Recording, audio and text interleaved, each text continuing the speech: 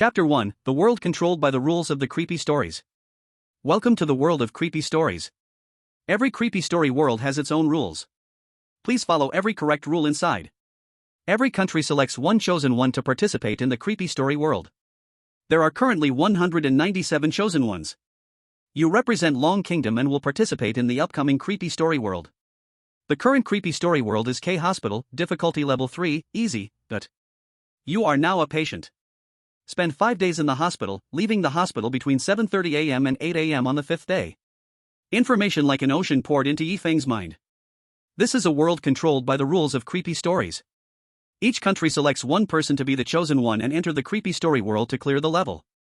As long as the chosen one fails in the corresponding creepy story world, the creepy story will descend upon their country, selecting some people to clear the level. Anyone who fails in a creepy story only has one outcome, death. If the chosen one clears the level, the corresponding creepy story will not descend upon their country, and the country will also gain luck. Every chosen one has their own live streaming room. Except when using the restroom or other private times, everything is streamed live. At the same time, the high-level officials of each country provide hint cards. Every time the chosen one enters a creepy story world, there is a chance for a hint.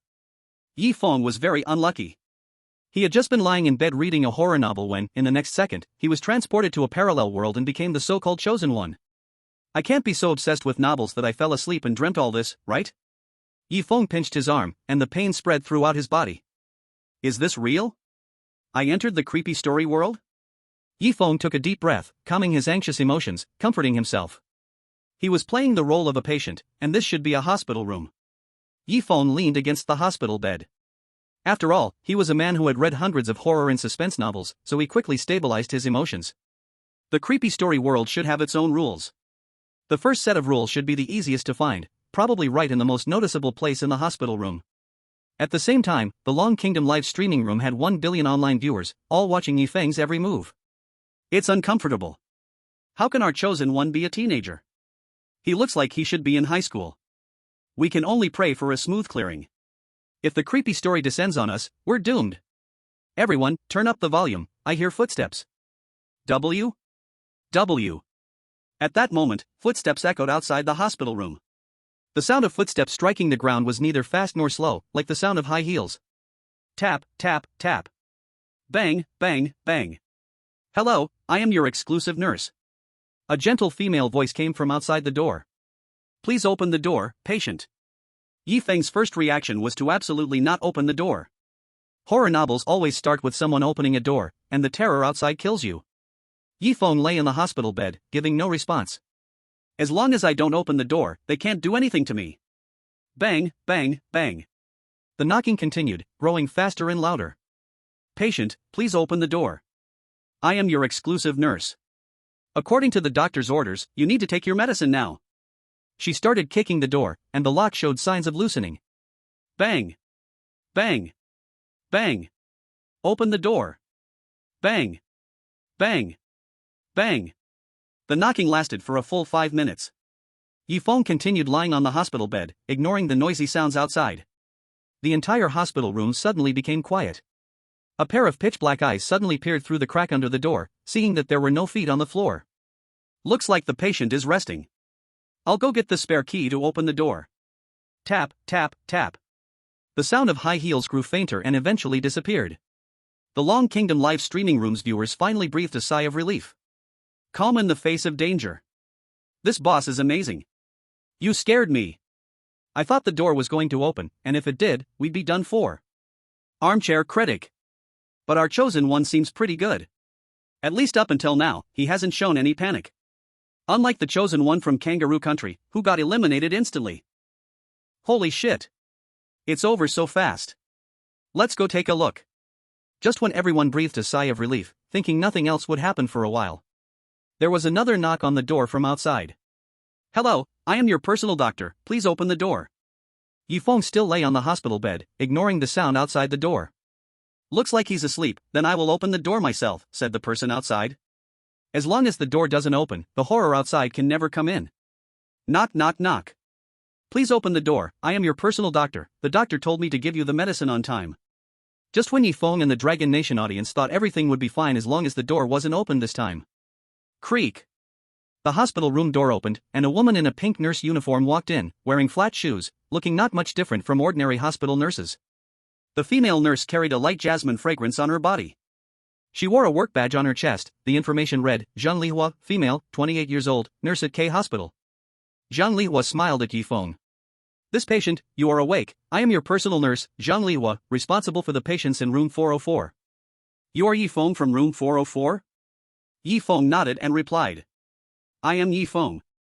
Jean Lihua took out a light red pill from the pocket on her chest. The pill was still slightly warm. The doctor instructed me, you need to take this pill. Just as the pill was about to be placed in Yi Feng's hand, Jean Lihua pulled her hand back, patted her forehead, and apologized. Sorry, I forgot there is no water you can drink in the room. I will go get a cup of water, please wait a moment. The light red pill was put back into the chest pocket. Bang! Jean Lihua closed the door of the hospital room as she left. First, find the first set of rules. Yi Feng looked around. There were 2 hospital beds in the room. Between the beds were 2 bedside cabinets. On the one next to his bed there was a wallet and a mechanical watch. The other bedside cabinet had a lot of packaged food and 2 large bottles of cola. There were 2 windows on the wall, each facing one of the hospital beds. On the other side of Yi Feng's hospital bed there was a sofa, right in the area where light from the windows couldn't reach. Not far from the end of the sofa was the bathroom door. The whole layout wasn't much different from an ordinary double hospital room. After looking around once, Yi Feng saw a white piece of paper on the floor that hadn't been there before. He picked it up. Rules appeared on the white piece of paper. Here is the first set of rules. Please find other rules throughout the hospital to increase your chances of passing. 1. You can trust the doctors and nurses in the hospital, but please make sure they are wearing a work badge. If a nurse wearing a badge asks you something, you must answer no matter what. If you meet a doctor or nurse without a badge, please be sure to ignore them. 2. When the doctor makes rounds, please stay quiet and do not speak, because noise will make the doctor very angry. 3. Free activity time in the hospital is from 8 in the morning to 10 at night. You can move around in areas that are not forbidden. Please pay close attention to the time. The only areas not forbidden are your current floor and the 6th floor hospital cafeteria. 4. Non-free time is from 10 at night to 8 in the morning the next day. Please stay in your hospital room and lock the hospital room door and the bathroom door. If you hear knocking, make loud noise to let the outside know the room is not empty. 5. Your hospital room is a single room. There will be no other patients. If you see other patients in your room, please tell the doctor or nurse. They will handle it properly. 6. When the nurse brings you medicine, make sure the nurse watches you swallow it with her own eyes. The light yellow pill will take effect in 5 minutes.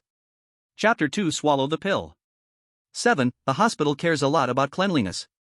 If you smell something bad, please contact any staff in the hospital wearing a badge. They will handle it properly. 8. Before midnight every night, please open the curtains. You might see something interesting. But remember never to bathe in the moonlight. The food in the ward is not for you to eat. Please go to the canteen to buy food during mealtimes. 8:009:00, 12:0013:00, 17:30:18:30. There is a special window for patients with delicious food, good quality, and cheap price. All the medicine in the hospital is not for curing diseases. Please take it carefully.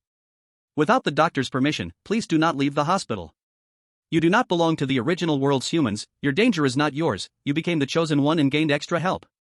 When arriving at any bizarre world, when receiving the first set of rules, the blood red rules shown are partially or completely wrong. After these 2 pieces of text appeared in Yi Feng's mind, the rules on the white paper turned red, and he began analyzing the rule content. He had already answered the nurse's questions earlier, so there was no surprise. Doctors and nurses without work badges should not be paid attention to. When doctors come for rounds, no talking is allowed, and the activity time is from 8 a.m. to 10 p.m., only on the 4th and 6th floors. You must enter the canteen during meal times. The mechanical watch shows the time is 11:31, and there is half an hour until mealtime. The medicine delivered by the nurse must be taken, but Rule 10 says that the medicine in the hospital has problems. Yi Feng memorized the completely correct rules in his mind, not allowing any mistakes to happen. Rules 4, 5, 7 are partially or completely wrong. Yi Feng carefully analyzed rules 4, 5, and 7 to see where they conflicted with the other rules. First, it was certain that free time and the time to leave the ward was from 8 a.m. to 10 p.m., which matched Rule 4's non-free time. The error point was the locked door? Or the loud noise? Or were both wrong? Yi Feng shook his head. These needed verification before knowing the truth. Rule 5 was inherently contradictory. How could a single room have other patients? Seeing other patients meant it couldn't be a single room. As for Rule 7, it had no connection with other rules, so it was hard to judge where the problem occurred. If it's uncertain, just don't touch it. Wait, the nurse will come back to give me medicine. I must take it in front of her. After a moment of analysis, Yi Feng's mind suddenly cleared. The first thing he needed to face was taking the medicine. The live broadcast room in Long Country became lively, and people began praising him. This is so calm, how did he spot the problem so quickly? No way. How did the big shot figure out that 4, 5, and 7 had issues? 5 is okay since it contradicts itself, but how did he know 4 and 7 have issues without practical experience? Kangaroo Country audience, of course, it was thought out.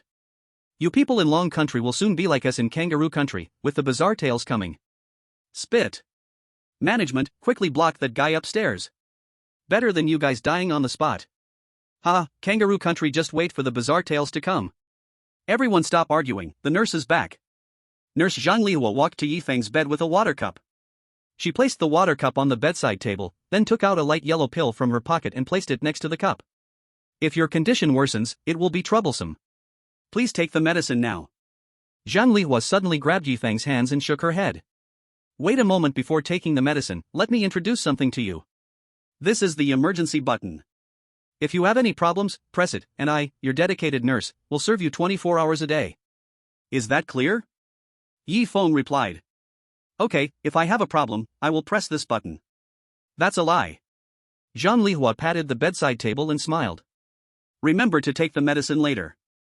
The doctor has other things for me to do, so I'll leave now. Zhang Lihua turned and left. The live broadcast room in Long Country grew tense. The rules clearly stated that the medicine must be taken in front of the nurse. This is bad. The nurse is leaving. Big shot, hurry and take the medicine. If you don't, it will be too late. If you don't take it, it will be too late. Kangaroo Country audience, ha ha ha. Let's all experience the K-Hospital bizarre tales together. Yi Feng shouted towards Zhang Lihua. Nurse Shang, please wait. Zhang Lihua continued walking. Just before the door of the ward, Yi Feng pressed the red emergency button. Zhang Lihua stopped in her tracks, turned around, and looked at Yi Feng with a bright smile. Is there something you need? Yi Feng quickly picked up the light-colored pill, placed it in his mouth, took a couple of sips of water, and handed the cup to Zhang Lihua. Could you take the cup with you? There's no trash can in the ward. Zhang Lihua took the cup, smiling as she said. Be mindful of the canteen's opening hours, don't miss it and end up starving. Zhang Lihua left the ward, casually closing the door behind her. The audience in the Dragon Country livestream breathed a sigh of relief, glad that they followed the rules at the crucial moment. Guys, the chosen one from Sakura Country is gone. This is a good thing. How did he die? Let's go. Let's watch the replay. The livestream had a replay function, allowing viewers to choose their desired time segment for replay. Many Dragon Country viewers rewound to the moment when Zhang Lihua entered with the medicine. The chosen one, Nichikawa Taiku, stared at Zhang Lihua and nodded in satisfaction. Yo, this nurse is really beautiful. Zhang Lihua maintained her smile, placing the light yellow pill and the water cup on the bedside table. Please take your medicine. If you need help, press the red button. Zhang Lihua turned to leave, but Nichikawa Taiku stared at the nurse's graceful figure and licked his lips. Wait a minute. Zhang Lihua continued walking, seemingly not hearing Nichikawa Taiku's words. Nichikawa Taiku immediately pressed the red button on the bedside. Zhang Lihua turned around, smiling as she asked. Is there something you need help with? Sakura viewers, I was scared to death. I thought Nichikawa Taiku forgot to take his medicine. Sakura viewers, hurry up and swallow the pill in front of the nurse. Sakura viewers, this nurse has such a beautiful figure, it's really making my mouth water. Nichikawa Taiku waved his hand at Zhang Lihua, his face showing a highly disgusting smile. Could you come a little closer? Zhang Lihua walked up to the bedside and asked. Is there something you need help with? Nichikawa Taiku opened his right hand and reached for a soft spot. Just as his hand was about to touch, Zhang Lihua grabbed his right hand, her tone turning cold. What do you think you're doing? Nichikawa Taiku smirked perversely. Stop pretending, this must be a prank from a friend. This is that kind of place, you're cosplaying, right? Anyway, I've paid for it, so of course, I have to. Zhang Lihua asked in confusion. Do you want to? Nichikawa Taiku answered, of course. I can't let my friend's money go to waste. Many Sakura viewers rubbed their eyes and thought, could this be some kind of stunt by a website? This is so intense. The next moment. All the Sakura viewers had their answer. Chapter 3, The Moment Flees. Finally, it started. Green liquid began to seep from Zhang Lihua's skin, and a 1-meter-long clamp appeared in her hand, which she swung at Nichikawa Taiku. Nichikawa Taiku took a hit from the clamp, realizing the situation was wrong and cursed. I'm the patient. How dare you treat me like this? Nichikawa Taiku finally remembered that this was the world of strange tales, not that kind of place. Zhang Lihua was covered in a layer of green scales and licked her tongue. You're beyond saving, your illness is incurable. According to the rules of K Hospital, you can only be euthanized. Nichikawa Taiku immediately resisted, but as he raised his hand, the clamp severed both his hands and legs. Nichikawa Taiku screamed in pain. I'm not sick. I'm not sick. You're mistaken. I'm not sick at all. The clamp was pressed against Nichikawa Taiku's neck, and Zhang Lihua's eyes turned white. You have no hands, no legs, you're beyond saving. You can only be euthanized. Nichikawa Taiku's head and body separated, his head rolling under the nurse's feet, and the Sakura Country livestream screen went black. Sakura Country chosen one dead. Strange tales from K Hospital arrive in Sakura Country, and 1% of the population, at least 5 million, enters K Hospital's strange tale. Damn. Foolish people, the strange tales are coming to our country. Damn Nichikawa Taiku. He's going to kill us. Sakura viewers cursed this useless Nichikawa Taiku, and some Sakura people felt their vision go dark and appeared in the ward. Ah. I chose the horror story of K Hospital. I'm doomed. Will I also end up doomed like Nikoa from space? Most people in Sakura Country were anxious and uneasy, praying they would not become the target of the horror story's arrival. High-level officials in other countries quickly kept a close watch on their chosen ones. The high-level officials in Asen country saw their chosen one fantasizing, and quickly used a hint card. The contents of the card directly entered his mind. Never do anything to anyone in the hospital, remember to take the light yellow pill in front of the nurse, limit of 30 characters. After seeing the hint, the Asen chosen one picked up the medicine and swallowed it whole. He kept warning himself not to do anything with his hands or feet. As long as he completes this horror story, he will be a hero of Asen country, and endless wealth will come. The nurse smiled at Asen and left the ward. Asen let out a sigh of relief, hunger struck, he glanced around, and seeing no one, went to the bedside table of the next bed and took a few packs of dry bread. Dragon Country live stream room. After Zhang Lihua left the ward, Feng kept scratching his throat while rushing into the bathroom. The bathroom had a sitting toilet, a semi-transparent mirror, a sink, and toiletries. As he passed the mirror, he vaguely saw a double image of himself in the mirror. Ugh! Ugh! Ugh! A wave of nausea burst from the area near his heart. The light yellow pill takes effect in 5 minutes. The medicine in the hospital is not for healing, definitely not something good. As long as he gets the pill out within 5 minutes, he'll be fine. Ugh! Feng forced out the bile water from his stomach, and with it, the light yellow pill appeared. He stopped gagging. Feng flushed the toilet, sending the light yellow pill away, then lifted his head and walked to the sink, washing his face with clean water. Suddenly, 5 lines of text appeared on the semi-transparent mirror. Congratulations on finding the second set of rules. Please follow these rules in the bathroom. 1. Do not be in the bathroom outside of free time, and be sure to lock the bathroom door. 2. The toiletries in the bathroom are not for you. Do not touch them, or bear the consequences yourself. 3. Do not drink the water in the bathroom. 4. Do not stare into the mirror for more than 60 seconds, or something interesting might appear. After seeing Rule 4, Feng couldn't help but keep staring at the mirror. The mirror seemed to have a strange force that was attracting him. Gradually, Feng and the mirror split into 2. One was real, and one was fake. Pa! Pa! Pa! Feng shook his head and kept slapping his forehead. That strange force disappeared, and he instantly became clear-headed. He almost broke Rule 4 of the bathroom. Go in during the day to relieve yourself, don't use the toiletries inside, don't drink the water, don't stare into the mirror. Feng memorized the bathroom rules. Unless it was urgent, he must not go into the bathroom for any other reason. Bathing, washing face, brushing teeth, and such things, he absolutely must not do in the bathroom. The dazed feeling just now left Feng frightened, he had almost been drawn in. Feng staggered back to the hospital bed, leaned against the wall, and took deep breaths. Asen live stream room. The audience inside wiped sweat for their country's chosen one. Just now the Asen chosen one was staring at a certain part, if not for the hint card, he would have been finished. At this time, after eating the dry bread from the next bed's bedside table, the Asen chosen one felt a bit of stomach pain and a bit thirsty, so he went into the bathroom. Seeing a cup and toothbrush for washing, he quickly used the cup to fill it with a full glass of water. Gulp gulp gulp. Ha, so refreshing. Ice cold, just missing a bit of Mother River's taste, the elements are not complete. Then, Asen sat on the toilet, with the mirror facing him. Asen did not forget to tidy his hair, keeping what he thought was a very handsome hairstyle. Gradually, The image of Asen in the mirror began to separate from the original body and the shadow. Asen thought the mirror quality was bad and didn't pay much attention. Keep managing the hair. The reflection in the mirror separated from the body, and the reflection and the body made the same movements, managing the hair. A person just returned from Dragon Country's livestream, saw this, and began to curse in the livestream. Idiot. Don't look at the mirror. Fool. Don't drink the water in there. It's over. Why isn't the reflection in his mirror following the rules? The chosen one from A3 finished managing his hair, lowered his head, and stopped looking at the mirror. However, a strange scene occurred.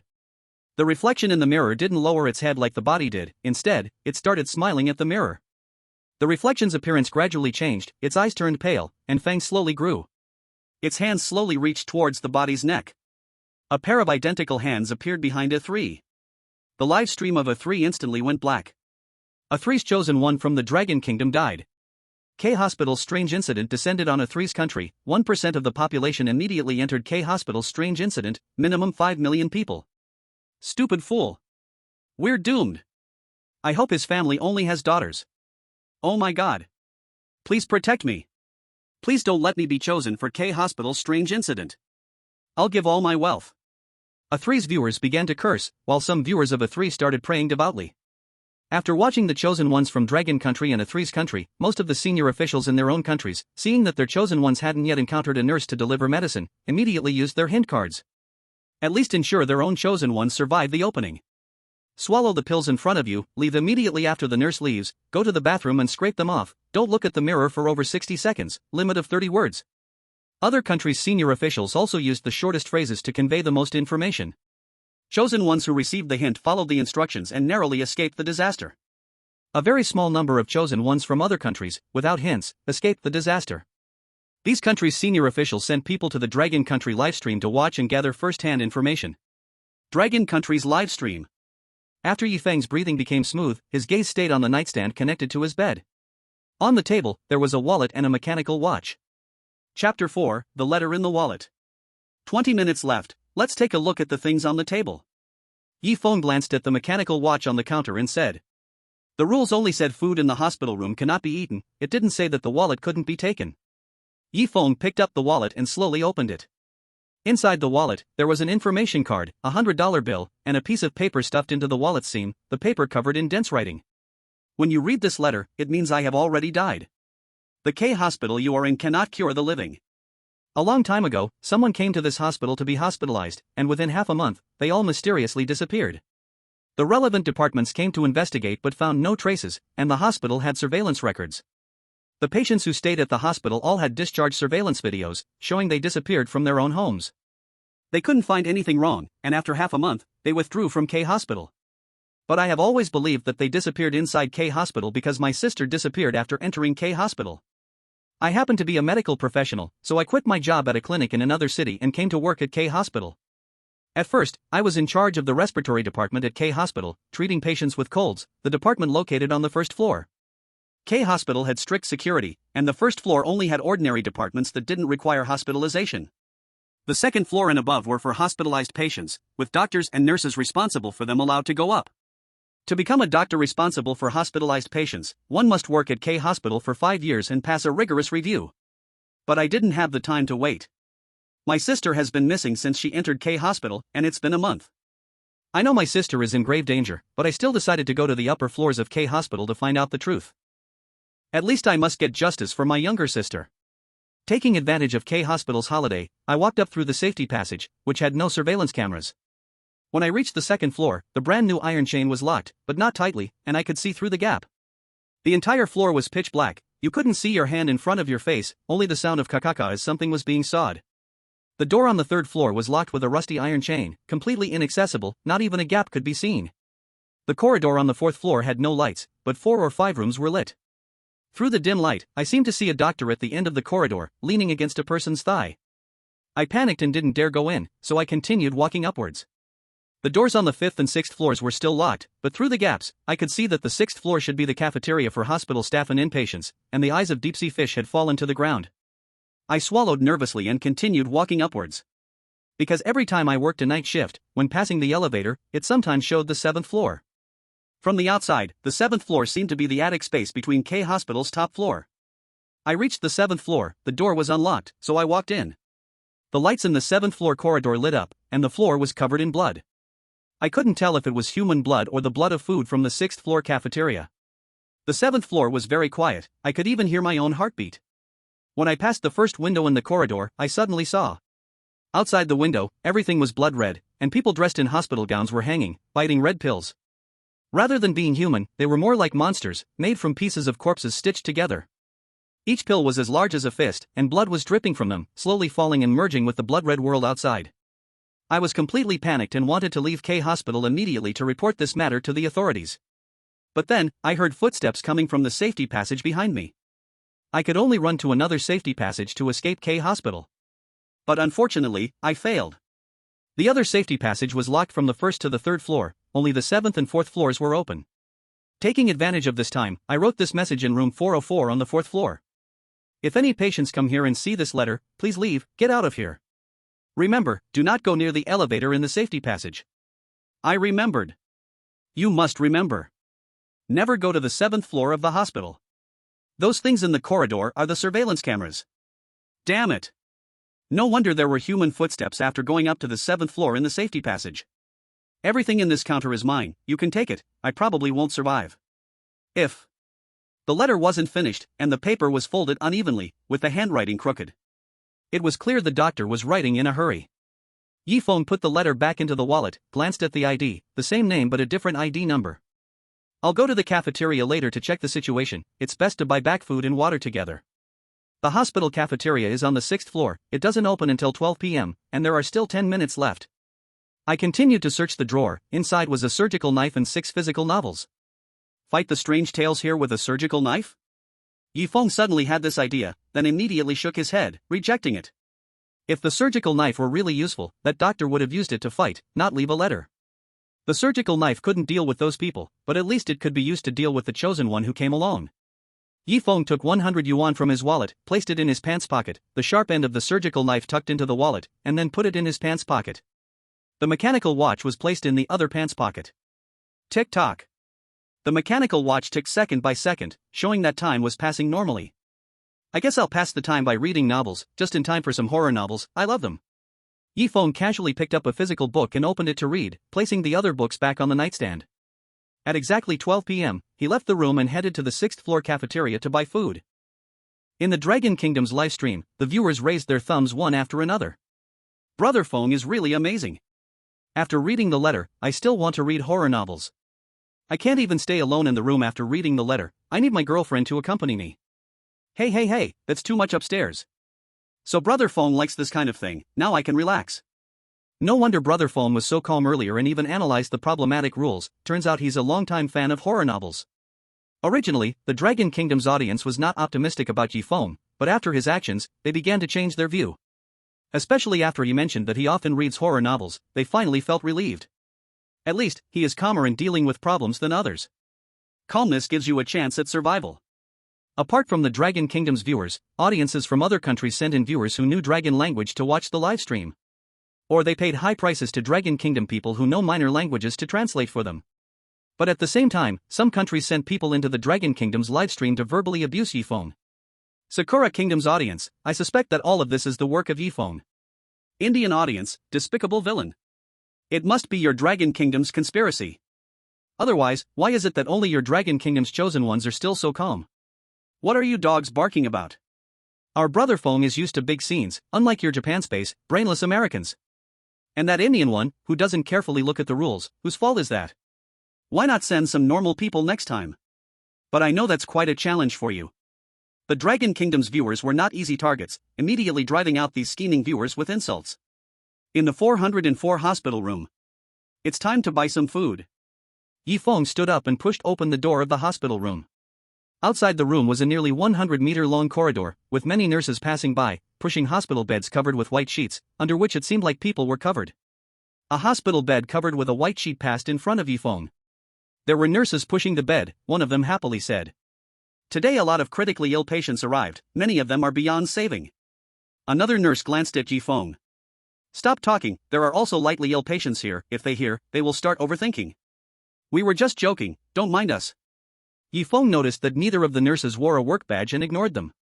The first rule was to ignore nurses who don't wear badges. One hospital bed after another passed by, and without exception, they were all covered with white sheets. Faintly, Feng could see some severed limbs under the white sheets, and the smell of blood came from the hospital beds, covering the scent of the disinfectant in the corridor. 1, 2, 3. Feng stood behind the hospital room door, expressionless, counting the hospital beds passing by. A total of 87 beds. That means at least 87 chosen ones were eliminated just now. And there are more, the chosen ones who were sent away earlier. At least half of the chosen ones have already failed.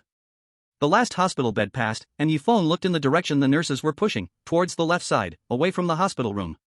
At the end of the corridor, there was an elevator, about 10 meters away from room 404. Next to the elevator, there was a faintly visible security door. To see the full view of the security door, one would have to go to room 401. On the other side of the corridor, at least 100 meters away, there was also a faint security door.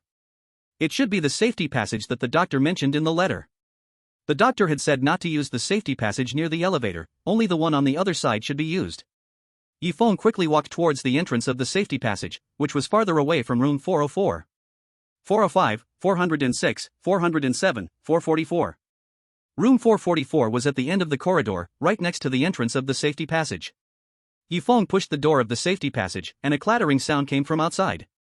This can't be opened? Feng furrowed his brow, deciding to try the other side or the elevator. Suddenly, a pig-like sound came from room 444, along with some language Feng couldn't understand. Feng ignored it. Continue walking. When reaching room 440. A nurse covered in blood walked out of room 444, wiped her forehead, and helplessly said, "Another patient we can't treat, you all go move him." "Okay. We'll go move him now." Feng heard the sound behind him. There were 3 people, but just now, only one nurse had walked out of room 444. Feng wasn't sure if the nurse who came out was wearing an ID badge, and couldn't turn around to confirm. He could only brace himself and keep walking forward. Click. When Feng passed by room 408, another hospital bed covered with a white cloth opened, following right behind him. The nurse behind shouted, "Patient, your things fell. Patient, your things fell. Patient. Gee, why aren't you responding? Your things fell." Feng quickened his pace, almost running, heading toward the elevator. The security door next to the elevator was locked with a metal chain from the inside. He could only take the elevator to the 6th floor to the K hospital cafeteria. Feng entered the elevator, pressed the button for the 6th floor, and saw 2 nurses ahead and behind, pushing a hospital bed. They didn't wear ID badges on their chests. "The elevator is still empty, please wait." One of the nurses shouted at Feng, quickening her steps a little. These nurses without ID badges must not be allowed to enter the elevator. Absolutely not. Feng quickly pressed the close button, urging the elevator. Why isn't the elevator responding? I pressed the close button dozens of times, why isn't it closing? Please wait. The nurse without an ID badge screamed, and the body under the white cloth trembled slightly to the right. Just as the hospital bed passed room 414, the elevator finally responded, and the elevator doors slowly closed. By the time it reached room 404, the elevator doors completely closed. The 2 nurses without ID badges still didn't make it into the elevator. Phew. Feng breathed a sigh of relief. The viewers in Dragon Country's livestream also breathed a sigh of relief. That was so scary, I thought those 2 nurses were going to make it to the elevator. It's only been half an hour, and already 127 chosen ones from 127 countries have failed. Our brother Feng lasted half an hour, that's impressive. Sakura viewers, I bet your chosen ones won't make it out of this elevator. Kimchi viewers, your chosen one looks weak. Our chosen one, Li Pumin, is calm and steady, just left the room now. Not good. Everyone, look. Inside the elevator. Feng slowly sighed in relief, his mind thinking about the possible situation in the cafeteria. A pair of pure white hands appeared from the crack in the elevator door, gently pushing the doors open. Why are you in such a hurry to leave here? We almost missed the next one, luckily we ran fast. The nurse complained to Feng. Do you know how much time it takes to go to the 7th floor? Feng stared at the elevator floor indicator, not saying a word. At this moment, it showed 4th floor, and the elevator started moving. The viewers in Dragon Country's livestream looked ashen, like they had lost their parents. Those 2 nurses without ID badges still made it inside. Brother Feng won't be in trouble, right? Kimchi viewers, ha ha ha. Your brother Feng is doomed, the K Hospital ghost story is about to descend on your Dragon Country. Sakura viewers, now I'm really at ease. Indian viewers, come on, let's all accept the arrival of the K Hospital ghost story together. I believe Brother Feng will be fine, it's just two nurses getting in the elevator, what could go wrong?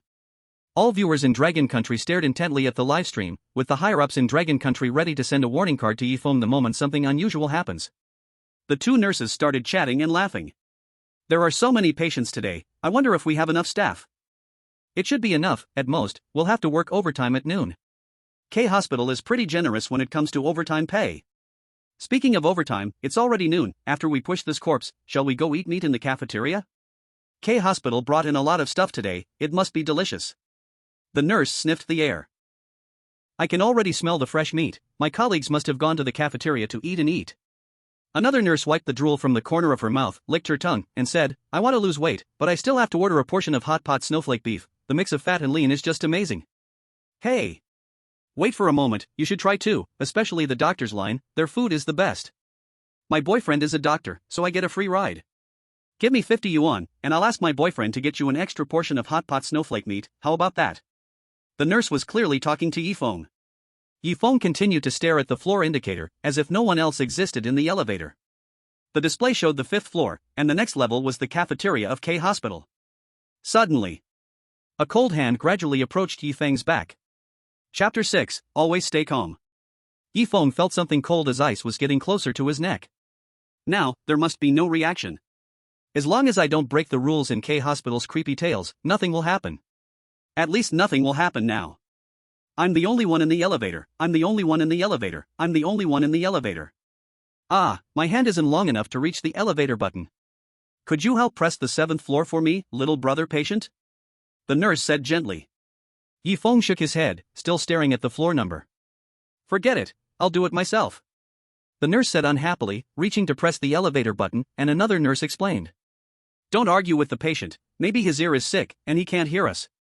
Didn't you see how he kept staring at the number after entering the elevator? We nurses should be more understanding of the patients.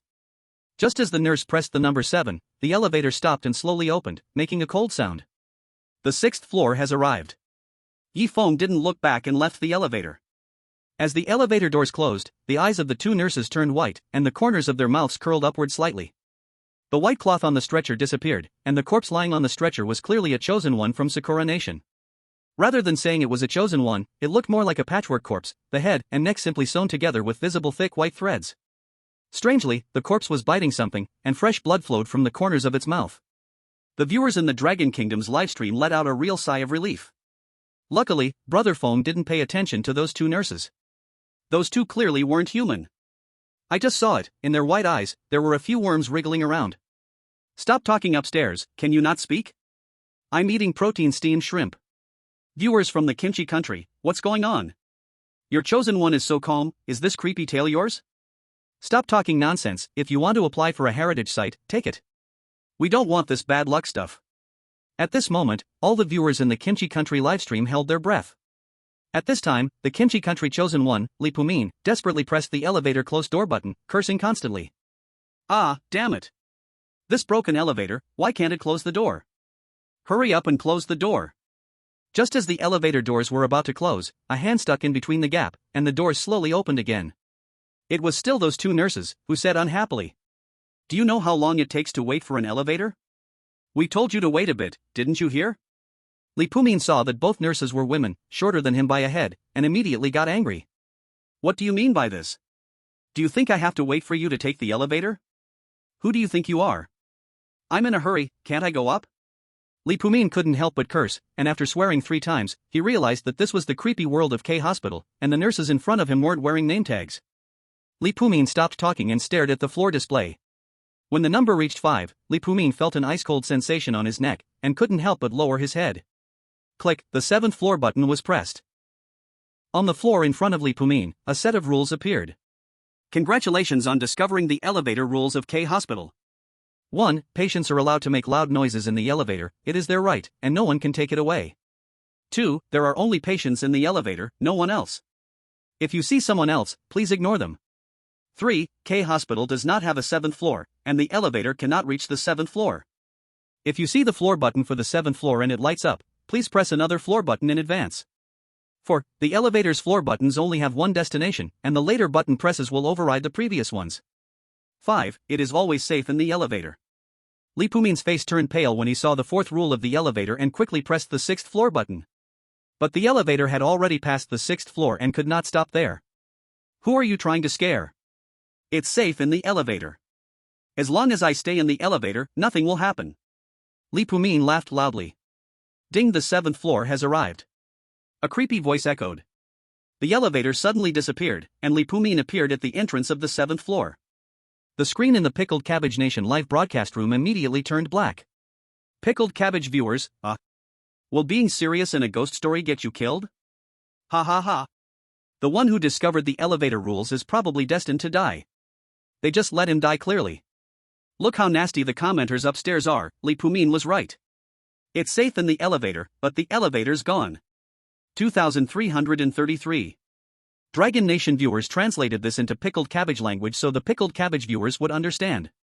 The Pickled Cabbage viewers were furious, wanting to punch people through the internet. Pickled Cabbage Nation shows and one dies. K Hospital's ghost story spreads to Pickled Cabbage Nation. 1% of the population immediately enters the K Hospital ghost story, minimum 5 million people. 5 million lucky Pickled Cabbage citizens are currently enjoying the beautiful K Hospital ghost story. In Dragon Nation's live broadcast room, Feng had already arrived at the elevator entrance on the 6th floor of K Hospital. The cafeteria was about 20 to 30 meters away from the elevator entrance. Along the way, he passed by the storage room for meats and the cooked food room. The fully cooked food was sent to the cafeteria, then stir-fried and processed to be served to doctors, nurses, and hospitalized patients. Feng passed by the meat storage room, and its door was open. A strong stench of blood came from inside, as if freshly slaughtered pigs had not yet been bled. Feng's curiosity sparked, and he wanted to go into the storage room to take a look. Bright red blood flowed out from the storage room, and an inexplicable force seemed to draw Feng in. Feng shook his head, dispelling this curiosity and repeatedly reminding himself. I came to the 6th floor to solve my basic needs, not for anything else. Other things, touch them less, make fewer mistakes, increase the chance of success. Feng muttered to himself. This curiosity still lingered in his heart, but his body, controlled by him, walked toward the cafeteria. K Hospital's cafeteria wasn't high-end, but at least it was clean and tidy, with not even a single fly appearing. The ceiling had central air conditioning, no dust or spider webs, and the tables had no oil stains at all. The floor tiles were so clean that no dust was left, and you could clearly see the underside of the tables through the tiles. The cafeteria had 3 windows. At window number 1, 12 doctors were lined up, waiting for the ant at the window to stir-fry and process the cooked food. From a distance, you could see plates of grilled meat and small hot pots of meat. The doctors were looking at their phones, showing no sign of urgency. Next door was window number 2, where all the nurses were in line. Both windows had a red bell beside them. Compared to window number 1, the food at window number 2 was noticeably simpler. It was mostly stir-fried celery with pork slices, stir-fried cured meat with Dutch beans, a mix of meat and vegetables. The ant at the window was cooking with high heat. The nurses were chatting and laughing as they stood in line. There are a lot more patients today, so we'll be busy for a while. Being busy is fine, the key is that the food in the cafeteria must be good, or we won't have the energy to work. It's physically demanding work. Just now, I exerted a lot of effort to save a critically ill patient, but unfortunately, I still failed. No wonder, your hands are covered in blood. Do your best, K Hospital will not treat us unfairly. Window 3 is noticeably quieter, no one is around.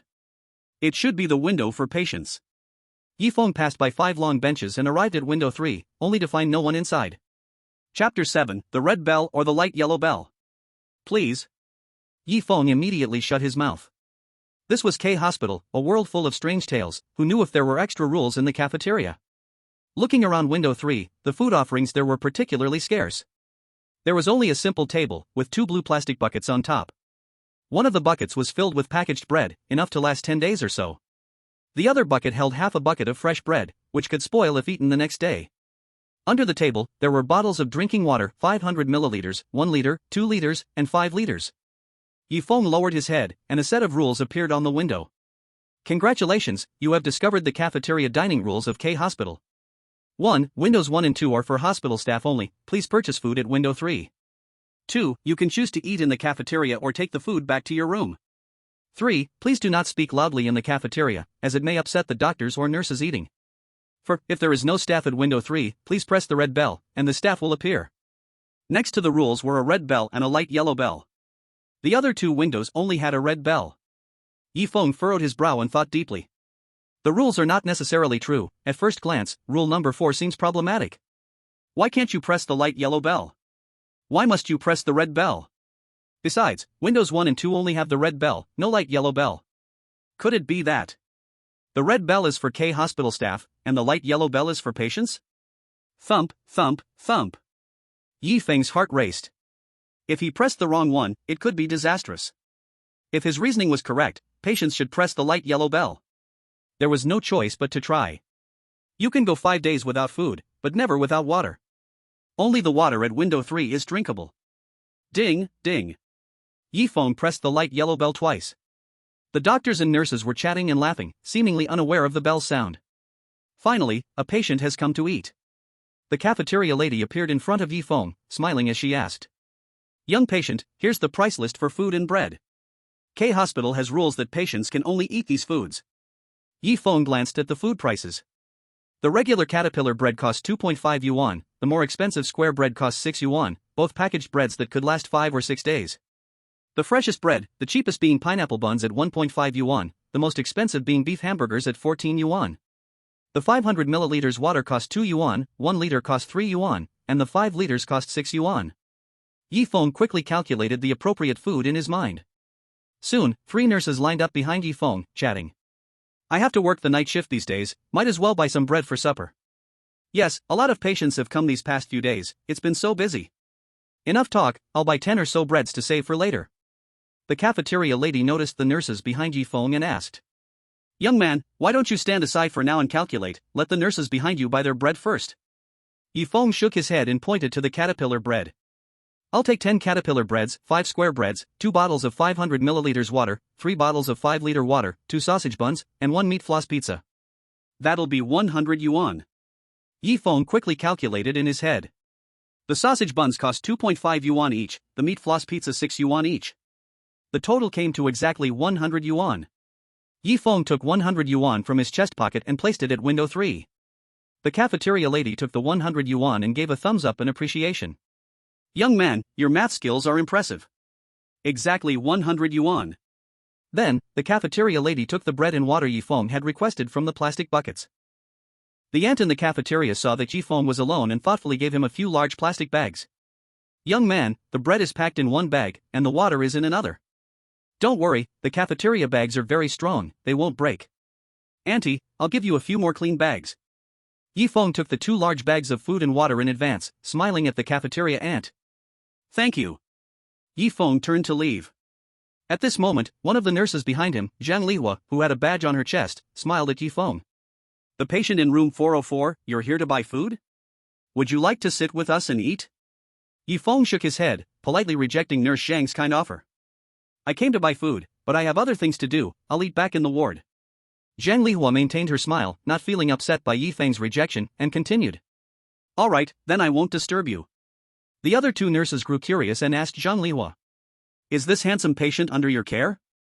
Zhang Lihua nodded. Yes, he is the patient from room 404. His illness is quite mild, he should be able to leave the hospital soon. Besides him, there's also a blonde young man, his condition is also mild. The other patients didn't make it. You're lucky, at least you get to take care of a handsome guy, unlike us, taking care of middle-aged men, none of them young. Ha, so you want to pick and choose your patients now? Hee, I was just joking, Lihua, don't tickle me like that. Yi Feng, carrying his food, passed by a doctor who was eating. The doctor was chewing on a meter-long leg of meat, like pig leg meat. Though a normal pig leg isn't a meter long. The aroma was so strong, it was like the most delicious food in the world. If you didn't eat it, you'd regret it.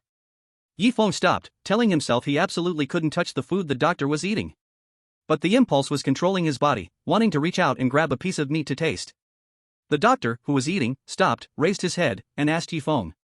Do you want to try some? Your condition is relatively light, having a few bites of roasted meat shouldn't be a problem. And these are freshly slaughtered pig meats, they taste very rich. Just as Yi Feng was about to respond to the doctor, he suddenly noticed that the doctor wasn't wearing a badge.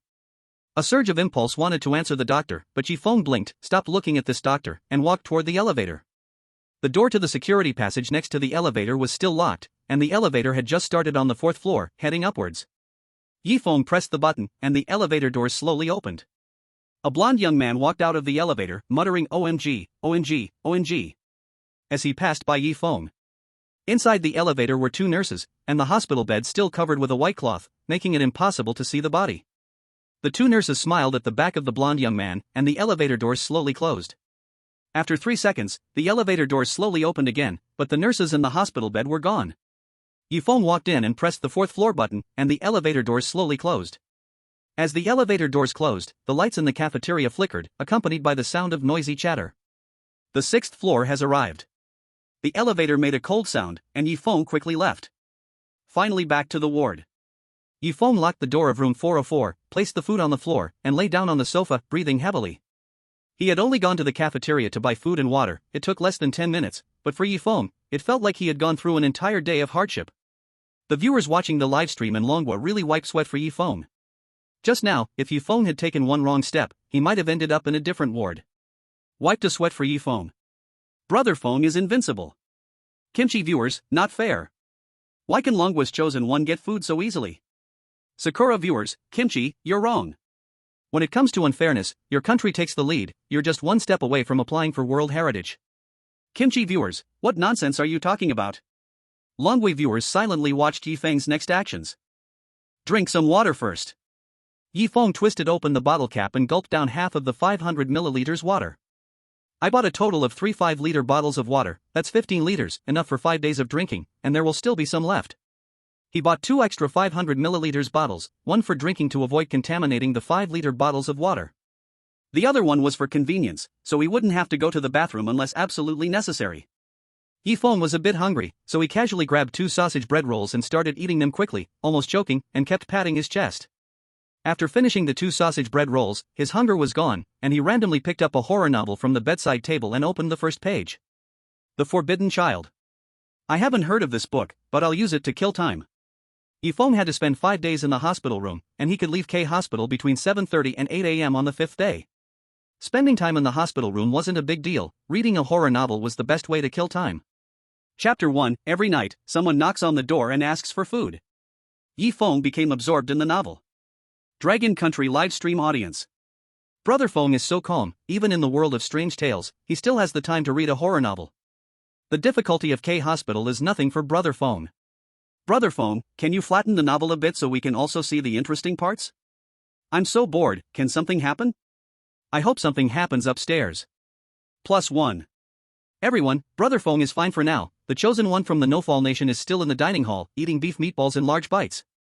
What? Is it that extravagant? I'm going to take a look. Me too, I want to see. The Dragon Country livestream audience quickly shrank by 1/3, all heading to the Noall nation livestream. The chosen one from the Noall nation, Campbell Mac, arrived at window 3 and saw the rules below the window. To call the dining hall staff, press the red bell. This should be right. Mac pressed the red bell according to the rules. The Noall nation viewers immediately started cursing. Noall viewers, oh my god. What is he doing? Didn't he see that windows 1 and 2 have red bells? He should press the light yellow bell. Noall viewers, oh shit. We're doomed. Noall viewers, hurry and press the yellow bell. Suddenly, the dining hall lady appeared at window 3, wearing an apron with stains of blood, and smiled at Mac. Here are 2 menus, please choose which food you'd like for your lunch today. Mac glanced at the bread on the menu, not very interested. Bread is too plain, it's dry and hard, I can't eat so much bread. Do you sell water here? The dining hall lady shook her head, shrugged, and said, this is the dining hall, not a convenience store, we don't sell water. Mac thought for a moment, feeling that dry bread wouldn't work, so he looked at the other menu. Steak, 38 yuan per serving. Beef meatball hot soup, 35 yuan per serving, 12 meatballs with rice or tomato spaghetti. Roast pig leg, 88 yuan per leg. Mac kept looking at the menu and said, the K Hospital dining hall is really fancy, but the prices are a bit high. I'll have a beef meatball hot soup, with spaghetti. It has meat, soup, and solves the problem of hunger and water. While Mac was still pleased with himself, Noall nation viewers began to curse. Noall viewers, crazy. Crazy. Our chosen one is going to die. Noall viewers, our prompt cards haven't been used yet, hurry and get the higher-ups to use them. Let stupid Mac buy the bread. Noall viewers, the Dragon Country chosen one's menu only has bread, and they can buy water, Mac must have fallen for a trap. The higher-ups of No-Fall Nation responded, "We already used the prompt when taking the medicine, now we can only pray that Mac survives this strange tale." Mac took out a 100 yuan bill and handed it to the dining hall lady. The dining hall lady gave Mac 65 yuan in change and left through the back door. From time to time, sounds of chopping meat could be heard, and not long after, the dining hall lady returned to window 3 with a plate of beef meatball hot soup. This is freshly made beef meatball hot soup, with tomato spaghetti. Eat it while it's hot. Mike held the food and chose a place without any doctors or nurses to sit down. The steaming meatball soup became the most exquisite food in Mike's eyes. Mike took a sip of the hot soup and sighed. I didn't expect that after falling into the horror story world, I could still drink such delicious hot soup. I'm full of confidence about clearing K Hospital. Mike ate the meat and slurped the tomato pasta, the negative emotions from the earlier ordeal dissipating. Slurp. As he ate, Mike praised loudly. What a delicious meal. So good. His loud voice attracted the attention of doctors and nurses with badges, all turning to look at Mike. Mike took another bite of the meatball and exclaimed, "This deliciousness! I want to take the recipe back to my country and open a restaurant to share this food. They will definitely fall in love with this flavor." Ha ha ha. Even doctors and nurses without badges looked over. A doctor with a badge shook his head. This patient is beyond saving. Let's send him to the 7th floor. The scalpel gently grazed Mike's neck, and his head slowly slumped onto the table, blood flowing from the wound into the meatball soup, but the soup's color did not change. 2 nurses pushed in a stretcher and lifted Mike onto it. The live streaming room immediately went dark. The chosen one from the falling country has died. The horror story from K Hospital has descended on the falling country. 1% of the population immediately enters the K Hospital horror story, minimum number is 5 million. Foolish ones, the terrifying world is about to descend. The people of the falling country prayed fervently, hoping the K Hospital horror story would not fall upon them. The viewers from the Dragon Country who were out and about returned to their live streaming room. Brother Feng is amazing, the red bell had issues, pressing the light yellow bell would be safe. Now only 9 chosen ones from different countries are still alive. I don't know about the others, but Brother Feng definitely won't be in trouble. In room 404. Yifeng finished the first chapter of Forbidden Child and said contentedly, "The first chapter of the novel is pretty good, let's keep reading." Unknowingly, Yifeng spent the afternoon reading a horror novel. Until 6:30 in the evening. Yifeng ate a slice of meat floss pizza and felt it wasn't enough, adding a caterpillar bread. Knock knock knock. After a while, a weak voice sounded from outside the door. Are you there? I am the chosen one from the Lighthouse country. Chapter 9 requests from other chosen ones. Yifeng glanced at his mechanical wristwatch. The time showed 6:43, and it was still not 10 in the evening, so there shouldn't be any surprises. Yifeng remained silent and put the horror novel Forbidden Child back on the bedside table. Hearing no response from inside, the chosen one outside continued. I am the chosen one from the Lighthouse country, named Jesse. Which country are you from? I need your help, please open the door. Yifeng was not sure if the person outside was truly a chosen one. Even if he was, he didn't want to deal with the chosen one from the Lighthouse country. From Jesse's tone, he sensed the other's wildness. Knock knock knock. Hurry up and open the door, I know you are inside. If you don't help me, the Lighthouse country will not let your country go. Jesse nearly shouted. He hadn't eaten anything all afternoon, and according to the hints sent by the high-ups of the Lighthouse country, he hadn't even drunk water from the restroom. Now, he was both thirsty and hungry, shouting with all his might. On the 4th floor, only 4 rooms had locked doors. The other 2 chosen ones were like him, having missed the lunchtime at the cafeteria. When they went to the cafeteria at 6 in the afternoon. The cafeteria lady informed the patients that all food had been sold out, and due to supplier issues, there wouldn't be any food for patients in the next half-month. They could choose food from windows 1 and 2. Jesse followed the cafeteria rules and had to return to the ward. Jesse was now hanging on to his last thread of hope, which was the chosen one from room 404. As long as he had food. Survival is not a problem. Knock, knock, knock.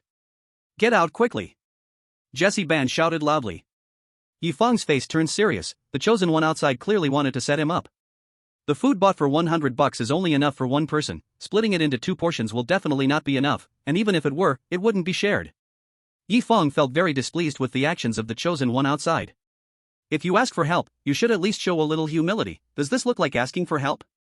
Yifeng muttered quietly, completely ignoring the Lighthouse chosen one outside. Aren't you afraid my country will target your family?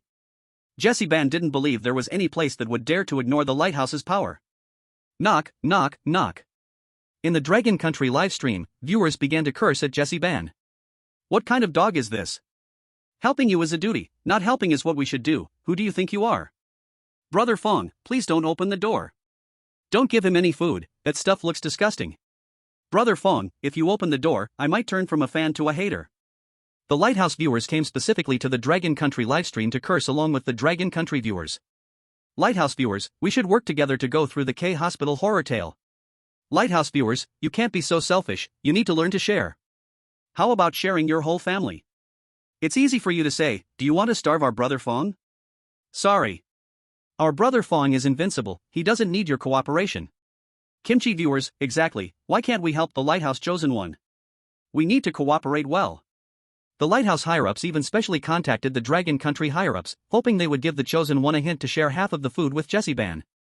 As long as this request was fulfilled, it would bring many favorable conditions to the Dragon Country. The Dragon Country higher-ups ignored the Lighthouse's request, reasoning that it concerned the fate of the country and allowed no carelessness. The Lighthouse higher-ups got angry and began to implement a series of punitive measures. In the Dragon Country livestream, Feng leaned on the sofa, staring at the ceiling. No matter what the rules say, it is unwise to turn on the lights at this time. At night one can only rely on willpower to endure. Knock, knock, knock. The knocking outside continued incessantly. Feng's originally heavy heart became a bit restless as he complained. I have no food here, you should leave. Jessie-ban heard the voice from room 404 and became excited. Let me in the room to confirm. After confirming there is nothing, I will leave immediately and guarantee I won't disturb you. Jessie-ban didn't believe the Chosen One in room 404, as long as there was someone inside, there was still hope. Feng directly rejected Jessie-ban's request. You have already disturbed me. The rules clearly state that there is only one patient in the room. If you come in, there will be two. Breaking the rules means neither of us can survive. Get lost. Feng had seen the fate of the saints in horror novels, and none of them ended well.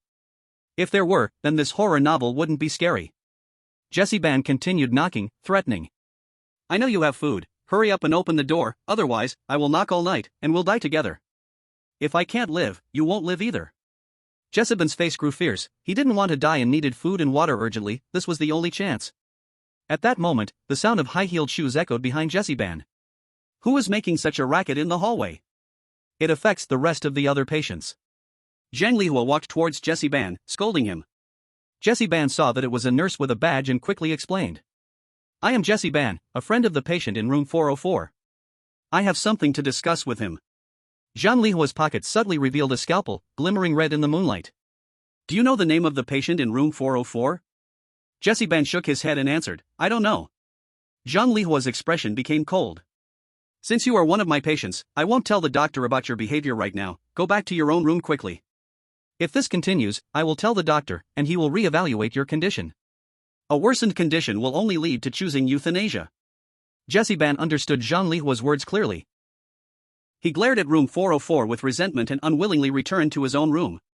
The audience in the Long Country livestream immediately flooded the screen. 6,666. So powerful. Do the Chosen Ones from the Lighthouse dare to annoy Brother Feng again? 23,333. Give it to me. Some terror is indeed terrifying, but some people are truly not human. The high-ranking officials of the Long Country watched the scene and completely eased their minds, putting down the hint cards in their hands. In contrast, the audience in the Lighthouse livestream looked ashen. Losing access to food is one thing, but losing drinking water makes it hard to survive 3 days. Lighthouse viewers, the people of the Long Country are too selfish. Lighthouse viewers, in the future, I will never do business with the Long Country. Without the disturbance of the Chosen One from the Lighthouse, room 404 returned to its previous tranquility. Both curtains by the windows were closed, making the entire room pitch black. Without light, he couldn't see the time on the mechanical watch. The rules say that after midnight, if you open the curtains, there will be no mistakes. Feng opened the curtains on his bed and, with the faint moonlight, could see the mechanical watch showing 7:28. A few drops of black liquid appeared on the blanket, looking like a character from a certain angle. Feng didn't care about these things. After checking that the door to his room and the bathroom were locked, he lay back down on the sofa. Gradually, the weariness of the day hit him, and his eyelids became heavy, leading him into a dream. Knock, knock, knock. Knock, knock, knock. As the knock sounded intermittently, Feng groggily awoke from his slumber. Feng rubbed his eyes, it was still night. Could it be that the Chosen Ones from the Lighthouse were still unwilling to give up, wanting to die together? Just as Feng was about to curse loudly, he held back his impulse and checked the time on the mechanical watch through the faint moonlight. Tick-tock, tick-tock. The mechanical watch eternally ticked away time, with the hour hand on 12 and the minute hand on 23, it was 12:23. It was already beyond free movement time, and the chosen ones from the lighthouse had no right to disturb him. That means the one knocking could not be a chosen one. Feng remained quiet, even suppressing his breathing, fearing that he would be heard from outside. Knock, knock, knock. Hello, I am your exclusive nurse. I just received instructions from the doctor to perform a physical examination on you again. Please open the door. The voice was incredibly cold, like a 1,000-year-old ice block from a cellar. Now was non-free time, not opening the door was definitely the right choice. As for loud noises, Feng chose silence. As long as the nurse outside didn't know there was a patient inside, she certainly wouldn't keep knocking. Just like when Feng had just arrived at K Hospital. Feng said nothing, and the nurse outside couldn't do anything about it, so she had to use the key to open the door herself. The nurse outside continued to knock, her tone becoming gentler. I am your exclusive nurse, please open the door. Feng lay on the sofa, trying to lean deeper into it, not allowing the moonlight to shine on him. Knock, knock, knock. The knocking continued for about 5 minutes before finally stopping. Just when Feng thought the nurse outside had left, a pair of white eyes peeked through the gap at the bottom of the door. Feng dimly saw a pair of white eyes scanning the entire room. The nurse outside began to question. The curtains in room 404 are not closed. K Hospital's regulations state that empty beds must have the curtains open at night to let in moonlight. Tap, tap, tap. The sound of high heels echoed, gradually fading away. The nurse outside finally left, and Feng let out a sigh of relief, just as he was about to drink some water to rehydrate. A pair of pitch-black eyes appeared in the gap at the bottom of the door, observing every movement in the room. This lasted nearly 10 minutes. Feng's heart beat heavily, just as he caught sight of those pitch-black eyes. Keeping quiet, he stared from the corner at those pitch-black eyes. Then, a cold voice echoed. It seems there is no seriously ill patient in room 404. The sound of flat shoes echoed, gradually fading away. Feng couldn't help but guess, were there 2 nurses outside the ward just now? One was a nurse with white eyes. Was it to lessen the guard of the chosen one inside the ward? But the crack in the door couldn't see the situation on the bed, the most visible was the condition of the floor. As long as there were no shoes on the floor, it was certain that there were no patients inside? However, the nurse outside had mentioned that empty beds must have the curtains opened, while the curtains on the opposite bed had always been closed. Feng suddenly sensed that something was wrong, continuing to lean on the sofa. Whoosh, whoosh, whoosh. Even though the windows in the ward were closed, the curtains started blowing. A woman in a pink nurse uniform appeared outside the window, her white eyes fixed on the bed. The nurse held a white wrench, constantly tapping on the window, attempting to discover the patient inside from the outside. Feng took a look at the nurse's appearance, his face instantly froze. The outside nurse was Feng's personal nurse, Zhang Lihua. The difference was that the current Zhang Lihua had white eyes, making her eyeballs unrecognizable, and she was not wearing a name badge on her chest. Is the interesting thing mentioned in the rules referring to this? Feng observed Zhang Lihua's every move. The Zhang Lihua outside continued to knock for half an hour, and after seeing that there was no patient in the ward, she left from the right side. Finally left? Feng breathed a sigh of relief. If the current Zhang Lihua came in, there would be absolutely no chance of survival. Feng touched the scalpel in his pants pocket and shook his head. Fighting them in the world of strange tales? It's better to choose a grave location first. As soon as he finished speaking, a pair of pale eyes appeared at the window edge. Feng couldn't help but want to shout, immediately covering his mouth, desperately trying not to make a sound. Woo! Outside, Zhang Lihua shook her head and left Feng's view. Did she really leave this time? Half an hour later, there were no sounds of knocking, and the white eyes were gone from outside. Only then did Feng feel completely relieved, his eyelids gradually growing heavy, unable to hold on, and fell asleep. The audience in the Long Country live broadcast room finally relaxed their tense hearts. Is that nurse Zhang Lihua outside? Looks a bit like her, but without a name badge, it's hard to say. There were no dangers, it's already 1 a.m., it seems there won't be any surprises today. Lighthouse audience, selfish dragon country people. Our Fenggu is fine, but it seems the chosen one from the romantic country is in trouble, he's lying on the bed. Let's go. Let's take a look. Energetic dragon country people, at 1 a.m., still have 400 million people online, now sending 100 million viewers to the romantic country's live room. The chosen one from the romantic country is named Martingale, an ordinary worker, currently hiding in bed, shivering in fear. Knock, knock, knock. I am your personal nurse, please open the door, the doctor has new pills for you to take. Gal had his head covered with a quilt, constantly reassuring himself. As long as I can't see them, they can't see me either. Stay quiet, stay quiet. Jill received a warning from the higher-ups during the day, never making sounds at night, especially when hearing knocking sounds, absolutely not talking. Now hungry and exhausted, just as he fell asleep, he heard the knocking sound, had no choice but to cover himself with the quilt and pretend he heard nothing. Knock, knock, knock. Dear Jill, I know you are in there, let me in. Dark eyes peeked in through the gap at the bottom of the door, letting out strange laughter. There are shoes on the floor, dear Jill is so naughty, playing hide and seek with the nurse sister. But it's okay, as your personal nurse, I have ways to make you take the medicine the doctor ordered you to take. Tap, tap, tap. The footsteps of high heels gradually faded away, until they disappeared. Jill breathed a sigh of relief, his muscles still trembling involuntarily. That was close, thankfully I didn't say anything. The audience in the Romantic Country live broadcast room erupted into wild shouts. Romantic audience, look behind. Behind. Behind. Romantic audience, it's over. We, the Romantic Country, are going to be doomed. Bullet screen, protect your eyes. Bullet screen, protect your eyes. Bullet screen, protect your eyes. Bang bang bang. Jill heard a strange sound from behind. Was it a crow pecking the window? It should be, otherwise at this late hour, the other birds are all asleep. Jill constantly comforted himself, absolutely nothing strange was appearing behind him. Bang. Jill got startled, rolling and crawling to look back, instantly shouting. Ah. Chapter 11. No patient has recovered. Ah. Who are you? Jill raised his hands, timidly asking. The window opened automatically, a nurse jumped to the ground, smiling and said. I am your exclusive nurse, the doctor instructed me to give you new pills to swallow. The nurse took out a deep red pill from the pocket of her chest, placed it on the counter, and smiled at Jill. Seeing the pill, Jill breathed a sigh of relief, at least it wouldn't kill him right away, there was still room for return. I will swallow the pill now. Jill picked up the deep red pill and swallowed it directly. After seeing Jill eat the deep red pill, the nurse smiled and left the ward, saying, You've taken it, I wish your illness gets better. Seeing the nurse leave the ward, Jill rushed towards the restroom. The light yellow pill will take effect in 5 minutes, there's still time to induce a gag. Wait. Jill remembered that the pill he just swallowed was deep red, not light yellow, the colors were different. Phew. Jill spit out a mouthful of blood, his skin started to ooze drops of weak blood. What is happening to me, my skin feels so hot. Please save me. Help me.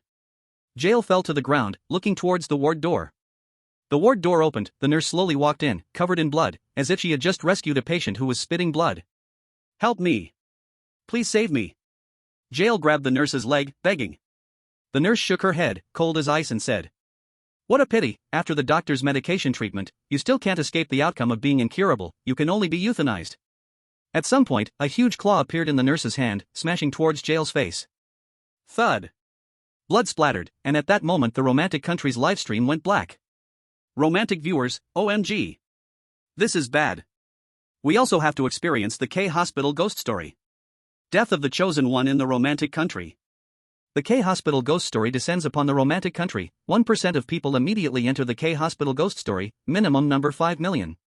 Fell asleep until dawn. Clap clap clap. Yi Feng, wake up, I am your exclusive nurse Zhang Liuwa. Yi Feng, wake up. Zhang Liuwa kept slapping Yi Feng's face, reminding him that it was already morning. It is already 8 in the morning, wake up. Yi Feng felt warm and soft hands slapping his face, maybe he had tossed around last night, struggling to open his eyes. Nurse Shang, what are you doing? It's still early. Yi Feng realized this was the ghost story world of K Hospital, not the normal world, immediately sat up and asked. Is there something wrong? Zhang Lihua smiled and said. The doctor will come for rounds at 9 o'clock, if you feel uncomfortable, you can tell the doctor then. Please stay in the ward from 9 to 10, do not leave, understood? Yi Feng nodded, replying. I understand. Zhang Lihua glanced cautiously around, maintaining her smile said. First, I wish you recover quickly, to become the first patient who is cured and leaves K Hospital. Before Yi Feng could analyze the meaning of her words, Zhang Lihua turned and left ward 404. The first patient cured and left? Hadn't any patient ever left K Hospital alive before? Yi Feng recalled the letter in his wallet, opened his wallet and found that the letter had long disappeared. The doctor of the wallet's owner also mentioned similar things, patients hospitalized in K Hospital did not leave alive. But why did this Zhang Liwa say that last sentence to Yi Feng? It obviously had nothing to do with the doctor coming for rounds. Is she hinting at me something? But how could she give me such a hint, being a member of the world of strange tales? Yi Feng listened, feeling confused and not quite understanding what Zhang Lihua meant. Is it only 7:59? Yifeng casually glanced at his watch. It was still not 8 o'clock, still not free time. Yifeng felt a bit puzzled, but he decided to wait for Zhang Liwa to say more strange things before asking. Yifeng vaguely found a clue, but it seemed very elusive. In Ward 410, several rooms away. The chosen one from the Lighthouse country, Jesse, curled up in his hospital bed, trembling slightly. Last night, Jesse had drawn the curtains, not allowing the moonlight from outside to shine on his bed. The nurse outside, seeing no moonlight shining through the crack at the bottom of the door, knew there was a patient inside, and knocked from midnight till 7. Jesse endured 7 hours of knocking, feeling both tired and hungry, nearly unable to hold on. Patient Jesse, I am your dedicated nurse Zhang Liwa, please uncover your blanket. Your doctor will arrive here for rounds in 3 minutes. If there are any other conditions, make sure to communicate them clearly to the doctor, understood? Zhang Lihua asked. Jesse pulled back the blanket and saw Zhang Lihua wearing a name tag, nodding vigorously. I understand. Soon, a doctor walked in, wearing a name tag that read, Zhang Liren, male, 30 years old, doctor at K Hospital. Seeing the doctor with a name tag, combined with a night of tension, Jesse's alertness relaxed instantly. May I ask if you feel any discomfort? Dr. Zhang patted Jesse's arm, and Jesse suddenly felt an indescribable pain next door, like fire burning his skin. Jesse couldn't help but say, it hurts. My arm hurts. Dr. Zhang patted Jesse's knee joint and asked, does it hurt here too? Jesse continued to nod vigorously, it hurts. Dr. Zhang pinched his chin, furrowing his brows in thought. Almost all over is painful, your condition has worsened, you need to take a pill.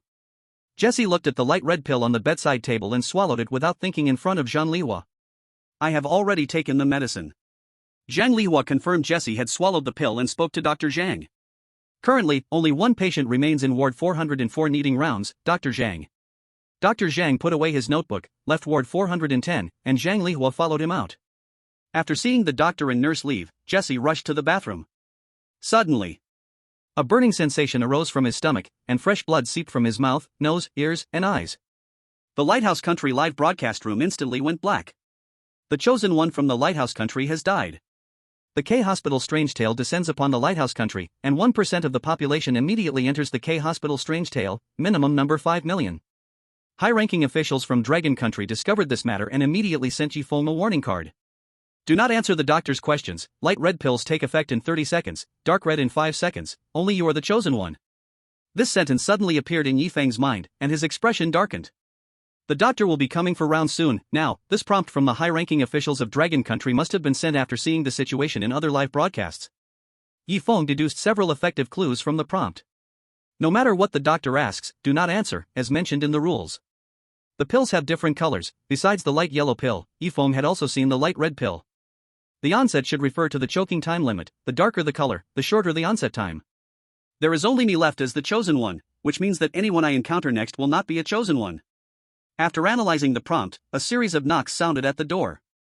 Is patient Yifeng there? I am your attending physician, Zhang Liren. I'm here to check on your condition.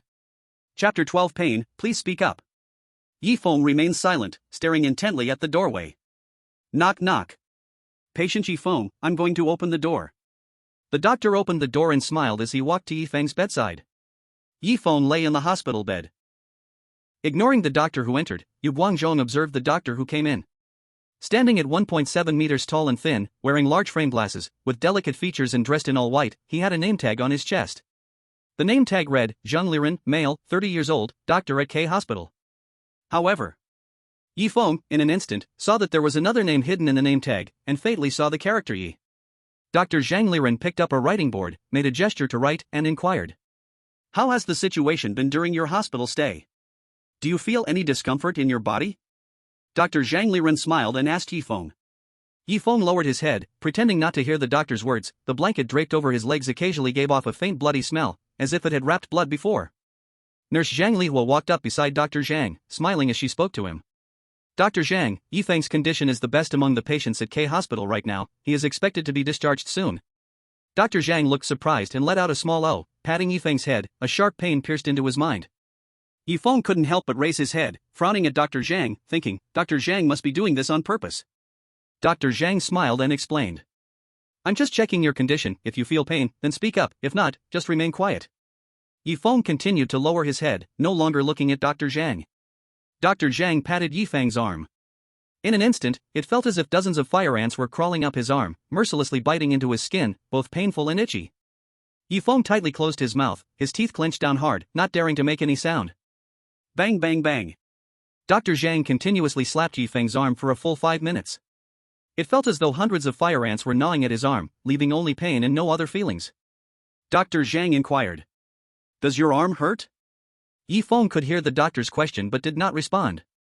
Dr. Zhang nodded in satisfaction, saying, It seems your condition isn't as serious as I thought, let me take a look at your lower body. Dr. Zhang patted Feng's calf. A burning sensation surged from his legs, as if they were placed in a furnace. Pain. Feng gritted his teeth, even biting until blood oozed out, still remaining silent, absolutely refusing to answer the doctor's questions. Dr. Zhang slapped Feng in several areas again, noticing that Feng didn't cry out, writing on the board, satisfied. Feng, you are the fastest recovering patient I have ever seen. Your illness has been resolved for the most part. I'll come back the day after tomorrow to check again and see about your discharge. Dr. Zhang glanced at Feng and left ward 404. Phew. Feng sighed with relief. As Dr. Zhang finally left the ward, the pain from his body caused him to momentarily lose consciousness. Until Feng woke up, Zhang Lihua handed him a warm towel. You're awake at last. Do you feel any discomfort? Feng shook his head with effort, answering Nurse Zhang's question. No, I was just too tired earlier, and couldn't help but fall asleep. As soon as he said this, Feng immediately noticed the contradiction. Being tired shouldn't lead to sudden sleep, anyone could tell he was lying. Zhang Lihua smiled and nodded. Well, if you're tired, sleep a bit more. Dr. Zhang instructed me to come back for a checkup the day after tomorrow, and for safety, he will have you take medicine. Don't blame Dr. Zhang for not taking care of you. A lot of patients arrived at the hospital just now, all arranged on the 5th floor. Their conditions are more serious and can't leave their rooms. You won't blame Dr. Zhang, will you? Feng shook his head hard, hoping that Dr. Zhang would never enter his ward again. The painful feeling from the slaps was vividly fresh in his memory. If it happened again, Feng might not be able to hold back. I won't blame Dr. Zhang. With great power comes great responsibility. Besides, my condition is much better now, and doctors should go help those who are seriously ill. Zhang Lihua's corner of her mouth slightly curled upward, displaying a satisfied smile. Thank you for your understanding. I still need to check on other patients in different rooms. If there are any issues, remember to press the red button on the bed. By the way, it's best to sleep well at night. After leaving this sentence, Zhang Lihua departed from patient room 404. Feng furrowed his brows once again. Zhang Lihua's nurse said something strange again. What does it mean that it's best to sleep well at night? Is this a hint from the creepy world? Feng's first instinct was that Zhang Lihua was reminding him to sleep well at night. What does sleeping well mean? Feng pondered, seeking answers from the horror novels he had read. Also, what does it mean to be the first patient cured and leave from K Hospital? It always gives a sense of depth to contemplate. Viewers in the Dragon Country livestream scratched their heads, and many noticed Zhang Lihua's last sentence. Is Zhang Lihua hinting at Brother Feng? It shouldn't be. How could things in a creepy world give hints so easily? Could it be a trap? Lighthouse viewers, humph. Your country's chosen one will never last until the 5th morning. Indian viewers, that doesn't sound right. I actually hope the Dragon Country's chosen one can hold out longer, failing only at the last moment, so the second creepy world will come a bit slower. The two above are getting more vicious. Don't compare with them. First think about what Zhang Lihua's words are hinting at. In room 404. Feng suddenly opened his eyes wide, suddenly realizing the meaning behind Zhang Lihua's words. Sleeping mainly means closing one's eyes, which means not opening them at night. Realizing Zhang Lihua's hint, Feng fell into deep thought again. Is this hint correct, or a trap? This is a creepy world. You can't fully trust the words of the people inside. Maybe her hint is a trap itself. Feng thought for a moment. He had at least read many horror novels, and generally, terrifying scenes wouldn't faze him. Just check tonight to confirm if Zhang Lihua's hint is true or a trap. Viewers from the Dragon Country livestream, wow. Brother Feng found the specific content of the hint so quickly. But would Zhang Lihua really be so kind to help Brother Feng? Who knows? Could it be a scheme against Brother Feng? Scared.jpg. Who knows? It all depends on Brother Feng's choice tonight, sleep or stay awake. At this moment, Feng checked his mechanical watch in his pocket, which read 6:17 p.m. Unexpectedly, he had slept until evening. Hunger gradually set in. Feng devoured 2 caterpillar bread rolls, a bag of square bread, and drank a lot of water. Finally full, let's see if her hint is true or not. Feng lay down on the sofa, waiting for the late night to come. As soon as he closed his eyes, his body recalled the pain of the day. Adding the fact that he had slept for 8 hours during the day, Yifeng couldn't fall asleep, staring blankly at the ceiling. He didn't know when. A weak female voice echoed from the hospital room. Please, help me. I don't want to die here. Chapter 13, Another Patient. Please, I beg you, help me. The weak voice lingered around Yifeng's ears, like a bell ringing from the outside in the deep night, prompting him to look for the source of the sound. Yifeng suddenly opened his eyes wide and was shocked to see a woman lying in the bed next to him. The curtains of the next bed were drawn open, and with the faint moonlight, it was clear that the patient in the bed was Zhang Lihua. Yifeng was baffled now. Zhang Lihua should be a nurse, how did she become a patient? Yifeng silently watched Zhang Lihua in the bed, observing her next move. Zhang Lihua lifted her weak right hand and reached out towards Yifeng. Please, can you save me, dear brother? Seeing Yifeng remain silent, Zhang Lihua crawled toward him, her upper body falling to the floor as she continued to crawl forward, reaching the front of the sofa, gripping Yifeng's hand. Can you? I saw you open your eyes, not asleep. Yifeng looked at the pale lips and slightly cold hands, and softly asked. You look very bad, you're seriously ill, right? Should I save you? The Zhang Lihua before him was different from the nurse Zhang Lihua he saw during the day. And Yifeng believed he had no ability to save anything from the world of eerie tales. Zhang Lihua shook her head. No, no one can save me, but my brother can still be saved, he has only been in the hospital for a few days. He was discovered by a terrifying thing last week and is still hiding somewhere. Zhang Lihua coughed up blood, looking sincerely at Yifeng, hoping he could save her brother. Yifeng directly rejected Zhang Lihua's request. I refuse. In the world of eerie tales, having a saintly heart only leads to death. Yifeng did not want to die just yet. Zhang Lihua looked at Yifeng in confusion for a moment inside. I know what you're worried about. I'm not asking you to help me, how about we cooperate? As long as you take my brother away alive from here in the future. Zhang Lihua's condition plunged Yifeng into deep thought. Taking someone away from K Hospital in the future sounded unbelievable, very different from the horror novels Yifeng had read before.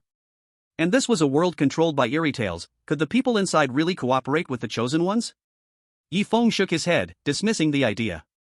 Zhang Lihua saw the doubt in Yifeng's heart and explained. Actually, I am also the nurse Zhang Lihua from during the day, that is another me, and the K Hospital you are in has a simple difficulty level, right? In the simple difficulty K Hospital, there are loopholes in my restrictions. I only have 5 minutes to control my body. Time is running out. As long as you agree to my request, I can help you. Zhang Lihua's lips had lost their color, like white paper. I don't have much time left. Do you want to cooperate with me? Yifeng thought of the wallet on the counter and asked tentatively. Is he also called Yifeng? Zhang Lihua, yes, but in K Hospital, he is not called Yifeng, and my real name is not Zhang Lihua. After careful consideration, Yifeng felt that agreeing to Zhang Lihua's request had more benefits than rejecting it. Rejecting Zhang Lihua could potentially lead to bigger troubles.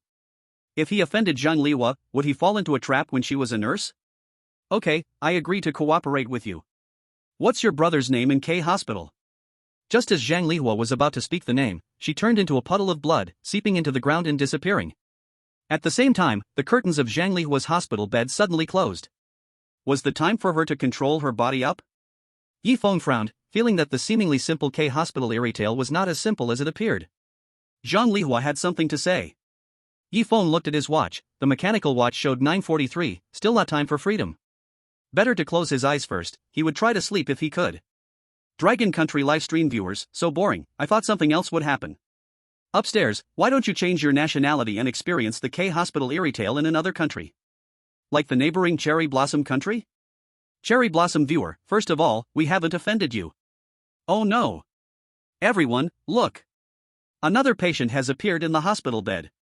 The Dragon Country livestream instantly fell silent. In room 404. A man with a rotting body suddenly opened his eyes. This man had a huge scar across his face, his skin was dark and lacked moisture, like a mummy that had been in a coffin for months. He reached out to look at his shriveled hands, exhaling murky gas from his mouth, making strange sounds. Wu fu judu. Yifeng couldn't sleep at all. Hearing the strange sounds made his body involuntarily open its eyes, looking towards the source of the sound. The man's dry face was just looking towards the sofa, and their eyes met. The man smiled and reached out his hand towards Yifeng. Hello? I am also a patient in Ward 404. My name is Yifeng. What is your name? Yifeng looked at the thin man, inside wanting to answer the other's question with his name. But this thin man was wearing a patient gown, and his features were different from the photo on the ID card. Yifeng wanted to take out his ID card, to confirm if this man in the hospital bed was Zhang Lihua's brother. His wallet was empty, with nothing but a surgical knife clasped in it. The photo on the ID card left him with no impressions. Feng did not respond to the patient in the bed, closing his eyes. Whoosh, whoosh, whoosh. A cold wind blew, and the thin man's face appeared in front of Feng again, asking once more. What is my name? If you don't say it, I will kill you. The thin man pulled out a surgical knife from his pants pocket, identical to the one in Feng's pocket, pressing the blade against Feng's face, smiling. I'm asking you a question? Hurry and answer me, or I will kill you. Feng felt the coldness of the knife and still endured it, tightly closing his eyes, not looking at this thin man. In the Dragon Kingdom's live broadcast room, the audience saw another scene. A figure, resembling a human, squatted in front of Feng, a sharp surgical knife aimed at Feng's eyes, as if waiting for him to open his eyes. Red liquid continuously seeped from the shadow, soaking into the ground. The area around the hospital room was encircled by a sea of red flames. As soon as Feng wanted to escape, he would fall into the sea of fire. The hearts of the Dragon Kingdom audience hung in suspense at that moment. Feng wanted to escape but had no way out. Once he left the sofa, he would die. Oh no! What is this ghostly thing? Brother Feng, don't open your eyes. The surgical knife is already aimed at your eyes. Lighthouse audience, ha ha ha. Great! The Dragon Kingdom should experience the weird tales of K Hospital just like us. Letting the cold surgical knife rest on his face, Feng continued to keep his eyes shut. Now he could only take a gamble. If Zhang Lihua had a need for him, the extra hint given would definitely be true. The thin man chuckled coldly. The surgical knife slowly drifted down from Feng's face. Chapter 14, The Cunning Shadow. One last time, what is your name? The thin man spoke in a hoarse voice, the words crashing into Feng's mind, trying to force him to answer. Feng gasped heavily, signaling himself to absolutely not answer the thin man's words, definitely cannot open his eyes. Opening his eyes now would bring no good. After the cold surgical knife roamed all over Feng's body, the thin man let out a regretful sound. It seems I cannot know your name, what a pity. Tap, tap, tap. The sound of leather shoes echoed from Feng's sofa, gradually receding. Has this thin man finally left? Feng took a deep breath, wanting to open his eyes to check the surroundings, but he still felt that the thin man would not simply let him go. Why did he insist on asking for his name? Wait, the rules state there won't be other patients in the ward, that might be wrong. But he remembered what the nurse had said last night, the curtains open meant no patient in the bed. Now that the curtains were closed, was this thin man really a patient in Ward 404? The most important thing. If the thin man were really to leave, the sound of footsteps was there, why was there no sound of doors opening or closing? Feng kept his eyes closed, unable to think clearly, wanting to confirm again, he impulsively wanted to open his eyes again. After an unknown amount of time, the hoarse voice sounded again. It seems he has fallen asleep, I will have the chance to ask him again later, it is already 12 o'clock, the nurse asked me to go to the duty room to have the doctor check my condition. Using the weak moonlight, Feng felt the thin man passing by the hospital bed, walking toward the hospital door. Click! The sound of the door opening echoed, followed by a loud bang as the door closed. Accompanied by the sound of leather shoes, gradually fading away. Did that withered man really leave? Feng still didn't dare to open his eyes, even though his nerves made him feel uncomfortable, he didn't dare to relieve himself. The audience in the Long Country live room wiped a sweat for Feng. That shadowy figure opened the ward door, separating a shadow that left room 404. Another shadow was behind the door, staring at every move of Feng, a surgical knife glinting with silver light within the shadow. The shadow didn't act yet, surely there were still shackles on it. Brother Feng, don't open your eyes, the shadow is right at the door watching you. Zhang Lihua's advice was right, it's time to sleep when it gets dark, it seems they're really here to cooperate. Brother Feng, I know you're suffering, but you must hold on, if you open your eyes now, it will be the end. Oh no, the shadow is moving again. In room 404, the withered man observed Feng for a while, still with his eyes closed, shook his head, and sighed. What a cautious young man, it's 12 o'clock now, I'll ask you again next time. Once again, the sound of the door opening and closing, along with the sound of leather shoes walking away. The withered man still did not leave. The mechanical watch ticked away second by second. At this moment, it was clearly showing 11:48. Until the hour and minute hands of the mechanical watch pointed to 12 o'clock, a knocking sound arose. Knock knock knock. Hello, I am your dedicated nurse, the doctor instructed me to take you to the duty room for a re-examination. The withered man opened the door, and outside were two nurses in white uniforms, their eyes pitch black, looking into the ward. After confirming that there was no one in the bed in the ward, they took the withered man out of room 404. Bang! The ward door automatically locked itself. The audience in the live room truly breathed a sigh of relief, there was nothing unusual in room 404, it should be fine. Except for the nurses occasionally floating by outside, scanning Feng's bed. Finally made it through O, ***, B. I was so scared my heart almost jumped out. If I were in K hospital, even with a guide I would be dead. Our brother Feng is very steady, just like a horror veteran. What about the audience from other countries? Don't ask, their country is currently holding ghost story training to increase the chances of clearing next time. What about us? I received notice from above, we are gathering a lot of horror novel writers and veterans to train us together. I think this might not be necessary. Just in case. Yifeng still had his eyes closed, unsure if the withered man had really left or was still in some corner of the ward. Gradually, he fell into a deep sleep. Until he woke up the next day at noon. Yifeng rubbed his eyes, a strange feeling surged in his heart. As he aimed for the water bottle, he saw a trace of blood. Yifeng looked at the light red liquid, unfazed. Life is more important than health. He ate some bread and took out the horror novel, The Forbidden Child, that he hadn't finished reading from the cabinet. I just finished the first 2 volumes, there are still 3 volumes left. I don't know if I will have the chance to read them tomorrow. I have to leave K Hospital the morning after tomorrow. The things in K Hospital shouldn't be taken away. Never mind, I'll finish reading it this afternoon, otherwise, it would leave a regret. Yifeng half lay on the sofa, continuing to read the horror novel to pass the time. Before long, a noisy sound echoed in the hallway. K Hospital is a saint to the heart. I stayed in other hospitals for half a year without improvement, and after staying here for half a month, I've been cured. Me too, my legs were supposed to be amputated, but after coming to K Hospital, I got better. I heard that the success rate of treatment at K Hospital is over 99%, I was going to come and try it, and it turned out to be true. I want to give Dr. Zhang a banner as thanks. The conversation outside attracted Yifeng. Could it really be patients talking? Yifeng shook his head, quickly denying his own thought. As the chosen one among the patients, he was the only one left alive, the others did not count as patients. Nurse Zhang said that a batch of new patients arrived at K Hospital yesterday, all arranged on the 5th floor. It seems from the outside talk that they should have been staying in K Hospital for a while. They cannot be patients from the 5th floor. After analyzing for a moment, Yifeng decided not to open the door to avoid unnecessary problems with the patients outside. In the Dragon Country livestream, the audience saw the situation in the corridor at that moment. Outside, they were indeed patients, and they were each the chosen ones from their respective countries. Each of them wore brand new hospital gowns, with traces of stitching here and there on their bodies.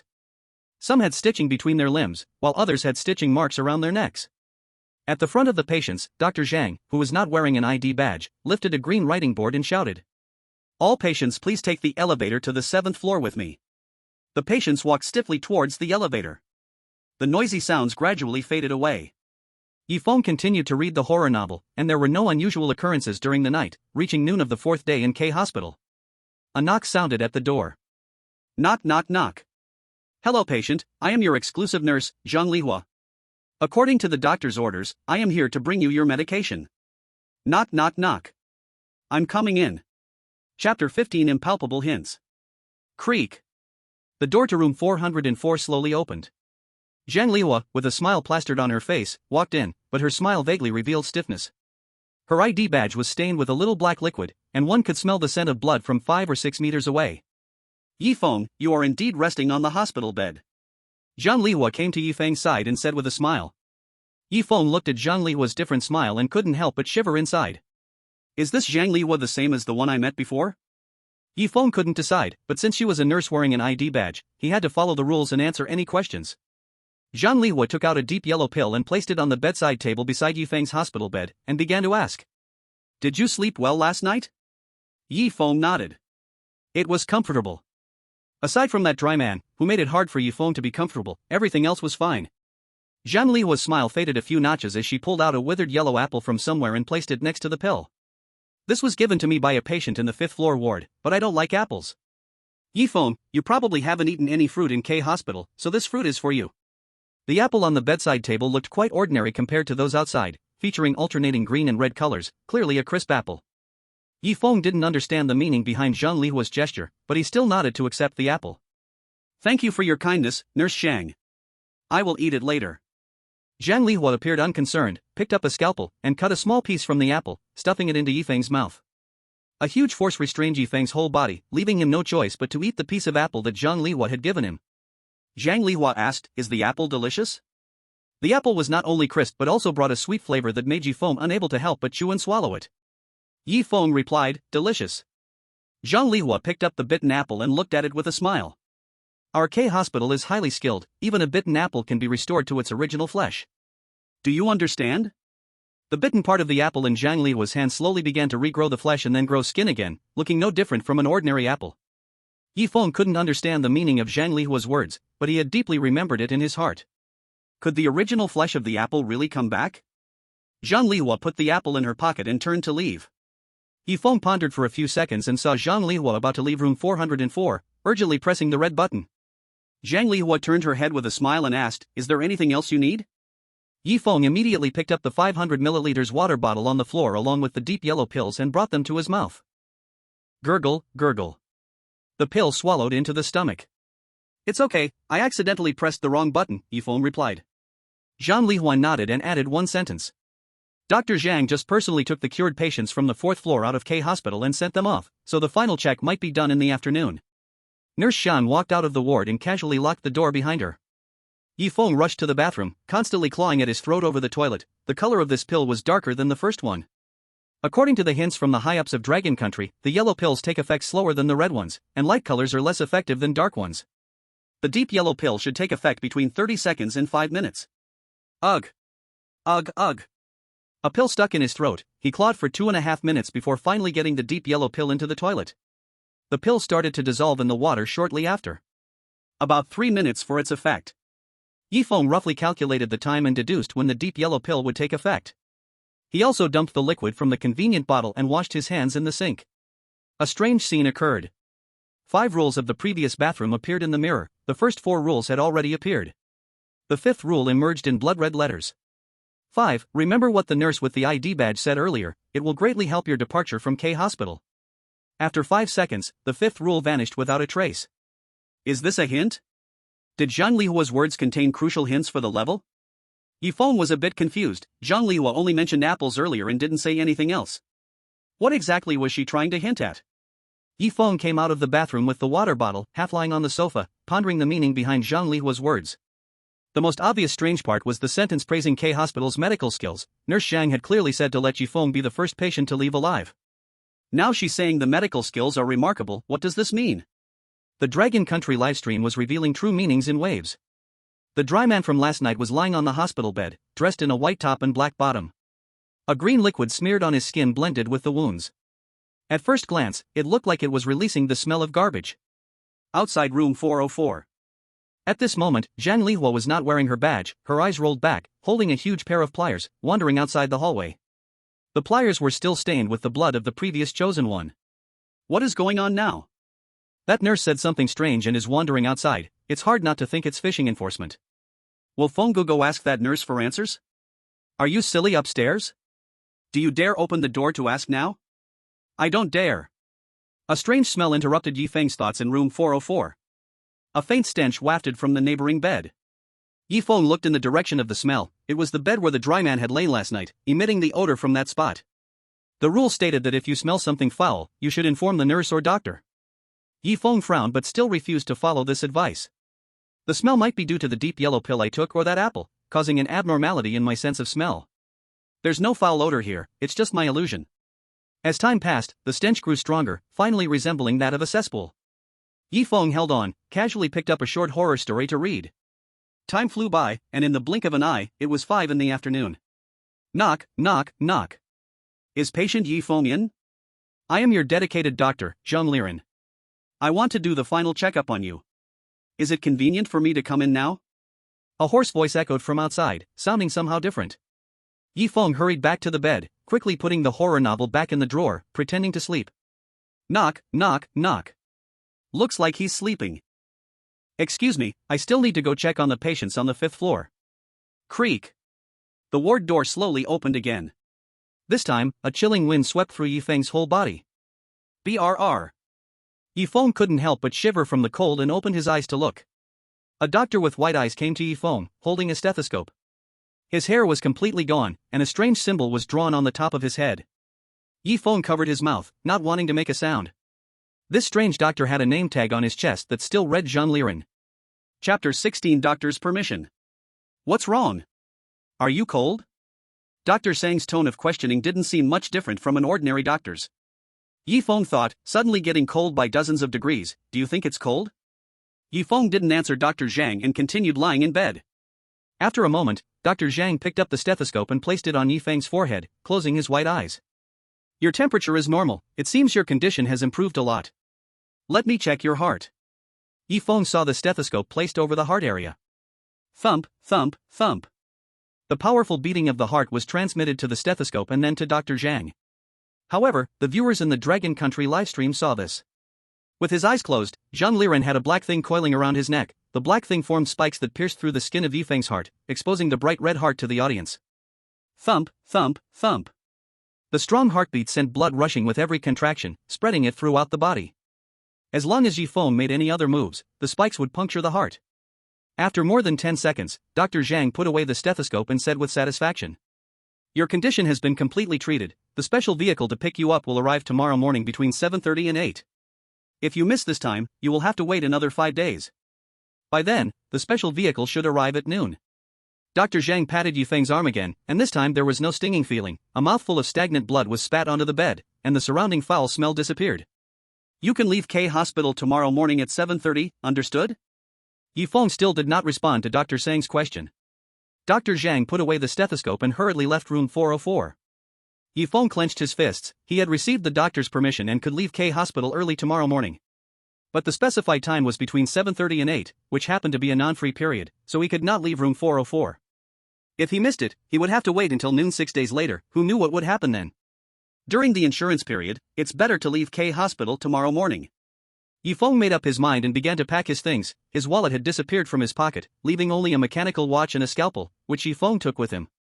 The food only consisted of 3 caterpillar-shaped breads and a square loaf of bread, which he took as well. Dragon Country audience, there's only one last night. After tonight, Feng has successfully cleared the level. No danger, just the last night again. Do you think the next Strange Talk world will appear immediately? At least let Feng rest for a few days, right? Once Feng clears the level, our Dragon Country higher-ups will release teaching videos for us, all gathered by major horror experts, and it'll be top secret. Only the people of Dragon Country can watch. Is there such a good thing? I think there's no need to learn. With Feng around, he can probably manage it all. The Dragon Country audience began to discuss how many days of rest Yifeng would have after clearing the level. Others chosen to become part of the K Hospital Strange Talk, even after Yifeng's previous demonstration, still eliminated 90% of the people. Basically, they were all eliminated on the 3rd day at K Hospital. Half of the elimination happened because they arrived late at the K Hospital cafeteria and couldn't buy any other food, and by the 3rd day noon, they couldn't hold on any longer and went to the cafeteria for one last lunch. Yifeng looked at the horror novels in the cupboard, wanting to take them away, but the pockets couldn't hold the books, and there was no backpack, so had to give up. After getting ready, decided to take a short nap and would wake up at dawn. Knock knock knock. In the middle of the night, Yifeng heard a knock on the door, rubbed his eyes, and woke up on the sofa. It was already past 10 o'clock, it was a time when one should not open the door. Yifeng remained silent, listening to the movements outside. Knock knock knock. I am your exclusive nurse, please open the door immediately. The doctor has additional instructions for you to go to the department for a re-examination. Knock knock knock. Another trick like this? Yifeng was used to it, squinting his eyes and ignoring the knocking sound outside. Then, a shadow of a nurse floated past the window, and under the weak moonlight, Yifeng still noticed it. Is this going to come in too? Yifeng remained still, occasionally glancing towards the hospital room door. Knock knock knock. With the knocking sound, Yifeng felt a chill coming through the crack of the door. A calm male voice spoke up. I am your exclusive doctor, please open the door. This time even the doctor has come? Hearing this, Yifeng's body began to become uncontrollable, wanting to stand up to open the door for the doctor and nurse outside. No. Absolutely cannot open the door. From years of reading horror novels, opening the door now is definitely not a good thing. At worst, one falls into a trap, step by step falling to the end of the abyss. At best, opening the door means death. Yifeng kept telling himself, must not let the voice outside affect him. Pat pat pat. Suddenly, footsteps sounded in room 404, getting closer to Yifeng. Still can't move? Yifeng frowned, lowered his breathing to the minimum, and even at the last moment, could not relax. Pat pat pat. When the footsteps were loudest, they suddenly grew distant. The footsteps reached the hospital room and slowly opened the door. Creak. Through the faint light, Yifeng confirmed that there was no one outside the door. Yifeng remained still, waiting for the hospital room door to close. In the Dragon Country live broadcast room, one could clearly see a dry man standing outside the door from the night before, as well as Zhang Lihua and Dr. Zhang who were not wearing name badges. They were all rolling their eyes, looking at Yi Feng's hospital bed. Zhang Lihua moved her mouth towards Dr. Zhang, seemingly communicating something, and only heard muffled sounds in the live broadcast room. After 10 seconds, the dry man slowly locked the door to room 404 and left. Bang! With the sound of the door closing, Yi Feng quietly breathed a sigh of relief, carefully reflecting on those 2 strange nights. Was the knocking outside in the dead of night meant for the patient in the next bed and not for him? Yi Feng didn't think too much. Anyway, now less than 8 hours remained until he could leave K Hospital. As long as he could get through it, there was no need to ponder deeply, just to save his own life first. Yi Feng lay on the sofa like that, staying awake until 7 in the morning, which was the morning of the 5th day after the strange tales at K Hospital. Through the faint moonlight outside the window, he discovered it was 7 in the morning, but the sky had not yet brightened. Yi Feng drank half a bottle of 500 milliliters water, ate a square piece of bread, stuffed 2 caterpillar breads into his pockets for later, put on his mechanical watch, and held a scalpel in his right hand. Creak! Yi Feng pushed open the door to room 404, and the corridor outside was pitch black, only able to see the distance to the 2 nearby hospital rooms. The elevator displayed a red light, currently on the 7th floor. As soon as he stepped out of the hospital room, the elevator number showed 7, descending. Normal people would choose the safe passage next to the elevator, it was the closest and most convenient way down. But Yi Feng remembered the contents of that letter, he needed to leave K Hospital through the safe passage farthest from the elevator. Yi Feng started running, rushing towards the safe door near room 444. Chapter 17, Non-Free Time in K Hospital. In the corridor of the 4th floor of K Hospital, every hospital room door was open, and he noticed them empty from his peripheral vision. Until he passed room 444. The ward door was locked, and inside, there was a series of clattering sounds as metal fell onto tiles. Yi Feng hurried to the security door, only to find it locked tight. No matter how hard he pushed, it wouldn't budge. We've arrived on the 4th floor, a cold voice came from behind him. The elevator's destination was the 4th floor, and running back now would surely be too late. He had to get through this door to reach the 4th floor. In his anxious state, Yi Feng realized that the security door was only locked from the inside. If he just turned the lock on the other side, the door would naturally open. Click. Yi Feng turned the lock, rushed to the outside of the security door, and through a tiny crack, he caught a glimpse, illuminated by the dim light from the elevator. A figure stepped out of the elevator, holding a 1-meter-long wrench, charging toward Yi Feng at a speed of 3 meters per second. The wrench collided with the tile floor, creating a clattering sound. It was clear that this was not someone to be trifled with. As Yi Feng was heading down, the security door downstairs creaked, a metal object striking the handle, making a banging sound. Something was coming up from downstairs. Yi Feng's brows furrowed tightly. According to the letter, the doctor came up this secure hallway. The door on the 2nd floor was open, while the 3rd floor door was locked. He could only rush to the 2nd floor, but no matter how fast he rushed, the terrifying thing below would definitely catch up with him even on the 1st floor. Now he could only go up. At the very least, there was a chance to escape. Yi Feng understood that in horror stories, being caught by something terrifying was a sure way to lose your life. It just came down to how you died. Yi Feng ran up, stopping at the 5th floor, waiting for the awful situation below. Clatter clatter. Bang bang bang. 2 distinct sounds of knocking mixed together, creating a chilling feeling. Thump thump. Yi Feng covered his heart, adjusting his breathing, lowering the sound he made to the minimum. Bang bang bang. The terror below sounded as if something was cutting through a chain. The noise of chains falling onto the ground echoed. Creak. A door on some floor slowly opened, then slammed shut with a bang. Yi Feng was sure that the terror downstairs did not come from the 4th floor door. It must be the 2nd or the 3rd floor. Should he escape downwards? To take advantage of the fact that the horror on the 4th floor hadn't reached the security passage yet. Yi Feng frowned, pondering whether to wait or not. After 5 seconds, a woman in a white nurse's uniform pushed open the 4th floor security door, descending with a gigantic wrench. The moment Yi Feng saw the 4th floor security door open, he quickly hid away. The white-eyed nurse dragged the wrench down slowly, clanking, and soon he heard a creak as she entered a certain floor. Yi Feng felt relieved for taking a moment to think. If he had rushed down before, he would have run straight into the white-eyed nurse. Now was the best time to leave. Yi Feng took off his shoes and hurried down silently. As he passed the 3rd floor, he heard a series of incomprehensible conversations, seemingly discussing something. Yi Feng continued down. The 2nd floor echoed with the grinding sound of something being sawed, identical to what was described in the doctor's letter. Finally, he made it to the 1st floor. Yi Feng pushed hard against the security door, making a thudding noise, but outside, a heavy chain clearly locked it shut. Even with a chainsaw, it would take time to cut through. He could only run back up, hoping for the best that either the 2nd floor or the 3rd floor was safe. Yi Feng thought for a moment and chose the 2nd floor, praying that it would be safe. Creak. The entire second floor emitted a creaking sound, not loud but perfectly covering up normal conversation. Instantly. At the moment Feng entered the second floor, the security door on the third floor slowly opened, revealing the white-eyed nurse and the doctor stepping out. The nurse went up with the wrench, while the doctor descended with a scalpel. The doctor murmured, "It seems that the healed patient hasn't made it to the third floor." Feng glanced at his watch. It was already 7:25, and there were only 5 minutes left until he was allowed to leave K Hospital. Time was running out, he had to leave K Hospital before 8. Feng tiptoed toward the elevator, beside which was another safety passage of K Hospital. He had to give it a try.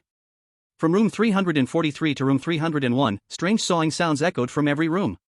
He must not hide inside, not even open a door. As Feng passed by room 301, he fatally saw a pale corpse inside, with the right leg showing signs of cutting, only halfway through. But the cutter was blocked by a door, making it impossible to see. Feng thought little of it and arrived at the safety door next to the elevator. The safety door here was locked with a chain, making it impossible to open. Now he couldn't go down the back safety passage. God knew where those horrors would arrive. The only option available was the elevator in front of him. But in horror stories, elevators often represent the onset of terror, and entering one would most likely lead to death. If he didn't take the elevator, waiting for those horrors to find him would mean a dead end. Moreover, the elevator was conveniently on the second floor, he wouldn't even have to wait. Feng hastily pressed the elevator button, and it slowly opened. Second floor arrived. The cold voice drowned out the sawing sounds, which did not reach the distant safety passage. The elevator slowly closed.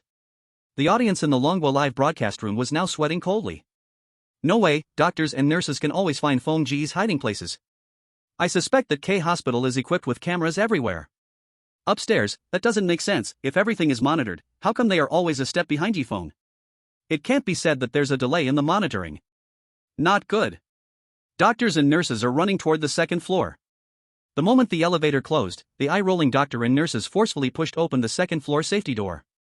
Mixed sounds came from the second floor rooms, seemingly blaming the rude behavior outside for interrupting their sawing.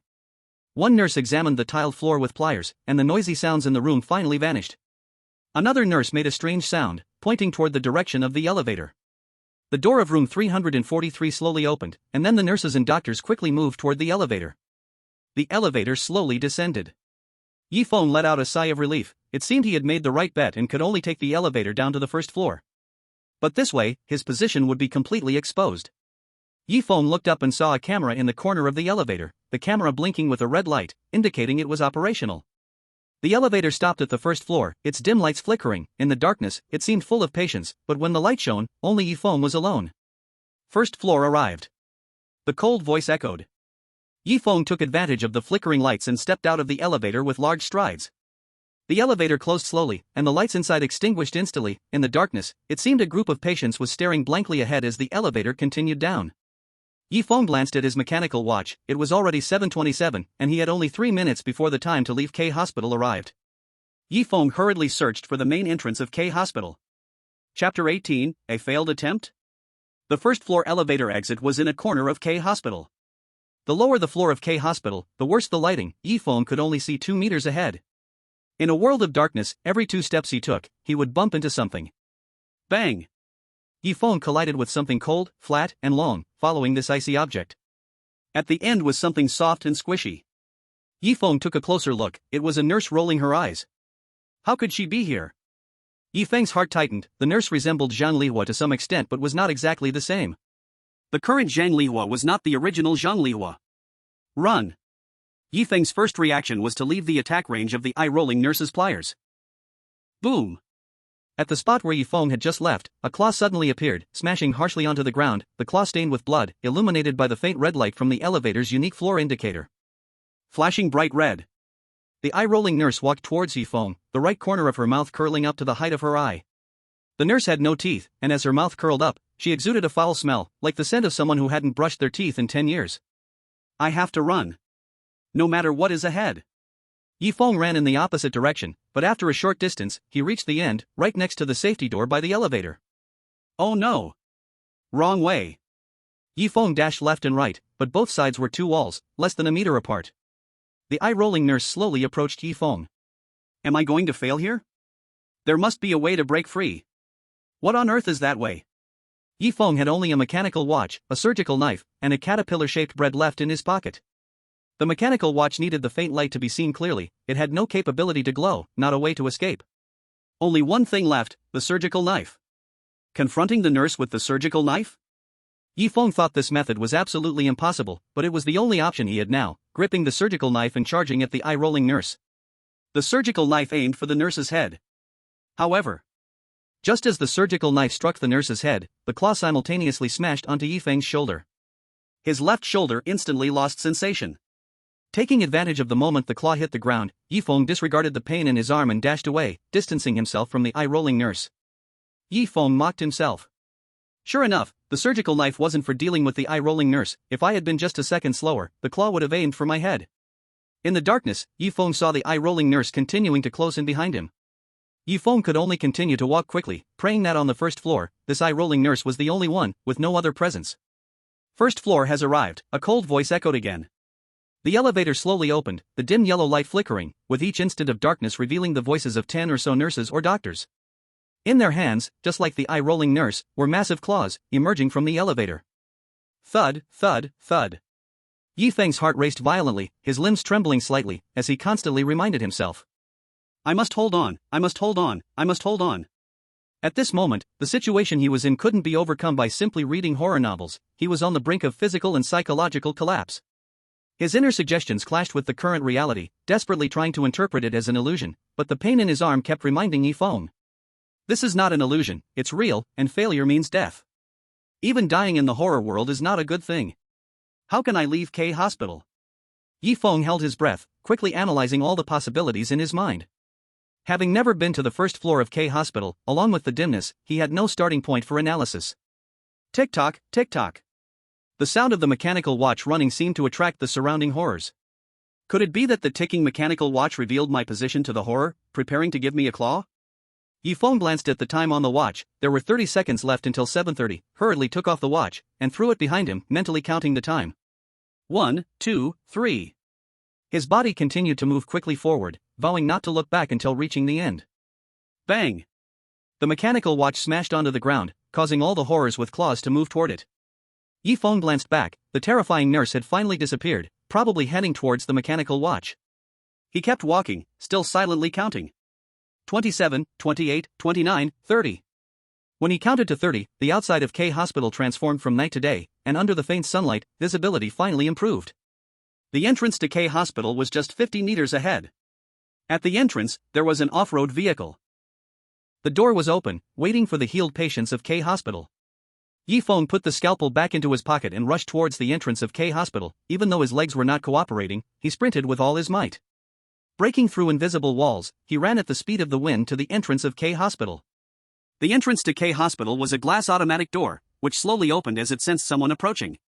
Other horrors also came into view, moving towards Feng like the slow loss of life. The sensing door opened wide enough for one person, and Feng stepped half of his foot out of K Hospital. Just as he was about to step out completely, a cold hand grabbed his heel, firmly anchoring him to the ground.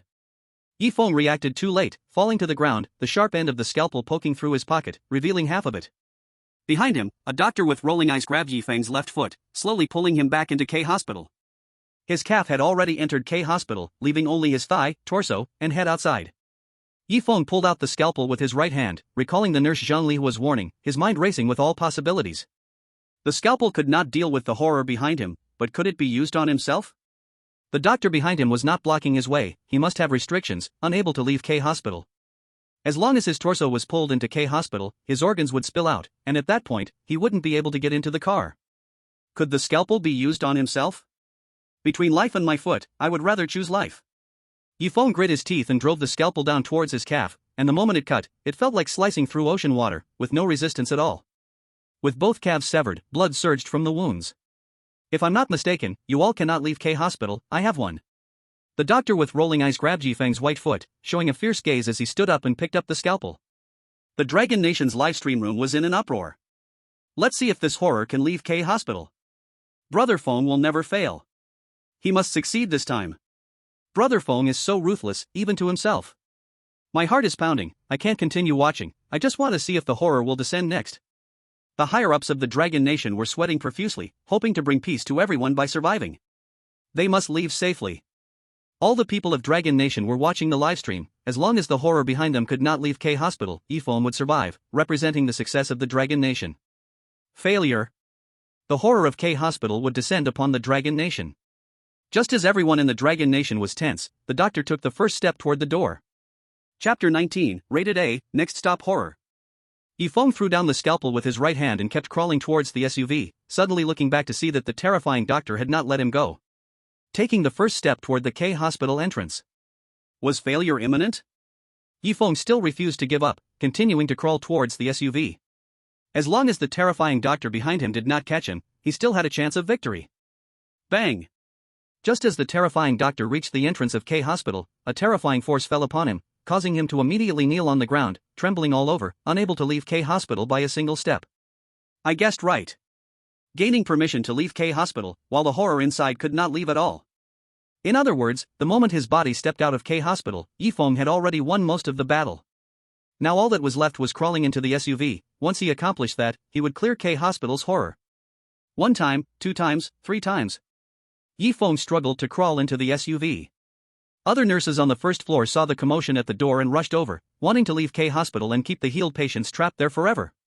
As they reached the door, an invisible force blocked their path, preventing them from advancing. Continuing to crawl into the SUV, with each move, the wound at the severed end became more infected.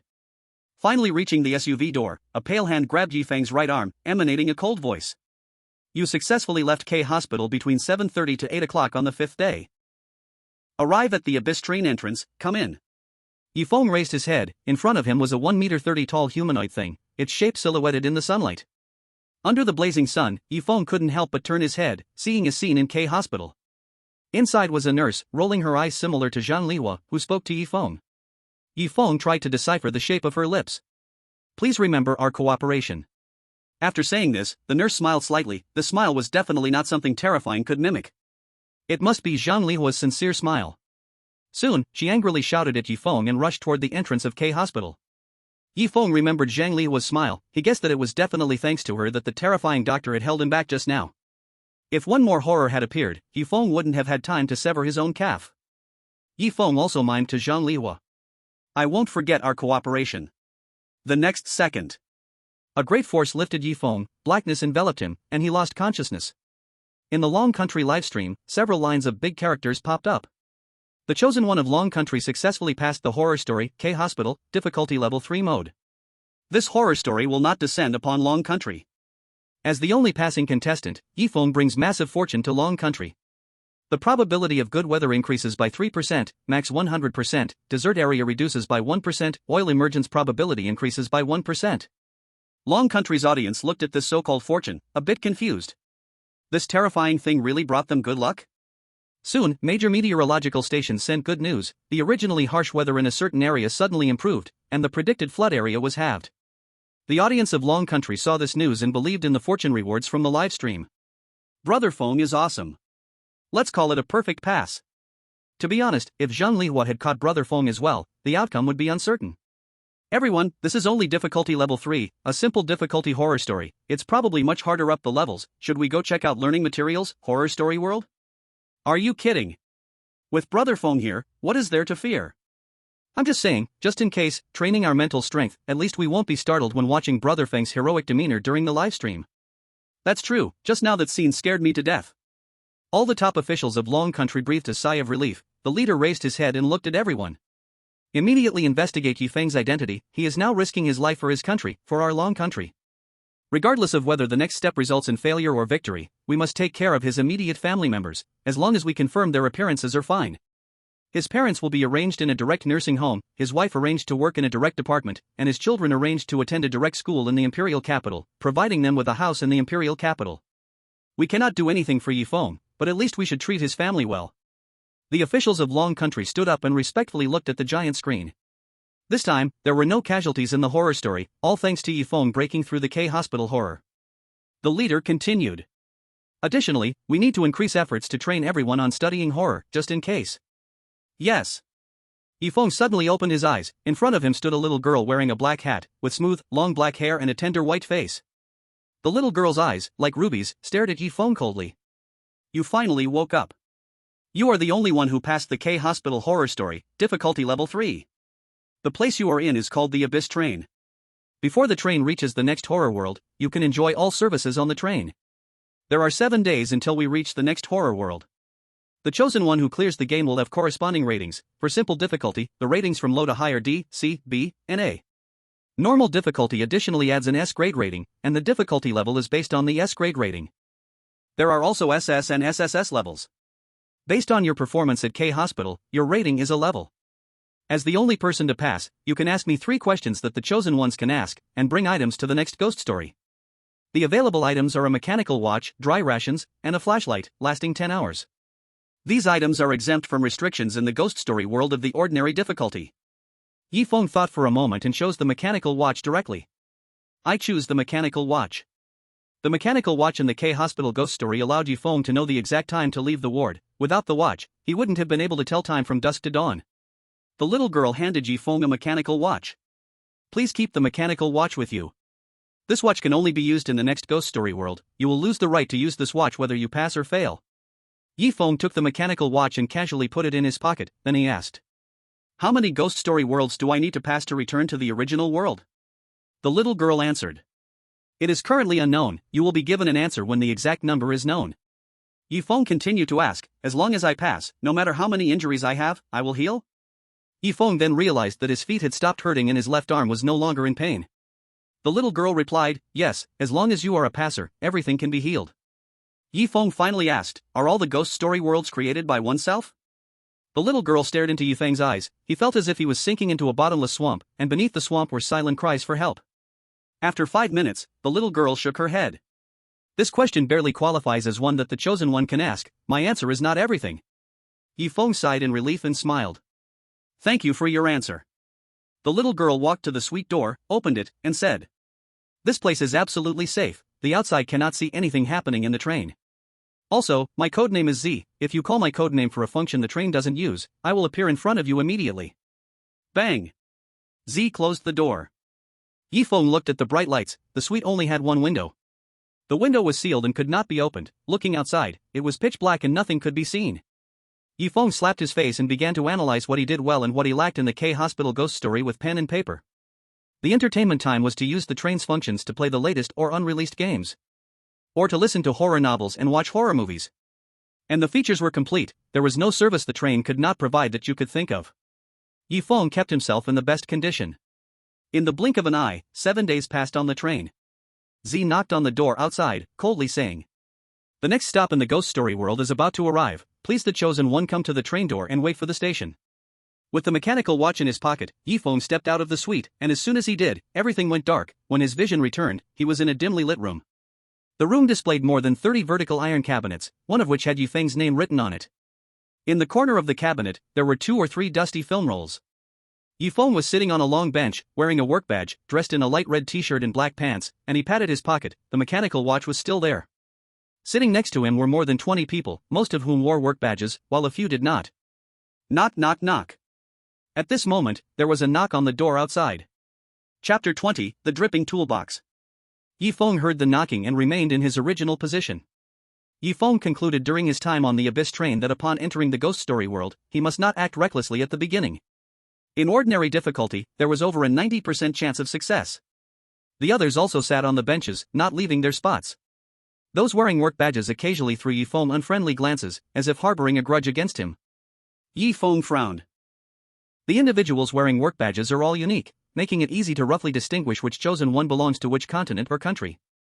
As for those without work badges, they all have black hair, brown eyes, and white skin, making it hard to tell which country they are from. Could it be that those without work badges are characters from a strange story world? Feng analyzed calmly. Although he still didn't know what the outside world was like, he could roughly confirm from this room. This should be a place related to movies. It could be a cinema, a film studio, or a post-production company. And the need to change clothes is very likely related to a cinema or film studio. He could only wait for the door of the room to open to know what kind of strange world this truly was. Suddenly, a dissatisfied voice from the chosen one of Sakura country echoed next door. "What bad luck, this time strange world has to meet the chosen one from Dragon country." Feng heard this and looked towards the speaker, who was wearing a work badge and regarded Feng with some hostility. In the Abyss train, he learned a piece of news. From this strange world onwards, chosen ones from different countries could understand each other's languages. Clearly, the chosen one from Sakura country was not very friendly towards Feng. A golden-haired chosen one from Lighthouse country nodded in agreement and murmured. If it weren't for the selfish chosen one from Dragon country, our Lighthouse country would surely pass the level. Humph. In this strange world, don't think I will help him. If he gets into danger, I will definitely just cheer from the side. Many chosen ones were whispering.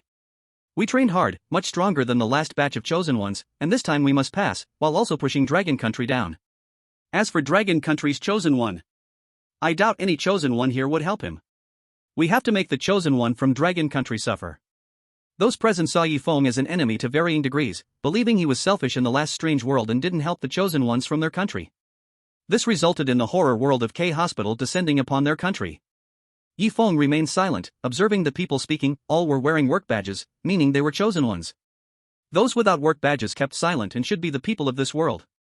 As for the dissatisfaction from other countries towards Feng, he didn't care at all. In the strange world, the price of failure is death. There is no need to help chosen ones whose life status is uncertain just for a bit of inner vanity and compassion, lest he himself fall into endless failure. The Dragon country livestream exploded with comments. Are you kidding me? Our brother Feng didn't set traps for them in the last strange world, and now they're trying to play tricks on him? In the strange world, everyone clears levels based on their own skills. Do they think it's some game of helping each other with flowing compassion? Everyone, stop cursing. Didn't you see that brother Feng has been silent? He must be thinking of a way to deal with them.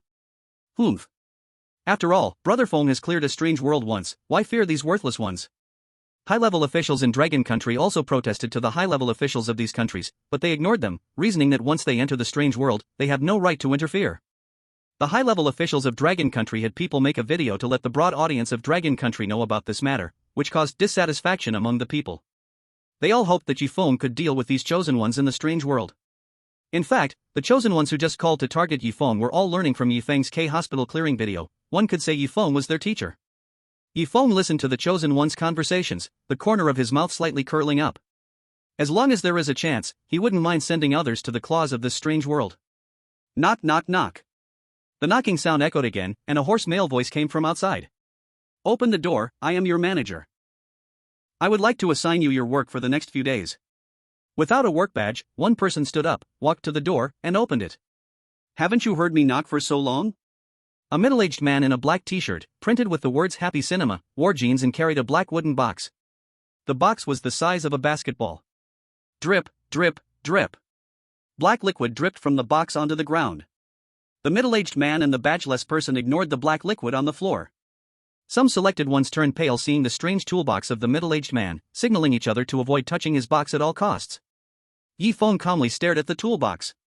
A respected manager carrying a strange box must have something odd inside. But it was not clear yet what was strange, so it was best not to move it to avoid triggering an unstoppable terror early. The middle-aged man pointed at Feng and the other selected ones, expressing his dissatisfaction. Happy Cinema opens in 10 minutes. Hurry up and change into your work clothes. Gather outside after changing. I will assign you your tasks. After speaking, the middle-aged man left the changing room. The badgeless person changed into work clothes and left within 10 seconds. Feng found his outfit and changed immediately. During that time, he ensured the other selected ones were hurriedly changing. In a corner of the livestream room, he slipped his mechanical watch into his pants pocket, donned his work badge, and followed the others, being the 10th to exit the changing room. Some selected ones stayed in the changing room, worrying that going out now might lead to danger. The middle-aged man outside grew a bit impatient waiting. Hey, what are you wasting time for? You have 2 minutes. If you're not in your work clothes by then, consider yourselves fired. At his command, the selected ones in the changing room jumped in surprise and had no choice but to obediently leave the changing room. The middle-aged man's gaze swept over the more than 20 people before him, and he raspily said, You will be part-time workers here at Happy Cinema for the next 3 days. You are Class A, responsible for the morning shift today, which is from 8 in the morning to 2 in the afternoon. As the middle-aged man continued speaking, a set of rules appeared in his mind. The current bizarre world is Happy Cinema, difficulty level 4, normal. You are now a part-time employee. Complete your tasks at Happy Cinema under the manager's guidance for 3 days, and you can leave at noon on the 4th day. Successfully leaving Happy Cinema is considered clearing the level. The middle-aged man's raspy voice continued. Now, I will assign you your work tasks. Chapter 21, Work Assignment. You will be responsible for today's morning shift, tomorrow's evening shift, and the day after's midnight shift. I have already mentioned the morning shift time, so I won't repeat it. The evening shift runs from 2 in the afternoon to 10 at night, and the midnight shift is from 10 at night to 8 in the morning. The pay for one shift is $100. I want you to remember your work times. I do not like tardiness. Is that clear?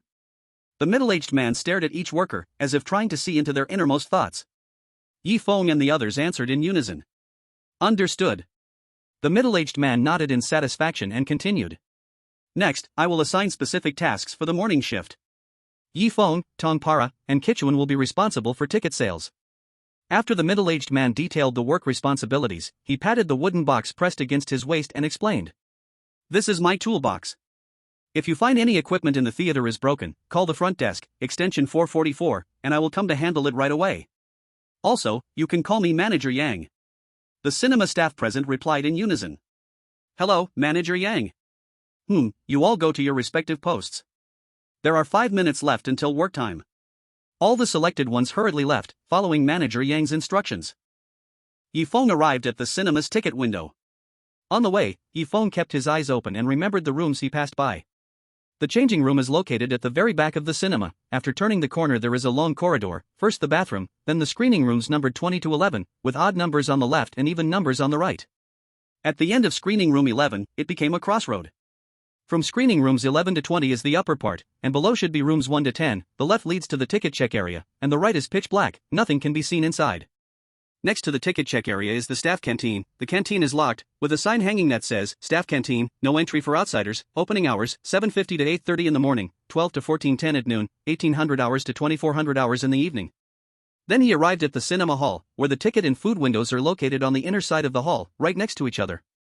The cinema's main entrance is at the left end next to the ticket window. Not far from the ticket window, there are several sets of tables and chairs, probably for guests to wait. Happy Cinema is modern in style, with the lighting atmosphere mostly dark inside. Feng deeply etched the route he passed in his mind, he must not remember it wrong. Suddenly feeling a warmth in his chest, he discovered a note tucked inside his work ID and took it out to read. Here are the first set of rules, the other rules are hidden in a corner of Happy Cinema. 1. The cinema operates 24 hours, each employee's shift is arranged by a manager with a work ID, all employees must obey the manager's scheduling. 2. When guests enter the cinema, please observe their attire. 3. No matter which movie the guest wants to see, just take the money they give and hand them a blank movie ticket. Never guide guests to the screening rooms. Never guide guests to the screening rooms. Never guide guests to the screening rooms. 4. When guests come to the counter to buy food and drinks, please accept any paper currency they hand over and place it in the cash box, then give the selected food and drinks to the guest. But remember, do not accept paper currency from guests in red clothes, whatever they want, just hand it to them directly. 5. Employees should switch shifts in the changing room, handing their work ID to the next shift's employee. 6. Please do not be late, or the manager will be very angry. 7. The movies shown in the cinema are purely fictional. If you see characters from the movie walking out of the screening room, please choose to ignore it. 8. During the movie, no matter what happens in the screening room, employees should not enter, doing so will upset the guests inside the screening room. 9. No guest is allowed to enter screening room 4. If you see a guest entering, please call the manager over to handle it. 10. Employee expenses in the cinema are to be paid at the employee price, and for every shift worked, corresponding rewards can be obtained. 11. Employees can rest in the employee dormitory on the second floor. Each dormitory is a 4-person room, please do not disturb others. 12. This cinema is an adult cinema, and anyone under 18 cannot enter. If a child is encountered, please ignore any requests they make and immediately notify the manager. 13. In case of danger, please go to the staff canteen, this place is absolutely safe. There are a total of 13 rules, more than the first set of rules from K Hospital's ghost stories. After Feng finished reading, suddenly the 2nd, 5th, 7th, 9th, 11th, and 12th rules were highlighted in red. Feng frowned. Except for the 2nd and 12th rules, the other incorrect rules are easy to recognize. The 2nd rule is for dealing with guests in different attire, responding with different actions, just by observing the situation of several employees at the entrance. For the 12th rule, it is unclear which part is wrong, whether the first half or the second half, further analysis is needed based on situations encountered later. That way, the content of the first set of rules was completely analyzed. Feng is currently in charge of the ticket window, basically no problems will occur. The chosen ones from the same group, Tongpara and Yoshikawa Taiko, keep scratching their heads, their hands covered in hair. Damn it, so many rules right from the start, there must be something wrong inside. Tongpara complained. But how can we tell true from false? Yoshikawa Taiko frowned, having seen teaching videos. In the rules given by the World of Strange Tales, some are fake, and if you follow the rules, without exception, it leads to death. They noticed Yi Feng's calm expression, exchanged glances, nodded, and smiled at Yi Feng. We're really sorry about what happened in the changing room. If we don't do it this way, it would anger the chosen ones from other countries. Yi Feng did not respond to Yoshikawa Taiko and Tongpara, still maintaining his calm. Yoshikawa Taiko shook his head, bowed to Yi Feng, and apologized. Red Bean Mud Private Marseille. Please guide us, Yi Feng. Tongpara also made an apologetic gesture. As the strange tale began, Yi Feng originally did not want to pay attention to the other chosen ones, but since they were eager for him to lead them, he reluctantly agreed. I can see your sincerity. I accept your apology, and I will give you a hint. Yoshikawa Taiko did not expect the Dragon Country chosen one to be so easy to fool, readily accepting his apology. As long as they confirm safety later, they will get rid of the Dragon Country chosen one. Yoshikawa Taiko smiled, but a killing intent buried within him. Yi Feng was not blind and could easily see Yoshikawa Taiko's thoughts, sneering in his heart, a dog can't change its habit of eating shit. The Dragon Country live chat room immediately began to complain. Brother Feng is confused. Does he trust the traditional techniques of Sakura Country and not fear being stabbed? I'm about to turn from a fan to a hater. Brother Feng, quickly tell me, is this true?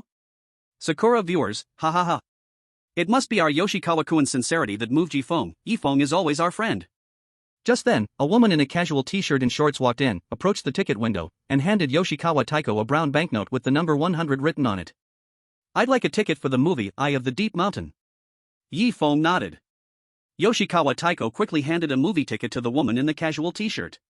The woman in the casual t-shirt looked at the movie ticket. Hall 18. I'm not quite sure where it is, the movie is about to start, and I'm afraid of the dark. Can you lead the way? Yoshikawa Taiko, feeling safe, thought that Yi Feng wasn't trying to trick him, and continued to look at Yi Feng, requesting him for a hint.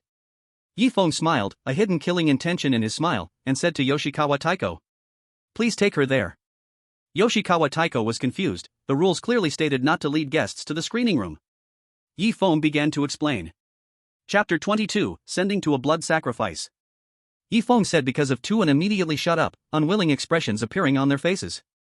Yoshikawa Taiko became more certain that Yi Feng was not deceiving him, the reason must involve personal understanding and be a secret. Please, Yi Feng, give me a hint. As long as I pass this level, I will listen to your orders in the future. Yoshikawa Taiko said this, but in his heart, he was thinking of how to use Yi Feng until the end to trick him. Absolutely can't let the Dragon Country chosen ones have it easy, absolutely can't let the Dragon Country succeed. The audience in the Dragon Country live chat was staring hard at Yi Feng, praying he wouldn't reveal the reason. Brother Feng, what's wrong? How can you trust this little trick from Sakura Country? It's just a mere craftsman's realm. Don't believe too deeply. It's over, Brother Feng is cooperating with the Sakura chosen ones, he's probably going to be finished. Everyone, we must trust Brother Feng, he must have his reasons for doing this. There were also rational fans who firmly believed that Yi Feng would not help for no reason and continued to watch the live content closely. Yi Feng sighed, helplessly saying, having one more friend is better than having one more enemy. The reason is that in the rules, only the third rule, never guide guests to the screening room, is repeated 3 times. Would the world of strange tales be so kind to remind us? Yi Feng's voice was very low, fearing that other chosen ones would hear it. Kikukawa Taiko nodded slightly after reading the third rule. Indeed, this is to make us believe, repeat it? Yi Feng nodded, saying no more to explain. Kikukawa Taiko smiled, her smile as bright as a summer sunflower. Thank you for the hint, Yi Feng. The casual girl in the t-shirt seemed a bit impatient, urging her on. Can you take me to the lower route?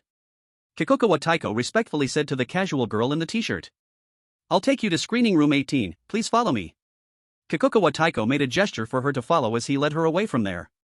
The audience from Longwa, unwilling to accept this, decided to watch the live broadcast from Sakura Country, to see if Feng really helped Kikukawa Taiko.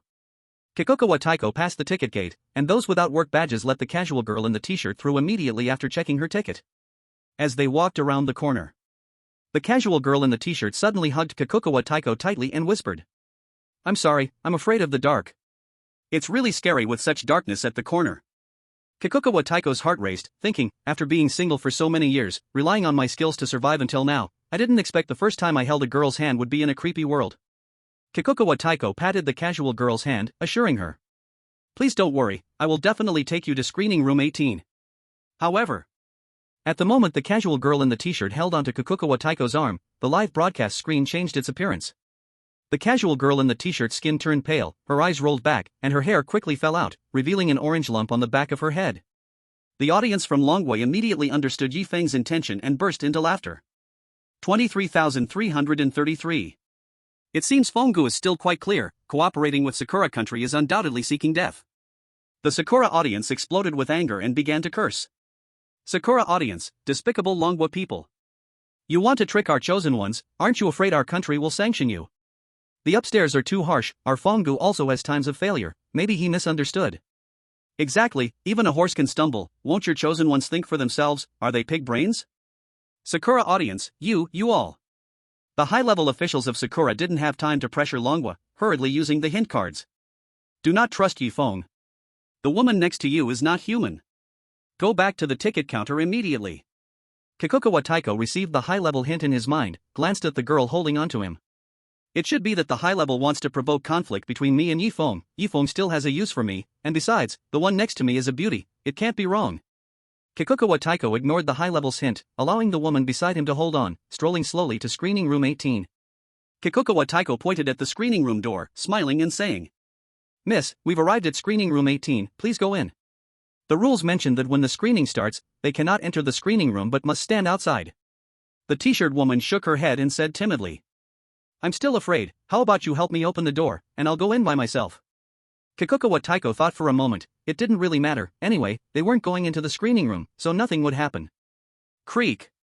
The screening room door slowly opened, and eerie laughter came from inside, it seemed the movie was already playing. Please come in.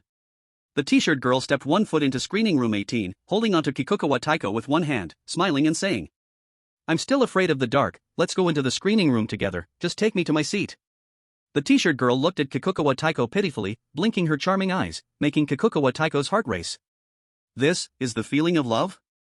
Kikukawa Taiko had a momentary illusion that this was not the creepy world but a normal date with a girl to watch a movie. Unfortunately, the movie was a horror film, and the girl was scared. Just right, the boy could show off in front of the girl.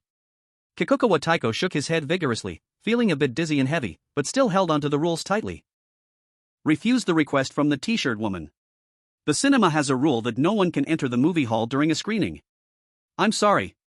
Kikukawa Taiko couldn't pull the t-shirt woman's hand away, and looked at her in confusion. What is this? The t-shirt woman still kept smiling and explained. I'm really scared. Please guide me. An irresistible force grabbed Kikukawa Taiko, and her body was constantly pulled toward Hall 18. The Sakura Country livestream instantly went black. Sakura Country's chosen one dies. The haunted tale of Happy Cinema descends upon Sakura Country, 1% of the population immediately enters Happy Cinema, minimum 5 million people. Sakura viewers, despicable Longwa people. You will face our punishment. I said it was a misunderstanding. It was Feng Ji's mistake. Please don't misunderstand. Sorry. I bow to you at a 90-degree angle in apology. 1% of the Sakura Country's people immediately entered the haunted world of Happy Cinema, and they barely watched for 10 minutes, completely clueless about what to do next. More than 500 people had just passed through K Hospital, and more than 300 were reselected to enter Happy Cinema, continuously cursing Yi Feng and the foolish Kikukawa Taiko in their hearts. Dragon Country viewers felt relieved upon seeing this scene. Many posted messages online, saying it was Feng Ji's mistake, urging everyone not to think badly, claiming that Feng sincerely wanted to cooperate with everyone to fight the haunted world, but it was just an accident. Half an hour had passed since Kikukawa Taiko left the ticket window. Tong Pala looked at Yi Feng with confusion and asked, why hasn't he returned after guiding for so long? Is he in danger? At this point, Tong Pala began to doubt Yi Feng. Yi Feng calmly looked at Tong Pala, making it impossible for him to figure out Yi Feng's inner thoughts. His mind was rapidly thinking of an explanation. At this moment, a set of rules appeared under the ticket machine. Yi Feng quickly scanned the rules and helplessly said, I think Kikukawa Taiko must have violated one of the rules here. She should be dead. Yi Feng pointed to the rules for Tong Pala to read. Ticketing work rules. 1. To avoid an empty ticket booth, there must be at least one person working at all times. If others leave for any reason, they must return within 3 minutes. 2. If there is no staff at the food counter, the ticket booth staff should also take care of the food counter work. 3. Always smile when greeting customers. 4. No physical contact with customers at the ticket booth. The manager will be very angry if they see it. Yi Feng pointed to the 4 additional rules at the ticket booth for Tong Pala to read. Tong Pala still looked at Yi Feng in confusion. Having studied theory for only 10 days, his knowledge was far from sufficient, let alone any practical experience, so he couldn't understand what Yi Feng was saying. Yi Feng spoke with a tone tinged with dissatisfaction. You're so dumb, I don't want to cooperate with you anymore. When Tong Pala heard this, his face turned pale. He grabbed Yi Feng's arm and shook his head. Please don't abandon me. Please, Yi Feng, explain in detail. Yi Feng sighed, helplessly saying. Did you forget the specialty of Sakura country? She must have had physical contact with the customer, don't you think? Tong Pala looked at Yi Feng in surprise. He had seen the specialties of Sakura country and knew very well how the Sakura people behaved. You mean? Yi Feng nodded, no longer explaining. The reason was already clear. Tong Pala helplessly shrugged. At this point, they still can't control themselves. Dragon Country viewers laughed loudly. They didn't expect Feng to be so good at fooling people. I told you, Feng didn't deceive anyone. It's the Sakura chosen ones who dug their own graves. Damn. If you keep slandering Feng, be careful, we'll spray you to death. Now that they had a reason, Dragon Country viewers weren't going to be polite to the Sakura Country viewers. Sakura viewers, damn it, it was Kikowa Taiko who got us 5 million Sakura people killed. Sakura viewers, I suggest Kikowa Taiko's direct family should also be punished. The public opinion of the Cherry Blossom Country is divided into two factions. One believes that Yi Feng is secretly using tricks, while the other believes that Jikowa Daisy has brought doom upon herself. There are very few customers in the Happy Cinema. After an hour of work, only 4 or 5 casually dressed people came in to buy tickets. Yi Feng gives hints to Tong Para, and every time he does not break the rules, they have lived peacefully for 3 hours. Tong Para has long attributed the death of the Chosen One from the Cherry Blossom to her own recklessness, which has nothing to do with Yi Feng, and continues to choose Yi Feng. Besides observing the situation at the cinema entrance, Yi Feng is also watching Tong Para. Seeing that the other party trusts him enough, he smiles in the dead corner of the live broadcast room. Pat pat pat. Not long after, a woman wearing a bright red long dress walked to the ticket counter, her complexion pale yet rosy, resembling a well-kept woman in her 30s. The red long dress tightly wraps around her body, perfectly showcasing her figure. What should be curvy is curvy, what should be accentuated is accentuated, making many people think wildly. I need a ticket for Terror Village. The woman in red handed Tong Para a coin marked with the number 10, which he accepted. In the Dragon Country live broadcast room. Cherry Blossom audience, what a beautiful woman, I really want to Omega. Cherry Blossom audience, I can't take it anymore, I'll log off for 3 minutes. From Cherry Blossom Country, please show some restraint, this is a world of horror tales in the live room. Please stay calm, Cherry Blossom audience. The woman in red pouted and whispered to Tong Para. I'm afraid of the dark, can you take me into Hall 19? Tong Para remembered Yi Feng's words, if a guest requests to be escorted, he must take them. Just as Tong Para was about to move, Yi Feng pulled Tong Para's arm and shook his head. Absolutely don't go. This time Yi Feng changed his mind and used this rule to trick the Chosen One. The high-level officials of Tong Para's country would definitely provide hints in advance, and then the other party wouldn't be fooled. Tong Para was confused, clearly letting the Cherry Blossom Chosen One guide, why not let him lead? Yi Feng quietly explained. 3 repeated hints might be irrelevant, after all, you can only leave your post for 3 minutes. What if you encounter something else along the way, wouldn't that be overtime? I feel that this hint is just to confuse us, believe it or not, if you die, don't blame me. Tong Para thought for a moment, but in the end, he chose to trust Yi Feng and rejected the incredibly picky woman in the red dress before him. I'm very sorry, dear guest, but the cinema has regulations, and you cannot leave your work post for too long. Please understand. The woman in the red dress tried to reach out to grab Tong Para's arm, but he stepped back, avoiding her hand, and said unhappily. Please respect the cinema's regulations. The woman in red's eyes dulled, she pouted and complained. Such a good-looking handsome guy is really a pity, I still want to get your number. The woman in red walked to the ticket checking area, gradually disappearing from Yi Feng and Tong Para's view. Tong Para, seeing that he was safe, gratefully said to Yi Feng. Thank you for the reminder, Yi Feng, otherwise, I might have been like her, leaving my job for more than 3 minutes. Yi Feng replied with a smile. We are both chosen ones, it's only right to help each other. In our dragon country, there's an old saying, rely on friends when out and about, helping you is the right thing to do. Yi Feng looked sincerely at Tong Para, his eyes showing no false emotions. In an instant, Tong Para's heart warmed. He considered whether to trick Yi Feng when this test was over or truly become friends and work together to continue through the world of horror tales. Thank you for your trust, from now on, you are my friend. In the Dragon Country live broadcast room, the audience was no longer as irritable as before, and the barrage was much less, mostly comments from the Elephant Country audience. Elephant audience, thank you for the trust of you chosen ones. Elephant audience, we will always be friends with Dragon Country. The Dragon Country audience, seeing these bullet screens, kept smiling. As long as Feng is not foolish, he would never collaborate with anyone else. The high-ranking officials of the Elephant Nation, separated by the live broadcast room, began to laugh with satisfaction. It seems that the Dragon Nation needs to get along well, allowing their chosen ones to take good care of our chosen ones in the Elephant Nation. The Elephant Nation's high-ranking officials put away their prompt cards and gradually believed that Kikowa Takiko was their misfortune, which allowed the world of strange tales to take advantage. In the hall of the Happy Cinema, Yi Feng's face returned to its usual calm, occasionally glancing towards the cinema entrance. Tick-tock, tick-tock. Time passed, second by second. It was now 1 o'clock in the afternoon, and since the woman in the red dress, no customers had come to the ticket counter. Tongpara's workstation was right next to the food counter. Until 1:30, a faint voice came from the food counter. "Excuse me, I would like a large popcorn and a big cup of soda, please." Yi Feng and Tongpara looked over. A girl in an orange t-shirt was asking Tongpara. Yi Feng smiled slightly, instantly calming down, and pointed to rule number 2 at the ticket counter, indicating for Tongpara to agree to the girl's request. "Okay, please wait a moment." Tongpara walked to the food counter to check how to use the popcorn machine, and took more than 2 minutes to figure it out. A large box of popcorn was placed on the counter, and then a big cup of soda was filled and handed to the t-shirt girl. "Here is your popcorn and big cup of soda." The t-shirt girl dropped a coin, took the popcorn and big cup of soda, and turned to leave. Strangely, she didn't head towards the screening room, but rather left through the cinema's main entrance. At that moment, Manager Yang from the cinema walked over. "Hello, Manager Yang." Yi Feng greeted the manager. After all, the rules did not clearly state whether greetings were allowed, it didn't violate any rules. According to the customs of the Dragon Nation, being polite is not a problem. Manager Yang nodded kindly at Yi Feng, then turned to Tongpara, his face immediately darkening as he questioned. "Why were you away from your post for more than 3 minutes?" Tongpara was momentarily speechless. Didn't the rules clearly state that if there were no staff at the food counter, the ticket counter staff would take turns? Tongpara grasped at the last straw, quietly asking Yi Feng, "What should I do now?" Yi Feng frowned, pretending to think hard.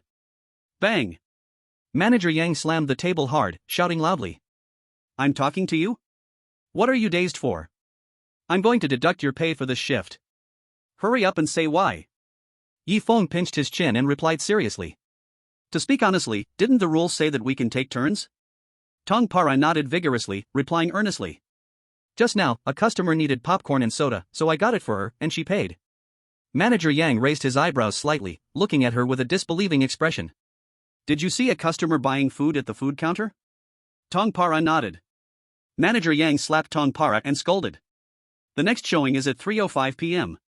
How could there be customers buying food so early? I just came in from the cinema and there were indeed customers inside. Speak. Were you stealing food from here?" Tongpara panicked and quickly shook her head, pulling out the coin given by the t-shirt girl. However, the coin had turned into a piece of white paper. It was not even money. Manager Yang's face darkened. "Not only did you steal food, but you also lied to me. Come. Go to the manager's office, I'm going to fire you." Manager Yang pulled Tongpara by the arm, trying to take her away. Tongpara wanted to explain something, but an irresistible force came from Manager Yang's hand. Tongpara sought help from Yi Feng, but Yi Feng shook his head, indicating that he couldn't do anything now either. Manager Yang dragged Tongpara past the ticket check area. At this moment, there was only one person wearing a work badge, who looked curiously at Tongpara's situation. Tongpara wanted to grab this person, but Manager Yang acted first, holding both of Tongpara's hands to restrain her. Until the crossroads.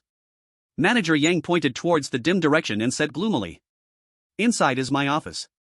I am going to fire you. Just sign your name and you can leave." Everyone in the Elephant Nation thought that Tongpara still had a way out, but the moment Tongpara stepped into the dark corridor, his head and neck separated. His head slowly fell to the ground. The Elephant livestream instantly went black. The chosen one of Elephant Nation is dead. The haunt of the Happy Cinema has entered Elephant Nation, and 1% of the people immediately enter the haunt of the Happy Cinema, minimum number of people 5 million. The audience in Elephant Nation was completely confused. Clearly following the rules, how could he die? Even the higher-ups in Elephant Nation were baffled. Everything was fine, and then he just vanished. What went wrong? Elephant viewers, the chosen one of Dragon Nation must have passed the haunt of K Hospital by luck, right? Elephant viewers, I can't be mistaken. Yes. Our brother Feng is just an ordinary person. Don't believe what he says. Please, don't glorify our brother Feng. That's right. Our brother Feng indeed relied on luck, not strength. The counterattack from Dragon Nation's audience left the elephant viewers speechless. Only Yifeng knew that the third rule of the first set of rules was absolutely correct, and the Sakura chosen one died because of this rule. And the first and second rules at the ticket office contradicted each other. The food station could not guarantee returning to the ticket office position within 3 minutes.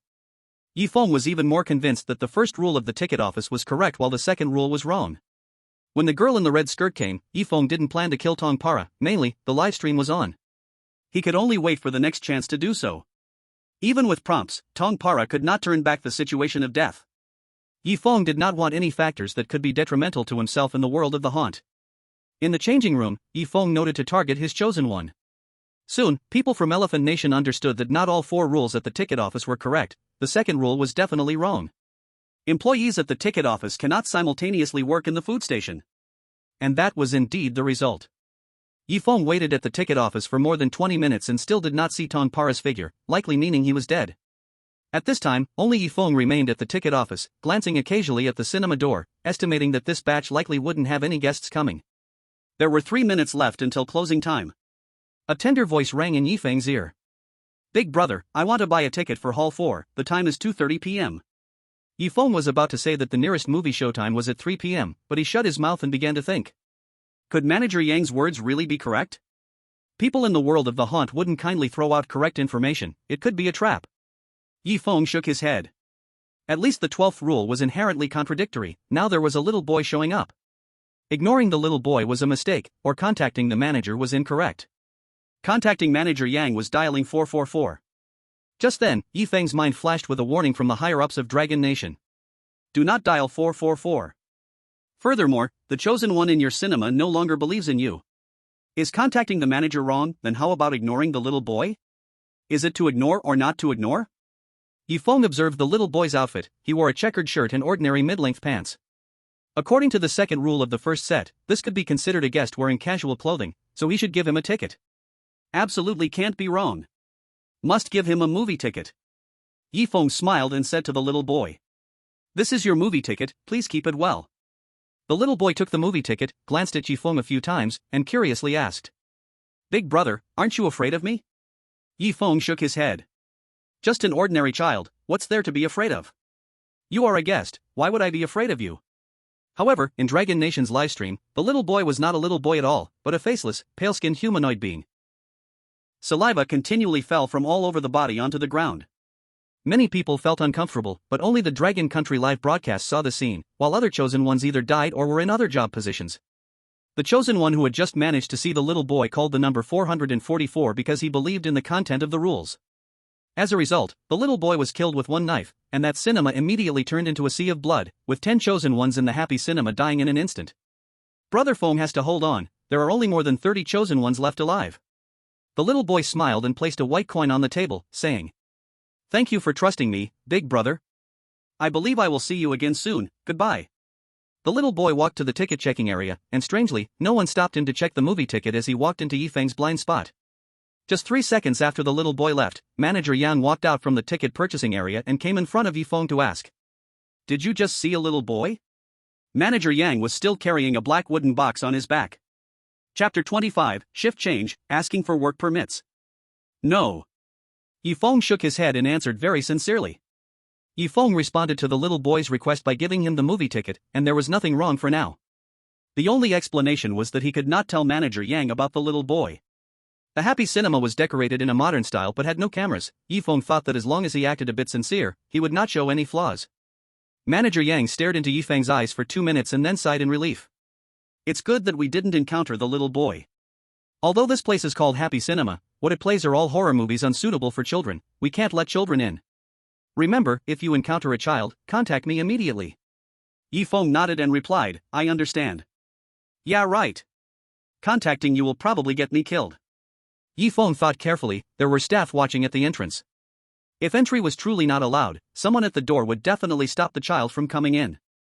But strangely, Yifeng had been watching the door, and no children had come in at all. Manager Yang received Yifeng's affirmative answer, smiled, and patted Yifeng on the shoulder, saying, Among the part-time workers, your attitude is the best.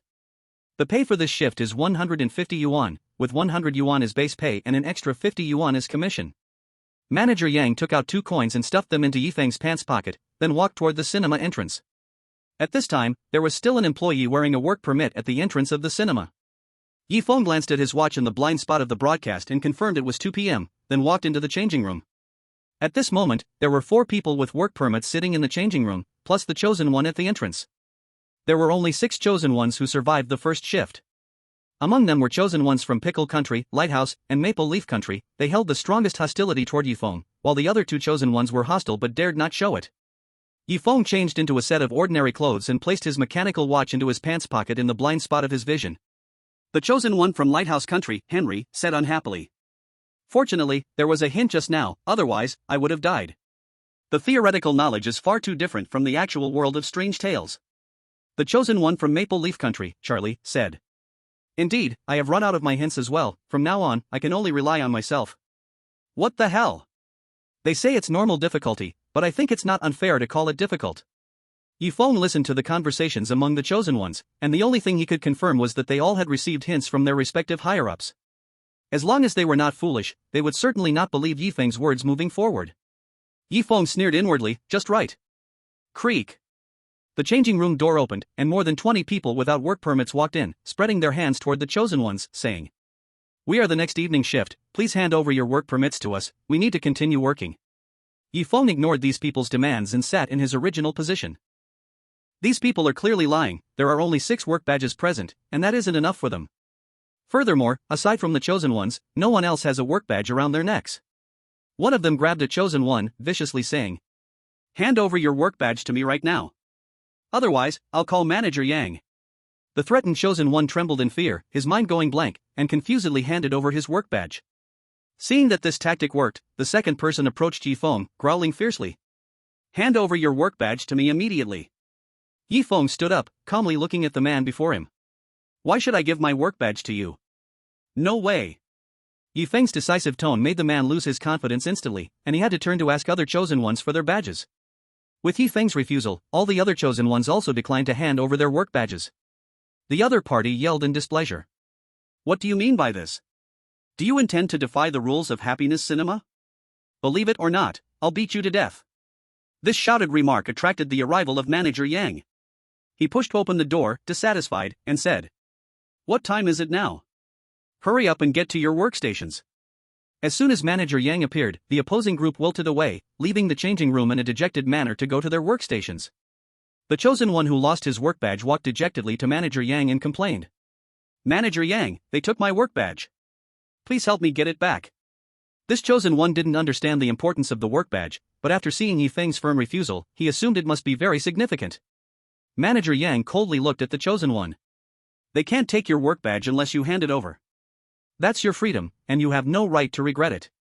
The chosen one trembled in his heart, becoming even more certain of the badge's great significance, filling his heart with deep hatred towards Feng. Knowing he shouldn't have given up the work badge, but the Dragon Country chosen ones did not warn him, was clearly leading him to his doom. Such people are too selfish and too vicious. No wonder the Lighthouse and Pickle have animosity towards him, there is a reason for it. "I beg you, I can't lose my work badge." This chosen one shot Feng a ruthless glance, pitifully grabbing Manager Yang's arm, tears almost flowing down his face. Just then, as his hand accidentally brushed against the wooden box, Manager Yang punched the chosen one away, coldly stating, "I don't want to repeat myself, you all need to leave the changing room immediately and can move freely in the cinema until the next shift." Manager Yang turned and left, while Feng quickly exited the changing room, only to find that Manager Yang had already vanished. Feng walked to the intersection and turned right, arriving at the employee cafeteria. At this time, the cafeteria door was slightly ajar, revealing plenty of food inside. Feng stepped into the employee cafeteria.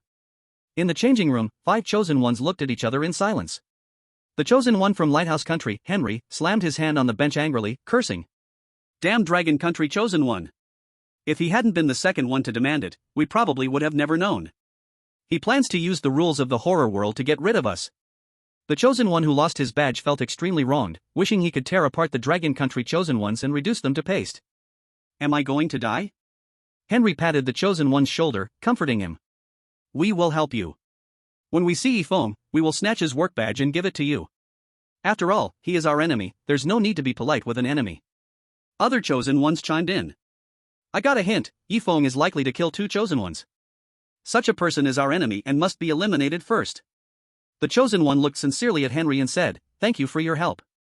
Let's go find Yi Feng and steal his work badge. These chosen ones left the changing room and began their search for Yi Feng.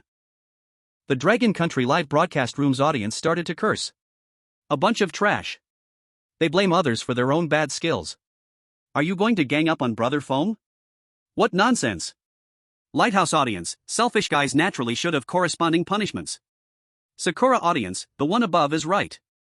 This is a just action. Brother Feng is just an ordinary person, do you have the face to target him like this? Maple Leaf audience, we must punish selfish guys. In the happy cinema, the 5 chosen ones entered the staff cafeteria, pushed the door, and saw Yi Feng selecting food. Chapter 26 The cafeteria is absolutely safe. Yi Feng entered the cafeteria. Inside, there was a wall clock ticking away. There was also a hot water machine, a dishwashing station, a trash can, some stackable beds, and various vending machines. The vending machines had chips, jelly, popping candy, and all kinds of snacks, priced from 10 cents to 5 yuan, at least half the price outside. There were also instant foods, like self-heating pots, cup noodles, and instant mixed noodles, priced from 2.5 yuan to 10 yuan. And piles of drinks, priced from 1 yuan to 8 yuan. Yi Feng walked up to one of the vending machines, planning to buy some food when a set of rules appeared on the screen. Staff Cafeteria Usage Rules. 1. Please insert coins to purchase the items you need, do not damage the vending machine to take items inside. 2. No outsiders are allowed in the cafeteria, only cinema staff can enter. 3. Fighting is prohibited in the cafeteria, otherwise, the right to use the cafeteria will be revoked. 4. The cafeteria must always be kept clean, and if you see any dirt, please contact the cleaner outside, they will handle it. 5. The clock in the cafeteria is correct. Yi Feng directly ignored the 5th rule, having a mechanical watch on him, he didn't need to look at the clock in this strange world. As for the 4th rule, it was contradictory, as long as no one touched anything, this rule wouldn't be triggered. As for rules 1 to 3, as long as he followed the contents, there wouldn't be much of a problem. Yi Feng arrived at the instant food vending machine, just as he was about to insert a 50 yuan coin, the cafeteria door swung open abruptly. A chosen one who had lost his work permit hurried in, shouting at Yi Feng. Despicable coward. You know you can't submit your work permit. Why didn't you remind me? The chosen one without a work permit was Adolf from the Romantic Nation, who had managed to survive the morning shift only to slip up during the handover. Other chosen ones echoed his sentiments. We are all chosen ones, we should help each other. What you did is really too selfish. Yi Feng put away the coin, turned around, blocking the vending machine rules behind him, and calmly looked at everyone. While Yi Feng remained calm, the Dragon Country live broadcast audience was already agitated. What shocking statement. Weren't you all wanting to target Brother Feng before? Why should Brother Feng help you? Damn. Only Brother Feng can stay calm, if it were me, I would have solved the problem with my fists. Everyone, hold on. Don't forget the cafeteria's usage rules. I suddenly understand why Brother Feng can stay so calm. In the happy cinema cafeteria, Yi Feng's calmness made Adolf furious, it was so obvious he was doing it on purpose. Lighthouse chosen one Henry expressed his dissatisfaction. Yi Feng, what benefit do you get from doing this? How about this, return your work permit to Adolf, after all, you deliberately harmed him. Consider it compensation for Adolf, and we won't continue to blame you. Yi Feng internally sneered, Henry's statement had the typical Lighthouse flavor, he himself foolishly handed over his work permit, what does that have to do with Yi Feng? It's not like Yi Feng forced Adolf to submit his work permit. Why is the blame all shifted to Yi Feng? Yi Feng maintained his calm demeanor and said, why should I? Adolf couldn't hold back anymore, he couldn't stand Yi Feng's calm expression, it was clear he didn't remind him and caused him to submit the work permit. Now he was determined to take Yi Feng's work permit. Adolf swung his fist and smashed it towards Yi Feng's face. Adolf had trained in boxing for a few years, confident that he could knock Yi Feng out with one punch and take away his work ID. Just as his fist was about to slam down in front of Yi Feng, Manager Yang suddenly appeared behind Adolf, shouting loudly. What are you doing? Get out of here. You don't have the right to use the staff cafeteria. Manager Yang kicked Adolf out of the cafeteria door and brushed the dust off his shoes. At this moment, Manager Yang was not carrying the black wooden box, he walked up to Yi Feng and quietly apologized. I'm very sorry. I didn't expect to hire such a rude employee. This $50 is a compensation for you, deducted from Adolf's next paycheck. Yi Feng received the $50 and smiled as he replied. It's no problem. You didn't want to hire such a person either, I won't take it to heart. Manager Yang glanced coldly at the other employees. Even though you shouted just now, you didn't act, you're lucky. Take care of yourselves. The other chosen ones in the cafeteria swallowed their saliva, watching Manager Yang's disappearing back. Thankfully, they hadn't acted, they let the foolish Adolf be the scapegoat, otherwise, they couldn't use the cafeteria either. The cafeteria in front of Adolf disappeared and turned into a brick wall as he growled fiercely. I will take revenge on the next shift. After saying that, he turned and left. The audience from Long Country laughed out loud, finally understanding that Feng's calmness was meant to provoke Adolf. By getting Adolf to act, he violated Rule 3. Many viewers from Long Country suddenly felt how terrifying Feng was. He didn't even need to act himself, he could use the rules against them. The audience from Romantic Country gritted their teeth in anger. If it weren't for the chosen ones from Long Country, their chosen one would currently be safe and sound. It's all the fault of the selfish chosen ones from Long Country.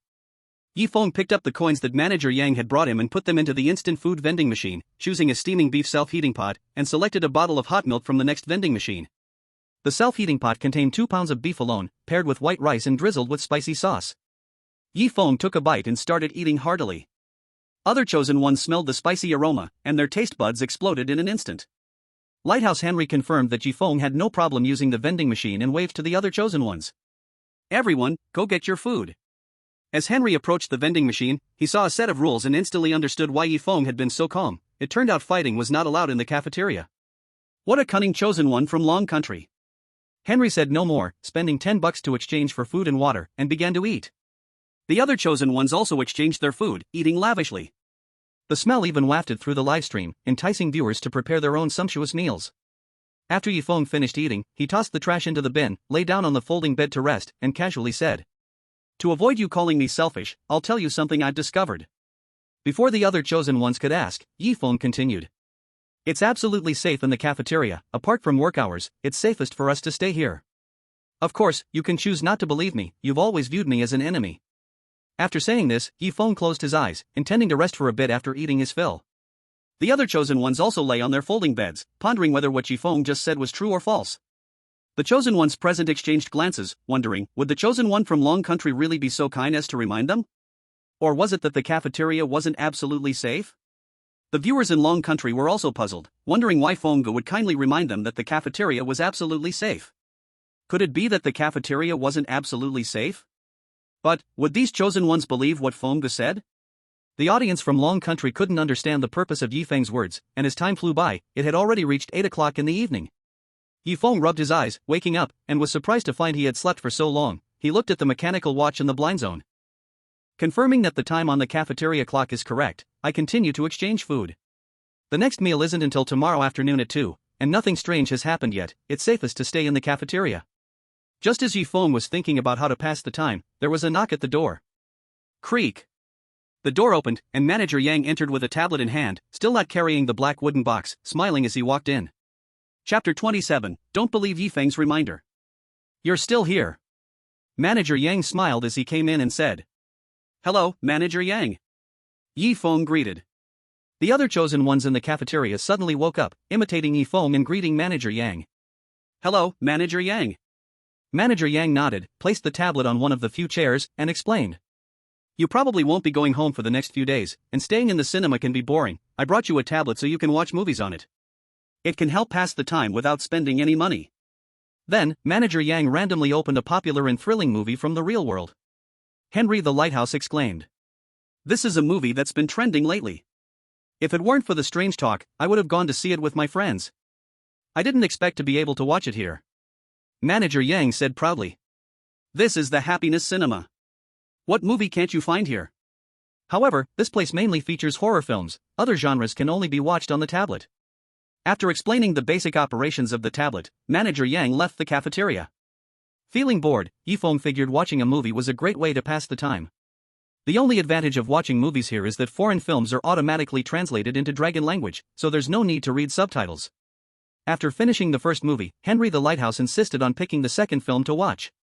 The other chosen ones didn't dare to compete. Feng thought any movie would do to pass the time and expressed that he didn't mind. Until the second movie ended, the clock in the cafeteria showed 11:30. Feng bought a self-heating pot from the vending machine, had a late-night snack, and stood at the door, reminding the 4 chosen ones in the cafeteria. "Don't blame me for not warning you, it's absolutely safe in the cafeteria. Staying here during non-working hours is the safest." After saying this, Feng glanced at the clock displaying 11:54, marking the end of employee hours. He left the 4 chosen ones in the cafeteria. Henry the Lighthouse furrowed his brows. Can a chosen one from Dragon Country really kindly remind us? I think it's unlikely. Maple Leaf Chelsea agreed, saying, indeed. Pickled Cabbage Lee Pusho also nodded vigorously in agreement with Henry's statement. The last chosen one had no opinion, following Henry's suggestion. And besides, Yifeng left right after he said that. Does it mean the cafeteria is unsafe after 12 midnight? Henry the Lighthouse immediately grasped the key point. I think Yifeng is deceiving us. Pickled Cabbage Lee Pusho frowned, pondering. But what if the chosen one from Dragon Country knows we don't trust him and says it anyway? Don't forget, Yifeng is very sly. The chosen ones from the Lighthouse and Maple Leaf began to think, and Lee Pusho continued. He might have thought we wouldn't believe him, so he stated the correct rule to keep us away from the rule. In the first group of rules, it definitely stated that the cafeteria is absolutely safe. However, Henry the Lighthouse still suspected that Yifeng was lying, suggesting, I think we should stand at the entrance of the cafeteria. As long as Yifeng comes back and enters the cafeteria, we'll follow him in. Whether Yifeng is lying or not, we won't have any problems. Henry's proposal instantly gained agreement from the other three chosen ones, who gave him a thumbs up. Henry thinks it through, we'll wait outside. At this moment, Yifeng walked into the men's restroom to take care of personal hygiene. The temperature in the restroom seemed to be much colder than outside, and sitting on the toilet gave a chilling sensation enveloping his body. After Yifeng finished, come to the sink and bow your head. Suddenly, a pale little boy appeared in the mirror, his paper white hand slowly reaching towards Yifeng's head.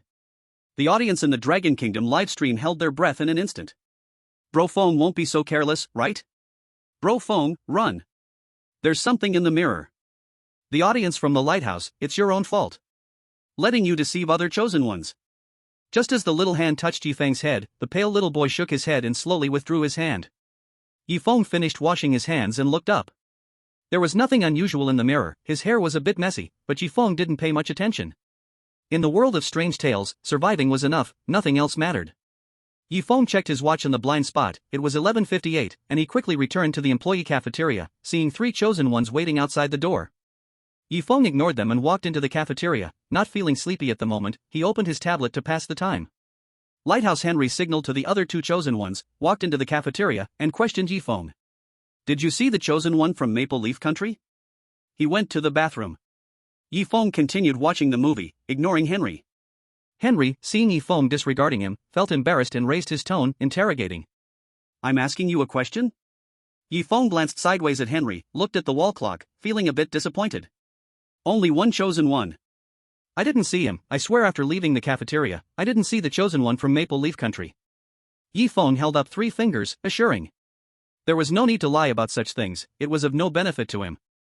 Henry carefully observed Yifeng's expression, finding no clues, he snorted. Then he signaled to the other chosen ones, bought some late-night snacks from the self-service machine, ate, felt very sleepy, and lay down on a folding bed to rest. After watching a movie, Yifeng yawned repeatedly, turned off the lights, and lay in bed, quickly falling asleep. The cafeteria was pitch black. While everyone slept soundly, the tablet automatically turned on, playing a movie from the Happiness Cinema. What the live stream audience saw was a screen full of snowflakes, unable to see the contents inside.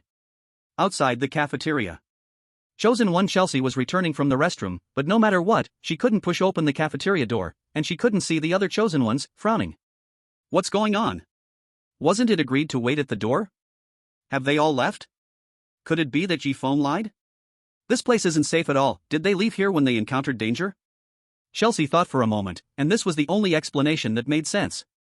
Chelsea had no choice but to go to the cinema hall, just in time to see Adolf, who had lost his work ID earlier. Adolf was holding coins with a value of 30, and seeing Chelsea, he ran over with a grievance. Thank goodness, finally found our chosen ones. What plans do you have for tonight? Adolf hurriedly asked.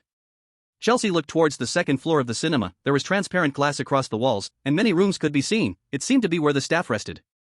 Thinking that the Lighthouse chosen ones had gone to the second floor to rest, she suggested. Why don't we go to the second floor to rest tonight, sleep in the same room, and also look out for each other? Adolf had no other choice but to follow Chelsea. I'll listen to you, let's hurry up, by the way, do you have any food? I've been hungry all day. Chelsea took out a wrapped piece of bread from her pocket and handed it to Adolf.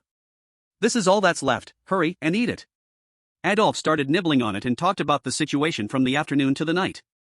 Chosen ones are not allowed to stay on the first floor of the cinema for more than 30 minutes during non-working hours after losing their work IDs. Adolf spent $70 to stay in the cinema, buying tickets for 4 movies, with breaks of 30 minutes in between. When the movie started, he rested on the seats in the hall. It was just now, when he wanted to buy movie tickets again, that he saw Chelsea. After listening to Adolf's story, Chelsea asked in confusion. "You didn't see Henry and the others?" Adolf shook his head in response. "I didn't see it, maybe I dozed off halfway and didn't pay attention." Chelsea felt a bit puzzled upon hearing this. It was still before working hours, and it was impossible to go to the changing room, and there was no way to enter the dark corridor. Where did Henry and the others go? It was only 12:10 a.m., Adolf should have been awake for a long time. It didn't make sense. Whoosh, whoosh, whoosh. Cold winds blew in from outside the cinema. Chelsea looked out and saw several figures in red and white staring at them. Chelsea realized that staying on the first floor late at night was not very safe, so she had to brace herself and say, "Let's go up to the second floor to rest." The two of them walked up the ancient wooden spiral staircase, counting silently as they climbed 44 steps, and finally reached the second floor. A few meters ahead stood a sign that read, "Cinema Staff Dormitory, please do not enter unless you are a formal employee." Chapter 28, we can only go to the second floor to rest. The sign says that non-cinema people are not allowed to enter. The chosen one from Maple Leaf Country, Chelsea, pointed at the sign on the ground and said. The chosen one from Romantic Country, Adolf, shook his head and asked in confusion. Doesn't the sign say that it provides a place for all of us to rest, but each night costs $20? The two chosen ones saw that the contents of the sign were different, realizing that there was a problem with the rooms on the second floor. But several red figures were floating outside the cinema, making these two chosen ones feel even more uneasy. Their instincts told them that lingering on the first floor of the cinema would lead to no good. Let's just go in, paying $20 for a night is still cheap. Adolf was left with only a pitiful $30. If he had to room alone, he wouldn't last until the work hours tomorrow. Chelsea felt that having a companion by her side meant that even if they encountered strange things, they would face it together. No need to be alone. Chelsea took a step forward and whispered.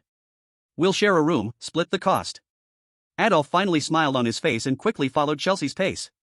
The second floor of the cinema was a dormitory. Closest to the stairs was a guard room, empty, with a simple bed and a set of chairs and a table that had been in use for at least 20 years. On the bed was a dry pillow and a wrinkled blanket, with a fan placed on top.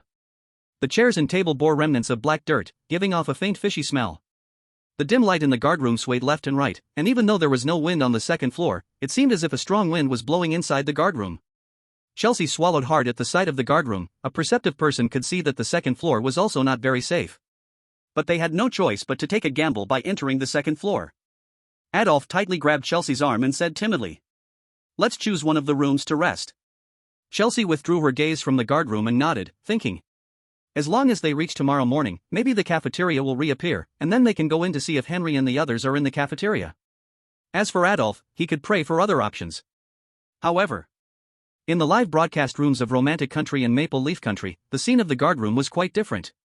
An old, dry man sat on the bed, lightly waving a fan, his white eyes looking at Chelsea and Adolf. He was saying, This is not a place for you to enter. The audiences from Romantic Country and Maple Leaf Country stared at the old man in horror. From the pores of the old man's skin, tiny white things the size of rice were wriggling. The audience couldn't help but vomit what they had eaten for dinner. The high-ups of the two countries immediately made phone calls, discovering that the other party had used their hint cards, and yelled. Chelsea, that fool! Can't keep personal problems to himself? Just grab something from the cafeteria. Adolf, that idiot. So easily trusting the people from ghost stories, seeking death. At this moment, Chelsea continued down the dimly lit corridor, checking each room. Some of the room doors were locked and couldn't be opened. Some room doors are not locked, but light seeps through the crack under the door, we dare not open them. Other room doors have keys inserted in the locks, but there is no one inside. Walking from one end of the corridor to the other, there is a window at the end where all we see is darkness, without any buildings. Which room shall we choose to rest in? I think we can choose the room with the key in the lock, Chelsea suggested. Holding the key allows us to lock the room securely, not fearing anything might come in from outside. Adolf did not dare to make a decision and could only agree with Chelsea's idea. I think you're right, let's just pick any room. How about room 233? Chelsea glanced at the rooms. Room 233 was in the middle of the corridor, where they could run left or right in case of an emergency. Good choice, we'll stay in room 233 tonight. Chelsea and Adolf arrived at room 233, took the key and tucked it into a pocket, and turned on the lights, the soft light illuminating the entire room. 2 single beds, a shower room, and a wardrobe, the basic specifications of a standard room. Not bad, we'll rest here tonight. Do you need to wash up?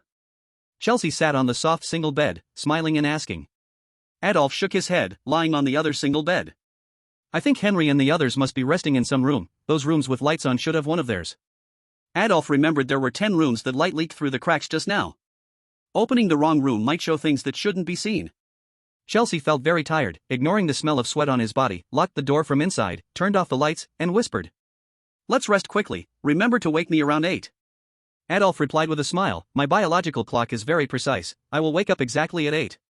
Soon, sounds of snoring filled the room number slowly changed from 233 to 214. The door opened silently. On the first floor of the cinema. 2 staff members without name tags yawned, one of them expressing dissatisfaction. The guests outside are too restless, always trying to break the rules to watch movies. The other one agreed. Tonight is indeed too restless, shall we go back to room 214 and grab a stick? Good idea, having a stick in hand will scare off those guys in red. The 2 staff members greeted Manager Yang and ran to the second floor of the cinema, hearing the loud snoring sounds. All the lights on the second floor of the cinema instantly went out, and the 2 men vanished into the darkness. The live stream rooms of the Romantic Country and Maple Leaf Country were pitch black. The current situation was invisible, only the sounds of snoring proved that the 2 chosen ones were still alive. Dragon Country audience, your chosen ones are so bold, they can sleep through this. Romantic audience, even when entering a creepy story world, we must pay attention to the balance of work and rest. Dragon Country audience, yes, you are right. The viewers from both countries had listened to 2 hours of snoring, finally letting out a sigh of relief, feeling that no accidents had happened for so long. Maybe that sign was just bluffing, the second floor of the cinema was the safest. Just then, the snoring sound from the Romantic Country livestream suddenly vanished. The romantic audience was startled. Romantic audience, oh no! Our live stream room has really gone dark. At the same time, Chelsea sensed something was wrong and suddenly woke up. A man in work clothes crushed Adolf's neck with one hand, and his head rolled to the floor. Who are you? The shadow did not answer his question. In the next second, Chelsea's head separated from his neck, rolling onto the ground. The Maple Leaf Country live stream room instantly went dark. At the moment the 2 chosen ones died, the lights on the second floor of the cinema returned to normal. The 2 staff members searched for their respective sticks in room 214. Chosen ones from Romantic and Maple Leaf Countries have died. Creepy tales of happiness cinema have descended upon Romantic and Maple Leaf Countries. 1% of the population immediately enters creepy tales of happiness cinema, minimum number, 5 million. These 2 foolish guys. Unlucky. I am chosen to enter the world of strange tales. God. Please bless me.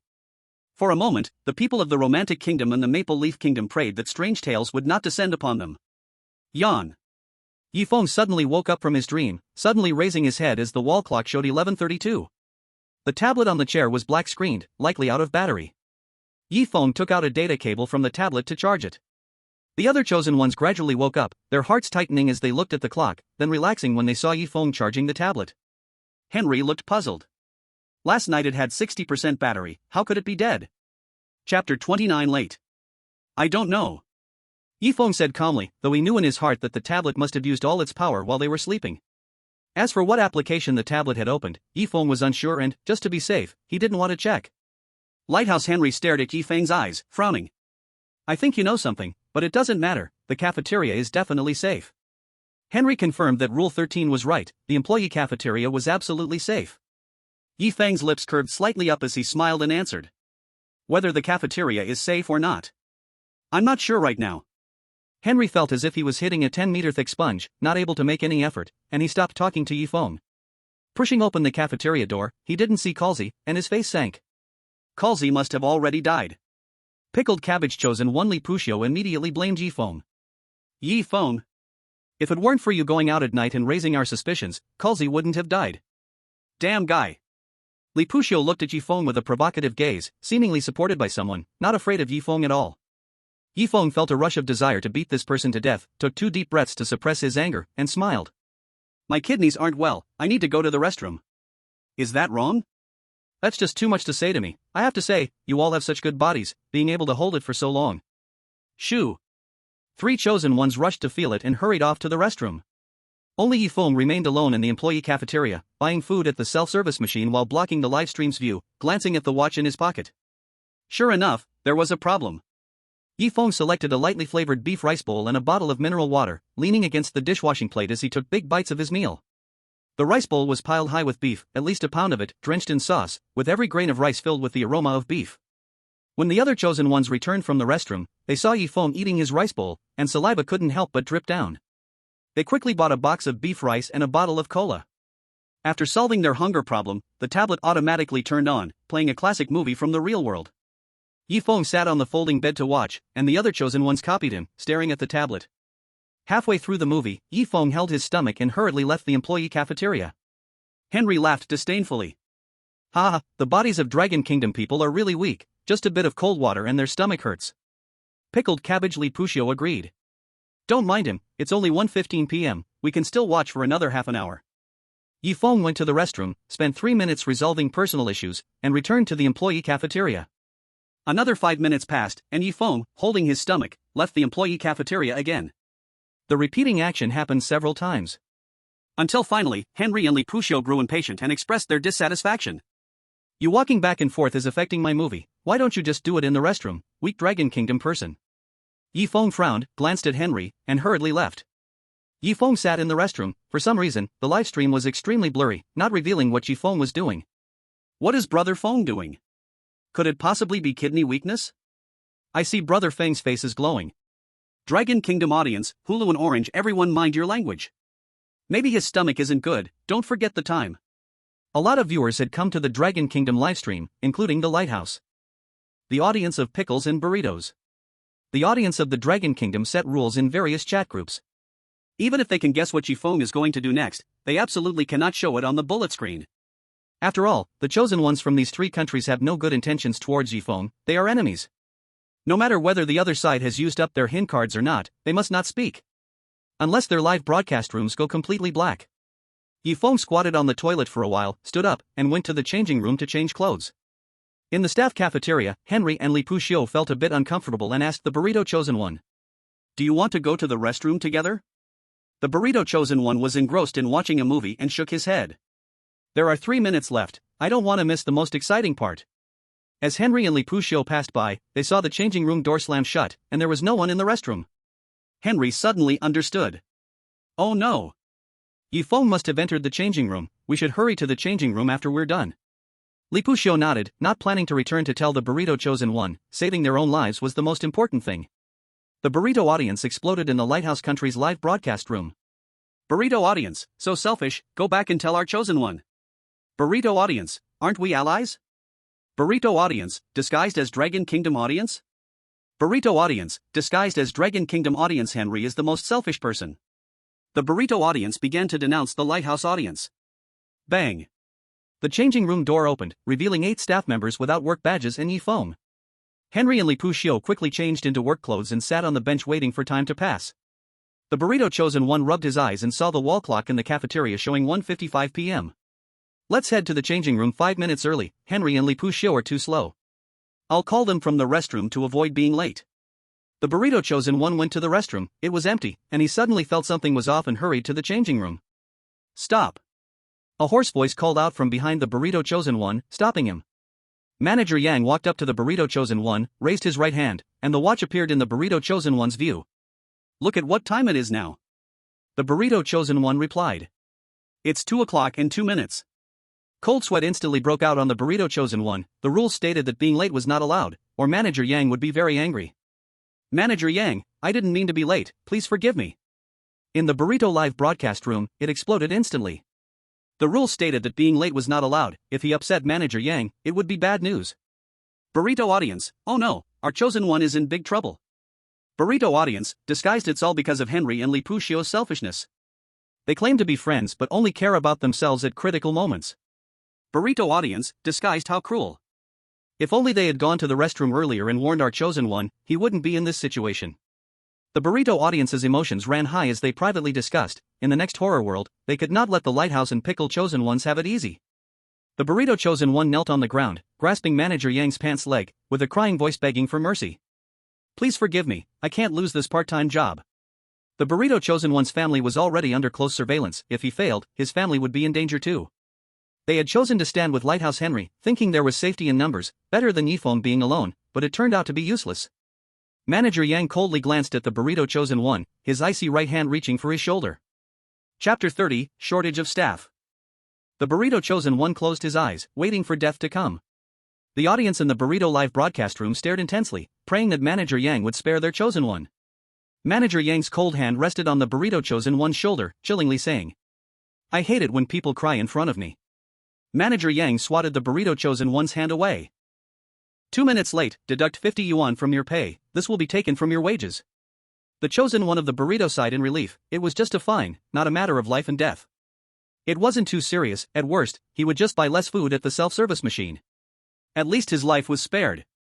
Manager Yang saw that the burrito chosen one wasn't speaking and asked with a smiling tone, "Do you have any objections to the punishment?" The burrito chosen one shook his head vigorously, bowed deeply to Manager Yang with tears of gratitude. "Thank you, Manager Yang. I have no objections to the punishment." Manager Yang's face instantly darkened, pushing open the locker room door, he said unhappily, "Why are you still standing there? Hurry up and change into your work clothes." The burrito chosen one quickly walked in and saw Lighthouse Henry and Pickle Pug only, he frowned. He no longer trusted these two guys who sold him out at a critical moment. As for Yi Feng, the burrito chosen one dared not trust him, because he had previously stated he would target Yi Feng. If he had known it would turn out this way, he might as well have teamed up with the chosen one from Dragon Country. Henry and Pug only confidently nodded at the burrito chosen one, unfazed. "Hope you don't mind, we discovered Yi Feng sneaking into the locker room and followed him. I wanted to tell you, but didn't realize time was up and didn't have time to notify you." Henry habitually pushed the blame onto Yi Feng. Yi Feng calmly looked at the burrito chosen one, who had the intention of joining him. Yi Feng turned his head away, indicating his refusal. If you stand in the wrong team, you have to bear the consequences. Moreover, Yi Feng didn't need teammates. The burrito chosen one sighed, and after putting on his work clothes, he sat on the bench. Creak. Manager Yang pushed open the door, carrying a black wooden box and, counting the number of people, frowned. "Why are there only 12 people? That's too few. The cinema is busiest during the night shift, and 12 employees are definitely not enough. I arranged for 12 employees from the previous shift to work a double shift, is there a problem?" Employees without work badges replied in unison. "No problem." The remaining 4 chosen ones, including Yi Feng, had their objections ignored and echoed. "No problem." Manager Yang arranged for the 12 employees from the previous shift to come in, with Yi Feng, the burrito chosen one, and 2 employees from the previous shift forming a group. "You are the cleaning team, responsible for cleaning any area outside of the cinema's first floor except the screening rooms. Of course, my office area is also excluded." Manager Yang assigned the work, Henry, Pug only, and another person were assigned to the food area, responsible for serving popcorn, grilled sausages, and drinks to customers. "The last film will start at 3 p.m., immediately head to your workstations and greet the guests with a smile." Under Manager Yang's urging, Yi Feng and the burrito chosen one quickly went to the cleaning room, which was stocked with plenty of cleaning supplies. The burrito chosen one whispered. "The chosen one from Dragon Country, Yi Feng, I am very sorry for my previous actions. Can I work with you from now on? First, let me introduce myself, my name is Otto." Yi Feng ignored chosen one Otto, picking up the mop and filling the mop bucket with clean water before leaving the room. Otto gritted his teeth and copied Yi Feng's actions, carrying the mop and bucket as he left. The other 2 employees exchanged glances and the corners of their mouths lifted slightly. According to Manager Yang's instructions, the first area to be cleaned was the tiles around the entrance of the cinema. Just now, a customer accidentally spilled soda at the entrance, and the sticky soda on the floor affected the experience of other guests. Yi Feng's mop picked up the special cleaning solution and vigorously mopped the floor where the soda had spilled. Originally a puddle of black liquid dried up, but as he mopped, the black marks squeezed out bright red liquid. "Is my vision playing tricks on me?" Yi Feng rubbed his eyes, it was not black grime on the floor, it was clearly bright red liquid, and the mop had also been stained with red liquid. A faint smell of blood wafted into his nostrils, making Yi Feng feel uncomfortable all over. "This is..." Yi Feng had a terrifying thought, the customer's soda was not the usual soda served at the cinema. Yi Feng did not care about these things and continued to mop the floor, removing the blood from the ground. Wan Bing Aote followed Yi Feng's actions, continuously dragging away the black dirt in his area. Aote was startled to see the bright red blood, and exclaimed, bringing attention from many employees. "Is this blood?" Aote asked Yi Feng in fear. Yi Feng did not answer, continuing to mop the blood on the floor, the blood growing more as he mopped, never ending. Manager Yang rushed over, inquiring Aote, with the black wooden box on his back particularly conspicuous. "What's all the fuss about? I'm asking you to clean, not to scare away the customers." Aote pointed at the red liquid on the floor, speaking unevenly. "What's on the ground is not soda, but blood. It's blood." Manager Yang frowned, pointing at the liquid on the floor, questioning Aote back. "What you see is blood?" Aote nodded vigorously, with pleading eyes looking at Yifeng. Yifeng, you say too, is what's on the floor blood? In the Long Country livestream, viewers began to curse at the chosen one of the burrito. Is this guy's brain broken? Trying to drag us down with Brother Feng? What time is it? Seeing blood still panicking, really don't know how this guy finished the first shift safely. The chosen one of the burrito is so weak, doesn't he know to stay calm? The viewers of Long Country saw the moment Aote said he saw blood, the expressions of the surrounding employees turned pale, staring fixedly at Aote, definitely indicating something bad would happen. Manager Yang smiled and asked Yifeng. Did you also see the blood on the floor? Yifeng remembered Manager Yang said it was soda, not blood, and shook his head to answer. I didn't see it, I saw soda, it really sticks to the soles. As he said this, Yifeng stepped into the red liquid, indicating it was very sticky. Aote was stunned, and immediately realized he had said the wrong thing, echoing Yifeng's statement. Yes. It's soda, I saw it wrong, Manager Yang. I saw it wrong. Manager Yang patted Aote's shoulder, smiling as he said. As a part-time employee in the cinema, if you can't even distinguish between soda and blood, I seriously doubt your ability to clean the cinema. Come with me, I represent the cinema to dismiss you, come to my office to sign. Aote grabbed the cinema's door handle, refusing Manager Yang's dismissal. No. I still want to work here part-time, please let me go, I saw it was soda, I was wrong. Manager Yang shook his head, smiling as he said. You just confirmed it was blood, come on, you are no longer qualified to continue working in the cinema. Manager Yang grabbed Aote's hand, and Aote suddenly felt all his strength leave him, collapsing to the ground. Like dragging a dead body, Manager Yang pulled Aote towards the ticketing area. Chapter 31 Number 4 Theater. Poor Aote, must have been designed by Yifeng to get him killed. Lighthouse Henry did not forget to blame Yifeng, Kimchi Lipushio agreed. Damned chosen one of Long Country, he doesn't even know how many people he has killed. There should be quite a few people now, cursing him while in the world of ghost stories. Yifeng, from afar, heard the complaints of the chosen ones at the food counter, keeping a calm mind as he mopped the blood on the ground. With Manager Yang's disappearance, the blood on the floor gradually decreased, until it was all mopped into the bucket of water. Yifeng picked up the mop bucket, returning to the cleaning room to change the water, continuing to clean the hall. Suddenly, a man in casual clothes passed in front of Yifeng, faintly revealing a white sweat-proof tank top under his casual clothes. There's such a customer with this match? Is it counted as a white shirt or casual clothes? Yifeng frowned, thinking about how to respond to customers based on which type of clothing. If the next shift is at the food counter or ticket counter, it would be hard to distinguish this type of customer. Yifeng kept a lookout, cleaning while observing the clothing of the incoming customers. Employees standing at the door had different reactions to these customers. Could it be that there are hidden rules? Yifeng's mind raced quickly, analyzing all possibilities.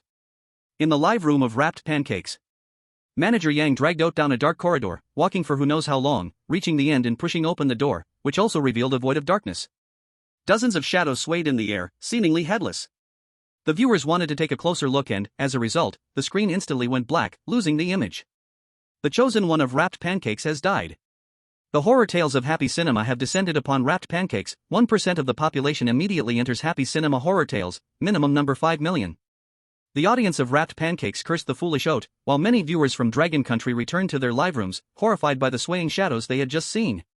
Did you all see that swaying shadow in the wrapped pancakes live room? I didn't see clearly, but it felt a bit like a person. Manager Yang is dangerous. I hope Brother Feng has less contact with him. But Manager Yang has restrictions, at least for now he can't kill at will. The viewers from Dragon Country began to discuss, hoping Yifeng could successfully clear the challenge while wishing for Lighthouse Henry and Pickled Lipushio to die in the horror tales. After spending half an hour cleaning the cinema hall, only the ticket counter and food counter remained. Yifeng held a rag, wiping down the ticket counter, while the staff in charge of it turned pale, staring intently at the door. Arriving at the food counter, he needed to clean the popcorn machine to make it less greasy on the outside. Lighthouse Henry was dissatisfied with Yifeng's earlier actions, opening his mouth to speak. Dragon Country is truly selfish. If you had just reminded Wante earlier, it wouldn't have come to this. Wante should have already died. The viewers of Wrapped Pancakes watched their family members being forced into Happy Cinema. Having long lost their reason, many of the Wrapped Pancakes people began cursing Dragon Country's selfishness upon hearing this from the live broadcast. Moreover, quite a number of Wrapped Pancakes merchants ended trade relations with Dragon Country. The high-ranking officials of Dragon Country quickly posted a statement online. Our chosen one has never harmed anyone. It is your chosen one who seeks to harm Feng, attempting to bring horror tales to Dragon Country. We strongly condemn and protest this behavior. After reading this statement, the wrapped pancakes people slightly regained their rationality. They shouldn't have targeted Yifeng in the first place and then blame him for not helping. However, still, most of the wrapped pancakes people harbored hatred for Dragon Country. Happy cinema, at the food counter. While wiping down the popcorn machine, Yifeng spoke. Do you think of me as one of your own? Since I am not, why should I help you? As fellow chosen ones, I give you a friendly warning, be careful about the guests' clothing, it's also a piece of advice for you. After finishing wiping the popcorn machine, Yifeng smiled and left. Lighthouse Henry gazed at Yifeng's back, pondering his words from earlier. Be careful about the guests' attire, could there be something wrong with their clothing? Pickled Li Puxiu scoffed. Don't believe in Dragon Country's chosen one, he must be trying to trick us, disrupting our thoughts so we will fail. In Li Puxiu's eyes, Yifeng was not only selfish but also malicious, wanting not just to clear the challenge but also for the other chosen ones to die. Henry shook his head, disagreeing with Li Puxiu's statement. Not necessarily, last time he said the cafeteria was absolutely safe, and indeed it was safe. Charlesy wasn't in the cafeteria and instead ended up dead. Li Puxiu smiled and was just about to agree. A woman wearing a casual t-shirt and a black long skirt approached the food counter, her delicate face covered by dark sunglasses. The viewers from Dragon Country were somewhat dissatisfied with Yifeng's reminder. Dragon Country viewer, Hulal Orange, why did Brother Feng have to remind them? Truly giving them an advantage. Dragon Country viewer, Hulal Orange, you're totally not understanding the situation up there. Dragon Country viewer, Hulal Orange, oh? So that means you understand Brother Feng well, huh? Dragon Country viewer, normal Brother Feng is too good-hearted, everyone is hostile towards him yet he still reminds others. Lighthouse viewer, realizing the mistake, do they want to make amends? It's late. Pickled cabbage audience, what does it have to do with the chosen one, Guanlongwa? Yifeng arrived at the corridor near Hall 1 and began to mop the floor. There will be results soon, I hope it's just like I thought. Yifeng's hint to Henry and the other two had its own purpose, and he would soon be able to confirm his guess. The corridor of the theater was very dim, making it hard to see the color of the residual liquid on the ground, which flickered from time to time, as if someone was coming and going in the hall. The walls were painted with special paint that was hard to dirty. The floor wasn't too dirty, but a few muddy footprints could be seen, and the mop had to be used with force to clean it off. In a moment when the corridor lights flickered, Yifeng vaguely saw someone passing by here, heading towards the manager's office. The time in the dark was too short, Yifeng wasn't sure if he was seeing things or if he really saw something. But now he had to stay calm and not panic like the tortilla chosen one. Yifeng arrived at the entrance of Hall 4 and continued to mop the floor. The floor here was particularly dirty, stained with either blood or mud, covering several floors. Cleaning work was much harder than the ticketing booth's job. Yifeng wiped away a bead of sweat from his forehead, pulling hard to wipe away the dirt on the ground. At this moment, Manager Yang passed by and saw Yifeng working earnestly, saying with satisfaction, "You are the hardest working part-time employee I've ever seen, but I'm sorry, due to Otto's reasons, your workload has increased. I will reward you with extra pay for this shift, so do a good job. By the way, Hall 4 here is too dirty, how about we change the bucket of water and clean again?" Manager Yang smiled at Yifeng. Yifeng ignored Manager Yang's praise, pondering the last sentence, which sounded a bit like an inquiry about Otto. Could it be that, based on the original situation, even Hall 4 couldn't be disclosed to Manager Yang? After half a minute. Seeing Yifeng didn't answer, Manager Yang repeated his inquiry. Yifeng replied. What Hall 4? This should be near Hall 3. Manager Yang chuckled in agreement. Right, I misread. You continue working, I won't disturb you. Manager Yang quickly left. Yifeng breathed a sigh of relief. The rules only said to contact the manager if seeing guests, but didn't say he couldn't tell Manager Yang that he could see Hall 4. That was close. Almost fell into a trap. A cold wind suddenly blew from the gap of Hall 4, causing Yifeng to shiver. Creak. The door of Hall 4 slowly opened. Chapter 32, The Boy's Request. Creak. Yifeng suddenly lifted his head, seeing the door of Hall 4 slowly opening, unsure whether a movie was playing inside or if it wasn't. Yifeng continued to lower his head to mop the floor, comforting himself. It should be my illusion, Hall 4 should be locked. Big brother, is that you? A childish voice rang by Yifeng's ear, sounding familiar, like the voice of the little boy who came to buy tickets yesterday. Yifeng continued to mop the floor as the little boy approached him, squatting down to look up at Yifeng. Big brother. It's you. I've seen you again. The little boy hugged Yifeng's thigh, exclaiming with joy. Yifeng saw the blood-soaked little boy, and the only thing he could confirm was that he was the boy who came to buy tickets yesterday. The boy's action surprised Yifeng. Looking around, curiously, no staff seemed to notice the anomaly here. Even the Lighthouse chosen ones, Henry and Li Puxiu, apparently didn't hear the boy's call. Yi Feng sniffed the smell of blood, keeping calm as he replied. I'm glad to see you again, what happened to you? Upon hearing this, the little boy immediately burst into tears, dragging a headless woman's corpse out from the theater, looking pitifully at Yi Feng and saying, This is my mom, she will return here the day after tomorrow, but her head is missing, and I want to find her head. But I... The little boy became aggrieved, his small hands clenched into fists, not continuing to speak. Yi Feng quickly recalled his experience with the little boy yesterday. Smiling, he asked, But what's wrong with you? The little boy hugged Yi Feng's thigh and started to cry. But I can't leave hall number 4 for a long time because I promised my mom to wait for her here. Big brother. The little boy tugged at Yi Feng's pants and said cautiously. Yi Feng maintained his smile, patted the little boy's head, and comforted him. If you have something to say, just say it. There's nothing to be shy about, big brother will help you. With Yi Feng's words, the little boy seemed to gather confidence, lifted his head, and looked at Yi Feng with pleading eyes. I want you to find my mom's head. I want to see the complete mom, and I think mom will be happy too. If mom's head is missing, she would be very sad, right? Yi Feng looked at the headless corpse behind the little boy, with fresh blood still flowing from the neck, as if it had just died. Am I making it difficult for big brother? Finding mom's head is a bit scary. Other friends don't want to play with me because of this. Yi Feng remembered Rule 12, the request the little boy made. It's better to agree. It's specifically listed in the rules. Does it mean the chosen one's disregard is key to the boy's request? Yi Feng was still unsure, but agreeing to the little boy's request seemed to benefit more than harm. Yi Feng nodded, signaling he would fulfill the little boy's request. I will help you find your mother's head. Do you have a photo of her? The little boy shook his head. Mom's photos are at home, but I forgot the way back. Yi Feng frowned. Even if he found the head, it might not be the little boy's mother's. How to make sure? Seeing Yi Feng's difficulty, the little boy quickly explained. If you find it, you can bring it into hall number 4. I can confirm. But you have to remember, only cinema staff are allowed to enter hall number 4, and you cannot walk out of hall number 4. You can find enough heads and then bring them in. Bringing a pile of heads into hall number 4? Yi Feng's body trembled, just hearing it felt chilling. Is my request too difficult? The little boy cautiously asked. Yi Feng patted the little boy's head and continued to mop the floor. Not difficult, you go back now, I still have to work. After I'm done, I will help you find your mother's head. The little boy extended his pinky, saying, Let's pinky swear, and don't tell others about this. I don't want anyone else to know. Yi Feng extended his pinky and linked it with the little boy's pinky. Hearing Yi Feng's affirmative response, the little boy dragged the headless corpse towards hall number 4. The door of hall number 4 slowly closed. Bang! The audience in Longwa's livestream felt their hearts racing after witnessing this scene. Brother Feng has been talking to such a scary thing for so long, he really is Brother Feng. Just watching makes me shiver. I don't know how Brother Feng remains calm. Brother Feng is amazing. I'm really afraid this scary thing might attack Brother Feng, that would be terrible.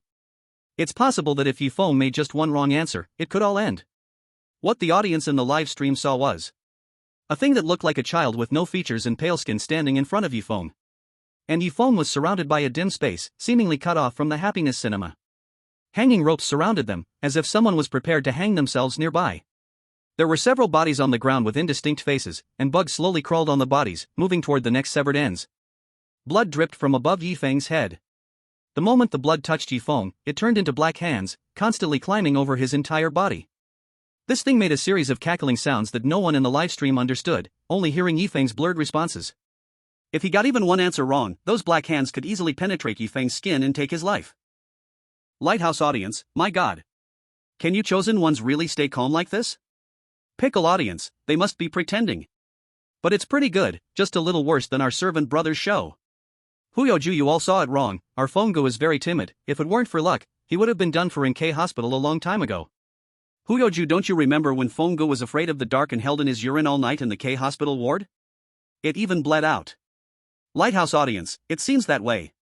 Yi Feng continued to drag the mop, regardless of whether the floor was sticky with soda stains or blood, he did it thoroughly.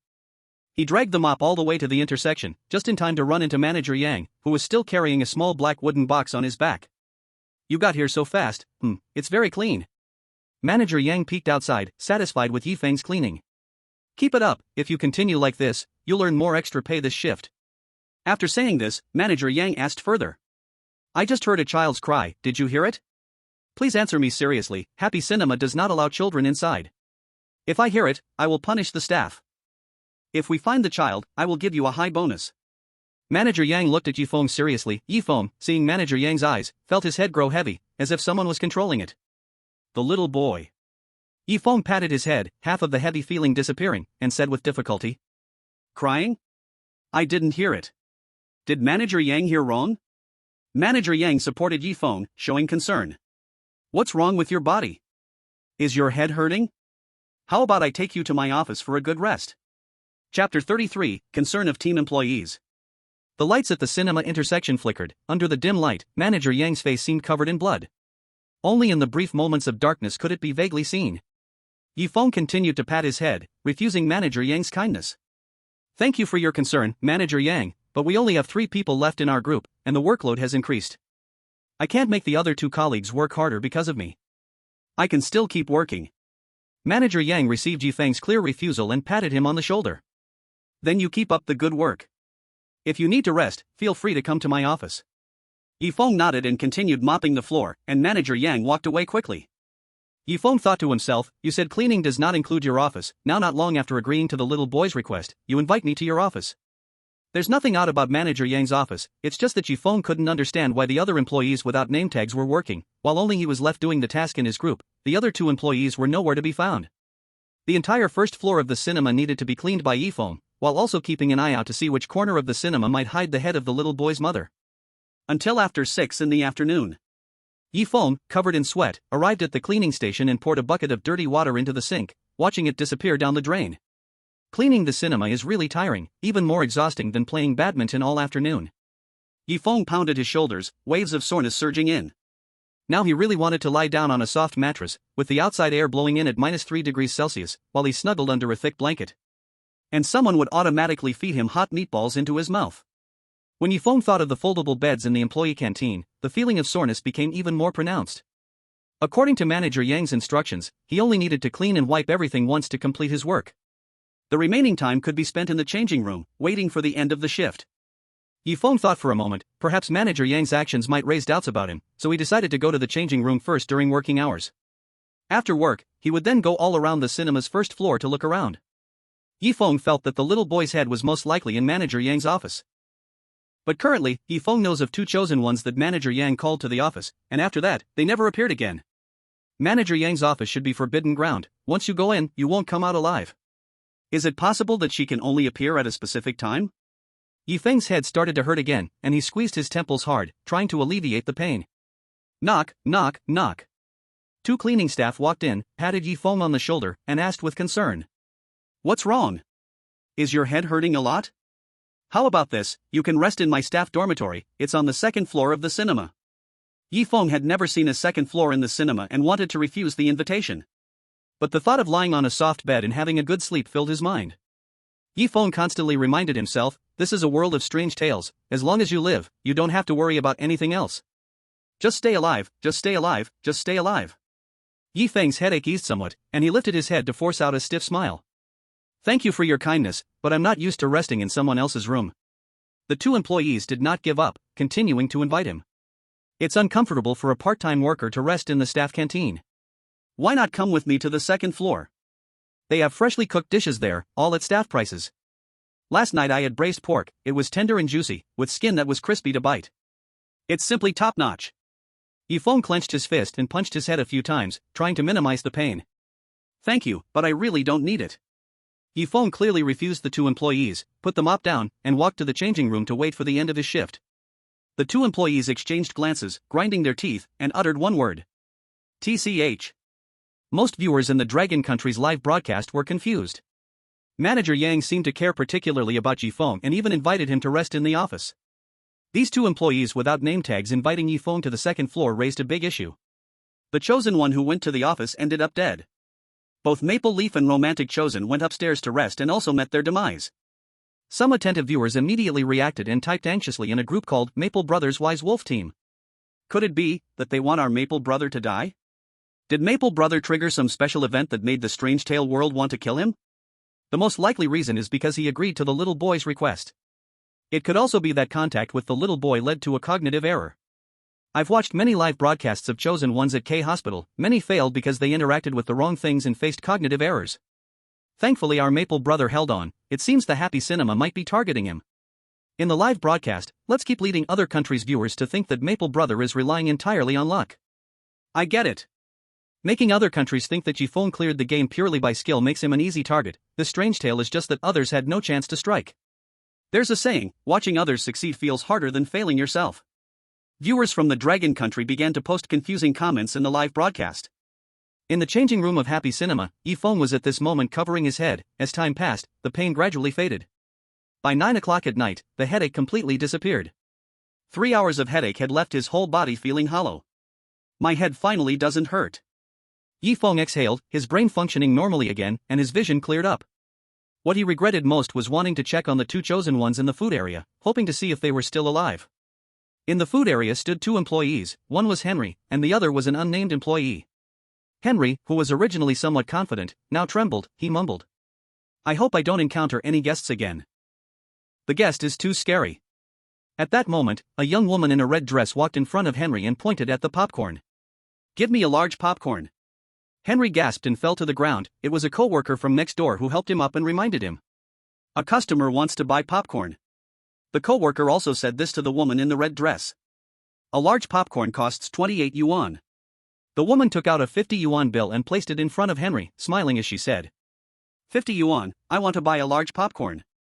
Many Dragon Country viewers, seeing Feng was fine, checked the Lighthouse and pickled cabbage livestream. They found that the pickled cabbage livestream had long been blacked out, and saw that Henry from the Lighthouse was absent-minded. Clearly something had happened. The Dragon Country viewers pushed the Lighthouse livestream forward for several hours. Just as Feng warned Henry and Li Puxiu. A girl wearing a casual t-shirt came to the food area, took off her sunglasses, and smiled at Li Puxiu. "I need a large popcorn." Chapter 34, The Clever Customer. Li Puxiu saw the customer in a casual t-shirt, looking good and fit, smiling brightly. "A large popcorn. I will get it for you right now." Li Puxiu expertly operated the popcorn machine. Nearby, Henry from the Lighthouse glanced at Li Puxiu with disdain, thinking, he gets careless when he sees a beauty, what a fool. But as long as casual clothes meant money was to be collected, Li Puxiu just had to give the popcorn and collect the money, nothing would go wrong. Henry stared at a certain part of the customer, finding it so attractive, that it was no wonder Li Puxiu had let his guard down. Li Puxiu filled a large box with popcorn, the popcorn piled up steeply on top, showing that Li Puxiu had intentionally given a little extra. The t-shirt girl took the popcorn and smiled in thanks, saying, "Thank you, this large popcorn is more than usual, it should last through 2 movies. Henry purposely glanced at his co-worker, who was smiling at the t-shirt girl, and didn't care much about Li Puxiu giving too much popcorn. It seemed the amount wouldn't violate the cinema's rules. The t-shirt girl turned to leave. Li Puxiu remembered the cinema's rules and shouted to the t-shirt girl, "Beautiful girl." The t-shirt girl seemed not to hear Li Puxiu's words and kept walking forward. Li Puxiu shouted louder, "Beautiful girl. Please pay for the popcorn." Li Puxiu remembered the 4th rule, except for customers in red, all other customers needed to pay. The t-shirt girl turned her body back, looking at Li Puxiu with confusion, asking back, "Are you talking to me?" The t-shirt girl pointed at her own smooth face, better than most girls in the real world. Li Puxiu nodded and stretched out his right hand, signaling the t-shirt girl to pay. "Yes, the large popcorn needs payment." Henry glanced at the t-shirt girl, not noticing anything unusual. He had encountered customers before who took food without paying. If they gave the money after being told, it was always handled like this. Dragon Country viewers watching the replay saw no unusual happenings at this point. According to the cinema rules, this situation does require payment. But 5 minutes later, the selected one from pickled cabbage disappeared. Something else must have happened in these 5 minutes. "Everyone, look at that t-shirt girl. How much for the large popcorn?" At this moment, the t-shirt girl smiled slightly. That damn smile definitely rivaled the national beauties of today. Li Puxiu stared. There were few in pickled cabbage country more beautiful than the t-shirt girl in front of him, at least the most beautiful woman he had ever seen. Henry patted Li Puxiu on the shoulder and said in a low voice, "Someone is asking you a question, don't be in a daze." Li Puxiu came back to reality after a few seconds in a daze. Feeling embarrassed, he said, "What were you just saying?" The t-shirt girl repeated her earlier question. "How much for the large popcorn? How much does the large popcorn cost?" Li Puxiu had never seen the price tag at the food stand. Before, guests would just pay whatever amount they wanted. When asked about the price of large popcorn, it was really a bit unclear. Usually, isn't it just that the guests give whatever, and the staff take whatever? Li Puxiu stammered, unsure of how to answer the t-shirt girl's question. Henry started to frown, as it was not going as scripted. The t-shirt girl continued to inquire. How much exactly? The t-shirt girl took a bite of popcorn, and Henry vaguely noticed that she was wearing a red undershirt. Henry squinted and tried hard to see. Underneath the black t-shirt, she wore red clothing. Oh no! Henry remembered what Feng had just said, be careful of the guest's clothing. Could it be that this guest should actually be calculated based on the red clothing guest? Henry wanted to tell Li Puxiu to absolutely not accept money from the girl in front of him, but an invisible force held him down. Henry turned around and found that a colleague had both hands on his shoulders, preventing him from moving. The colleague smiled at Henry, shook his head, as if threatening Henry, also reminding him. Li Puxiu couldn't speak up, unable to think of how much popcorn should cost. The t-shirt girl pulled out a 50 yuan bill and placed it on the table. Forget it, I'm not short on money, is 50 enough? Li Puxiu hurriedly took the 50 yuan, smiling as he said. Enough, absolutely enough. The t-shirt girl had no intention of leaving, standing still with a smile looking at Li Puxiu. Suddenly, whether the t-shirt girl did it intentionally or not, the large popcorn scattered on the ground, and she squatted down to pick it up. As Li Puxiu approached the food counter, wanting to help pick up the popcorn, he looked down and saw the red undershirt peeking out from the t-shirt. This isn't right. This guest is the one in red. Li Puxiu hurriedly stepped back, cold sweat dripping from his forehead. The rules clearly state not to accept money from guests in red clothing. But now, Li Puxiu had already accepted the t-shirt girl's money. Thinking about this, Li Puxiu quickly handed the 50 yuan back to the t-shirt girl, stuttering as he said. I'm sorry, I looked wrong, you don't need to pay. But the 50 yuan was stuck in Li Puxiu's hand, he couldn't give it back to the t-shirt girl. The t-shirt girl seemed to realize that Li Puxiu had noticed her wearing red clothing, smiling as she stood up. Finally noticed? Li Puxiu looked at the t-shirt girl's smile, now feeling like crying, this guest was too cunning. Wearing a red shirt underneath a casual t-shirt. Even the chosen ones from the dragon country said, be careful of the guest's clothing, could it possibly refer to this guest in front of him? The t-shirt girl continued to smile and said. You've already accepted my money, you can't go back on it. Suddenly, the area around the food counter darkened, making it hard to see beyond 5 meters, and even his colleagues disappeared. The t-shirt girl's head rolled to the ground, and her long right hand held a thick hemp rope, the other end of the rope looped around Li Puxiu's neck. Li Puxiu grasped the rope with both hands, constantly trying to break free. But the rope had a strange power, tightly choking Li Puxiu's neck, slowly lifting him up. At first, Li Puxiu could still stand on his tiptoes to relieve the pressure of the rope on his neck. Gradually, his legs left the ground, his whole body suspended in the air by the rope. Li Puxiu kept shaking his legs, using all his strength to escape from this terrifying rope. The rope, however, grew tighter, gradually taking away his right to breathe. She's still thinking about breaking free, I told you that you can't go back on it. The thing standing in front of Li Puxiu spoke sweetly, but to Li Puxiu and Henry, it was the most terrifying sound. Having your legs off the ground is indeed a bit unpleasant, let me make it easier for you. Li Puxiu's legs fell to the ground, just as both thought they were safe, a terrifying event was about to happen. Chapter 35, Help? Refusal. Huff, huff, huff. Li Puxiu gasped heavily. A lingering fear arose, as just moments ago it almost cost him his life. Just as Li Puxiu continued to beg for mercy from the thing in front of him, the rope slowly began to pull upward. This time, Li Puxiu's legs were stuck to the ground, not hanging in the air. But the rope kept pulling upward, his neck rubbing against it, quickly turning his face red. It hurts. It hurts. It hurts. Li Puxiu cried out it hurts 3 times, but the rope continued to ascend. Until his neck extended by 10 centimeters, Li Puxiu's eyes rolled back, with no more resistance, no more cries. Poof. Li Puxiu's head suddenly snapped off, rolling to the ground, blood spraying from the severed neck, his whole body thudding to the floor. The head rolled to Henry's feet. Henry let out a loud ah, in shock, looking in fear at the thing standing before him. The standing thing seemed to look at Henry, slowly disappearing. The food area returned to normal. At the same time, Li Puxiu and the t-shirt girl vanished without a trace. Henry slumped to the ground, sweat pouring down on him. Facing terror for the first time, he realized how frightening it truly was. Once, he had mocked Feng in the Dragon Country livestream. Now it seemed Feng's reaction was much better than his own. Behind him, an employee without a work ID noticed a deep yellow liquid spilling from Henry's pants, and reminded him.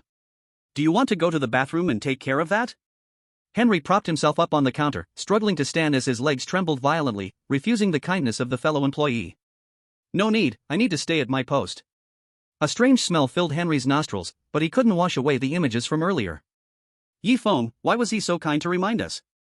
If Li Puxiu remembered Yi Feng's warning, he might have survived. The Dragon Country audience, recalling Yi Feng's words to Henry and Li Puxiu around 2 o'clock, felt a lingering fear. Our Feng is truly remarkable, he even predicted this terror could disguise itself. No wonder he still dares to read horror novels in K Hospital. I only read a part of that book called Forbidden Child, and it gave me chills all over. Irritating Orange, just a lucky coincidence. You think the horror world belongs to Feng? Irritating Orange, it's just a stroke of luck, don't take it seriously. Many viewers from other countries saw the comments from Irritating Orange and, due to their pride, believed their own chosen ones were definitely stronger than those from the Dragon Country. Under the influence of vanity, they chose to believe Irritating Orange's words. They thought Feng Ji's warning was just luck and couldn't possibly analyze the horror's next move accurately. Unbeknownst to them, Happy Cinema had reached 10 o'clock at night, the end of the night shift. Henry, feeling weak, crawled into the changing room. The strange smell emanating from him could be detected from afar. Yi Feng looked at Henry's actions, noticing the absence of Li Puxiu, and cautiously inquired. Where did the chosen one from Pickled Cabbage Country go? Hearing this, Henry's legs once again gave out, collapsing to the ground, images of a severed neck flashing through his mind. Li Puxiu is dead. Yi Feng, your warning was correct. If he had listened to you, perhaps he wouldn't have died. Henry's eyes were bloodshot. After witnessing Li Puxiu's death, he had persisted at his post for 7 hours, nearing his physical limit. Inside, Yi Feng smiled. His guess was right, mixing red clothes with a casual t-shirt, counted as a guest in red.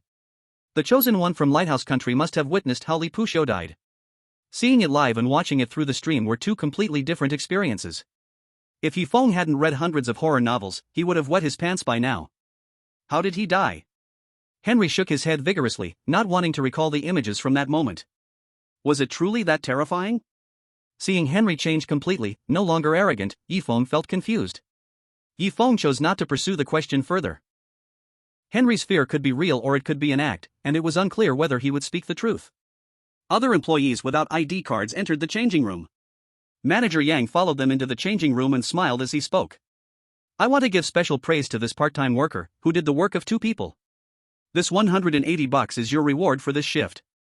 Make sure you keep it safe, it might be very helpful for you. Then, Manager Yang walked up to Henry, wrinkled his nose at a strange smell, and threw $100 into Henry's hands. This is your payment, hurry up and wash your pants, that strange smell will upset the customers. Manager Yang praised other employees before leaving the changing room. Other employees left the changing room. Henry tucked away the $100 and suddenly grabbed Yi Feng's right arm, pleading. Yi Feng. Before, I foolishly plotted against you, now I know I was wrong. Can we cooperate? As long as you are willing to cooperate with me, I believe the Lighthouse Country will reward you and your family in Dragon Country handsomely. Henry seemed to grasp at the last straw, he just couldn't forget that terrifying thing, and he feared attracting its attention. The audience from the Lighthouse immediately declared that as long as Yi Feng cooperated with them, they would be friends in the future.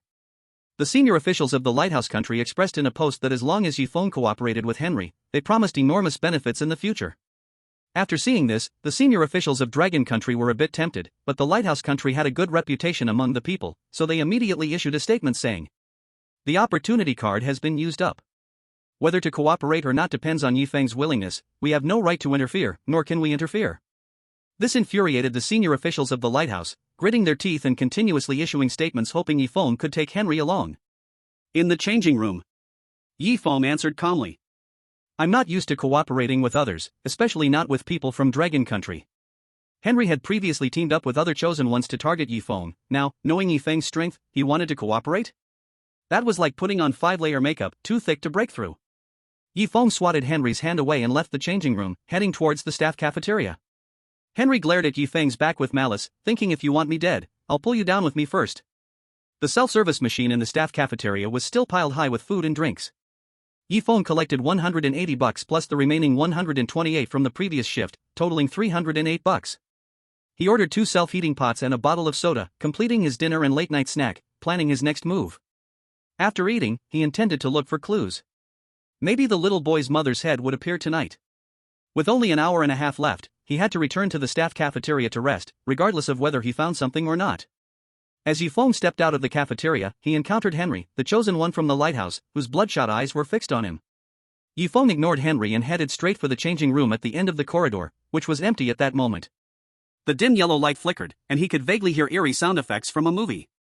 However, the room next to the changing room wasn't a theater. Chapter 36, The Person Floating Outside. Ha ha ha. The eerie voice came from the wall next door. Feng clearly remembered that next to the changing room was a very long wall, with no room behind it. Where could the laughter come from? There was an impulse to press his ear against the wall to listen closely to the laughter. Feng shook his head vigorously. He was here to find the little boy's mother's head. Other matters should be avoided and mistakes minimized. Taking a deep breath, he calmed his racing heart and looked at the 20+ lockers, all covered in numbered tags. Should I open one? Maybe the head is hidden inside. When he was cleaning earlier, he only checked items that didn't need to be moved, so maybe the head was hidden in the lockers. But wait. The last shift arrived at the changing room first, and didn't see the head hidden in that locker? Even if 12 weren't employees from the last shift. Once upon a time in the workplace, I had seen open cabinets. Putting them together means all cabinets were opened, and there were no hidden clues inside. In the changing room, only a corner had films left, although it was a bit cramped, there might be something hidden there. Feng walked to the corner, flipping over each film. One of the films had 4 words written on it, Forbidden Boy. The promotional paper featured a faceless pale child, who seemed to be smiling. Feng was startled, and the film dropped to the ground. After searching through the corner, he found something like a basketball inside the film, but its outer skin was all gone, leaving just a dark, dirty surface. The changing room was empty. Feng glanced around, ensuring nothing was overlooked, then left the changing room. Just as he stepped out, a cabinet moved slightly, emitting a chilling laugh from within. Then the cabinet door swung open, and someone fell out heavily onto the ground. This person had marks all over their body from being tied up with ropes. If Feng were still there, he would definitely recognize this person as one of his co-workers responsible for cleaning. The changing room was empty. His next targets were the restroom and cleaning room. Looking into the cleaning room, it was filled with cleaning supplies, leaving no room to hide anything. The restroom also had no hiding spots, and he quickly dismissed both places. As for the dark corridor leading to Manager Yang's office, Feng gave up right away. That was an absolute danger zone. Going there would be like offering oneself up. Feng glanced at the screening rooms. Each one was closed, some covered, with slots allowing a glimpse of darkness inside. Others were locked, and he had no idea whether the screening rooms were showing movies or just sitting idle. There are still 2 days until the happy cinema ends. Taking risks now is very dangerous. Feng held back the urge to push open the screening room door and continued towards the cinema hall. In the hall, the most likely hiding spot was the popcorn machine at the food counter. Feng approached the food counter and knocked on the popcorn machine. Thump, thump, thump. A hollow sound came from inside. There was nothing hidden there. One of the employees looked at Feng in confusion and asked, "What are you trying to do? Want some popcorn? Part-time staff can sell it to you at the employee price." Just as the employee was about to prepare a portion of popcorn for Feng, he refused, saying, "I don't want popcorn, thank you." The employee didn't insist and continued to stand there, staring straight ahead. Thump, thump, thump. Outside, a series of knocking noises sounded, with 4 employees at the door holding sticks, constantly driving away the people outside. Rather than people, they were actually humanoid things that resembled humans. "It's not time yet, back off a bit. Anyone who dares to cross the line will never watch a movie in their life." The employee with the stick shouted. "Hey, hey, hey! Your hand is over the line, this is your first warning. And you, don't think about sneaking in." The people outside made strange noises that were hard to describe. Feng listened for a few seconds and felt his head becoming very heavy, as if a 10-pound stone was pressing down on it. No. He couldn't stay here too long. He had to return to the staff cafeteria and wait for the next shift to think. Feng glanced at the mechanical watch timer in the blind spot of the live broadcast. It was already 11:30. In another 30 minutes, he wouldn't be able to enter the staff cafeteria tonight.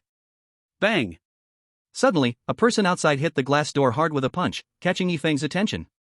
This person had a delicate face, wore a white dress, and looked to be about 30 years old. Noticing that Feng was looking at him, the person smiled and pointed in the direction of the ticket counter. Bang! The employee with the stick knocked on the glass door, reprimanding the person in dissatisfaction. "You're about to break the door. Tonight you can't enter the cinema, keep this up, and you won't be allowed in for half a month." The person appeared disheartened, quickly retreating until vanishing into the darkness. What is she pointing at the ticket booth for? Feng would never think this is a coincidence, and this action would surely bring her punishment. It must be for some purpose. Is it to hint me the direction of something? But this direction, apart from the screening room and Manager Yang's office, I've searched everywhere else. Even the trash can has been checked, but nothing was found. There are not many places left, but they are all very dangerous. Now is not the time to take risks. Forget it, I might as well go back to the canteen, have a good rest, and restore my strength.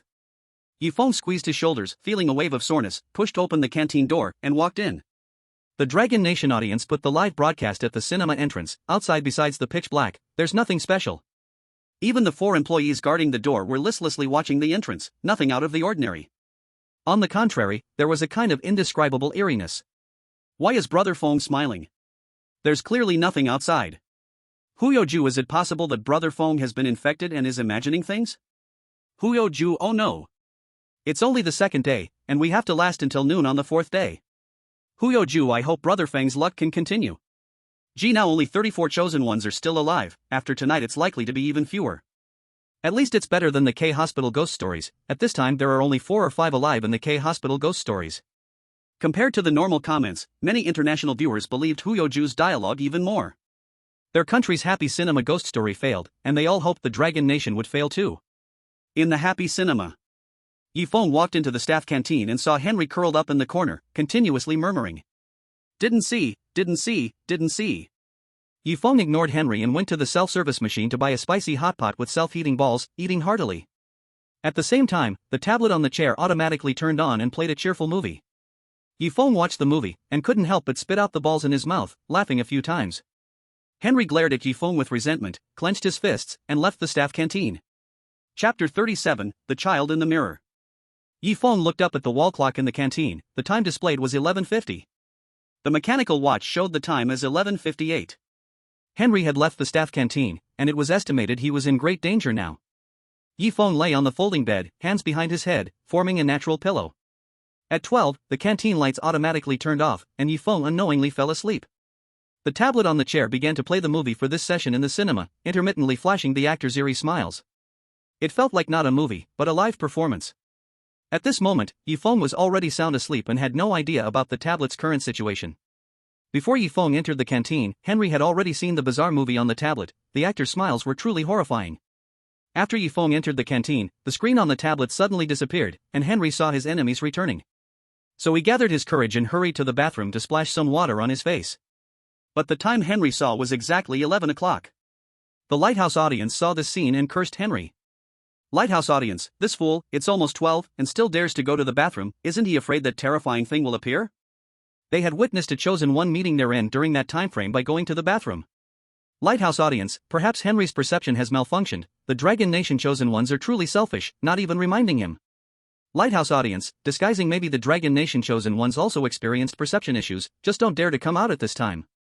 Lighthouse audience, disguising maybe it's that they saw something at the movie entrance, that's why the Dragon Nation chosen ones were scared back to the canteen. Disguised as Lighthouse audience, Dragon Nation viewers successfully tricked the real audience of the Light Kingdom. Everyone believes Feng's perception has also gone wrong. The difference is that Feng is now scared and does not dare to leave the cafeteria. At this moment, Henry hurried to the restroom, cursing incessantly. Damn Feng, his selfishness has harmed many chosen ones, and now he wants to set me up too. He must have known that staying in the cafeteria during that time would lead to terrifying scenes, so he slipped out. What a damn guy.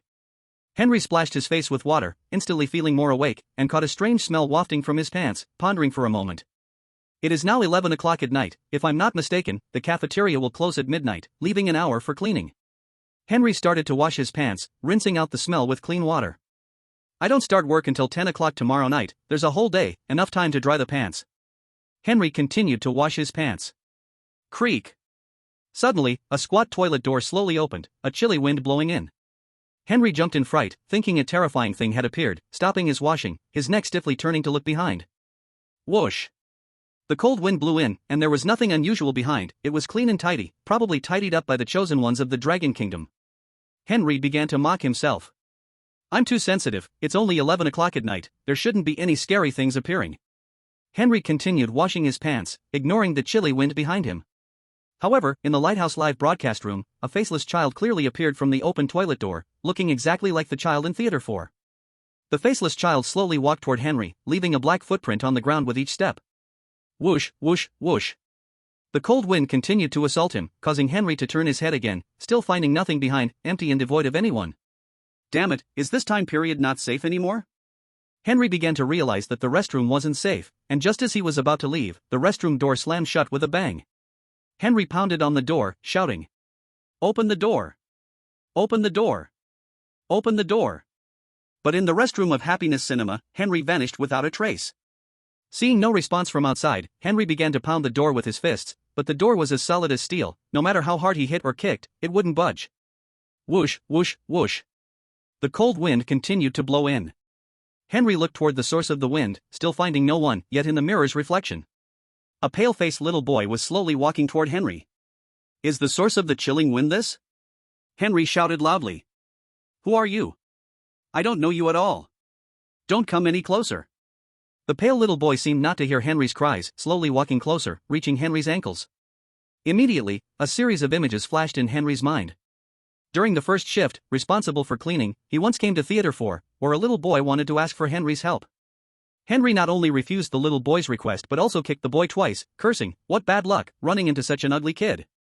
Could the pale little boy before him be the child from Theater 4? A wave of bad omens surged into his mind. Thud. Henry fell to his knees, trembling in fear. I promise you, I will fulfill your request. Please don't kill me. The pale little boy shook his head, his small hands slowly reaching up to grip Henry's neck. Henry felt the warmth of the little hands, still pleading for mercy. In the next moment, the pale little boy exerted force, and Henry's neck sank deeply. Until finally, it was as if he was popping a pimple, forcing his head down. His head rolled to the ground at the feet of the pale little boy, shaking side to side, emitting a chilling voice. That's not Mommy's head, gee. The pale little boy jumped onto the sink and drilled into the mirror. The lights in the restroom of Happiness Cinema flickered once. A headless corpse lay beside the door. Manager Yang, carrying a black wooden box, looked at the headless corpse and yawned. Another headless corpse appears. It's really unsettling. If this goes on, the cinema's affairs will be exposed. Manager Yang dragged the headless body towards the office, leaving trails of thick black liquid where the blood had flowed. Lighthouse Nation chosen one death. The Happiness Cinema horror story descends upon Lighthouse Nation. 1% of the population immediately enters the Happiness Cinema horror, minimum 5 million people. Lighthouse livestream was filled with curses directed at Henry. Lighthouse audience, foolish thing. You have put us in the horror world. Lighthouse audience, not good, it will descend upon Happiness Cinema in 10 seconds. Lighthouse audience, it's all over. Dragon Nation viewers glanced at the remaining livestreams. There were only 16 left, and at least 10 could safely get through this night. Except for Feng, almost all the chosen ones survived by cooperating. It was much better than during the horror at K Hospital. Feng slept until dawn, opened his eyes, scanned the cafeteria, saw Henry was missing, confirming that Henry was dead. This cinema has only me left as the chosen one. Feng stretched, bought a pack of convenient buns, and after eating two, the feeling of fullness and sleepiness hit him again, and he fell back asleep. When he woke up again, it was already night. Chapter 38, Cleaning the Screening Room. Feng quickly turned on the lights and looked at the wall clock. It was already 9:30 at night, and in half an hour it would be the last shift's working time. Feng looked at his watch. It showed 9:50, there was no time to have dinner. Feng left the cafeteria and came to the changing room. More than 20 employees without work badges sat on the long bench in the changing room, all with pale faces. The temperature in the changing room was at least 10 degrees lower than outside.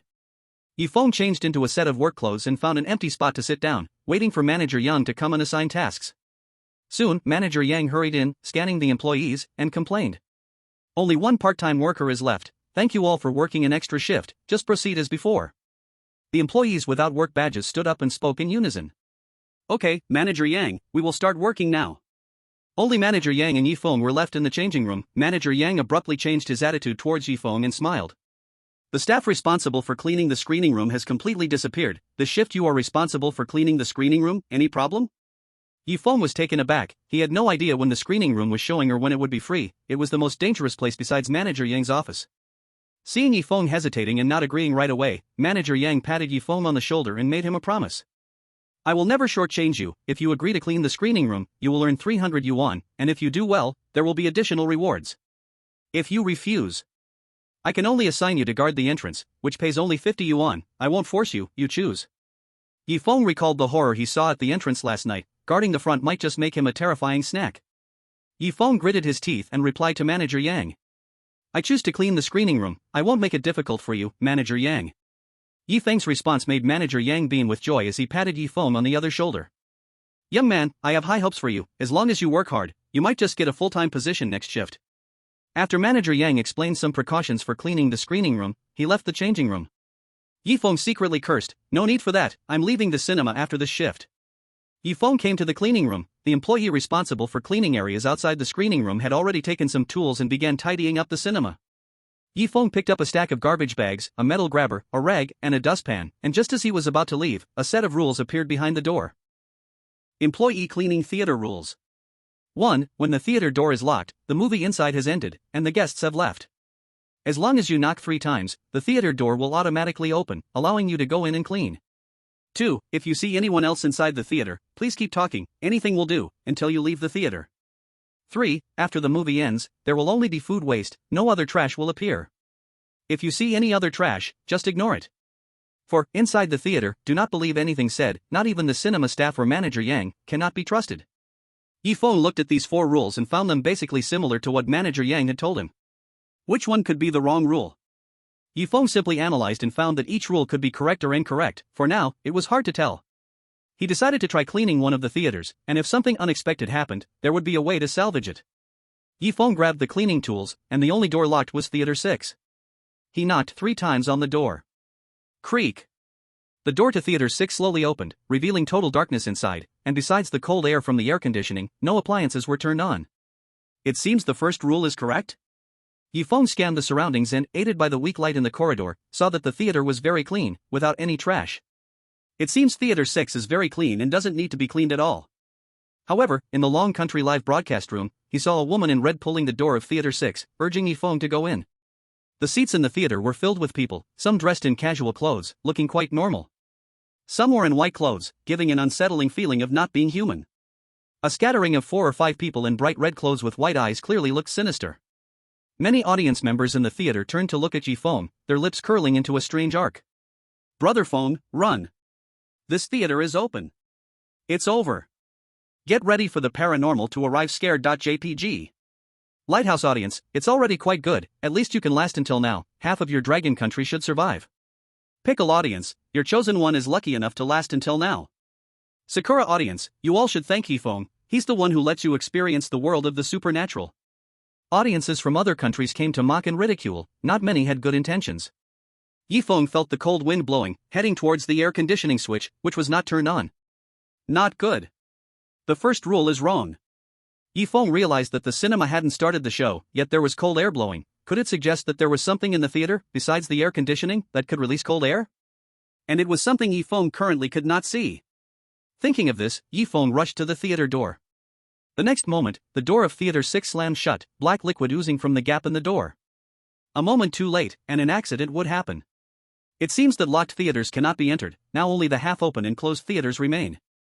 Feng had no choice, the hint card had already been used, and he could only rely on himself to figure out which theater needed cleaning safely. Walking to Theater 7 and Theater 8, the door to Theater 7 was half-open, while Theater 8 was closed. Feng thought for a moment and decided to choose the half-open theater first. Perhaps the audience inside had all left, leaving the door half open, making it easier to go in and clean. Feng entered Theater 7 with cleaning supplies. It seemed unusually quiet, with faint sounds of a movie playing next door. Soda bottles and popcorn were scattered all over the floor. The soda bottles were labeled Happy Cinema, suggesting they were from the food area. Feng picked up a soda bottle with tongs and put it into the trash bag. He grabbed another water bottle and tossed it into the bag. Half a soda was spilled, heavy in hand, and the liquid spread in the trash bag. This cinema hall is so messy, it probably needs half an hour to clean up. Feng straightened up, looking at every seat with trash present. In the Dragon Country live broadcast room, the audience saw a different scene. All the people in the cinema stood up, intending to leave the hall, but Feng's arrival made them sit back down. One customer, still holding an unfinished soda, had Feng take the soda bottle away and throw it in the trash bag. Bang, bang, bang. As Feng was about to pick up the next soda bottle, a black object rolled down from the top of the cinema. From a distance, it was hard to tell what it was. The black object seemed to be intentionally kicked down, rolling steadily. Bang, bang, bang. Chapter 39 Rolling Object. Bang, bang, bang. What is that black spherical object above? Is it trash from the cinema too? Feng remembered the cinema rules, only popcorn and soda trash allowed, everything else must be ignored. Feng lowered his head, continuing to clean up the trash on the seats, ignoring the spherical object above. As he walked to the inner seats and began to clean, the black spherical object seemed to roll down under some special power to Feng's feet. Feng caught sight of the spherical object, forcing himself to calm his unease and looked closely. It was a basketball without its outer skin, dark and slightly soft and cold to the touch. It turned out to be just a peeled basketball. What a surprise. Feng continued to clean, collecting all the popcorn and soda into the trash bag. Strangely, all the sodas were neatly placed in the right side groove of the seat, while the popcorn was in the left groove. Not a single soda or popcorn dropped on the floor. It didn't look like a cinema that had been exited from at all. Feng stepped over the black sphere and continued cleaning up the trash. In the Dragon Country live broadcast room, all the viewers were sweating profusely. At this moment, in hall number 7, they were not leaving at all. Half of the customers still sat there, a huge movie screen flickering with white snowflakes, occasionally hearing eerie laughter. The customers were dressed casually, watching the movie screen. Some customers felt angry because Feng blocked their view and wanted to hit him, but their fists passed right through Feng's body.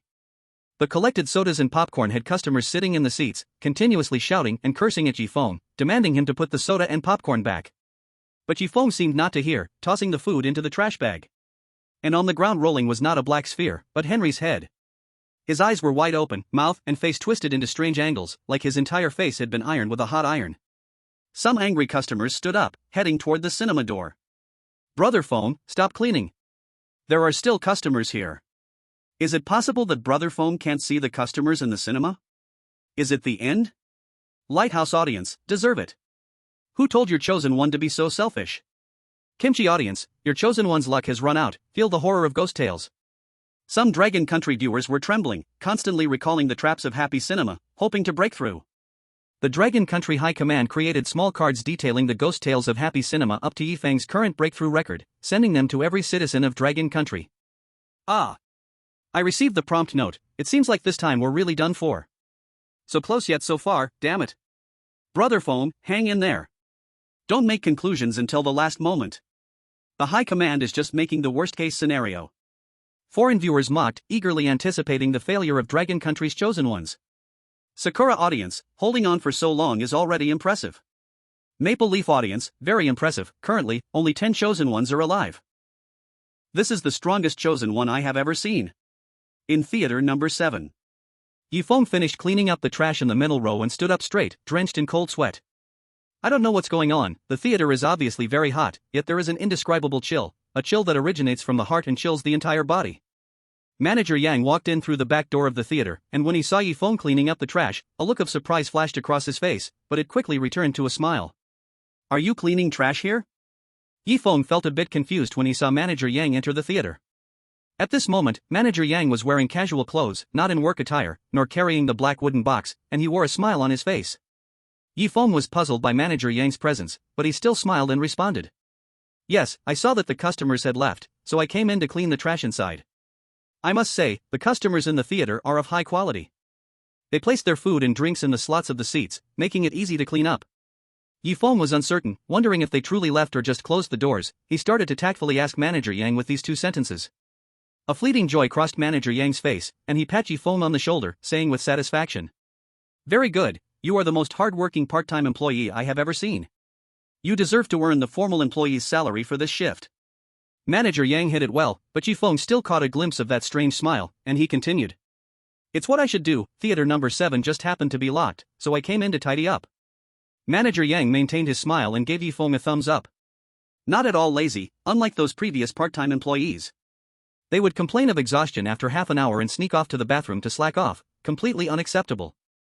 Feng nodded vigorously, agreeing with Manager Yang's words. I came for a part-time job, of course I should work hard. They are just too unreasonable, how could they stop halfway? Manager Yang, I will continue cleaning in the theater. Manager Yang nodded, signaling Feng to keep tidying up the trash in the theater. Then you keep working hard, don't be lazy. Cleaning the theater is only your responsibility, it's quite exhausting. As Manager Yang was about to leave, he noticed a black spherical object at the end of the middle row of seats, walked over to pick it up, and stroked the spherical object while smiling. Finally, one that is whole. Manager Yang hugged the spherical object and strode out of theater number 7, his footsteps striking a common rhythm with the floor. Tap, tap, tap. Until Manager Yang's footsteps disappeared. Feng slung the trash bag over his shoulder and walked quickly towards the theater door.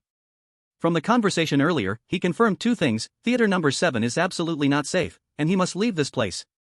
Having just taken a few steps, he saw groups of customers suddenly appear in the seats, continually complaining. How terrible. Can't they wait a bit longer to take my soda? I haven't finished drinking it yet. Well, it's at the end, forget it. That employee just wants to rest early, he's still cleaning. Can't they see me now? Feng immediately confirmed that rule number 2 of the theater was also wrong. Feng tightly closed his mouth and hurried towards the theater door. In theater number 7, more and more customers appeared from their seats, but since manager Yang entered, that annoying employee disappeared without a sound. With no place to vent his frustration, Feng could only keep pounding the ground. As soon as Feng left theater number 7, the door slowly closed, and eerie laughter echoed from inside the theater. That was close. This way, Rule 1 and Rule 2 of the theater are wrong, while Rule 4 is correct.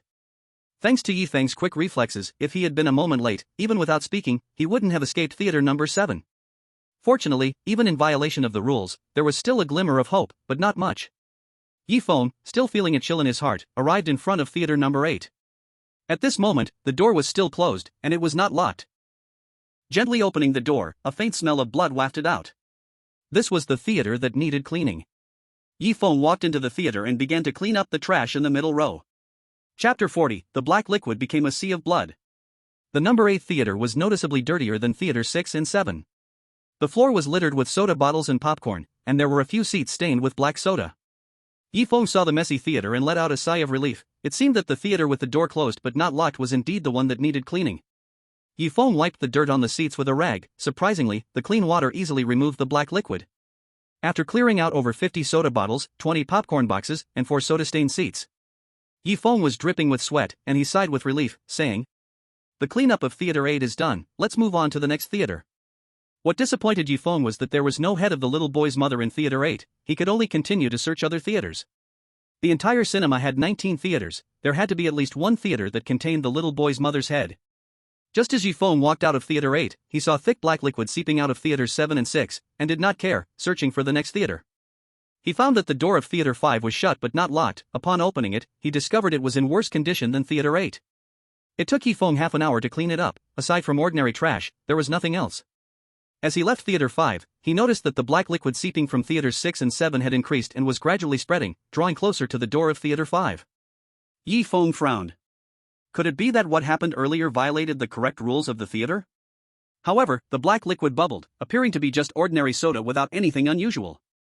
But now it was better not to touch the black liquid. He continued walking toward the lobby. The doors of Theaters 3 and 2 were locked, so he skipped them and arrived at Theater 1, where the door was also shut. Feng opened the door, and the smell of blood inside was even stronger than that in Theater 5. He couldn't help but cover his mouth with one hand while using the other to clean the theater. As he cleaned each seat, he also scanned every corner of the theater for any heads. Similarly disappointing, Theater 1 still had no sign of that head. Before leaving Theater 1, Feng thought about the black liquid. Could it be blood? Feng shook his head. If that were the case, then it would be disastrous. Blood was never a good thing in the world of strange tales. Feng became cautious, glancing at his watch in his pocket, and noted that it was 11:20 p.m. This meant that the employee cafeteria's door was open. The employee cafeteria was absolutely safe. Feng pushed open the door of Theater 1, and the black liquid started to spread in front of Theater 1. In the next moment, it turned a bright red. A strong smell of blood wafted from the liquid as it gradually thickened, visibly pushing towards Feng. Bubbles kept rising from the liquid, accompanied by a sizzling sound. Feng realized something was wrong and immediately headed toward the lobby. However, the lobby was also a sea of blood, spreading toward Feng. And standing in the sea of blood, the employees seemed unaffected, greeting guests with pale faces. It seemed Feng was the only one who could see the sea of blood. The sea of blood was closing in from both sides, and with each bubble popping, it was like a deadly melody playing. Feng hurried past the ticket booth and rushed to the employee's ticket station, where an employee greeted him with a nod. "New part-timer, don't think of slacking off, there are 19 theaters you need to clean. There are still 2 empty theaters, they will be needed by 3 o'clock in the morning." Feng ignored the employee's words and dashed into the employee cafeteria. In the next moment, the blood sea connects in front and behind, spreading blood all over the cinema floor. The only safe place, the cafeteria. Feng sits on a folding bed, sweating coldly, thinking about when he can go out, when the blood sea outside will fade. The wall clock in the cafeteria shows the time is 11:45, the mechanical watch shows 11:25, a 20-minute difference. Feng waits in the cafeteria, only able to go out close to 12. Knock knock knock. The wall clock shows the time is 11:55. Manager Yang knocks on the door from outside, his tone darker, speaking with dissatisfaction. "Feng, what are you doing in the cafeteria? Come out and clean the screening room, or I will deduct your pay." Cleaning rooms 13 and 14 is a priority, there's a movie showing in those 2 rooms later. the others can be cleaned by 6 o'clock tomorrow. Knock knock knock. I'm talking to you. Hurry up and come out. Yi Feng glanced at the mechanical watch. It was 11:35, not yet closing time for the cafeteria. Yi Feng pretended to be in great pain, speaking in a hoarse voice. Sorry, Manager Yang, I'm feeling unwell and need to rest for a bit. I will definitely go clean rooms 13 and 14 once I'm better. Please rest assured, Manager Yang. Manager Yang continued to knock, pounding on the door, his tone filled with dissatisfaction. So you're not coming out now? Alright then, I will deduct 50 from you. If rooms 13 and 14 aren't cleaned before the movie starts, you can forget about the pay for this shift. Yi Feng still did not leave the cafeteria, instead becoming more certain that staying in the cafeteria was the safest, the only safe place. Manager Yang had once entered the cafeteria with a tablet, but now he kept knocking on the door, threatening with words. The only explanation was that Manager Yang was now restricted, unable to enter, while the chosen one going out would definitely not fare well. Yi Feng became resolute, responding to Manager Yang. I'm really sorry, I am feeling very unwell, but I will definitely come out to clean the screening room later. Outside, Manager Yang was no longer like a normal person, holding a black nail, and once the person inside came out, the nail would penetrate their forehead mercilessly. For Fangs grew disorderly on his face, with stitches visible on his neck, grinning ominously at the cafeteria. The dim lights in the corridor flickered, and each time it got dark, countless headless corpses could be faintly seen, dangling from hemp ropes, slightly trembling. The headless corpses let out tragic pleas, and careful observers would notice that among them, there were the chosen ones who had descended this time. The knocking continued. Knock knock knock. Knock knock knock. Knock knock knock. Come out now, I will give you extra pay, just come out. Didn't you say you would work hard? Why are you sick now? Are you slacking off? That won't do. The knocking got louder, until it turned to kicking at the end. Yi Feng would not leave the cafeteria no matter what, safety was only found inside. The mechanical watch showed 11:55, the kicking sounds finally ceased, followed by the sound of leather shoes walking away. Finally left? 5 more minutes, it doesn't matter. Yi Feng waited until the last 3 seconds, then opened the cafeteria door. The blood in the corridor vanished without a trace, the floor left no mark, and the smell of blood dissipated, looking like he had escaped the blood sea. Yi Feng stepped out of the cafeteria, and the cafeteria door disappeared. The next 8 hours he could only rely on himself. Yi Feng carried his tools, arriving at screening room 13, the air conditioning still running, likely just freed up not too long ago. He began cleaning from this screening room. At the same time, in the neighboring surviving Happy Cinema, the chosen ones were hiding in the cafeteria, while Manager Yang was still knocking on the door. Chapter 41, The Opening is the Answer. The manager from the neighboring cinema was still knocking on the door. Dear Lucy, I am your Manager Yang. It is very unwise of you to hide and slack off in the cafeteria. Come out and continue working, or I will have to deduct your pay. Manager Yang said outside the door with a smile. Inside the cafeteria, a girl named Lucy was the chosen one of the Unfall Nation, who loved adventure, especially in abandoned castles. She didn't believe the first rule of the screening room, which seemed unreasonable. When she saw that the guests had all left, she wondered why it was still locked inside. Also, in a normal screening room, if the door is closed, a movie must be playing, so it was only the half-open screening room. So she started to clean the half-open screening room. Until she saw a strange black object, she realized something was wrong and quickly escaped to the staff cafeteria. Confident Lucy didn't expect to run into trouble on her last shift. She had been sure that there would be no mistakes in cleaning according to the first rule of the screening room, yet a mistake still occurred. Bang bang bang. Dear Lucy, what's wrong with you? Lucy pressed against the door, looking at the wall clock, and whispered. During the night shift, the wall clock was about 5 minutes late, and the morning shift was about 10 minutes late. So calculating this way, it should be about 10 to 11 minutes late now. If I open the door at 10 past 12, it should be fine. As long as I leave the cafeteria on time, I can continue cleaning the screening room. Lucy stayed in the cafeteria, ignoring the noise outside, pretending she didn't hear anything, sitting on a folding bed. Until the clock showed 12 o'clock, Manager Yang's knocking finally disappeared. Lucy still stayed in the cafeteria, confidently whispering. This must be a trap, going out now will still mean death. Tick-tock. As the second hand of the wall clock kept moving, there was no sound outside, quiet as if the cinema had closed for the night. Lucy noticed it was 12:11:30 and gently pushed the door open to look outside. The light outside was dim, flickering from time to time, and Manager Yang was gone. Lucy felt a bit braver and walked out of the cafeteria, the door closing behind her. Lucy habitually glanced to the right, the staff in the hall were working as usual. Steady, I can continue working. Just as Lucy turned around, Manager Yang appeared before her with a smile. Dear Lucy, it is very unwise to slack off for no reason, don't you agree? Lucy was startled, looking at the usual manager Yang, and replied unhappily. You scared me to death. I will go clean the screening room now. Lucy hurried towards screening room 13 when a cold hand grabbed her shoulder, and a gentle voice came from behind. Your unwise actions have made me very angry, and have made the guests in the screening room very angry too. Come with me to the office. Let me educate you well. Lucy pushed forward hard, wanting to break free from Manager Yang's grip, but no matter how hard she tried, she stood still. Manager Yang smiled as he pulled Lucy along, like dragging a lifeless object to the office. As soon as he opened the door, the live broadcast room of the Unfall Nation instantly went black.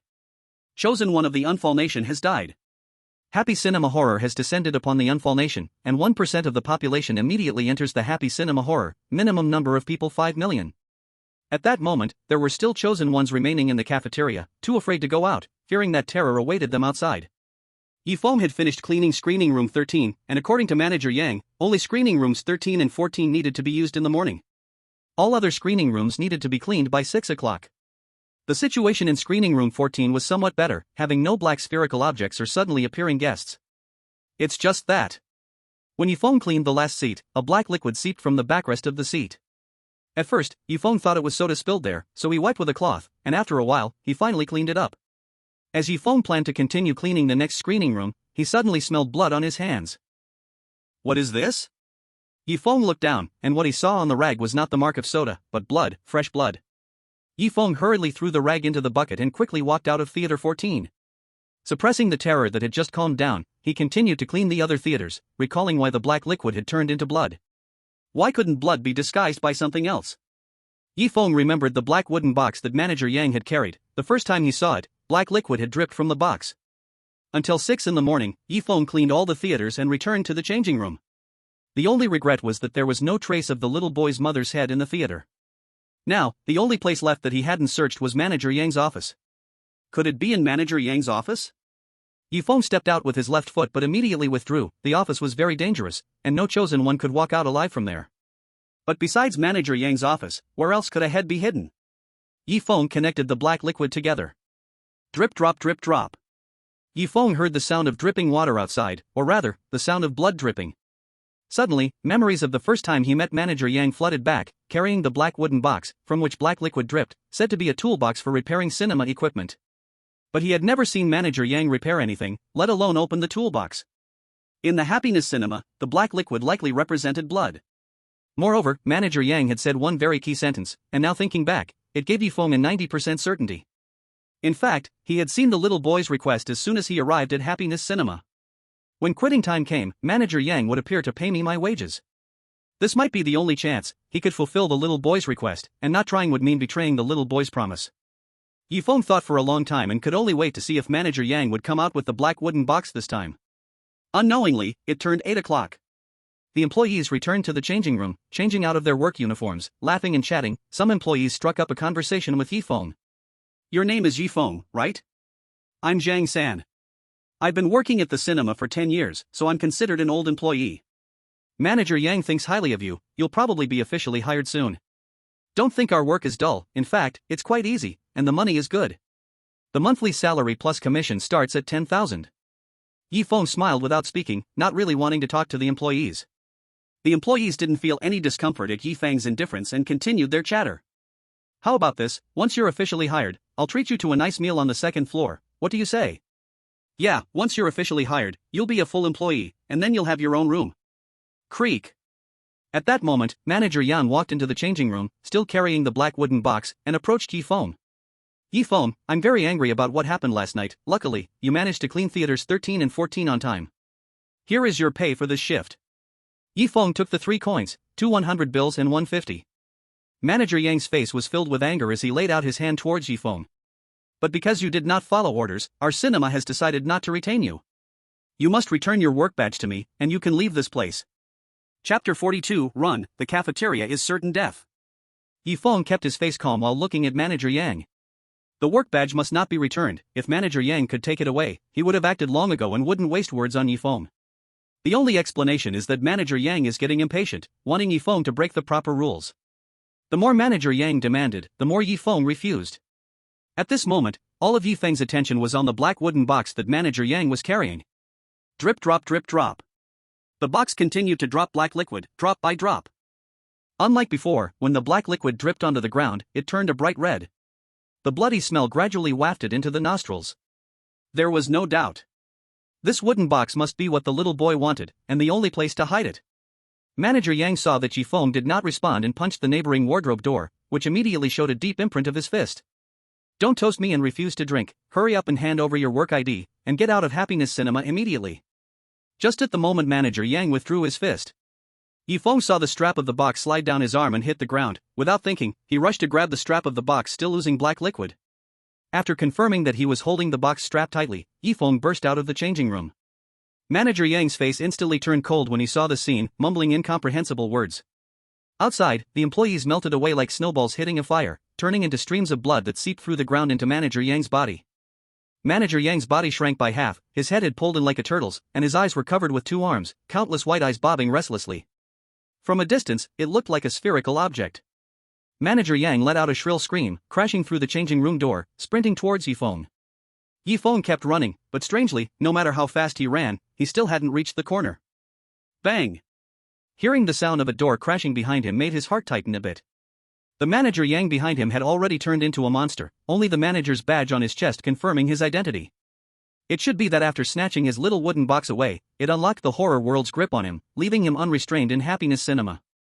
If Manager Yang behind him caught him, there would only be one outcome. Feng quickly thought about why he had been running for so long without reaching the corner. Was it that taking the wooden box triggered all the terrors of this world, specifically giving me no chance to survive? Or was there an extra trap in the box that I hadn't discovered? Or... Feng considered various possibilities, but the first thing to do was with the black wooden box. He had just taken it over and didn't know if it would have traps. Feng lowered his head, just in time to see the liquid dripping from the box merge with the blood on the floor, flowing towards Manager Yang. Not good. It must be the blood dripping from the box. Feng hugged the wooden box tightly, the blood seeping from the box stained his clothes, no longer dripping onto the floor. 1 step, 2 steps. 3 seconds later. Feng reached the corner, and the hallway in front flickered, its flashing frequency slightly slower than usual. Feng didn't care about that, continuing to rush forward. As he passed the restroom, a chilling wind blew, and when the cold air hit Feng, it suddenly stopped. Feng continued running forward, his speed noticeably slowing down. The hallway, originally less than 20 meters long, took him half a minute to cross. Where was the problem this time? Feng looked around, there were only walls on both sides, nothing unusual. Just then, Manager Yang also arrived at the restroom, seemingly less than 3 meters away from Feng. Just as Manager Yang was about to grab Feng's thigh, a chilling wind blew out from the restroom, instantly freezing him in place. Feng felt a lot lighter instantly and quickly ran toward the cross-shaped skeleton, immediately heading towards halls 1 to 10, rather than the staff canteen. The staff canteen was absolutely safe, but it was already past 8:10, the canteen doors wouldn't open. Moreover, the checkpoint time was noon 12, going into the staff canteen wasn't very safe. Now that the maximum unlocking of Happiness Cinema had been triggered, entering the canteen now could mean never getting out again. The only safest choice now was to enter Hall 4. Handing things to the little boy might still offer a glimmer of hope. Feng had just passed through the entrance of theater number 10. Manager Yang's frozen ice instantly shattered as he walked coldly toward the restroom, speaking to the mirror in a language only he could understand. I've looked for you so long, it turns out this is one of your hiding places. Just one last living corpse left, could you leave it for me? How about we cooperate? Manager Yang spoke of cooperation, yet his hands showed no intention of it at all. He clenched his fists, waiting for the horror to appear in the mirror. But in the restroom, the mirror was still just a mirror, without any sign of a problem inside. Manager Yang waited for 3 seconds on the mirror, still no response, then he punched the mirror, shattering it, and slowly left the restroom. At this moment, Feng had rushed to the entrance of theater number 8, with only theater number 6 standing between him and theater number 4. Suddenly, the entire corridor darkened, and in the dimness, countless headless corpses were swaying before and behind Feng. The feet of the corpses were right at the height of Feng's chest, emitting a smell of 3 years without washing. Feng slowed his pace, trying his best to avoid the corpses brushing against him, dodging every opportunity for contact. Manager Yang had already arrived at the entrance of theater number 9, a hemp rope appearing in his hand, the other end tied into a noose, speaking words Feng couldn't understand as he moved slowly toward Feng. The audience in Dragon Country's live streaming room was very confused. In the bright hallway, theater number 4 was just ahead. Why was Brother Feng moving so slowly? And Manager Yang looked completely normal except for the hemp rope in his hand. How could it be so terrifying? The audience saw that after Yi Feng rushed out of the changing room, he feared the manager Yang behind him. He seemed just an ordinary person. Non-dragon country viewer, your chosen one is a bit foolish, running away from the employee cafeteria, which is the safest. Non-dragon country viewer, our chosen one is much smarter, hiding straight in the employee cafeteria, could leave Happy Cinema safely at noon. Don't pretend to understand if you don't. Our brother Feng would know the cafeteria is safe, there must be some reason he can't go there. Exactly. How about a bet? If we win, you guys are pigs. Non-dragon country viewer, what if you lose? We have never lost. In the corridor of Happy Cinema, Yi Feng spotted a small figure behind him, the feet of the corpses unable to reach him, moving in a straight line towards him. This further confirmed his guess, he couldn't touch these corpses. Finding it too troublesome to avoid the corpses, Yi Feng immediately crouched down and quickly headed towards theater number 4. Chapter 43, The Final Moment of Life and Death. Yi Feng had reached the entrance of theater number 6, just 5 more meters to theater number 4. The small creature began to scream at Yi Feng with a piercing sound. Yi Feng's body was unharmed as he continued to walk forward, coldly smiling inside. Does the terror in the ghost stories also get angry when it feels powerless? However, in the next second, the corpses hanging from the ropes began to fall one by one, slowly closing in on Yi Feng, surrounding him within a meter. Blocking all paths, was theater number 4 a road of certain death? Yi Feng blinked, dismissing that thought, thinking to himself. Quickly move your body, theater number 4 is right in front. Even if I have to catch these headless corpses, entering theater number 4 would offer a way to survive. The piercing sounds continued from the small creature as the headless corpses surged closer and picked up the hemp rope, aiming it at Yi Feng, as if to say, when you hesitate, you have already failed. Please stay forever in Happy Cinema and become one of them. Just as the hemp rope was thrown up, the door to theater number 4 slowly opened, a cold wind blowing out, causing the surrounding headless corpses to involuntarily part to the sides. At the same time, it restored Yi Feng's ability to act. Yi Feng tensed his entire body and continued walking towards the door of Hall 4.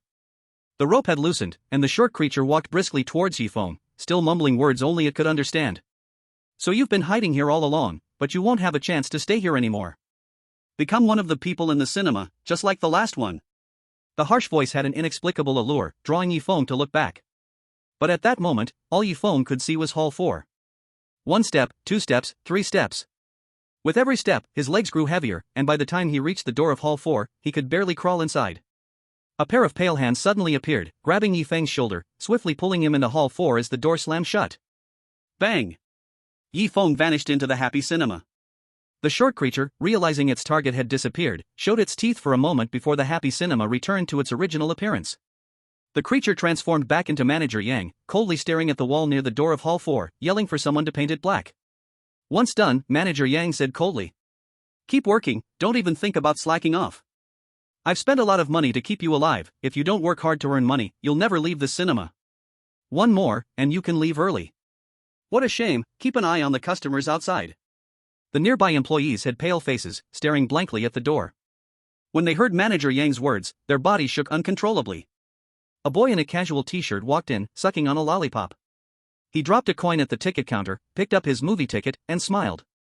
"I've heard the cinema specializes in horror films, I can't wait to see the famous movie Forbidden Boy." As he spoke, the boy looked at the ticket with the words Forbidden Boy printed on it and walked into Hall 19. The coin he placed transformed into an IOU, stating, "To watch Forbidden Boy, you need to pay 1.5 million. Currently, you still owe 1,499,950. After watching the movie, starting from today, work in the Happy Cinema to repay the debt, until it's fully paid off." Yi Feng entered Hall 4, a strong smell of blood hit him. Fortunately, the stench dissipated quickly, making it easier for Yi Feng to bear. In front of him stood a faceless little boy, with pale skin and no hair, a large hole where hair used to be. Cold little hands tightened around Yi Feng's neck, ready to snap it at any moment. "Have you found your mother's things?" The icy grip intensified, and if Yi Feng said one wrong word, there would be no hope. Yi Feng gasped for breath, trembling hands straining to lift a black wooden box, he stammered. "Your mother's things are in there." The little boy loosened his grip, picked up the black box, which was locked with a 3-digit code, and desperately scratched at it. But no matter how hard he tried, he couldn't break it open, he could only unlock it by turning the 3 digits. The lock had sharp spikes, and he had to push hard to turn a number. His hand pressed against the lock, the fine needles naturally pierced into his fingers. The little boy started with 000, tirelessly trying to unlock the box. As time passed, he had reached the number 500, his fingers had bled, murmuring, "I promised to meet my mom in the cinema. I must see my mom intact, I can't let anything harm her. Feng glanced at his watch, it was already 9:30, with 2.5 hours left before he could leave the cinema. But so far, he still had no idea how to escape the happy cinema. Feng placed all his hopes on Hall 4. Just as Feng wanted to observe the hall, the little boy grabbed his calf, his tone softening, no longer as cold. Don't move just yet, you are not a spectator. The features of the little boy appeared blurry, resembling any ordinary child, his eyes sparkling with anticipation, eager to open the wooden box. Blood dripped from his fingertips onto the ground, appearing bright red as it left his skin and continued to be bright red upon hitting the floor. His delicate hands were bloodied, fingerprints erased, until the dial turned to the number 549, and the box opened automatically. Inside it was something draped in hair appearing right before Feng's eyes. The little boy gently cradled this object, murmuring softly. I've finally found mommy's head, thank you, big brother. The little boy continuously thanked Feng, holding tightly onto the hair-covered object, the blood staining his entire outfit. The clothing looked brand new, likely something he usually didn't want to wear. Yet now, the little boy's face and heart only held smiles. Feng felt the boy's gratitude was pure, and he responded with a smile. Since I promised your request, I will certainly fulfill it, because we made a pact. Feng extended his pinky, and the little boy paused before, holding with his left hand, extending his right pinky to hook with Feng's. Thank you, big brother. Since big brother helped me, I must help big brother this time. The next movie starts at 10:05, I bought an extra ticket because I knew big brother wouldn't break his promise. Wait, big brother, don't leave your seat during the movie, once it ends, we should be able to leave here. The small boy tugged Feng's hand, cradling his mother's head, and they reached the first row, where only 3 seats were empty. The other seats displayed signs of malfunction and were unusable. In the seat on the right, there was a headless female corpse.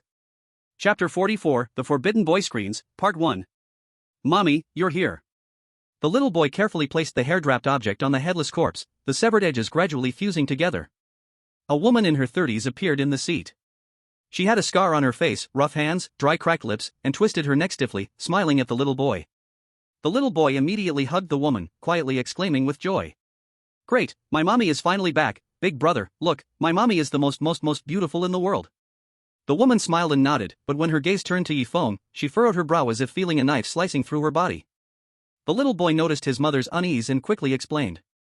Thanks to big brother, or else I would never see you again, mommy. Upon hearing this, the woman's eyes softened as she looked at Feng, awkwardly controlling her mouth to say.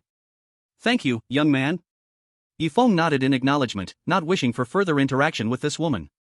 The woman disregarded Feng and lovingly stroked the boy's head, speaking in an affectionate tone. Our little Jie is also the cutest child in the world. The little boy beamed with happiness, clinging to the woman's arm. Soon, an expressionless ticket inspector appeared before the little boy. 3 people, you need 3 tickets, 1 extra ticket is 300 yuan. The little boy took out 3 movie tickets and handed them to the inspector, who checked the tickets, found no issues, and turned to leave. At this moment, the theater was incredibly quiet, as if aside from Feng and the 2 in the first row, no one else was present. The movie was about to start, titled The Forbidden Boy. A baby named Jie was born into a wealthy family, with parents hailing from affluent backgrounds. While not lavish, they at least lived without material worries. However, this good fortune didn't last long. Jie was born sickly, suffering high fevers every time it rained. Ever since Jie's birth, strange incidents plagued the Ying family. First, their previous head suddenly died, followed by a series of major business failures. A younger generation has been dying mysteriously. The head of the Ren family, who is also Jie's uncle, begins to suspect that it is Jie's mother's conspiracy and orders people to secretly clean up the family. Jie's mother immediately senses something is wrong and escapes with Jie to a small town over 100 kilometers away. They live like this for 6 years. When Jie was 6 years old, he watched the children in the town happily go to school, casting envious glances at the laundry shop. Jie's mother noticed her son's little thoughts and gently stroked his small head. My lovely Jie is of school age now. Tomorrow, mommy will take you to apply for school. Jie was first happy, then shook his head. Jie doesn't like studying. Jie wants to stay with mommy forever. Jie naturally wanted to go to school to study and play happily with other children of the same age. But when his mother came here, in order to hide their identity, she used the money they took with them that night to obtain fake identity information, and both mother and son changed their names. The Ying family had already issued a bounty, and posters with his mother's appearance were posted in the town within a 100-mile radius. For this reason, Jie's mother did not hesitate to ruin her own appearance and started working as a long-term worker in a small laundry. The income barely covered the daily expenses of mother and son, and there was simply no extra money for school fees. Though Jie was young, he understood all these reasons. Seeing her son's determined expression of not wanting to go to school, Ingjia's mother sighed. Just like your dad, fine, I have my own way to pay for school fees. Don't think too much. Once you start school, you have to study well. Got it? Ingjia hugged his mother and smiled. Don't worry, Mom, I will definitely study hard. But I will keep a low profile, so I won't cause any trouble for you. The next day, Ingjia's mother took her son to a school hidden from the public. After paying the school fees, she let Ingjia attend class 1-4. Ingjia was especially quiet today because he noticed that something precious was missing from his mother. Ingjia secretly made up his mind to study hard to repay his mother. Ingjia showed incredible learning ability at school and began studying calculus in the 3rd grade, shocking many teachers. All the teachers believed that such a genius should be sent to the most famous school in the city for study. Ingjia's mother directly rejected the teachers' and principal's proposal. I'm sorry, my son is still young. He should continue studying in the 3rd grade of primary school. She even requested the teachers and principal not to spread news about her son. On that day, both the teachers and principal felt Ingjia's mother's fear and anxiety, and Ingjia realized that there was a problem. He echoed his mother's words, wanting to stay here to study. They had no choice but to agree to let Ingjia continue his studies and to keep this matter confidential. Ingjia's personality did not match his age, his classmates hardly played with him. With his outstanding grades, many classmates were jealous and secretly gave him nicknames. One time, a classmate deliberately wrote his exam paper under his own name, then submitted it under Ingjia's name with insulting remarks. Many teachers were furious that such a good genius had learned this despicable thing and scolded Ingjia in front of the whole class. Ingjia knew who did it but did not retaliate because his mother said to keep a low profile and never cause trouble. Moreover, the classmate who harmed him was a regular customer of his mother's laundry. Offending him would only cause his mother to lose her job. Seeing Ingjia's calm expression, the teacher decided to have a talk with his mother. After hearing the teacher's words, Ingjia's mother immediately denied the teacher's claims. Teacher, I believe Ingjia would never do such a thing. If you don't believe it, bring out the exam paper. Also, how come that student who usually does poorly suddenly got a perfect score? The teacher was stunned, looking at such a genius going bad, his anger burned, losing his usual calm. He never expected there would be vicious students in the class and quickly identified the student who was causing trouble. The teacher knew about Ingjia's family situation. He had just scolded him in class and felt deeply sorry, hurriedly taking out the eggs, lamb, and beef he had just bought to give to Ingjia. These were pricey in the town, especially the lamb and beef. The teacher spent half a month's salary to buy them. Ingjia's mother wanted to refuse, but the teacher said, "If you don't accept, it means you don't forgive me." Ingjia's mother couldn't argue and had no choice but to reluctantly accept. Before leaving, the teacher also apologized to Ingjia.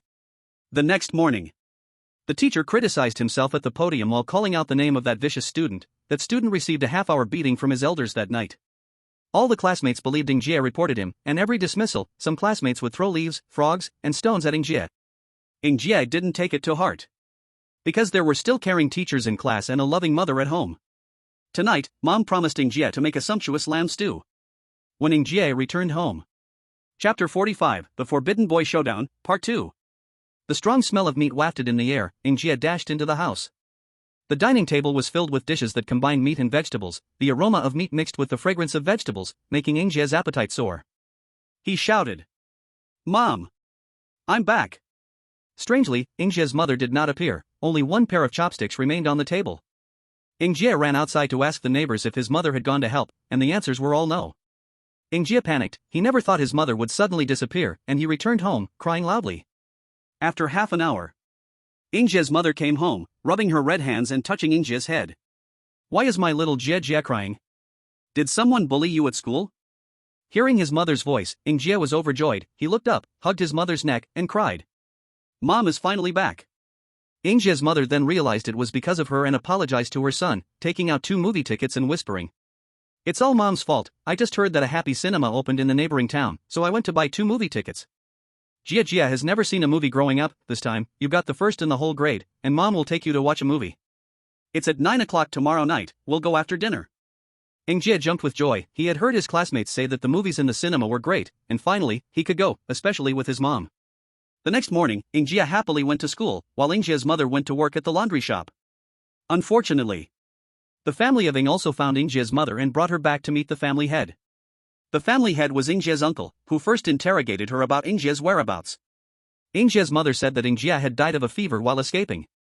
The family head obviously did not believe Ingjia's mother but decided to kill her first. Since her brother married this woman, less than half a year later, he fell ill and died, and after Ingjie was born, more and more members of the Ying family died mysteriously. It was definitely Ingjie's mother's conspiracy. Ingjie's mother had her neck cut off, her body hung next to other headless Ying family members, used as a warning against her. Her head was wrapped in a black box by the family head, preventing the body from being intact. The only thing Ingjie's mother found comfort in was that before being captured, she buried everything about her son. She hoped her son would run as far as possible upon seeing she hadn't returned, and never come back. Ingjie returned home, found his mother missing, thinking she was delayed outside like last night. Ingjie's house had no clock, he waited for a long time but did not see his mother return. Go to the neighbor to ask the time, it is already 10 o'clock at night. At this moment, Ingjie panicked and searched everywhere for his mother. The head of the family did not believe Ingjie's mother's words and continued to send people to the town, where they happened to see Ingjie looking for his mother and went up to inquire. Little brother, are you looking for your mother? Is your name Ingjie? Ingjie looked at the big brother who asked him in surprise. The name Ingjie was only known by him and his mother, and he did not expect others to know this name.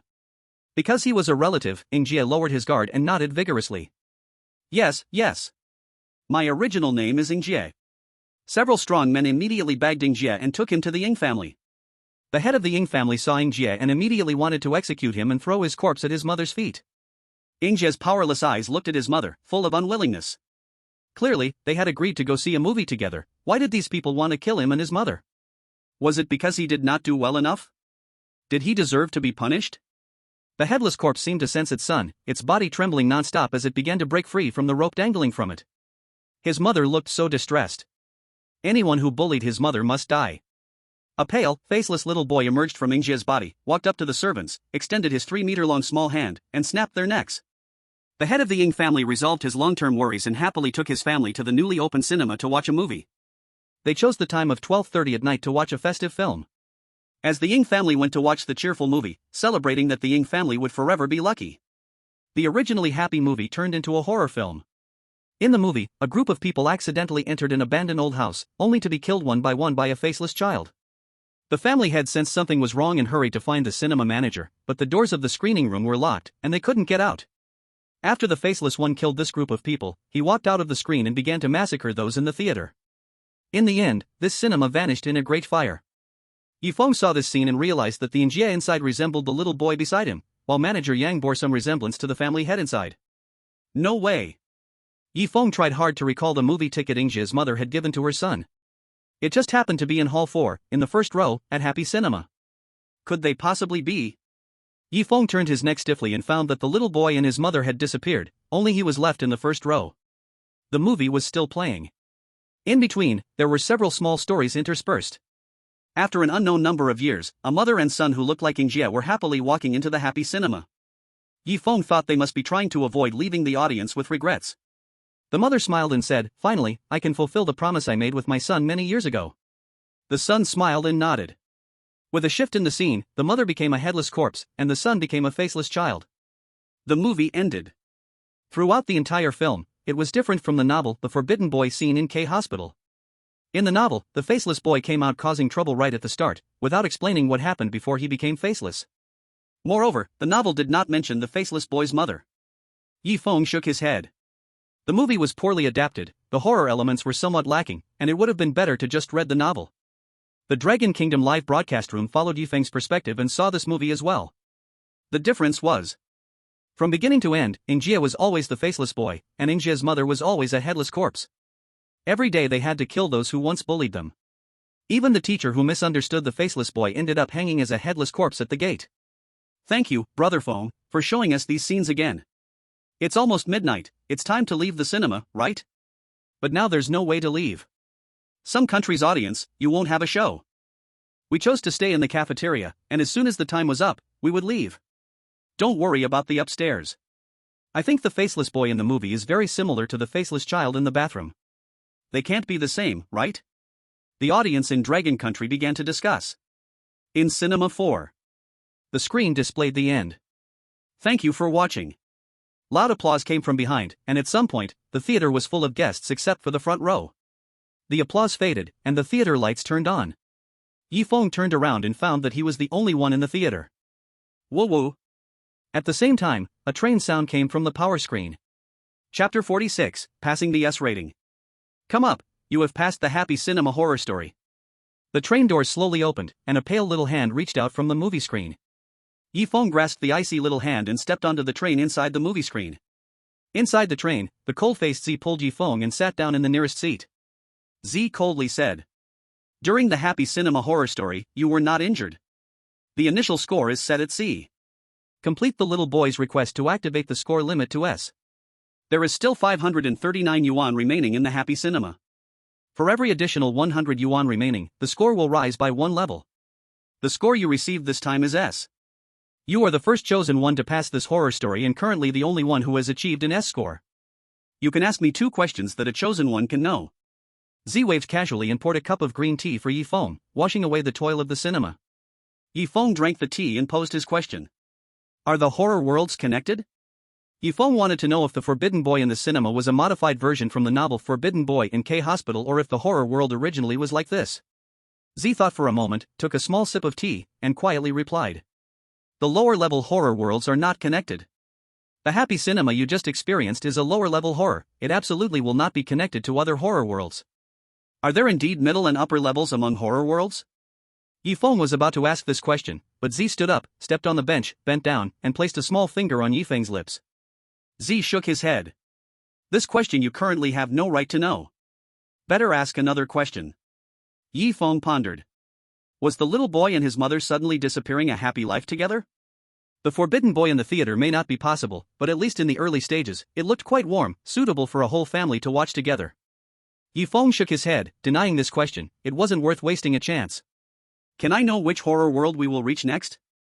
Z shook his head, looking at the pitch-black scene outside the window, helplessly saying, "This is decided by the train, I cannot answer this question. Let's move to the next question."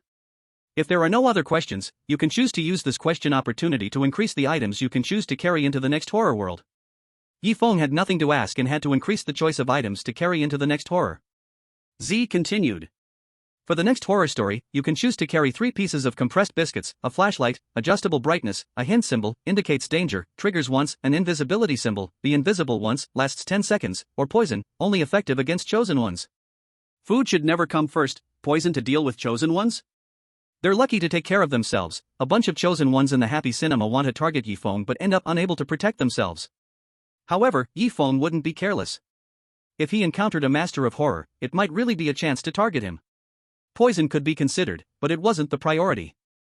The flashlight had no special effect, so it was disregarded. The hint symbol and invisibility symbol were prioritized for selection. The invisibility symbol could conceal from the perception of the horror world. The effect of the prompt is not as good as the ability that Feng has himself. In terms of benefits, the invisibility charm is slightly better. I choose the invisibility charm. Z took out a piece of black paper from her skirt and handed it to Feng. This is the invisibility charm, tear it to use it, and please keep it in your pocket at all times. Feng put away the invisibility charm and, under Z's guidance, arrived at the room numbered 202. Considering you passed through the world of ghost stories twice, this room will be your designated room from now on. Go in and rest. Z opened the door, and the layout was exactly the same as the last room. Feng walked into the room and began to rest. Once Feng boarded the train, the Dragon Country live streaming room instantly went black, and a few lines of big characters popped up. The chosen one of the Dragon Country successfully passed the ghost story Happy Cinema, difficulty level 4 mode. This ghost story will not descend upon the Dragon Country. The Dragon Country chosen one, Feng, as the only current passer, has brought great luck to the Dragon Country.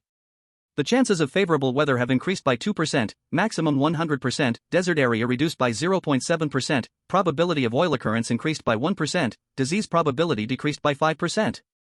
The audience in the Dragon Country saw the scene and burst into cheers. Brother Feng was right this time. This time, the probability of disease has decreased. That's awesome. Some people still think it's safest to stay in the cafeteria. Are they being silly? Ha ha ha. Let's go see other live stream rooms. Only 3 live stream rooms were still operating, nervously walking out of the cafeteria, with an extra piece of paper in their pockets. The exit is in theater number 4, but you missed the time. Please continue working part-time. The door to theater number 4 will open automatically in 10 days at noon 12 o'clock. The 3 chosen ones who survived still had one more chance. During these days, the people of the Dragon Country became completely festive once again, even spontaneously organizing and creating a fan group for Brother Feng. From the eldest to the youngest, from 3 years old to 80, there were both male and female fans of Feng. This action made many foreigners envious, wishing their chosen ones could be like Feng. They did not ask for high ratings every time, at least successfully passing would suffice.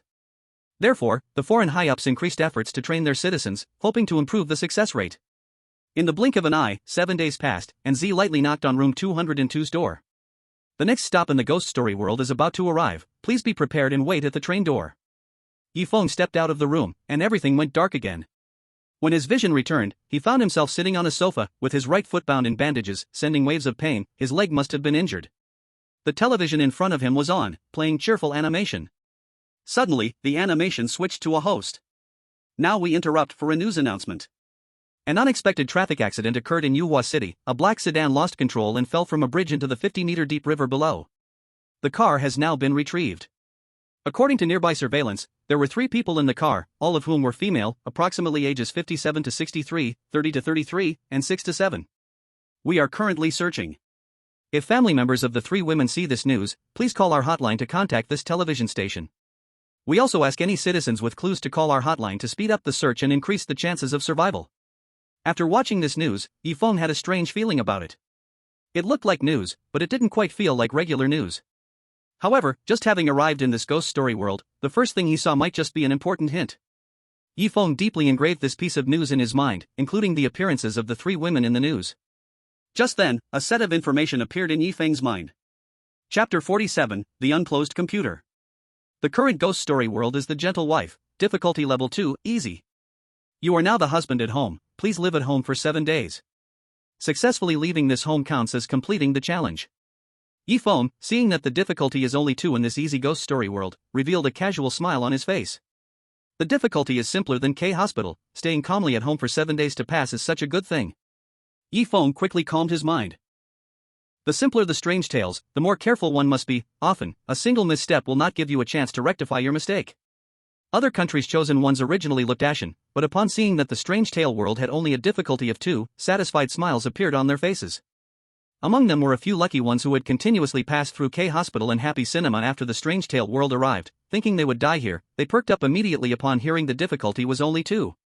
They all believed there was still a chance to survive. In the Dragon Country live broadcast room, many viewers started shouting. Sakura viewer, I'm really sorry this time, your chosen ones can't harm anyone else. Lighthouse viewer, ha ha ha. Our chosen one is horror novelist David, this time we're safe. Lighthouse viewer, I hope the next strange tale world lets us see your chosen ones, our David will take revenge for us. Dragon Country viewers silently chose to mute, they didn't like hearing the clowns making noise. While the foreign viewers were causing a commotion in the Dragon Country live broadcast room, Feng began to take action. Feng looked around, he was currently in the living room. In front of the sofa there was a television and a coffee table. On the coffee table lay a pile of snacks, a wallet, a large phone, and a note. The note contained a message that Feng picked up and began to read. Dear, today I'm going to soak in a hot spring with my mother-in-law and daughter. I will be back the day after tomorrow, don't blame me for not calling you. You don't like hot springs and love to sleep in, but don't worry, I will bring you back a souvenir. Your lovely wife. After reading this message, Feng began to think. The 3 women mentioned in the news earlier matched perfectly with his mother, wife, and daughter in age. Could it be that the 3 women in the news resemble my mother, wife, and daughter? Feng tried hard to recall the images from the news, but he only remembered the content spoken. The people in the provided photos were very vague, he could no longer remember them clearly. Feng shook his head. Besides that, the letter also mentioned returning the day after tomorrow with a souvenir, and that was all it contained. The information given was neither too much nor too little, it seemed useless, but perhaps it would be useful at some point.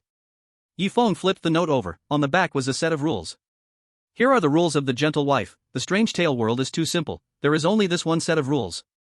1. There are only 4 people in the home, including you, your mother, wife, and daughter, anyone else is not your family. 2. Your family all love you and will never lie to you, you can completely trust your family. 3. An accident happened when your family went out, everyone died and can never return. 4. Please do not casually answer your phone, when a call comes from a number noted as your family, please turn off your phone immediately. 5. Please do not turn on the television, as the sound will disturb the neighbors next door. If you feel bored, you can choose to open your laptop, inside are games you enjoy playing. 6. If a stray cat knocks on the door, remember to open the door and let it in, and feed it regularly. 7. You are not allowed to leave the house, if you are hungry, you can eat the snacks at home. You can also order takeout through your phone, but you must confirm that it is the delicious pig trotter's rice from downstairs, where the staff all know you. 8. People who know you will always choose to knock on the door rather than ring the doorbell because your doorbell is broken. If you hear the doorbell, please remain quiet at home, make no noise and do not approach the peephole.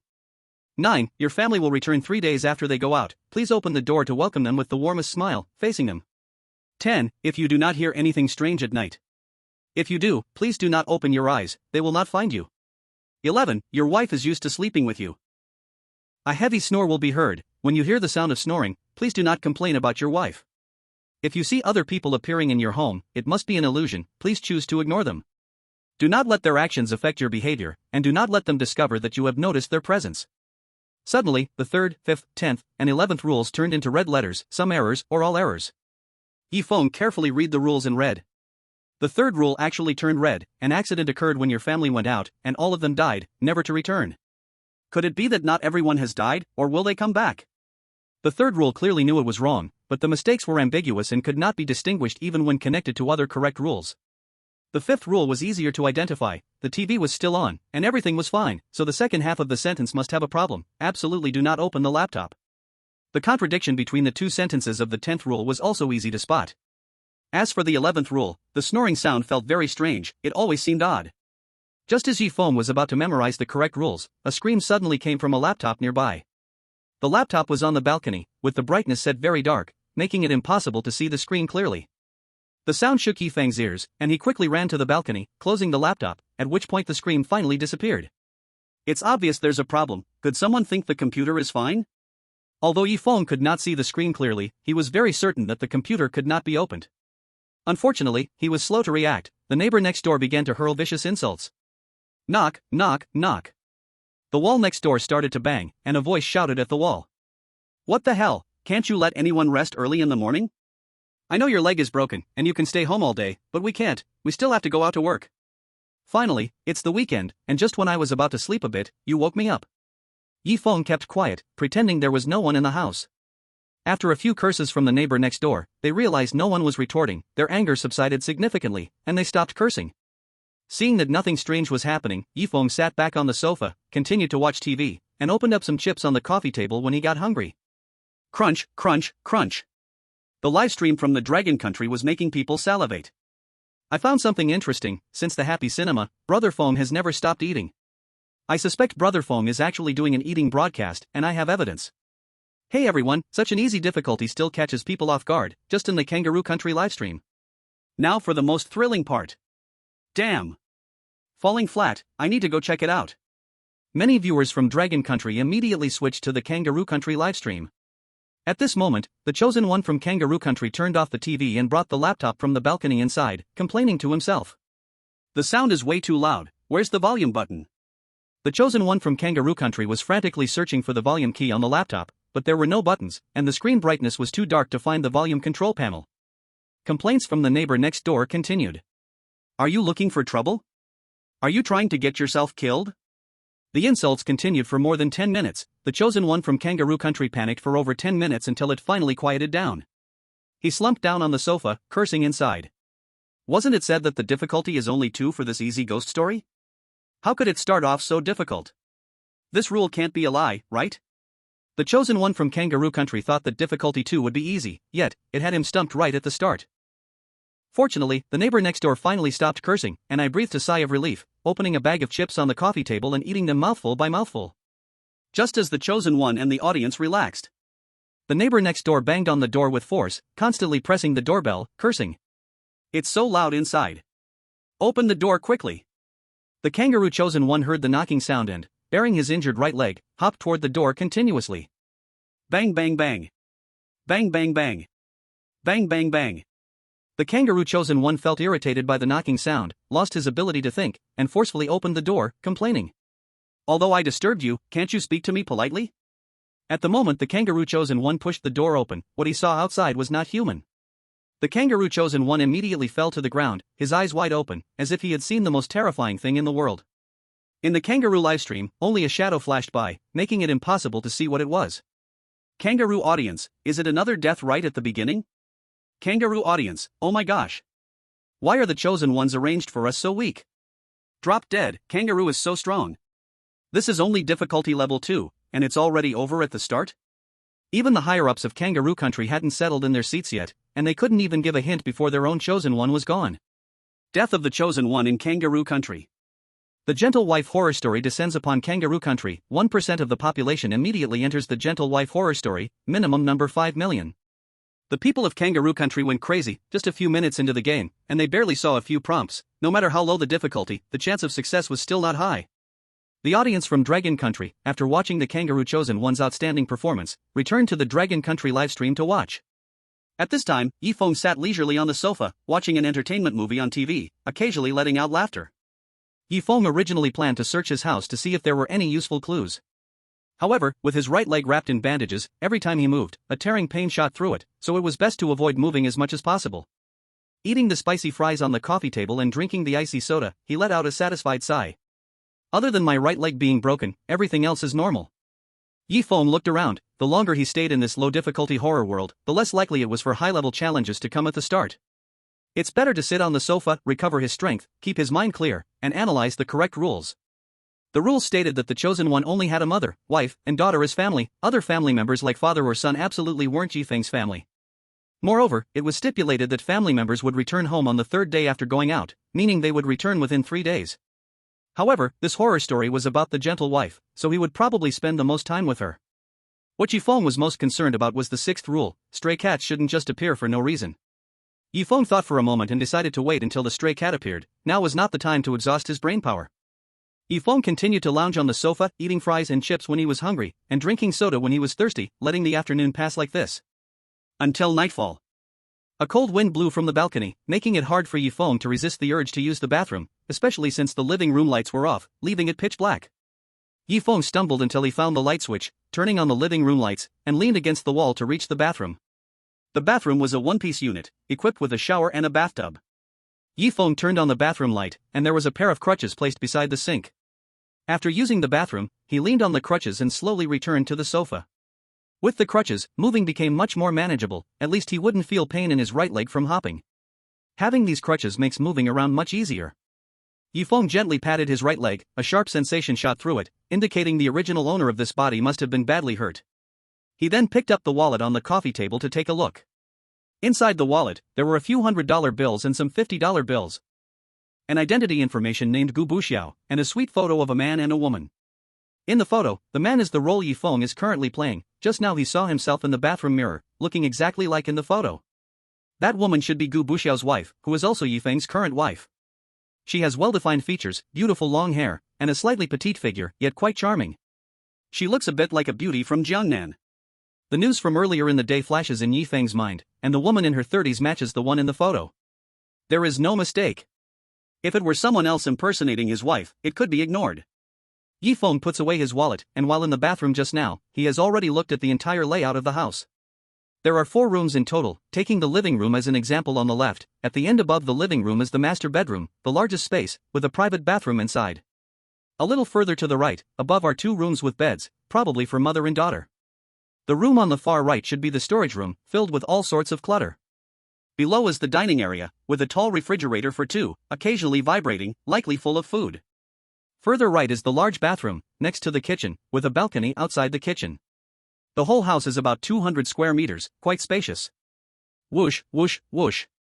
The cold wind continues to blow from the balcony. Feng leans on his cane, shuts the balcony door, and pulls the curtains. Now, the cold wind is gone from the living room. The television continues to play, now showing a martial arts movie, a classic from the 1980s, just when Feng is getting into it. The large phone on the coffee table vibrates. Beep beep beep. Someone must be calling. Feng picks up the phone and checks who it is. The contact name reads, Dear Wife. Feng remembers the rules and immediately turns off the phone, continuing to watch TV. Some chosen ones still haven't reacted yet, like the chosen one from the pickled cabbage country. They are just engrossed in watching TV when a call comes in, reluctantly hanging up the phone. Soon, the phone rings again. Chapter 49, the phone rang. Ah, true. Which idiot is calling me, so annoying. The chosen one from the pickled cabbage country is so absorbed in the TV, having long forgotten most of the rules, angrily curses as the phone rings again. He picks up the phone and sees the contact name as Dear Wife, and quickly answers, grumbling. Ah, true. Don't call me unless it's urgent. Hanging up now. The chosen one from the pickled cabbage country hangs up the phone and continues watching TV. The viewers in the Pickled Cabbage livestream are stunned by their chosen one's actions. Viewers from Pickled Cabbage, don't be stupid. Hurry and turn off your phone. Viewers from Pickled Cabbage, can you last a bit longer? The difficulty is only 2. Impersonation trouble. It's over so soon, and we won't know how to go on later. Impersonation, hurry and give him a hint to turn off the phone. Even if the chosen one fails, the longer he lasts, the longer his countrymen can watch, the more hints they can know, and the greater their chances of survival. He has only been alive for a few hours, and the success rate will be very low. The higher-ups from Pickled Cabbage start writing hint cards to tell the chosen one to turn off the phone immediately. The phone rings again. Beep, beep, beep. The chosen one from the Pickled Cabbage country answers the phone angrily. Seriously. Don't interrupt the most exciting part, just say what you have to. A gentle female voice comes from the phone. Dear, I am your wife. The chosen one from the Pickled Cabbage country remembers that this is from the urban legend called the Gentle Wife. His tone softens a bit, and he asks, Dear, how are you doing? The gentle woman's voice continues, sounding like she is being coy with the chosen one from the Pickled Cabbage country. I am not doing well right now, surrounded by water plants. So cold, so very cold. How about this, you keep me company, maybe I won't be so cold. The chosen one of the Pickled Cabbage listened to the gentle voice, his heart almost melted, swallowing hard. Okay. I can keep you company, where are you? Knock knock knock. Tick tock tick tock. Suddenly, water droplets fell from the ceiling, spreading over the feet of the chosen one of the Pickled Cabbage. The chosen one of the Pickled Cabbage immediately pulled back his feet, feeling displeased. Why is this house leaking water? So low class. The chosen one of the Pickled Cabbage asked into his phone, How should I keep you company? Suddenly, a smug laugh came from the phone. Of course, it's underwater, I'll take you down now, don't struggle, the more you struggle, the worse it gets. A pale hand emerged from the floor, gripping the chosen one of the Pickled Cabbage's left foot tightly, slowly dragging him into the floor. The chosen one of the Pickled Cabbage shouted out. Let me go. Let me go. Oh no. The chosen one of the Pickled Cabbage finally remembered it was a call from a family member and wanted to hang up immediately, trembling hands reaching for the phone to turn it off. But it was too late. Once the chosen one of the Pickled Cabbage answered this call, everything was over. Soon. In the Pickled Cabbage livestream, a corpse soaked in water appeared, seemingly having been dragged into the water, making a gesture of reaching up for help. The chosen one of the Pickled Cabbage country has died. The Gentle Wife horror story has descended into the Pickled Cabbage country, and 1% of the population immediately enters the Gentle Wife horror story, minimum limit 5 million. The Pickled Cabbage people immediately cursed their country's chosen one. The audience from Dragon Country stared hard at their chosen one, thinking, even though the difficulty is low, we must remain careful, we can't miss any details. Otherwise, the next scene will be just like the chosen one of the Pickled Cabbage. Feng was still sitting in the living room watching TV. Just because the rules didn't mention it doesn't mean it's safe, the location is the living room, so he might as well stay in the living room for the night. After all, he was the only one at home now, he could sleep wherever he wanted. Crash. From the master bedroom came the sound of metal clashing, drowning out the sound of the TV. Feng continued to sit on the sofa, keeping the act of watching TV. It was dark now, and no matter what was in the master bedroom, it was best to minimize contact. No matter what sounds he heard next, Feng kept watching TV, seemingly unaffected by the noise. In reality, Feng's mind was calculating what could be in the master bedroom. Would going there now trigger something terrifying? The safest option was to stay in the living room for now. At some unknown time, the curtains in the balcony were slightly drawn open, and a small dark shadow swiftly passed by the balcony. Feng noticed the anomaly and looked toward the balcony. Inside the balcony, apart from a few lit units from the opposite side, there was nothing else to see. Feng assumed the curtains were closed and continued watching TV. Behind the curtains, a shadow flickered and vanished. The attentive audience from Dragon Country also noticed this commotion and began sharing their opinions. Did you see the shadow? Basic operations in the horror story world don't queue. Is it trying to lure Feng over to take a look? Going over might just lead to disaster. Hey upstairs, this is just a level 2 horror story, it shouldn't be that easy to die. Exactly, dying on the first day is a bit pathetic. The Pickled Cabbage audience felt insulted and immediately lashed out. Pickled Cabbage audience, what are you barking about? Kangaroo audience, don't stoop to their level, who knows, they might just die tonight. Oh right. What are those two who just died barking about? Curious.jpg. Hey upstairs, don't argue like dogs, if a dog bites you, do you bite back? No. I'll just kill the dog. Let's not talk about that, since Feng hasn't encountered anything exciting yet, let's start our own story thread. Yay! On the first floor, maybe the wife is lying in the master bedroom. If Feng goes back to sleep now and wakes up midway, he might just see a gentle wife.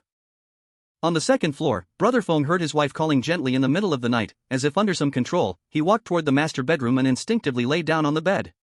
On the third floor, as dawn approached, Brother Feng suddenly woke up, surprised to find himself in the master bedroom, as the bed was soaking wet and his body was slowly sinking into it. The audience in Long Nation got lost in the scary stories they made up, forgetting to take a break. Feng stared at the TV and didn't fall asleep on the sofa until 1 a.m. Whoosh whoosh whoosh. The curtains on the balcony fluttered with a cold wind. Even though the balcony's sliding door was locked tight, the wind still blew in. The light in the living room seemed to sense that the owner was asleep and automatically turned off. The volume of the TV was also lowered to a minimum. A pair of pitch-black eyes peered in through the sliding door on the balcony, scanned the situation in the house, then turned and vanished. He slept soundly until the bright light of day. Ding ding ding. The alarm clock at home rang. Feng rubbed his eyes and casually turned off the alarm. It's already 9 in the morning, I hope today will pass easily too. At this moment, the TV cut to a news broadcast. Now we interrupt for a piece of news. Yesterday morning, a woman fell from the overpass with 2 people. One of the women's wallet has been found, containing her identity information. Chapter 50, Ordering Takeout, Bad Signal. One of the missing persons is named Li Wanjun, born in 1990. If anyone has information about the missing, please call our hotline to speed up the search. After the news interruption, the TV continued to play a comedy movie, the one that Feng loved most, Family Happy Event. By noon, the snacks on the coffee table had been finished, and his stomach growled, so he had no choice but to take out his phone. On his phone, aside from family contacts, there was a note for the pork trotter restaurant downstairs. Feng dialed the takeout number for the pork trotter rice. Beep, beep, beep. On the other end of the phone came a rustling sound. He couldn't hear what was being said. Occasionally there were sounds of chopping things. Yeah. The sound of a pig struggling seemed to have knocked the knives around on the ground. Feng quickly hung up the phone. What's going on? Why does the pork trotter takeout phone have the sound of chopping a pig? Pork trotter rice can't be freshly killed on the spot, right? Feng could stop calling, but that meant he would have to starve for the next 7 days. Starving can keep a person alive, but it's the stupidest way. In the end, without any strength left, he would just be like fish or meat ready for slaughter. After a while, Feng called the pork trotter takeout number again. Finally, there was no longer the sound of slaughtering on the other end, though there were still intermittent sounds of metal clashing. A hoarse voice inquired from the other end. Is this guest Gu Buxiao? Ha ha ha. Gu Buxiao is Feng's name in this strange tale world, and he nodded, smiling as he replied. Yes, I'd like to order a portion of. Ha ha ha. The voice on the phone became a series of ha ha ha sounds, making it impossible to continue listening. Feng had no choice but to hang up, and after a while, he called back again. This time, the takeout voice was finally much clearer, and he could finally make out the voice, which seemed to belong to a middle-aged man, who said with a smile. Gu Buxiao? Rare guest. Ever since you married your beautiful wife, you rarely order from our place. Is it the old meal? Do you need me to get anything else for you? The takeout man was very enthusiastic, like an old friend he hadn't seen in years. Feng wanted to know what the old meal contained, but fearing it might trigger something bad, he simply agreed to the old meal and noticed that the soda on the coffee table was almost finished. In addition to one old meal, please also get me a bucket of 2 liters of water, as well as some chips and fries, and once that is done, just make sure it adds up to 100 yuan. There were 700 yuan bills in his wallet, except for that. There are still more than 50 yuan coins, enough for Feng's expenses for these 7 days. Moreover, the rules state that he can only eat what is on the coffee table, or order takeout from downstairs. Nothing else is allowed, including drinks. To be safe, he asked the delivery uncle to bring some drinks as well. The delivery uncle smiled and said, I know you can't go up and down the stairs with a fracture, alright? I won't charge you for delivery these few days. Just make sure to help support my pig trotter's shop. Do. After saying that, the delivery uncle turned off the phone and started preparing food for Gu Buxiao. Feng continued lying on the couch, watching comedies, laughing from time to time. The audience in the Long Country livestream was filled with envy, their faces full of jealousy. This is too enjoyable. With just a phone call, takeout arrives at home, and he can even ask for other stuff. It's not just a spooky tale, it's like a vacation. I suspect Brother Feng is on vacation. There's not a hint of danger at all. The old movies were much better. I've watched this one at least 3 times, and I still want to see it again. Don't be fooled by Brother Feng looking like he's on vacation. Many other live streams next door are still in genuine fear. The chosen ones in the Noall country seem to be in trouble. What? There's such a good thing. I need to check what's happening to help Brother Feng dodge any trouble. Hundreds of thousands of viewers went to the No-Fall Country livestream, while the remaining 1 billion viewers in the Long Country stayed at their own home livestreams, accompanying Feng to watch 90s comedy films. At this moment, viewers in the No-Fall Country livestream were feeling anxious. The chosen one in the No-Fall Country had just felt thirsty and habitually drank a few sips of clean water at the sink. Not drinking wasn't a problem, but once he did, he felt like something went wrong. His originally clean and tidy home suddenly became shabby and difficult to bear, food on the coffee table was crawling with cockroaches, and the television occasionally flickered with static. The strangest part was that his home changed from colorful to black and white vision. The chosen one in the No-Fall Country shook his head, looking at the black and white television from the 90s, his head buzzing. Damn it, what's wrong with me? Right. I can order takeout from downstairs.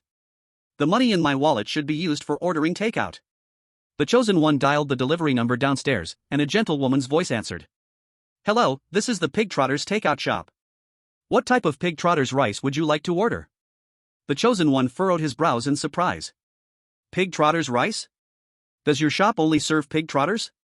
The gentlewoman's voice replied, we call ourselves the Pig Trotter's Rice Restaurant, of course, we only have pig trotters with rice. The chosen one hated eating pig trotters the most, it's the foot of a pig, it sounds dirty, so he immediately declined. Forget it, I won't eat that. Can you bring me something else? I can give you extra pay. The chosen one remembered rule number 7, which stated that he could order takeout from downstairs, and asking her to bring other things was quite normal. At most, he would just give a bit more pay for the tip. The gentlewoman's voice answered, okay, please provide your location, what floor and unit number is it, and what do you want me to bring? The chosen one thought for a moment and chose the lightest food.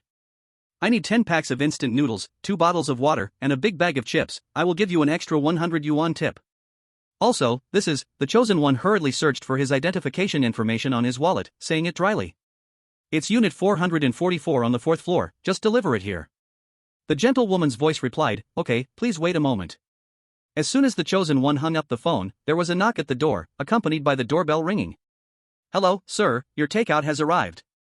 Please come to the door to pick it up, totaling 231 yuan. The gentle voice rang out from outside the door. The chosen one had no doubts, he opened the door but didn't see the delivery person, only 2 big bags of food and water placed at the doorstep. The chosen one felt a bit puzzled. But still take the things back home. Just as the door was closing, the chosen one of No Falling heard a gentle voice. Why didn't you give me money after taking the things? The chosen one of No Falling smiled shyly, sorry, I forgot. The gentle voice disappeared, and in an instant, it turned into a chilling laugh. It's too late. Chapter 51, delivered immediately. In the No Falling live streaming room, the audience saw. The chosen one of No Falling inexplicably opened the door, and there was nothing outside, holding an invisible bag as he came in. Then he struggled continuously, as if being choked by someone, and finally fell to the ground with a pale face. The chosen one of No Falling has died. The tale of the gentle wife monster descends upon No Falling, 1% of people immediately enter the gentle wife monster tale, minimum 5 million. Suddenly, the audience of No Falling was stunned. The chosen one of No Falling disappeared after a series of strange actions? This is too strange. But they had no room for reasoning, once the chosen one died, 5 million people must enter this terrifying monster world. The audience from Dragon Country returned to their own live room and suddenly felt that the simple difficulty wasn't so easy to clear. At least the inexplicably opening door of the chosen one of No Falling and his sudden death were quite unsettling. The simpler the difficulty, the more vigilant you must be. You say this difficulty is only 2, I don't believe it. How is difficulty 2 rated? So far there has been no standard for rating difficulties, it might just be to fool the chosen ones. Not good, the doorbell at Feng Ge's house is ringing too. Feng was watching the most exciting part when he heard knocking on the door, accompanied by the doorbell ring. The gentle female voice rang out. Hello, I am from the Pig Feet Rice Restaurant downstairs, your takeout has arrived, please open the door to collect your order. Feng frowned. The rules clearly stated that the employees from the downstairs Pig Feet Rice Restaurant all knew Gubu Xiao, based on the phone call just now. The takeout uncle should have called Feng's name directly when knocking on the door. So polite, it was as if they were doing business with him for the first time. The strangest thing was that it had been less than 3 minutes since the takeout was ordered, normally, how could it arrive so quickly? Something was wrong, Feng quickly turned off the TV, sitting quietly on the sofa, not moving at all. The doorbell rang again, the sound echoing. Hello, guest, please open the door, I also need to collect your takeout fee, it will be hard for me if you don't open the door. After analyzing, Feng resolutely refused to open the door, and absolutely could not approach the door to look. Because the person outside was ringing the doorbell and didn't know that Feng's doorbell had long been broken. Ding dong, ding dong, ding dong. After half a minute of doorbell sounds, an ominous female voice came from outside. What bad luck, meeting a cautious guy. I'll take this food away, you can starve slowly. After saying this, she didn't forget to kick the door twice to vent her anger. Bang bang. As the footsteps faded away, Feng still remained motionless, who knows if the person outside really left. Feng's phone vibrated, it was from the Pig Feet Rice restaurant downstairs. Feng hung up the phone, then called back. On the other end was that enthusiastic middle-aged uncle. Gubu Xiao, the potato chips you mentioned are all sold out, how about we only sell fries instead? It turned out he called about this matter. Feng was not very concerned about snacks and casually agreed to the uncle's suggestion. Fries are fine, but I want them extra crispy, preferably spicy. The uncle chuckled, I know your taste well. You even add 2 spoons of chili to your pig feet rice, don't worry, the fries I choose for you are all spicy. After chatting for a few moments, Feng inquired about the incident from earlier. By the way, uncle, did your restaurant hire a female employee? Her voice sounded very gentle. You guys have found a treasure in your restaurant. A confused voice came from the other end of the phone. Female employee? Did you hear wrong? Our restaurant is full of strong men, there are no female employees. Also, beep, beep, beep. The other side didn't know what to do, and the call had already ended. Feng felt that things were not simple and decided to call back to ask about the female employee's situation. A cold voice came from the phone, the number you have dialed is not in service.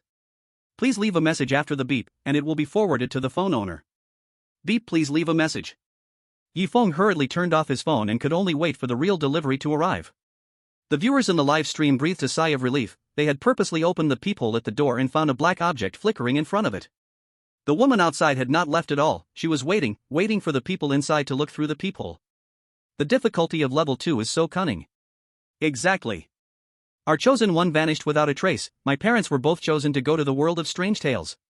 That's because your chosen one didn't think things through, the rules state you can eat the food on the coffee table or order takeout from downstairs. Who goes to drink water from the tap, huh? Drinking tap water can still be saved, who told him to open the door? You guys. Just being honest, any powerful chosen one would never make such a small mistake. I suggest that countries where chosen ones often die should train earlier, you have no hope. Many of their own chosen ones had just died, originally planning to visit the Dragon Kingdom's live stream, but unexpectedly saw these taunts and began friendly exchanges with the viewers from the Dragon Kingdom. Unfortunately, with the level of the Dragon Kingdom viewers, the fact that they could keep their mother safe was already letting them off easy. The live stream was bustling, but in the home where Feng was, it was very quiet. After half an hour, there was a knock on the door, it was the voice of the uncle. Knock, knock, knock. Gubu Xiao, it's me. You ordered 2 spicy pig trotters meal sets, and also 2 big bags of fries, and 2 large drinks. Please open the door and take them. This time there shouldn't be any mistake. Feng leaned on his cane and slowly walked to the door. The uncle outside seemed to be joking around, laughter echoed into the house, leaving only the last sentence. Alright, I'm leaving now, bye. Feng slowly opened the door, but the pig trotter uncle was nowhere to be seen. In front of the door were 2 pig trotter meal sets. Inside the meal, in addition to the pig trotters, there were also 2 bowls of old hen soup and a serving of crispy fish skin. Is this the old meal set? Feng held his wallet and called out to the hallway. Uncle, you haven't collected your money yet? In the corridor, there was no uncle, only Feng himself remained, along with a huge pile of food and drinking water in front of the door. And leaning against a bag of snacks was a little black object that was wriggling. Meow. The little black object flipped over and called out to Feng, stepping towards his feet in a very affectionate manner. It turned out to be a little kitty. Feng held the little cat in his arms and couldn't help but look towards a certain place, his mouth uncontrollably saying, "Let me see whether it's male or female." Meow. The little black cat waved its paws and accidentally grabbed Feng's arm. Feng felt a sting and released his hand. The little black cat took the opportunity to run to the sofa at home and leaped up. Feng remembered the rule that he must treat the little black cat well, so he struggled to lock the door and placed the food on the coffee table. Chapter 52, The Unexpected Little Black Cat. Meow, meow, meow. The little black cat looked at Feng, its small head nodding at the coffee table, seemingly reminding Feng to put the food there. 2 boxes of spicy pig trotters were placed on the coffee table. Feng immediately opened the packaging and took a bite of the spicy pig trotter meat. He hadn't eaten pig trotter rice in a long time, and the rich collagen flooded into Feng's mouth, combined with the spicy aroma. Feng couldn't help but chew a few more bites. So delicious. Meow. The little black cat nudged the unopened box of pig trotter rice next to it. He also wanted to have a bite. Feng asked the little black cat. Do you want to eat too? Since there were 2 portions of pig trotter rice, he was almost full with just 1 portion, and this kind of rice does not taste good when left too long, it's best when it's hot. The little black cat meowed and nodded its little head, signaling Feng to open the package it wanted to eat. After opening the other portion of pig trotter rice, the little black cat lowered its head and ate small bites, occasionally letting out meows, indicating that the rice was spicy, but it still kept eating. Feng thoughtfully opened the lid of the old hen soup and patted the little black cat's head. If you're thirsty, have some chicken soup, the fish skin is also delicious. Feng treated the little black cat not as a cat, but as a friend. The 2 of them, 1 human and 1 cat, were munching away. The little black cat didn't seem very interested in the fish skin and didn't eat even a single piece, it left all of it to Feng. Burp. Feng satisfiedly burped, cleaned up the rubbish, put it in a bag, and sat back on the sofa, continuing to watch the TV series. It was still playing a comedy from the 1990s. The little black cat meowed twice, jumped onto the sofa, and rubbed against Feng's arm and thigh. Feng seemed to understand what the little black cat meant, and asked with a smile. Do you want to sit on my lap and watch TV? The little black cat meowed, nodded its head, and then Feng picked up the little black cat and placed it on his lap, starting to watch the movie. Warm hands kept stroking the little black cat's head, and the little black cat began to comfortably meow. Feng felt as if he was touching a fluffy, warm, and soft thing, the texture felt amazing. Meow. The little black cat raised its small paw towards the fries. Feng pressed the little black cat down, smiling and asking. Do you want to eat fries? The little black cat meowed, and its tongue licked Feng's arm. Feng opened a package and fed the little black cat some fries. The little black cat began to munch crunchily. The audience in the Dragon Kingdom livestream all looked puzzled. Brother Feng is just too nice, and this little black cat's personality is so gentle. Some viewers looked at their own cats next to them, still grumbling at them, and casually gave their cats 2 hard taps, pointing at the little black cat in the livestream. Look at how gentle and well-behaved the other's cat is, and then look at you, who only eats or scratches me all day. You won't even let me touch you. Are you still my cat? The beaten cat looked confused at its owner, meowing incessantly. Is this owner going crazy? Why not find another owner? After all, this one doesn't love me anymore. Brother Feng is on vacation in a weird world? This cat is really cute, I just want a petted blush.jpg. I want to raise such a well-behaved cat now W. My cat saw this and ran away overnight, saying all of this is fake. Compared to the warm scene of Feng and the little black cat, many chosen ones are living less than ideal lives. The Sakura chosen one saw the food delivered, looked around, but found the delivery guy was gone, and said with a smile. Not bad, this meal is free, and there are 2 portions of delicious pork rice, it's really great. The Sakura chosen one saw the little black cat and immediately sneezed, kicking the little black cat. Get lost. Don't you know I'm allergic to cats? After being kicked, the little black cat lowered its head and sadly tried to get closer to the Sakura chosen one, hoping to be taken in. The audience from Sakura, after seeing Feng's experience, all hoped the Sakura chosen one would take in the little black cat. The little black cat was just too cute, and the Dragon Kingdom chosen ones had taken it in, so it must have its use. The Sakura chosen one sneezed twice in a row and kicked the little black cat again. This time, the little black cat was kicked 5 or 6 meters away, rolling to the entrance of someone's house. The Sakura chosen one didn't forget to curse at the little black cat. You unwanted thing, stop bothering me. Bang! The Sakura chosen one forcefully locked his house door and sat down on the sofa. Smiling, he said. The delivery store downstairs is a fool, they sent me 2 meals and didn't even charge me. The chosen one of Sakura was eating lunch heartily while watching a 90s variety show, laughing from time to time. Today, he received many benefits, and his mood was especially good. This strange world is really nice, I can watch nostalgic shows and eat hot meals, much better than the real world. A high-ranking Sakura could not help but use a precious hint card. Take good care of the little black cat outside the door. Seeing this hint, the chosen one of Sakura started cursing. Don't you know I'm allergic to cats? If I take good care of the cat outside, I'll be allergic all the time. The Sakura chosen one had been unfairly treated in the real world for years, unable to read, suffering from illness, and doing the hardest work, barely making a living. As an orphan since childhood, he had lived under a bridge. Finally able to live the life he wanted, now he had to break it all for a cat? The Sakura chosen one felt 100,000 unwillingness inside. But this hint was to help the chosen one avoid danger, so he had no choice but to reluctantly accept it and pushed open the door. The little black cat outside was long gone, and the corridor stretched for dozens of meters without an end in sight. Looks like the cat has already run away, it has nothing to do with me. The cat ran away by itself. The Sakura chosen one shrugged, since the cat was gone, all was well, and others couldn't blame him. The Sakura audience suddenly became tense. Other chosen ones were treating the little black cat well. So far, nothing unexpected had happened, and their chosen one was not treating the little black cat well. This was the prelude to disaster.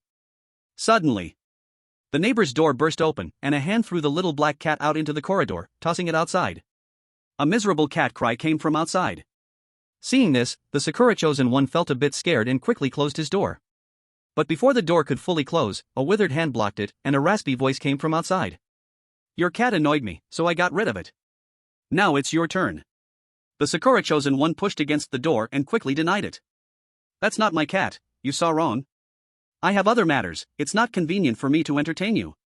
The withered hand pulled open the door and tightly grabbed the Sakura chosen one's neck, smiling and saying, Now it's your turn, annoying thing.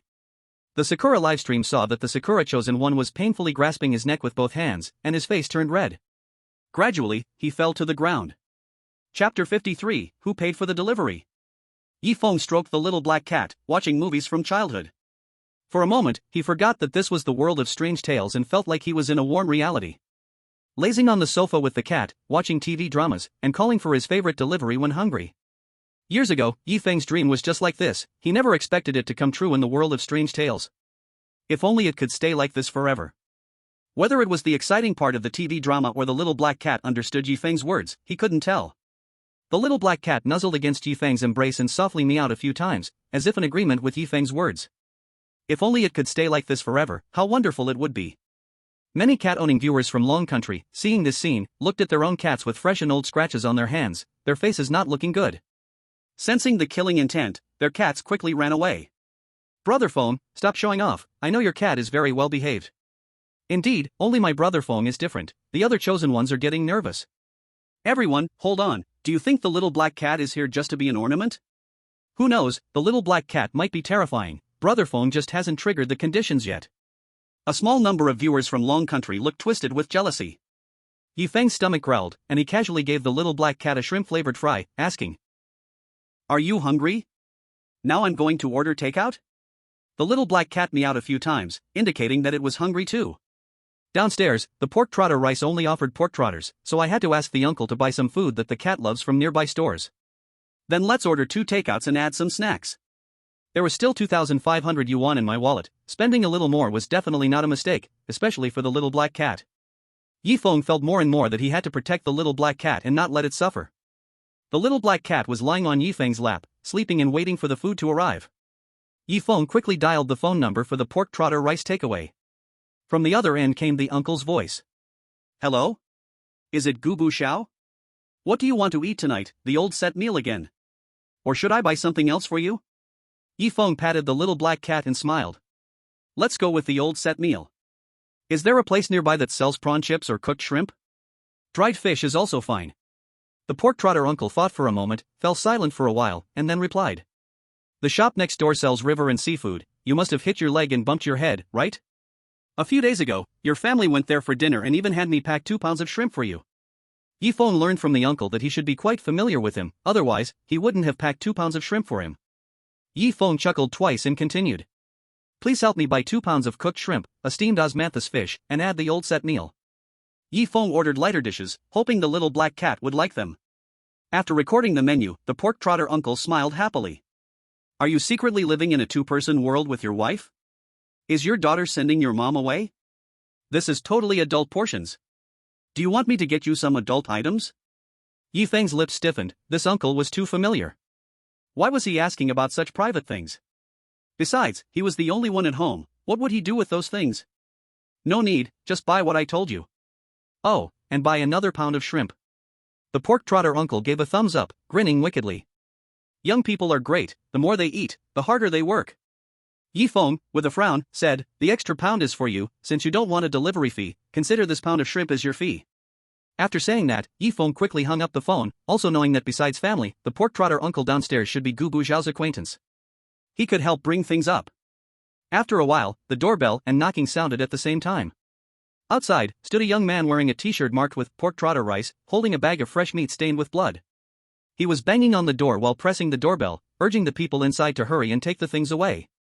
Knock, knock, knock.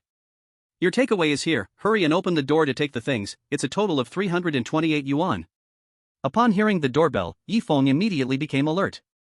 The doorbell at home was broken, so it couldn't be the sound from his house.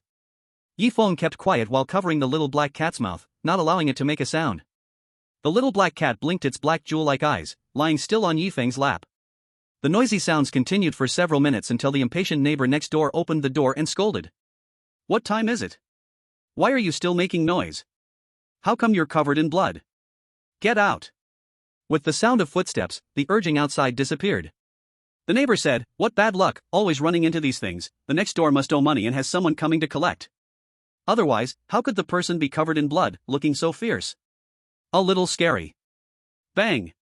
The neighbor slammed the door hard, restoring peace outside. Just now, besides the doorbell sound, nothing else could be heard. A slight carelessness could lead to a peek through the peephole, which would have devastating consequences. Although easy, for the careless chosen one, it was a deadly strike. Feng turned the TV volume back to its original level. Continue watching television with the little black cat. Unknowingly, some time passed, and there was another sound outside the door. Knock knock knock. Gu Buxiao, open the door. Your takeout has arrived. The shrimp and fish today are very fresh, hurry and eat them while they're hot. Knock knock knock. Feng quietly placed the little black cat on the sofa, supported himself with a cane, and quickly went to open the door, only to see a middle-aged man covered in blood, grinning at him. The smile was filled with treachery and cunning, looking like a bad person. The uncle patted Feng's shoulder, smiling and saying, this is the takeout you wanted, but with your leg broken, eating shrimp might not be good for you. The uncle looked at Feng's right leg wrapped in bandages, asking with concern. Feng didn't care at all, after all, once he cleared the level and returned to the train, all his ailments would be cured. Feng accepted the takeout and asked with a smile. Including the takeout from noon, how much is it in total? The uncle scratched the back of his head in confusion, replying with a puzzled look. Noon? Didn't you already pay? This meal comes to 329 yuan. Feng handed over 350 yuan, saving the change for the next takeout. After the uncle took the money, he chatted with Feng for a few moments and hurried back to the store to prepare for tonight's business. Feng casually locked the door behind him, his mind filled with doubts. Who paid for lunch? Surely the takeout downstairs wouldn't be doing charity for me. Feng considered the little black cat, but it was just a cat, how could it have money and even pay for his lunch? He couldn't figure out the answer for a while. Feng placed the food on the coffee table, while the little black cat kept meowing, its paws repeatedly touching the takeout bag, clearly hungry. Let's dig in. One person and one cat munched on the takeout from downstairs. Chapter 54, the door knocking claiming to be a son. Feng and the little black cat quickly finished their dinner. The extra dish, steamed shrimp and osmanthus fish, delighted both Feng and the little black cat. One person and one cat finished everything the uncle had brought. Feng contentedly burped, half lying on the sofa. Since his leg was wrapped in bandages, he decided not to wash up in the bathroom tonight. The little black cat naturally lay on Feng's lap, sound asleep. Unknowingly, some time passed. One person and one cat had already fallen into a deep sleep. The living room lights and television turned off automatically, with weak moonlight shining in. From the light hanging in the living room, a transparent liquid appeared, trickling down onto the floor. The floor seemed to absorb water poorly, the water fell on the ground without seeping through the cracks, continuously accumulating. Drip, drip, drip. The liquid kept dripping onto the ground. The curtains on the balcony were gently lifted by someone, blowing a cold wind.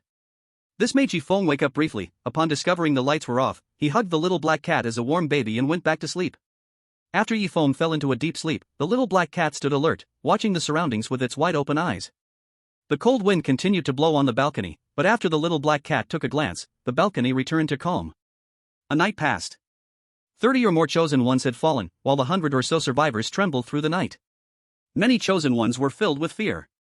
Only Feng, as if he were at home, hugged the little black cat, leisurely watching a TV drama. Feng's thigh went numb, he reached out to pat the little black cat's head. Little black cat, did you eat too much? You feel heavier than yesterday, my leg has gone numb. Feng couldn't help but pat the little black cat's bottom, and the little black cat immediately stood up, quickly meowing at Feng. It seemed to say, I'm not fat. It's your useless thigh. Feeling the little black cat's anger, Feng could only awkwardly laugh and pat its head. It's my fault, it's all my fault. The little black cat finally stopped protesting and continued to lie on Feng's lap, watching the 90s TV drama. Just as one person and one cat were engrossed in watching. Knock knock knock. Dad, we're back. Open the door, the house is locked. A tender voice came from outside the door, accompanied by knocking sounds. Feng suddenly sat up straight. The rule stated that family members would return on the third day after leaving, which meant that the first day Feng entered the horror story world was also the day his family had gone out. The knocking from outside the door shouldn't be a problem, right? But the little black cat in his arms suddenly stood up, bared its teeth at the door, and kept scratching Feng, not wanting him to go and open the door. Feng whispered a question. Isn't my family outside the door? The little black cat meowed, biting the corner of Feng's clothes, refusing to let him leave the sofa. Feng had no choice but to continue sitting on the sofa. The sounds from outside the door kept coming. Knock, knock, knock. Dad, it's your son. Open the door quickly, why is it locked? Click, click, click. The front door had been locked last night, and normally, it could only be opened from the inside.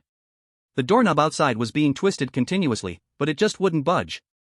Feng gave up the idea of opening the door, because the person standing outside was definitely not Gu Buxiao's family. The real family only consisted of his mother, wife, and daughter, there was no son at all. The son outside must be a fake. The person outside claiming to be his son twisted the doorknob with all his might, it was almost about to turn, but still, the door wouldn't open. After half an hour, the person outside kept kicking the door, speaking in a friendly tone. Open the door already. I'm your son. Are you going to keep your family outside? Hurry and open the door. Feng casually turned off the TV. The only sounds left in the house were the breathing and heartbeats of Feng and the little black cat, with no other sounds at all. Until noon, the noise at the front door finally disappeared. Feng let out a sigh of relief. The viewers in Dragon Country, after watching, expressed that Brother Feng remained as steady as ever. It was too easy to spot the flaws in a horror story world with only difficulty level 2. But there were still some chosen ones who fell into the trap. The chosen one from Elephant Country heard the knocking sound and immediately let down his guard, coming to the door to check through the peephole. Suddenly, the person outside also looked in through the peephole, a strange smile creeping up his lips, emitting an odd chuckle. My dear father, I know you are watching me through the peephole. Open the door quickly, I've been waiting for you for a long time. The chosen one from Elephant Country, seeing the eerie smile outside, instantly realized it was a trap. Opening the door meant death. He stepped back, but his body uncontrollably pushed the unlock button. The little black cat that had been on the sofa vanished after pulling at the corner of his clothing. Click, click, click. The chosen one from Elephant Country became flustered, cursing loudly. Damn the rules. Didn't they say it was safe to knock? The one outside is definitely not human. What can I do to stop the horror outside? He used his body to block the person outside, but it was all in vain. The front door was no longer locked. The person outside took out a key and inserted it into the keyhole. Click. The front door slowly opened, and a gentle voice came through. Dear father, I'm back. Why didn't you welcome me? What the live stream saw was an empty scene outside, with the chosen one from Elephant Country suspended in midair, the marks around his neck becoming more severe. He wanted to break free from the constraints at his neck, but the invisible rope gave him no chance to fight back. The viewers could only watch helplessly as their chosen one died, and immediately erupted in curses. It's not fair. Why did he die without seeing anything? There was clearly knocking, why did he still die? Disguised our chosen ones are too stupid. Didn't they see that the rules stated only mother, wife, and daughter are family? It really seems that the first rule is correct. As many higher-ups from various countries saw signs that their chosen ones were about to open the door, they quickly wrote messages of warning to their chosen ones. The one outside is not your family, do not open the door. You must trust the black cat in your hands. Many chosen ones received this prompt and held back their impulse to go to the door, quietly sitting on the sofa. There were still more than 100 chosen ones alive, watching TV while waiting for their takeout to arrive. Feng saw that it was noon again, time to order takeout, and politely asked the little black cat. Same old set meal? Before the little black cat could respond, Feng dialed the takeout shop downstairs. The uncle from the pork knuckle rice shop greeted Feng warmly. Gu Buxiao, you're really on time. Same old set meal? Today, the neighboring shop got a batch of fresh goods, one shrimp weighs half a catty. Want to give it a try? And it's very affordable, only around $70 per catty. Hearing about the big shrimp, the little black cat licked its tongue, looking eager to eat. Feng agreed. Give me 4 big shrimps, and no fish skin, I'm afraid I can't finish it. Feng calculated the money in his wallet, the current expenses could last until the 7th day. The uncle from the pork knuckle rice shop replied with a smile. Alright, it'll be delivered in 30 minutes. Chapter 55, Family comes back, little black cat gets fluffed up. Feng continued to watch TV as usual, with the little black cat accompanying him, occasionally meowing. Knock, knock, knock. Half an hour had already passed since contacting the uncle from the pork knuckle rice shop. Without a second thought, Feng assumed it was his takeout arriving, propping himself on his cane and slowly walking to the door. Hearing the knocking sound, the little black cat's black fur stood on end, jumping to the ground and staring intently at the door, emitting a low growl. In a flash, it leaped onto Feng's shoulder, continuously biting at his collar, signaling Feng not to open the door. Seeing the little black cat's reaction, Feng stopped, watchfully eyeing the door. Could it be that my real family is not outside? Frowning, Feng recalled that there had been someone claiming to be his son before. If they could get through that, any careless chosen one wouldn't likely be there. Trying again with a fake family knocking had little meaning. Knock, knock, knock. Knock, knock, knock. A series of knocks echoed, with a gentle female voice from outside. Husband, hurry and open the door, we're back. It's so hot outside, dear, why are you locked in there? Click, click. The door's lock twisted, but it wouldn't open. Knock, knock, knock. Is it my wife? Feng patted the little black cat, smiling as he said. Little black cat, what's outside is my wife, I'm going to open the door for her, so behave yourself. The little black cat still gripped Feng's collar, not wanting him to open the door. But the wife outside hadn't broken any rules. According to the rules, Feng should open the door and greet her with a smile. Feng smiled and responded to his wife outside. Coming, coming. My right leg is broken, so I'm a bit slow. With Feng's response, the wife outside stopped knocking, and the little black cat jumped to the ground, raising its long tail and slowly walking to the door. She unlocked the deadbolt. Standing outside was a woman who looked to be in her mid-20s, holding a 6-year-old girl, with an elderly woman in her 60s standing behind them. The woman opened her arms when she saw Feng and hugged him, smiling as she said, Dear husband, how have you been these days? Have you missed me? Saying this, the woman planted a deep kiss on Feng's neck. Feng had to play the role of a good husband and could only comply, letting her embrace him. Until the daughter behind them covered her eyes, disapprovingly saying, Children shouldn't see this, shouldn't see this. The woman then released her hold and smiled brightly at Feng, her face flushed. It's been 3 days, I missed you a bit, forgot little cutie was still watching. The elderly woman chimed in, Are you two planning to flirt at the door forever? Mom, the woman said shyly. Meow. Suddenly, the little black cat leaped fiercely, its claws swiping at the back of the woman's hand, its entire body still fluffed up. The woman retracted her hand in pain and then noticed the little black cat on the ground. Puzzled, she asked, Honey, when did you buy a cat, and it seems like this cat has a bad temper? The woman, turning her back, made a vicious expression towards the little black cat, which slowly backed away, not daring to strike the woman again. Feng noticed the little black cat's actions and worried that his wife would drive it out of the house, so he let the cat jump onto his shoulder and gently stroked its head with his left hand. This cat accidentally came to our home, I found it adorable and decided to adopt it. After the woman took a serious look at the little black cat, she picked up her luggage and walked into the master bedroom. The daughter curiously looked at the little black cat on her father's shoulder and couldn't help but stroke its head. What a cute little black cat, it feels so warm to touch. The little black cat meowed, closed its eyes, and affectionately nudged the daughter's fingers, its fur bristling softening. The mother, carrying a bag of clothes, passed by Feng, looked at the little black cat on his shoulder, and smiled, saying, This cat looks pretty good, if you're going to keep it, then take good care of it, don't abandon it, remember that. The mother glanced at the little black cat again, returned to her own bedroom, and locked the door behind her. Feng led his daughter into the house, her hand was warm, and he casually locked the door behind them. Are you hungry? I ordered takeout downstairs. If you're hungry, I can ask Uncle for an extra portion of pig feet rice. The daughter looked up in confusion and said to Feng, Dad, Uncle downstairs who sells pig feet rice is my uncle, you should call him cousin instead, right? So Uncle downstairs is related to Gu Buxiao? No wonder he packed 2 pounds of shrimp for him. What? Dad doesn't remember? Feng ruffled his daughter's hair and laughed. How could I forget? I just said it casually, the cousin wouldn't take it to heart. Alright, since you're not hungry, let's hurry and take a nap, otherwise, the neighbor next door will get angry and eat you up. That last sentence was from Feng's inner thoughts. But the next sentence slipped out without Feng's control. Why did he say such a thing? Feng shook his head, realizing that he had spoken uncontrollably just now, with his mind blank, but now he regained control over his body. The daughter stared blankly at Feng. Dad, did you get amnesia when you fell? The neighbors on both sides have moved away, Uncle An on the right moved away 6 months ago, and Aunt May on the left moved away last week. When Aunt May moved, she even invited our family out for a meal to thank us for our help.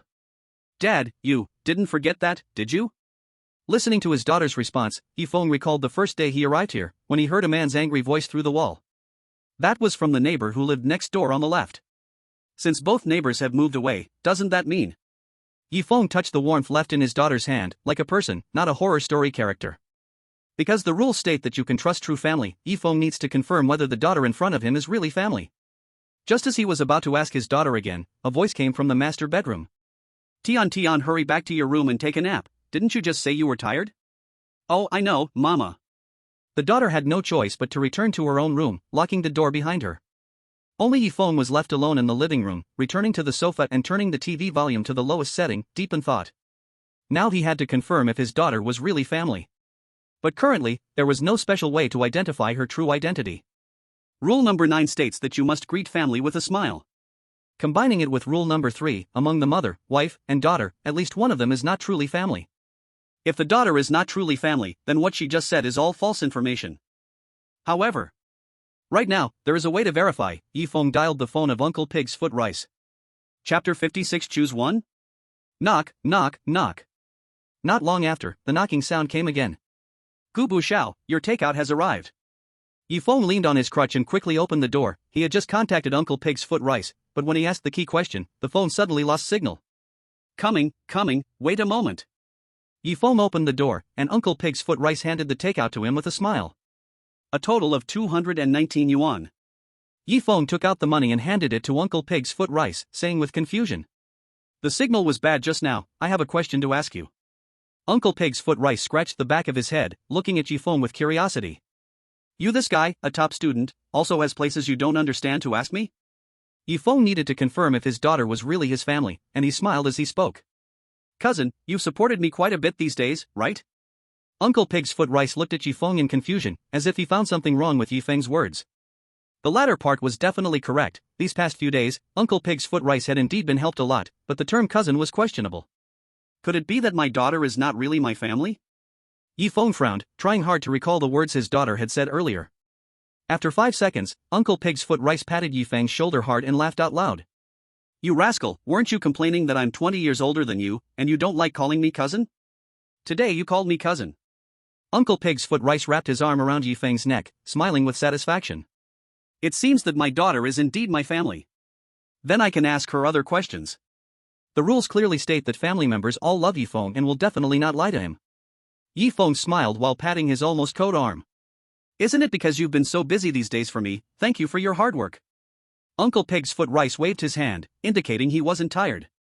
Something like that happened, it's best if I can help. Alright, I still have things to do, I'll leave now. After a few words of small talk, Uncle Pig's Foot Rice left, which contained the question his daughter had asked. For example, the neighbor on the left, who invited Feng, Gubu Xiao, and his family to dine at Uncle Pig's Foot Rice's place, and it was verified. After sending Uncle Pig's Foot Rice away, Feng locked the door, placed the food on the coffee table, and started eating it with the little black cat. The little black cat occasionally furred up towards the master bedroom, as if there were enemies in there. Feng quietly pointed to the master bedroom. Is it dangerous? The little black cat nodded, biting onto Feng's clothing, signaling him not to go into the master bedroom right now. Feng understood the little black cat's good intentions, but to avoid suspicion, he still needed to sleep with his wife at night. After eating to his fill, the little black cat jumped onto Feng's shoulder, and Feng went to his daughter's bedroom, knocked on the door, and whispered. Has Tian fallen asleep? It was already past 2 in the afternoon, and it had been an hour and a half since his daughter entered the bedroom. His daughter made a sleepy sound from within the bedroom. Just woke up, Dad, is there something? His daughter opened the bedroom door, rubbed her eyes, and looked at Feng with curiosity. Feng entered his daughter's room, confirming that his wife and mother didn't notice, gently closed the door, squatted down, and asked in his daughter's ear. Where did you go the day before yesterday? A hint of helplessness flashed in his daughter's eyes, and she smiled as she said. Mom took me and Grandma to soak in the hot springs, but I fell asleep halfway, and I was confused about soaking in the hot springs. However, the hot spring water was so cold that I didn't want to go back again. His daughter sneezed a little sadly, and Feng casually picked up a tissue to wipe her nose. Feng needed to confirm which of his wife and mother was not family, and he needed to ask his daughter. So, when you were soaking in the hot spring, who was by your side? His daughter thought for a moment. Someone was indeed by her side when she soaked in the hot springs. I can't remember if it was my mother or my grandmother. I can't remember, but there was indeed someone by my side back then. I'm not sure if it was Mom or Grandma, I was really sleepy at that time. Feng asked the last question. So, between Mom and Grandma, who has changed their personality more recently? The daughter shook her head, saying that both mom and grandma haven't changed lately, they still feel like the same mom and grandma. Feng patted his daughter's head, smiling as he said, "If you have a cold, just keep resting and don't catch a chill." The daughter continued to lie in bed, gradually drifting off to sleep. Feng walked out of the bedroom, his expression turning serious. According to his daughter, one of the women among his wife and mother was not his true family, while the other one was. It was difficult to distinguish between them. However, based on the behavior of the little black cat, it seemed much more likely that his wife was not his family. But for now, he couldn't be completely sure, even if his daughter was truly his family. Feng thought about it. What if the uncle who sold pig feet conspired with his daughter? Feng worried that he might ask too obviously and reveal his suspicions, all under the assumption that his daughter was his family. What other things could identify family? Rules and regulations? They didn't clearly state who was the true family. Oh. The note his wife left on the back of the rules. Since his family wouldn't lie, the note left by his wife could verify whether she was real or fake. Just as Feng turned to walk towards the master bedroom, his wife came out from the master bedroom. At that moment, his wife was wearing a white nightgown, as if there were no other people in the house, smiling and walking towards Feng. "Honey, it's been 3 days since we last met, I feel a bit tired. How about we take a nap together now? After soaking in the hot springs for 2 days, my skin feels so smooth now. How about you try it? Anyway, sweetie and grandma are resting, so no worries." His wife glanced at the locked door of the daughter and mother's room, wrapping her arms around Feng, her soft touch like that of a young woman against his arm. It felt like touching warm silicone skin. Feng felt an inexplicable urge, but reason kept telling him that if he went forth now, something bad might happen. At that moment, the little black cat was persistently biting Feng's heel, seemingly warning him not to move forward. Feng patted a certain part of his wife, smooth and elastic. "You go rest, cough cough cough. I haven't been feeling well lately, so I can't engage in vigorous activity." His wife insisted a bit, like a newly married young woman. "Being sick won't be a problem, sweating a bit might make you feel better." Feng hastily took out an example of some guy, and his wife had no choice but to pout and obediently follow Feng to sit on the sofa. The gentle body brought a faint scent of shampoo, nearly making Feng unable to resist on the sofa. Meow. The angry meow of the little black cat startled Feng, instantly bringing him back to calmness. This cat is really restless. Can we just quietly watch TV? His wife squeezed the little black cat, which bit at her hand and hid behind Feng. "Forget it, since you're not interested, let's just watch TV together." There was jealousy in his wife's words, thinking she couldn't compete with the TV program? Chapter 57, The Note Left by His Wife. Ha ha ha. This show is so funny. Honey, did you see this? Ha ha ha. His wife laughed heartily, holding onto Feng's arm, her laughter shaking the air. Feng responded with a smile. "It's all comedy from the 90s, the old shows are still the best." His wife took a sip of water, glancing at the wall clock. "It's after 9 in the evening. I still have to work tomorrow morning and pick up our daughter from her tutoring class, let's watch for another half hour." Unconsciously, Feng and his wife had watched TV for 6 hours. Whenever Feng was about to lose control, the little black cat would remind him. Feng still remembered the contents written on the back of the rules. He spread his hands to his wife and smiled. "Wife, where's the souvenir from the hot spring?" His wife looked at Feng in confusion, seemingly unaware of this matter, and soon laughed, poking Feng's lips with her finger and giving him a kiss on the cheek. "This is the souvenir from the hot spring. Alright, it's getting late, you should go back to your room and sleep. I promise, just sleep, nothing else." His wife held up 3 fingers, her face very rosy. A woman's mouth is a deceiver's lair. The little black cat bit hard on Feng's arm, keeping him awake. Feng coughed twice, refusing his wife's kind gesture. "I still haven't recovered from my cold, let's sleep together after I get better." His wife lowered her head, her hand touching Feng's forehead. In that moment, she saw everything that needed to be seen. They were an old couple with a 6-year-old child. Feng remained calm, seemingly unfazed. Even though Feng had seen plenty of images on the computer, when it came to real life, it was still not easy to hold back. He almost couldn't stop the nosebleed from coming out. "Fortunately, I don't have a fever. I'll go get a blanket, you can sleep on the sofa tonight, rest well, and you should be fine by tomorrow."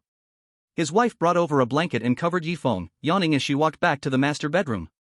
When she turned her back to Feng, she coldly glanced at their daughter's room before entering her own bedroom. Feng watched his wife's back, the rhythmic tremor still present, and let out a sigh of relief. Finally, he didn't have to touch this soft and tender person. He took a sip of the ice cola that Uncle had brought, calming himself down. However, from the last conversation, he realized that the wife in front of him wasn't prepared or didn't know about the souvenir. And the rules stated that family members do not lie. If it were his real wife, she would definitely have brought back souvenirs. Now it seemed that the wife in front of him was not his true wife, and what she said couldn't be fully trusted. Meow.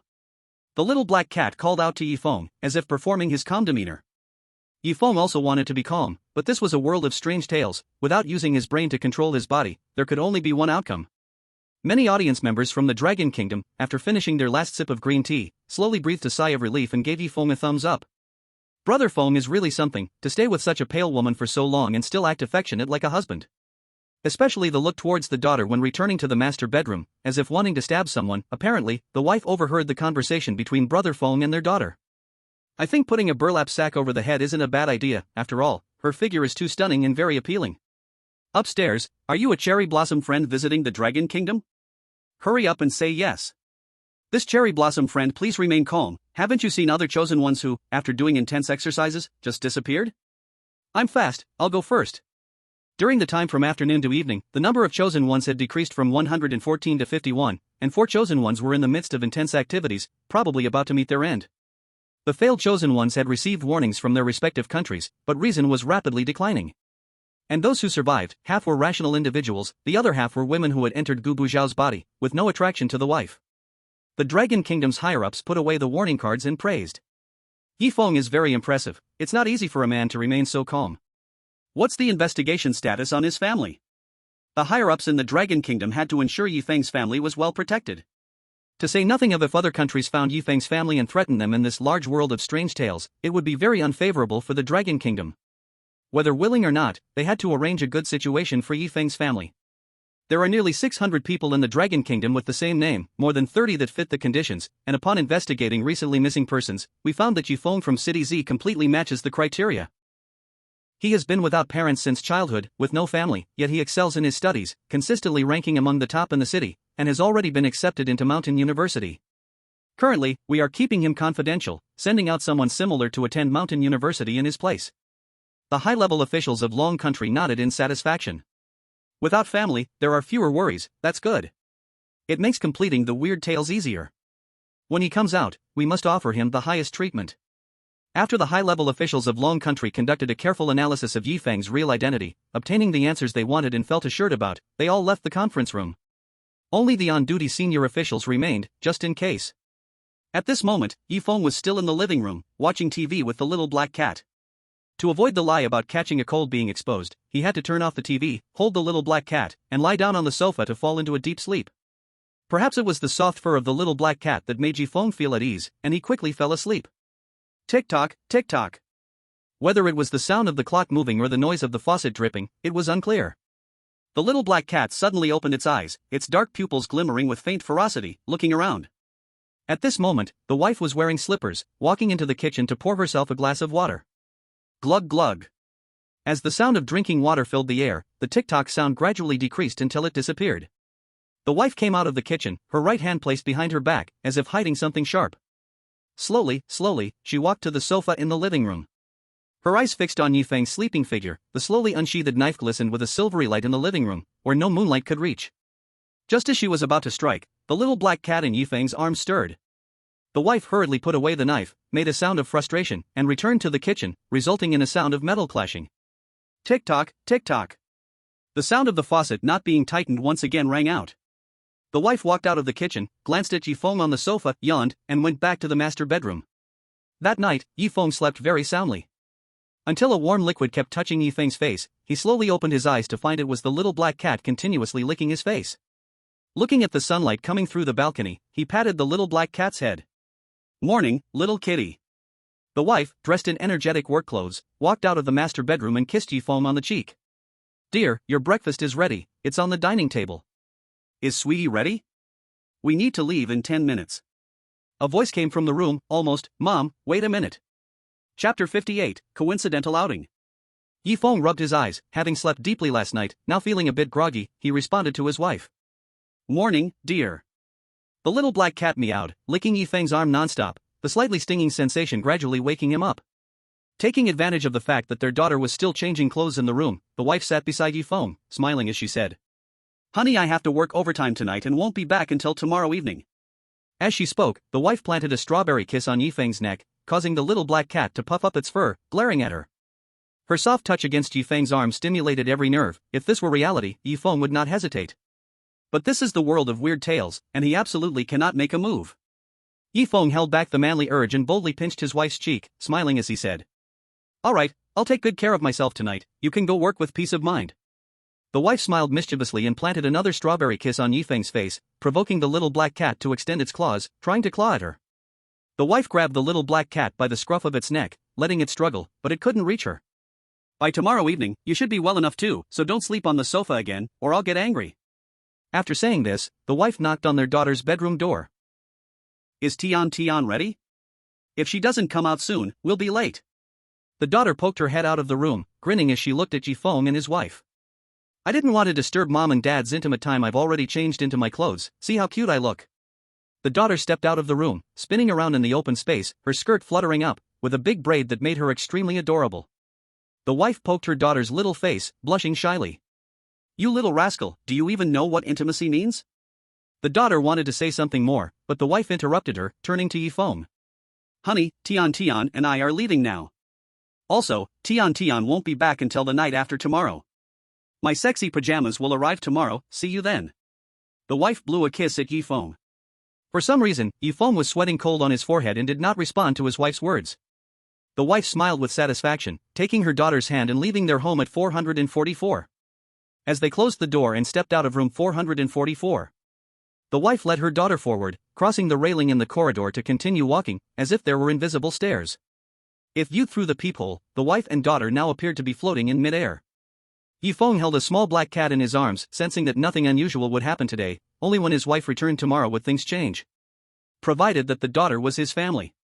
Yifeng turned on the TV, watching amusing 90s dramas. It was a bit strange, the TV was filled with popular shows from the 90s, but thankfully he could switch channels, or else he would have to watch those brainwashing and repetitive dramas like Journey to the North. The small black cat remained gently lying on Yifeng's lap, accompanying him as he watched TV. 3 hours passed, and it was lunchtime for takeout. What puzzled Yifeng was that there had been no sound from his mother's room. Her shoes were still on the shoe rack, suggesting she was inside. Normally, a person would make some noise. The moment this thought appeared, Yifeng quickly dismissed it. Such an action would undoubtedly be seeking death. He could leisurely watch TV and would naturally not risk checking on his mother's condition. Tap. The door to the mother's room opened, revealing a stylishly dressed 60-year-old woman stepping out, carrying a suitcase and wearing sunglasses. "What do you think? Am I dressed well?" Although the mother was over 60, looking at her features, one could guess she had been beautiful in her youth. Yifeng gave a thumbs up, quickly complimenting her. "You look beautiful, Mom." Those words came from the heart. At over 60, she looked about 45 with just a bit of makeup, her wrinkles were hardly visible. "I'm a bit jealous. When you were young, you said your mom was the prettiest. Now that you have a wife, you've changed your tune," the mother said. Just as Yifeng was pondering how to respond to his mother, she smiled proudly and walked towards the door with her suitcase. "I'm not kidding you, these days, I'm going on a trip with some old friends and won't be back. You two enjoy your intimate time well. It would be best if you could give Tian some brothers or sisters in 10 months. The mother left the house. Yifeng stayed on the sofa, realizing there was no one else at home today. He just felt that things were not that simple. It was reasonable for his wife to work overtime. In his previous world, to earn less than 5,000, he had to work all night long, self-designating it as voluntary unpaid overtime. His wife working late and not coming home made sense. As for where the daughter was going, his wife hadn't mentioned it. In this world, it was August 3rd, during summer vacation. Going to summer camp for a short time was unlikely, and a tutoring class wouldn't keep her out all night. It was a bit odd. What puzzled Yifeng even more was his mother. Clearly, there was no sound from his mother's room, yet she knew about his wife's plans for tomorrow night and was all dressed up to travel. The normal old man went to soak in the hot springs for 3 days. He should be tired. It was impossible to travel again the next day. It could be said that the mother was in good health. But everything felt a bit strange, and it seemed that his wife, daughter, and mother were intentionally not at home today. Especially the mother, who seemed to want to avoid staying at home. Yifeng thought for a moment, realizing it looked reasonable, yet it felt a bit unusual. Upon careful thought, he found no problem. He decided not to think anymore. Yifeng felt a bit dizzy from his pondering. Perhaps a horror story with a difficulty level of only 2 didn't need too much thought. Gulyolu. The little black cat let out a sound of its stomach grumbling. Looking at the time, it was already 12:30 p.m., and he quickly called the pig trotter rice uncle's phone. "Old set meal, please also bring a sweet osmanthus fish, and 2 pounds of shrimp. The shrimp should still be steamed with garlic." The pig trotter rice uncle laughed heartily on the phone. You little rascal has really spent a lot these past few days. Is your sister-in-law truly eating shrimp and sweet osmanthus fish every day? Are you preparing for a second child? Feng's face was filled with dark lines. Do I look like someone who knows what his wife loves to eat? He still controlled his emotions and smiled as he replied. You don't need to worry about that. Buy another pound of shrimp for your lunch snack, consider it on me. So his wife loved these two dishes. Alright then, 3 portions of pig trotter rolls double combo. Coming right up. There are a lot of customers at noon, I can't talk anymore, see you later. The pig trotter rice uncle hung up the phone, busy serving customers while arranging takeout for Feng. Feng rubbed the little black cat's head, waiting for the pig trotter rice uncle's takeout to arrive. Knock, knock, knock. Soon, the pig trotter rice uncle's knock sounded, shouting. Old set meal, 1 sweet osmanthus fish 2 pounds and 2 pounds of shrimp has arrived. Not to mention that, I just saw your sister-in-law, can you eat 2 portions by yourself? The little black cat heard the noise outside and dove under the sofa, hiding. Knock, knock, knock. Feng leaned on his cane, hurriedly walked over, opened the door, and smiled as he said. Coming, don't rush me, my legs aren't convenient. Chapter 59 Strange Quarreling Sounds. Knock, knock, knock. A knock sounded again outside the door. Feng opened the door, and the pig trotter rice uncle was carrying 2 portions of pig trotter rice, 1 fish skin, 1 steamed sweet osmanthus fish, and 6 shrimps, standing at the door without coming inside. Feng took the takeout and handed the pig trotter rice uncle 300 yuan, smiling as he said. Today's shrimp are bigger than yesterday's, each one is at least 3 tails. Feng looked at the big-headed rostrated shrimp. He had eaten it in the abyss train too, but the meat of the trained shrimp was not as firm as here. The pig trotter rice uncle took the money, glanced around the house, and upon seeing no one else, whispered to inquire. Are you eating 2 portions by yourself? Is someone hiding at home? I just saw your sister-in-law get into her boss's car. Feng recalled his wife mentioning a sexy nightdress and thought of a certain movie. He frowned and asked. Is her boss male or female? Only then did the pig trotter rice uncle relax, grinning as he put his arm around Feng's shoulder and said. Seeing how nervous you are, it seems there's no secret love. Your sister-in-law's boss is a woman, and quite beautiful, just a bit worse than your sister-in-law. All my employees at the shop think so. The pig trotter rice uncle gave Feng some face. Feng's expression improved a bit. Having his sister-in-law get into a female boss's car wasn't a big deal, but this is just a horror story world, he shouldn't need to worry, right? The pig trotter rice uncle thought it was praise for his sister-in-law's looks, allowing her to feel more confident, coming from a man's strange sense of dignity. Alright, I have things to do. The big shrimp you treated me to probably won't be ready until 3 o'clock. Once your legs get better, go out and have some fun. The uncle's phone rang, and the employees downstairs urged him to hurry down to help. Feng locked the door, placed the takeout on the coffee table. The coffee table had 6 or 7 bags of fries. When he ordered takeout in the afternoon, he needed to ask the uncle to restock. He pushed aside the fries, leaving some space on the coffee table, 1 portion of pig trotter rice for each person and cat. The little black cat lowered its head, eating the sweet osmanthus fish, letting out happy meowing sounds. But when it came to the lobster shrimp, the little black cat looked pitifully at Feng and poked the shrimp shell with its paw. Feng quickly peeled the shrimp shell for the little black cat, letting it eat the shrimp meat heartily. You really like to eat these 2 kinds of food. After Feng was full, the only thing left to do was to pet the little black cat's head and watch the cat eat. The little black cat did not resist at all, on the contrary, it enjoyed Feng petting its head very much. Soon, the food was all gone, and Feng held the little black cat, half lying on the sofa, listening to the faint sound of the television as drowsiness gradually set in. Both the man and the cat felt their eyelids very heavy, and they gradually fell asleep. The audience in Dragon Country heard this and their stomachs all growled. Among the 49 living chosen ones, only Brother Feng was the one who ate the most satisfyingly. Lying on the sofa like a salted fish after a good meal, along with his hot-bodied and gentle wife, was the goal that many viewers dreamed of. Brother Feng is too happy. The chosen one from the neighboring lighthouse almost met his end just now. Isn't that person claiming to be a horror novelist? How did they flop? The formal wear is David's weakness. They almost got him. They calmed down only after high-level people used cards for hints. Just 1-6. Seeing that Feng wouldn't be in danger, the audience in Dragon Country took this opportunity to buy some sunflower seeds and watermelon, gnawing on them while watching a 90-year-old TV drama in the livestream. Boom! After an unknown amount of time passed, a loud bang from the wall woke Feng and the little black cat. What happened? Feng knocked on his heavy head, not knowing if he had eaten lunch or watched a TV program, now feeling all dazed, as if he had been awake for 3 days and nights. The little black cat stared intently at the wall behind the television, tentatively reaching out its paw. The wall behind should be the master bedroom. Although Feng had never been inside the master bedroom, looking from outside, the master bedroom was at least 8 meters long, and should reach behind the television. In other words, this loud sound came from the master bedroom? Yi Feng remembered when he first arrived in this world, the sound from the laptop displeased the neighbor behind the wall. Should he go to the master bedroom to take a look? Yi Feng shook his head. Without any hint, it seemed unwise to go to the master bedroom. Bang! A loud noise erupted, shaking the wall, causing the television to fall to the ground and make a buzzing sound. An angry male voice came from behind the wall. Why did you lie to me? Bang! Something was thrown, shaking the entire living room as if a great battle was about to begin. The little black cat in Yi Feng's arms also trembled, curled up in a ball, constantly meowing. Wah wah wah! Along with the sound of things being thrown, a woman's crying voice echoed, saying with a tone of crying. Please don't be angry. As long as I forget this matter, it can be regarded as if it never happened, or, you can also pretend that it never happened.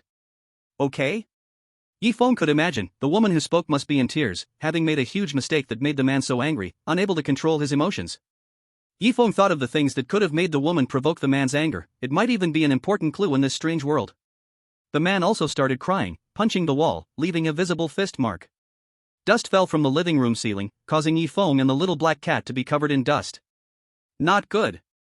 You promised you would never lie to me for a lifetime. I swear I have never lied to you, but what about you? You actually lied to me?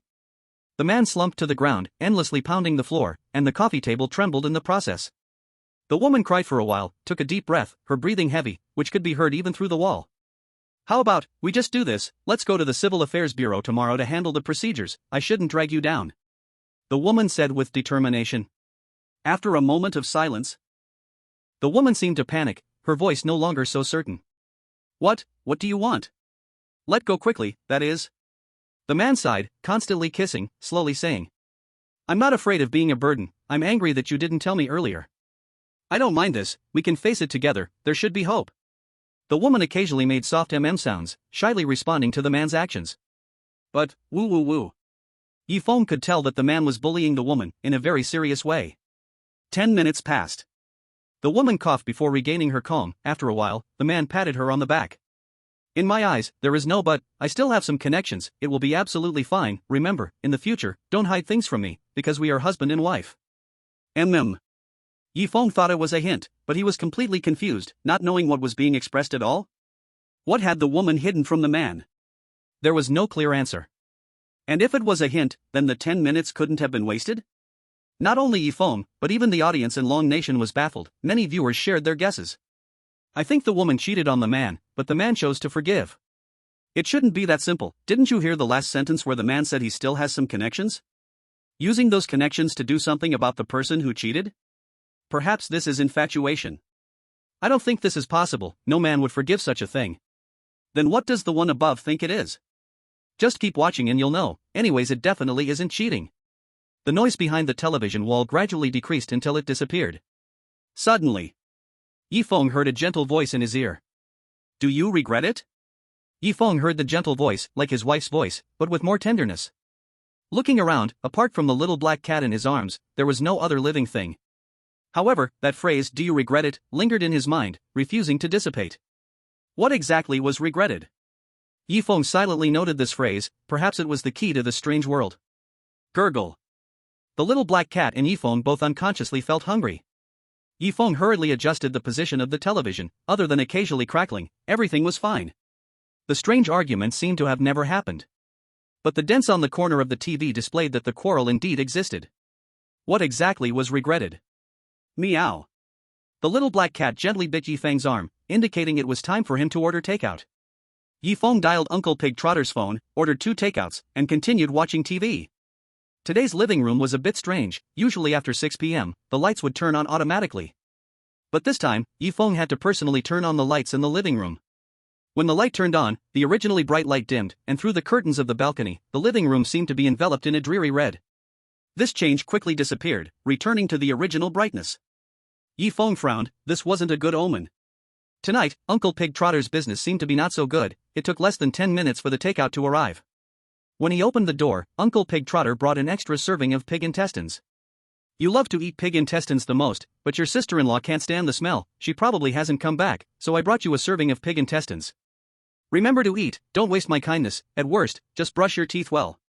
Before Yi Feng could react, Uncle Pig Trotter, fearing he would refuse, forcefully stuffed tonight's takeout into Yi Feng's hands and quickly left. When Yifeng finally reacted, Uncle Pig Trotter had already vanished. What a warm-hearted guy, even brought me a serving of pig intestines. Yifeng locked the door and placed the takeout on the coffee table, sitting on the sofa. When Yifeng was in the real world, I love to add raw pig intestines and fish slices to my porridge. After the pig intestines are cooked in the porridge, they are dipped in spicy soy sauce, and the taste is top-notch. Yifeng opened the packaging box, half a pound of pig intestines stuffed with a small green chili, and as he bit into it, a burst of sour spiciness and the chewiness of the intestines spread in his mouth. The little black cat didn't seem to like pig intestines. From the beginning to the end of the meal, it never touched them once. Burp. Yifeng satisfiedly let out a burp and put the packaging box into a plastic bag, knowing that after a night, the garbage would automatically disappear. Is the little black cat tired? For some reason, after finishing his meal, Yifeng felt drowsy, wanting to open his eyes, but his body wouldn't listen as he lay back on the sofa, gradually drifting into a dream. The little black cat opened its mouth, yawned, curled up in Yifeng's arms, and fell into a deep sleep. The living room flickered with dim red light from time to time, the TV showed static, and as time passed, the brightness of the lights gradually diminished until they disappeared. The entire living room turned dark. Tick-tock, tick-tock. The sound of dripping water spread through the entire living room from the kitchen. In the Dragon Country livestream, viewers occasionally heard sounds of arguing coming from the living room, the content very fuzzy, unable to make out specifics. Something's not right. With such a loud noise in the living room, how can Brother Feng still be sleeping so soundly? Did you hear the dripping sound? Last night there was also a dripping sound. That wife had a knife and almost took out Brother Feng. Do you think it will happen again tonight? No way, Brother Feng hasn't broken any rules. But Brother Feng is too deep in sleep now, he wouldn't even know if horror came. Could it be that the pig trotter rice uncle sent those raw intestines that made Brother Feng fall asleep by 6? Oh no! Everyone, look at the live stream. At this moment, a woman with an indistinct face slowly pushed open the door to Unit 444 and glanced at Yifeng. The Dragon Country viewers felt this woman, whose face was unclear, was dressed in a sharp professional outfit and was smiling at Yifeng.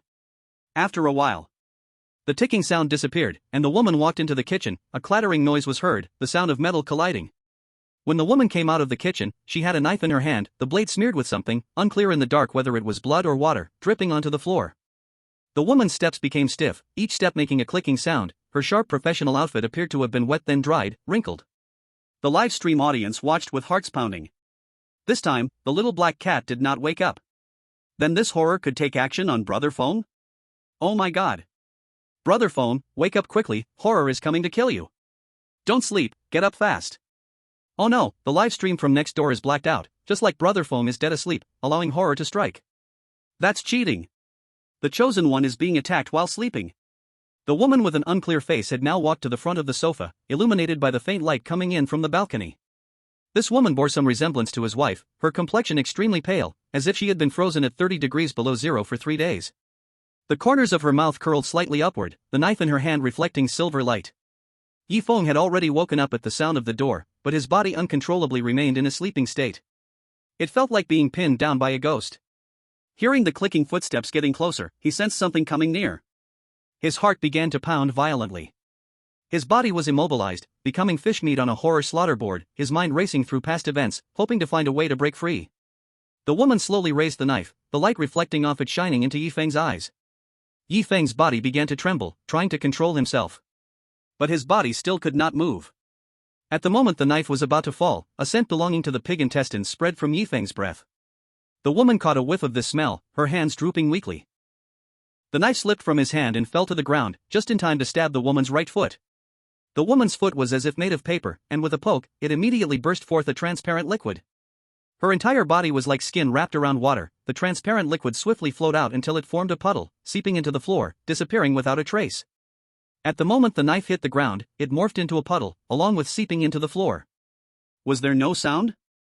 Yifeng furrowed his brows with great effort, wanting to open his eyes to see if the horror had left, but he still failed. In his arms, there was nothing but a warm ball of fluff. Did he succeed? He didn't know how long it had been, but Yifeng felt that he was still alive, and his tense heart slowly relaxed. He didn't know exactly what happened, but the only thing he could be sure of was that it was safe now. Gradually, he fell back into a dream.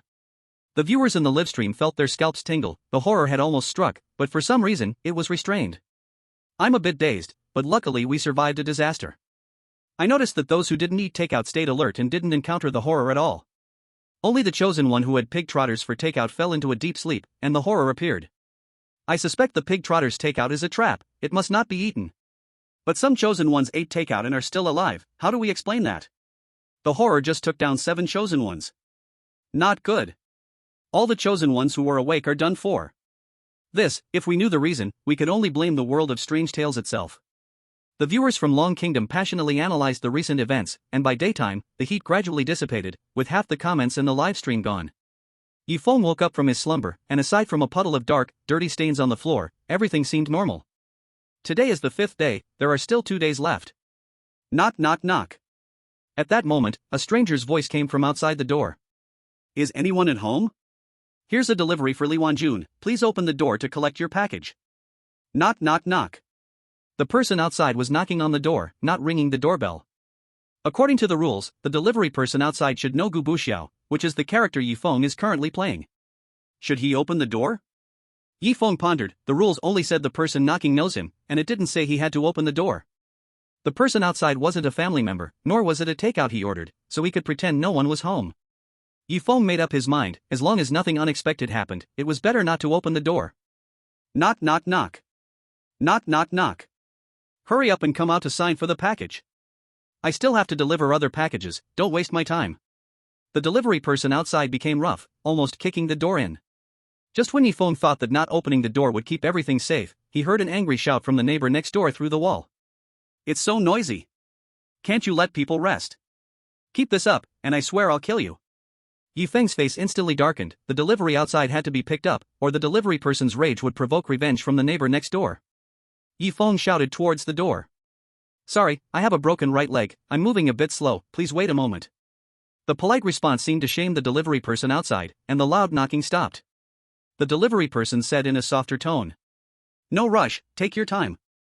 Feng leaned on a crutch and opened the door. A delivery person in a yellow work uniform stood there, holding a very thin package, looking at Feng struggling with the crutch. From the viewpoint at the doorway, it seemed the Unit 444 was a bit messy, and this male owner's mobility issues made him feel guilty for his earlier rude behavior. I apologize for my earlier behavior, you have difficulty moving, Feng patted the delivery person on the shoulder, perhaps because it was still morning and he hadn't eaten or drunk water, his voice was hoarse. It's okay, you have your job. Give me the package, and you can deliver the next one. The courier felt even more guilty, not expecting the man in Unit 444 to be so weak, after just angrily knocking on the door. If it were usual, the courier would simply hand the package to Feng, say a few words of apology, and leave quickly. But this package was very special and the courier couldn't operate like that. I'm really sorry, the recipient has special instructions, she must sign for it, otherwise it will be considered undeliverable. Is Li Wanjun at home? The courier spoke to Feng in the gentlest tone, not wanting to hurt this sick man any further. Feng shook his head, his wife had said she wouldn't be back until tonight. She's not back until tonight. Why don't you come later to deliver? The courier got a bit anxious, the package clearly stated it must be successfully delivered the first time, no matter what. He kept twisting his hair, thinking of a way to complete the delivery. He must successfully deliver the package, but only the man of Unit 444 was at home, the recipient wasn't there at all. The courier quickly dialed the delivery station's phone number. Supervisor. The special recipient of Unit 444 is not home, can I deliver in the evening? An angry, furious voice came from the phone, and Feng could hear the yelling even from 2 meters away. Do you want to die? The special delivery requires successful first-time delivery, if you fail, someone from the station will deal with it. The delivery supervisor lowered his voice. Signing doesn't necessarily require the recipient's signature, the recipient can confirm by phone, and then a family member can sign. As a courier, you need to be flexible, otherwise, before you get promoted to supervisor, you'll be dealt with. After hearing the supervisor's suggestion, the courier suddenly understood. Feng also grasped the supervisor's meaning, it was like in real life where a family member could sign for the package, plus the condition of phone confirmation. Knock, knock, knock. The neighbor from Unit 443 on the left knocked hard on the door, shouting with anger. Are you all annoying? If you keep talking loudly, I'll come out and kill you. Feng didn't doubt that the non-existent neighbor next door would come out to kill him, he just hoped the courier would stay calm and softly ask. Did you hear the complaints from the neighbor next door? Let's keep our voices down so we don't disturb their rest. The courier frowned, the doors of the 2 neighboring units were open, and there was nothing inside, no so-called neighbors. He didn't understand why they would attract the neighbors' complaints. The courier found the 444 unit owner's words a bit confusing, but he still respected the customer's remarks and replied with a smile. Okay, I'll try to speak quietly. can you call Li Wanjun now? As long as the phone confirms receipt and a family member signs, it'll be fine. The recipient's phone number is hidden in the package, please dial Li Wanjun's number. If he refused the courier's request, the courier would cause a ruckus at the door due to failure in delivery, which would bring the neighbor out to handle it. After weighing the pros and cons, Feng had to agree to the courier's request, leaning on his cane, slowly walking to the coffee table, and taking his phone to head toward the door. The courier watched Feng's actions, feeling even more ashamed about his earlier rudeness, waiting for Feng without daring to urge him in any way. When Feng reached the door, the phone had only a few numbers marked. Besides the downstairs uncle with the pork rice, there were also his wife and mother. Take your time, if Li Wanjun is busy right now, I can wait here a bit as long as the delivery is successful before noon. Not knowing if the package was heavy or if the courier was weak, his hand holding the package began to tremble. Feng was organizing his words, thinking about how to tell his wife at the safest time, when the Dragon Country live broadcasting room suddenly exploded again. Brother Feng, don't make the call. Just now another chosen one called your wife's phone, not long after, they died. Making a phone call is a trap, you must hold back, don't let a non-existent neighbor affect you. But the neighbor next door has indeed shown up before and taken down quite a few chosen ones. Fortunately, our chosen ones from the Dragon Country are not upstairs, or we wouldn't even know if we died a few times. If the neighbor next door shows up, wouldn't they just lock the door and hide at home? Many chosen ones have lured the neighbor out and stayed safe at home, right? Damn. I actually didn't notice this.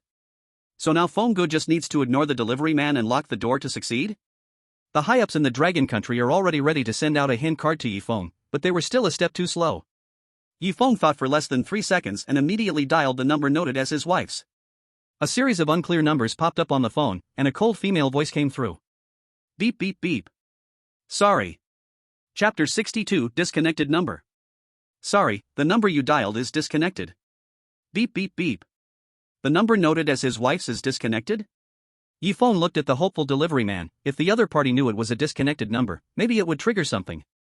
The delivery man asked curiously. What's wrong? Is she busy now? No rush, it's only 9:30, I can wait. Suddenly, the phone rang, the number noted as his wife's was calling. Feng was about to press the answer button but remembered rule number 4, this call must not be answered and the phone must be turned off immediately. He quickly pressed the power button, and 3 seconds later the phone turned off automatically. This action caught the attention of the delivery man, who looked puzzled at Feng. Li Wanjun is your wife, right? Why did you turn off the phone without answering the call? The delivery man clenched his fist with the other hand. Without a reasonable answer, he would keep asking. The audience in the Dragon Country livestream was baffled. The call that was dialed earlier was a disconnected number and then it was silent. How did the delivery man say there was a call that came in? Was the audience hearing things? The audience continued to watch the livestream. Feng thought of a clumsy explanation, trying to trick the easily dealt with delivery man. It's like this, my phone has a malfunction, I need to turn it off when a call comes in. The delivery man nodded, choosing to believe Feng out of guilt. Feng turned the phone back on and dialed his wife's phone number again. Beep beep beep. A strange ringtone came from the phone, sounding like the cries of the dead in a death metal song. Dear, what's the matter? Don't worry, I will definitely come back tonight, I won't make you wait too long.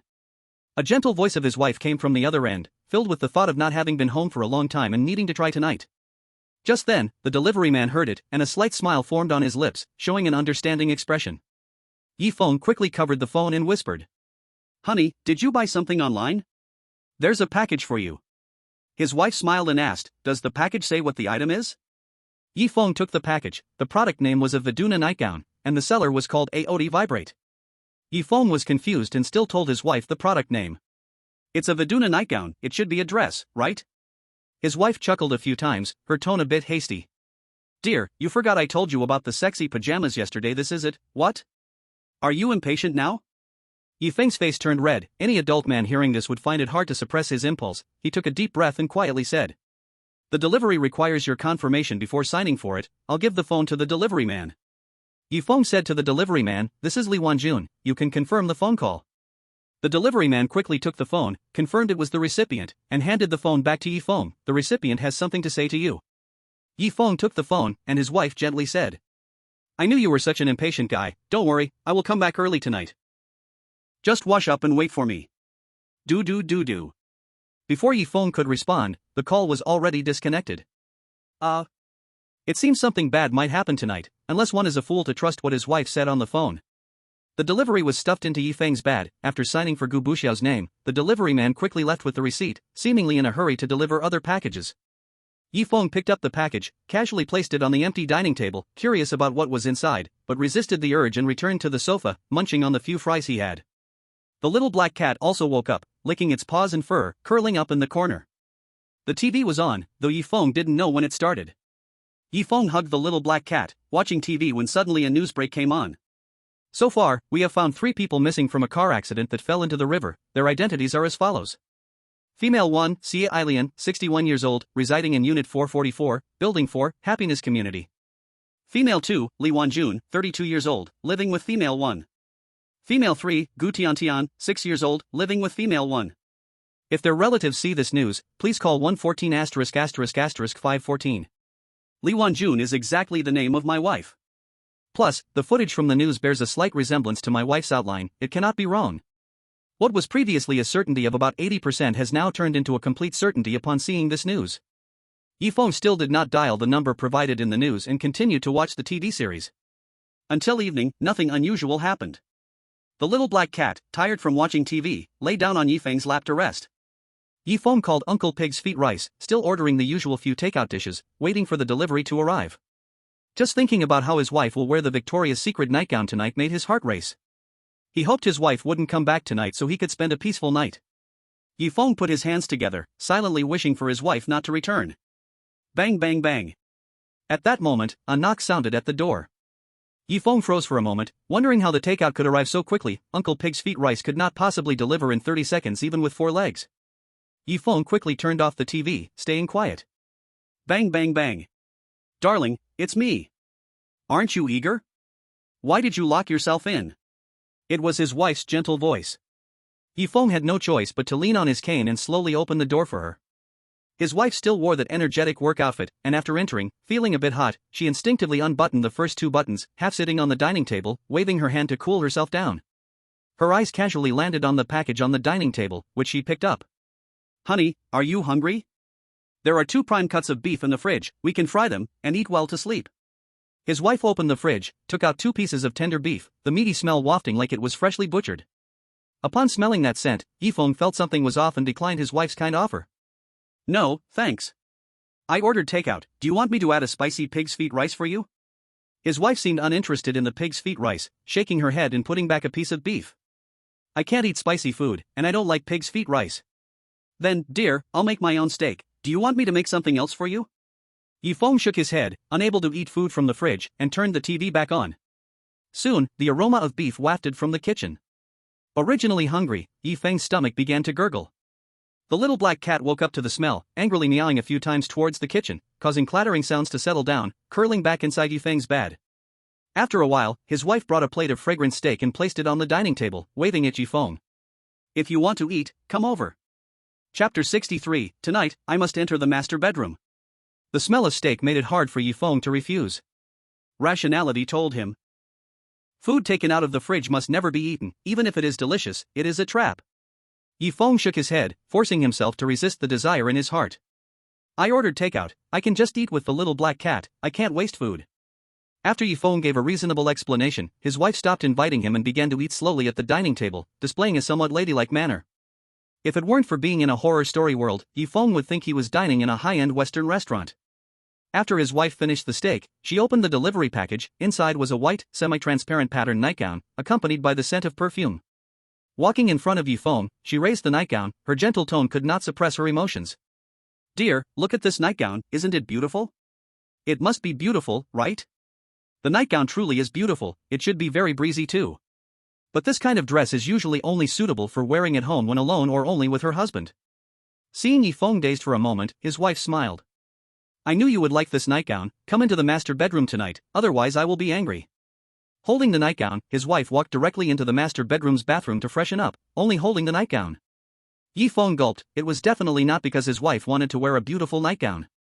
As long as I don't go into the master bedroom tonight, nothing dangerous will happen. Yi Feng made up his mind not to go into the master bedroom tonight, but to safely spend the night in the living room. Soon, the uncle with pig trotter rice delivered the takeout. Smelling the shower gel scent coming from the master bedroom, he immediately understood and patted the unsteady Yi Feng with a smile.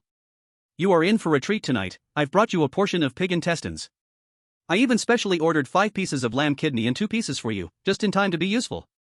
The pig trotter rice uncle sighed. Young people's lives are truly rich. Before Feng could respond, the pig trotter rice uncle waved his hand. I won't disturb you too, no wonder I saw my niece going to summer camp today, turns out she had to work and was too busy. Feng didn't know what to say, he had thoughts, but reason completely suppressed desire, now it was necessary to remain calm. Going into the master bedroom tonight would be very dangerous, it might even lead to a life being lost. Feng sat on the sofa, patting his face, self-comforting that as long as he didn't go into the master bedroom, everything would be just fine. The little black cat was eating pig trotter rice, wagging its tail to indicate it was delicious. The aroma of roast lamb kidney and intestines struck Feng's nostrils, making it hard to resist taking a bite. The barbecue and special flavors blended together. Feng began to eat heartily. 2 pieces of lamb kidney and intestines, 1 portion of pig trotter rice entered Feng's stomach. His whole body felt warm, even in -10 degrees, wearing a short sleeve was no problem. Until the little black cat let out a satisfied burp and tidied up the trash on the coffee table. Feng continued to sit on the sofa, watching an interesting variety show. Watching a variety show was definitely much safer than the master bedroom. Time flew by. Just when Feng thought nothing would happen, a notification appeared in his mind. You must enter the master bedroom tonight, keep yourself clean, your wife is a pale woman, unlike what is reported in the news. After receiving this notification, Feng held the little black cat and walked heavily toward the master bedroom. That was his wife wearing a Victorian nightgown, waiting for him in the master bedroom, perhaps only wearing that nightgown. The high-ups in Long Country prompted Feng because they had just seen a livestream from Maple Leaf Country and made this decision. The chosen one from Maple Leaf Country thought like Feng and decided to spend the night in the living room. After finishing the pig trotter rice and sour spicy intestines, the roasted lamb kidney and intestines had too strong a flavor to eat anymore, so he gave up. At this moment, he was holding the little black cat, watching the popular TV drama from Maple Leaf Country. By 9 o'clock at night, the little black cat had unknowingly fallen asleep.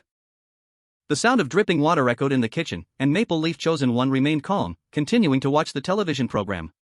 This Chosen One was among the more composed types in the cohort, able to survive 5 days in this bizarre tale, and it was also his first time entering the world of strange stories. His wife was in the master bedroom, emitting a gentle voice. Dear, have you eaten enough? Hurry and come to bed, but before that, take off your bandages and have a good shower, being stinky is not good, you know. The Maple Leaf Chosen One remained seated on the sofa, staying quiet.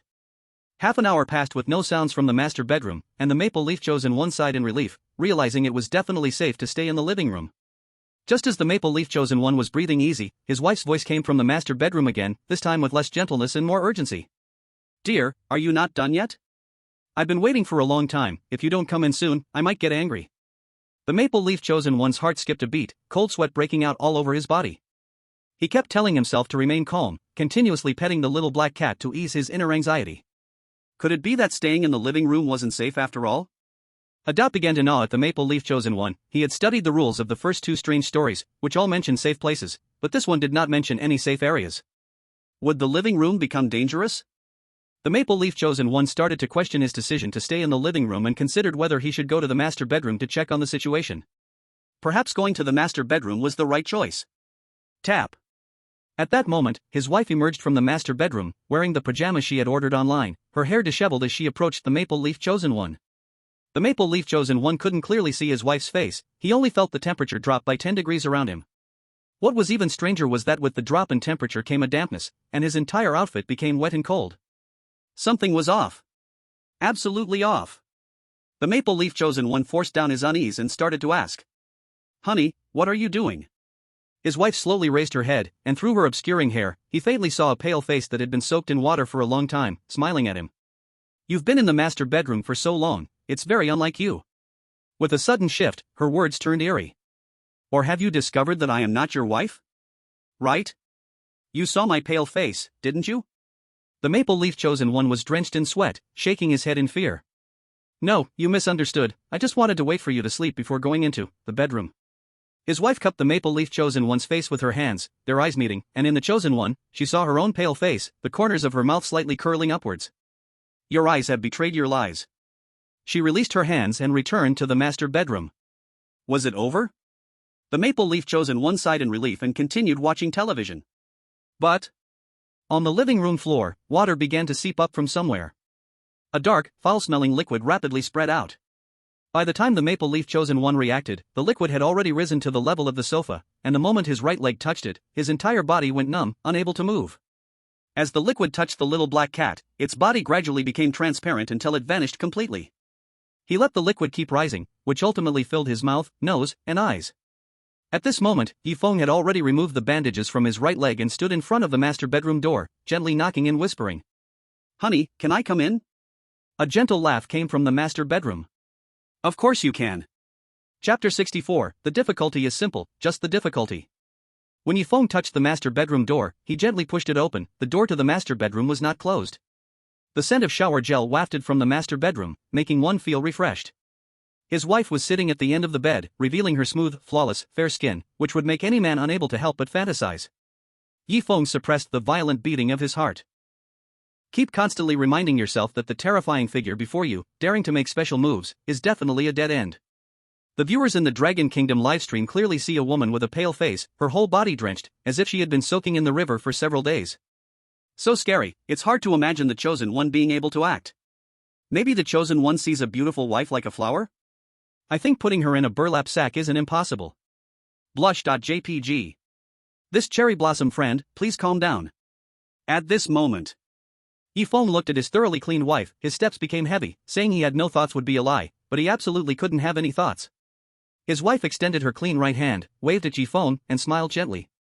"Dear, come here, I've been waiting for you for a long time." Feng's body uncontrollably leaned closer to his wife, his heart silently reciting, "The word desire is a knife, dare to act recklessly and it will bring terror." The wife before him seemed terrifying. Maybe her true face was a skeleton, or a pitiful creature covered in mucus. Feng arrived in front of his wife, who sniffed him and waved her hand, trying to disperse the smell on him. "Dear, why haven't you taken a shower yet? You smell so strong. How many days has it been since you bathed?" "Let me think. It's been a month since you bathed, go wash up. I've already prepared your clothes in the bathroom, give me half an hour." His wife pushed Feng away, not allowing him to get close to her. Feng finally sighed in relief and walked toward the bathroom, squeezing out a smile as he said, "If you hadn't mentioned it, I would have forgotten. Wait for me, my wife." Feng entered the bathroom and promptly locked the door. On the sink lay a set of silky sleepwear, cold to the touch, with excellent texture. His wife gave him half an hour to wash. It should be safe to stay inside for this half hour, right? Feng took off his moldy clothes and threw them into the washing machine, turning on the cold shower. The cold water continuously striking Feng's soul extinguished the slight stir of impulse that had begun to rise. Now the only way is to survive this night in the master bedroom. If he goes out later and his body is still uncontrollable, it would be too tragic. There would be no chance to resist at all. But just thinking that this is only a level 2 haunted world, easier than K Hospital, there should be a way to break it. There is indeed an unpleasant smell on him. It's hard to believe the little black cat in the living room has stayed by his side for so long. Not knowing how long he has washed, his wife outside seems to have grown impatient, coming to the bathroom door. Through the frosted glass, Feng can vaguely see his wife staring right at the bathroom. "Dear, there are still 15 minutes, don't be too slow, or I will get angry. You said you feel the worst when I cry." His wife left the bathroom door. Feng mentally counted the time, analyzing the tools he could use in the bathroom. Besides a set of clean sleepwear, the only things in the bathroom were toiletries. Nothing particularly special existed. The dirt on his body was washed clean by the cold water, accompanied by bright red liquid seeping from his skin, flowing onto the floor. The bloody smell initially became strong, gradually disappearing. As time passed, he had already stayed in the bathroom for nearly 30 minutes. Just like this, walk out? Feng's heart pounded violently. He could only change into a set of clean sleepwear and walk out of the bathroom. The lights in the master bedroom suddenly dimmed, and a heart-shaped rose pattern was laid out on the bed. His wife lay sideways on the bed, resting her left hand on her cheek, slightly raising her right foot, waving at Feng. "Dear, hurry up, I've been waiting for you for a long time. Today is the 10th anniversary of our wedding." The scent of roses made Feng unable to resist pouncing in. Looking at the hazy figure, drifting with belonging. Reason told Feng. "In front of me is clearly a trap. As long as you dare to try, fear can be eliminated." Feng understands the atmosphere well. Sitting on the other side of the bed, looking over his wife from head to toe, there is no doubt she is very charming. Gulp. Swallowing hard, leaning against the headboard, he forcefully suppresses the fire in his heart, pretending that nothing has happened. "I'm so tired, let's just leave it at this for today, I'll sleep first." Feng lies on the bed, closing his eyes, but the restlessness in his heart makes it impossible for him to fall asleep immediately. At the same time, he can feel a fire burning next door. Other than tiredness, there seems to be no solution, right? As his wife watches Yifeng close his eyes, trying to fall asleep, she grits her teeth. Sitting in front of Yifeng, she pinches his nose and smiles mischievously. Dear, stop pretending, I know you're not sleepy at all, you want me to. Yifeng allows his wife to pinch his nose, struggling to breathe, and instantly lets out a breath. The smell of the pig intestines he had for dinner rushes into his wife's nostrils. Sensing the smell of pig intestines, his wife covers her mouth and nose in pain, starting to cough incessantly. Hands on her hips, she gets a little emotional. Dear, you didn't eat intestines tonight, did you? This smell is too unbearable, how about waiting a few days for that, let's just sleep well tonight. His wife crawls over Yifeng, finds her slippers to put on, and takes out air freshener from a drawer, spraying every corner of the master bedroom, including Yifeng. His wife turns off the light, lies on the left side of the bed, covers Yifeng with a blanket, and also starts to fall asleep. Actually, during the interaction just now, Yifeng already reacted. That soft touch is something no man can resist. Especially for Yifeng, who had never done such a thing, it was a shocking blow that lingered for a long time. The only thing he can do is nothing, lying in bed like a dead body, which is quite simple. After thinking for a while, he finally fell asleep, truly entering the realm of dreams. His wife lies sideways, watching Yifeng, sometimes showing a gentle smile, sometimes staring at Yifeng with a sharp gaze. This scene is clear to see for the viewers of Long Nation. Every movement just now was thoroughly observed. Especially when Yifeng walked out of the bathroom, his wife became normal in the live broadcast. Now, not only do they admire Yifeng's ability to face the strange talk, but also his composure. Brother Feng is a real man. He can hold on like this. If it were me, I would give up in 3 seconds. The difficulty is indeed easy, but for a young man, it is hell mode. Foreign viewers, you chosen ones are really strong, we chosen ones can't stand it, we would just die. Don't be sad upstairs, now only more than 20 chosen ones are left, holding on this long to the strange talk can easily pass, the success rate is at least 1%. The next morning, his wife leaves early for work. Yifeng wakes up to the sound of a meow, feeling a chilling dampness in his bones, probably because he slept in the master bedroom last night. Returning to the sofa in the living room, he hugs the little black cat. The fluffy and gentle touch gradually warms him up. No strange events happen during the day, until evening. Chapter 65, A Mismatched Dinner Table. Knock knock knock. Dear, me and Tian are back, open the door, please. A gentle voice comes from outside. Yifeng, as usual, locks the door to the house, just in case. Hearing his wife's voice, he rushes to open the door. He opens the door. His wife is holding his daughter's little hand, beaming with joy. His daughter has dark circles under her eyes, yawns, rushes to Yifeng, hugs his thigh, and says with a smile, Daddy, I'm back. Yifeng plays the role of a good father, forcing a smile and pats his daughter's head. Welcome back, let's go to the living room and watch TV together. His daughter claps her hands and beams with delight. Great. Tian hasn't watched TV with Daddy for a long time. I want to watch the cartoon where Afu destroys the parking lot. Yifeng is momentarily stunned. In the real world, it seems there is no cartoon by that name. The name was still flamboyant and snazzy. However, I promised my daughter's request and agreed to show her this animated movie. Alright, let's watch it now. Yifeng aimed to ask his daughter some questions that puzzled him. Wife held their daughter, letting her stand behind her, smiling at Yifeng as she said, Tian is tired from 2 days at summer camp, I'll prepare a nice dinner, and when Tian is full, she can rest well. First, let's go take a warm shower. The daughter wanted to watch television with her father, playfully tugging at her mother's pants, pleadingly saying, Mom, it's been a long time since Tian watched TV with Dad. As Yifeng prepared to say something, his wife's tone turned stern, pulling their daughter towards her room while saying, I told you to go wash up, why don't you listen? Do you want to be a bad daughter or a good daughter? The daughter bit her lip, lowering her head, and could only obediently listen to her mother, taking her clothes and going into the bathroom to shower.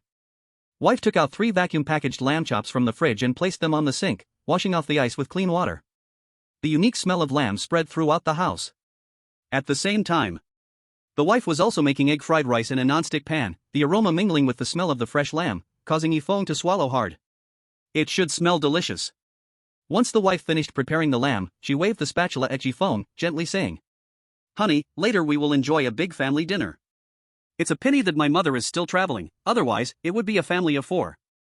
Yifeng remembered that he could only order takeout from the coffee table or from Uncle's Pig Trotters, rejecting his wife's kind offer. I've already ordered takeout, I'll still eat takeout tonight. I can't waste food. The little black cat woke up during Yifeng and his wife's conversation, jumping onto Yifeng's shoulder, instantly fluffed up its fur. Wife ignored the little black cat's anger and didn't press Yifeng further, continuing to cook in the kitchen. Coincidentally, Uncle's Pig Trotters arrived at the door, carrying 3 large bags of food. 1 bag was of Pig Trotters takeout, and the other 2 were snacks. Uncle Pig Trotters smiled and said. The total for these foods is 514 yuan. Aren't you worried your sister-in-law will scold you for all these snacks? The little black cat disappeared from the shoulder without Yi Feng noticing. Yi Feng paid and easily picked up the 3 bags of food. No worries, my wife is very gentle. The sound of cooking filled the kitchen. The wife seemed to hear a commotion at the door and unhappily said. So it's you bringing takeout to my dear, making my dear not eat the meal I prepared. Uncle Pig Trotter shrugged helplessly. Clearly it was the careless noise that caused her not to eat his takeout. Who could he blame? Aha, I need to get back to the store, so I won't disturb you any longer. Watching Uncle Pig Trotters rush away looked like he had heard the most terrifying news in the world. Perhaps Uncle also noticed that the wife now wasn't his true wife. Yi Feng locked the house door and set the food on the coffee table. The little black cat walked out from under the coffee table, sniffing the steaming pig trotters, happily meowing a few times. Wife came out of the kitchen with flavorful pan-seared lamb chops, cheese egg fried rice, sea salt grilled lobster, pepper salt prawns, and corn carrot pork bone soup. On the dining table, there were 8 dishes and 1 soup, each dish wafting unique deliciousness. This is so fragrant. Yi Feng found it hard to resist the enticing aroma and wanted to try the taste. With this thought, he quickly shook his head, staring at the not-so-fragrant pig trotters and the sour spicy raw sausages. Wife untied her apron, sitting at the related side, pouring herself on the opposite side a bowl of soup. The daughter finished her shower and came out, sitting across from her mother, barely able to resist reaching for the knife and fork. Mom's lamb chops smell amazing, they are so delicious. The wife smiled, serving the daughter a large bowl of fried rice, cutting the whole lamb chop into small pieces convenient for her to eat. After doing all this, Zhao Yifeng waved his hand. Dear, don't eat at the coffee table, put the takeout on the dining table. It's been a long time since the 3 of us ate together. Yifeng thought for a moment. Eating together as a family seemed normal, and his wife's request was not unreasonable at all. The raw intestines had already been finished, and going over was just to eat pig's trotter rice anyway, no big deal. Yifeng placed 2 servings of pig's trotter rice on the dining table, leaning between the main seat and his daughter's position, while he sat in the main seat. The little black cat jumped next to his daughter, munching on the pig's trotter rice. His wife served Yifeng a bowl of steaming hot soup, truly top-notch for summer. Don't eat the food on the table, have some soup instead. His daughter took a sip of the soup and praised, Mom's soup is delicious, I want another bowl after finishing this. On the bountiful dining table, among the steaming dishes, the 2 servings of pig's trotter rice stood out remarkably. Like 2 rusty black iron pieces among gold. Yifeng took out a can of soda from the coffee table, drank deeply, and said with an apology. Eating spicy pig's trotter and drinking icy soda is the best, the soup is too hot. Yifeng found a reason to brush it off. As long as it wasn't the snacks originally placed on the coffee table or uncle's takeout of pig's trotter rice, he absolutely couldn't eat it. His wife's food was off limits. His wife didn't push much, occasionally serving his daughter vegetables or cutting the lamb chops into smaller pieces, allowing his daughter to have a bite each time. His daughter, while eating his wife's food, would occasionally pet the little black cat, which would stop eating and affectionately lean its head against his daughter's hand. As time passed, the spiciness of the pig's trotter rice wafted towards his wife, who patted the air around her, covering her mouth while bowing her head to eat the food on the table. His wife didn't eat spicy food and didn't like pig's trotter. Until Yifeng and the little black cat were full, cleaned up the takeout packaging, and sat on the sofa. His wife stiffly lifted her head, gave Yifeng a hard look, then suddenly showed a gentle smile, wiping the residual sauce from his daughter's mouth. Look at how eagerly you're eating, take your time, no one here will steal your food. Alright, it seems you're not too tired, let's watch TV together later. His daughter happily lifted her head, yay. You must be back in your room to sleep by 9 o'clock, his wife added. Okay. His daughter quickened her eating speed, eager to watch cartoons with her father. His wife placed the dishes in the dishwasher and pulled his daughter to sit on the sofa. Yifeng sat on the right, his wife on the left, and their daughter in the middle. His daughter grabbed the remote and started playing a fun cartoon. Yifeng was a bit curious about what kind of cartoon Afu Destroys the Parking Lot really was. Chapter 66, A Family Full of Laughter. Dad, look quick, Afu is on. His daughter hugged Yifeng's arm with one hand and pointed at the TV with the other, shouting excitedly. Yifeng nodded, allowing his daughter to cling to his arm. Afu Destroys the Parking Lot was actually a funny cartoon from the aughts, and every time Afu made a move, he had a barrage of sarcastic comments. Yifeng was holding back a laugh, almost forgetting he was in this bizarre world. His wife began to laugh. While Yifeng and his daughter were distracted, she had already taken a shower, changed into a fresh nightgown, and poured herself some sour plum juice from the fridge. This cartoon is so funny, even someone my age finds it entertaining. Especially the little fish, the brave adorable girl, just like our sweet. Perhaps the cartoon was too captivating, or the TV had a special allure. Yifeng kept watching the cartoon, not responding to his wife's words. His daughter tugged at Yifeng's clothes, gave him a wink, and said with a grin. Sweet Sweet will always be mommy's brave daughter, and mommy is not old at all, she is very young, right dad? His daughter's reminder made Yifeng calm down a bit, the allure of the cartoon lessened, and he responded to his wife and daughter. Of course, my wife is always 18, forever young. The wife was a bit unsatisfied, especially in front of their daughter, her face slightly flushed, speaking in a reproachful tone. Dear, I'm 32. How can I still be young? Their daughter was still tugging at Yifeng's shirt, a question that in real life could be a risky one, a wrong answer could lead to a battle. Yifeng forced a smile, trying hard to act like he was having a warm conversation with his wife. Isn't the only thing men are devoted to is always loving 18-year-old girls? The wife nodded, everyone knows this line with just a quick search online. Yifeng then asked, so, do I always love you? The wife nodded again, if her beloved didn't love her, she would sense it. Yifeng spread his hands, looking seriously at his wife. So what I said is true, I will always love you. I am a man, and men always love 18-year-olds. So, are you only 18? The wife clicked her tongue lightly, gave Yifeng's arm a playful slap, her ears slightly reddening. Hearing these words sounded right, yet felt somewhat odd, but she couldn't think of a rebuttal, so she said. Our daughter is still small, don't say these things in front of her. Their daughter pretended to watch TV, allowing her parents to chat. Yifeng noticed a change in his wife's expression, a bit hard to understand, it was just a typical cheesy love line, and normal people should just chuckle awkwardly. Male viewers of the live broadcast in Longwa began to take notes, recording what Yifeng had just said. Even old couples could make their wives blush, this might be useful when chasing after girls later. Brother Feng really knows how to woo women. Cough cough cough, is there a chance that the other party likes Brother Feng, so whatever he says makes her blush?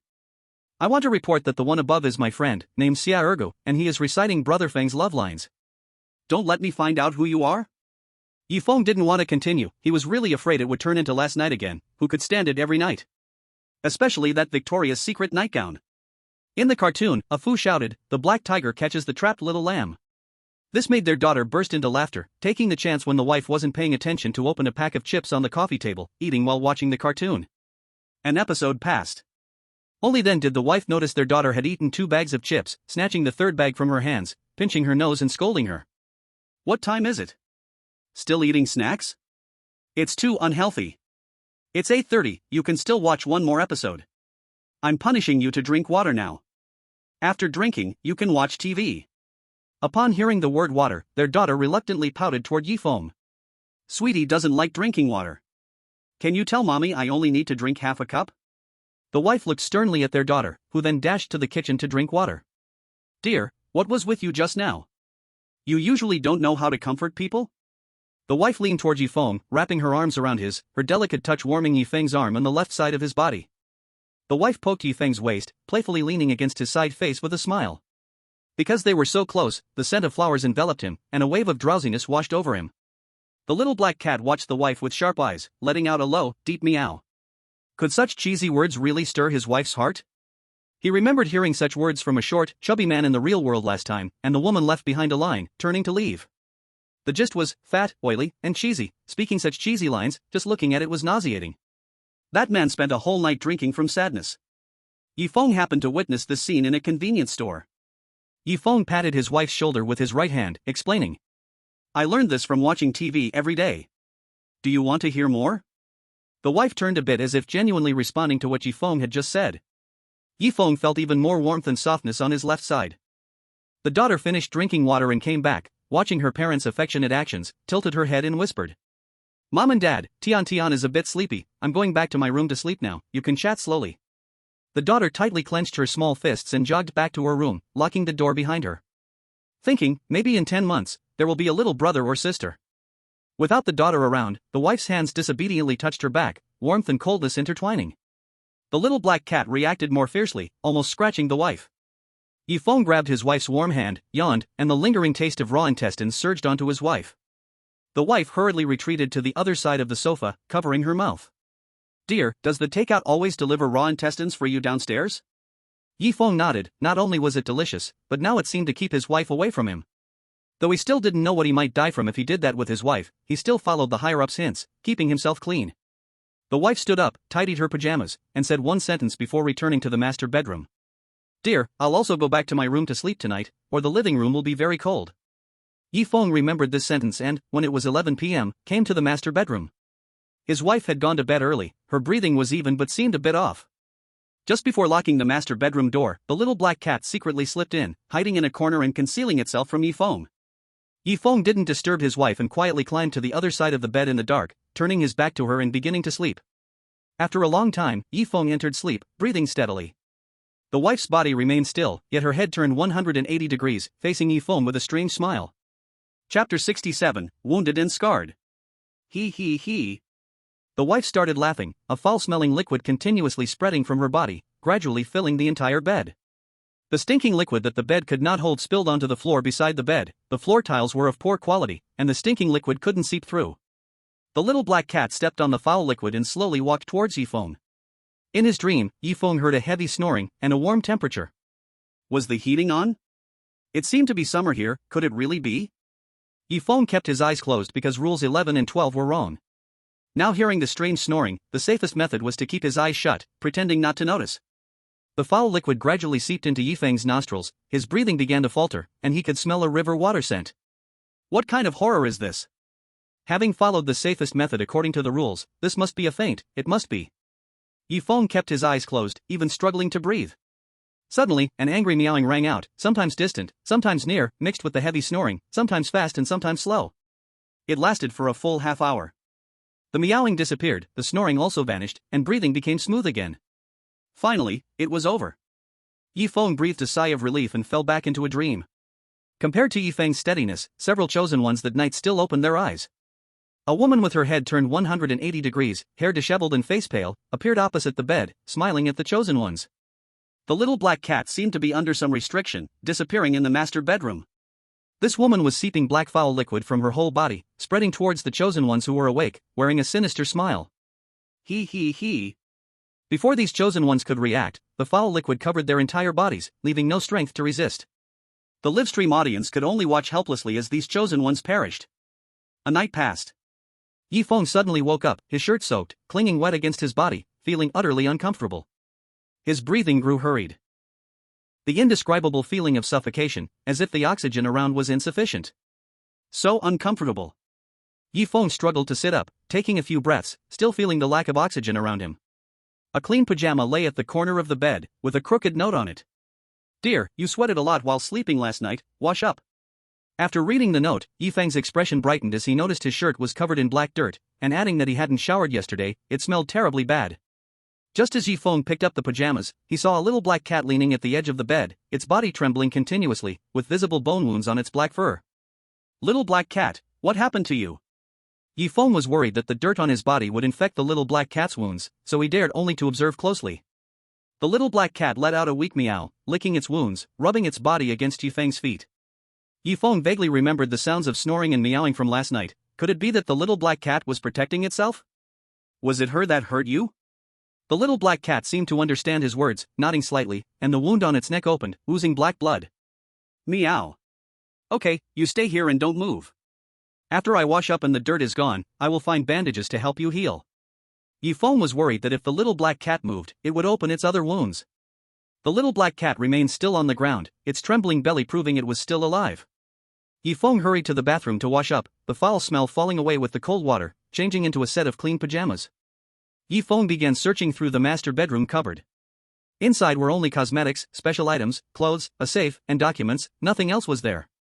The trembling frequency of the little black cat's body increased, he must find the gauze bandage quickly to stop the bleeding. Feng left the master bedroom, and the doors to his daughter's and mother's rooms were closed. Bang! A sound of metal falling to the floor came from the mother's room, accompanied by a phone call. Hello, Afu? It turns out the stuff is at my house, I will go downstairs later to get back to the resort. Feng stopped in his tracks, looking toward his mother's room, thinking, has mother come back? Should I go ask mother where the gauze bandages are? Mother is the person here, she should be familiar with the locations of the gauze bandages and treatment items. Right in front of his mother's room, Feng froze, the last rule popped into his mind, along with last night's experience. Could the mother's room be a trap? What if he pushes open the door, and the person inside the mother's room is not his mother, but he opened the door representing that he found someone else inside? Feng shook his head and decided to look in the living room first. The TV was on a low, long mahogany cabinet with 6 drawers, maybe there were gauze bandages inside. Feng opened the first drawer from the left. It was filled with CD albums from the 1990s and a few DVD cartoons. The second drawer contained tape, double-sided adhesive, scissors, and other daily tools. In the third drawer was a small wooden box. Inside the box was an old-fashioned key. The lock core was round, a bit like a safe key. The fourth drawer held a medical box, which just happened to contain bandages and gauze, along with other bleeding supplies. Feng grabbed the entire box and quickly returned to the master bedroom, locking the door behind him. 30 seconds later. The mother's room door was pushed open, and someone walked out, looking around the other rooms. Only the storage room door was shut, knocking on it. Then sat on the sofa in the living room, watching TV. Until the phone rang. This person answered the call while walking out of Unit 444. Feng gently cradled the little black cat, placing it on the dressing table, carefully inspecting the wounds. He could see 3 wounds with visible bones and 12 other wounds. Following the manual in the box, Feng carefully bandaged the little black cat's wounds. Every time the bandage touched the wound, the little black cat couldn't help but tremble, but it would never resist. First, I bandaged the wound where the bone was seen. The blood finally stopped flowing. Next came the small wounds. The gauze and bandages ran out, and the little black cat's wounds were all wrapped up. Meow. The little black cat affectionately nudged Feng's arm with its head, showing trust in him. All right, let's go watch TV in the living room. But I've just realized, you are actually a female black cat. While bandaging the wounds, Feng caught a glimpse of the little black cat's faint blush. The little black cat got angry and bit towards Feng's palm. As if afraid to hurt him, it nibbled gently without using force. The little black cat jumped to the ground and went to the safe, scratching at it incessantly. Do you want to open the safe? Feng asked. Just earlier, when he was looking for treatment supplies, he happened to find a key similar to that of a safe. The little black cat was seriously injured almost to the point of death while trying to save itself. If it was terrifying, it wouldn't need to save itself. Feng chose to trust the little black cat and brought the key from the living room, inserting it into the safe's lock. Chapter 68, Wife's Diary, Part 1. The key slowly turned in the safe. Every time it touched a lock mechanism, Feng's fingers would tremble slightly. What could be inside? What made the little black cat so insistent on getting it open? Could the safe hold the key to passing through? Feng turned the key faster, eager for the secret inside. However, as the safe slowly opened, a notebook was placed inside. The cover of the notebook said Wanjuan's diary, and the cover was hard. The paper inside was yellowed. It had been a while. It's my wife's diary. Feng blew on the cover. It was covered with a bit of dust, indicating it hadn't been used for some time. Should I open it? Maybe there's the key to passing through inside. The little black cat bit the cover, flipping to the first page, where a passage of text was written. Dear, when you read this diary I wrote, I may already be dead. What I write here is our unique memory. Feng turned to the second page. The handwriting was a bit smudged. It must have been written years ago, and he began to read the diary carefully. January 1st, 2011, cold. Today is my 21st birthday. I'm already a junior. But I haven't confessed to my crush yet. He's a senior this year, and if I don't act soon, he will leave school forever. Poor me, a girl who has stayed single for 21 years. I don't even have my crush's contact info. I'll ask the girls in his class today. If I'm single, no matter what, I must take action and get him. January 2nd, 2011, slightly cold. I finally got my crush's phone number. But the girls in his class said he is very aloof. His enthusiastic roommate said that he has never dated anyone since birth and suspected he might not be straight. Forget it. At least I got a guy's phone number. Tonight, never mind, I'll contact him tomorrow. Oh. He is in the same major as me. I can borrow books from him. I'm so smart. January 3rd, 2011, very cold. Today I finally gathered the courage to make the first phone call to my crush. It was my first time chatting with someone I like, but he refused to lend me the book, saying it was for his younger sister. The younger sister he mentioned couldn't be someone he likes, right? Should I investigate? That would be too obvious a move. If he has no feelings for me, learning about his younger sister might make him dislike me. Feng saw that the diary's heroine seemed a bit infatuated and somewhat timid, much like the girls in romance idol dramas of that era. It's hard to imagine that such a girl would turn into. Feng recalled the experiences of the past 2 nights, shook his head, and continued to read carefully. After January 3rd, the diary was not resumed until January 15th. January 15th, 2011, a bit cold. Thanks to the encouragement from my roommate, I have gathered my courage again. Strategies? I just want to know him, even if we can't be boyfriend and girlfriend. Being just ordinary friends is fine, right? Having lunch in the cafeteria, planning to eat enough and then make friends. I didn't expect that the handsome guy would take the initiative to sit next to me. My roommate consciously carried a plate full of food, said she was full, but actually sneaked to the corner, as expected of my loyal roommate.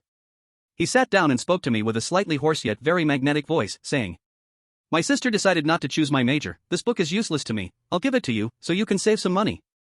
I stammered for a while. I kind of wanted to beat my past self, and with trembling hands took the major book. "Thank you." He and I ate silently, seeming not to want to talk to me. Maybe he just doesn't like to talk. I gathered my courage and asked who his sister was. He frowned for a moment, but still told me.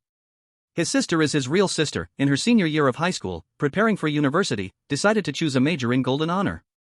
He found out from classmates that I was a bit poor? So he gave me this major book and said that in the second semester of junior year, if I needed other books, he could also give them to me. He said that between seniors and juniors, if you can help, help. I was a bit touched, but I am a guy, though I cut my hair short, and my voice was a little low and uncomfortable. Not bad, it seems he is not aloof after all. March 19, 2011, slightly warm. It has been 63 days since I last saw him. Since he gave me the book, it has been the winter holiday, and when I returned to school, he was already out interning. He came back today to pack his dorm stuff. He took the initiative to find me, and I was very happy. Could it be that my birthday wish came true? Unfortunately, he had a purpose in finding me. As soon as he saw me, he said he wanted me to help him choose a birthday gift suitable for a girl. My face went from a peach blossom smile to a cake burnt to charcoal. I asked him why he didn't ask someone else for help. He said that besides me, he hadn't talked much with other girls at school, mainly because he didn't want to owe them anything. As for female teachers, they're a bit older, it's better to choose someone around the same age as him. I almost cried. Why choose anyone else? Why did he have to pick me to choose a gift for a girl my age? I felt like a defeated little hen. No. I was a coward who had failed even before the fight began. I held back my last bit of courage and asked him, "What relationship do you have with that girl?" Not wanting to raise his suspicion, I hurriedly explained, it would be better to choose gifts according to the relationship. He straightforwardly said it was a gift for his sister and added that she was also a top student like me. It was this very reason that led him to choose to ask me for help. I breathed a sigh of relief and chose a nice gift for him.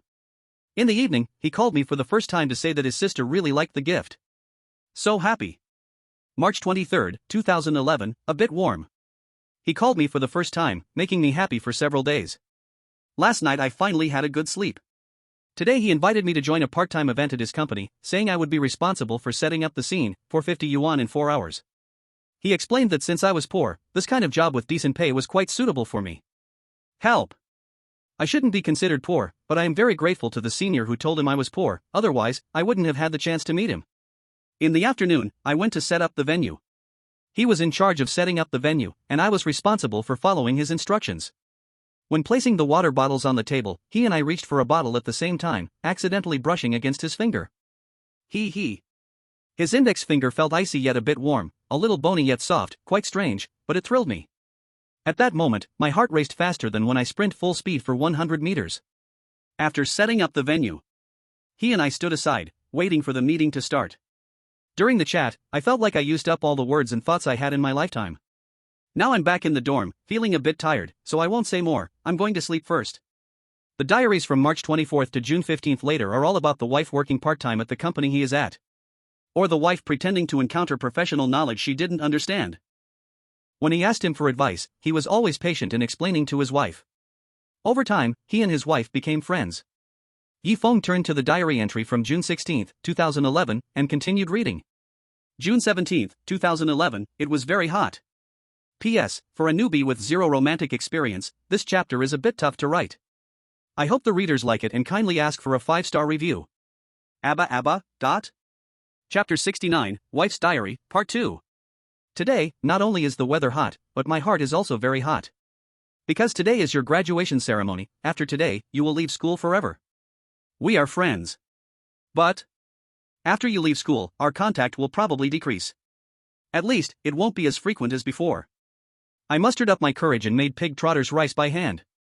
I smiled and told you, after you took your graduation certificate and took pictures with classmates and friends, let's go eat the spicy pig trotter's rice I made myself. Honestly, at first, I didn't like spicy food or pig trotter's rice. To talk to you about what you like to eat, I learned to like spicy food and pig trotter's rice. But the pig intestine is really hard to swallow. You and I are both from Nanyue, yet we both love spicy food. You smiled and nodded to accept my invitation, saying you just borrowed your cousin's car to go for a ride and find a scenic place to eat. After you finished taking the class graduation photo, the first one to find was me. You may have a few friends. After taking pictures with the boys in the class, more than 10 or 20 girls came over aggressively, saying they wanted to take pictures with you. You said it was too time-consuming, grabbed my hand, and took the small path to leave the school, driving away in the borrowed small car. I turned on the air conditioning, set it to the lowest, but still couldn't hide the restlessness in my heart. We arrived at a camping area. You brought me to a tent that was set up. Inside were red roses. You held my hand, kissed my lips, and slowly said, "I like you." What you said after that, I forgot a lot. I only remember after you said "I like you," I hurriedly said, "I also really like you." And you said one thing, 3 years ago, during the department sports meeting, "I liked you, Li Wanjun." And we swore to each other that we would never deceive each other. We couldn't even eat the pig trotter's rice. You drove me to watch a movie. Driving and watching the movie, I could feel your heartbeat quickening, and so was mine. Then we returned to that camping area, set up the table and chairs, and heated the pig trotter's rice. While eating, you and I were both looking for topics to talk about. Maybe it was the first time, and the topics were awkward. I kind of want to laugh now, but my face is still very hot. Watching people come and go for camping here, we started playing a game about what our relationship was. Until late at night, you noticed it was getting late and took me back to the dormitory. Although we hadn't done that kind of thing, saying we would wait until after marriage, I still thought you were keeping calm. But I still discovered that when I bent down, your eyes would always stare over. Of course, I also peeked at you there. Alright. I admit at first I was craving your body, now I crave your heart. You are the same, don't explain, explanation is just a disguise. After reading this day's diary, Feng breathed a sigh of relief. It turned out that both fell in love at first sight, seeing the color and being tempted, but both were timid, which led to a long delay. If they had contacted each other the first day they met, they would probably have had a child before his wife's graduation. Feng saw a line in the diary and frowned slightly, continuing to read on. The following days were almost sweet love diaries, so overly sweet that it was a bit sour, so he quickly read through them. Until July 2012, the month after his wife's graduation, they got married. On the day of the wedding, both gave their first time, and then came promotions and pay raises. His wife became an elite employee in a big company, while Gu Buxiu became a manager in a big company, and they became an enviable couple in the company. The diary followed the beautiful development until May 2021. On May 16, 2021, heavy rain. I found out I have terminal cancer. Since Sweetie turned 3, our communication has decreased. It's not that you need to work overtime, or take Sweetie to school, or take Grandma to see the doctor. It's either I work overtime, or go out on official business with my female boss. I had been feeling unwell for a while. But for the chance to be promoted, I had to endure the pain and go to work, and unexpectedly, after a few days, my discomfort disappeared. I thought it was just a minor issue. After all, I'm only 32 years old, still young. Until today, you insisted on dragging me to the hospital for an examination. The result showed it was late-stage cancer, basically untreatable. With medication, I could probably live for another 6 months. The best medications cost 200,000 for a small bottle, all imported from abroad. The savings from these years, which I originally wanted to use to buy a bigger house, you spent all on medicine. I told you that domestic medicine would be fine, it's more than 100 times cheaper, but you immediately rejected my idea. You said we must use the best medicine, money is not an issue. July 15, 2022, a little warmth. Today I told you my first lie. I said I would take Grandma and our daughter to the hot springs tomorrow. In reality, I was going to see Dr. Xia. Grandma learned about a skilled doctor, and we decided to give it a try. If we keep spending on this, we will lose our current house. I don't want you, our daughter, and Grandma to be living on the streets. Because of this, I had a few arguments with you. Your leg got into an accident because of my illness, you should rest well at home. You should stay home and recover. Maybe that skilled Dr. Xia can cure my illness. I believe it will work, it must work. The diary ends here. Yifeng slowly closed the diary, put it back into the safe, and returned the key to its original place. He hugged the little black cat and returned to the sofa in the living room, reflecting on the contents of the diary. In the Dragon Kingdom live broadcast room, many viewers felt their eyes moisten. How could everything be fine, and then just disappear? No need to watch anymore, the current wife must be a fake. How could the wife in the diary, suffering from a terminal illness, be just like the one from the night before? Where is the real wife? This strange tale world shows a gentle wife, yet the true family isn't there? Everyone, I'm logging off first, I need to cool down a bit. The first 4/5 of the content steered towards sci-fi youth drama, but the last fifth suddenly shifted to reality. It felt as if you were eating sweet and creamy ice cream, only to discover a spicy surprise hidden inside. It was quite unpleasant. Everyone hoped for a good outcome for the protagonist in the diary. But based on the current situation, the protagonist in the diary might encounter misfortune. The wife appearing now is not the real family. Some viewers with tougher hearts believed this was just a strange narrative world, and as long as they could clear it, extra emotions would only cloud their judgment. At this time, Feng kept telling himself on the sofa that this was not reality. However, the contents of the diary, though sci-fi, felt very real. The wife was definitely dead. After half an hour, Feng finally calmed his heart and whispered. The diary says the wife, for me, has eaten spicy food and pig trotters, but can't eat raw intestines. The current wife is definitely fake. Feng remembered his wife said she couldn't eat spicy food. This way, everything before made complete sense. Feng understood perfectly why he couldn't open his eyes when hearing snoring. At this moment, the little black cat affectionately licked the back of Feng's hand, and its stomach growled, reminding Feng it was time to order takeout. Feng glanced at the time. It was already 1 p.m, hunger struck, and he dialed the pig trotter rice uncle's number. Chapter 70, The Uncle Drowned. Beep beep beep. Hello? Are you cousin Gu Buxiao? On the other end of the phone was a female voice, laced with a hint of magnetism, likely from an older woman. Not the pig trotter rice uncle? Feng frowned cautiously and asked. Who are you? The woman on the other end spoke with a sobbing tone, as though she found someone to confide in, speaking intermittently. Your cousin died a terrible death. Usually, he picks up goods in the morning and is back at the shop by 9, but today he still hadn't come back by 11. I panicked and went to look for your cousin. In the end, I found your cousin's body by the river. Boo hoo hoo. Your cousin, even after death, he maintained a smile, as if he willingly drowned. Is your leg better? You should come and see your cousin off for the last time. You and your cousin always fought, but I know you were the closest relative to him in life. Wow, boo hoo hoo. The phone was filled with cries, and there was no other content. Feng slowly hung up the phone. When he heard that Uncle Zhu Jiaofan drowned, his first reaction was that it was the doing of the fake wife. After several encounters, Feng confirmed that the fake wife couldn't stand the smell of pig intestines. Killing the uncle was to prevent pig intestines from being delivered. This was a method to keep the fake wife away. It could also be the work of this bizarre world, losing the protection of pig intestines on the last day. No matter the reason, meeting the fake wife tonight would not be as easy as before. The smell that the fake wife can't detect is gone, tonight. Feng held the little black cat, staring blankly at the television, pondering every possible way to respond to encounters. What the television was showing at this moment was no longer important, and he didn't even remember. The audience in Long Nation watched their chosen one blankly staring, silently watching the drama, starting to feel worried. Although the difficulty of the gentle wife side story was only 2, there were now 21 surviving chosen ones, which was much better than the previous 2 times. But next, they would lose the scent that the fake wife couldn't smell. What if the fake wife broke free from her chains on the last night? No one could withstand that. Wanting to confront the horror in the bizarre world after fully unlocking it. Absolutely impossible. 10 lives would not be enough to die. Now I'm a bit worried that Brother Feng might drown in shallow water. I'm not worried at all, I just believe in Brother Feng. Uncle drowning is not a good omen. I hope Brother Feng can stay alert. Many viewers in Long Nation were already frightened just watching the live stream. If they were to descend into the bizarre world, even with a 100% strategy, the survival rate would definitely be less than 5%. Many foreign viewers began to mock. Lighthouse viewers, selfish chosen one, wait for your retribution. Our chosen ones are still stable, and we haven't even used our hint cards. Sakura viewers, you should also try the taste of the bizarre world. Kimchi viewers, you all have this day. We have an old saying, good is rewarded with good, evil is rewarded with evil. The viewers from Long Nation recorded the faces of these foreign viewers. Many viewers posted, asking the higher-ups to target these countries the next time they used hint cards. The higher-ups immediately posted, saying that Long Nation was a land of friendship and did not advocate or encourage actions that would harm friendship.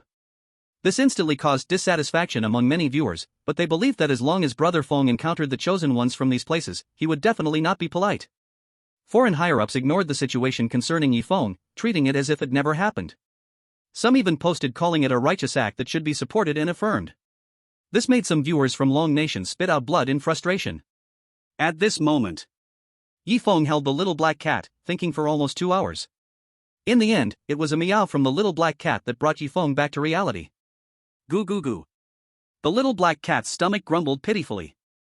Feng realized it was already 3 in the afternoon, and he hadn't eaten breakfast or lunch, having to rely on snacks on the coffee table to fill his hunger. He opened a bag of real meat sausages, totaling 6 sausages, tearing one open for the little black cat. I'm sorry, the delivery uncle is dead, so on the last day, I can only feed you these. This must be what the uncle privately delivered. Feng remembered that when he ordered takeout, he didn't include the meat sausages in the packaging. Meow. The little black cat licked the sausage and began to eat it bite by bite, seemingly not repulsed by the sausage. Feng opened 2 packets of ham sausage and soaked 2 buckets of instant noodles in cold bottled water. The only thing worth being thankful for is that he had the uncle buy 5 buckets of instant noodles. 1 bucket for the little black cat, 1 bucket for himself. They gobbled it up and even licked the broth clean, leaving no trace of the noodles. Burp. Feng and the little black cat both let out a satisfied burp, cleaned up the trash, and continued to sit on the sofa watching TV. Touching the little black cat's fluffy belly, his body still trembling, the wound had stopped bleeding, but it still needed time to heal. Thank you, little black cat, if it weren't for you last night, I would probably be done for. Feng fed the little black cat some fries, watching cartoons about Afu destroying the parking lot, momentarily forgetting their current troubles. The little black cat enjoyed Feng's embrace, getting even more clingy this afternoon, its little head constantly rubbing against Feng's arm, despite the faint pain from its wound. Until the last episode finished airing. Feng rubbed his dry eyes. It was now 6:12 p.m., and his fake wife would be back soon. Less than 6 hours left before they could leave here. Just 6 more hours, let's have one last meal. Feng soaked the noodles in cold water again, sharing the ham sausage, and both he and the cat started eating quickly. The little black cat comfortably lay on Feng's lap, falling asleep. As time approached, Feng's heart began to feel uneasy, replaying all the possible situations he might face in his mind. Click. At that moment, his wife walked in, holding their daughter's small hand. The daughter ran up to Feng, smiling widely and said, "Daddy, today an older sister gave me a hairpin, doesn't it look nice?" As the daughter showcased her hairpin, her small hand was mischievously stroking the little black cat's back. The little black cat's body trembled, perhaps it had brushed against its wound. Meow. The little black cat let out a small meow, its eyes full of affection. Watching his daughter fawn over it, her touch was gentle, but any contact still brought pain. Feng grabbed his daughter's hands, unable to hold back his reminder. Don't touch it, the little black cat is full of wounds, doing that will make it hurt a lot. The daughter had no choice but to gently stroke the little black cat's head. I'm sorry, tomorrow I'll buy you some dried fish to eat, okay? Meow. The little black cat nodded, seeming to understand the daughter's apology. The fake wife, holding the daughter's hand, gently said, "Quickly wash your hands and eat, didn't you say you were very sleepy? After eating, read a fairy tale and go to sleep." The daughter pouted, but the little black cat. "It's hurt all over, just let it rest well, wait until it's better to play with it, be good, don't disturb the little black cat." The fake wife half persuaded, half pulled, making the daughter reluctantly go wash up. The wife was facing Feng, rubbing his shoulders and saying softly, "Darling, tonight I'll let Tian sleep early," continuing what we started the night before, in a definite tone. The dress hasn't served its purpose yet. Chapter 71 Latest News. The fake wife's face was flushed. Uncertain whether it was intentional or not, she came in wearing neat professional attire, but now 3 buttons were undone. The atmosphere was completely charged. Feng took a deep breath, thinking of a reasonable response. "I'm most afraid the noise is too loud and wakes Tian. How about this, I'll go in after midnight, and you wait for me in the master bedroom." The fake wife found Feng's explanation very reasonable. After pinching his cheek playfully, she said in a sweet voice, "Alright, I'll go make dinner first. Do you need to replenish your energy? Your leg is just fine now, a little boost will help you exercise." "I need to replenish you." The fake wife answered herself and quickly walked to the kitchen. Soon. The fake wife prepared a table full of hot dishes, among them was spicy pig's feet, waving to Feng. "Just went downstairs to pack your favorite double combo pig's feet rice, spicy flavor, come and try it. Your cousin even praised you for your good health, your leg has healed so fast." The fake wife's smile. In Feng's eyes, there was endless hypocrisy.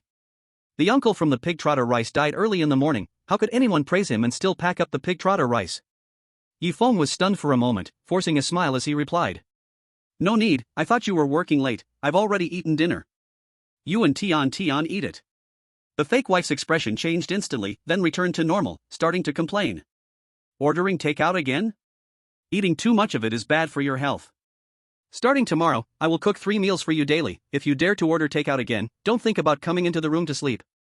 The fake wife seemed to think this would indirectly benefit her husband, quickly adding, "If you dare to promise me, I will." "Mom, what's wrong? Why is your face turning red? Do you have a fever?" The daughter happened to walk out of the bathroom, changed into her cartoon pajamas, and curiously asked upon seeing the fake wife's flushed face and ears. The fake wife sat down, scooping a bowl of rice and seaweed soup for her daughter, glaring intensely at Feng, as if warning him not to order takeout again. The daughter noticed the details, putting her little hands together like a makeshift horn, quietly telling Feng, "Daddy, hurry over for dinner, mommy is angry." Feng still refused, letting the fake wife be mad. It would be best if she ignored him tonight out of anger. The fake wife picked up a piece of sweet and sour pork ribs, which was her daughter's favorite, and stuffed it into her daughter's mouth. "Is mommy's food delicious?" The daughter nodded vigorously, trying to give her dad some points in front of her mom. "Delicious. Daddy also said mommy's sweet and sour pork ribs are delicious." The fake wife hoofed. "But some people only love takeout.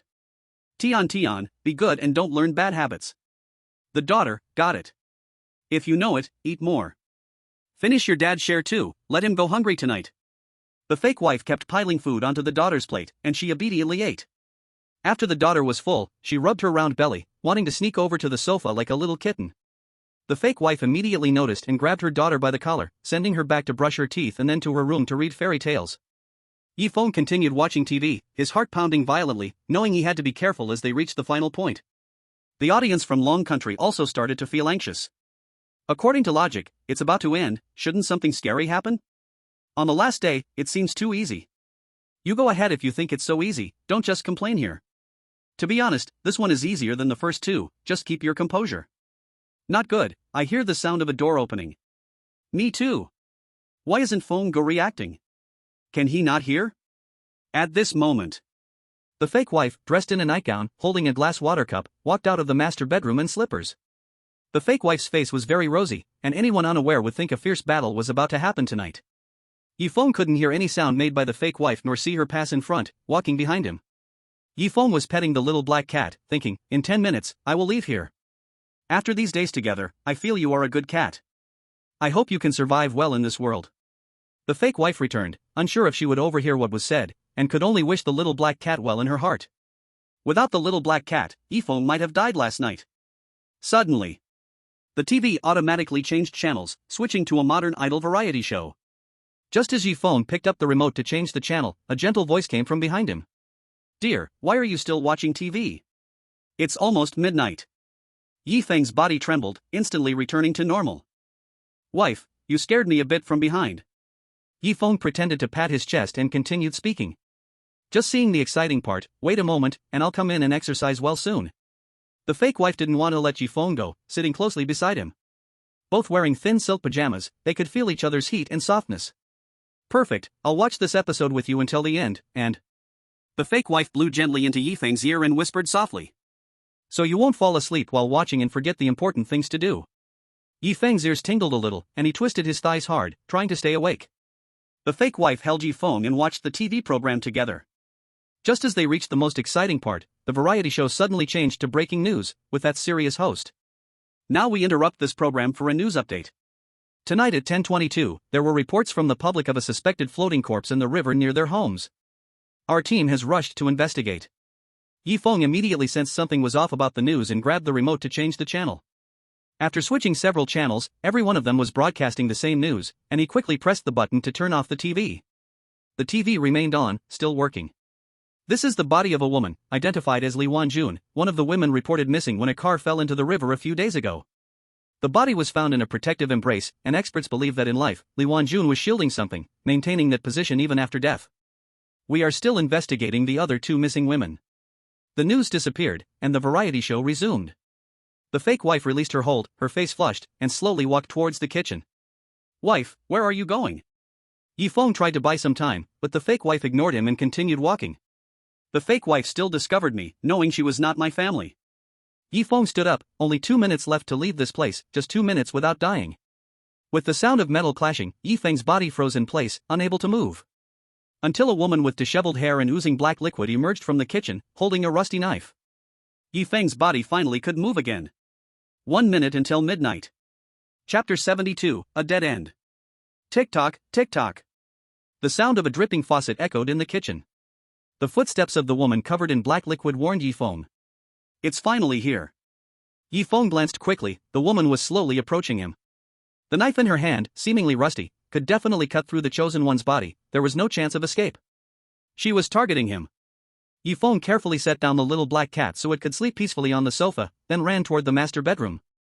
The fake wife had come out from the master bedroom, so she probably wouldn't lock the door. The living room's back was the balcony, a guaranteed dead end, especially not knowing what might be out there at night. Bang! Feng easily opened the master bedroom door, hiding inside and locking it behind him. 3 seconds. Knock, knock, knock. The master bedroom door echoed 3 times before falling silent. Was the terror outside that easily dealt with? Feng couldn't be sure if the terror outside was luring the chosen one out or searching for another entrance. Suddenly, a cold wind blew from behind, the chill filled with moisture, penetrating Feng's bones. Not good. It's behind me. Feng quickly glanced back. Black liquid was seeping in through the window cracks, gradually taking the shape of a woman. Bang! Feng pushed hard or kicked the door open, quickly shutting it behind him while running towards Unit 444. He was counting down the time in his mind, only 40 seconds left, maybe the Abyss train was waiting outside. But looking through the peephole, outside was a pale-faced man, clearly the uncle from downstairs who sold pig strotters. I can't go out yet. But Unit 444 had such limited space. The terrifying release of all shackles can capture the chosen one in just a few seconds. Oh, right. I still have the invisibility talisman. Feng remembered he still had the reward from the last horror world, the invisibility talisman, which could make him invisible for 10 seconds. At the same time, the black liquid woman walked out of the master bedroom, holding a knife, slowly approaching Feng. The terrifying speed seemed slow, but his body felt like it was stuck in a swamp, and his movements became slow as well. He could only use the invisibility talisman now. Feng used all his strength to tear apart the invisibility talisman, and his whole body became transparent. He couldn't even see his own body, including his clothes. The black liquid woman seemed unable to see Feng, letting out a gloomy laugh that resonated in Feng's ears like a heavy snore. His body was still as slow as usual, running toward the living room. There was a coffee table in the living room.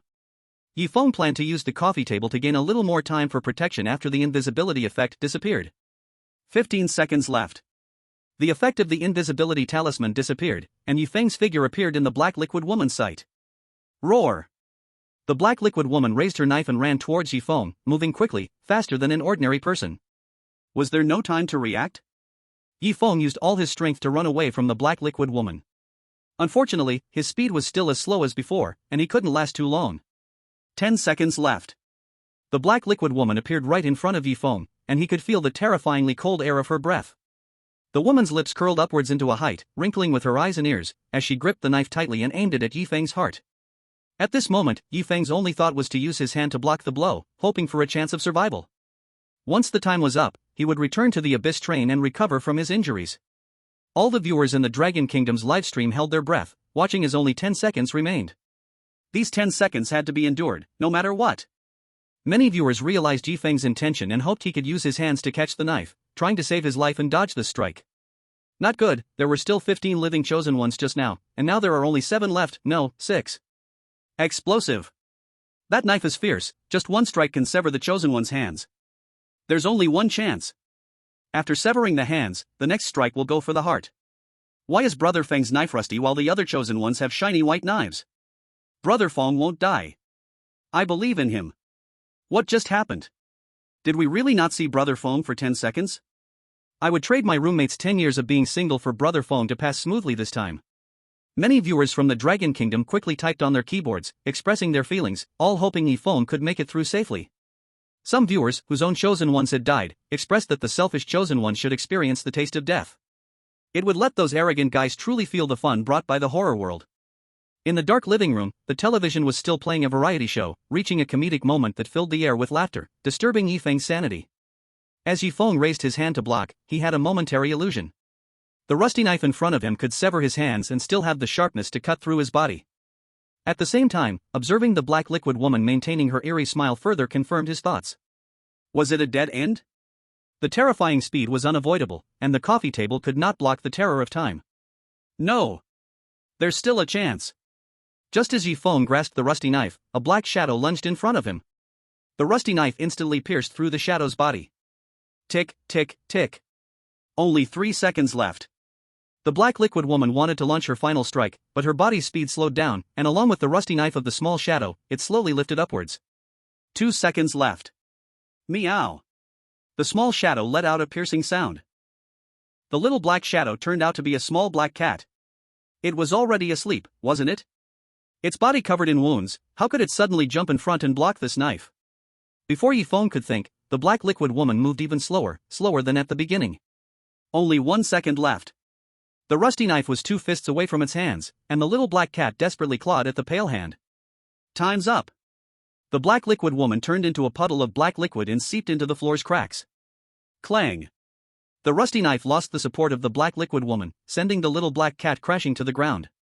Feng couldn't help but squat down, gently picking up the little black cat. At this moment, it trembled, foam and blood mingling at its mouth, looking like it wouldn't last long.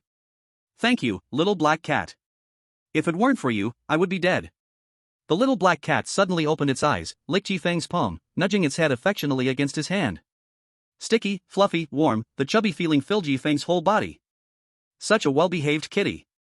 If it weren't a product of the bizarre world, Feng felt an impulse to take this black cat back to the abyss train, hoping to have a companion when one day returning to the real world. Meow. The little black cat's voice was much weaker, its pitch-black eyes slowly closing. A gentle woman's voice sounded from behind Feng. My dear. Chapter 73 The Last Farewell. My dear, this should be the last time I see you. A translucent figure appeared behind Feng. Feng held the little black cat, turned around, and saw the woman from the photo in his wallet. It was his real wife. His wife raised her right hand, gently caressing Feng's cheek, but her hand passed through it, and she smiled helplessly. Still not able to do it. Feng thought of the little black cat and the translucent woman in front of him. Could it be that the little black cat was conjured by his wife? This thought was quickly denied. I can't turn into a little black cat, I just happened to encounter an injured cat on the way and saved it, not expecting an accident. His wife maintained her smile, speaking softly, as if chatting about everyday life. The cat died, and I died, but I wanted to see you, so I possessed the cat. You silly guy, usually curious about the things in the safe, always asking me for the key. Today you surprisingly weren't curious, almost missing our memories. His wife sat on the sofa, wearing a silky nightgown, like a normal couple chatting at night. Feng held the little black cat, sitting on the sofa, listening to his wife's stories. Why are you not speaking? I'm leaving here soon, don't you have anything to say to me? His wife laughed lightly, the leaving she spoke of felt like just going on a trip. But this trip would never return. Feng's throat felt dry, perhaps infected by Gu Buxiao's emotions, and he couldn't say much. He unconsciously said. Take good care of yourself there, don't be a workaholic, protect yourself well. Remember not to hold on. His wife laughed, but after 2 laughs, she cried, tears falling endlessly. Crying and laughing. Constantly wiping the tears from the corners of her eyes, the more she tried to wipe away the tears, the more they flowed, like a dam about to break. Did we not agree, not to say sad words when parting, you untrustworthy guy? Feng's body was beyond control, slowly raising his right hand to wipe away the tear stains on his face, but they were already worlds apart. Only able to look at each other without any connection. Gee, if you want to cry, just cry, after all, I've never seen you with such a cute expression. Feng still uncontrollably spoke this. His wife gently punched Feng, but her hand passed through him, unable to touch his body. Put. Consider that my last expression. Don't think about ordering takeout, eat more homemade food. Sweetie and grandmother are still alive, it must be lonely for you to be left alone. If you meet a woman you like, just marry her. I absolutely support you, I don't want to see you alone. Feng shook his head, placing his hands gently on his wife's face, and said seriously. In this life, I only like you, the only woman who has no blood relation to me. I will take care of Sweetie and Mom, and I will also visit my in-laws every weekend. His wife wanted to say something more, but her body became even more transparent. She knew she didn't have much time left. Holding Feng's face, her lips touched his. A warm, soft feeling touched his lips. The wife slowly closed her eyes, feeling the last bit of tenderness between them as husband and wife. Although they were far apart, as long as there was a heart, the last connecting thread would never break. Thump, thump. Feng clearly heard his wife's intense heartbeat, like she was doing something very stimulating, something that could excite the adrenal glands. After a long while, the wife slowly released her hands and smiled contentedly. When you confessed, we were both first-timers. You kissed me forcefully, now that I'm leaving, you and I are at the last moment. I'll kiss you forcefully, so I won't be at a disadvantage. The wife's body began to disappear from her feet upwards, softly saying her last words. Goodbye, my dear. I hope that, after a long, long time, we can meet again in another place. The wife turned into black electrical light and disappeared into the living room, leaving no trace behind. Sweetie walked out, sleepily asking. Dad, what are you doing? You woke Sweetie up, did you wake Mom up too?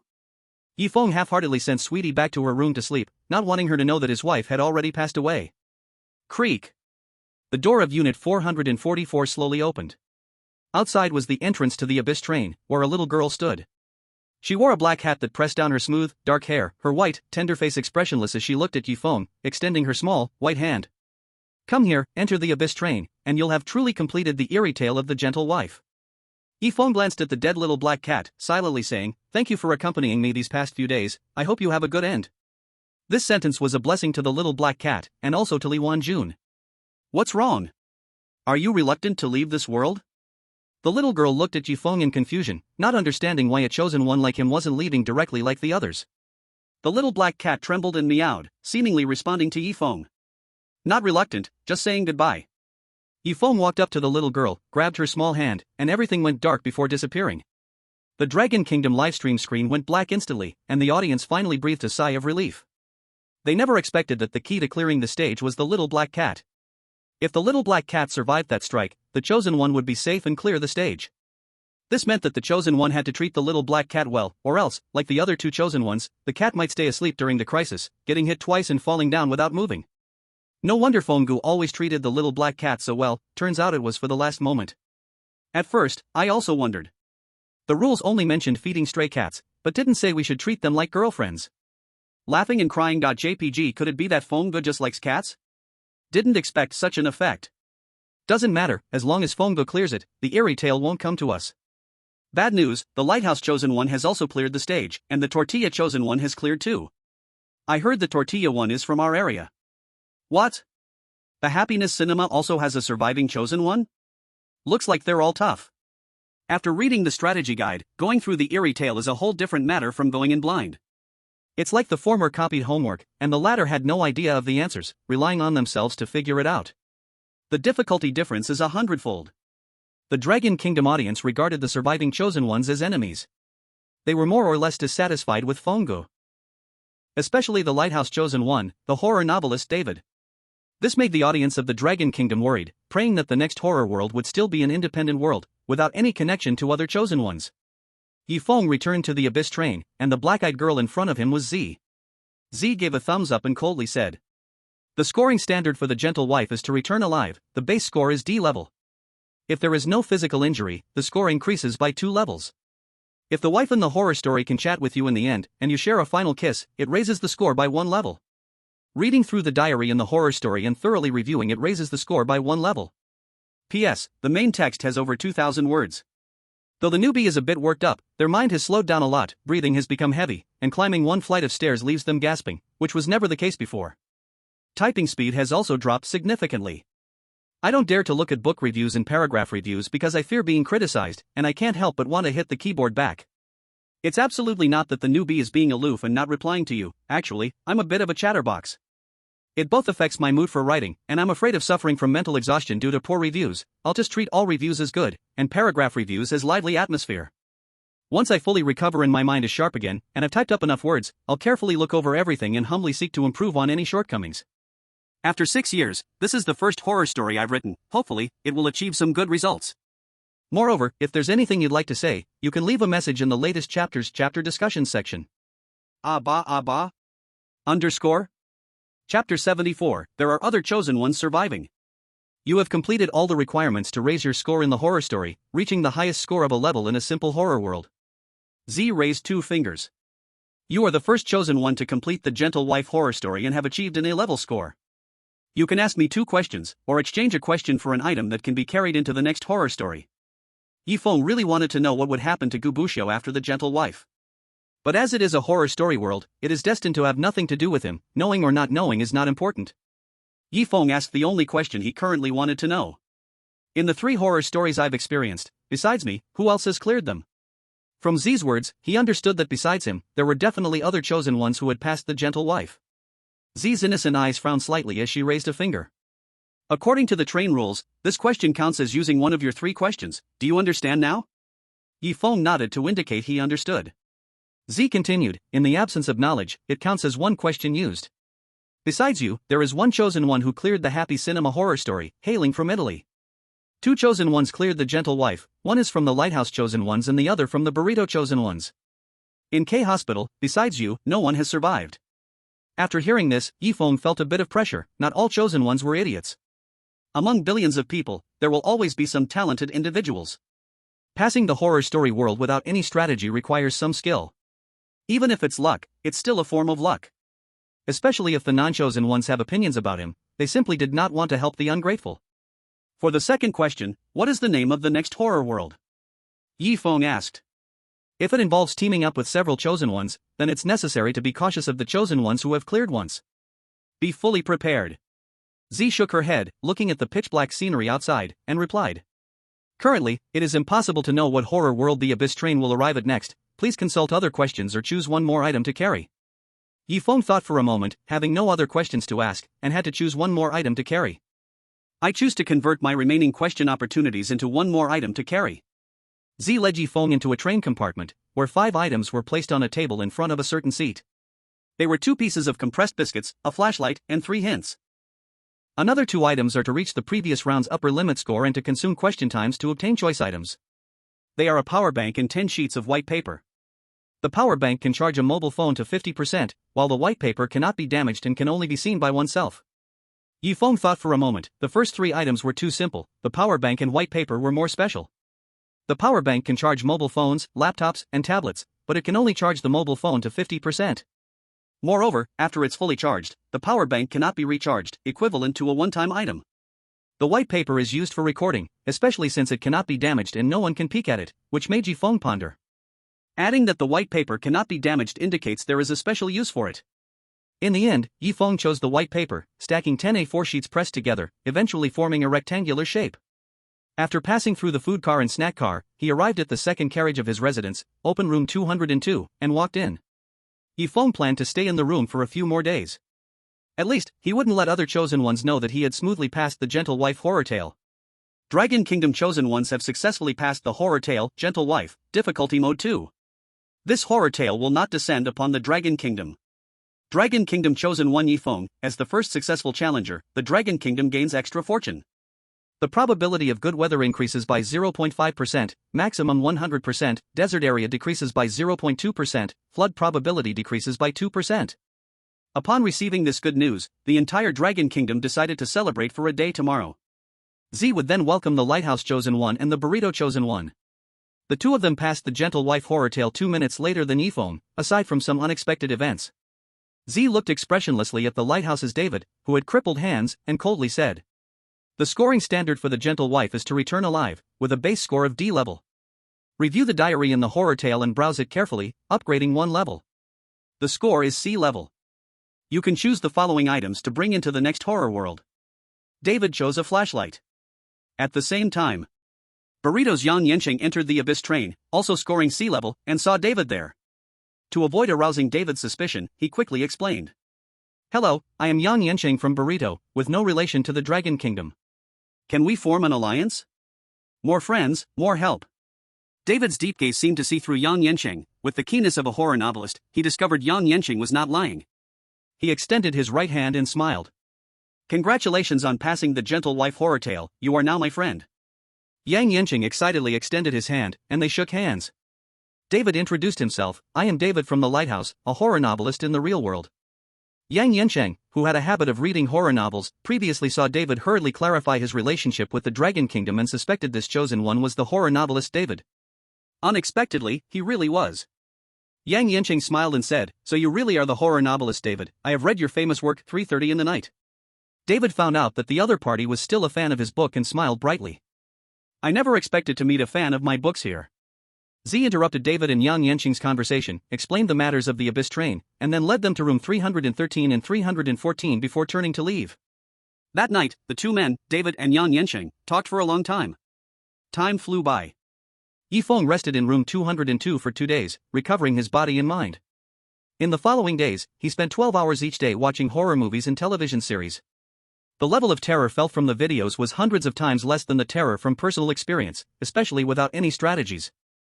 Feng did this to maintain his sense of touch, ensuring he could remain calm when arriving in the world of horror tales. Knock, knock, knock. At this moment, Z coldly said outside the door.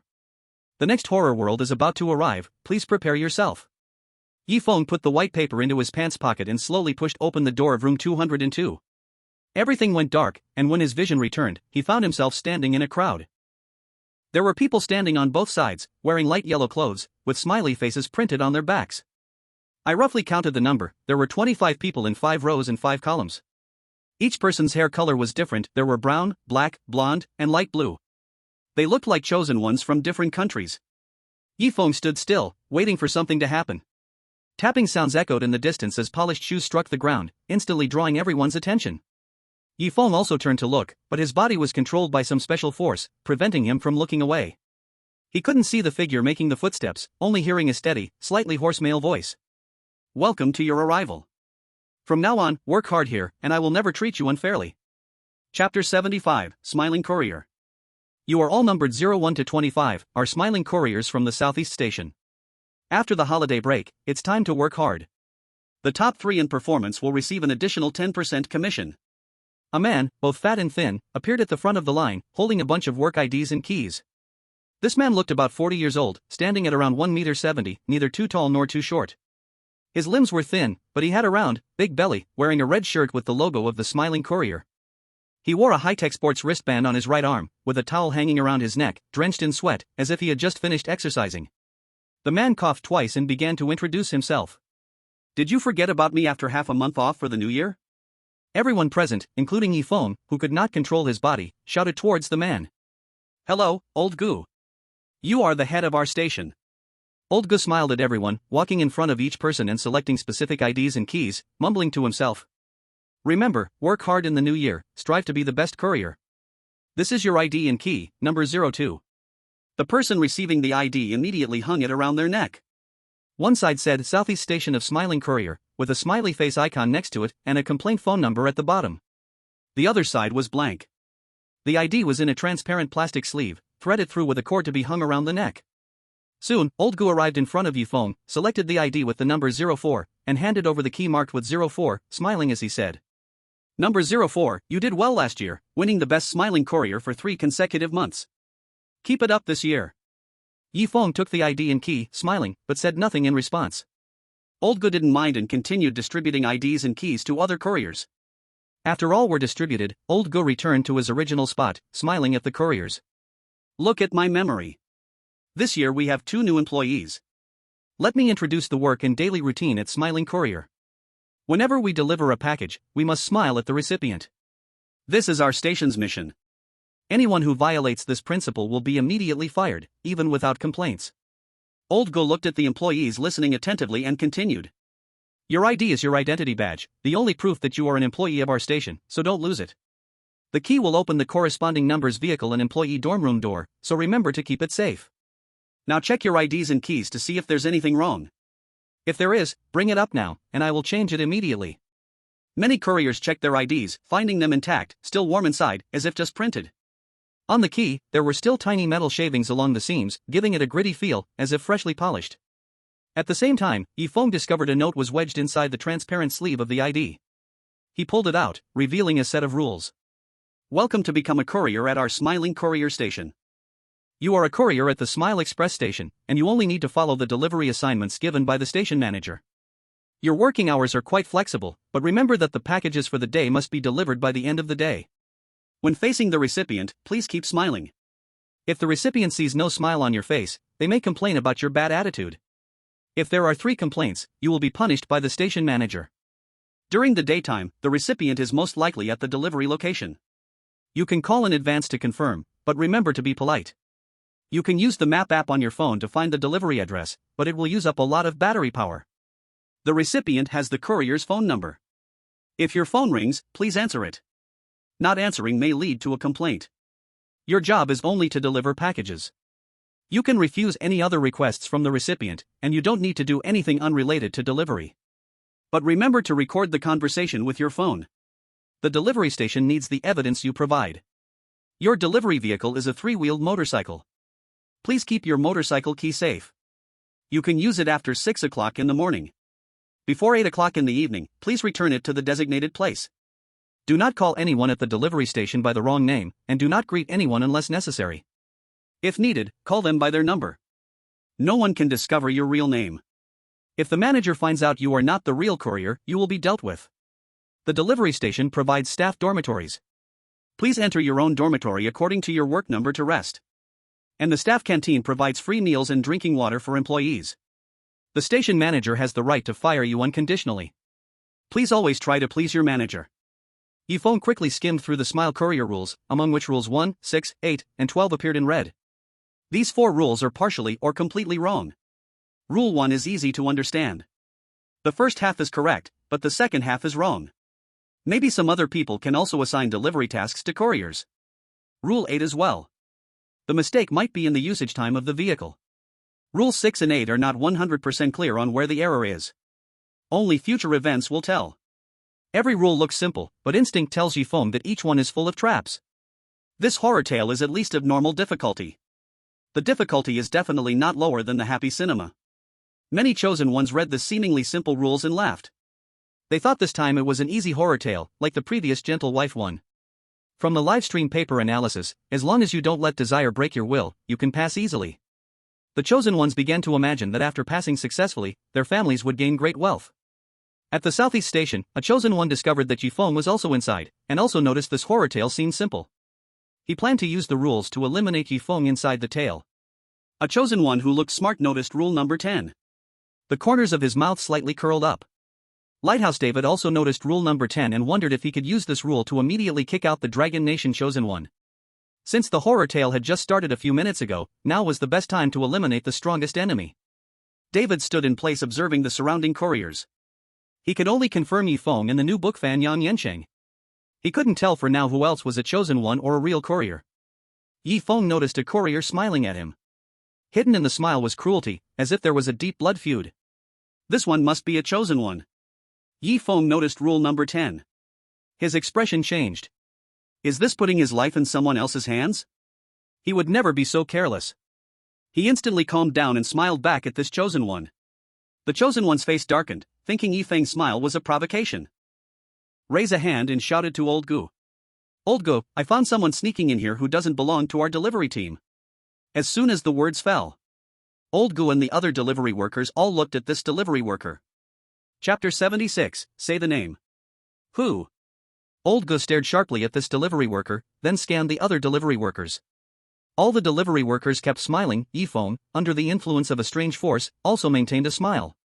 This chosen one pointed at Feng and said harshly. This person's real name is Feng, he is definitely not a delivery worker here, please deal with it immediately, Old Gu. The chosen one couldn't stand Feng's smile, faced with death, how could there still be room to smile? Wait to die. Old Gu was momentarily stunned, frowning as he asked again.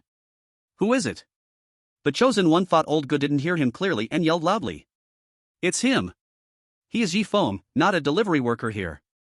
Many in the live stream watching this chosen one's actions began to change their expressions, with the most serious of all being the Dragon Country stream. Many viewers began to speak elegantly to these viewers. Hukoban only has one page. Damn, fool. Idiot. Foolish thing. I want to pray with my brother's 20 years of being single, brother Feng will definitely be fine. Upstairs, last time you made a wish, didn't your roommate beat you? A high-up stated that the chosen one's behavior belonged to personal conduct and asked the Dragon Country viewers not to think too much. They also scolded the Dragon Country viewers for speaking unrefinedly in their live stream, strongly protesting. If it wasn't for tacit approval, they could have used tip cards to stop the chosen one's actions completely. Suddenly, the Dragon Country viewers became even angrier. At Smile Delivery, Southeast Station. Feng kept smiling at the chosen one who had spoken his name. The strange talk world wouldn't let the chosen ones easily kill other chosen ones. A pen appeared in Old G's hand as he approached this chosen one, his tone exceptionally cold, starkly contrasting with his previous smile. Like a gentle spring breeze suddenly crashing into endless ice mountains. This chosen one smiled, anticipating credit. No need to reward me, just deal with Feng first. Of course, it'd be even better if you wanted to reward me now. The pen suddenly pierced into this chosen one's heart, then quickly pulled out again. A large amount of blood gushed from the wound, soaking the chosen one's entire outfit. The chosen one looked at Old Gu in horror, dying without understanding why Old Gu dealt with him instead of Feng. His body slowly fell to the ground. Thud. The blood on the pen dripped to the ground. It was a black fountain pen, engraved with the words "in charge." Old Gu wiped the pen tip, capped it, and placed it in the pocket at his chest. He is not an employee of our delivery station. The parcel distributor is off today, please wait for me to deal with him before we distribute today's parcels. Feel free to move around here. Old Gu dragged the corpse inside until it disappeared. The chosen one from Kangaroo Country has died. The smile delivery strange talk has descended upon kangaroo country. 1% of the population immediately enters the smile delivery strange talk, minimum number 5 million. The kangaroo viewers' expression shifted from watching the show to becoming fierce. The dragon country viewers instantly felt joy and began to express their blessings. Those who do evil must meet their end. Congratulations to the kangaroo chosen one for earning the land in the box title again. Don't be angry anymore, even more annoying things are yet to come. In the delivery station, Feng remained standing, suddenly feeling a burning sensation from his work ID. Looking down, he found a paragraph of information appearing on the back of his ID. Name, Siebu-sun, age, 23, gender, male, interests, playing games, watching movies, years of service, 2 years. This information appeared out of nowhere? Feng glanced sideways at the neighboring delivery worker's ID. The back of his badge was still blank. Only the ID belonging to him could reveal the information on its back. This is the true information about Feng in the world of eerie tales, and Siebu-sun is indeed Feng's true name here. Feng recalled the 9th rule. The deceased chosen one had violated the 9th rule. Thinking of this, Feng's smile became even brighter. He brought about his own demise, so he had no one to blame. Before long, Lao Go walked around the corner, still smiling. I happened to find some material for tonight's midnight snack. I just came to process it. Sorry for taking a bit of your time. Now I will distribute your packages. You can pick up your work phones at the front desk. Your numbers are stuck on the phones. As Lao Go spoke, one could clearly see a half finger in his mouth, the stump still smeared with blood, seeping into his teeth, making them appear crimson. Lao Go distributed different packages to each courier. The couriers could not see each other. They needed to deliver the packages without knowing the recipient's information. They could only see the delivery information on a blank piece of paper. The couriers who received their packages all picked them up and went to the front desk to get their working phones, heading out to the parking lot to leave the delivery station on their tricycles. David the Lighthouse led 2 packages and glanced at Feng out of the corner of his eye, a slight upward curl at the corner of his mouth, thinking. The chosen one Feng from Dragon Country has some ability, keeping a smile in danger, unafraid at all. This character fits being the male lead well. Too bad. He won't survive this eerie tale, otherwise, I could learn more about him. After going out, he might write a novel that sells really well. Feng felt a malicious gaze directed at him and turned to look at its source. 2 or 3 couriers carrying packages quickly walked to the front desk to get their working phones. Am I being overly suspicious? Just now, among the 3 blonde couriers, I felt a hostile gaze. Feng frowned. It was definitely not an illusion. Among these 3, at least one was a chosen one, and they would target me. Lao Go walked up to Feng and smiled. What's the matter, number 04? Our mission at Smiling Express is to deliver with a smile. A serious face can easily lead to complaints from recipients. Lao Go handed Feng 2 packages. One was thin but very hard, likely some sort of certificate. The other was a square box, just the right size to be held in one hand, feeling a bit heavy with some empty space inside. Hurry to the front desk to get your working phone and deliver the packages. If you act quickly, you might not have to eat the boxed meal. Lao Go continued to distribute packages to the other couriers. Feng arrived at the front desk, where there were more than 10 phones. 7 of them had numbers over 25. He picked up the phone with the back marked as number 04 and looked at it briefly. The phone had only a few scattered apps installed. Smiling Map, Smiling Phone, Smiling Message, Smiling Record, and Smiling Time apps. The phone still had 100% battery, fully charged. Feng secured his items and walked out of the delivery station. The tricycle was parked in the adjacent warehouse. The warehouse seemed to have been neglected for a long time, with spider webs all over the walls and several patches of black liquid stains on the floor. Feng didn't think much of it and approached the tricycle marked with the number 04, placing the package in the pocket on the seat in front of him for easy access. Vroom, vroom. Twisting the throttle, the tricycle let out a deep humming sound. Releasing the handbrake, it slowly started to move. Chapter 77, The First Delivery, Happy Community. As the tricycle drove out of the warehouse, a set of information emerged in his mind. The current airy tale world is Smiling Express, difficulty level 5, normal. You are now a courier for Smiling Express. Please complete 4 days of delivery work. Upon completion of the work, it will be considered as meeting the clearance conditions. Feng analyzed this piece of information. Usually, it would provide clearance content rather than conditions. Could there be other conditions? Feng couldn't help but think seriously. Perhaps besides this condition, there might be additional requirements. Only by this can one reach the Abyss train. All of this might have to wait until the last day arrives. Feng rode his tricycle motorcycle, leaving the warehouse, and saw Old Go at the express station, sucking on food and pulling a bone out of his mouth, throwing it on the ground. Because it was his first time riding a tricycle, Feng awkwardly handled the steering wheel and parked not far from the express station. He opened his phone map to check how far the 2 package delivery locations were from here. The happy community was relatively close, only about 3 kilometers away, while the amusement park was much farther, almost 10 kilometers away. Feng decided to deliver the first package to the happy community. In front of the motorcycle, there was a tool to place the phone for navigation. He put his phone there and chose the best route to the happy community. The phone emitted a hoarse voice. I have selected the best route for you. The distance to the destination is 3.2 kilometers, passing through 0 traffic lights, estimated to arrive in 60 minutes. In 100 meters, turn right at the second intersection. Feng listened to the phone navigation, his expression darkened. For a tricycle motorcycle, it was a bit unreasonable to take 60 minutes for 3 kilometers. Walking there wouldn't even take that long. Walking there? Feng shook his head. Since he needed to use the tricycle to deliver the packages, there must be a reason for it. It wouldn't be smart to walk there rashly. The audience in the Long Country live broadcast room saw that it would take an hour to ride 3 kilometers and thought it was a trap. Maybe riding the motorcycle is a diversion, walking is faster. Is there a possibility that distances in the scary world are different from the real world? Look, someone ahead has abandoned their motorcycle and is walking. Feng reached the corner and just in time saw a delivery person giving up the tricycle and deciding to walk to deliver the package. This person should be a chosen one, with thick black hair. Upon seeing Feng, he disdainfully said, "Ah, really? Such a foolish guy. Walking 3 kilometers is faster than you riding the motorcycle. After I finish today's deliveries and return to the express station, I'll team up with David from Lighthouse, and then you'll be dead." The one speaking was a chosen one from Pickle, and having seen David's livestream, he recognized the chosen one from the Lighthouse. The other was still a horror novelist. Teaming up with him was definitely a good choice. Feng responded with a smile. I hope you can return to the express station safely. The Pickle chosen one took no offense. Choosing the fastest delivery option was the best solution. The phone navigation also showed that walking there would only take 30 minutes. The tricycle belonging to the Pickle chosen one slowly backed away, heading back to the warehouse on its own. The Pickle chosen one looked at Feng's disappearing figure and scoffed.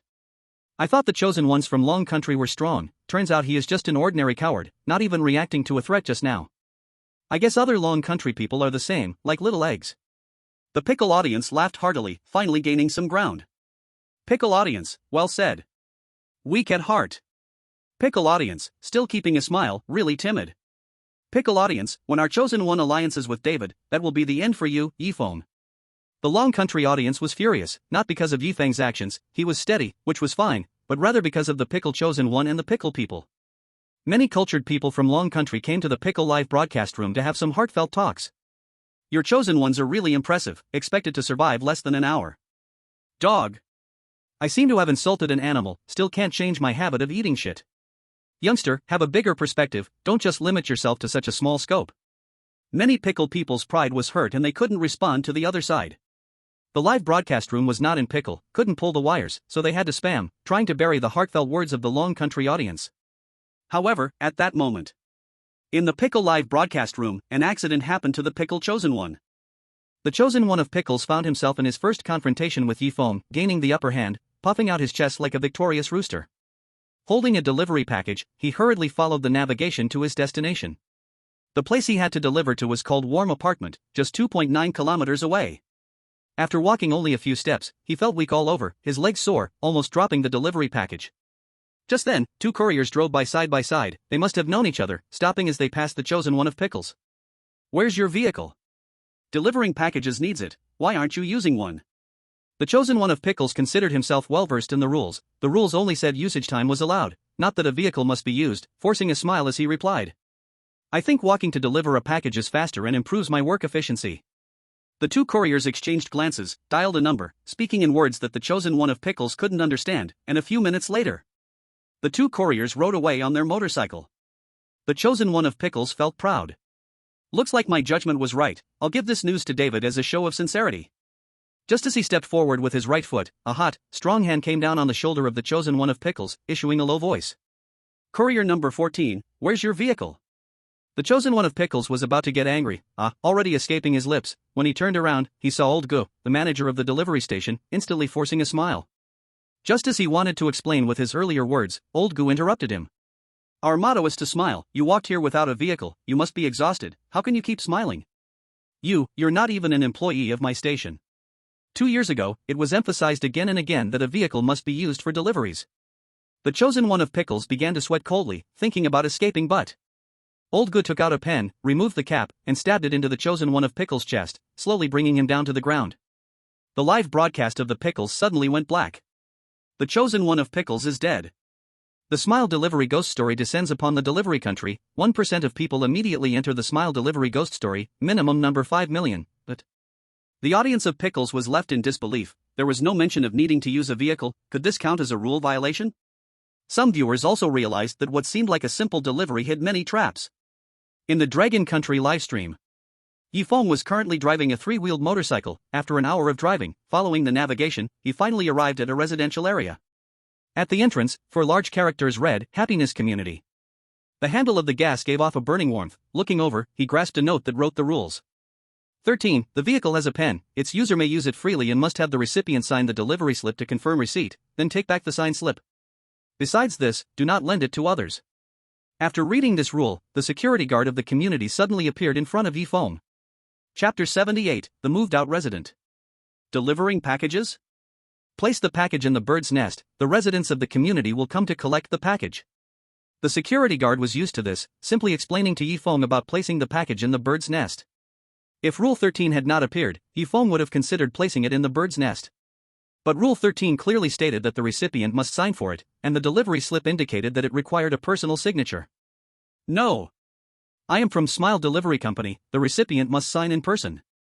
Feng refused the security guard's kindness. The guard did not want Feng and his 3-wheeled motorcycle to stay at the entrance of the community, as it would affect the area's appearance.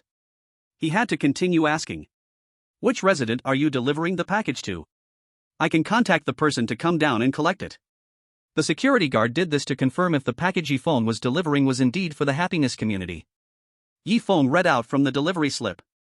Building 4, Unit 443, named Gonro Ro. Upon hearing the name Gonro Ro, the security guard frowned, flipping through his contact book and pointing to the note on Building 4, Unit 443. This household has already moved out. It is said that not long ago, Gonro indirectly caused the death of her kind sister, and the body has still not been found. This vicious person is still roaming free. The security guard, a bit angry, faced Feng and said, She no longer lives here, you should contact her. Please move the motorcycle tricycle aside, do not affect the entrance environment of the community.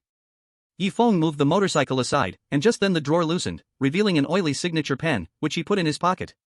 Pressing the phone number noted on the order, he dialed it. The first time, it was busy and could not connect. After a few minutes, he dialed again, but it showed that the line was in use, and he would call back later. On the third attempt, after dozens of seconds, the recipient finally answered the call and questioned impatiently. Why do you keep calling me? Isn't it annoying? Who do you think you are? Feng connected the call, and the other party started cursing, taking deep breaths to suppress his inner anger. Forcing out a smile that did not belong to him, Feng replied. I am Smile Courier number 04, I have your package, please come and collect it at the main entrance of Happy Community. On the other end of the phone, Gonro frowned, realizing she had written the wrong delivery address, her tone still harsh. I wrote the wrong address, wait for me at the gate of Silent Community.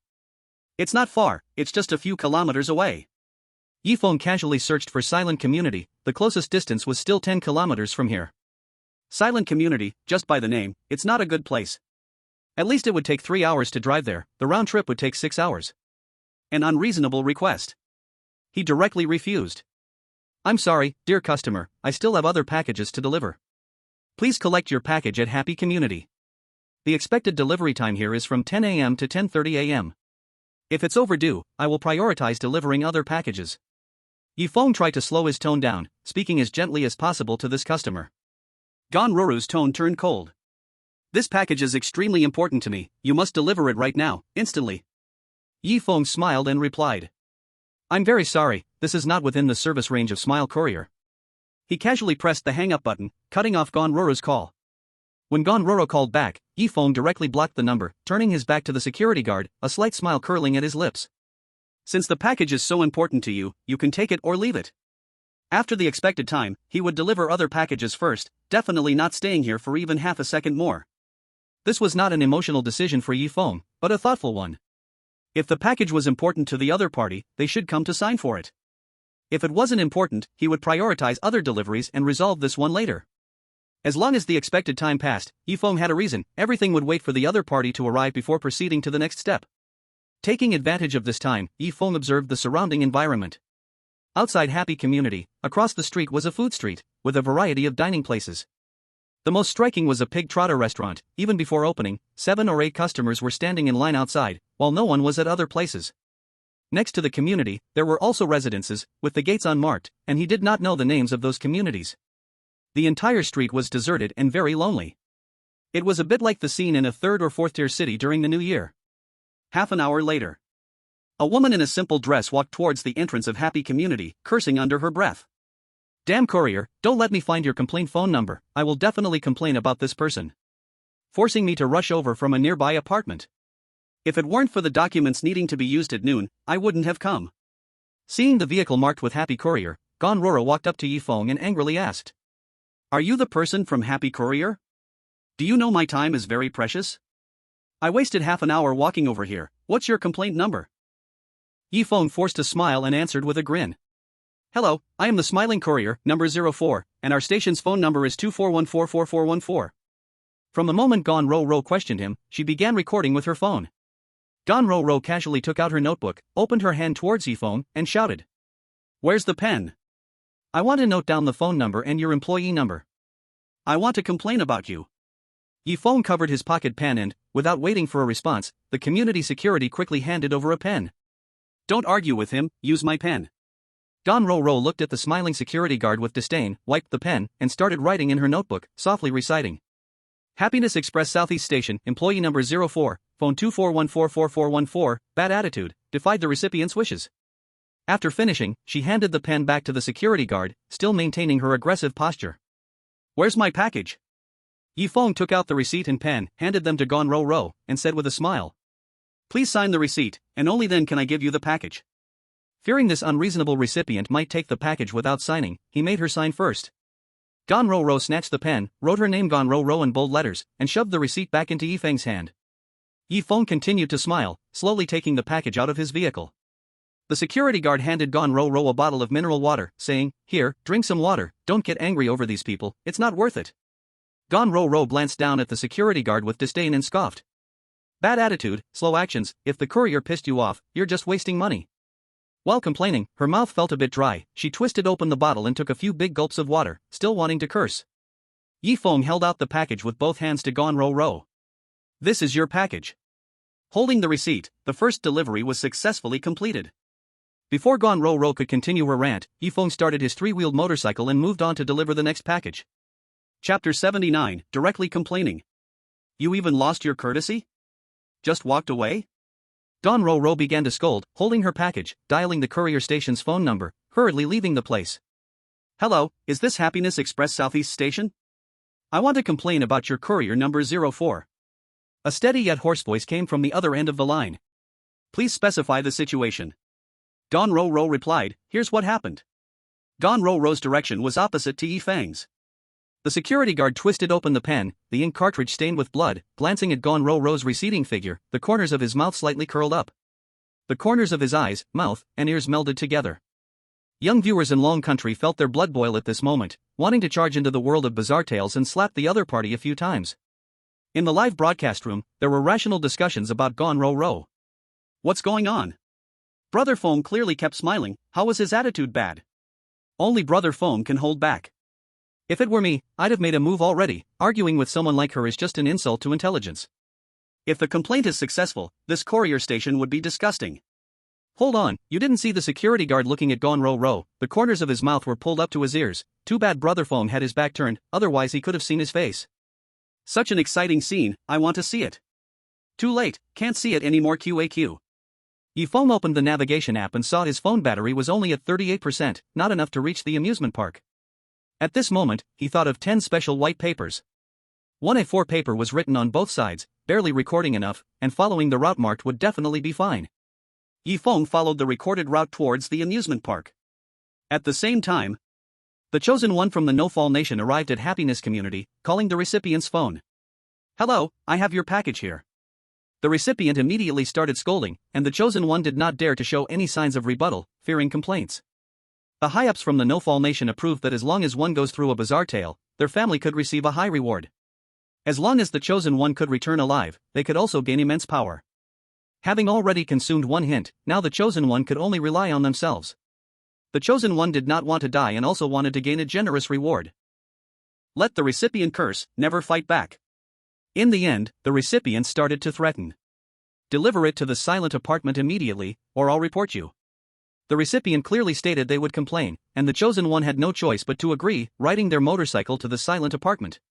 The silent apartment was a 7-story-old building, its outer walls covered in moss, with several pieces of the wall crumbling and falling to the ground. Every window was locked, and the curtains were drawn, making it impossible to see inside. Behind several curtains, there seemed to be shadows of people, watching the delivery person outside the apartment. There was only one entrance on the first floor of the apartment, a rusty black iron door where a young doorman sat, writing with his head down under an old desk lamp. Looking through the iron gate, there were no residents on the first floor of the apartment. A warm breeze wafted from the silent apartment. The chosen one lifted their work uniform, finding their phone dead, and complained about the warm wind. It's so hot here, hurry up and deliver this package, this place feels so strange. The chosen one arrived at the iron gate, there was no doorbell, so they had to seek help from the doorman. Hello, I'm here to deliver a package, please open the door. The doorman continued to write with his head down, his hoarse voice clashing with his youthful appearance. What floor and unit number are you looking for, and what is the name of the resident? The chosen one vaguely remembered the information the recipient had given over the phone. It's unit 701 on the 7th floor, the recipient's name is Gonruru. The doorman slowly raised his head. In the next moment, the chosen one's livestream went black instantly, and a message about a strange tale appeared. The chosen one died. The Smile Delivery Strange Tale descends upon the unchosen realm, 1% of the population immediately enters the Smile Delivery Strange Tale, minimum number 5 million. All the unchosen viewers were stunned, just by the young doorman lifting his head, the chosen one disappeared? There was no room for any reaction or resistance. Some viewers started to blame Feng, questioning why he didn't arrive at the happy community sooner. Such words could be added as a hint on the prompt card. The Dragon Country viewers were also confused, clearly, it was your chosen one at fault, and Feng was not even at the same location, having no connection whatsoever. How could this be blamed on Feng? It was totally inexplicable, unless one twisted reason with absurd logic. This time, the high-level officials from Dragon Country couldn't sit still and quickly spoke out, condemning the foolish behavior of the unchosen viewers. Feng was noting down information on a white paper. Halfway through, he realized the traffic conditions were different from what was recorded, so he reopened the phone map. He found that the location had shifted from where the original map indicated, and the densely packed A4 paper couldn't erase that content. He had no choice but to take out a new A4 sheet and re-record the navigation on it. After writing, he compared and found that the subsequent navigation locations differed greatly, with a final distance of about 1 kilometer. If he hadn't checked midway, he might not reach the recipient's address. Feng frowned. Using navigation would consume a lot of battery, which wouldn't last to the second recipient's destination, let alone navigate back to the delivery station. He could only rely on the A4 paper for navigation, but deviations might occur midway, requiring checking the phone map occasionally. This took a lot of time.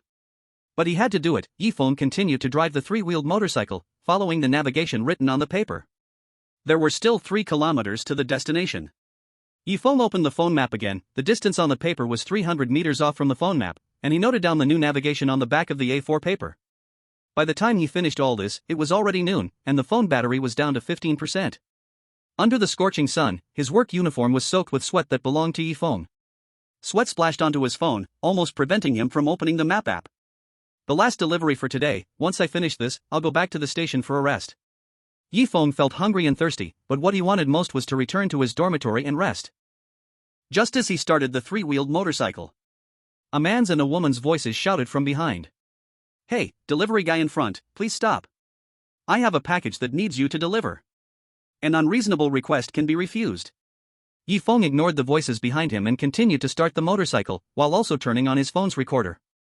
However, the 3-wheeled motorcycle seemed to be held back by a powerful force, unable to move forward. The throttle was fully pressed, but apart from the roaring sound and the vibration of the motorcycle, it still couldn't move. What's going on? Is the vehicle broken? Feng looked back and saw a slender woman holding the tail of the motorcycle with one hand, preventing it from starting. The man was striding towards Feng, holding something wrapped in cloth, angrily cursing. I told you to stop, why are you still driving?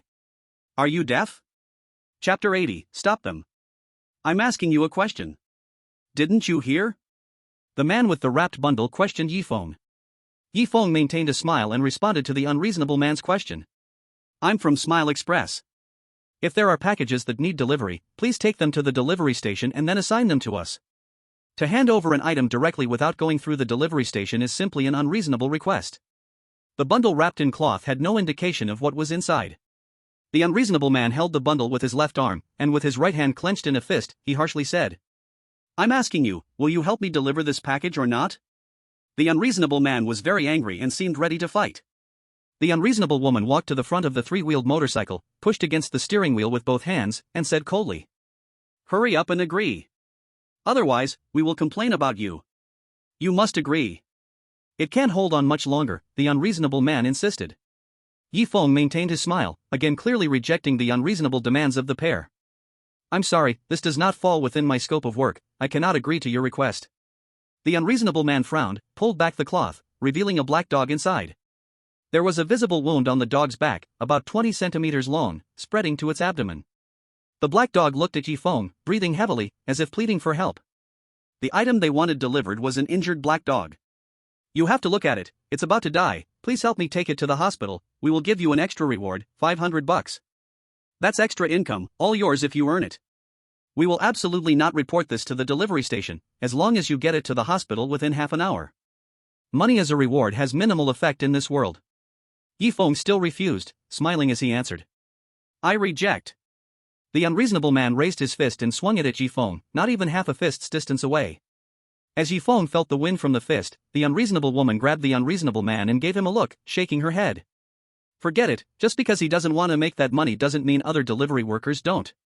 Let's go. We'll find someone else." The unreasonable woman pulled the unreasonable man away, disappearing from Feng's sight. Feng saved the phone recording and drove the three-wheeled motorcycle towards the address of the second pickup.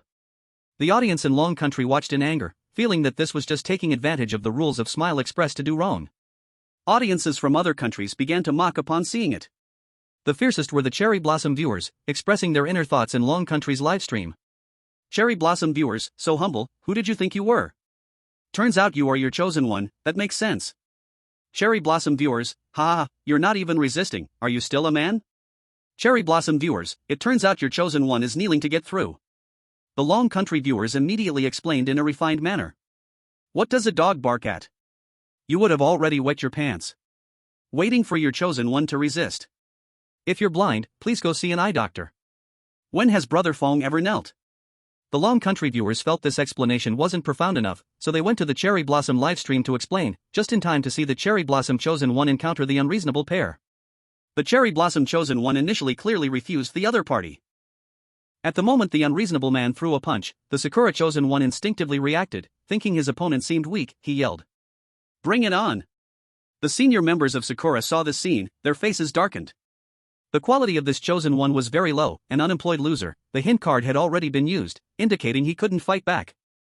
At the moment the Sakura chosen one made a move, an invisible force pinned him down, and the unreasonable man's punch hit him squarely in the face. The Sakura chosen one still shouted, "I won't help you even if you beat me to death. You jerk!" The unreasonable man continued to hit the Sakura chosen one, specifically targeting his face. He smashed 3 or 4 of his teeth, blood flowed directly from his left eye, and a bruise appeared on his forehead. The Sakura chosen one weakly raised his hand, pleading in a tone of desperation. "Please stop hitting me, it's my fault. I'll deliver the package for you, just don't hit me anymore. I won't even ask for payment." Only then did the unreasonable man release his grip, letting the Sakura chosen one fall to the ground, slowly placing the injured black dog into the tricycle's rear compartment.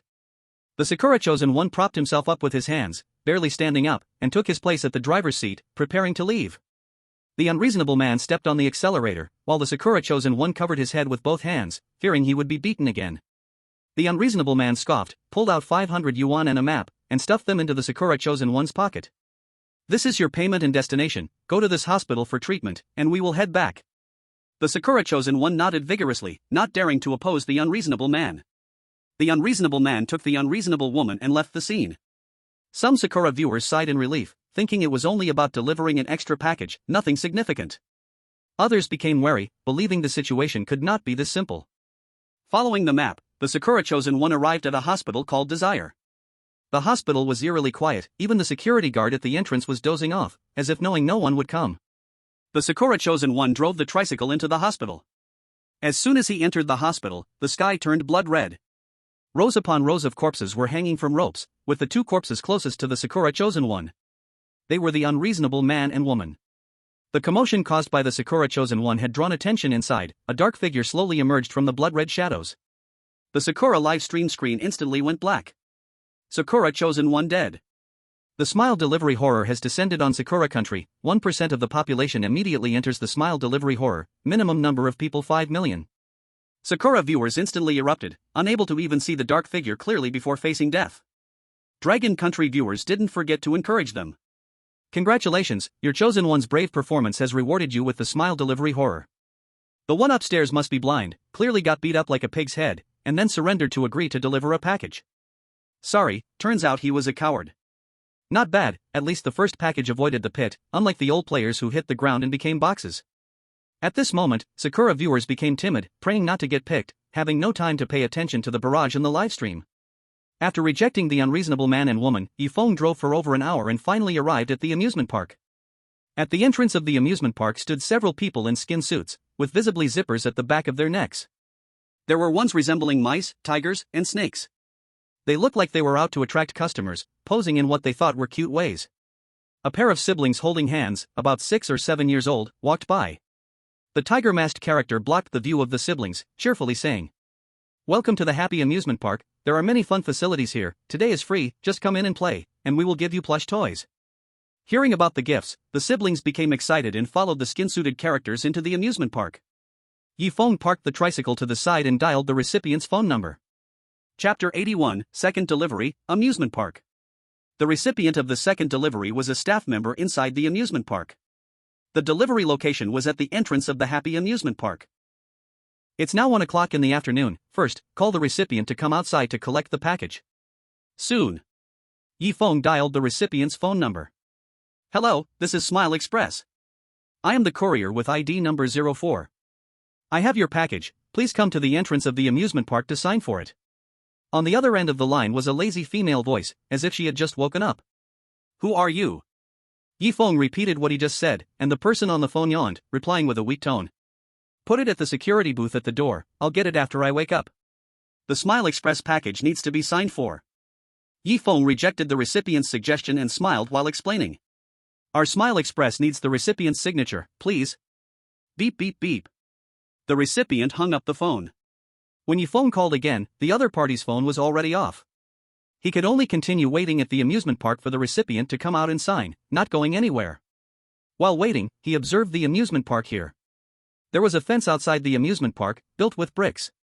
Every 8 meters there was a pillar, and between the pillars stood iron rods spaced 30 centimeters apart. At the top of the fence hung a square column, covered in shattered glass, with faint traces of blood on the glass, as if it had been done not long ago. Apart from the staff in leather jackets, there was also someone at the entrance checking tickets to see if the incoming visitors had purchased tickets. Next to the entrance was a security booth, which was empty. On a small table inside was a working desk lamp and fan, along with a partially visible amusement park guide. Strangely, there was no ticket booth around the entrance. Looking through the fence, the amusement park didn't seem much different from the real world, with big swings, vertical roller coasters, and merry-go-rounds. There were also gentler options, like the friendly spooky house and 4D cinema. There were many people in the amusement park, at least 100 were queued up for the big swing, both adults and children. It looked like a pretty nice place. Feng waited outside for the recipient, trying to call again. Dragon Country viewers were waiting, focusing their attention on the amusement park's attractions. The big swing seems pretty good, swinging back and forth. I prefer the roller coasters, I rode a few times last time, and it cured my motion sickness. Is there a possibility that entering the amusement park would bring a different scene? No way, the kids who just went in are coming out, holding 2 plush toys. It should be safe inside. Feng also saw a brother and sister come out of the amusement park, holding adorable plush toys as they left. How much longer must he wait? Feng's face grew a bit gloomy. He had waited outside for an hour, and the recipient still had not come out to sign. If he kept waiting, he might not get back until evening. At some point, a security guard appeared in the booth, walked up to Feng, and pointed at the package in his hand.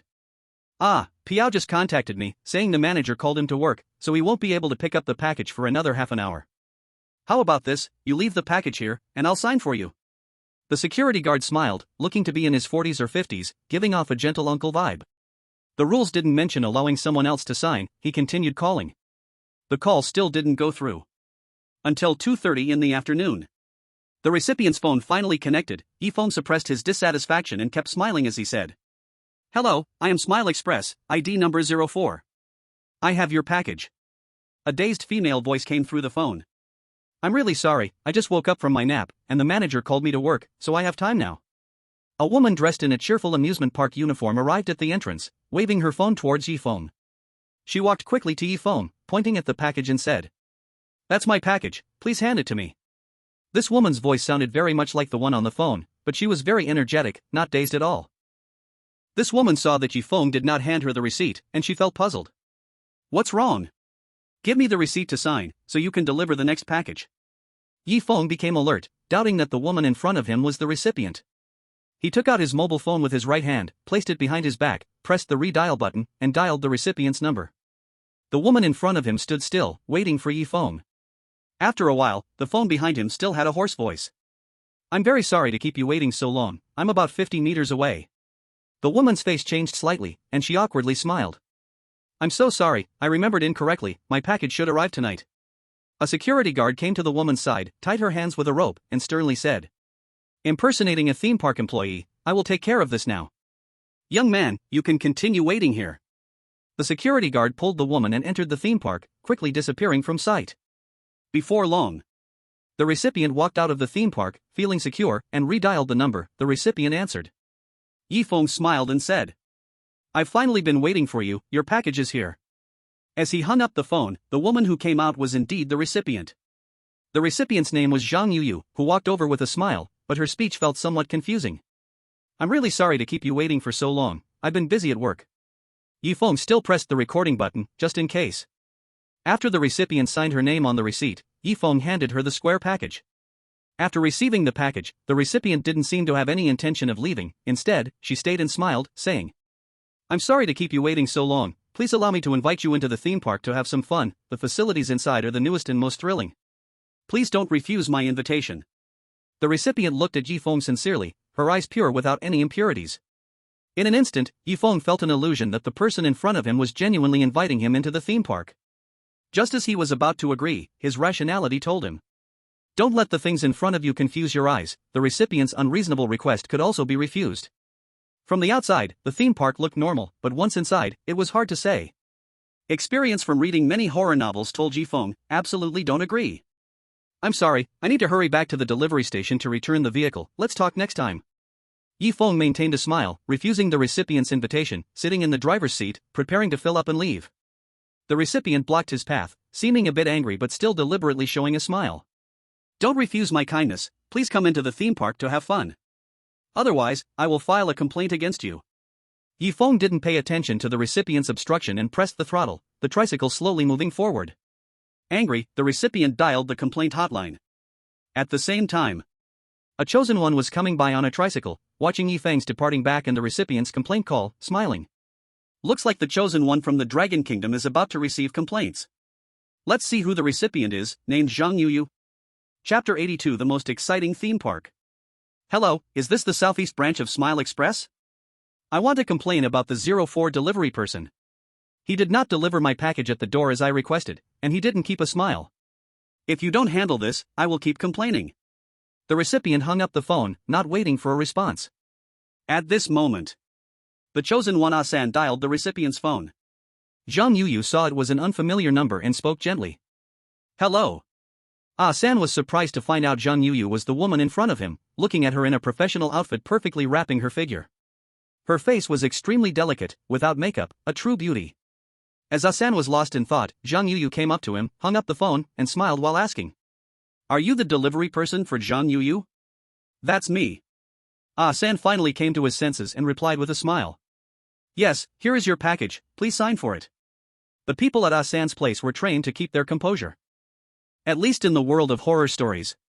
Asen took out a pen and a delivery receipt, and let Zhang Yuyu sign for it. As Zhang Yuyu signed the parcel, she asked in the most affectionate tone. Do you have any other parcels to deliver today?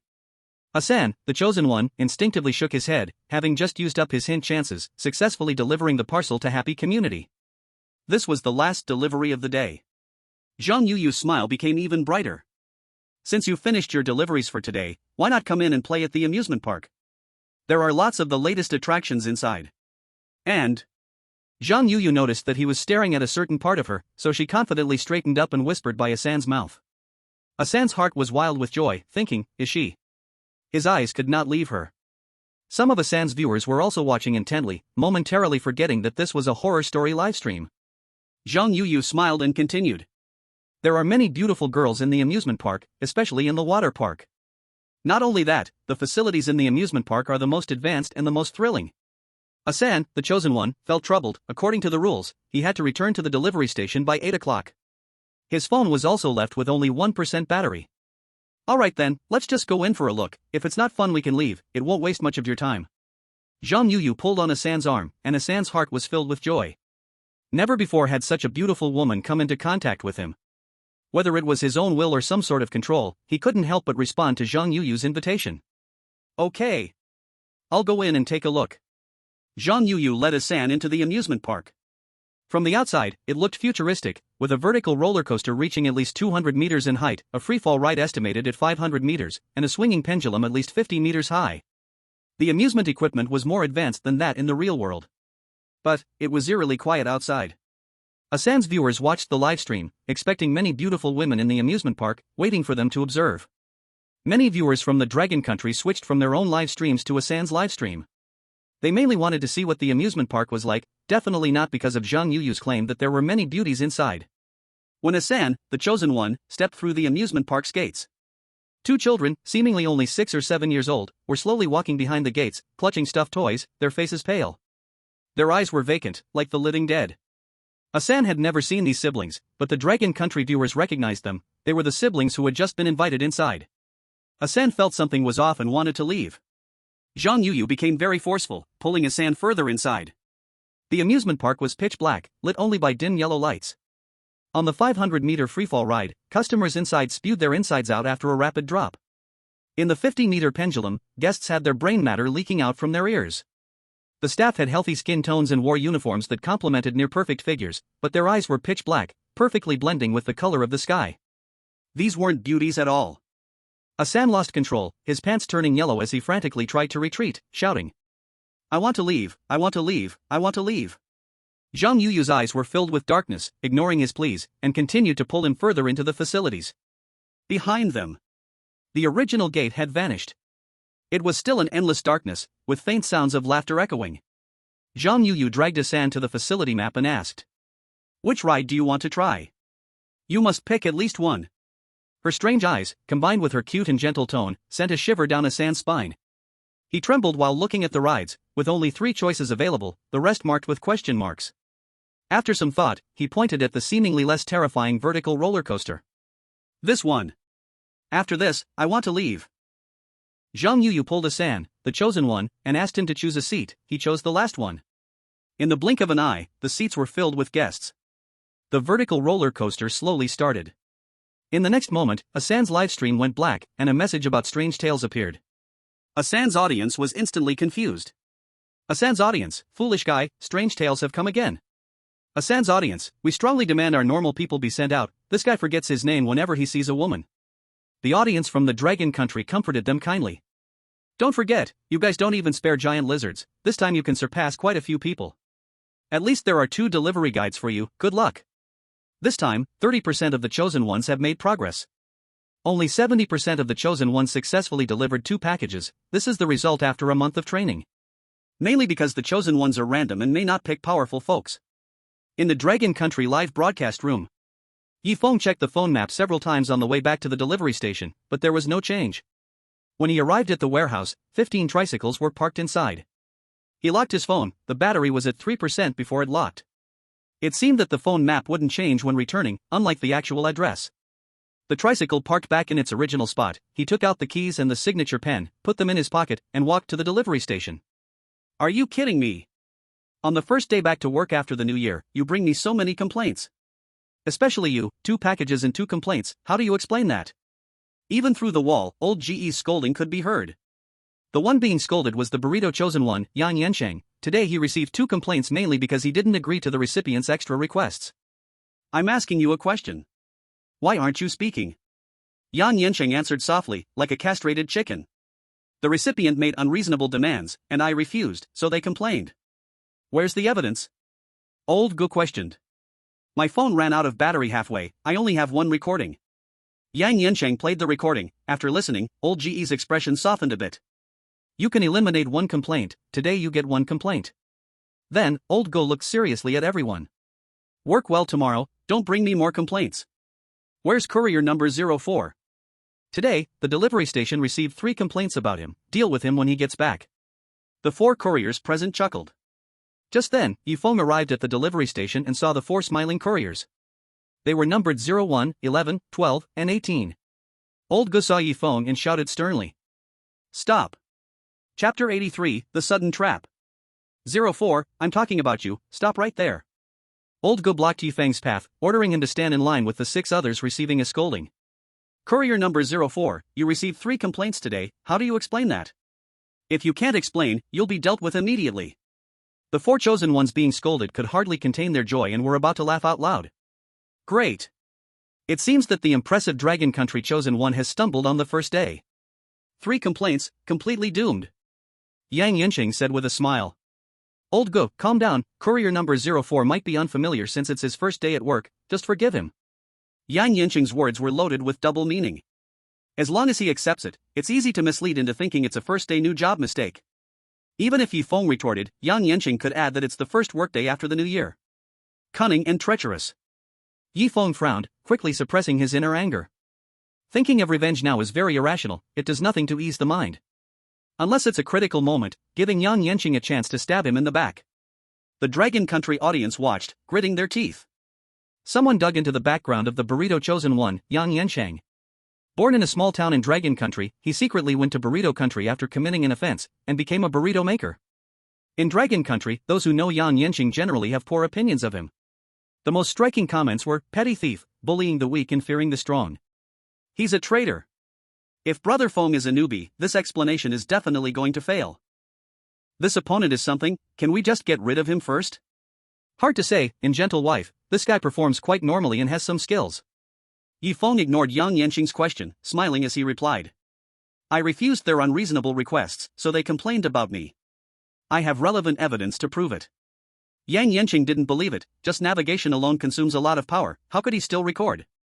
Yang Yansheng relied solely on memory, stumbling back here. Feng took out his phone, the battery down to 10%, opened the recording app, and played 3 recording files. The recordings just corresponded to the 3 reasons for the complaints. Old GE's face darkened after listening. These recipients are ungrateful? Inviting my courier for trivial matters? And then using a bad attitude to complain, disgusting me. Old Go patted Feng's shoulder, apologizing for his earlier outburst. I'm sorry, your approach is correct, I'll erase all your complaints right now. You go rest. Old Go let Feng leave the scolded group. Yang Yansheng, seeing this, wanted to follow Feng out of here. Old Go shouted angrily, did I tell you to leave? Continue your punishment. Old Go continued to scold the courier who had received the complaint today. Saliva sprayed out, hitting every person being scolded in the face. The saliva mixed with a liquid that looked like blood, falling on their faces, emitting a foul smell of rotten and bloody mixed scent. One of the couriers even had a half-finger imprint on his face. The scolded couriers all lowered their heads, not daring to rebut old GE's words. During the scolding, Yang Yansheng's work ID flipped over. The originally white back suddenly showed a faint black color, and at the very top left, it seemed to say 2 characters for the name. Feng happened to see the scene, and his expression changed slightly.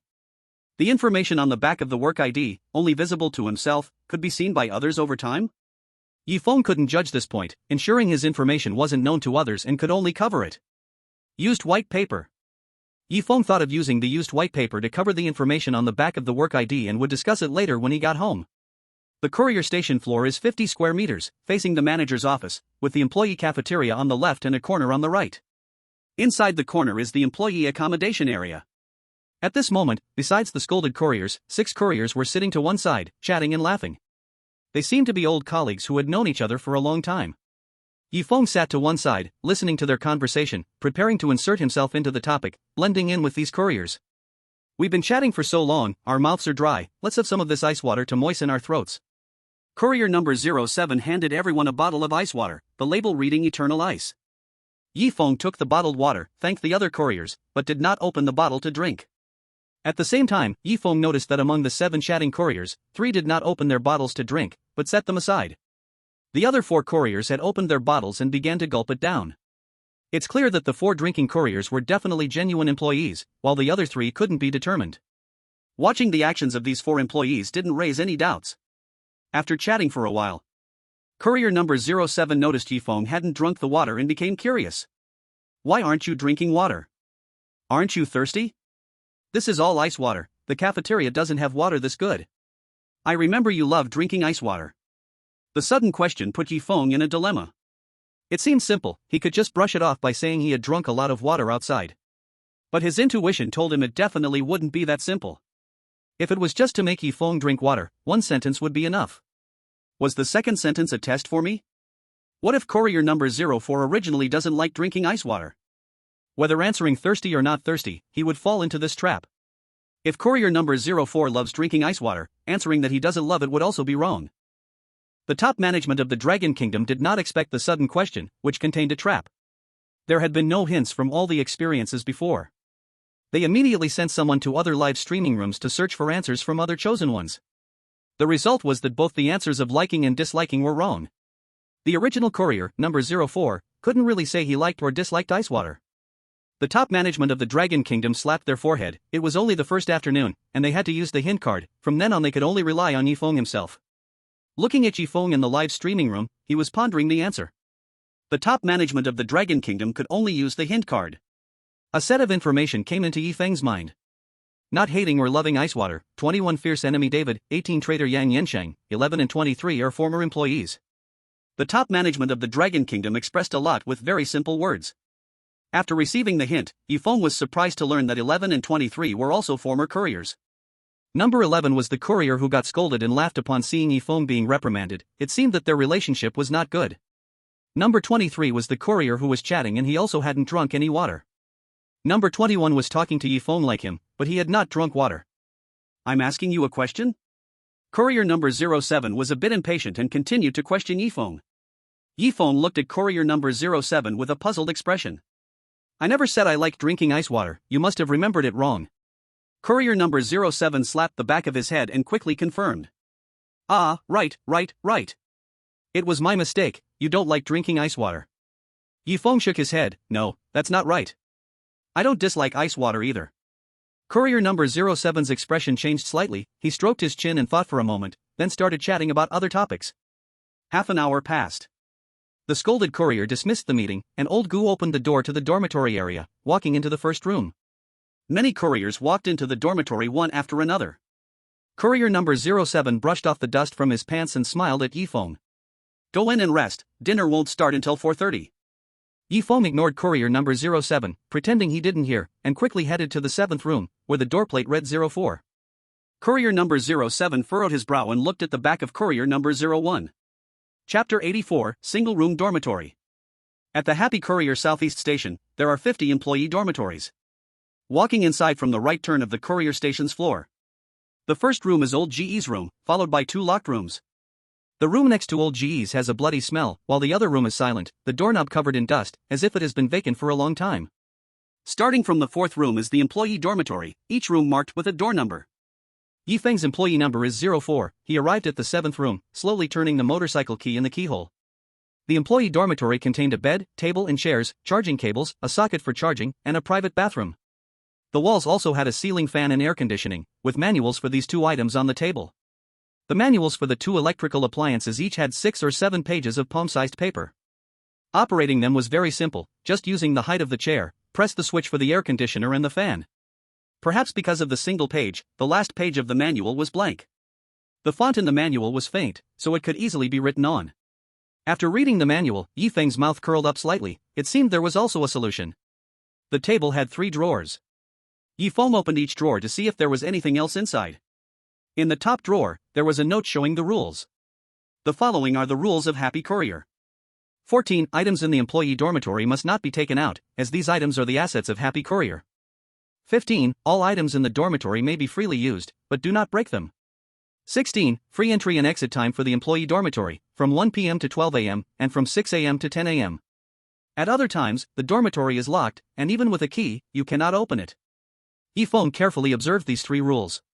Rule 14 is basically all correct, Rule 16 is most likely correct, with the possible error being the entry and exit times. As for Rule 15, If it's correct. There is no need to emphasize freedom of use, it's a bit strange. Then he opened the next two drawers. The middle drawer had 2 tickets for the amusement park and the zoo. The bottom drawer held a set of clean pajamas and a hairdryer. After closing the drawers, a sudden wave of sleepiness made Feng yawn repeatedly. Once he confirmed that the charging cable was charging his phone, he lay down on the floor.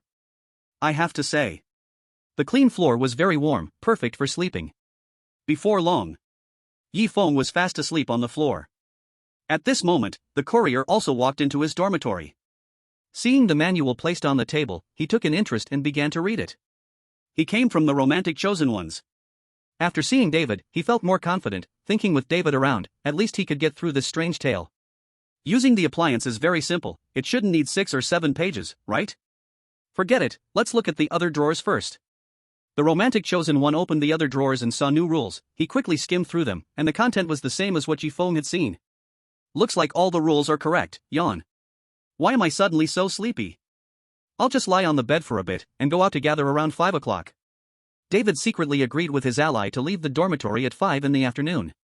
The romantic chosen one thought the main point of smiling courier was to deliver packages. There shouldn't be any tricks in the dormitory. Lying on the bed, he fell asleep in less than half a minute. At this moment, the romantic high-ups were considering whether to use the hint card. They saw Feng and David the Lighthouse, both choosing to sleep on the floor, feeling that sleeping on the bed was unsafe. Among the same station's chosen ones, apart from these two, the others were either sleeping on the table or staying up. Everyone was peaceful. Just when the romantic high-ups breathed a sigh of relief, a shadow appeared on the bed, identical to the romantic chosen one. Gradually, they leaned together until they merged into one. The romantic chosen one suddenly opened his eyes, took the keys and phone from the table, and left the dormitory. Outside the dormitory, 07 Courier was waiting and saw the romantic chosen one appear, smiling as he spoke. 01 Courier is out so early, is there still a delivery not finished? Just right, I have a package, can you help me? Those who watched the strange tale live knew. The first rule clearly states that except for the responsible person, other couriers should not deliver packages given by others. Just refuse directly. However, the romantic chosen one nodded and slowly took the package, started the 3-wheeled motorcycle, and left the delivery station. 07 Courier instantly turned into 01 Courier, slowly entering the 01 staff dormitory.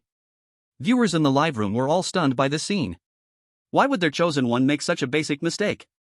07 Courier turning into 01 Courier would surely trap David in them. The audience felt the unprecedented difficulty of smiling courier, as a courier pretended to be a chosen one. Not just in Feng station, similar situations appeared in other stations too. The romantic high-ups felt they had to use the hint card. The hint card was consumed. The romantic chosen one continued driving towards the package address. Or rather, the body of the romantic chosen one was now out of control, driving the 3-wheeled motorcycle to a park. The park looked very normal, with greenery, children's play facilities, and gym equipment. But it was very deserted, not a single shadow was seen. The romantic chosen one's body was out of control, but he could see the things in front and felt like crying. Clearly having received the hint from the high-ups, yet unable to resist, letting an unknown force control his body. Dialing the phone number 444444444, a hoarse voice came through without distinguishing gender. Hello, has my package arrived? Oh, I see you, it seems my package has arrived. In the park, apart from the romantic chosen one, there was no one else. The next moment, the romantic live broadcast room went black, and a strange tale descended. The romantic audience, filled with curses, closed their eyes, hoping the strange tale wouldn't fall upon themselves. The audience of Longwa saw this and flooded the chat in their own live broadcast room. I originally thought that Feng Ge wasn't used to sleeping in a bed, I didn't expect this trap. Feng Ge is still as fierce as ever. David from Lighthouse did the same thing, he is a tough opponent. Feng slept on the floor because it was a reminder of Rule 15, which allowed him to use the dorm freely. Adding this rule felt somewhat unnecessary. Aside from charging, he touched nothing else. Until 5 in the afternoon. Feng woke up from his sleep, his phone fully charged, pulled out the plug, and put his phone and keys in his pocket. What he needed to do now was check the canteen's opening time. Normally, it should be about time, so it would be safest to go in with the other delivery workers. Arriving outside the dormitory door, David walked out of room 21, smiling towards Feng. 01, 12, 18, Yang Yansheng, and 21, David, are the chosen ones, at least the ones that can be confirmed. David approached room 01 and greeted the delivery worker there. The delivery worker from room 01 looked at David, confusion on his face, making David freeze. After 10 seconds of staring at each other, the delivery worker from 01 smiled and asked, "Is there something I can help you with?" David came back to his senses, shook his head, and kept smiling. "Nothing." David turned and left, approaching delivery worker 12, smiling again. The delivery worker 12 kept smiling and said quietly, "I'm so hungry, I want to eat." David replied, "If you're hungry, eat more." Then he came in front of Yang Yanqing and said quietly, "Is it ready?" Yang Yanqing replied, "Almost ready, but still 1/4 of the fatigue is left." Yi Feng listened attentively to David's conversation with the other chosen ones. At first, he thought it was just simple small talk, but when David spoke with Yang Yanqing, he sensed it was a secret code. It was not unfamiliar to Yi Feng at all. He remembered the name of the Longbo person Yang Yanqing mentioned, along with the label of traitor, confirming that this person came from Longbo and then defected. Was David using the secret code to confirm that his people were still alive? The earlier delivery worker from 01 didn't react, which suggested that the chosen one from 01 has died, replaced by something else. Yi Feng became cautious of the delivery worker from 01. Minutes passed, and all the delivery workers walked out of the dormitory, heading to the canteen. As he passed by a delivery worker, this person smiled and asked Yi Feng, "Why are you still standing there? Go eat." Yi Feng shook his head, indicating something was left in the dorm, and returned to get it. Only after all the delivery workers reached the dining area did Yi Feng step out from the dormitory. 12 delivery workers waited at the dining area, without anyone going inside. With a creaking sound, the person in charge, Old Go, walked out and, upon seeing Yi Feng, possibly felt guilty due to his earlier harsh tone. He smiled and patted Yi Feng's shoulder. "I'm sorry for my earlier tone, those who complained about you have been dealt with. I do not allow my employees to make mistakes, nor will I permit others to slander my people. You work well, and strive for first place this month."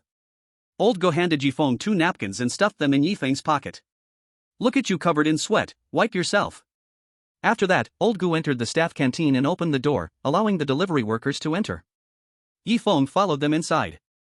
The staff canteen had 10 long rectangular tables and chairs, able to accommodate 40 people at the same time. In the aisle, there were buckets of drinking water and soda drinks. At the very back was only one window, responsible for serving the employees' meals. Old Go put on an apron, chef's hat, and gloves, holding a ladle and stainless steel plate, and clanked them together a few times. "Quickly line up, one at a time. Today's food is pretty good. There's soup with pea shoots, braised pork strips, fried fish cakes with chile, and spicy tofu with minced meat." Old Go was in charge of serving food to the delivery workers. The delivery workers all lined up, waiting for Old Go to serve the meals. For each delivery worker at the front of the line, Old Go served 2 ladles of soup with pea shoots, 1 ladle of braised pork strips, 4 fried fish cakes with chile, and half a ladle of spicy tofu with minced meat. Add 6 liang of rice. The delivery person isn't picky and asks Old Go to scoop this amount. In reality, there are just 13 people in line, and soon it's Yi Feng's turn. Old Go smiles and asks Yi Feng, "What do you want to eat today? I'll give you as much as you want." Yi Feng feels Old Ge's kindness and rationally tells himself not to be confused by what's in front of him, smiling as he says, "Like the others." Yi Feng receives a large plate of food. Since he didn't eat anything for lunch today, he's very hungry, and this amount is just enough to fill him up. He chooses an empty seat, bowing his head, ready to start eating. A few lines of text appear on the table. "Congratulations, you have survived to the employee cafeteria, please follow the rules below." 17. The cafeteria hours are not fixed because it needs someone in charge to open the door. The approximate times are breakfast 6 to 7:30, lunch 11:30 to 1300 hours, dinner 17 to 18:30, late night snack 2100 hours to 2400 hours. 18. After the person in charge gives you food, you must finish it, you don't have to drink the juice. 19. Drinking water and beverages in the corridor are available for you to drink. Yi Feng barely memorizes these 3 rules. There are now 19 rules appearing in just one day, more than the previous 3 odd tales combined. After remembering, he continues to eat. In the cafeteria, besides the sound of eating rice, there's only the sound of eating. It's very quiet. Old Gu also joins the meal, sitting opposite Yi Feng, and privately adds a piece of chicken leg to Yi Feng's plate. "You love eating this, so I saved it just for you." Yi Feng bows his head and continues to eat without answering Old Ge's words. Mainly, he doesn't know the original 04 delivery person's attitude towards chicken legs. Seeing Yi Feng eat the chicken leg, Old Ge's smile blossoms like spring flowers, taking big bites of his food. The large and tasty dinner takes half an hour to finish. After stacking the plates in a certain place, he takes 4 bottles of drinking water from the corridor and leaves the cafeteria. Before leaving, Old Gu says to Yi Feng, "You're so full, you probably won't need a late night snack tonight." Yi Feng's stomach is full of food, he estimates he won't need breakfast tomorrow.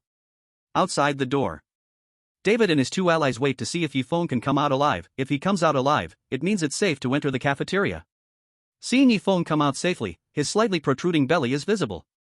David smiles and says, "You ate well, and even got something to drink in there, so refreshing." Feng ignores David, walking straight to his dormitory, determined not to give David a chance to sneak information about the cafeteria.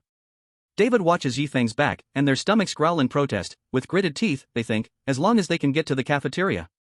They push the door open. Only 3 delivery personnel and the person in charge remain in the cafeteria. David comes to the window first, with Yang Yanqing in second place. Old Gu, still wearing an apron and chef's hat, with a heavy tone asks, "There is food enough for only 2 people, there's none for the third." With the plate half full and being interrupted while eating, he isn't very happy, adding, "No cutting portions, you can go back." David and Yang Yanqing smile at the 12th delivery person. In terms of relationship, Yang Yanqing is better with David, and Yang Yanqing is stronger than the 12th delivery person due to an odd tale. David thinks about Yang Yanqing. The 12th delivery person leaves in shame, noticing the rules on the table, which say there's a late-night snack besides breakfast, lunch, and dinner. Thinking, can't have a late-night snack if there's no dinner? Humph. David and Yang Yanqing's plates are full of energy. David, the portion is a bit much, no wonder it takes him half an hour to eat. Yang Yanqing, should we call him in to eat together? David shakes his head. The person in charge only allows 2 servings, meaning no sharing of food, and seeing the rules on the table makes him more certain of this thought. While the 12th delivery person feels pleased. Feng opens a bottle of drinking water and drinks more than half of it, recalling the deviations of the 2 deliveries during the day. Taking advantage of the time, he opens his phone and enters the addresses of the 2 deliveries into the phone map. Choosing route mode. Each recipient address changes slightly every 10 minutes. Chapter 86, Hungry in the 12th Night. In the phone map. Every 10 minutes, the route will have a slight change, with a deviation of about 2 to 3 meters. In the end, the distance might deviate by dozens of meters. Once an hour, there will be a major change, with a final difference of at least 500 meters. While working, I always keep the phone navigation on, so I can ignore these errors. The key issue is that navigation consumes a lot of phone battery. Just doing navigation for 3 kilometers leaves me with only 35% battery. Fortunately, I have blank paper to record the detailed route, otherwise, it would be a problem to get back to the delivery station. I thought, today I used 2 sheets of blank paper to successfully record all the routes. For the next 3 days of deliveries, I will rely on the blank paper for navigation. Besides navigation, the phone also needs to record the recipient's receipt with audio, so I can't let it run out of battery halfway. Suddenly. Tap tap tap. Footsteps rang outside, mixed with noisy conversations. The language sounded strange, just a string of incomprehensible chatter. Feng glanced at the phone. It was just after 9 at night. The cafeteria was open for late-night snacks. Old Ji's private allocation for Feng was even more than that of other delivery men. At this moment, he didn't feel any hunger at all. Hearing the odd conversations outside, he decided to stay in during late-night snack time for safety. Taking advantage of not being sleepy yet, he reflected on today's experiences. He delivered 2 packages and encountered 3 groups of people. For the first package, the recipient acted very superior, as if receiving a package was like spending millions. During the delivery, he met a couple. The man appeared very impatient, rude, and unreasonable, getting angry at just a refusal. For the second package, the recipients spoke very lazily, as if they hadn't woken up yet. Each of the 3 groups of people had different personalities, all distinct from one another. It seemed there was no connection at all. Yet my intuition told me that although it seemed unconnected, there must be a connection. Could it be that, finding the connection among them is the key to unlocking the mystery? Maybe tomorrow there will be a hint. During the analysis, Feng relied solely on his mind, with no other movements. The viewers in the live stream watched Feng, as if in a trance with their eyes wide open. He placed the phone on the table and was about to lie down on the clean floor to sleep when he heard the creaking sound of a door opening outside. A somewhat familiar voice sounded. "I'm starving because I didn't eat dinner. I just heard the noise outside. It must be late-night snack time. But I just saw David's name on the back of his work ID. Will it reveal itself over time?" The last sentence was very quiet, barely audible unless pressed against the door. The back of the work ID? Feng remembered seeing Yang Yanqing's 18 work ID in the afternoon. The back was a mass of black. Perhaps the longer the time passes, the more information will reveal itself on the back. A 4 paper is a bit large and has a certain thickness after being folded, making it easy for others to notice. Using the dim light from the phone screen, Feng focused on the instruction manual. The last page of the manual was blank and very thin, basically undetectable. Using the edge of the phone as a ruler, he neatly tore off the last page, the size of a palm, and slipped it into the work ID. The work ID and the blank paper fitted neatly together. Feng observed it closely, he could not see the information on the back. After doing all this, Feng lay down on the floor with peace of mind and quickly fell asleep. However, at the same station, the other 4 chosen ones could not sleep peacefully. Wan Bing Yang Yenxing discovered that the name on the back of David's work ID had appeared, and it might soon be seen by others. He felt that enduring drowsiness without sleeping was not a solution either. The higher-ups at Wan Bing couldn't stand it anymore, and had to give him a hint card, using the last page of the manual to cover the back. With a restless heart, he lay down on the floor and fell asleep. Lighthouse David discovered the use of the instruction manual early on, tearing off the last page and tucking it in his work ID, putting the remaining paper in his pocket.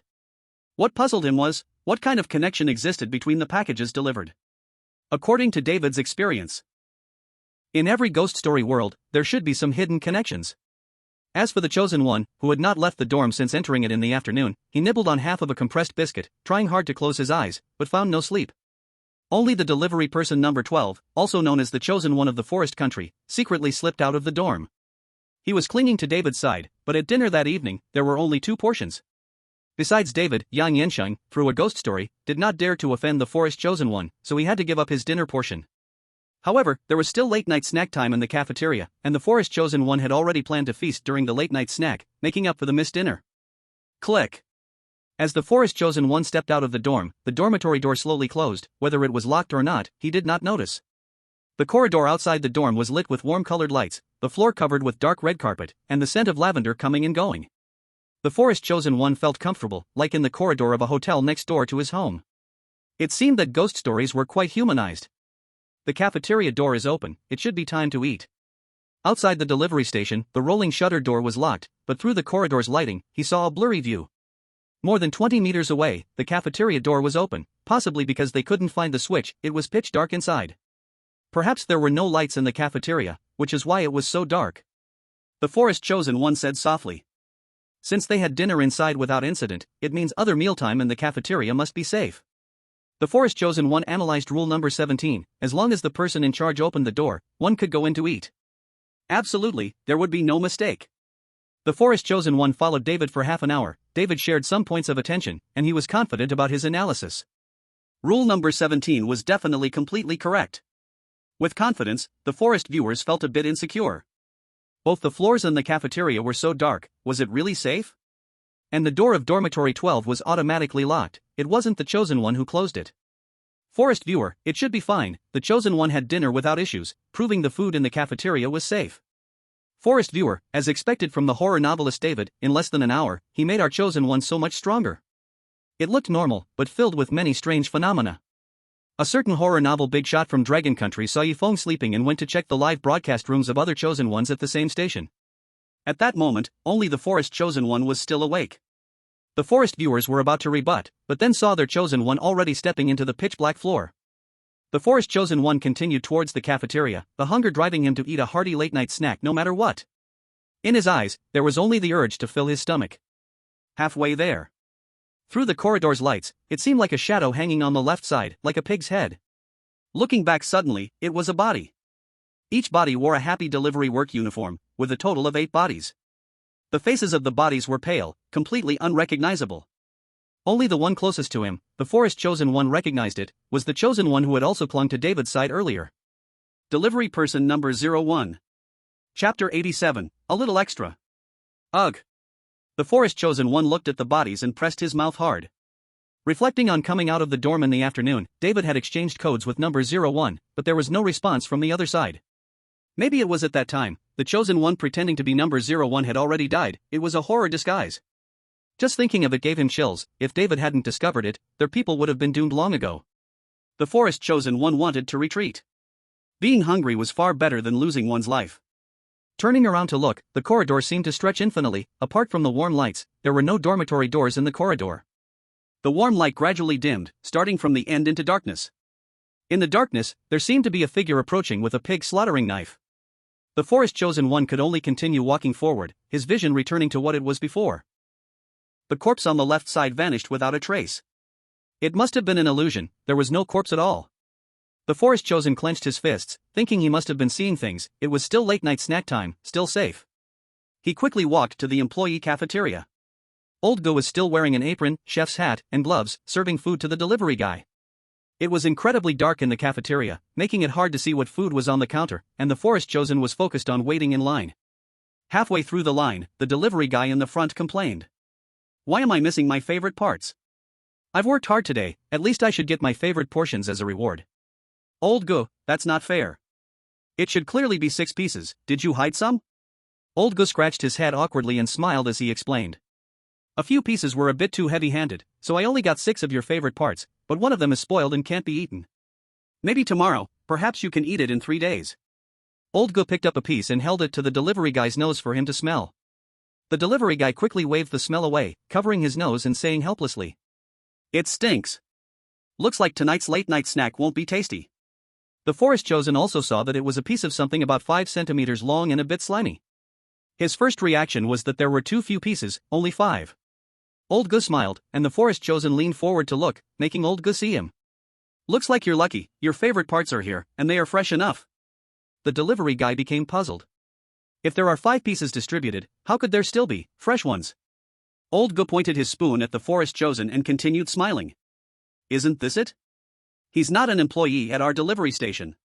He's an imposter." Even the delivery guys who were already having their late-night snack all turned to look at the forest chosen, their eyes glowing with darkness. The forest chosen broke out in a cold sweat. How could they possibly find out his identity? No. They absolutely cannot find out. The forest chosen deliberately kept smiling and replied. "Of course, I am an employee at the delivery station, how could I be an imposter? You must be misunderstanding. As long as they know his real name, the person in charge would know he was not the real delivery employee and would be dealt with." This rule flashed in the forest chosen's mind. Does Old Go know the real name? While the forest chosen was still thinking of arguing, Old Go smiled and recited a string of information. Name, Don Shuashan, age, 27, gender, male, loves basketball and street dance, years of service, 1 year. The text on the back of your work ID has already shown. The delivery guy I registered as number 12 is named Don Shuashan. The forest chosen looked down to see the back of his work ID facing out, the black text shimmering with a blood-red luster. It's over. The real name has been discovered. The forest chosen turned to run outside, thinking. David said to remain calm in crises, and first leave the dangerous place. Ordinary difficulty ghost story worlds would give a chance to breathe. However, as the forest chosen turned around, a 3-meter-tall figure walked into the cafeteria, vaguely seen to be a man in a chef's uniform. In his right hand, he held a kitchen knife, and in his left, he held a hammer. The overweight body blocked the way, and the forest chosen had nowhere to run. Old Go introduced the 3-meter-tall guy. "This is the chef of our employee cafeteria, who usually doubles as the one to distribute delivery items to the staff. He returned to the dormitory this afternoon." The chef behind him started laughing, his fat shaking along with it. The kitchen knife slid against the sharpening stone, making a hissing sound as it got sharper. The forest chosen had studied the first 3 ghost stories and thought he understood them thoroughly. But now, seeing the man covered in fat, with sores all over, he collapsed on the ground, a warm stream seeping from his pants. "No. Don't kill me. I can." The forest chosen thought about useful things, the only possible way to prevent the horror from killing him. Just revealing the lucky courier's employee number in the delivery station. The instant this thought appeared, an invisible force squeezed his mouth, preventing any sound from escaping. Old Go smiled and said, "With fresh ingredients, let's treat everyone. It has been years since I had sashimi." The courier standing at the front smiled and replied, "Make sure to save the lips for me." "Absolutely for you," Old Go said. A 3-meter-tall man appeared in front of the forest's chosen one. The Livestream room instantly went black, and a message popped up about the arrival of a strange tale. The forest audience gritted their teeth, cursing this guy who valued food more than life, causing the strange tale to descend upon them. A certain horror novel master from the Dragon Kingdom sent a message in the livestream before logging off. "After seeing the corpse, step back into your room, maybe there's still hope." That night, the chosen ones who decided to sleep on their beds or lay on the desks, confused about coming out for a midnight snack after 9 o'clock. None escaped unscathed. Only 88 chosen ones were left, and there were still 3 days of deliveries to complete. The remaining chosen ones, corresponding to their country's audience, grew anxious, praying for a smooth passage. Among them, the 2 most stable, Feng and David, fell into a deep sleep. Lying on their beds were shadows identical to them, gradually solidifying, and their appearance seemed to have changed. Only dissipating gradually until dawn broke. Morning. Feng suddenly woke up, it was daylight, and he quickly checked his phone, which showed a 100% battery. It was now 7 o'clock in the morning, breakfast time. Feng walked out of the dormitory towards the cafeteria. David and Yang Yansheng also came out. Seeing that the door of dormitory 12 was tightly locked, they shook their heads. It's already gone, just you and me left. Yang Yansheng looked sharply at Feng's back, suspecting the forest chosen one's death might be caused by him. Should we target Feng? In the happiness cinema, they had witnessed Feng's methods. David shook his head. If he really has skills, we need to be more careful. Right now, let's just focus on staying alive. Feng felt the hostile gazes from behind. It was clear it was David and the others. If they want to play, I, Feng, am happy to join. Feng entered the cafeteria, where old Gu had specially prepared a sumptuous breakfast for him, smiling as he said, "Eat plenty, you'll need the energy for the work ahead." Chapter 88, Anomaly. Feng maintained the smiling principle of the Courier, forcing a smile. "Thank you, old Gu, that's enough. If you give me more, I'll burst." A big bowl of pig offal porridge, 2 pieces of fried dough sticks, 3 meat and vegetable buns, and a plate of spicy fried eggs and noodles, enough for 2 people's breakfast. At this moment, old Gu served all of it to Feng. The steaming breakfast opened up Feng's taste buds. He couldn't wait to dive in. If he received any more than this, he truly wouldn't be able to finish it, so he had to call a halt. Old Gu chuckled, "I can only give you this much, I haven't had breakfast myself." Feng sighed with relief, carrying a huge plate of food to the dining table to eat. The portion for the other couriers was only half that of Feng's, and they all cast envious glances. Just mere envy. No wonder he ranked in the top 3 for stability last year. It's normal for him to have more food than us. This year, we better work hard. A courier whispered. Feng took note of these words, unsure if they were true or false, just listening without replying. Bang! David entered the cafeteria with Yang Yansheng, David walking at the front. Perhaps it was David's elevated expression that made old Gu a bit displeased as he said unhappily, "You guys arrived pretty early, there's enough for 4 more people. Here, this is yours." David and Yang Yansheng each received a medium bowl of pig offal porridge, a fried dough stick, and 2 vegetable buns. Yang Yansheng stole a glance at Feng's meal, wanting to get more food from old Gu. David raised his hand to stop Yang Yansheng, shaking his head, signaling him not to act rashly. Old Gu keenly observed this and questioned Yang Yansheng. "What's wrong, do you have objections? Don't forget you received a complaint yesterday. Having food is already good, do you want to complain?" Yang Yansheng forced a smile, recalling that in the real world, he was also a small businessman. How can one be angry at such a person? Anger and reason clashed, stuttering to say, no. Opinion. David covered for Yang Yansheng, smiling as he explained. "I'm sorry, he is just hungry and has no other thoughts, please don't take it to heart." Old Gu snorted, and the 2 quietly approached Feng's table with their food, sharing a table with him. Feng felt that the newcomers were not friendly, remaining silent and continuing to eat. David was determined not to miss the chance to get close to Feng, probing into what he knew, smiling as he spoke. "We are all the same kind of people, how about helping each other out? If we come together, perhaps we can work well together, at least we won't make mistakes." There were other couriers in the cafeteria, so David couldn't express his thoughts openly. Feng saw a trace of sincerity in David's smile, but more of hypocrisy. The other person couldn't truly cooperate with him. Feng also didn't like collaborating with others. "I refuse. Working alone means there won't be mistakes, even if there are, I will bear it all myself. No need to care about others' opinions." On the surface, it was a refusal to deliver parcels together, but in reality, it was a rejection of cooperating with David. David was from the Lighthouse, a local, he wouldn't genuinely help himself. At least in Feng's view, not many from the Lighthouse would sincerely help people from Long Kingdom. David's expression darkened. He didn't expect the other person to reject him so decisively, without hesitation. Yang Yansheng didn't expect his thigh to face such a cold rejection, opening his mouth to rebut Feng's words. David shook his head, signaling him not to say more. The other person's refusal was clear. Talking any further might give the other couriers or old Gu a hint. Yang Yansheng finished breakfast early, sitting in place waiting for David. David ate slowly, observing Feng's every move, trying to uncover the unknown from the tales he had heard. But Feng remained silent, eating mechanically, similar to other couriers. Until the end. Feng finished eating, stood up, placed the plate in a designated spot, and took a bottle of drinking water from the corridor. In his peripheral vision, he counted the number of people in the cafeteria. 1, 2, 3, 17. Including the supervisor old Gu, there were 17 people, consistent with yesterday's 12 couriers, 1 supervisor, and 4 chosen ones. No, it's not right. David should have 2 underlings, today only 1 came, aside from the traitor, the other underling should be. Feng quickly recalled yesterday's experiences. David's other underling couldn't have dinner, ranked the lowest. The work badge is number 12. It can't be wrong, his employee number is 12. Yi Feng's gaze swiftly scanned all the work badges in the cafeteria, realizing there was no badge number 12. What was the work number of the original courier?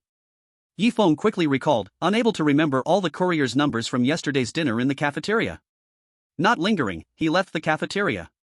David watched Yi Feng's back. From Yi Feng's 3 seconds of stay in the cafeteria, he should have discovered something, muttering softly. A sharp guy, seems to have noticed something abnormal.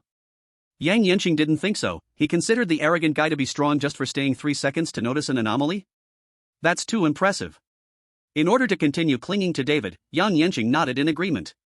David's mouth slightly lifted, looking around the cafeteria. All the couriers were bowing their heads to eat breakfast. Everything seemed normal. David didn't notice any abnormalities, yet his mouth slightly curved upwards, he thought.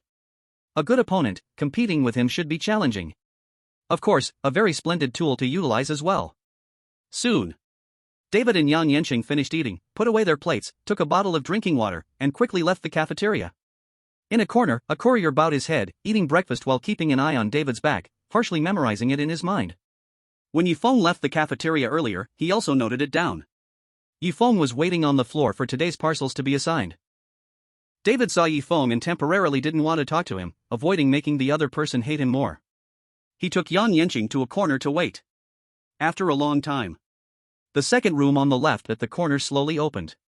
A 3-meter-tall fat man walked out, wearing specially made oversized monochrome clothes, emanating a strong smell of sweat, as if he hadn't bathed in half a year. The fat man smiled when he saw Yi Feng and the others. You finished breakfast so quickly, are you eager to start working? His laughter jiggled his entire body of fat. He didn't look much like a human. Yi Feng forced a smile and nodded at the fat man. The fat man pulled a work ID from the front desk drawer, which read Distributor, number 00. Here, this is the package that your number 04 courier needs to deliver today. The fat man handed Yi Feng a package, with only one delivery for today. Yi Feng stared at the package, recalling the first rule, only obey the delivery items arranged by the station manager. But the whole rule was in red, indicating partial or total error. The key point was old Goat had said yesterday, the distributor is off today. Putting it together, the number 00 in front of him should be responsible for assigning today's work to couriers. Is there a problem? The fat man asked with a smile. His smiling fat was distorted, not looking like a human at all. Chapter 89, Third Delivery, The Zoo. No problem, thank you. Yi Feng took the package, checked the map on his phone. It was 15 kilometers away, a long journey. After checking he had everything ready, he rode off on a tricycle motorcycle. David saw Yi Feng clear and decisive, taking the package handed by the fat man and realized that the first rule was incorrect. It didn't necessarily have to be the manager who assigned them packages. The fat man walked up to David, took out 2 packages, and handed them to him. This is your workload for today. David followed Yi Feng's example, took the packages, started the tricycle motorcycle, and left with his stiff driving skills. Yang Yanqing did the same. The fat man watched the 3 leave and sighed a bit dejectedly. Still, making food is more exciting, especially making sashimi at midnight. I hope other outsiders mix in at the courier station. Slurp. The fat man licked his tongue, reminiscing about last night's smile, those tender and smooth pig eyes, delightful and juicy. Half an hour passed. The couriers in the canteen gradually finished eating and went to the fat man to collect their packages for delivery. Old Go was washing dishes in the canteen. Yi Feng had already traveled 2 kilometers on the tricycle motorcycle. Today Yi Feng changed his strategy, opening the phone map every kilometer, only recording the most recent kilometer of the route each time. This greatly reduced the paper waste. Every street looked exactly the same, even paying careful attention couldn't reveal any clues. Maybe it was because the new year had just passed, and it wasn't yet work time. The streets were very empty, hardly any pedestrians passed by. Even if there were pedestrians walking by, their movements were stiff, and each second they made one motion, it seemed there was a line pulling them along. Yi Feng ignored all this and drove according to the route. By noon, there were still 3 kilometers to the destination. The white paper was filled with routes, with 1/5 left blank for writing. The midday sun was especially bright, making Yi Feng nearly unable to open his eyes, with sweat uncontrollably pouring out. At 1 p.m. Following the route, he arrived at the entrance of a zoo. At the entrance, there were pictures of some gorillas holding signs, and the signs read Absolutely Beautiful Zoo. From the name, the animals inside should all be very beautiful. Perhaps they were keeping high-value animals. Beside the zoo entrance, a man dressed in a leather coat and down jacket sat in a gazebo, presumably a security guard at the zoo. In this hot noon weather, it looked very cold wearing such thick clothing. looking from the outside of the zoo. Through a patch of woods, the situation inside was not clear. From time to time, the sounds of animals in distress, and the sound of whips cracking echoed. Feng parked the tricycle motorcycle next to the zoo's entrance and began to dial the recipient's phone. Originally, he was supposed to call in advance to confirm the delivery time. Today, there was only one parcel to deliver. To save a bit of battery, he planned to let the recipient pass by for signing upon the call. Beep, beep, beep. Beep, beep, beep. Beep, beep, beep. Feng dialed the recipient's phone 3 times in a row, but the other side hung up directly, and it couldn't be connected at all. The recipient's name was Tu Chanshan, and besides her phone number, there was also a relative's number. The relative's name was Shiruru, a feminine name, likely indicating a sister relationship. Feng tried to dial the relative's phone number. 233114514. The other side answered the phone and a gentle female voice came through. Hello, who is this? Feng smiled and answered. Hello, this is Smile Express, Courier with ID 04. Your relative Tu Chanshan has a parcel that needs to be signed. Can you contact Tu Chanshan to come and sign for it? The parcel had a relative's phone number, so they could find the recipient through the relative. After a moment of silence, the gentle voice came from the other end. Sorry, Chanshan is still eating. How about I take it for her? It's just one parcel. The parcel needs to be signed for by the person themselves. I'm really sorry, but the parcel needs to be signed by the person. Please let Tu Chanshan come and sign for it. Feng firmly declined the relative's offer to sign on her behalf. Well then, wait about 30 minutes, Chanshan should be full and will come out to sign for the parcel.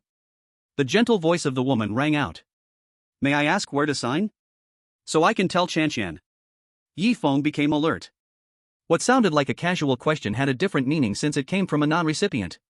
Wouldn't the recipient remember where to sign? The rules did not mention this. Let's assume the recipient didn't know where to sign. They should still be the one asking. A relative asking, perhaps it was a trap. The tone of Shiruru's voice became even gentler. Come on, just say it. Feng's body lost control, wanting to utter the delivery address, but reason suppressed this impulse. He smiled and replied, I'm sorry, if the recipient forgets the address, please ask her to call me for inquiries, I will definitely respond. Without waiting for the other party to continue asking, Feng simply hung up the phone. The impulse in his heart just now further confirmed it was a trap. This should count as an unreasonable request. Looking at the zoo entrance, everything seemed normal, and there was nothing strange happening nearby, so he continued to wait in place.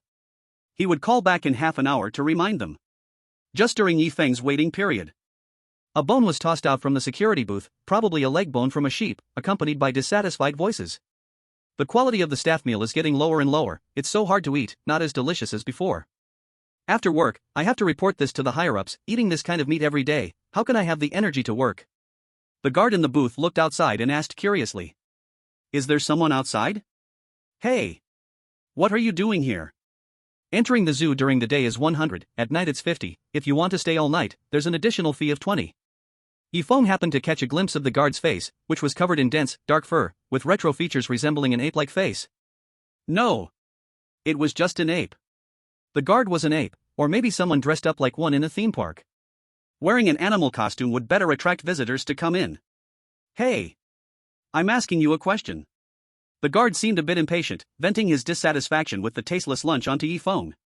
Feng's mouth twitched and he smiled in reply. I'm not here to sightsee, thank you. All he needed was to deliver the parcel and have it signed by the recipient. The guard grew a little angry, muttering quietly as he sat back down on the chair. It's still working hours, I can't leave the security booth. If you keep refusing me without reason, you will regret it. The guard grabbed a piece of lamb rib seasoned with cumin and chili powder. The fragrance is overwhelming, yet the mouth continues to complain that it's not tasty. So disgusting, could it be that this meat has been dead for a long time to cover up the flaws? The security guard took a look at Feng's body. With a slurp sound. Perhaps because the lamb chops were not of good quality, but well grilled, he started eating heartily. While eating, he spoke. If I don't urge you to leave, you can just stand here. Half an hour passed. The recipient still hadn't appeared, and Feng continued to dial the recipient's phone. This time it finally got through. Chapter 90, Is the recipient a rabbit? Hello, this is Smile Express, Courier number 04, I have your package here, please come out to sign for it. Feng maintained a smile as he spoke on the phone. The recipient finally picked up the call. Munch, munch, munch. A chewing sound came from the phone. After a few seconds, it seemed they swallowed the food and replied to Yi Feng. Oh, so my package has arrived, wait for me at the front door for 5 minutes, I'll be right there. Rabbit Chanxian spoke in a normal tone, this should be an ordinary recipient. Yi Feng waited for the recipient. In the security booth, the security guard in a gorilla suit was sizing up Yi Feng, nodding in approval from time to time. Muscles are a bit firm, a bit lean, should be quite good. Hey, kid. Come over here so I can see you clearly. As the guard spoke, his crescent-shaped yellow teeth were exposed, the foul smell recognizable from over 20 meters away. Yi Feng ignored the annoying guard and continued to wait for Rabbit Chanxian. The guard grew a bit angry, twisting the security booth's door, trying to force it open, but it remained shut.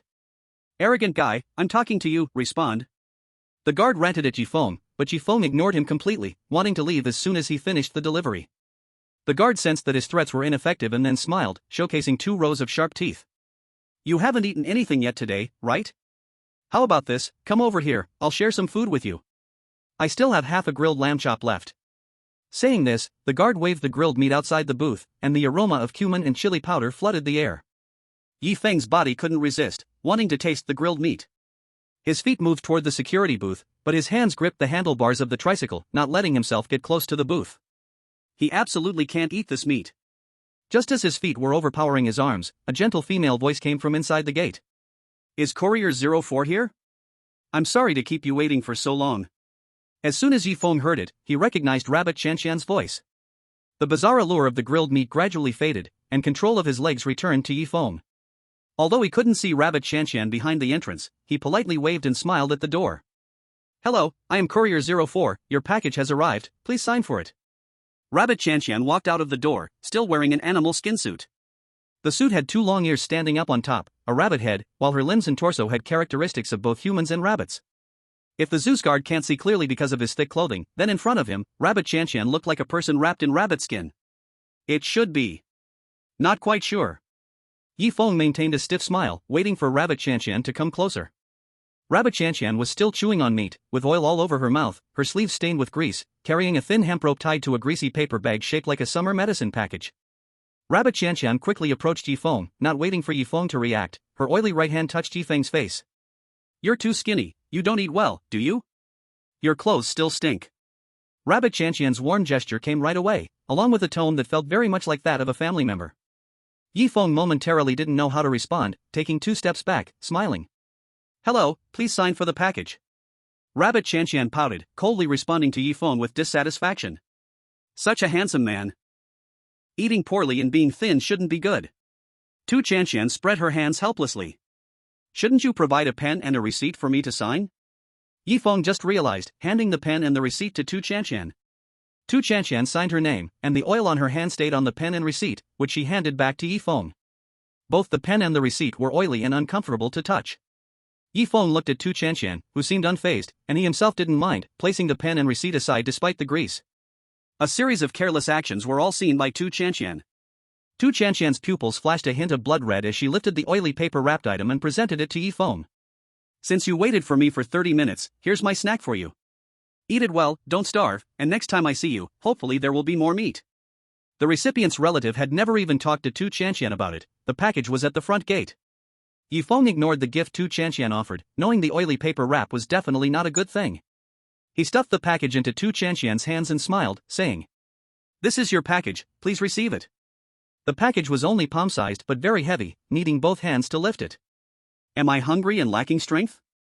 Yi Feng remembered that the package was also heavy when he picked it up in the morning, but at least he could lift it with one hand.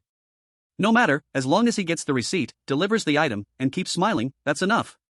Tu Chanxian squeezed the package with one hand and blinked her human-like eyes, asking again. You want it, right?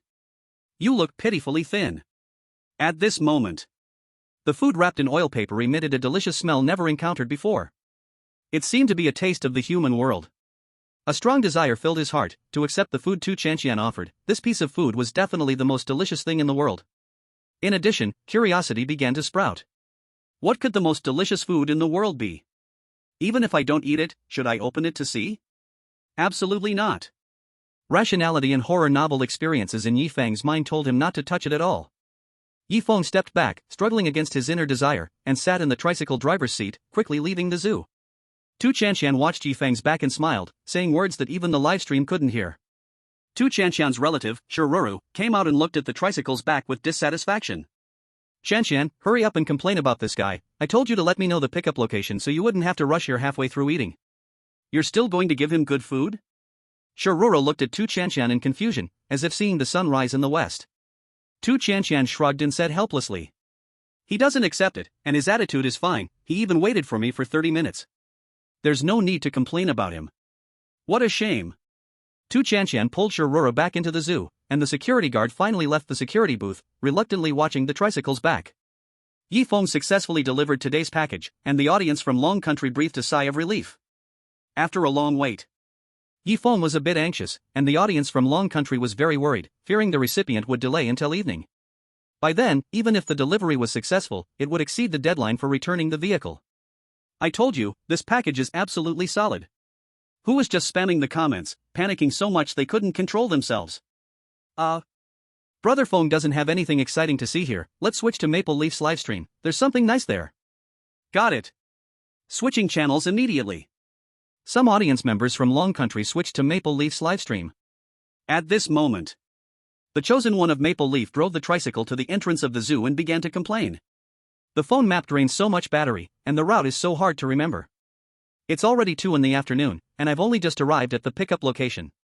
Seeing the tight return time, the chosen one of Maple Leaf dialed the recipient's phone number. Beep beep beep. Beep beep beep. Beep beep beep. The chosen one of Maple Leaf dialed 3 times in a row, but there was still no answer from the recipient's phone. Feeling a bit anxious. It had already taken 6 hours to arrive, and even if the road was familiar on the way back, it would still take at least 4 or 5 hours. Now, a conservative estimate would push the return time close to 7 o'clock. This is still under the condition of not changing the route. I can't keep waiting here. The chosen one of Maple Leaves decided to call the recipient's family member. 233114514. After pressing this series of numbers, the call connected, and a gentle female voice sounded. Hello, who is it? Hearing the gentle voice, the chosen one of Maple Leaves felt that the other party should be a nice woman and that she was the key to delivering this package. Hello, Shiruru, I'm from Smile Express, courier number 24. There's a package for Tu Chanshan, please let her know to come pick it up. The gentle female voice spoke again. No problem, can you tell me the delivery address? I can inform her. The chosen one of Maple Leaves thought that perhaps the recipient had forgotten the address. It wasn't unreasonable, so answered honestly. It's at the front gate of the zoo, please tell her. Okay, I understand. Shiruru hung up the phone. The chosen one of Maple Leaves sat in the driver's seat, a smile spread across his face, as it seemed he would be able to return to the delivery station on time. The security guard in the booth peeked out, sizing up the chosen one of Maple Leaves, and smiled with satisfaction. Well-built muscles, somewhat abundant fur, a bit of a hassle to handle, but overall not bad. The chosen one of Maple Leaves also noticed the security guard in the booth, his face covered in hair, looking a bit less than human. Hey, kid, I'm the security guard of the zoo. Do you need to go in to visit the animals? The animals inside are quite beautiful, I guarantee you'll like them. The chosen one of Maple Leaves then let out a sigh of relief.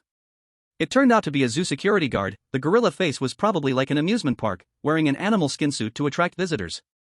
But the animal suit they made was too realistic. It didn't feel like a skin suit at all, it should be high-end stuff. Gradually, feeling that the security guard in the zoo was not human, somewhat like a gorilla, yet somewhat like a person, he should quickly let the recipient sign for the package and leave immediately. Staying any longer might encounter other dangers. The chosen one of Maple Leaves dialed the recipient's phone again, still no answer, so he called the relative Shiruru again. Hello, have you informed Shiruru to come pick up the package? Before the chosen one of Maple Leaves could finish, Shiruru interrupted him, smiling as she said. She isn't feeling well, I'm here to sign for the package on her behalf. The chosen one of Maple Leaves' heart trembled. The package must be signed for by the recipient, and anyone else signing wouldn't count. He hurriedly explained to Shiruru. I can wait for her, the package needs to be signed for by the person themselves. The zoo's front gate made a noise, attracting the chosen one of Maple Leaves' attention. With a lion head, the body and limbs combined features of both human and lion, the lion tail swayed back and forth. Holding a freshly roasted lamb leg, the leg was still sizzling with the fragrant smell of oil. Shiruru? The chosen one of Maple Leaves was a bit puzzled. Were the employees in the zoo all like this? Wearing extremely realistic animal skin suits. Shiruru took a bite of the meat, walked up to the chosen one of Maple Leaves, and mumbled. Shanshan is not convenient right now, I'm here to sign for the package. Where's the sign-off sheet? Shiruru took another bite of the roasted meat, waiting for the chosen one of Maple Leaves' response. The chosen one of Maple Leaves refused to sign for her. It must be signed by the recipient. I'm really sorry, but at Smile Express, we have rules. The recipient must sign in person. Shiruru opened her mouth wide enough to fit half a grown man and swallowed the whole lamb leg. Burp. Shiruru let out a satisfied belch, patted her slightly round belly, and said gently, "Since you want to find Shanshan to sign, you can only find her inside the zoo. Come, I'll lead the way." The chosen one of Maple Leaves sensed something was off, quickly retreated, and sat in the driver's seat, wanting to leave. The delivery location was outside the zoo's front gate, not inside the zoo. The strength of Lion Roru was terrifyingly great. With one hand, she dragged the Maple Leaf chosen one down to the ground, while with the other, she picked up the delivery parcel and walked toward the zoo entrance. The Maple Leaf chosen one cursed inwardly, realizing that things were not looking good. There must be something very scary inside the zoo. Going in would definitely mean disaster. The Maple Leaf chosen one struggled fiercely, trying to break free from Lion Roru's grip. Unfortunately, no matter how hard he fought, he still couldn't resist Lion Roru's strength. As they passed the security booth, the zoo security guard licked his lips and smiled. "Remember to leave some for me, the meat at noon was too awful." Lion Roru let out a loud burp and glanced at the guard. "This is welfare for our animal training department, why should I share? Get lost." Roar. A roar belonging to lions erupted, shaking the security booth, and the guard raised his arms in front of him, barely able to defend himself. Lion Roru dragged the Maple Leaf chosen one into the zoo, introducing in a gentle tone. "This is the zoo, and these are the employees who work here." The haunted zoo and the real zoo were no different. There was grass, a man-made sea, and desert areas. Different zones suited different animals for survival. With blue skies and white clouds, apart from the staff dressed in animal costumes, there was no other difference. From start to finish, however, no animals were seen in these artificially created environments. After being dragged 300 meters, they arrived at a self-service barbecue place. Several grills were sizzling, roasting a whole sheep, which seemed to be a sheep. Lion Roru threw the Maple Leaf chosen one fiercely in front of Tu Chanshan. Tu Chanshan was eating barbecue. Her greasy hands accidentally touched the Maple Leaf chosen one's face. The Maple Leaf chosen one was instantly shocked, vigorously wiping the grease off his face. Tu Chanshan pushed against him firmly. "Who are you?" The Maple Leaf livestream instantly went black, displaying a smiley delivery reward message. The audience of Maple Leaf instantly collapsed. Maple Leaf audience, stupid guy, if only you had half the composure and alertness of a Dragon Country chosen one, this delivery would have been easy. Maple Leaf audience, why couldn't they choose a strong character from us? Even in horror novels, there are characters no less than Lighthouse David. Maple Leaf audience, this is unfair. Why only choose our chosen one and only pick weaklings? We just had better luck, please don't be jealous. Actually, in our Dragon Country, Maple Brother can only be considered average. If a terrifying novelist came, he'd wipe out all the horrors in ghost stories right from the start. Under the gentle comfort of the Dragon Country audience, the Maple Leaf audience still couldn't remain calm, cursing their own foolish chosen one while harboring hatred for the Dragon Country audience who comforted them. At 5 o'clock in the afternoon, Feng returned to the warehouse on his tricycle, parked his vehicle, and headed to the delivery station building. Old Go was scolding the delivery personnel who received complaints as usual. Feng clicked the recording app in advance. He had already started recording when he saw the zoo security guard. Old Go saw Feng return and glared at him angrily. Chapter 92. Our mission is... You're back? Old Ge's angry voice sounded, but realizing he was being too harsh, he cleared his throat and smiled. You're back, all of you stand here first. I'll go get dinner for the 04 delivery personnel. Old Go shot a fierce glance at the 3 lined-up delivery personnel. Today only 3 were being scolded, while David and Yang Yensheng were not among them. It was the 01, 19, and 23 numbered delivery personnel. The 3 delivery personnel hung their heads, waiting for the supervisor, Old Go, to continue scolding. Gulp. Not having eaten lunch, he was already starving on the way back. Feng followed Old Go to the staff cafeteria. Feng began to wonder, was there no complaint today? He clearly had refused the recipient's extra request. According to yesterday's script, he should have gotten a complaint by now. Seeing that Old Ge's attitude was gentle, there probably were no complaints against him today. Since Old Go didn't say anything, Feng had no choice but to put his phone back in his pocket and approached the cafeteria window, waiting for Old Go to wear his dish-cutting uniform. There were probably still portions for 3 people at the cafeteria window. Old Go smiled and said, Courier 04, you did well today. The recipient called to praise you. Keep smiling while you work. That's great. Our Smile Delivery's motto is to treat every recipient with a smile. These dishes are much loved, so I'll give you extra. Old Go wore a smile like flowers in spring. Courier 04 was indeed one of the best at their delivery station, not only without complaints but also receiving praise from recipients. Feng shook his head. Thank you, old Gu, just one portion is enough for me. Old Gu didn't think much, nodded, and served a big plate of food for Feng, letting him eat well. Feng carried the food and casually found an empty spot to sit down. He ate heartily while observing the cafeteria situation. It was only 5:03, the cafeteria had just opened. There were 9 people eating dinner, including Feng. With 3 couriers outside, that made 12 people. The cafeteria now had enough for only 2 portions, suggesting a hidden rule: the food wasn't enough for all couriers. If you arrived late, you could only drink water. The couriers present had their heads down, mechanically eating meat and rice, each action nearly identical. Feng imitated their movements, mechanically consuming his food. Old Gu took off his cafeteria uniform and continued to reprimand the courier who had received complaints on the upper floor. Old Ge's scolding could also be heard in the cafeteria. Don't forget our station's requirement to keep smiling. Look at Courier 04, he's doing well and even got a personal call from a recipient praising him. What about you? We didn't hire you to come back, you need to keep smiling. Where's your smile? Show me a smile. After a moment of silence, Old Gu continued his reprimands. Couriers 01 and 23 are acceptable, you should face the recipients with a smile. Courier 19, what's wrong? Your smile looks so stiff. Keep practicing until I say it's good enough. Couriers 01 and 23 left the line for punishment and returned to their dormitory to rest. Old Gu continued to drill Courier 19. Half an hour passed. Feng finally finished the feast, returning with a growling stomach, now so full he couldn't even drink water. He casually took a bottle of drinking water while passing through the walkway. As he walked by the upper floor, Courier 19 was still practicing his smile. Whenever Old Gu found something unsatisfactory, he would strike hard, leaving Courier 19's mouth red and uncontrollably twitching. What a pitiful guy. After receiving so many slaps, it must hurt a lot, but he was a character in this strange world, no need to feel too sorry for him. Who knows, the next moment he might end your life. Old Gu noticed Feng coming out and threw him a smile, saying in a helpless tone. There's no way around it, if I don't teach him a lesson, he'll forget our delivery station's motto. Of course, you are our top courier, you won't face such punishment, don't worry.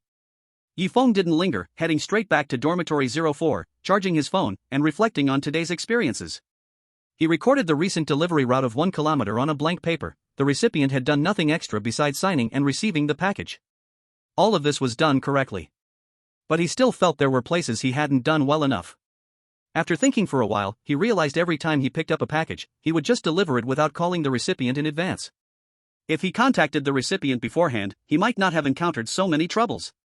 Thinking of this, Feng decided to try calling the recipient in advance tomorrow before making the delivery. Maybe it would make things much easier. Yawn. A heavy drowsiness surged in, his eyelids closing uncontrollably, lying down on the floor and falling into a deep sleep. On the employee's bed, a shadow identical to Feng appeared again, gradually becoming more solid with time. Under the bed facing the floor, a palm-sized shadow appeared, or rather, the floor changed from its original white shine to black. The black gradually spread outward, until it stopped spreading at the position of the floor corresponding to the edge of the bed. While Feng was sleeping deeply, David and Yang Yansheng almost returned to the delivery station one after the other. In the building, Old Gu was still training the 19 delivery workers. David weakly came to the cafeteria, thinking, hunger and warmth are the most important motivational sources for horror story writers. There was still plenty of food at the cafeteria window. David looked and drooled, wishing to clear the plate of food completely, leaving nothing for the people behind him. Yang Yansheng stood right behind David, also staring intently at the food in the window. Aside from the two of them, there was no one else in the cafeteria. David whispered, in the world of horror, eating and drinking must be ensured, not only to avoid death but also to keep the mind sharp. Yang Yansheng nodded. No matter what David said at this moment, nodding was all he had to do.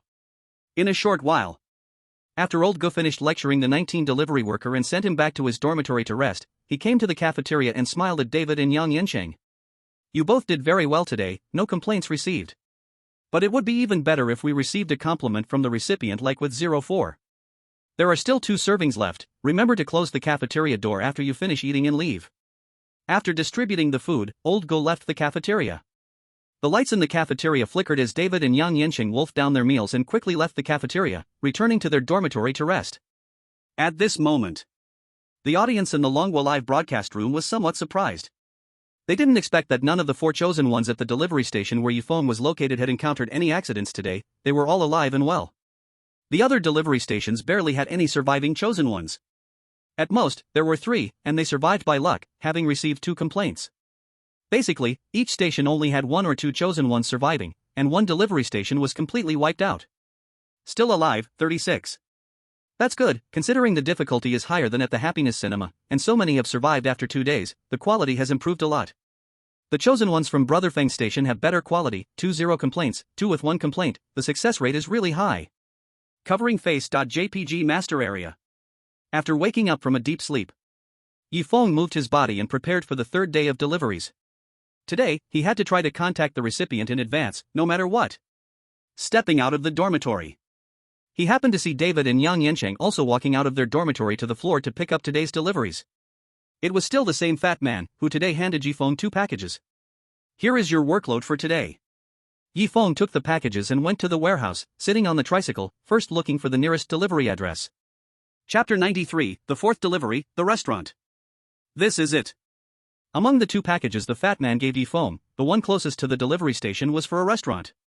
It was less than a kilometer away from the delivery station. The other package was 5 kilometers away. Feng quickly dialed the recipient's number.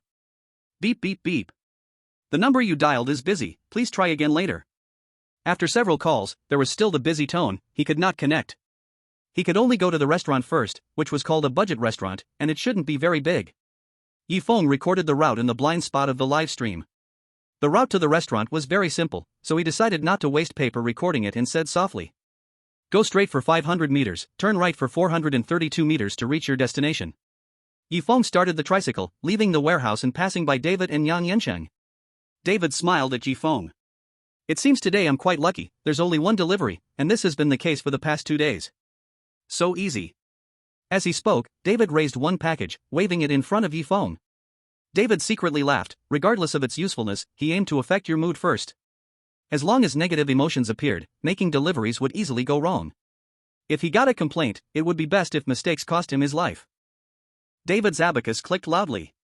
This trick doesn't work on Feng, who responds with a smile. Taking it easy is good, at least one can leave this world without stress. David's face shifts, his words carry deeper meaning, likely because the chosen one from the dragon country has discovered key elements of the strange tale. He collects his smile and earnestly asks, "Did you find something? If we cooperate, perhaps we can easily pass through this strange tale." Feng leaves a word and starts the tricycle, driving away from the warehouse. David watches the back of the tricycle, his face darkening. It seems the other party knows or has sensed something. Truly a selfish guy. Knowing the secret of the strange tale, yet still willing to share it with us, is too kind for him. Yang Yancheng is upset about Feng's smug grin a moment ago and whispers to David, "David, don't forget, here we need to stay calm. Perhaps that selfish guy, whose delivery is it? First, go to the restaurant on the left side of the fly shop. This restaurant serves porridge hot pot, where raw food is cooked in a pot of porridge, giving the food a fragrant flavor. The restaurant only uses every part of the pig. Pig eyeballs, pig brains, pig tian-ti, a type of meat, pork tenderloin, pork belly, pig intestines, pig kidneys, and pig lungs are among the parts offered. There are also various kinds of small stir-fries. A plate of iron plate pig meat was served, and the aroma could be smelled from 10 meters away." The chosen monkey wiped the drool from the corner of his mouth and walked quickly over, eager to taste the food here. Rationality told him that aside from the food at the delivery station cafeteria, he couldn't eat anything else, so he had to suppress his craving. He could only smile at the person carrying the plate. "Hello, may I ask if Wang Lanji is someone in the store?" As long as he asked who it was, he could deliver the package. The chosen monkey didn't think this was a difficult task. The one carrying the plate was the owner of the store. Upon hearing Wang Lanji's name, his expression darkened. Wiping the sweat from his forehead with a towel, he said disgruntledly, "Wang Lanji is the owner of the restaurant across the street. This guy has stolen quite a few of my customers. Did he send you here to mock me?" Seeing that the other party was about to get violent, the chosen monkey bolted, his goal being the shop to the right of the fly restaurant. The chosen monkey arrived in front of another well-busy restaurant, just as someone came out carrying grilled meat. This restaurant specializes in skewers, grilling various parts of lamb. The chosen monkey jogged over and smilingly asked the person with the skewer, "Hello, may I ask if Wang Lanji is someone in the restaurant? There's a delivery for him." This person shouted into the restaurant, "Boss, there's someone outside looking for you." The restaurant owner came out, still holding the order book from a customer's recent order, looking displeased. "Who is calling me? Don't you know I am very busy right now?" The chosen monkey approached with the package and the order slip, smiling as he spoke. Hello, I'm from Smile Delivery, worker number 14, and I have a package for you. Hey boss. Give me an order of grilled kidneys, medium rare. A rough male voice was heard from inside the restaurant, probably having enjoyed a meal. The restaurant owner shouted back into the restaurant. Okay, I'll place the order for you now. He then turned to the chosen monkey and said, Don't you see I'm very busy? Talk later. But the chosen monkey took a step forward but saw the owner's murderous glare, so he had to give up. Chapter 94 Busy Restaurant Owner. Half an hour passed. The skewer restaurant was finally not so busy. The owner was sitting at the register, waiting for customers to come and pay. Seeing the opportunity ripe, the chosen monkey approached the front of the store and smiled at the owner. Hello, your delivery. The owner immediately interrupted the chosen monkey, displeased. I'm still busy, wait a bit longer. Another half an hour went by. The owner came out, signed for the package, and received it, his face very gloomy. Until the chosen monkey left, he coldly said. I must complain about this person, always rushing me. The owner of the fly restaurant, just across, also called the delivery station, complaining about delivery worker number 14 disturbing his work. The chosen monkey had never had the habit of recording. Until noon at 12 o'clock. Feng finally got through to the recipient's phone, and the line was somewhat noisy. Hello, this is the budget restaurant. The other party spoke a bit hurriedly. Feng smiled and replied. Hello, I'm from Smile Delivery, worker number 04, and I have your package. Please come out to sign for it. The recipient replied, Okay.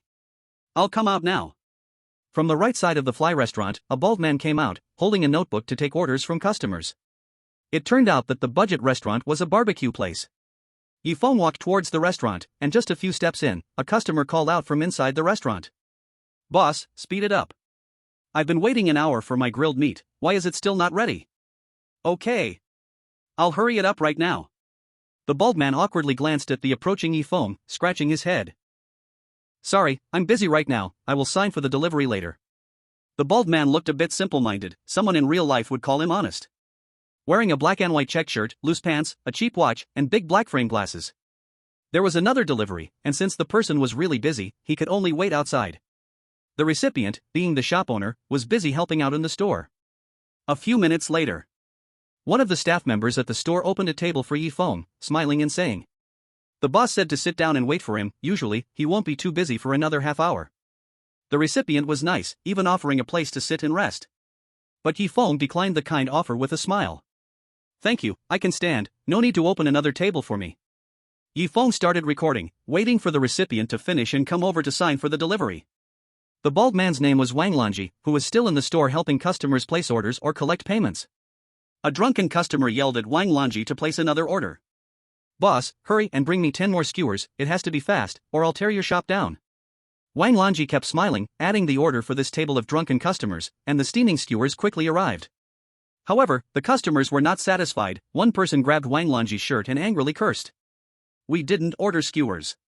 Did you deliberately add to our order? Saying this, the customer punched Wang Lanji in the face, breaking 2 teeth and causing him to crash heavily to the ground.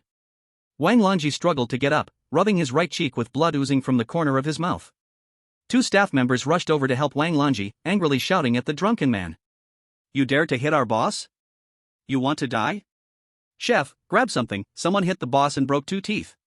A moment later, a 2-meter-tall muscular man walked out of the back door of the kitchen with a special skewer fork and a cutting knife in hand. Seeing the shop owner bleeding from his mouth and frowning, he shouted at the staff. Who hurt the boss? I want him dead. The staff pointed to the drunken customer who hit Wang Lanji. It's him who hit. The muscular chef approached the assailant and ominously questioned. Did you hit my boss?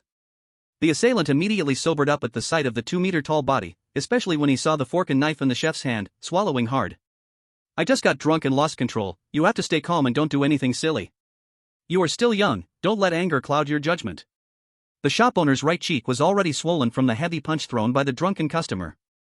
The muscular chef glanced at the shop owner's injury. Ignoring the assailant's words, he slowly raised the knife and was about to swing it towards him. Wang Lanji stopped the chef. Don't do it. He is a customer, he was just drunk and acting up, I forgive him. Only then did the muscular chef relent and move to the shop owner's side, glaring fiercely at the group of customers. The table of customers quickly sobered up, not daring to linger, realizing the boss was weak, but the chef next to him was not weak at all. The customer who threw the punch came to the cash register to settle the bill. The shop owner took out the bill for this table, which was listed as 321 yuan, smiling as he did so, while it was out of Yifeng's sight. The total is 912 yuan, cash only. The customer noticed something wrong with the bill. Usually, their consumption was only about 300 to 400 yuan, so how could it be 900 yuan this time? Did the shop owner take the wrong bill from another table? The customer tried to negotiate about the bill. With just 5 people, it was impossible to eat that much. Is the bill wrong? The shop owner shook his head. The bill was indeed for this table but had doubled the amount. Collecting only 321 was too little profit. The customer wanted to say something more. The strong chef became unhappy, snorting, instantly silencing the customers, who quickly gave money, not doubting the bill at all. The owner of the shop politely wiped the bill for the customers, only charging 900. The customers could only stammer a thank you and left the restaurant in shame with the others. Other customers, seeing the strong chef, only dared to lower their heads and eat skewers, not risking to speak loudly to the shop owner. Wang Lanzi returned a smile to the chef. You go ahead and get busy, there are many customers waiting for your grilled skewers. The strong chef scanned the customers, unhappily saying, if you want to eat good food, you have to be patient. If anyone can't wait, feel free to go eat at the shop next door. We absolutely do not bully people here. The customers in the shop now didn't dare to leave the table at all. Despite saying this, who knows if they might get stabbed with a fork. After the strong chef returned to the kitchen, a customer at the cash register found the bill was twice as expensive as outside and wanted to confront the owner. But upon hearing the rough voices from the kitchen, they had to give up, paid the money, and left quickly. Half an hour later, there were less than half of the customers in the restaurant. Only a few scattered tables still had customers seated. Wang Lanzi freed a hand and came in front of Feng, smiling and saying, give me the delivery package. Not knowing if it was from standing too long or smelling the grilled meat for too long. Feng's mind was a bit foggy. When he handed over the package, he immediately shrank back, smiling and taking out a pen and receipt. Please sign for it first. Please sign for the package first. Feng slapped his forehead, trying to clear his mind a bit. But the scent of the affordable restaurant made Feng's head still a bit muddled. The recipient, Wang Lanzi, pointed at the package in Feng's hand and smiled silly. Can I confirm the contents of the package? After confirming, I will sign for it. Wang Lanzi's smile looked harmless. If it weren't for Feng noticing he had deliberately doubled the bill price, he might have believed it. This greedy guy might take the package and then refuse to sign, then call the delivery station to complain. Complaining is still a minor issue. The rules require a signature, and not signing would violate the rules. One cannot trust this person. Feng still maintained his original idea, giving the package only after the recipient signed. I'm sorry, sir, our smile delivery requires a signature before handing over the package. Please sign for it first. If there is something you find unacceptable, you can have the staff in your shop show their ID. Feng still kept smiling, explaining to the recipient. Wang Lanzi's face darkened as he explained why he was doing this. Before, a wrong package was delivered, and the other party refused to acknowledge the mistake, citing signing for it as confirmation. Feng didn't believe the recipient's words. If you don't think it's safe, you can have your shop staff witness it. If this package isn't yours, you can immediately report it. Wang Lanzi's lips curled slightly upward, seeming to wait for Feng's words, and yelled towards the kitchen. Chef, come out and keep an eye on this delivery person for me. The strong chef came out again, standing behind Feng, a fork in one hand and a kitchen knife in the other. Perhaps due to the grilling charcoal, his eyes were bloodshot, constantly rubbing the edge of the knife against the fork to keep the knife sharp. The other 2 employees blocked Feng's way, preventing him from escaping. After doing all this, Wang Lanzi extended his right hand, smiling. Let me sign the receipt. After signing, give me the package. Feng handed the pen and receipt to the recipient, waiting for the other party to sign and confirm receipt. The strong man said in a deep voice. Boss, if there's an issue, speak up immediately. My ingredients are running low and I need fresh ones to grill. The strong man stared at Feng's back, saliva uncontrollably dripping from the corner of his mouth. Feng felt a chill on his back, always feeling that something strange was staring at him. Thinking.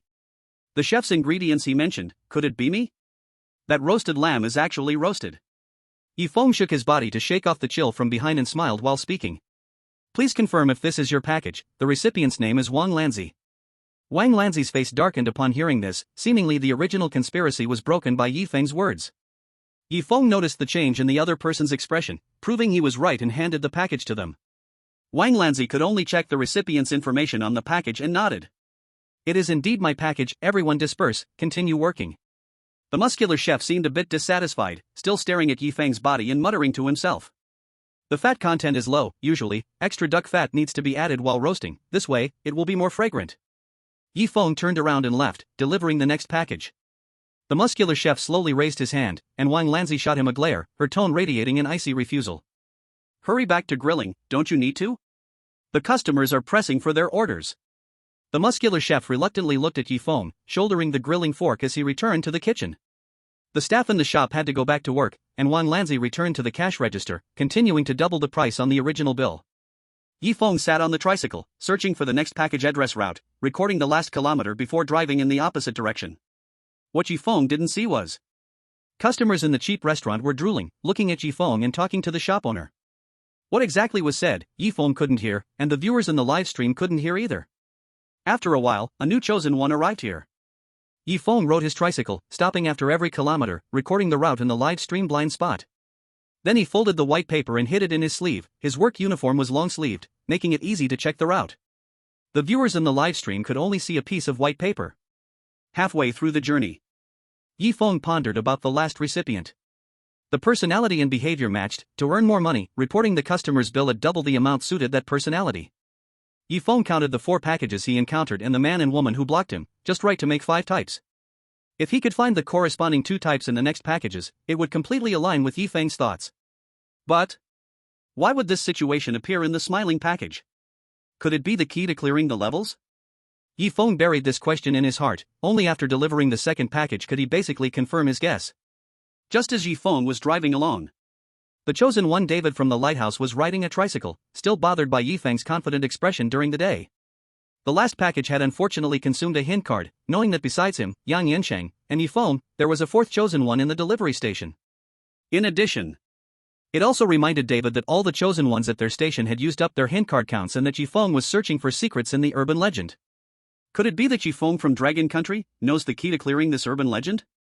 But how can I get the other party to provide accurate information? David dared to say it because their station's chosen ones had used up their hint card counts, not afraid that the other would receive hints. Ordinary men are just after 2 things, either money or women. No. This is the world of urban legends, these 2 things don't mean much. Money doesn't work here, safe food is more useful, and as for women, there are services on the Abyss train. Moreover, the other party is someone like me, not only cautious but also very smart, wanting to pry open his mouth to gain beneficial information. Almost impossible. Unless one chooses to cooperate with him from the beginning, or there is another possibility. After David's analysis, currently, there is only one way to cooperate with the other party, to have information of equal value to theirs. David believed that the other party wouldn't deceive him with false information or fool him. Yang Yansheng's practical experience is a bit lacking. If he can survive this time, train him well on the train. Having one more strong helper is beneficial, while having one more useless helper is a burden. David has spent some time with Yang Yansheng, and he listens to him, making him a good subordinate. Just as David was pondering how to extract information from Yi Feng, Yi Feng rode his 3-wheeled motorcycle to the back door of a school and called the recipient. After a while, the call was connected, and a lethargic male voice came through. Hello, I am Smile Express, employee number 04. Your package is here, please come to the collection address to sign for it. Chapter 96, The 5th Delivery, Silent School. Who is it? The recipient on the phone was a bit impatient, seemingly unaware of the delivery.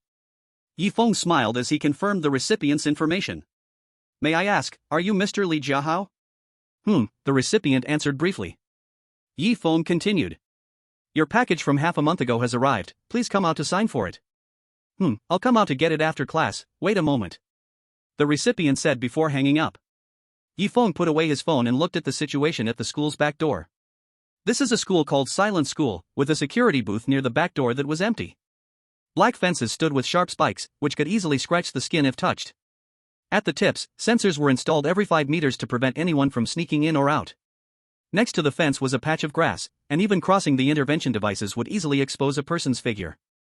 Deeper inside were teaching buildings that were at least 5 stories high. Occasionally, men and women in professional attire hurried past in the corridors with textbooks in hand. At this moment, it was very quiet, possibly because classes were still in session. Yi Feng sat on the 3-wheeled motorcycle, waiting for the recipient to arrive. The bell rang.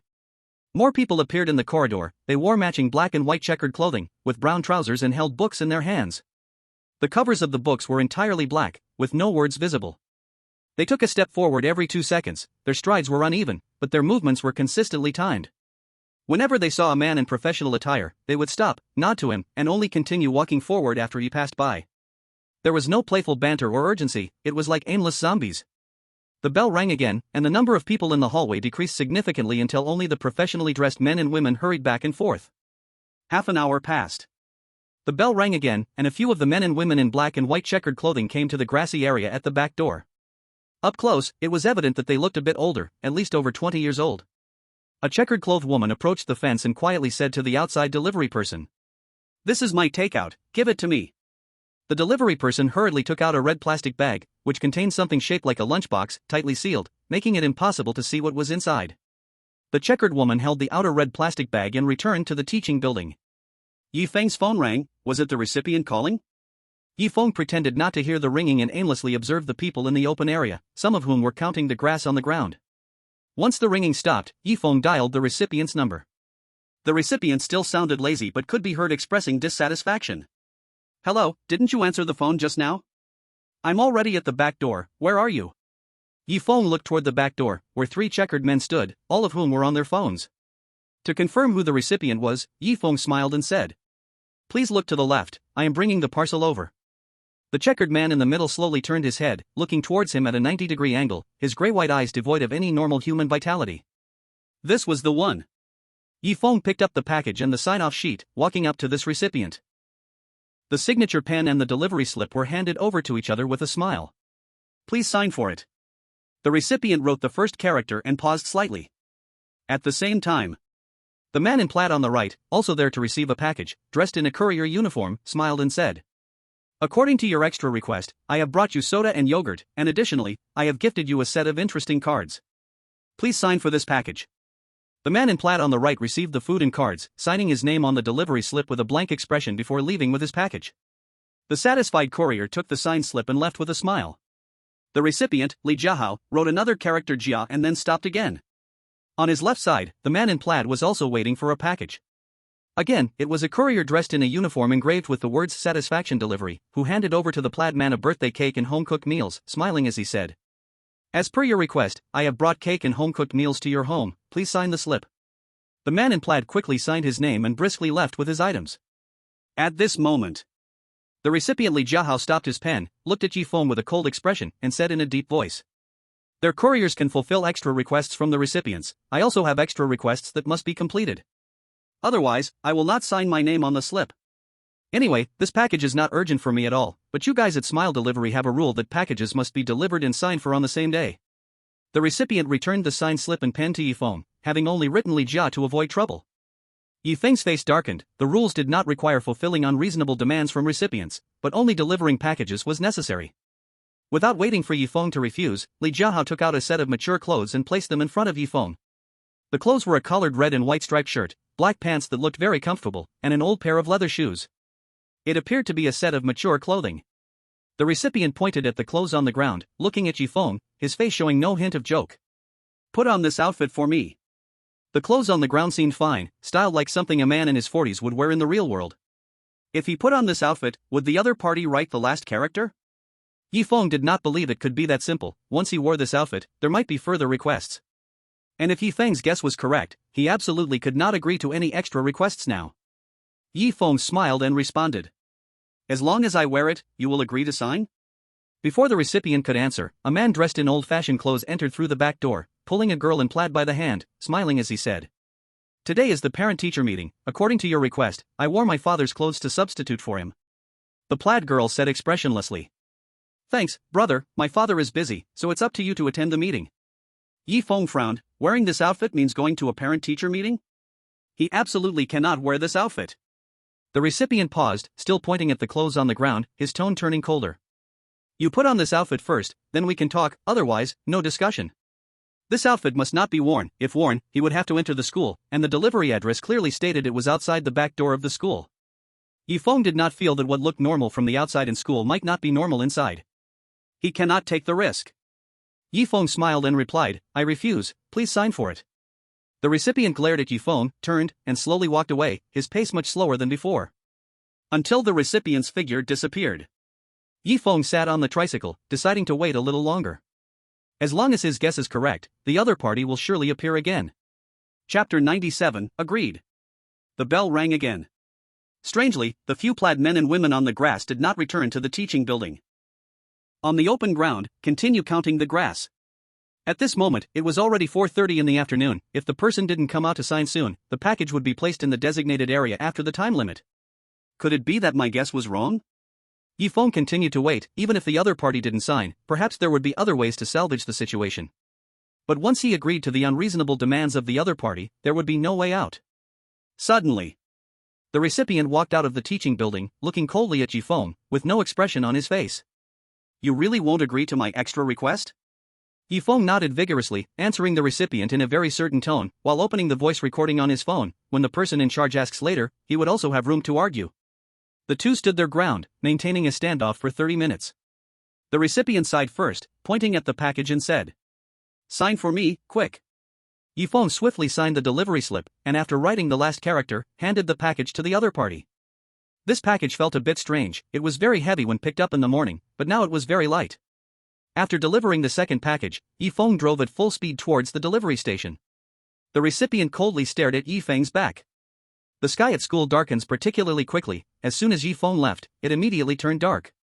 He thought about the situation of this package on the road. It was consistent with his guess, so there was only one situation left. But why go through all this? Wait.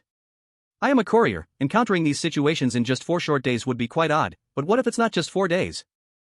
Feng smiled confidently. I understand now. The audience in Dragon Country's livestream saw Feng smile and breathed a sigh of relief. They had thought that Feng's strong attitude would lead the other party to refuse the delivery, resulting in failure for this package. Some viewers thought that agreeing to the other party's request was the answer. If that were the case, the 7th rule would be incorrect. But that didn't make sense. Previously, Feng had successfully obtained signatures after rejecting unreasonable requests multiple times. When some viewers were anxiously waiting, the recipient finally signed the last character. So it turns out Brother Feng did nothing wrong. Scared me to death. I thought Brother Feng was about to be done for. Upstairs, are you nearly 30 years old and still calling yourself baby? Lighthouse audience, you self-serving chosen ones have some skills. Sticking around this long just slightly worse than David. Kimchi audience, why can Dragon Country's chosen ones always turn danger into safety? This isn't scientific. Upstairs, the Kimchi person is losing it, talking about science and horror tales? Kimchi audience, believe it or not, will restrict you from coming to our country for tourism. You won't get to eat our delicious food. Kimchi audience, I'll report this to the higher-ups right now. It's a deal. Don't go back on your word. The famous kimchi you rely on is still imported, while our ingredients zone is your staple food area. Even our dogs would cry from hunger when they go there. While the viewers from Dragon Country and Kimchi Country had a friendly exchange, the chosen one from Lightning Country waited for several hours and finally saw the recipient appear again. Mr. Li Jiahao, please sign on the delivery slip. The Lightning chosen one felt a little uncomfortable. He had just followed the rules and rejected the other party's unreasonable demands, but unexpectedly, the other party had simply left. If it happened like this again, even if the other party appeared next time, upon returning, they would exceed the parking time for the 3-wheeled motorcycle. The recipient, Li Jiahao, looked coldly at the Lightning chosen one, tossing a suit of clothes on the ground. Put on this suit first. The Lightning chosen one, worried that the other party would leave again, weakly inquired. If I wear this suit, can you sign the last character? The recipient didn't respond, silently watching, with no expression that gave an answer. The Lightning chosen one pondered for a moment and decided to change into the suit. It just so happened that no one was in the guard booth outside the back door. The work uniform was placed on the guard booth table. After putting on this 40-year-old style outfit, he discovered that the security booth's uniform had disappeared. The Lightning chosen one realized he had been tricked, quickly walking up to the recipient and handing over the delivery slip. The recipient smiled, pushed open the iron gate of the back door, and pulled the Lightning chosen one inside, saying, "You didn't wear the delivery uniform, why should I sign for the package? You are now my father, please come to my class's parent meeting, remember." The recipient turned around stiffly, glaring coldly at the Lightning chosen one. "Once we get to the teaching building, don't make any noise." The Lightning chosen one didn't want to come in at all. It was the recipient who dragged him into the school, and now he had to act as his parent. In the real world, this wasn't unusual. Mischievous or left-behind students, not wanting their parents to know, or with parents not around, would look for unfamiliar middle-aged people to go for them. The Lightning chosen one had seen similar movies. But this wasn't the real world. And the Lightning chosen one noticed that once he entered the school, the sky immediately turned to night, and the students who were counting grass on the lawn disappeared. In the pitch darkness, every classroom in the teaching building flickered with dim yellow lights, or bright red, or purple, or even black. The lightning chosen one understood he had entered a terrifying place. The only one who could help him was the recipient in front of him, who also brought him into the school. The lightning chosen one was about to ask. The recipient raised a finger, touching his fingertip to his lips, interrupting the chosen one's question. Shoo. After entering the teaching building, remember what I said, otherwise the homeroom teacher and the teachers will discover you are not my father. The recipient pulled the chosen one's arm and walked up the first step of the teaching building. A man in a suit happened to pass by, stopped, and looked over, saying something in a language the audience and the chosen one could not understand. Asterisk asterisk asterisk asterisk asterisk asterisk asterisk. The lightning chosen one could only follow the recipient's instructions, standing in place without saying a word. The recipient nodded, and the man in the suit finally left. The lightning chosen one let out a sigh of relief. In this school called silence, it seemed only the recipient could be relied upon. The corridor lights of the school flickered, and in the darkness, it seemed he could see many students coming and going. The chosen one wanted to ask the recipient what was going on. But he couldn't speak here, so he had to write on his hand with a pen to ask the recipient. No matter how he tried to tug at the recipient, it didn't elicit any other reaction from him. He tugged him down to the stairs. The lightning chosen one knew that resisting now was useless, so he followed the recipient's footsteps, looking down as they walked down the stairs. There were 33 steps from the first floor to the second floor. There were 35 steps from the second floor to the third floor. But there were only 14 steps from the third floor to the fourth floor. The recipient pulled the lightning chosen one to the corridor, heading towards the classroom marked with the number 4, and walked in. The lightning chosen one raised his head. Half of the classroom was already filled with middle-aged men and women. On the podium, in bright red chalk, the blackboard read, "Parent meeting, welcome to come." Chapter 98, The Silent Parents. "Hello, parents, I am the homeroom teacher of Class 4, Weiss." The man speaking on the podium looked to be in his 30s, wearing gold-rimmed glasses, smiling at the over 50 parents in the audience. The parents remained silent, waiting for the homeroom teacher to continue speaking. "I believe everyone has received their child's report card. This report card is from the exam on the day of enrollment during the new year. Some have made great progress, rising from the bottom to the top 10, while others have fallen from the top 10 to the bottom. I believe that in the new year as students enter the school, they will all make progress." Weiss erased the writing on the blackboard, using chalk stained with blood, and wrote a big line. "Fastest improvement in grades, student Li Jiahao." After Weiss finished writing, he put the chalk down on the podium and smiled at the lightning chosen one. "Please have this student's parent come to the podium and share about your child's study situation at home during the new year." The lightning chosen one's expression darkened. Sitting still, afraid to move. This school is called silence, and the recipient has warned him not to speak. No matter what he says on stage, it's death. Wes smiled once more at the chosen one, kindly providing a topic for the chosen one to speak about. "Please, this parent come up on stage and just talk a little about how your child usually arranges their study time." The chosen one still sat there, not going up to give a speech. The parent next to him patted his arm, pointing at the podium, hinting for him to hurry up and speak. In the end, Wes walked up to the chosen one, pulled him towards the stage, and tapped the blackboard. "You don't need to be too nervous, just speak simply." At the same time, the bright red chalk on the podium fell to the ground, breaking into 2 pieces. The chosen one also heard the sound of the chalk breaking and thought, "Right. I can use chalk instead of speaking. My clever head actually came up with such a good idea." The chosen one's body slightly bent, leaning down towards the broken chalk on the floor. Wes held onto the chosen one with one hand and pushed up his glasses with the other, smiling and saying, "This parent, loosen up, don't be afraid." The chosen one felt like he wanted to die. He just wanted to pick up the chalk but ended up saying he wanted to loosen up. He really wanted to tell the homeroom teacher that he only came to pick up chalk.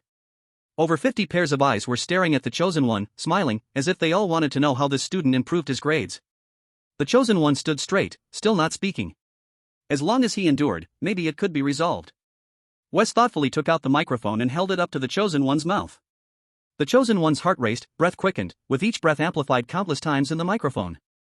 The lightning live streaming room instantly went black, and the smile delivery monster rewarded in the lightning kingdom. Lightning audience, damn it, what have they done? Lightning audience, this must be fake. Is this chosen one going to take revenge on us?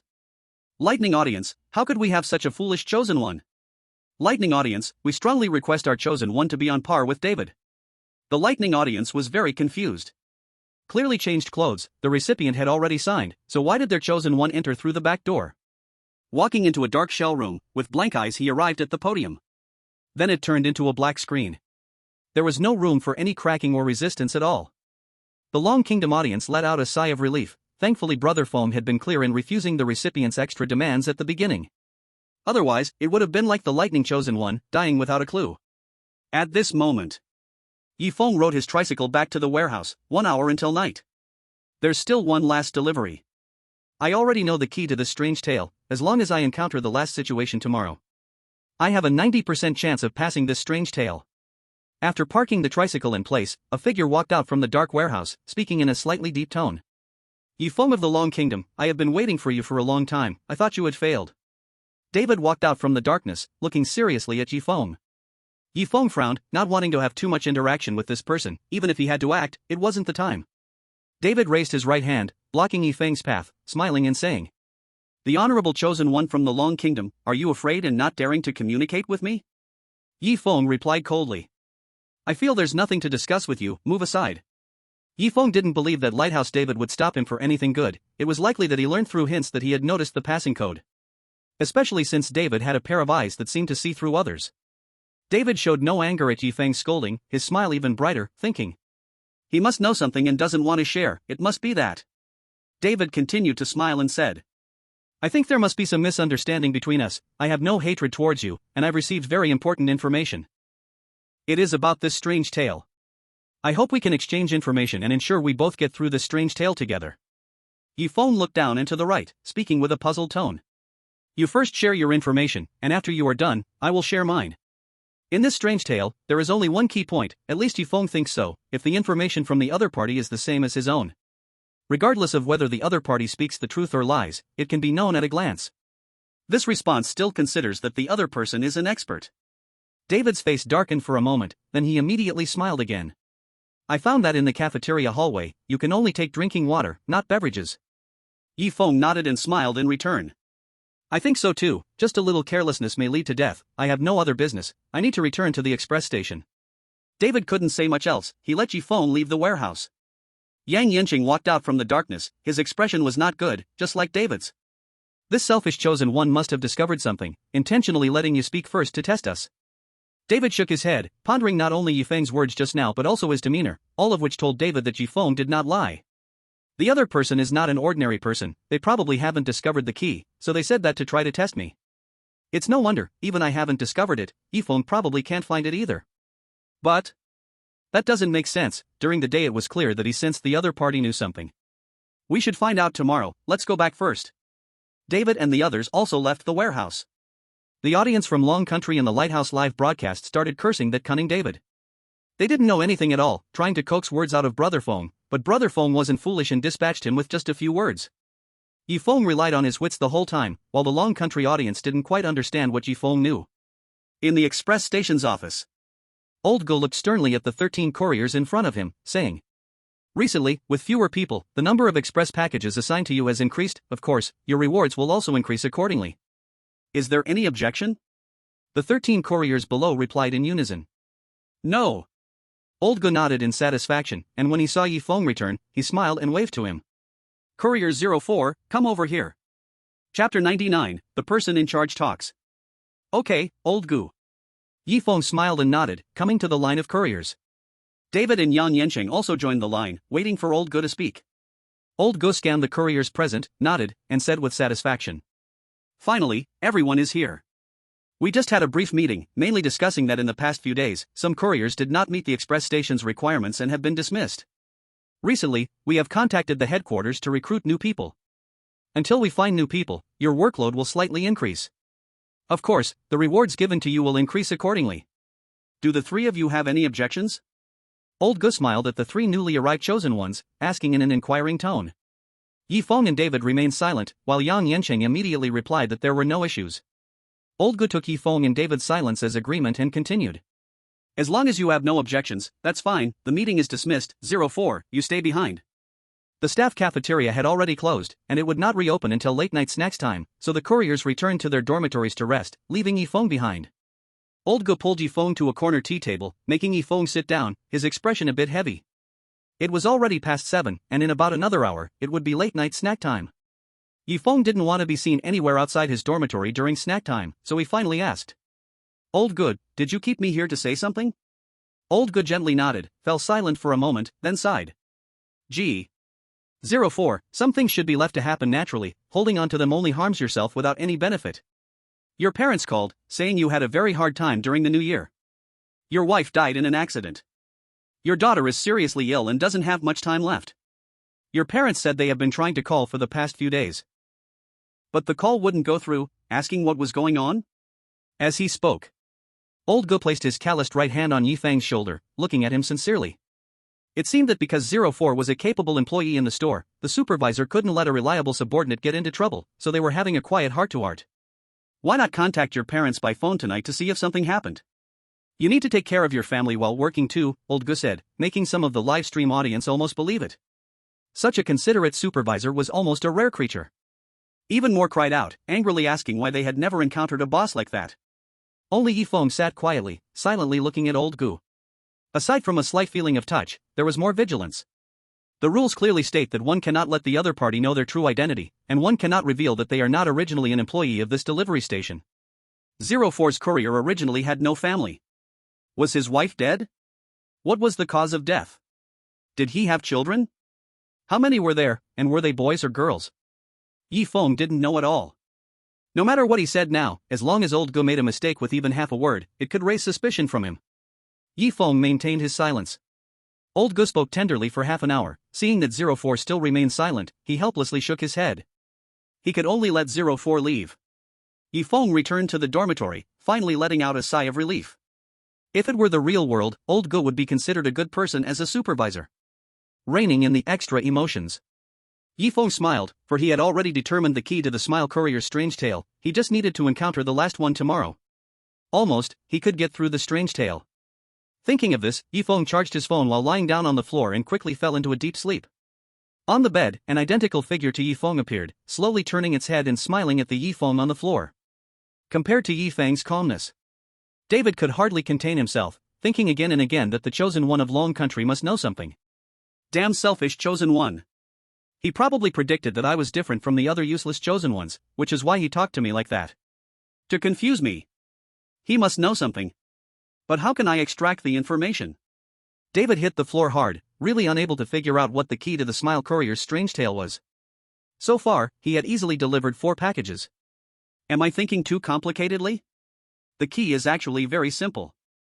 David thought for a long time but still found no answer, so he could only rest first and prepare for the final day's challenge. The livestream audience was curious about the key to the Smile Courier's strange tale. Even the Lighthouse horror novelist David couldn't make sense of it, which seemed very unusual. The next day, which was the last day of the Smile Courier's strange tale, Yi Feng got up before 7 o'clock.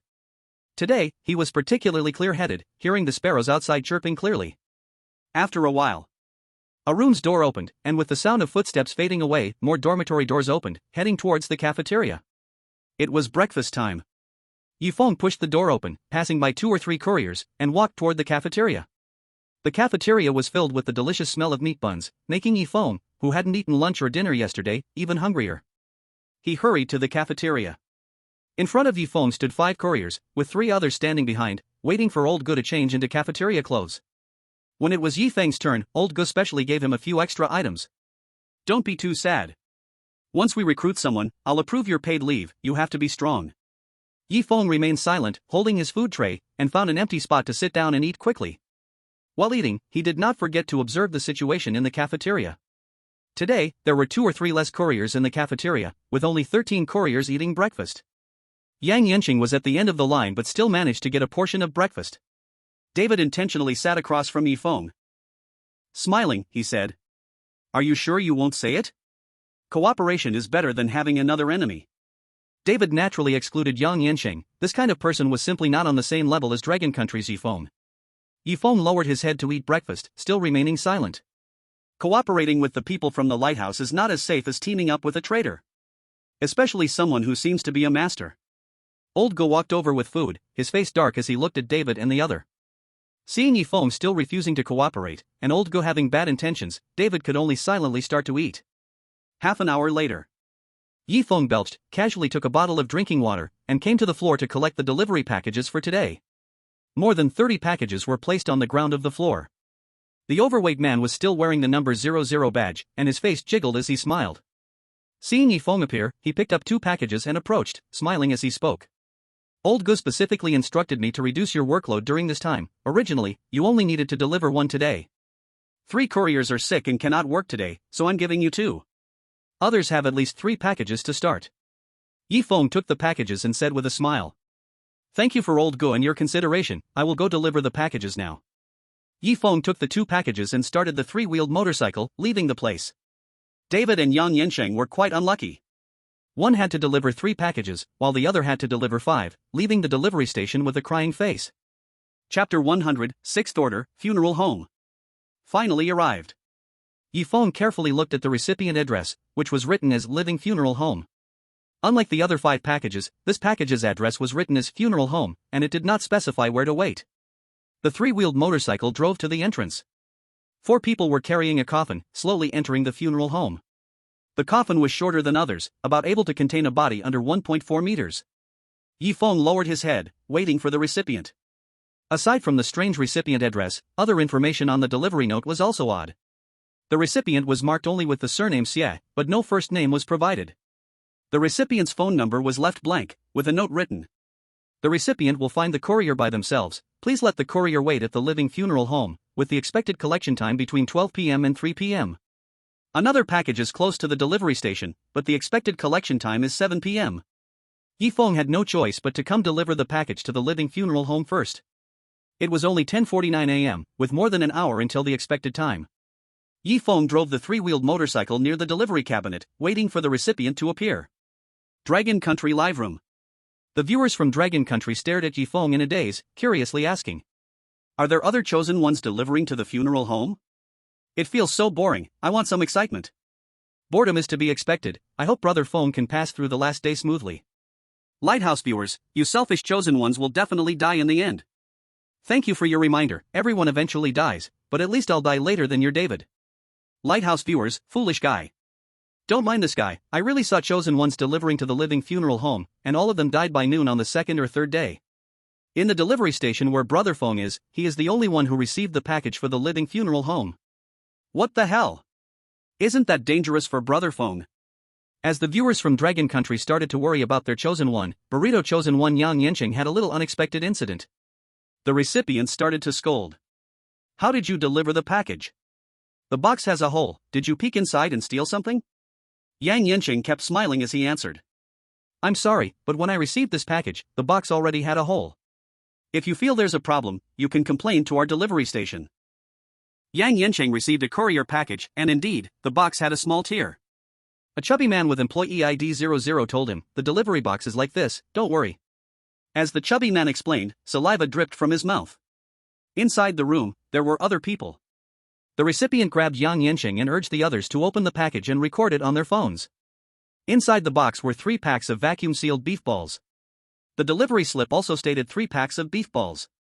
Yang Yansheng sighed in relief and smiled as he said, the items are not missing, can I leave now? The recipient held onto Yang Yansheng's arm tightly, and his expression darkened. The seller said they would send me half a pound of beef tripe. Where's my gift? At the bottom of the delivery slip, there was a small line that read, complimentary half a pound of beef tripe. Yang Yansheng panicked and quickly explained, someone might have taken the things during delivery, but it was definitely not me. The recipient sneered coldly. You guys always deliberately tear open the courier boxes to see if there's anything you can steal for yourselves? Now I've finally caught you in the act, just wait for my complaint. The recipient released Yang Yansheng's arm and returned inside the room. Yang Yansheng felt like crying without tears. Even if someone had stolen the items during transit, he would complain about them, yet the recipient insisted on complaining about him. Yang Yansheng had no evidence to prove that the box was damaged before. Adding this complaint, that's 2 complaints in total. Next, I have to be extra careful. Yang Yansheng headed to the next delivery. Outside the funeral home, Feng waited by the courier locker for 2 hours. It was almost 1 in the afternoon, but the recipient still had not shown up. In those 2 hours, 6 or 7 coffins had been carried inside. Some coffins were lonely, without family to accompany them, and a strong smell of decay wafted from afar. Some coffins were surrounded by crying relatives, even kneeling on the ground, unable to believe their loved ones were gone. Each time a coffin was delivered, 2 staff members from the funeral home would come out to receive it and arrange its placement. The 2 staff members seemed accustomed to it, no matter how badly others cried, they always maintained a calm demeanor, arranging things properly. Some of the deceased's relatives even scolded the funeral home staff for being cold-hearted, asking why they couldn't let them see their loved ones a little longer. Yi Feng continued to wait. At some point, someone tugged at the corner of Yi Feng's clothes and in a childlike voice said, "Big brother, are you from Smile Express?" Yi Feng looked towards the voice and saw a little girl who looked to be under 8 years old. The little girl wore a silver necklace, a cute white dress, white tights, and black shoes. However, her hair was disheveled. The little girl struggled to push her hair back, attempting to reveal her entire face. Before Yi Feng could respond, the little girl continued talking. "My dad had previously bought something online for me, and he said it was from Smile Express." Yi Feng tentatively asked, "Is your last name Xia? The same as in thank you?" The little girl nodded vigorously and smiled as she said, "Yes, big brother, my name is Xia Qi, and my dad always likes to call me lovely lovely. Worried that Yi Feng might not believe her, the little girl pointed at the package and said, "Inside are all lovely things, and my dad didn't know who would be available to sign for it, so the recipient is just written as Xia.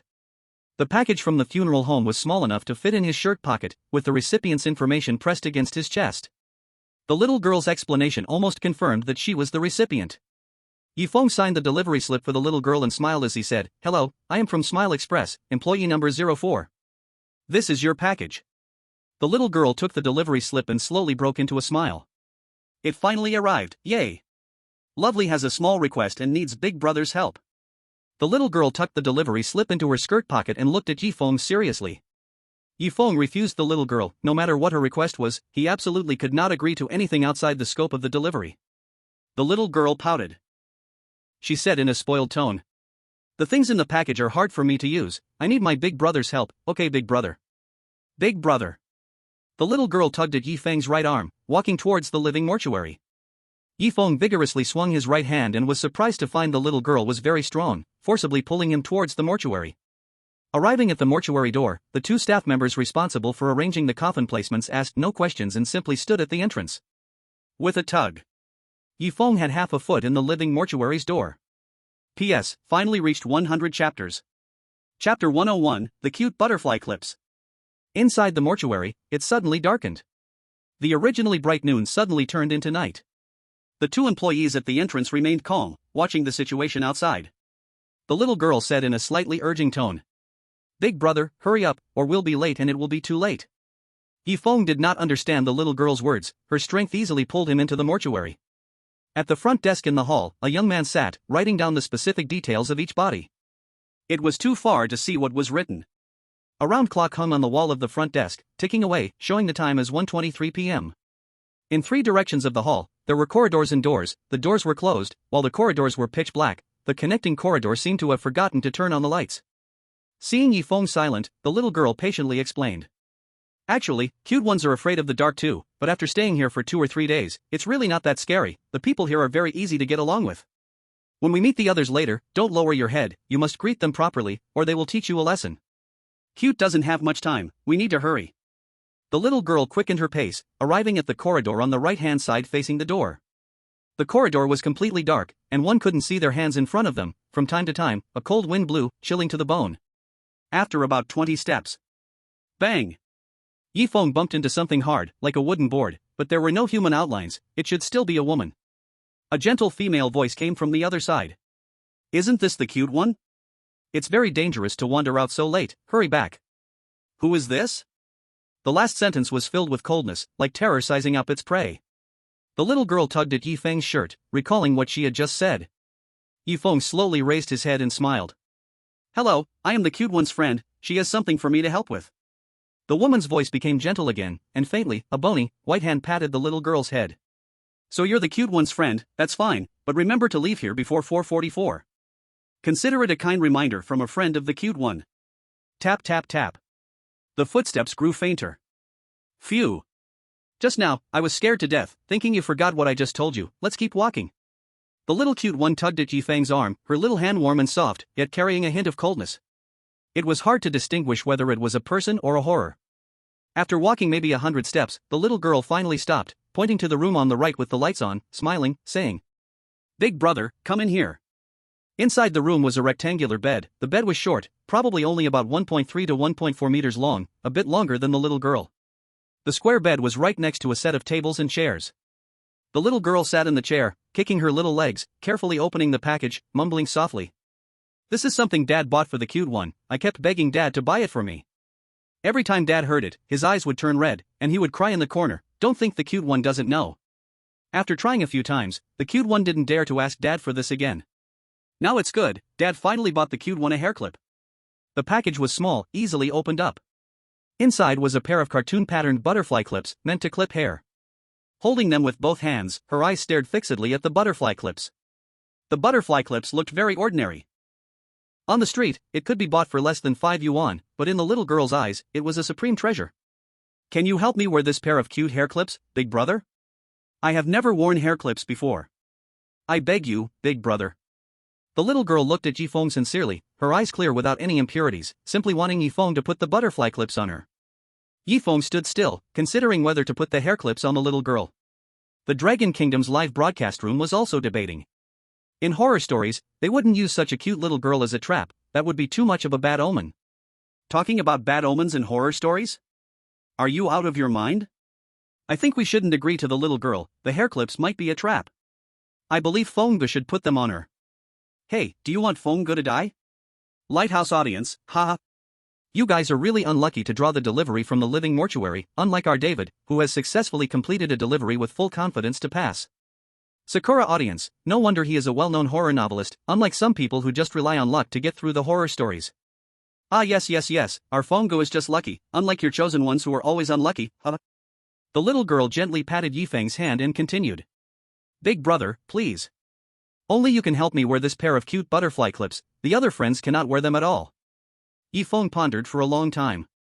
If refusing was the right choice, he could have escaped from the recipient long before the mortuary, instead of being dragged into the mortuary. Now if he refused, the danger might be greater than agreeing to wear the butterfly clips. Weighing the pros and cons, Yifeng decided to put the butterfly clips on the little girl. The little girl's hair was dark and smooth, it was easy to put on one butterfly clip. When it came to the other butterfly clip, the little girl tilted her head to one side, allowing Yifeng to put the other butterfly clip on her well. Big brother, is it on well? The little girl asked softly, curious, afraid that Yifeng hadn't put the butterfly clips on properly. Yifeng nodded. It's on. The little girl, now wearing the butterfly clips, looked much more spirited and cute than before. At least she wouldn't have to keep pushing her hair back to see ahead. The little girl happily stood up and in front of the mirror on the table, played with the butterfly clips in her hair. Cute butterfly clips, Dad bought them so beautifully. Big brother, are the butterfly clips pretty? Yifeng nodded again. Compared to the recipients he met before, this recipient was just a pure little girl, untouched by the outside world. After wearing the butterfly clips, this purity was even more innocent. The little girl carefully touched the butterfly clips, feeling the pressure on her head, genuinely experiencing their existence. Holding Yifeng's hand, she smiled widely and said, "Thank you, big brother. I really like them, you will always be my friend, and the others here will also treat you like a friend." Yifeng, lost in thought, recalled the receipt and pen in the little girl's skirt pocket. He smiled and asked, "Do you need help with anything else?" The little girl shook her head. "No." Yifeng maintained his smile, pointing at the receipt and pen in the little girl's skirt. "Could you please sign the receipt for me?" Just as the little girl was about to take the receipt from the bag, a woman's voice called out from outside. "Xia Kawaii, it's your turn, hurry up." The little girl picked up the pen, wanting to write the word Xia on the receipt. An invisible force pulled the little girl, her body shifted in the dark corridor, and she could no longer be seen. Oh no! The receipt and pen are with the little girl. Chapter 102, The Customer's Here. Tap. The lights in the room instantly went out, and Yifeng was in complete darkness. Apart from the darkness, there was only darkness left. Experience told him that any action at this moment would trigger a deadly trap. Yifeng wiped the cold sweat from his brow. Waiting for the light to appear again. Tap tap tap. The orderly footsteps became clearer, getting closer. When the footsteps were at their nearest, they suddenly stopped, and the lights in the hallway instantly lit up. Having gotten used to the darkness, the light burst forth suddenly. The piercing brightness made Yifeng unable to open his eyes, so he immediately covered them until he adjusted to the strong light. The room was still dark, and the bed and chairs seemed to vanish into the shadows. At the door lay a coffin about 1 meter, left open. Yifeng moved closer to take a look.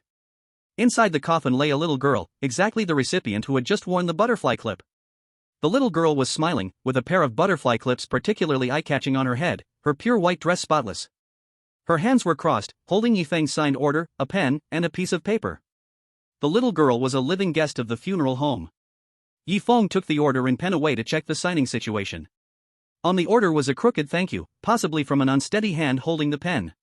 In the lower left corner of the big thank you, there was a tiny thank you written. Put together, it read thank you. Yi Feng smiled from the heart. This little girl was truly well behaved. Putting the order and pen into his pants pocket, he was about to leave the funeral home when an invisible force controlled him, reaching out for the paper the little girl was pressing. The power, not belonging to humans, was irresistible. He pulled the white paper from the little girl's arms. The back was written in tidy handwriting, likely from a girl's hand. It read, "Thank you, lovely." She was a lively and lovely little girl in life. Half her life spent in the hospital, yet she never bore the fear and unease of being a patient. On the contrary, she mingled with many patients and became good friends. After turning 3, she cried only 3 times. The first time was when she learned that her mother had died, crying in her father's arms all night. The second time was when her father refused to buy her a pretty hairclip, crying out of grievance for a few minutes. The third time was when she saw her father cry over the butterfly clip, leaving her to silently shed tears in the bathroom. She vowed, no matter the reason, to never mention the hair clip again. Because of her liveliness, many melancholic patients found joy, and some even improved in health. Unfortunately, heaven would show no mercy for your liveliness, your cuteness, or your sincerity. You still had to leave this world. Before dying, weekly telling your grandparents.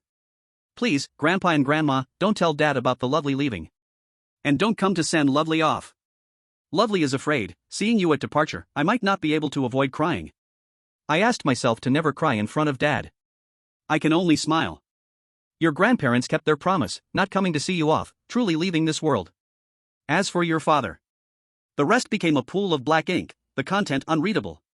Yi Feng slowly placed the paper back into the little girl's embrace, his eyes slightly moist. To say he was not sad would be a lie. Looking seriously at the little girl, she had glue on her forehead, sticking her hair together. The mismatched hair on the little girl's head seemed normal. What a lovely little girl. Lovely can't be the last situation, she must be the last delivery. Yi Feng forcibly suppressed the sadness in his heart, striving to keep calm, a smile slowly emerging. 4 young, strong men walked down the hallway, working together to lift the coffin. One of the men sighed.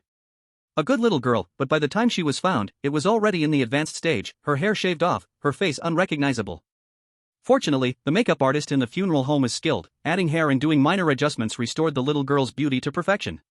Another man said. Stop chatting, take her for cremation, be quiet, don't disturb the others. The 4 men quickly left with the coffin to the right.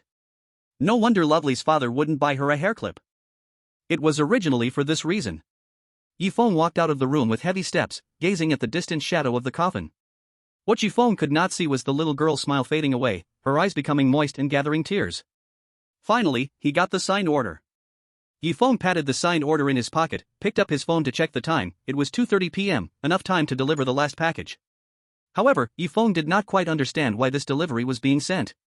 The recipient of this package seemed unrelated to the key issue. Moreover, there was no danger, this package seemed a bit too simple to deliver. If there is no danger, then there is only another possibility. He walked slowly down the corridor, remaining alert to his surroundings. The appearance of the little girl meant nothing, but if combined with other events, it might make sense. 1 step, 2 steps, 3 steps. The pace gradually slowed, every detail had to be grasped. Less than 10 meters from the hall. Outside came the sound of dissatisfied discussions. What happened? In the past few days, 5 or 6 broken corpses have been delivered. Especially this couple, I heard they were lovers, angry someone from a delivery station, and that person dealt with them. It is said to be employees from Smile Delivery's Southeast Station. Another person said in a frightened tone. It's over, just now there was a person dressed in Smile Delivery uniform walking into the corridor. Could it be him? The original speaker laughed and said. Impossible, their builds don't match. Let's not talk about this, hurry to guide them to the placement. Okay, another person replied. Oh, the man's face is gone, the makeup artist will have to work overtime again. After the 2 whispered in amazement, they guided the porters to place the bodies. The discussions in the hall ended, and the staff walked towards the corridor directly facing the hall entrance. Yi Feng intended to leave now, but the light in the room to the left came on. Inside was a coffin, half covered, allowing a view of either the upper or lower half of a corpse. Yi Feng did not have the bad habit of peeking at corpses, his steps walked towards the hall, but his body shifted towards the room. The moment he entered the room, the door slowly locked behind him. The lid of the coffin gradually pushed open, falling to the ground with a thud. Yi Feng's heart skipped a beat.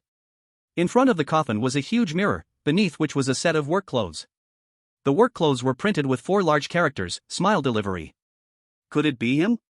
Yi Feng wasn't sure, evidently, approaching to observe now was a foolish thing to do. However, his body uncontrollably moved closer to the coffin, the corpse inside coming into view before Yi Feng. Chapter 103, Familiar Guy. Yi Feng's body was out of his control, arriving beside the coffin. Inside the coffin lay a corpse.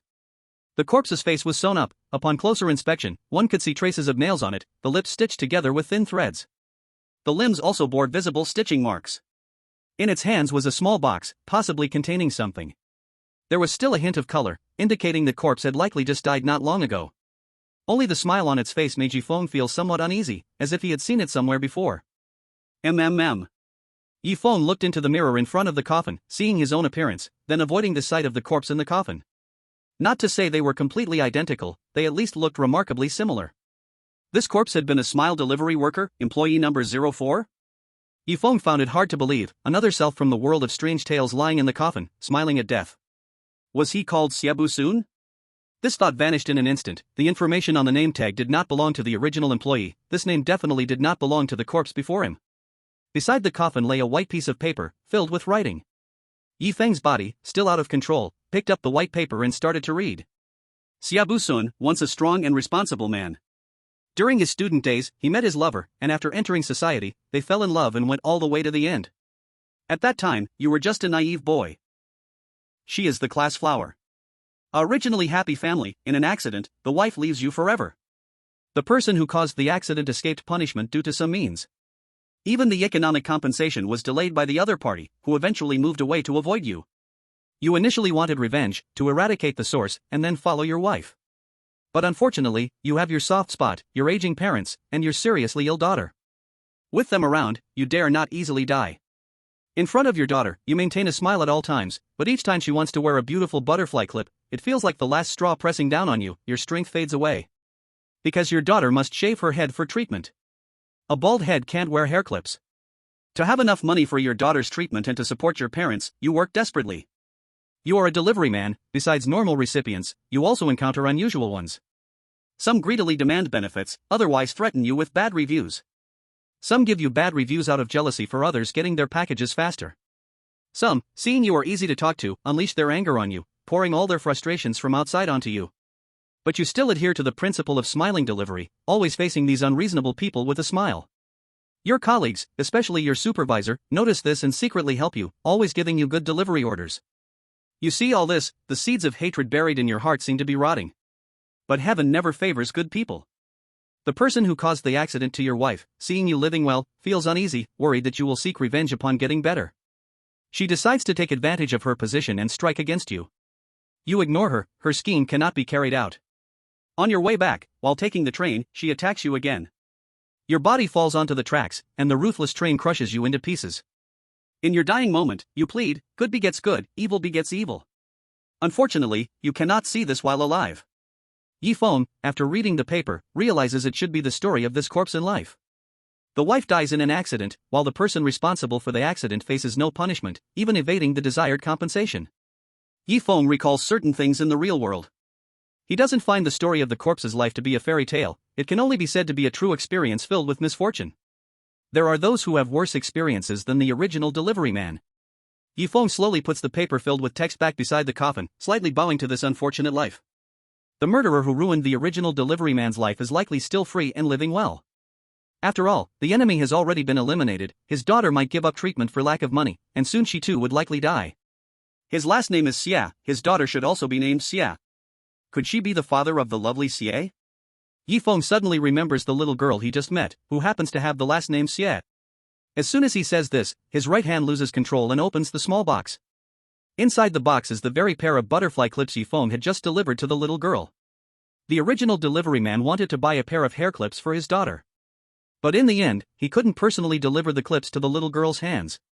The clips in the box slowly begin to burn, gradually turning to ashes. As the air flows, the ashes disperse into the air. In an instant, Yi Feng feels an impulse to seek revenge for Xiabushuan. He then self-deprecatingly smiles. This is a world of strange tales, where he can't guarantee his own safety, much less be a hero seeking revenge for others. It is akin to a fish in a pond trying to take revenge on a cat that eats fish. Yi Feng shakes his head, shaking off that feeling of revenge. What he needs to do now is leave the living mortuary and deliver the last package. Creak.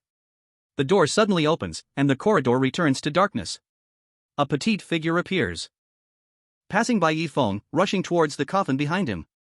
A faint voice reached Yi Feng's ears. "Dad, you're just asleep like Mom, you will wake up, right?" Bang, bang, bang.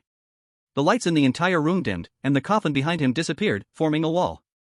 Every second, the wall pushed out 1 meter. Yi Feng walked quickly out of the room and into the corridor. The corridor regained its brightness. The 2 staff members who had arranged the coffin's position just now came to the hall, wearing disgusted expressions. "It's terrible, the right tongue was cut off, the tendons in the hand severed, a single touch causes blood to spurt everywhere. And the bones in the lower body were all smashed, soft as a piece of meat." Unaware, one would think they were discussing how to kick off pork bones. Yi Feng took a deep breath, trying to calm himself as he quickly made his way to the hall from the corridor. "Stop right there." One of the staff members saw Yi Feng and immediately called out. The other staff member began to scrutinize Yi Feng and asked in a questioning tone. "Are you from Smile Express?" Yi Feng nodded, the Smile Express printed in big letters on his uniform couldn't hide it. "You don't look like the vicious killer that's been talked about recently, your build doesn't really fit. But please wait here, I'll contact the relevant personnel to confirm you're not before you leave." The staff member blocked Yi Feng's way, while the other dialed a number to bring someone over. Yi Feng kept smiling, replying. "I'm just an ordinary delivery person, you must have mistaken me." At that moment, the television next to the clock turned on, playing a piece of news. Chapter 104, Have you confessed to them? Everyone, the ongoing series of murders that has left people confused has finally been solved. The murderer is from Smile Express Southeast Station, Old Gu. Could you tell us why you committed these murders? The reporter handed the microphone to the other person, who was the head of the delivery station, Old Gu. At this moment, Old Gu calmly smiled. "I told my delivery staff that they could not violate rules, but they must never be bullied. The people I killed all deserve it. It's a pity there's one more person, she's still alive, if I kill her too, he might die a little more peacefully." One of the personnel next to Old Gu sternly said. "Be honest with me. Tell me. What's the reason?" Old Gu sat in the regret chair, showing no sign of remorse on his face, the only regret was not finishing the job entirely. Calmly, he asked the personnel beside him. "Do you have a lighter?" "Forget it, even if you have one, you wouldn't give it to me." "Can I get a cup of hot soup?" Usually, when soup is divided among the delivery workers, it's gone by the time it gets to me. The relevant personnel glared at Old Gu, shouting. "Adjust your attitude. You're committing a crime, confess and you'll get leniency, resist and you'll face severe consequences." Old Gu smiled faintly and casually remarked. "What about the one who killed delivery worker 04? Isn't she still wandering free? Did she confess to you? If you have evidence, then convict me." The personnel's expression darkened. The other side didn't seem to be an easy target, they captured someone who had eluded them for 3 whole days and nights, definitely a tough character. An older relevant personnel entered from outside, approached Old Gu, and said calmly. "Do you know? The people you killed all have families, you've hurt at least 8 families. You're extremely guilty. As long as you confess everything, perhaps I can plead for leniency on your behalf, you might not have to die." The older personnel saw that Old Gu was harboring resentment, still not wanting to die, still wanting revenge, and thus spoke the words Old Gu wanted to hear. Old Gu snorted, his fingers quickly tapping on the table, creating a chaotic sound. The younger personnel was enraged, encountering such an arrogant murderer for the first time, they wished they could take him out instantly. The older relevant personnel calmly said. "You leave first, I'll talk to him alone." The young personnel slammed the door and left, while the older personnel ordered someone to make a cup of hot tea and placed it before Old Gu. Smiling, he said. "If you continue to hide, you won't make a move again. Perhaps you're still at ease now. Tell me, why did you lay hands on her an hour ago?" Old Gu took a sip of hot tea, pursed his lips, and shook his head. "The tea is made just average, not very good." The person involved, hearing the irrelevant answer, kept smiling and handed Old Gu a milk packet and sugar cubes. "If it's too bitter, add some milk and sugar. It'll taste better." Old Gu put in 2.5 sugar cubes and 2 small sips of milk, took another sip of hot tea, nodded, and said. "The taste is okay, but unfortunately, my brother will never get to drink tea as good as this." The person sat back down, waiting for Old Gu to continue speaking. Old Gu slowly began to speak. "The people I kill, it's all because they use their ugliness to hurt my couriers. I just repay the harm, it's only natural. I didn't expect you all to quickly discover the target I had locked in. That person really deserved to die. He killed his wife by accident, then pushed her onto the train tracks, having the train run over her hands and legs. His daughter died because they couldn't afford her medical bills. Tell me, does such a person deserve to die? Old Gu took another sip of hot tea, closed his eyes, and stopped speaking. The person, seeing they couldn't get anything more out of him for the time being, had no choice but to leave. The room was left with only Old Gu, who slowly lifted his head and smiled at the direction of the camera. Sorry. The television screen suddenly went black, and the image disappeared. The staff in the hall who were watching the television saw the news, saying that the criminal had been caught, and the courier in front of them was clearly not the criminal. We're very sorry. We shouldn't have doubted you. One of the staff reacted, apologizing with a smile to Feng, as anyone in the situation would be angry. How about this, you come here to consume, and we'll give you an 80% discount. Feng's mouth stiffened, still trying to maintain a smile. It's okay, there's no need for the discount. Who would casually go to a funeral home to consume? That kind of discount isn't even worth taking. Just then, another coffin was carried in. Feng caught a glimpse and saw that the body inside was a woman, somewhat similar to the recipient of the first delivery. Her head had a hole in it, her eyes were rolled back, and her mouth was foaming. The four men who brought it in struggled to place it in the hall. One of them grumbled. This person was unreasonable in life, and now look at her after death. She deserved it. Another one whispered. Don't say it. This is a funeral home, it's creepy. The man who had spoken first immediately shut up and waited for the hall staff to direct them on where to place the coffin. Feng walked out of the living funeral home, transitioning from night to day. The slightly bright sunlight seemed to wash away all the gloom from the funeral home. Feng's face broke into a smile as he thought to himself. It seems things went as I expected. This last delivery is essentially a clue. The last delivery is much simpler. Feng checked his phone. It was now 3:49 p.m. The address for the next delivery was 8 kilometers away, giving him plenty of time. Feng started his three-wheeled motorcycle and headed for the last delivery address. The viewers in Dragon Country's live stream sighed after watching Feng's experience in the funeral home. So the story of Courier 04 was so tragic. His wife was killed by someone, and he didn't get the justice he deserved. Instead, Courier 04 silently endured everything because he had his own weaknesses. They didn't expect that the person who stopped 04 from taking action had instead taken action first and killed 04. Old Gu avenged 04, and now only one final key person remained. It's a pity, if only Old Gu had also taken care of the person who killed his wife, that would have been perfect. Upstairs, this is a creepy tale livestream. Don't bring your childish thoughts here. It's making me itch with anger. If I didn't have weaknesses, I would have acted first. A certain horror novelist in Dragon Country, so this is the breakthrough point of the creepy story. Feng probably guessed it long ago. A good chosen one. Breakthrough point? Can the person upstairs explain? Dragon horror writer, you'll know soon, just be patient. The live stream in Dragon Country's chat exploded with activity, curious about what the clue was from the funeral home's delivery. The Lighthouse live stream NVG Feng for walking out alive. The Lighthouse viewers, the chosen one of the Dragon Kingdom can actually walk out of the live funeral home, unreasonable. The Lighthouse viewers, very good, he will definitely die at David's hands in the end. The viewers in the Burrito live room became tense at this moment. Once the Burrito chosen one gets another complaint, they will be finished, they randomly enter the ghost story world. The viewers in the Pasta live room are very relaxed, as their own chosen one is still alive, and the chance of clearing the level is not small. Currently, there are 8 chosen ones still alive. At 6:44 p.m. in the afternoon, Feng arrived at the address for the last delivery. Chapter 105, The Last Delivery. Finally at the last delivery address. Feng looked at the subway entrance, his expression somewhat serious. According to his guess and the hints from the live funeral home, the last delivery should correspond to the last type. But if not, he would ultimately fail to clear this ghost story. Feng took a deep breath, parked the three-wheeled motorcycle to the side, and took out the small delivery parcel, walking into the subway entrance D. The subway entrance was without power, and the originally bright subway entrance became dim. The stairs were covered with gum, saliva, and traces left by drinks. Accidentally stepping on gum caused his shoes to stick to the ground. Green liquid stuck to the handrail, likely snot. There were various graffiti on the walls, which normally looked like children's games, but from a certain angle, it depicted adults eating children. Feng walked in the middle of the stairs, slowly heading downward. The delivery address was in the waiting area of Happy Subway Line 1. Feng had reached the Happy Subway entrance D, he needed to go down and check the specific location of Line 1. In the city where Feng lived in the real world, there was no subway, he had only taken the subway 2 or 3 times when going out to play with friends. He remembered that after finishing the entrance stairs, a map of the subway should appear in the corner hallway, where he could then check where Line 1 was. 1 step, 2 steps, 3 steps. Feng was going down slowly, basically taking 5 seconds to go down one step, while also being vigilant about his surroundings, ready to react immediately in case of danger. The hearts of the Dragon Kingdom viewers were also in turmoil. There was no lighting at the subway entrance D, and their chosen one, Brother Feng, had already walked down more than 100 flights of stairs, yet had not reached the end.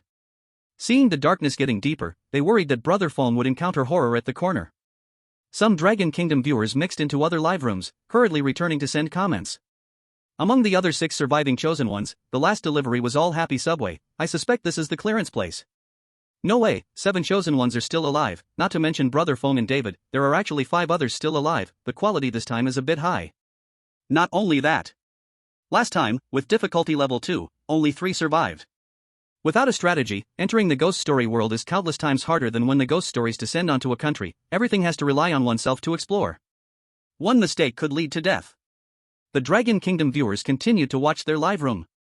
At this moment, Feng was mentally counting the steps. There were too many stairs in this subway staircase. After counting up to the 441st step, he finally saw the floor at the bottom. 442, 443, 444. The stairway at entrance D had a total of 444 steps. The left in front faces a wall, with only the hallway on the right connecting. ZZZ. In the depths of the hallway, 2 or 3 lights were still running, flickering dimly. At the corner stood a subway map, providing detailed information. Happy Subway has a total of 10 lines, with line 1 closest to entrance A and farthest from entrance D, about 300 meters apart. Feng took a piece of white paper and recorded the route on the map. Including how many steps to take and when to turn, everything was recorded in detail. 33 direction changes, need to walk 1032 steps. Feng frowned. Normally, the subway wouldn't require such a long walk, and the distance marked on the map was only 300 meters. The corridor's lights were dim, and the last delivery had arrived. Feng decided to stop pretending, boldly taking out a white paper, counting his steps according to the content on the blueprint. The viewers in the Dragon Country livestream were amazed to see Feng holding a white paper. Where did Brother Feng get the white paper? It's A4, not the paper from the dorm desk manual. Damn! We were all fooled. It turns out Brother Feng was looking at the big white paper in a blind spot. Why can't we see the content of the white paper? Lighthouse viewers, he really is a selfish guy, having something so good and not sharing it. Lighthouse viewers, we are all chosen ones, why be so selfish? Lighthouse viewers, he deserves to be targeted. David is Brother Feng's son? Lighthouse viewers, what do you mean? Since David isn't Brother Feng's grandson, why should he assist? You should let the moral high ground help your David. The viewers from the Dragon Country weren't courteous to the Lighthouse viewers. If it weren't for Brother Feng's luck and strength, he would have surely died at the hands of other chosen ones, whether directly or indirectly. To now face the accusation of selfishness is just the wicked crying out first. Many viewers from the Dragon Country prayed in their hearts that the chosen ones from the Lighthouse and the Edges would fail in this strange tale. At this moment, Feng walked forward 21 steps, following the route on the map. Now he needed to turn right and walk 17 steps. But in the long corridor, Feng saw walls on both sides. Feng turned right, holding his breath, and walked toward the wall. The wall felt like an illusion, and he stepped right through it. Feng slowly opened his eyes to find himself still in the dim, long corridor, but the light had changed from a dull yellow to a faint blue. Feng continued forward, reached 17 steps, immediately stopped, turned left, and walked 33 steps. As Feng followed the blueprint, David also arrived at the Happy Metro D entrance. David had 2 manuals in hand, acquired from the original chosen ones, as his own manual had long been used up. David glanced at the time on his phone. It was already 6:30 p.m., and in an hour and a half, the vehicle return time would have passed. Only the last delivery remained. David deliberately kept a calm mindset, vowing not to make any mistakes at the end. He arrived at the subway bottom at Feng's speed, and the map at the corner looked exactly the same as what Feng saw, quickly recording it down. Just in time, he used up the 2 manuals paper and noted down the entire route. David checked the route again, wiping the cold sweat from his forehead, smiling. Although I don't know what key the Dragon Country chosen ones have, I don't need to know, I can pass this strange tale smoothly. David quickly walked forward 21 steps, and by the time he completed those steps, Feng had reached the final route. Turn right, walk 101 steps, stop for 3 seconds, and you will be near line 1. Feng gathered the white paper, turned right, and walked 101 steps as quickly as possible, then waited in place for 3 seconds. In the next moment, the originally dark corridor brightened up, revealing 10 tracks ahead, with the track closest to Feng empty, while the others were filled with subways. Near the tracks was the platform, each one deserted. Finally arrived at the delivery address. Yi Feng reached near line 1, waiting for the recipient to arrive. On the empty platform, besides Yi Feng himself, he could see no one else present. Suddenly, a cold voice echoed over the platform. Line 1 will arrive in 30 minutes, please pay attention to the time, and there will be a 10-minute stop once it arrives. Passengers must enter the subway on time. If late, you will have to wait for the next Line 1 train, or it could take 10 days. Chapter 106, Leave with Peace of Mind. There is still 1 hour left. Yi Feng opened his phone to check the time, it was now 6:56 p.m. The last delivery also had no recipient's phone number, so he could only wait anxiously. Before long, a sweet female voice came from behind, and from her voice, it could be judged that she was a sweet girl. Excuse me, are you from the Smile Express? I have a package here with you. Yi Feng turned around, and the girl was wearing a sports sweatshirt and shorts, carrying tennis gear, with a smile on her face. The sweatshirt was breathable, and she wore only that on her upper body. The shorts were very short, only about 5 centimeters long. This outfit was eye-catching. If one had a slightly weak resistance, they would not withstand this temptation. Fortunately, Yi Feng had experienced tales of a gentle wife, so he paid no attention to this temptation at all. Yi Feng looked at the recipient's name, it had been artificially worn away, making it impossible to see what it was. What is your package? Yi Feng asked the girl. The recipient information showed only the delivery address, with a note that said the package contained fragile crystal, please handle with care. While asking, Yi Feng covered this line of information. The girl poked her chin with her index finger, pondering for a while, then replied. It's a crystal from my boyfriend, I heard it cost quite a bit, hurry and let me sign, I need to get home. The girl extended her right hand, asking Yi Feng for the signing sheet. She was able to answer about the item, and Yi Feng handed the signing sheet to her. She wrote her name on it, Tang Hao Hai. Yi Feng glanced at the name and handed the package to the girl, smiling and saying, Here's your package, thank you for choosing Smile Express. The girl took the package, casually picked up the ID hanging from Yi Feng's neck, and her smile vanished, turning into a grim expression. A knife appeared in her hand, and she coldly said, So it's you, die. The girl pulled out the knife, ready to stab Yi Feng in the heart. The sudden change caught Yi Feng off guard, his body froze in place, unresponsive. Be careful. With a roar, arms wrapped around the girl and threw her onto the number 1 line track. The girl fell onto the track, her pants caught in the gap, struggling desperately, cursing out loud. As long as I kill you, everything belongs to me. As long as I kill you. The sweet girl turned fierce in an instant. Yi Feng recalled his experiences at the living funeral home. This girl was the murderer who caused the original 04 Courier and his wife to die, and indirectly led to the death of their daughter. Yi Feng's face darkened, such a person could only vanish in the subway. Who saved him? Yi Feng looked over in confusion, realizing it was the battered old Gu. At that moment, old Ji's face, hands, and legs were all injured, bleeding fresh wounds that seemed recent. Old Gu was panting, maintaining a smile towards Yi Feng. You've done well, after delivering the last package, you should leave this place. Yi Feng couldn't grasp the meaning of old Ji's words. It seemed he already knew that Yi Feng was not the original 04 Courier. Old Gu pointed at the girl on the track, his tone darkening, and spat at her. It's her who caused your whole family to die. When you appeared at the express station 4 days ago, I knew you came seeking revenge. If you don't kill this harmful thing, you cannot return to that world. Unfortunately, your heart is too kind. If you don't take action, I will have to. I said no one can bully my people. Old Go walked over, patted Yi Feng's shoulder, waiting for the subway to arrive. Woo woo woo. From afar came the sound of rumbling. A train wrapped in black mist came speeding at 60 miles per hour. The train coldly crushed the vicious girl on the track, slowly stopping at the number 1 line. The black mist did not disperse. The icy broadcast sounded again. The number 1 line has arrived at the station and is under maintenance. Please wait 20 minutes before entering the number 1 subway. It was now 7:30 p.m., and there was no time to return to the express station to return the vehicle. Old Gus shook his head. You no longer belong to the express station. I guess your body is about to enter the furnace. Your parents have arranged for you all to be buried in the same place. I'm going back. Those useless guys only know how to attack those who follow the rules. Get on this train and leave in peace. The next moment, 3 related personnel rushed over, grabbing Old Gu tightly, a silver-white handcuff locking onto Old Gu, dragging him away forcefully. The 3 who rushed out seemed not to see Yi Feng, yelling angrily at Old Gu. You ran away again and took another life. Are you even human? You're simply a devil. Go! Before leaving, Old Gu smiled at Yi Feng, forming words silently with his lips. When you died in the subway, I promised to take revenge for you. I have finally completed it.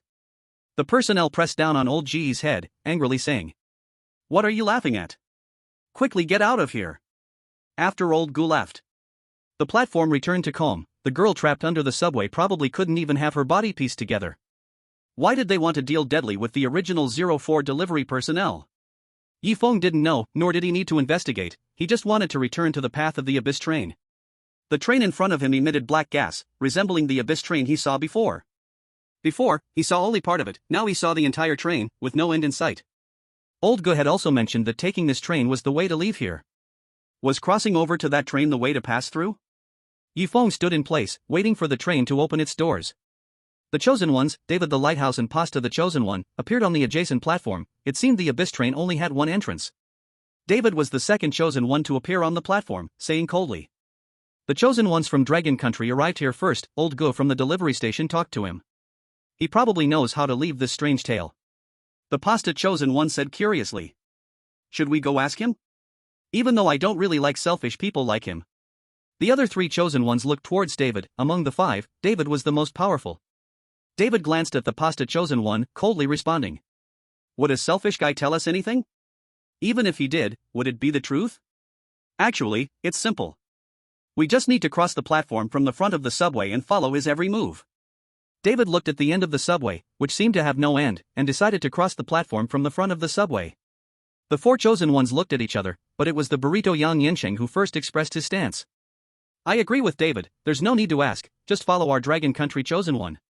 Yang Yensheng was the first to cross the platform from the front of the subway, and as he jumped onto the tracks, the subway suddenly moved forward a few meters. In an instant, it crushed Yang Yensheng's body. The burrito livestream instantly went dark, with a message popping up, Smiling Express has arrived in Burrito Kingdom. The viewers in the burrito stream started cursing, wishing they could jump into the strange tale and beat Yang Yensheng to death. This action caught Feng's attention, who calmly said. The broadcast mentioned that the train is under maintenance, and accidents are quite normal. Just wait for the repairs to finish. Among the four chosen ones on the opposite platform, 3 looked toward David. David said in a deep voice. I hadn't even said to go when he rushed over, no wonder I'm the one blamed. The earlier broadcast also said that the subway needed repairs, wait for it to finish before crossing. David didn't stop Yang Yensheng because he actually wanted the early bird to conduct an experiment, but he didn't expect Yang Yensheng to rush in first. 20 minutes passed. The broadcast sounded, Line 1 subway maintenance is complete, please board the train in an orderly manner. Chapter 107, The Disguised Ticket Inspector. On Line 1 subway. A certain train door slowly opened, revealing a bright yet gentle light. Inside, Z poked his head out, expressionless, waving at Feng. Feng confirmed that this train of black gas, its end unseen, was indeed the Abyss train. As long as he reached inside the Abyss train, he could pass through this strange tale. Feng had just taken half a step. A person wearing a subway worker uniform, with a badge, holding a clipboard and a ticket checker, walked towards him. The badge read Happy Subway, with small digits 01 Ticket Inspector at the back. The ticket inspector stepped in front of Feng, blocking his path. The calmness spoke. Please show your ticket to board the subway, otherwise, you need to go to the front desk to buy a new ticket. The time for buying a new ticket requires a wait of 30 minutes. The ticket inspector pointed to the ticket booth not far away, which could be considered the front desk of the subway. A worker with rotting skin waved at Feng from inside the booth. Tickets. Feng had never seen anything like it, his pocket was bulging with a stack of receipts. The rules did not state who the receipts should be given to, so they had been sitting in his pocket. The once bulging stack of receipts instantly withered. Feng was taken aback, thinking, could all the receipts be tickets for the Abyss train? To verify his thoughts, he quickly pulled out the paper from his pocket. The stack of receipts transformed into a ticket for Line 1 of the subway. The ticket had no name, only the words Line 1 subway, 8 o'clock departure. No wonder every recipient had to sign for the receipts, only after signing could they turn into tickets for the Abyss train. He handed the ticket to the ticket inspector. The inspector took the ticket and placed it on the ticket machine, which quickly emitted a mechanical sound.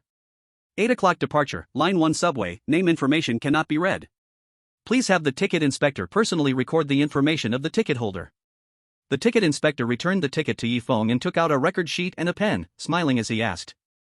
May I ask your name, gender, and age? This information is required by the Happy Subway, please provide it. The inspector's smile sent shivers down Feng's spine. It was somewhat reminiscent of the smile of a courier in a delivery service. No, it can't be. Could this ticket inspector be a courier in disguise? Feng's mind raced. The courier with worker number 01 had once been the chosen one and later was not. The ticket inspector in front of him also had worker number 01, could he be in disguise too?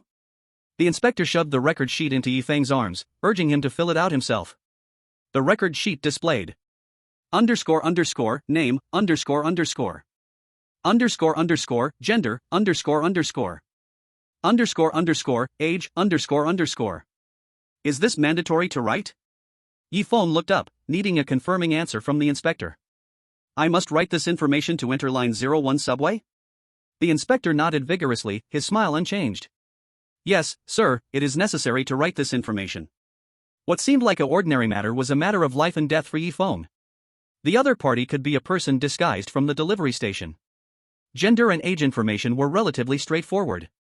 But for the name, should he write the name on the work badge, the original courier's name, or his own name, Yi Feng? What if the Abyss train required the name of a chosen one? In a situation with 3 choices, there was only a 33.33% chance of success. To Yi Feng, that possibility seemed close to 0%. He couldn't gamble, he had to come up with a perfect solution. The audience in Dragon Kingdom's live broadcast room became nervous.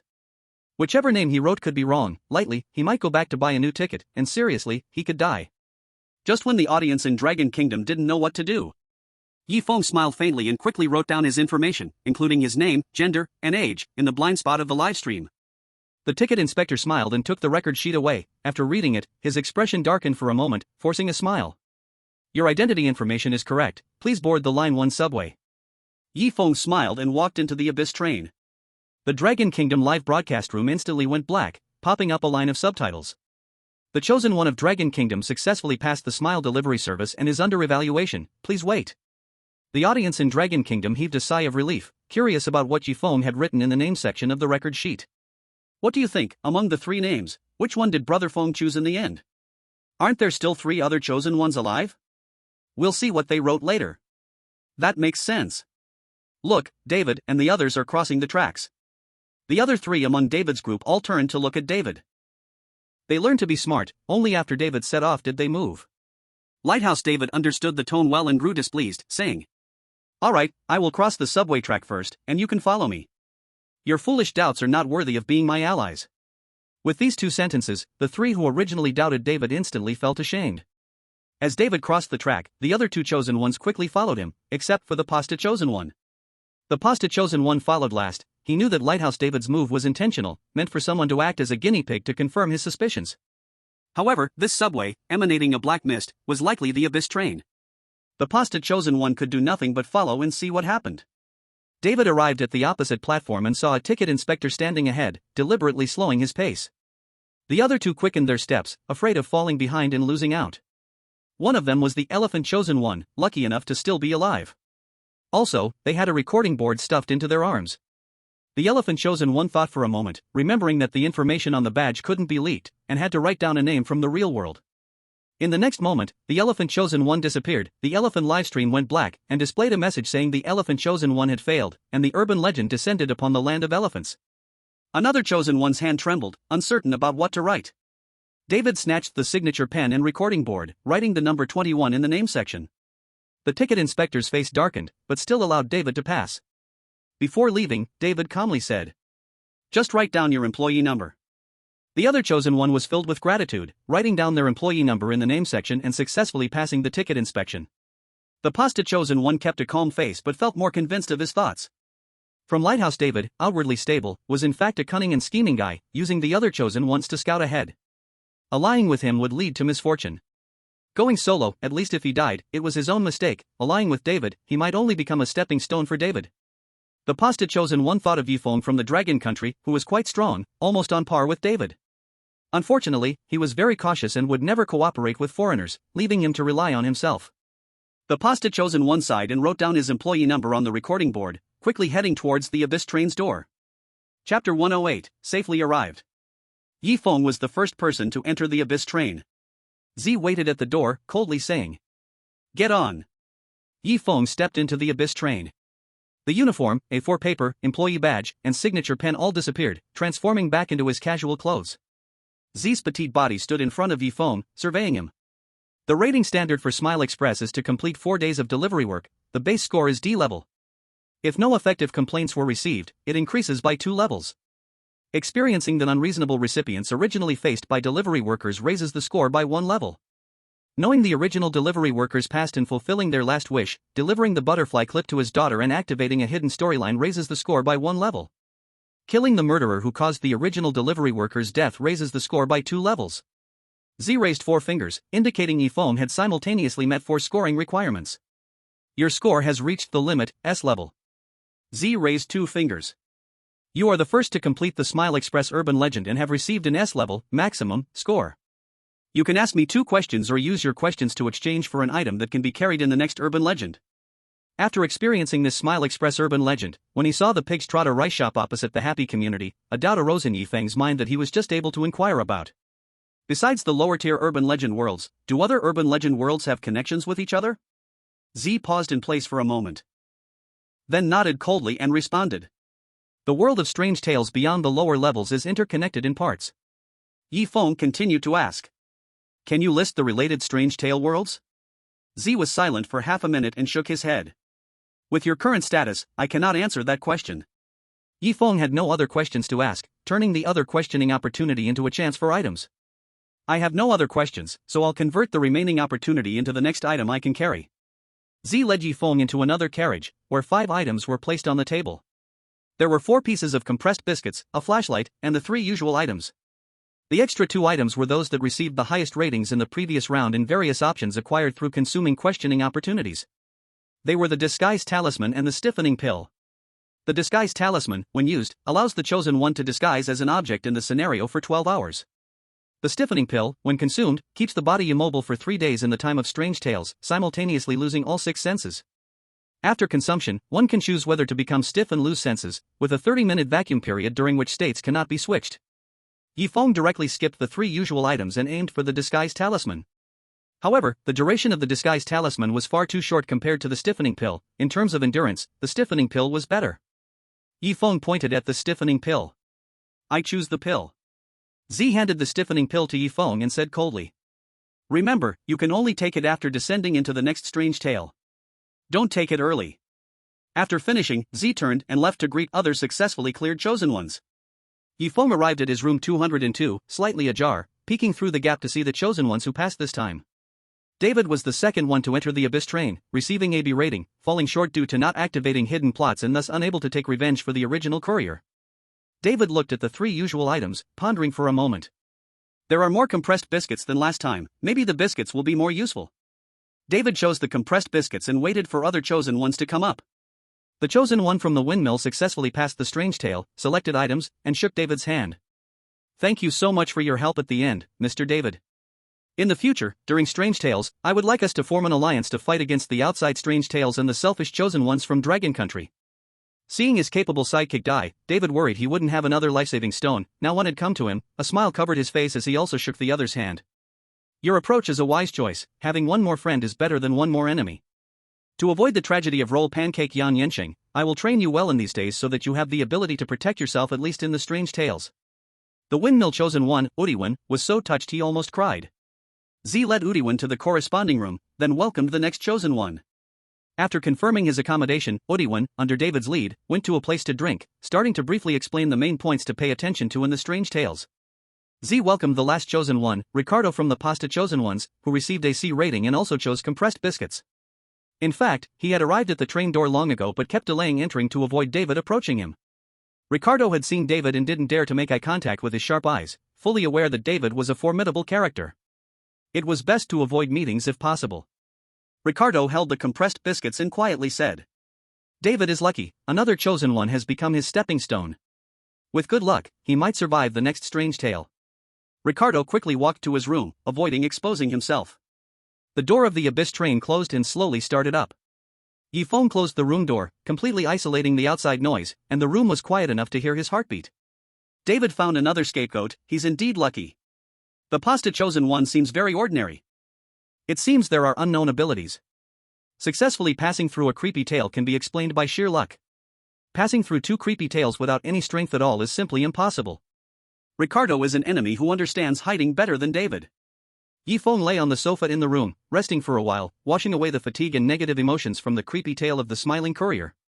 After resting well, he continued his self-practice. The audiences from the Dragon Country, Lighthouse, Windmill, and Pasta all breathed a deep sigh of relief. The creepy tale would not come upon them. In the real world, those who didn't want to learn began to study, hoping the creepy tale would not choose them. Even if it did, they hoped to have the ability to pass through it. At least on paper. Time flew by. In the blink of an eye, Feng spent 7 days on the Abyss train, and his spirit and energy were restored to perfect condition. At that moment, Feng stretched and yawned. A good last day's sleep. It's time for the next creepy tale world. Knock knock knock. A cold voice from outside said, "Z. The next creepy tale has arrived, please wait outside the door, chosen one." Feng opened the door, and his eyes lost their vision. When his vision returned, he found himself in a dark space, a beam of light shining through a tiny crack. He barely saw that he was in a small, closed space. He was lying on a hard wooden board. The small closed space swayed a bit, making Feng's body bump painfully. Feng quickly took the stiffening pills and swallowed them. His body gradually became stiff, and he silently counted pain, sensitivity, and body stiffness. End of the volume. Chapter 109, Welcome to the Funeral Home. Bang! A loud noise made the whole narrow space roll. Feng's body face down, he flipped over, almost touching his nose against the board, breathing becoming a bit difficult. After taking the stiffening pills, the painful sensations from bumping around disappeared. Outside, a woman started to scold. "How can you two be so careless? This is disrespectful to the deceased. Where is your employer? I will tell him about you carelessly placing the coffin." As the small space flipped, his face turned up, and breathing became smooth again. Listening to the scolding, Feng realized he was inside a coffin. Two people spoke in a very disdainful tone, seemingly looking down on the person scolding them. "Mind your own business. The boss only pays us half, so we can place it however we like. Who are you to nag us? Just put the things down, we'll leave. You can deal with that stingy boss." Clatter, clatter, clatter. A few chaotic footsteps faded away, leaving behind the woman's dissatisfied voice. Their employer brought someone to help move the coffin, saying they would pay more than double outside. "It's really strange. The coffin board is too heavy, we need to call someone to help open it." As the sound of high heels faded away, Feng slowly opened his eyes and saw dark green words appear on the coffin, reading with difficulty under the dim light. "Here are the rules of the living funeral home. The difficulty in this creepy tale world is challenging. Please collect more rules to increase the chances of success. 1. There are no ghosts in this world. Everything that can move in the funeral home, including corpses, is alive. 2. The working hours of the funeral home are from 8 a.m. to 12 p.m. and 12:30 p.m. to 6 p.m. All employees will arrive on time. During these hours, there will be employees watching over every place where corpses are stored. 3. If employees in the funeral home see a moving corpse, they will immediately send it to the burning furnace for cremation to ensure the corpse was truly dead. 4. The furnace can burn any corpse and is very dangerous, so please don't get too close. 5. The owner of the funeral home is resting and will not appear for the next few days. Please do not do anything too outrageous, otherwise, the owner will come back to work overtime at the funeral home. Once the owner appears, there will no longer be any living corpses in this funeral home. 6. When alone with a corpse, no matter what happens, you must not respond to any questions, or you will bear the consequences. Some corpses are not truly dead, please do not touch them as this will anger them. All food placed near the coffin is safe to take and use freely, but be careful not to make noise, as startling them may lead to bad consequences. Avoid using unclaimed coffins as they will bring you misfortune. The second floor of the funeral home stores not ordinary corpses. Employees without special qualifications are prohibited from going upstairs. If you hear any noise from the second floor, please speak loudly to cover up the sounds from upstairs. There are guards outside the funeral home and at the exit. Please do not leave the funeral home from these places, nor appear in the open spaces outside the funeral home. After Feng read the 11 rules, rules 5, 6, and 10 changed to red text, indicating that these 3 rules are partially or entirely wrong. Rule 6 is the easiest to identify. When alone with real corpses, you must respond to some of the questions heard. As for rules 5 and 10, their overall content is lengthy, unrelated to the other rules, making it impossible to determine which point is incorrect. The safest approach now is to quietly remain still in the coffin. After Feng confirmed he had noted the 11 rules, he blinked, and the rule content on the coffin disappeared. The rules are set, but what are the conditions for passing? Feng frowned. In the past, the passing requirements were always marked first, followed by the first rule appearing. From now on, the rules rely on self-discovery, but this time, the rules appeared first. Welcome to the living funeral home, difficulty level 6, normal. You are now a corpse in the living funeral home. Please leave the living funeral home alive within 3 days, 72 hours. Feng looked at the requirements for passing, to leave the funeral home alive. The rules stated that the doors and windows are guarded, making it impossible to leave from those places. But the requirement is to leave the funeral home alive. Feng thought for a moment. The first priority is to stay alive and then seek the correct method to leave the funeral home. Yi Feng took the stiffening pill. As long as he thought about it, his body could remain still and he could control his senses. This pill has a huge effect here, preventing many dangers. The funeral home's working hours are from 8 a.m. to 12 p.m. and from 12:30 p.m. to 6 p.m. Looking outside, it should still be night. Yi Feng remembered an earlier strange talk world where a package was delivered to the living funeral home. Outside was bright daylight, but inside became nighttime. Looking outside from the funeral home still showed night. There could be a possibility. The time inside the living funeral home is different from the time outside. Daytime has turned into nighttime, and nighttime has turned into daytime. In other words, it is actually daytime now, and the funeral home staff is still working. During this time, someone is guarding the coffin. Yi Feng thought carefully and decided to remain still, waiting for the funeral home staff to finish work. After 4 experiences with strange talks and learning from the Abyss Train, Yi Feng's understanding of strange talks has reached a new height. The safest thing to do now is to remain still. However, the coffin is tightly closed, and the breathable oxygen around is becoming less and less. Gradually, Yi Feng enters a state of oxygen deficiency. Having lost his sense of pain, Yi Feng does not feel any suffering from the lack of oxygen, and his ability to think gradually fades. There is no oxygen in the coffin. Yi Feng suddenly feels an urge to push open the coffin lid, but the rules state that someone will be guarding the coffin. Any movement now would alert the guards outside the coffin. At the same time, Yi Feng hears footsteps outside, accompanied by dissatisfied voices discussing. Today is so unlucky, 12 coffins arrived in 10 minutes, while the usual amount is about 2 hours, someone complained. Isn't that right? Someone echoed, continuing to speak. The team guarding the hall is exhausted, causing us to miss our shifts and guard corpses. I played games all night and I'm dead tired. The person who had previously expressed dissatisfaction spoke quietly. Shoo. Don't talk about feeling tired in the funeral home, it's bad luck. And don't let the director hear your second sentence, or he'll get angry. The accused person became even more disgruntled, wanting to refute the other's words, but fell silent and stopped discussing. Only the hurried footsteps remained. In the Dragon Nation livestream, Yi Feng's operations were calm on his face. These are just the most basic operations of Brother Feng. Instead, in other livestreams, some chosen ones were showing unusual behaviors. Chapter 110 Muscle Memory. Woo woo. In the funeral home, a certain coffin shook slightly. Some viewers from the Dragon Nation felt Yi Feng wouldn't face any accidents, so they went to check out the Korean livestream. The chosen one from the Kangaroo Nation, famous for falling into a coffin, might have unexpected things happening. At this moment, the Korean chosen one opened his eyes wide, realizing he was in a dark, narrow space where the oxygen was dwindling. He pounded on the coffin lid desperately, shouting loudly. What the hell, let me out. You're trapping me, and I can't pay you, let me go. I'll work and pay you back every month.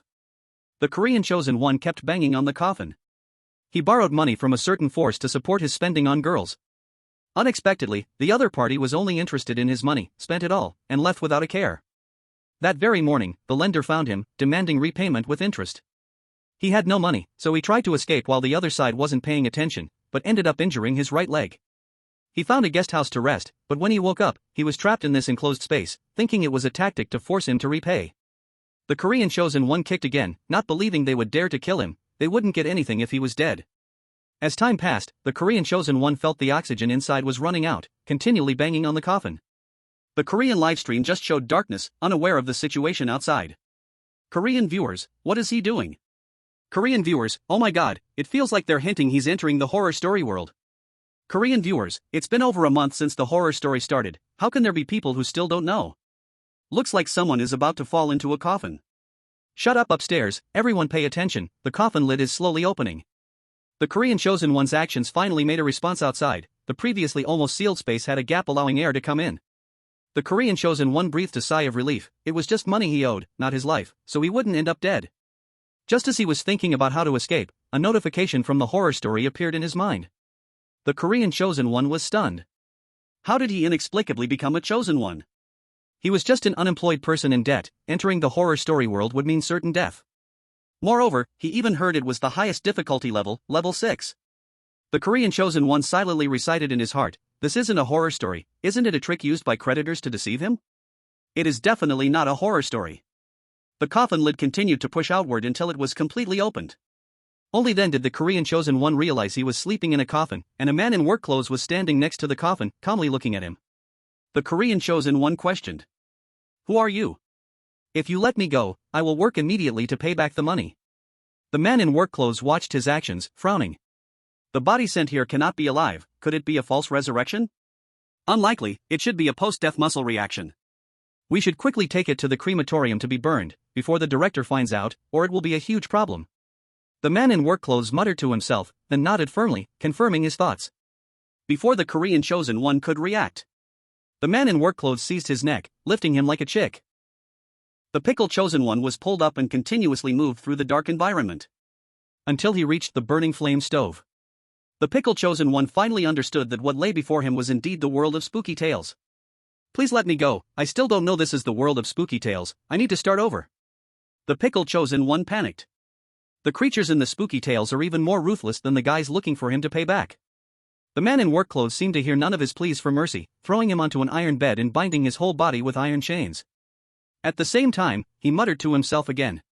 This corpse's muscle memory is quite strong, judging by his tattered clothes, he must have had a strenuous job in life.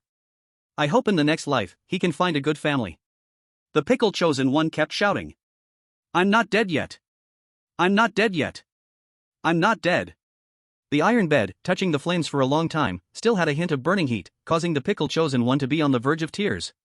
The man in work clothes regained his calm expression and slowly pushed the iron bed towards the furnace. Over 1,000 degrees of high temperature instantly caused the pickle chosen one to truly lose his life. The pickle's live stream immediately went black, achieving first place. Death of the pickle nation's chosen one. The living funeral haunting descends upon the pickle nation, and immediately 1% of the people enter the living funeral haunting, minimum 5 million people. This time, the higher-ups did not have time to use hint cards, the pickle chosen one was already destined for failure. The pickle higher-ups could not remain calm and began to curse. Every time the spooky tale starts, we fail. Millions of us descend into the spooky tale without enough hints. Every time, very few come back alive. Even when they sent people to steal teaching videos from the Dragon Nation, the proportion of survivors gradually rose but still didn't exceed 10% people passing. What they stole were the common teaching videos of the Dragon Nation. The core videos are controlled by the Dragon Nation's higher-ups and top horror writers. Pickle audience, damn it, my friend has been descending since the second spooky tale, I hope he can survive this time, he owes me 100,000. Pickle audience, my son too, he was targeted by the last spooky tale, I hope he returns safely this time. You guys are too miserable, I sympathize with you all, let's celebrate with hot pot tonight. Wrong use of words upstairs, it should be a memorial. Pickle audience, selfish guys, wait for Lighthouse David to deal with your chosen one. While some Dragon Nation viewers comforted the pickle audience, something strange happened in the Dragon Nation livestream. Feng's coffin slowly opened, with the lid stopping just above his head, neck, and waist. The blinding light pierced through Feng's eyes, as if staring straight at the sun. At the same time, Feng blocked all his vision, smell, and touch. Under the effect of the stiffening pill, even his heartbeat became stiff, yet it still maintained blood flow. Feng heard voices speaking. This coffin lid is so heavy, it takes 3 people to push it open, keep the corpse well ventilated for the makeup artist to make him up tomorrow before sending him to the crematorium. It was the earlier voice that scolded the woman for carelessly placing the coffin. Knock knock knock. Someone knocked on the coffin, making a heavy sound. No wonder they pay double, this coffin is made from expensive materials, looks like it belongs to a wealthy family. And they died as a child. A third voice chimed in. This type of wood is heavy, no wonder 4 strong men still find it hard to lift, unfortunate child. It's now 3:15 in the afternoon, let's go have some afternoon tea before returning to work. There were 1 woman and 2 men among them. The woman's voice rang out again. That's fine, anyway the curator isn't here, taking a little break is nice, should we go to the new milk tea shop nearby? Their tofu milk is awesome. Alright, I follow you. The 2 men responded in unison. As the 3 footsteps faded away, Feng breathed a sigh of relief, everything seemed normal for now. Chapter 111, The Smart Chosen One. I am a child. From the earlier conversation, I gained favorable news. In this spooky tale, I am the corpse of a child. In the normal funeral home, the bodies of the elderly are the most, followed by middle-aged men and women, while there are very few youths and children. Unless they suffer from incurable diseases or accidents, they generally do not appear in the cold coffin. Finding a body similar to one's own age becomes even more difficult. If one is a middle-aged body, the coffin looks the same as that of an elderly, but a child would easily give it away. Feng does not think the staff would fail to notice. Still remaining motionless, he gradually fell into a drowsy state. Suddenly, outside, there are faint footsteps that instantly wake Feng up, and the other party smugly whispers, I'm so clever. Since the doors and windows cannot be used to leave here, why not exit through the cremation furnace? After all, I'm alive, I cannot be treated as a corpse. The speaker is the chosen one of the rolled pancake. This time, he is a man born and raised, a worker from a mobile food truck, who usually enjoys sports that involve physical confrontation. Leaving him motionless in the coffin, it would be better to kill him. After reading the rules, he determined that the cremation furnace is the only way out. He stepped out of the coffin and walked quickly toward the fiery light at the end of the corridor. Upon hearing this voice, Feng confirmed that this person is also a chosen one from the same funeral home. Feng chuckled coldly in his heart. With the presence of the rolled pancake Yan Yan, Feng has little interest in rolled pancakes, and instead harbors some resentment. He continued to lie in the coffin, maintaining his corpse state. The rolled pancake chosen one continued toward the end of the corridor. The audience in the Long Country livestream also heard the sounds from outside and began to rise. Every message heard in the livestream is automatically translated into the corresponding language of each country. The audience from Long Country became curious and wanted to see the so-called clever chosen one from outside, who this lucky person is. Soon, a warm-hearted audience member from Long Country said it was the rolled pancake livestream, and some viewers switched to the rolled pancake livestream, mainly to see the structure of the funeral home. The rolled pancake chosen one was walking down a long corridor. It was pitch dark, barely illuminated by the flame light emitted from the cremation furnace, allowing a glimpse of the surroundings. Every door was spaced 7 steps apart, some doors were locked, some were half open, and a few doors were fully open. The locked doors and fully open doors were very quiet, with no sounds at all. From the half-open doors occasionally came voices of conversation that were unintelligible. Whenever the rolled pancake chosen one saw a fully open room ahead, he would quicken his pace.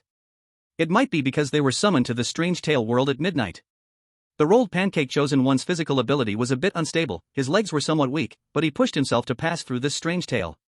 The attentive audience from Long Country noticed something. Whenever the rolled pancake passed by a half-open door, a pair of pitch-black eyes was staring at the rolled pancake chosen one, moving along as he moved. Someone had just lifted a coffin and walked out of the room, frozen in place, watching the moving figure of the rolled pancake chosen one. Some viewers from Long Country noticed this, and expressed their thoughts in their respective expert groups. The group was named Feng Ge's Wise Wolf Group, and in the blink of an eye, the news reached 99+. I have a bold idea surprise.jpg. Me too. I think I am thinking what you guys are thinking. Can you not be so cryptic? Just say what the idea is. I believe the living in the funeral home, the staff, are currently in daytime, while the corpses are in nighttime. This person continued to speak. In other words, the staff that we see in the darkness are actually in daylight, easily able to see the chosen ones, while the chosen ones cannot see the staff far away. When this idea came out, it exploded in many chat groups within Long Country. Everyone started discussing this valuable clue about the living funeral home. The most secure method is to become a real corpse during the staff's working hours, remaining utterly still. After reaching this conclusion, the audience from Long Country all gave Feng a thumbs up. The seemingly most laid-back approach was actually the most stable. More than half of the chosen ones shared Feng's thoughts. The quality of the chosen ones selected from each country varied, with more than half being elites from various industries this time. They all had a certain degree of psychological resilience. After looking over the rules, they all chose to lie in the coffins as corpses, waiting for the other party to finish their work before moving. And the chosen one from the burrito country. Last time, the selected one was the competent Yan Yancheng. It seemed that to ensure fairness, this time the selection gave the burrito a less capable chosen one. At this moment, the burrito chosen one was less than 20 meters away from the cremation furnace, pushing open the room of the furnace with all his might. Inside was a row of neatly arranged coffins, each containing a corpse. The flames of the burning furnace raised the temperature in this room by 20 to 30 degrees. A staff member sitting in a corner of the room fanned with a fan, trying to get the air to circulate and make it less hot. They waited for the furnace to completely incinerate the corpses. Just as they were about to say something, they heard a commotion at the door and turned to see a corpse slowly approaching the furnace. Not knowing if it was fear or just getting closer to the furnace. The staff member guarding the furnace had beads of sweat running down his forehead, soaking his shirt and revealing the flesh color underneath. He murmured softly, "I must be seeing things, I must be seeing things, I must be seeing things." What he saw was a corpse with countless wounds and a neck that was barely stitched up, dragging bloody footprints as it moved towards the furnace. The burrito chosen one heard strange sounds around and a satisfied smile appeared on his face, thinking, "It seems my idea is correct. The cremation furnace is the right way to leave this place, and also the most correct way." The burrito chosen one quickened his pace. Having worked in the restaurant industry for a long time, this temperature was no trouble for him. He picked up a white cloth stained with red from the ground and pressed the button to open. The iron container, burning red, was slowly pushed out from the furnace. The half-cooked corpses inside oozed sizzling fat, releasing a foul stench. The burrito chosen one covered his nose with both hands, cursing this stinking corpse, then leapt into the furnace. Ah! A piercing scream echoed, and then there was no more sound from the burrito chosen one. The burrito chosen one's vision instantly went black. The burrito country chosen one has died. The living funeral home bizarre story has arrived in the burrito country. 1% of the population immediately enters the living funeral home bizarre story, minimum number 5 million. Many viewers from Long Country began to console each other. A level 6 bizarre story, how could it be so easy to get through? TSK, the quality of this burrito chosen one is no good, he lived shorter than those from Kangaroo. Geez, so tragic. Do they even look at the rules? It's obvious the furnace is for burning corpses, and he just jumped in. How foolish. The screams echoed throughout the corridor and room. Feng also heard the scream, and his thoughts became more confirmed. During the time indicated by the rules, the most stable way was to remain still in the coffin. Tat tat tat. Tat tat tat. Suddenly, 2 footsteps drew closer. Chapter 112, The Dead Living Person. Old Gua, who is in charge of the furnace, just told me. He said he saw a corpse jumping into the furnace. How could this happen in the world? What do you think? A female voice rang out, likely the person who had just proposed going outside for afternoon tea. Another person nodded in agreement, responding. I heard him say that too. But it's now the 21st century, we should believe in science. Perhaps old Gua had a drink and is seeing things. How could a corpse jump into the furnace? The corpse is already dead, even if there is muscle memory, it's impossible. The woman took a sip of her bubble tea and shrugged helplessly. Who knows? Enough talk, you continue watching the corpse. I returned to the hall to guide the coffin. We will talk later. The man replied gently, okay, we'll talk later. Feng smiled inwardly. This chosen one for the burrito is too weak. He actually thinks the cremation furnace is a way to leave the funeral home? It's really that simple. The difficulty of this ghost story can't be a 6. A difficulty of 6 is already the limit for the ordinary, moving to a difficulty of 7 means it's challenging. If it were true, the higher-ups of Long Country would have already given him a hint. In Feng's stiff state, he began to drift back into dreamland again. From beginning to end. Feng remained motionless in the living funeral home, his resolve was beyond ordinary endurance. Even David, who had exceptional composure, trembled a bit at several noises. The audience from Long Country raised their thumbs in admiration for Feng's poise. Brother Feng is just too powerful. The audience from Lighthouse said, TSK, David told us that once you clear the level and enter the train, you get to choose one of 3 rewards. I guess it must be related to the rewards. The audience from Sakura agreed, I think so too. How could a normal person have such composure? Are some people feeling sour? Haven't seen your chosen one display any composure? The audience from Sakura responded, it's just relying on external forces. This time, our chosen one is for a horror novelist, only slightly less known than David. The audience from Sakura continued, your chosen one is doomed, he is in the same group as yours. A very few audience members in the Sakura livestream returned. Upon hearing the words of the burrito chosen one from the Long Country stream, they could confirm they were in the same group, with the coffins spaced very closely. The Long Country audience immediately went to investigate the background of this Sakura chosen one. After checking, they breathed a sigh of relief and began to express admiration for their own chosen one in the Sakura livestream. A third-rate writer daring to compete with Lighthouse's David? Not even qualified to carry Brother Feng's shoes. Published 2 horror novels, one was withdrawn before sale, and the other has sold 301 copies to date. Just a single 6. The Sakura audience saw that their boast was seen through and began friendly exchanges with the audience from Long Country. The pickled cabbage audience, who wanted to watch the excitement, felt uneasy and worried about their family member entering the ghost story world at this moment. Knock knock knock. Suddenly, footsteps approached this room, sounding hoarse. I just saw a person who was supposed to be dead. He actually jumped into the cremation furnace, which scared me so much that I was fully awake. This person should be the one they just mentioned, guarding the cremation furnace. Feng began to listen attentively. The younger man's voice sounded disbelieving. How could there be a living person in a living funeral home? They are all dead. Are you seeing things? Don't scare me. The hoarse male voice continued. I'm not talking nonsense, the body meant to be burned was halfway through when that moving corpse jumped into the cremation furnace. I even heard screams of awe. Did any of you hear that?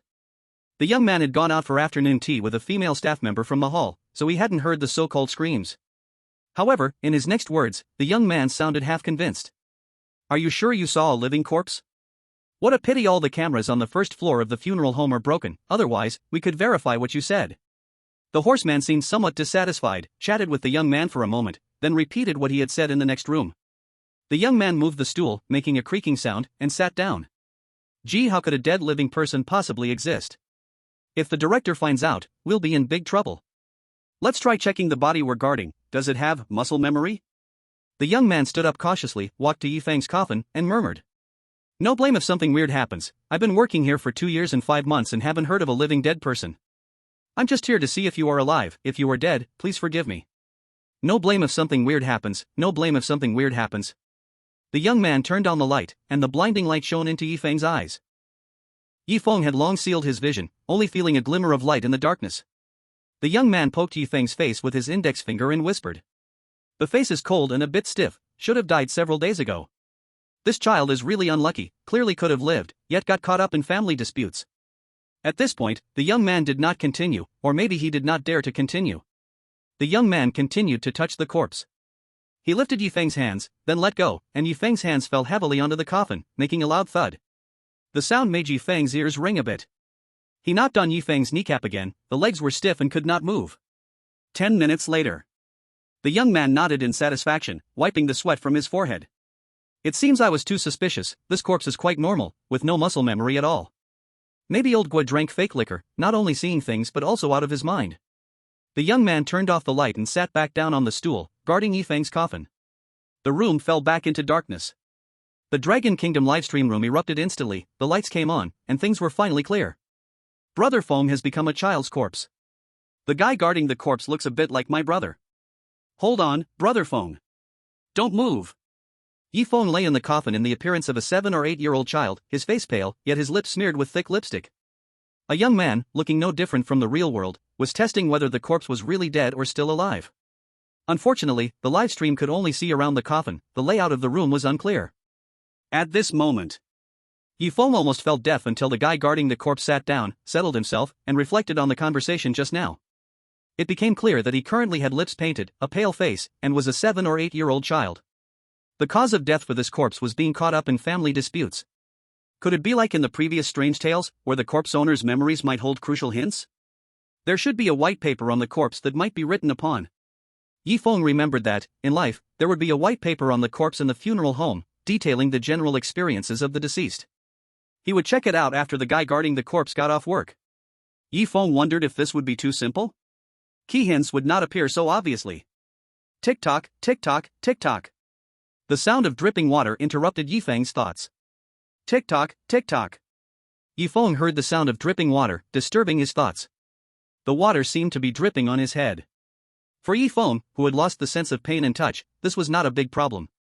As he heard the constant dripping sound, he wanted to seal off his hearing too, but if he did, he would lose all senses. Yifeng felt it was better to keep at least one sense, for his own benefit. A person who completely loses their senses becomes a vegetable, waking up would be difficult then. Yifeng continued to maintain his hearing. The intermittent dripping sound not only disturbed his mind but also made it impossible for him to sleep. It had been 5 minutes already. In the Dragon Kingdom livestream room, all the viewers were spamming, saying they wouldn't have lasted 5 minutes under the constant dripping. Not just Yifeng. Any other chosen ones who were still alive, lying in their coffins, would endure the sensation of continuous dripping water. The kangaroo chosen one cursed the strange tale 1,000 times in his heart. Originally, the number of people in the kangaroo had decreased, which was a huge blow for this businessman. With fewer people, purchasing power diminished, leading to a decrease in his earnings. Fortunately, the whole family of the kangaroo chosen one had never been selected to descend into the strange tale world. Unexpectedly, this time directly drew them in and became the chosen one. Being without a guide was undoubtedly a double blow for the kangaroo chosen one. Especially now, with water continuously dripping onto his forehead. At first, it was tolerable, with just the annoying sound and nothing more. But gradually, a stinging sensation began on his forehead, reminding him of an ancient punishment method. It involved dripping a drop of water on the same spot on the forehead of someone who had committed a serious error. At first, there was nothing, but in the end, even the skull of the forehead was pierced. It would have been easier to just stab down in one go. 10 minutes passed. The kangaroo choser was starting to struggle. Anyway, the guy watching the coffin sat down, and with the coffin blocking his view, moving a bit shouldn't be a problem. The kangaroo choser wanted to shift his body to let the water drip somewhere else. However, just as the kangaroo choser shifted his body, the lights in the room suddenly brightened. Right above the coffin, the guard watching the body noticed the kangaroo choser's movement and unhappily said, "Another corpse with muscle memory, quick, move it to burn it before the curator finds out." The kangaroo choser suddenly opened his eyes. A man right above him was staring at him with a dark expression. The kangaroo choser's heart trembled. How could the guard who had sat down suddenly appear above the coffin? Another face appeared before the choosers, saying in a low voice. Even the eyes have muscle memory. Hurry and get this corpse to burn, or who knows if it will attract the curator's attention. You're still attentive, always staying in the corner. Huh, why aren't you wearing shoes? The first person to appear smiled. I forgot to put on shoes for work. Let's hurry and get the body to Old Gua for handling. Two funeral home workers each grabbed the kangaroo choser by the arms and dragged him across the floor toward the cremation furnace. The kangaroo choser wanted to resist. Strangely, at the moment they clamped his shoulders, the kangaroo choser lost his ability to move. He could see, hear, and feel, but he just couldn't move. The kangaroo choser was placed on a slightly warm iron bed. After explaining everything, the man in his 40s slowly pushed the iron bed toward the cremation furnace. Ah! A scream echoed through the living funeral home, releasing fear. The same group of choosers didn't even dare to move, letting the pain from the water droplets hit their foreheads. The kangaroo livestream instantly went black, popping up a message about the arrival of eerie tales. 5 million people instantly vanished, entering the eerie tales of the living funeral home. The high-ups of the kangaroo organization slammed their fists on the table, cursing. Foolish idiots, dying without even a chance for a hint. This time, may half of them manage to return alive. In a different living funeral home, David felt the sensation of water droplets, with each drop making him feel uneasy and restless. The guy watching the coffin had already sat down. With the height of the coffin, moving inside wasn't a problem. But David felt this was risky. With the personality of Dragon Kingdom choosers, being completely still was the most secure method. Yet the feeling of dripping water above him made his forehead hurt more and more. Pain was more important than life. In an instant, David had his answer, allowing the water droplets to fall on his forehead, refusing to move no matter what. Those with a bit of strength as choosers remained still. As long as it wasn't quitting time, they absolutely wouldn't open their eyes. Then there were some choosers who thought they were clever. Hearing that the coffin guards had sat down and couldn't see them, they tried to shift their bodies. Scared, the corresponding high-ups hurriedly used hint cards. They warned their restless choosers not to move. There were 2 guards near the coffin. Only then did these choosers stop their impulse to move. But their foreheads continuously endured the painful sensation of water droplets, which was very unpleasant. A few still couldn't hold back the feeling of the dripping water, moving their bodies a few centimeters, immediately getting discovered and sent to the cremation furnace for burning. Half an hour passed. The coffin guards noticed the ceiling was leaking, complaining. What are those guys on the second floor doing? They've made the ceiling leak, we need to quickly move the coffin. A deep male voice came beside Feng. This corpse died very peacefully, let's drag it to another corner. The two conspired to push the coffin. Where the leak was, water dripped onto the floor tiles. The headache-like pain on the forehead disappeared. The choosers who had endured the water droplets finally let out a sigh of relief. Finally, I can sleep peacefully. In less than an hour, over 20 chosen ones have failed. And this is a level 6 horror story. Many viewers are terrified of their chosen ones being just ordinary people. Even if they aren't like Feng, a horror story master who has gone through several of these, they should at least have the strength of a horror novelist like David.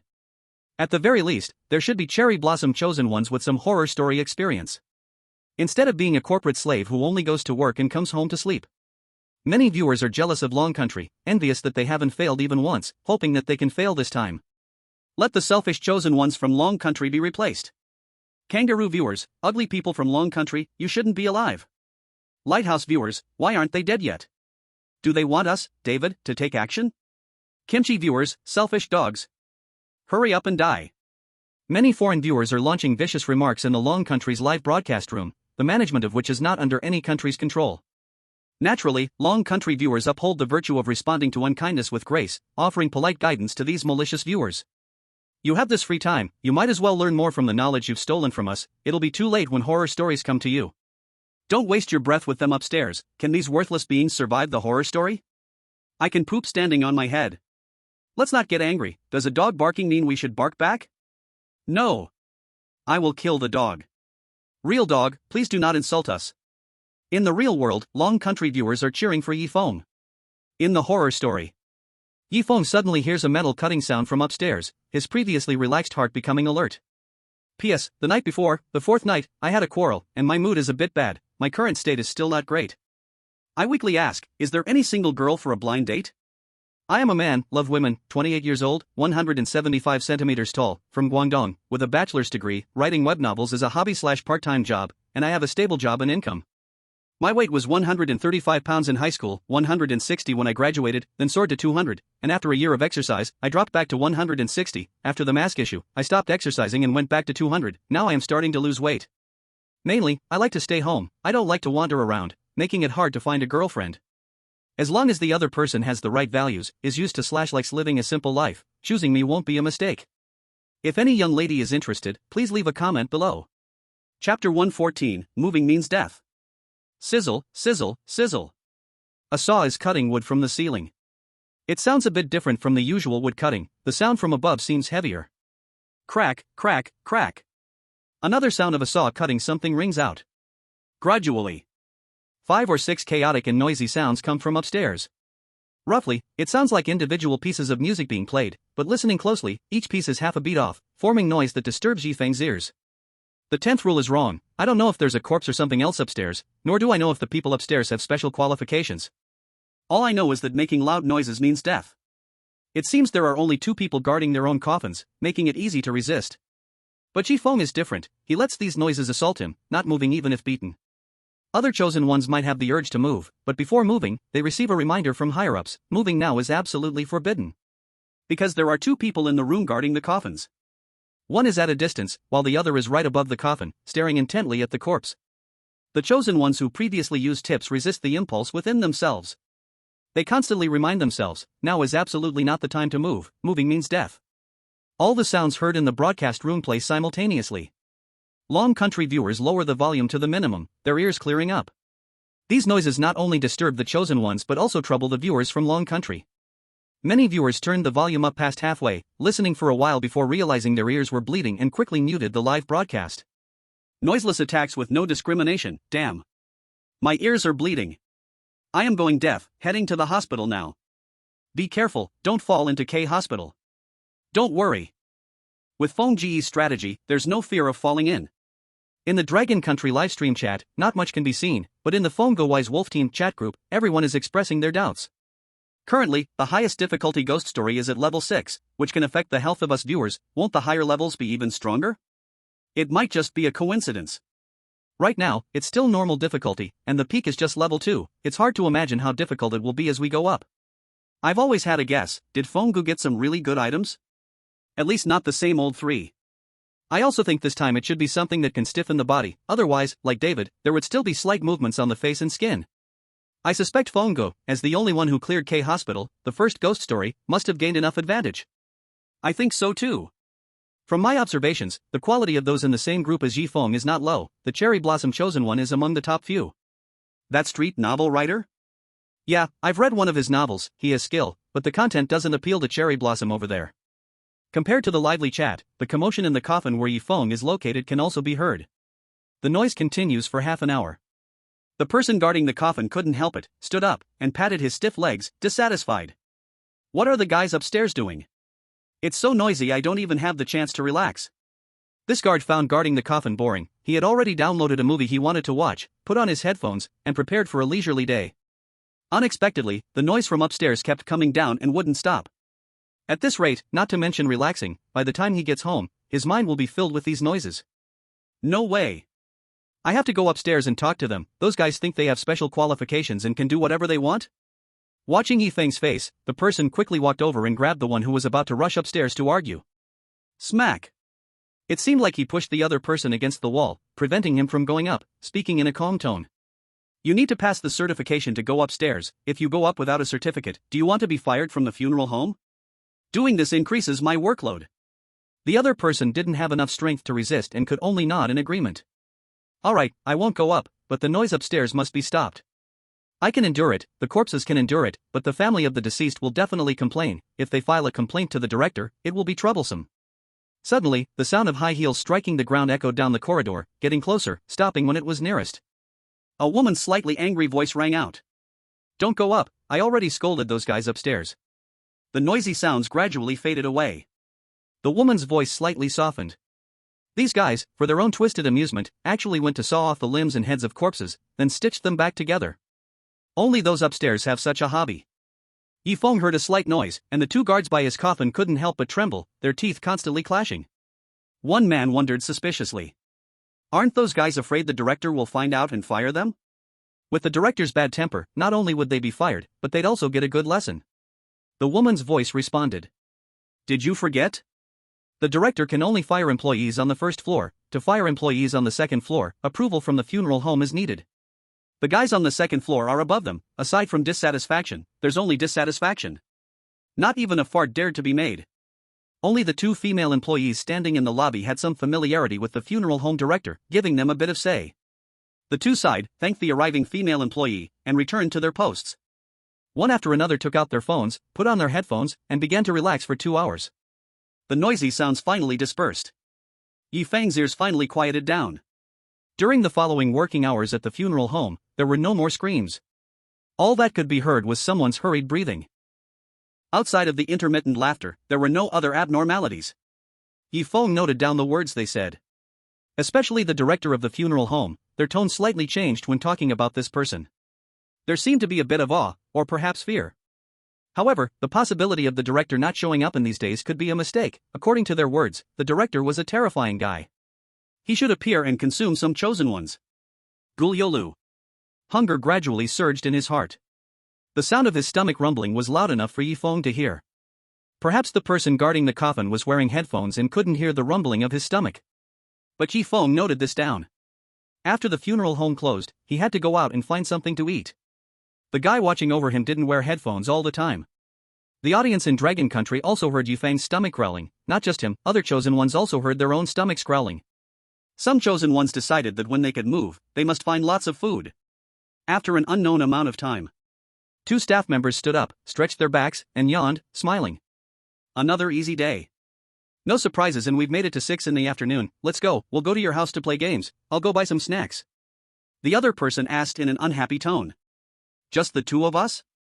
Of course not. Don't you like one of the ladies in the hall? I've invited them too. Whether you can succeed depends on you. All right. I'll go to the market to buy some ingredients. Let's go. As the footsteps faded away, the corridor was filled with the sounds of employees passing by, accompanied by joyful discussions. Gradually, it quieted down. Chapter 115: Unresistible Hunger. Until the corridor became quiet. All senses released, and the pain in his body surged. Yi Feng gritted his teeth, covering his mouth. This pain barely faded after 5 minutes. Slowly opening his eyes, he saw a white paper lying on one side of the coffin, which was likely a record of this corpse's life experiences. Yi Feng picked up the white paper and flipped it to see the written side. Originally, the densely written white paper became blurred after being dripped with water, turning into a ball of black. The name of the corpse was obscured. Yi Feng didn't know the information about this corpse, but this also relieved him. So far, he only heard one scream. This indicates that the quality of the chosen ones in the same group is not bad, they have some strength. He couldn't see the information, and the livestream couldn't see it either. Other chosen ones didn't know his name. However, this joy soon washed away. He was a child's corpse, and it was easier to identify compared to adults. Those self-righteous nations, their chosen ones were somewhat hostile towards him. Even to please certain weak areas of them, they joined the ranks against him. The higher the quality of the enemies, the more troublesome they were. Yi Feng clapped his hands and feet, waiting for his limbs to have mobility, then he jumped out of the coffin. Barefoot touching the ground made a slight sound. His hungry stomach left him weak, he couldn't stand and fell to the ground. Just in time, he saw a line of small blood-red words written at the bottom of the coffin. This corpse was wronged to death, please arrange for cremation to ash as soon as possible. The corpse will likely be burned when the funeral home starts work tonight. Gulyolu. The hunger struck. First, he must find plenty of food to fill his stomach. Yi Feng glanced around the room. It was about 15 square meters, empty, with echoes when speaking. There was a coffin in the room, plates stacked in front of the coffin, covered with grease, still a bit warm. It must have held cooked meat before. The walls were filled with cobwebs, indicating it hadn't been cleaned for a long time. His feet were still sticky with blood, and the blood had not dried. It should have been left by those 2 staff members. Strangely enough, Yi Feng couldn't smell the bloody scent from his feet but recognized it as blood just by sight. Yi Feng walked out of the room and entered the corridor. In the daylight, the corridor was clearly visible. At the end, there was a faint glow of fire, probably from the fireplace. There should be about 8 rooms away. Approximately 36 rooms separate this place from the hall. Yi Feng walked in the opposite direction, with every room's door open. Some rooms had coffins, while some did not have any, they were empty. He had not walked far when a room creaked open, and someone came out from inside. Yi Feng quickly entered an empty room and peeked through the crack of the door. a fat guy walked out. This guy's face was extremely pale, with obvious stitching marks on his neck, wearing plain white clothes. At a glance, he looked like a corpse, just like Feng, a chosen one. The corpse glanced around, and after seeing no one, hurried towards the hall. Feng quietly stayed behind the door, and when the corpse entered the room, he continued to walk out. He glanced into each room, passing by 3 or 4 rooms. Finally, he saw in front of the coffin a dish of food and walked in. Unbeknownst to him, several corpses behind him had already awakened, watching the corridor through the door gaps. Seeing a large and a small figure in the corridor, they confirmed the others were chosen ones, their mouths curling up. Especially the cherry blossom chosen one. He noted down each chosen one, as they might become his scapegoats at a crucial moment. Feng approached the coffin. The corpse inside was that of an adult woman, with delicate features and a slender figure, considered beautiful in the real world. This woman, looking only 28, was dead just like that. In her arms, there was a white piece of paper with the words written on it. Tang Jiejia, 35 years old, unmarried. A girl who devoted her life to the family business, never dated, only had a younger brother. She was a strong and brave girl. To protect her brother, she rejected blind dates arranged by her family, with her uncle's family being the most active, introducing over 30 suitors in a year. But you knew that once married, everything about family would have nothing to do with you. Your younger brother would suffer bullying from him. At least wait for your brother to come of age before considering leaving the family. But your uncle's family couldn't hold back.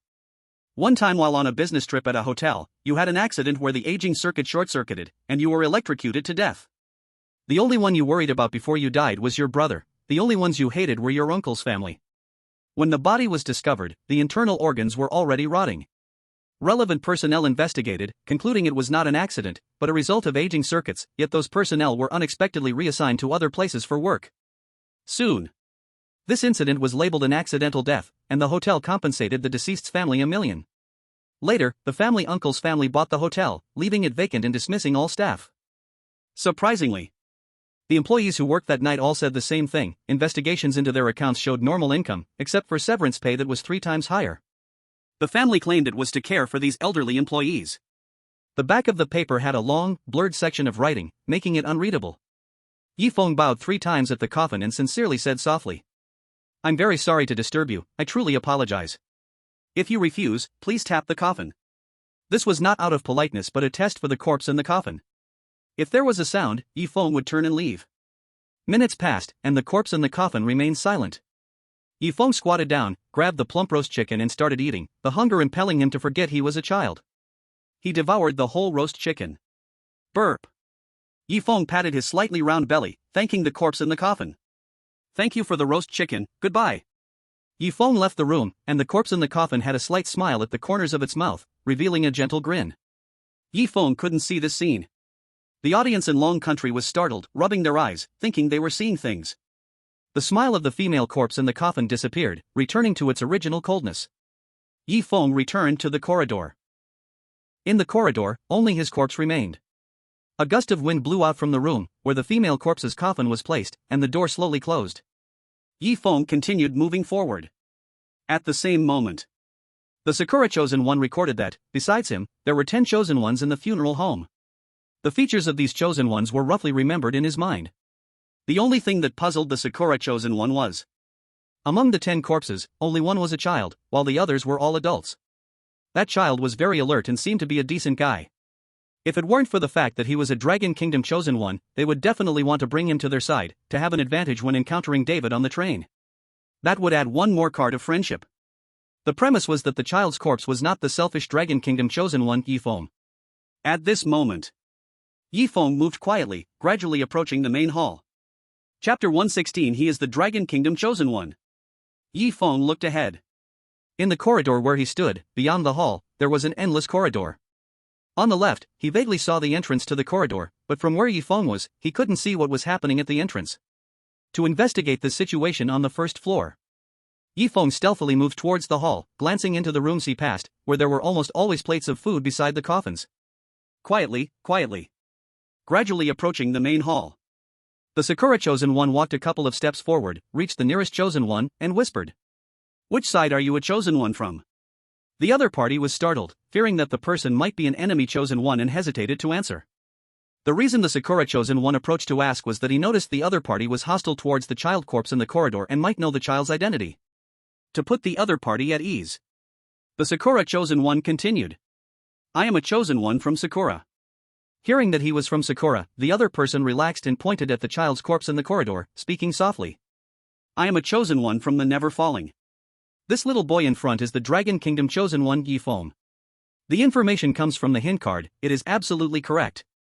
The Sakura chosen one still had hints available, as long as the other party was a Dragon Kingdom chosen one. After revealing his identity, the higher-ups would definitely use the hint card.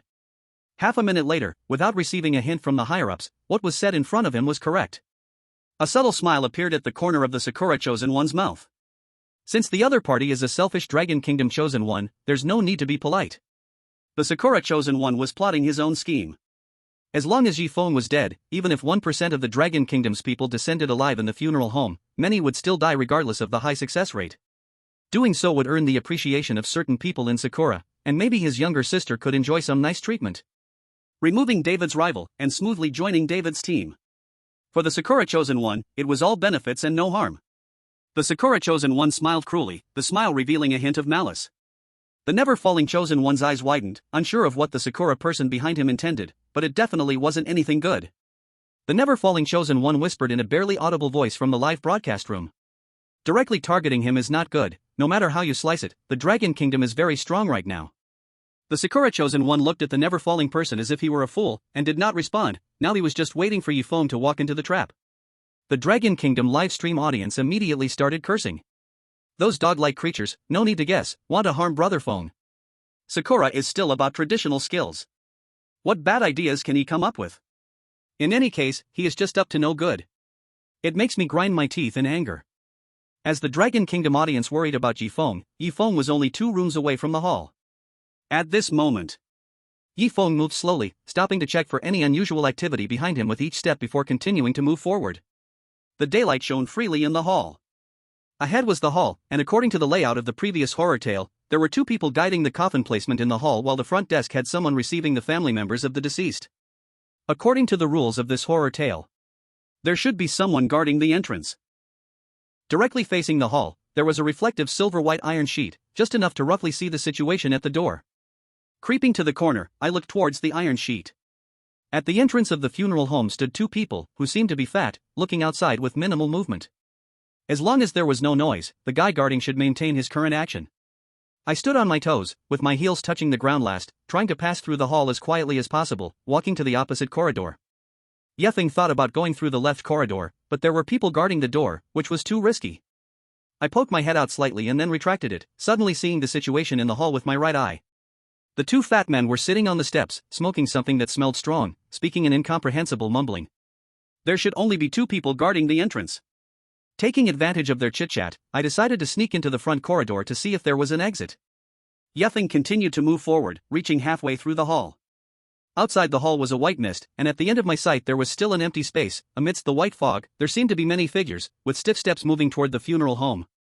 As I walked, the distance to the funeral home seemed just as far away, as if I were standing still. Feng shook his head and continued to walk forward. The 2 fat men squatting at the door took a deep breath from their strong-smelling thing and began to chat.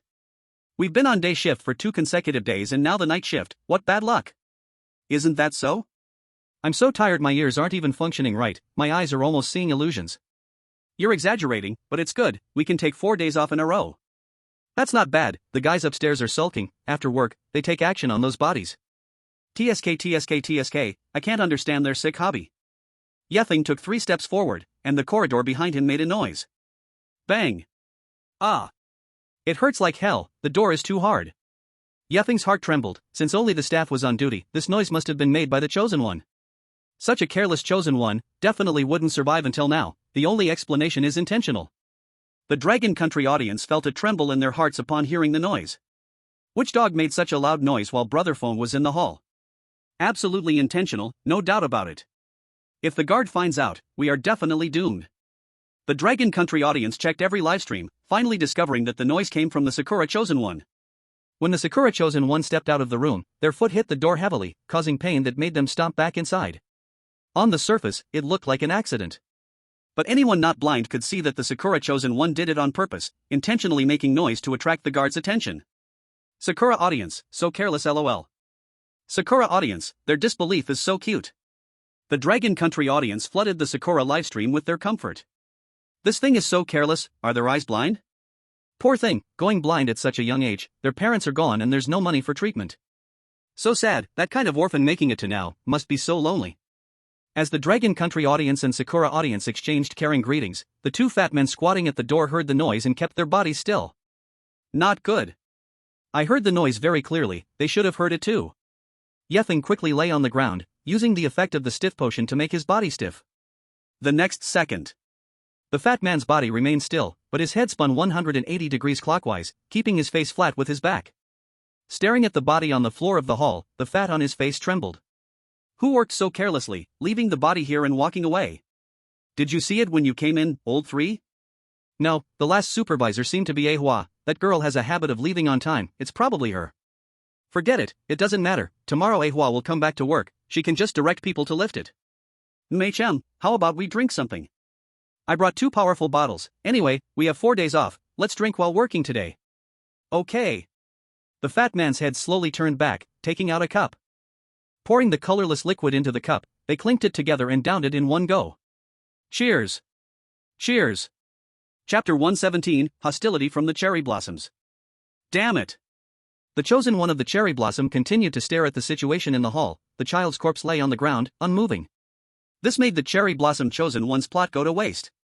The cherry blossom chosen one could not believe that Feng could lie there all day. As long as he dared to move, he would be killed. 15 minutes later. Feng turned his back to the fat man, opened one eye slightly from behind the iron piece, confirming that the other was chatting happily. Releasing his stiff body, he stood up and quietly walked down the corridor. The cherry blossom chosen one was about to make more noise, but the not falling chosen one grabbed him and shook his head. Once is an accident, twice is intentional. Although the not falling chosen one hated the selfish chosen ones from Dragon Country, the strength of Dragon Country was very strong now, and if they truly angered them, the cherry blossoms would definitely be in big trouble, and the not falling would also suffer. Being discreet still had someone to cover them, but if it was too obvious, it would be bad. Through the eyes of the not falling chosen one, the cherry blossom chosen one understood some principles. At that time, the cherry blossom would definitely make this a personal issue, and he would become a pawn. In the end, the cherry blossom chosen one still chose to quietly watch, his sinister eyes praying for Feng to make a mistake, letting the guard at the door discover him. After taking 5 more steps, Feng finally crossed the hall. Suddenly feeling a chill from behind, he turned to look. Several doors were half ajar. The distance was too far to see how many pairs of eyes were staring at him in the gaps. These eyes full of hostility were just behind a certain door. Is it David? Feng frowned, quickly denying this thought. The proud David would never allow himself to do such a thing, and the hints he gave him to pass the level would never harm his own interests. At least not before passing the level would he use such underhanded tactics.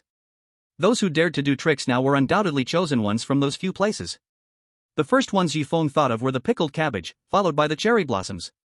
No matter where the chosen ones came from, they would never let him go. Feng's expression darkened for a while, returning to calm. The Dragon Country audience rarely saw Feng's calm face now. The last time in the cinema, he could still maintain his composure. In the cinema where Feng was, there were no other living chosen ones besides him. The audience felt that the vicious chosen one deserved it. Tap, tap, tap.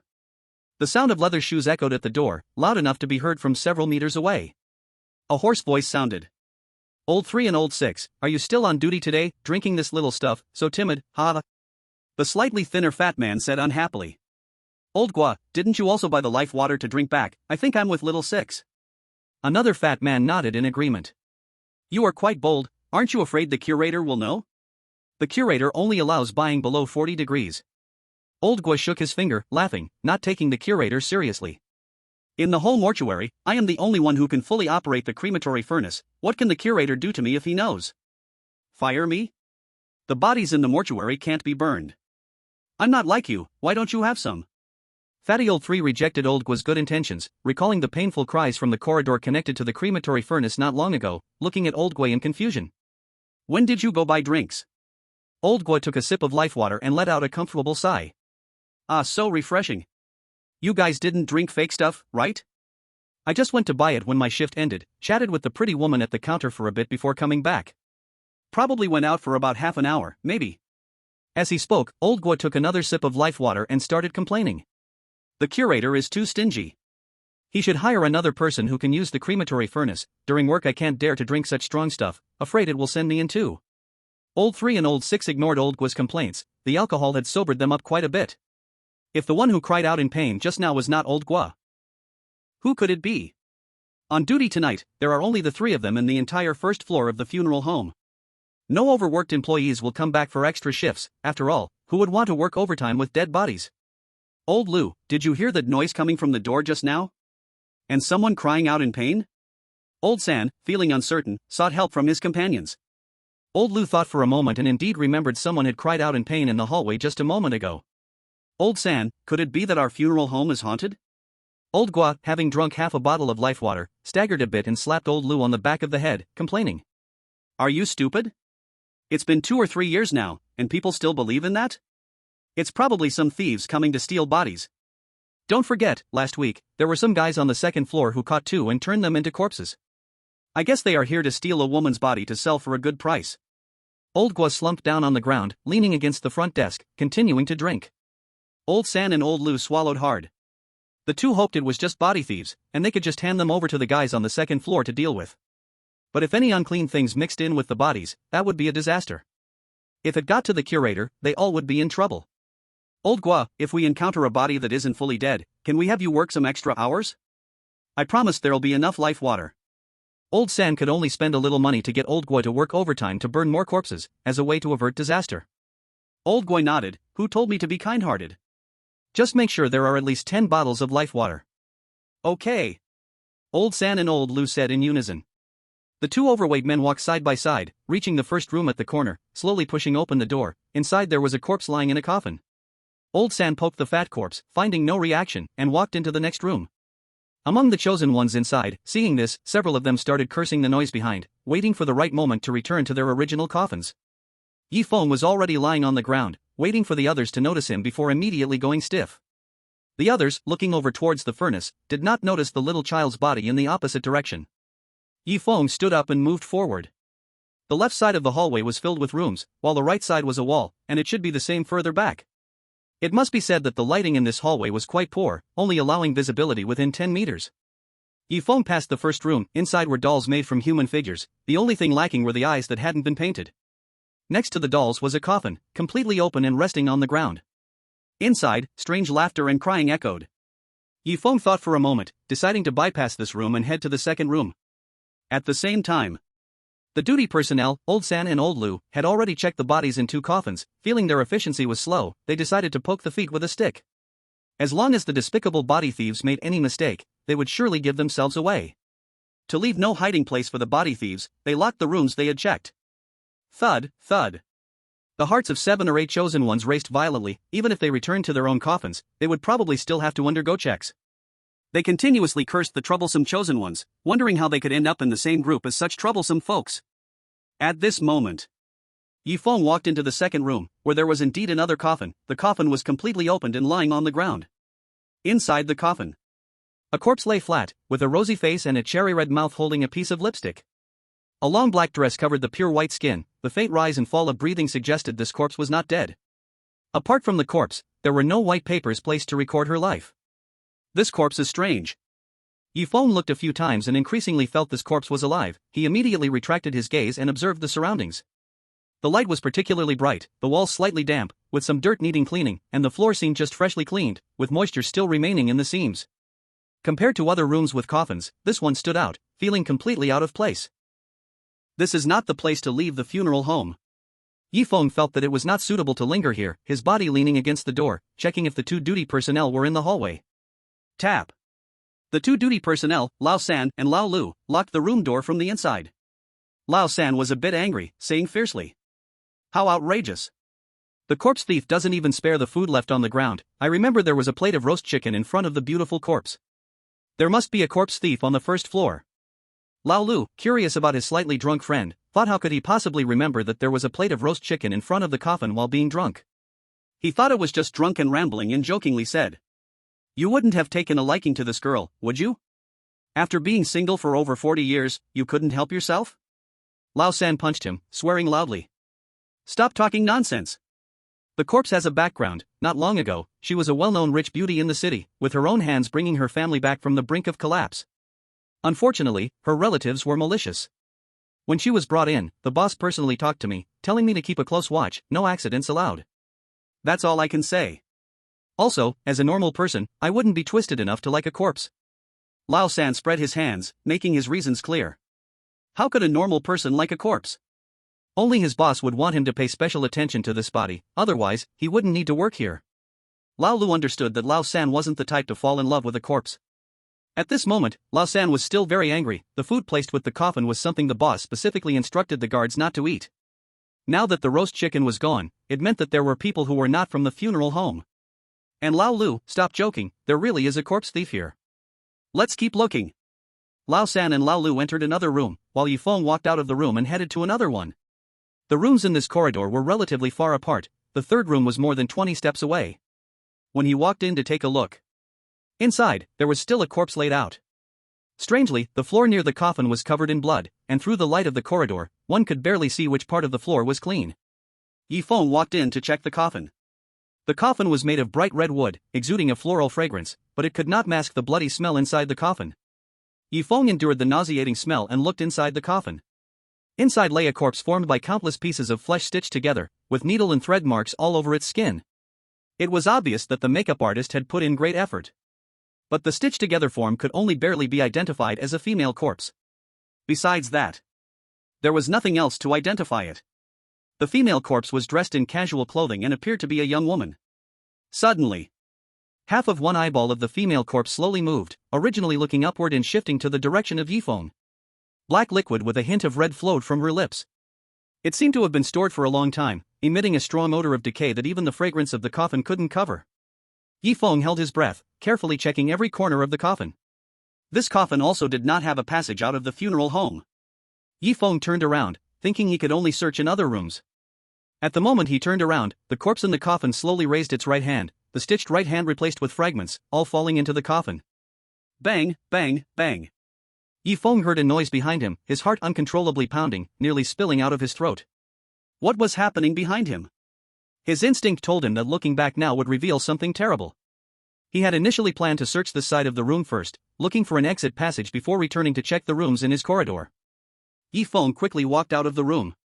Lao San and Lao Lu also walked out of their room, and Lao San said with even more anger. The food for 2 more coffins is gone, it must be the work of the corpse thieves. It's infuriating. If the curator finds out that thieves have mixed into the funeral home, he'll skin me alive. Lao Lu was half drunk and half awake, not quite understanding why Lao San was so furious. Stealing the food placed near the coffin, he did it, and the staff watching over the corpses did it too. Besides that command from the boss, the other 2 corpses were not specifically mentioned. The third one pointed at the footprints on the ground, his angry voice loud enough for everyone on the floor to hear, including the chosen one hiding in the coffin. Are you blind? Isn't there a footprint on the ground? We all wear shoes when we work. The 6th one pointed to the corpse in the coffin, whispering. Could it be that the corpse in the museum is hungry? The third one slapped the 6th one, speaking angrily. Humph. We must believe in science. Besides, if a corpse is hungry and eats its own food, would it walk outside? Haven't you seen the corpses in the coffin fine? After getting slapped on the back of the head, the 6th one listened to the third one's explanation and became completely awake. He punched the wall, cursing. There really is a corpse thief coming in. We've been on duty for 2 days and 2 nights, could the corpse thief be hiding in the coffin? Why don't we stab each corpse with a knife? Let's see where the corpse thief is hiding. The 6th one took out a folding fruit knife from his waistband, looking sinister towards the 20 or so rooms. The third one thought of this method. But doing so would damage the corpses, and reporting it to the curator would not be as simple as just getting fired. The third one stopped the 6th one, telling him not to do anything stupid. Don't damage the corpses, take more time, we must find that corpse thief. As they spoke, the 3rd and 6th walked into another room. Yi Feng seized the opportunity to enter the 4th room. The audience from Dragon Country started friendly condolences in the Sakura livestream. Look at the good deeds your Sakura chosen one has done. Interesting, do you guess your chosen one can still survive? Consistent style, harmful to others and oneself. The Sakura audience similarly sent back blessings. Sakura audience, it seems your chosen ones can't go back. When the funeral home starts working, guess what will happen? Sakura audience, very well, this time our chosen one's carelessness can finally eliminate the selfish guy. Sakura audience, carelessness, who wants that, but hopefully the Dragon Country chosen one can survive these few hours.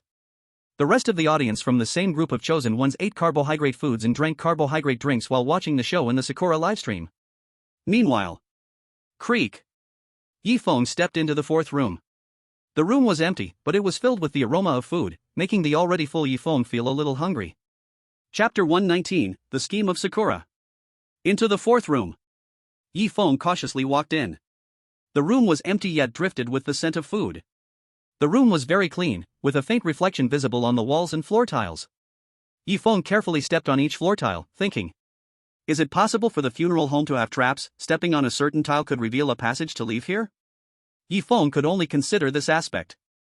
Holding on to even a 1 in 10,000 chance, he had to give it a try. Feng seriously stepped on each floor tile. The third and sixth had already left the room, locking the door behind them. The sixth cursed under his breath. Damn corpse thieves, not even sparing the body of a child. I heard this child suffered a lot during life, and after death, they won't even let his body rest in peace. Don't let me catch him, or I will let those guys on the second floor deal with him properly. As the third one opened the door to the next room, the Sakura chosen one pressed closely against the door, listening carefully to the conversation in the corridor. His expression darkened. In the funeral home he was in, there were probably 11 chosen ones. Except for Feng, who was currently safe, there were 10 chosen ones in the rooms on this side of the corridor, and all they could do was lie in the coffins pretending to be dead. As long as there was any movement, it would alert the 2 guards outside, who would then determine it was a corpse thief. The Sakura chosen one was in the third to last room, and it couldn't be ruled out that as they moved further back, the search for the corpse thief would become stricter. Even a normal person could endure general pain, but a slight expression also appeared on the face, just to see if the other party was careful or not. Thinking of this, the cherry blossom chosen one thought of a plan in their heart, the corners of their mouth slightly curled up. Yoshi, this method is good. The cherry blossom chosen one walked into the room where the unfallen chosen one was, took a few steps inside, glanced at the coffin where the unfallen chosen one lay, and thought. I'm sorry, I want to cooperate with you, for my safety, I can only trouble you a bit. But don't worry, you are just a backup, in case you are unlucky. After confirming that there was no one else in the corridor, they gently closed the door. The cherry blossom chosen one randomly picked a few more rooms, confirming that there were corpses lying in the coffins, took a few glances, then gently closed the door. All of them, the chosen ones, were corpses. It was hard to distinguish who was the real corpse with the naked eye, it was all about luck. This could be considered the kindness of the cherry blossom chosen one. The cherry blossom chosen one returned to their own room, lay down in the coffin, and whispered. It's hard to tell which are the chosen ones and which are the real corpses, the other party should find it hard to check. Audience from 3 countries saw this scene and cursed the cherry blossom chosen one for not following the rules. Including the unfallen audience who had just praised the cherry blossom chosen one, avoiding checks honestly. You cherry blossom chosen one are doing well, pretending to distinguish which are chosen ones, to cause trouble. Those chosen ones who had closed their doors opened their eyes, sitting on the clean floor. The unfallen chosen one breathed a sigh of relief. That was close, I almost couldn't help but burp. The security guard at the door should have left, I must go to look for the exit out of the funeral home on the first floor. Just as the unfallen chosen one was about to step out of the room, they suddenly heard dissatisfied voices coming from the left side of the door. Sly corpse thief, it must be in the last few rooms. The unfallen chosen one remembered that those 2 security guards started checking from the left side. How could the sound come from the left? The noise was very close, less than 3 rooms away.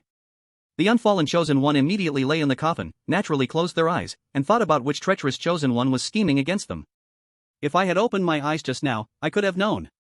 The selfish dragon country chosen one? That guy is in the corridor across, unless he wants to die, he won't come back here. Who exactly could it be? Just as the unfallen chosen one was pondering the possible list of names, a violent shouting came from the next room. Ah! Haven't you checked this already? Why are you back here? Don't come over. A series of pig-like screams echoed from next door, dragged out to the outside of the room. Old 3 questioned in a harsh tone. Where did you hide the child's corpse? There is only one entrance to the funeral home, you can't have moved the body. The discovered chosen one came from a small place, and having been caught, felt extremely frightened. Not long ago, during a water drop, they consumed the hint card, and now there was no hint, just like an ordinary person. This chosen one had no idea whose child's corpse it was, nor where they had moved it, and kept begging for mercy. I'm sorry, I don't know. Old 3's face darkened, hearing a series of GA answers.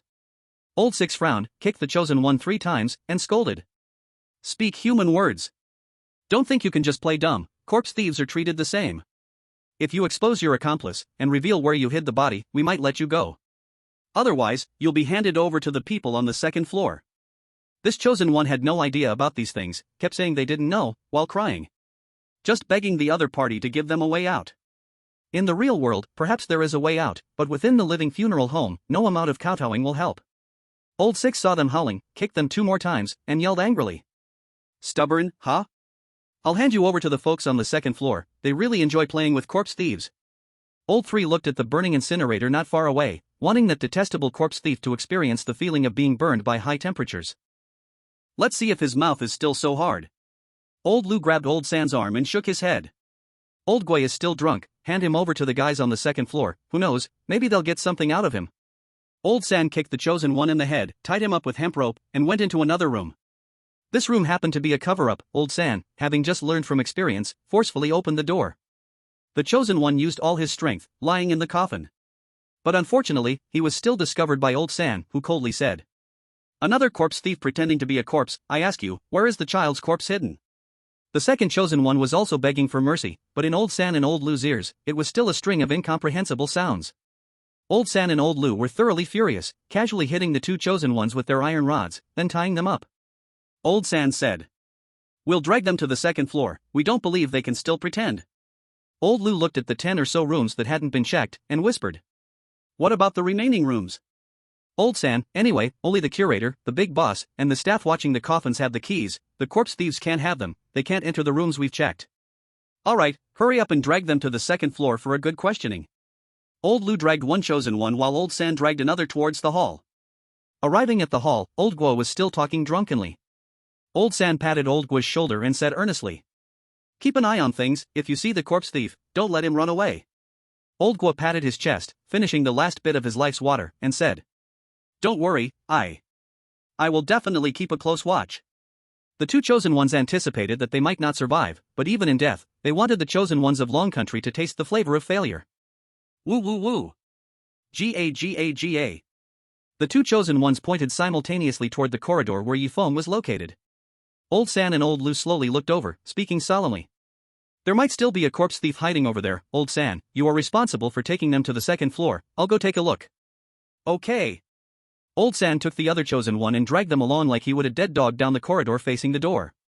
Chapter 120, Pry Open Their Mouths. Woo woo woo. Ga. Old San dragged the 2 chosen ones like dead dogs into the dark corridor. Perhaps due to the lighting issue, in the corridor facing the funeral home door, he could barely see his fingers when he stretched his hand out. Other than that, it was hard to make out objects 2 meters ahead. The 2 chosen ones struggled desperately, trying to break free from this seemingly over 40-year-old but incredibly strong guy. Unfortunately, no matter how they resisted, in Old San's eyes, they were as soft as infants. Old San walked about 10 steps, stopped, and coldly questioned the 2 chosen ones. "I'll give you one last chance, where is the child's corpse hidden? Are there any other corpse thieves?" Old San doubted that the 2 cold corpse thieves in his hands were not completely dead yet. However, an adult-sized empty coffin was still understandable, but a child's empty coffin was definitely stolen. He firmly concluded they were corpse thieves.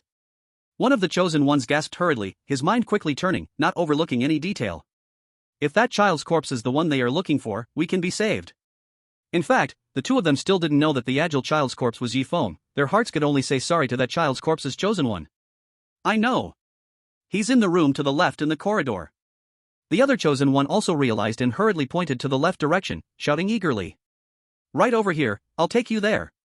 In Old San's ears, all he heard was a series of Wu-Jie sounds. The chosen one pointed to the left direction, which happened to lead to one of the stairways to the second floor. Old San thought the nasty corpse thieves were provoking him, and kicked the 2 chosen ones again. "You choose not to drink the good wine, but instead the penalty wine? Fine, later you explain to the guys on the second floor. They love to ask people like you. Go." The 2 chosen ones stumbled, just 1 step away from the second floor. The third one stopped and shouted loudly towards the second floor. "Is anyone there looking at the bodies on the second floor? I'm the one watching the entrance on the first floor. I caught 2 guys stealing bodies, please pry their mouths open and ask where the stolen bodies are hidden." The third one heard the echo of his own voice. The second floor was pitch black, darker than the corridor before, he couldn't even see his own fingers. The third one stood still, waiting for 3 or 4 minutes, mumbling softly. "Could they be slacking off? Who are you saying is slacking off?" Suddenly, A dark figure appeared at the staircase, draped in a black cloak, vaguely seen as a giant who was 2 meters tall. The two chosen ones vaguely saw the figure, their legs went weak, and one of them even let out a brown liquid from his pants. The third one pointed at the two thieves on the ground and said, "I didn't say slacking off, these two body thieves." The 2-meter-tall, cloaked fat man interrupted the third one, grabbing the two chosen ones and lifting them up like chickens. "I heard that, are these two body thieves? Don't worry, no body thief has ever lived to keep a secret. You go down first, let me question them properly." A cold wind blew from the second floor, making the third one shiver, and he hurriedly left. Under the darkness, the fat man brought the two chosen ones into a closed room. The room was lit by red candles, and through the weak candlelight, various sharp tools were reflected on the wall. Handsaws, arm-length steel needles, hammers stained with black blood. The fat man made the chosen ones sit in chairs, tying their hands and feet to the armrests and their waists to the backs. Woo woo woo. The two chosen ones realized that bad things were about to happen and began to struggle. The fat man blew out the red candles and said with a laugh, "I hate body thieves the most. If you are sensible, say what you know now, otherwise I can pry your mouths open here." The fat man's flesh shook constantly as he reached for tools on the wall to pry open their mouths. The audience from the chosen one's country turned pale. Currently, the live broadcast screen was black, but the fat man's laughter and the cries for mercy from their chosen ones could be heard. Ah! Occasionally, sounds like pigs being slaughtered came from the live broadcast room. The screams lasted for half an hour before gradually becoming hoarse. The fat man put the tools back on the wall and reignited the red candles. Among the 3 or 4 tools on the wall, new bloodstains appeared. The fat man sighed helplessly. "You two are the toughest mouths I have ever seen, I really admire it. I can't get a word out no matter how I pry your mouths open." After leaving this sentence, the fat man left the room. The two chosen ones' lips, including their tongues, fell to the ground, their mouths wide open, greedily gasping for air. Their bodies kept trembling, probably due to the pain of losing their lips and tongues, trying to reduce the pain through shaking. Blood gushed from their wounds, dripping onto the ground. Half a minute later, the live broadcast room went black, and a hint of bizarre tales emerging appeared. The audiences from both countries immediately crumbled. Everything was fine until the Sakura chosen ones came. Whether they could kill Feng or not was another matter. Their own chosen ones were already suffering. Out of face-saving concerns, the higher-ups of Sakura quickly clarified on their official account that this was an accidental act by the chosen ones, absolutely not intentional. And definitely not targeting any specific chosen one. After the third one came downstairs, he met up with the sixth one.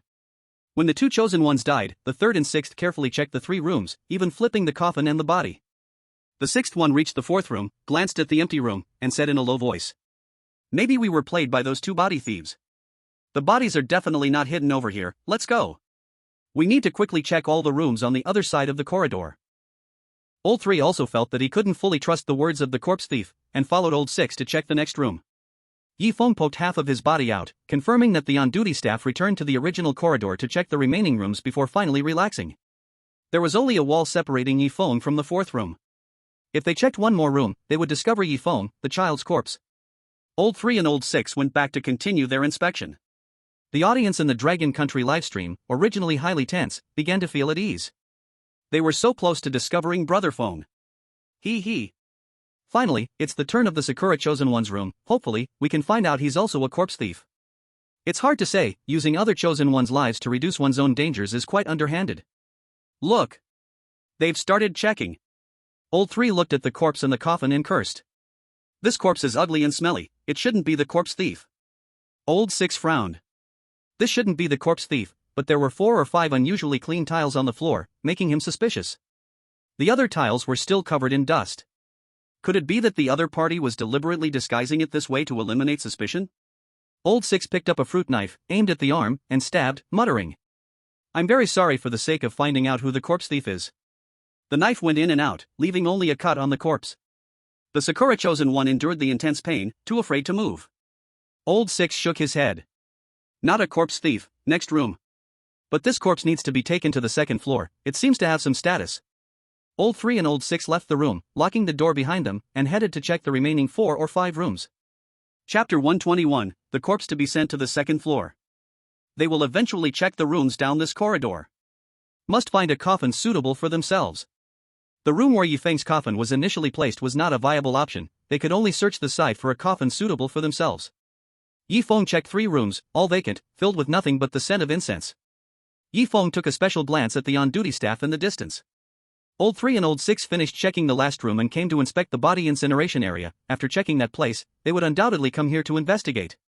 Feng passed through 2 rooms until he reached the 3rd room. The room was filled with the unique fragrance of wood. The lights flickered, and in the dark, it seemed a shadow was hanging on the wall. Inside was a coffin, similar in size to Feng's coffin, with the floor and walls thoroughly cleaned. Feng crept in to check the appearance of the corpse. The coffin was empty. Inside was only a piece of white paper filled with dense, unreadable writing. Another coffin suitable for a child. Feng noted down this room, planning to decide after searching the other rooms. Angry discussions erupted from the opposite corridor. Damn! We haven't even found the place to burn the body. It looks like it's hidden in the rooms down the opposite corridor. Old 3 and Old 6 just happened to come out of the incineration room, their faces darkened, having lost the body of a child. If the curator finds out, their punishment would be the least of their worries. I think we should let Old Gua. Old 6 walked to the hall, looking at Old Gua, who was half drunk and leaning against the front desk, forcing a smile. Old Gua, you've worked in the funeral home for over 10 years, you've no merit, but you have had hardship, so you are considered our senior. Old Gua grabbed a bottle of life-giving water, took a few swigs, and drunkenly said, "Don't say anything unnecessary, remember you owe me 10 bottles of life-giving water, don't go back on it."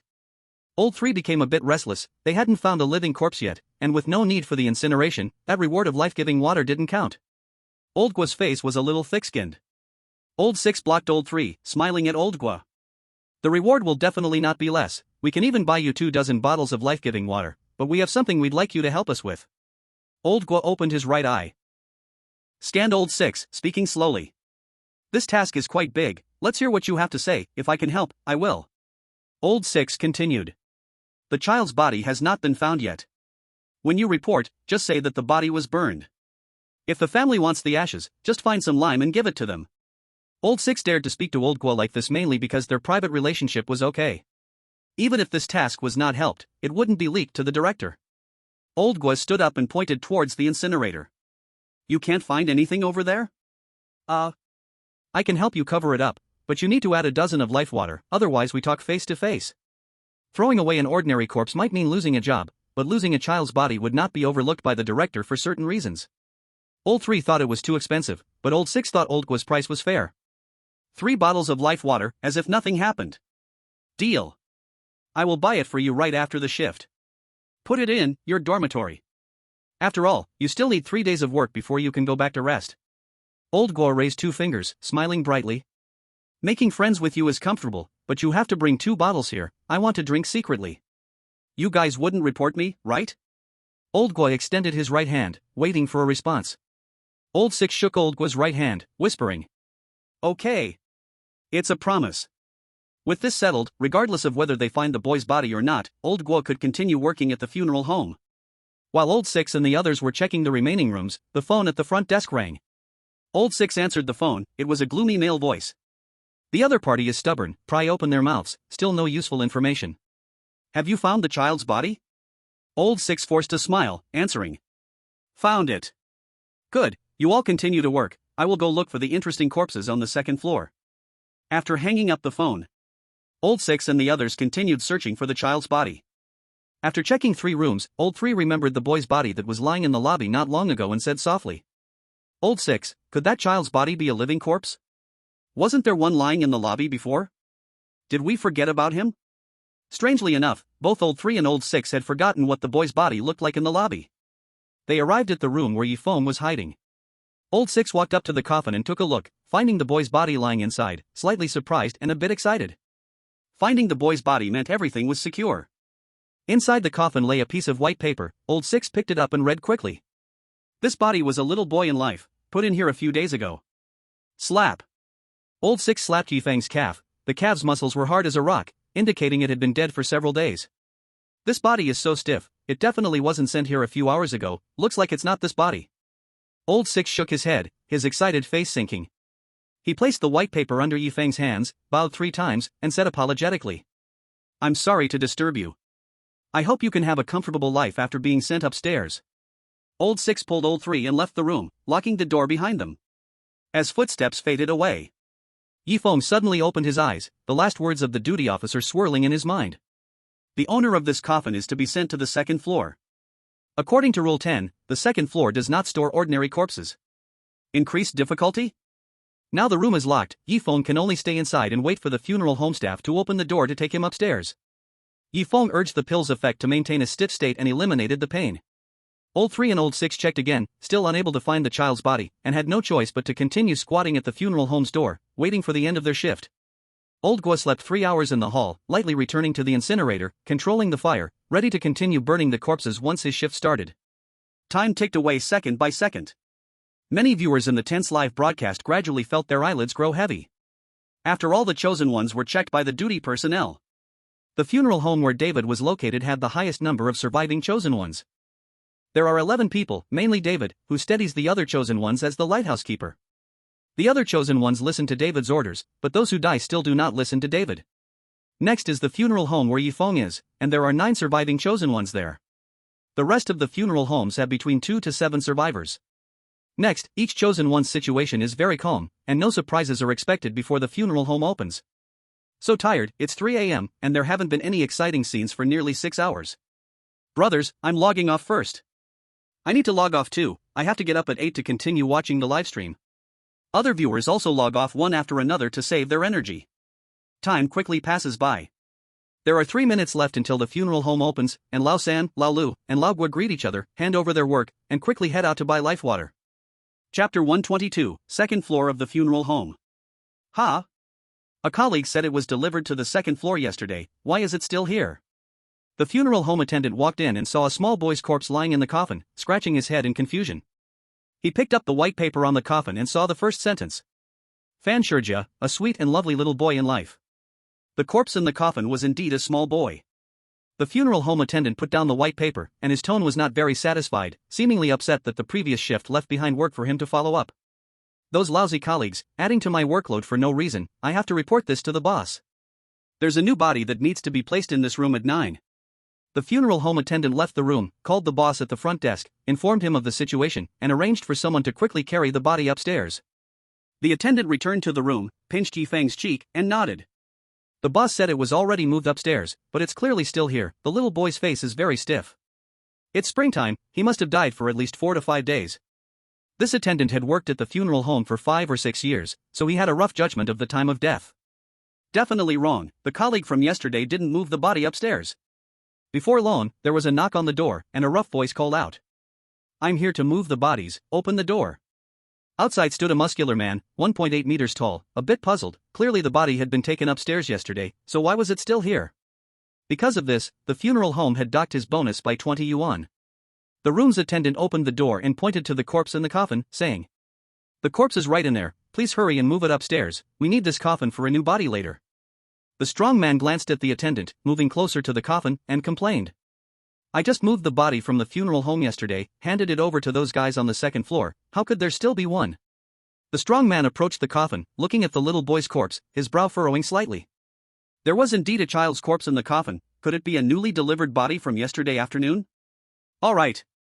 I will carry this body upstairs, and this time you give me a witness. He laid the body on his back under the white cloth, looking back at the attendant before leaving. Did you remember? Be my witness. I'm taking the body upstairs. The attendant nodded, indicating he would testify for him. The strong man grabbed Yifeng's left and right hands, carrying him on his back, with Yifeng's face up, walking through the corridor. Yifeng used the effect of the stiffening pill, his entire body was rigid, with only his head and neck pressed against the strong man's back, the rest of him hanging in the air. In the corridor, numerous funeral home workers hurried to their posts. Perhaps because the director wasn't on the first floor, these workers were a few minutes late, more or less. Just then, the strong man encountered a familiar colleague and greeted him. Lao Gang. Good morning. I just received my year-end bonus yesterday, why the long face? The colleague called Lao Gang, also a tall and strong man, glanced at the little boy's corpse, and said helplessly. Today's task is quite heavy, we have to move over 30 corpses upstairs. Old Li and Old Fa are on leave, only the 2 of us are here. Old Fei, today we have to work extra hard. Old Gang continued walking down the corridor, while Old Fei's face darkened. More than 30 corpses, which means a commission of over $600, but only the 2 of them are moving them today, so they would split it and end up with over $300 each. Usually, the commission for a day's work is only around 70 or 80, but now 300 is far beyond normal.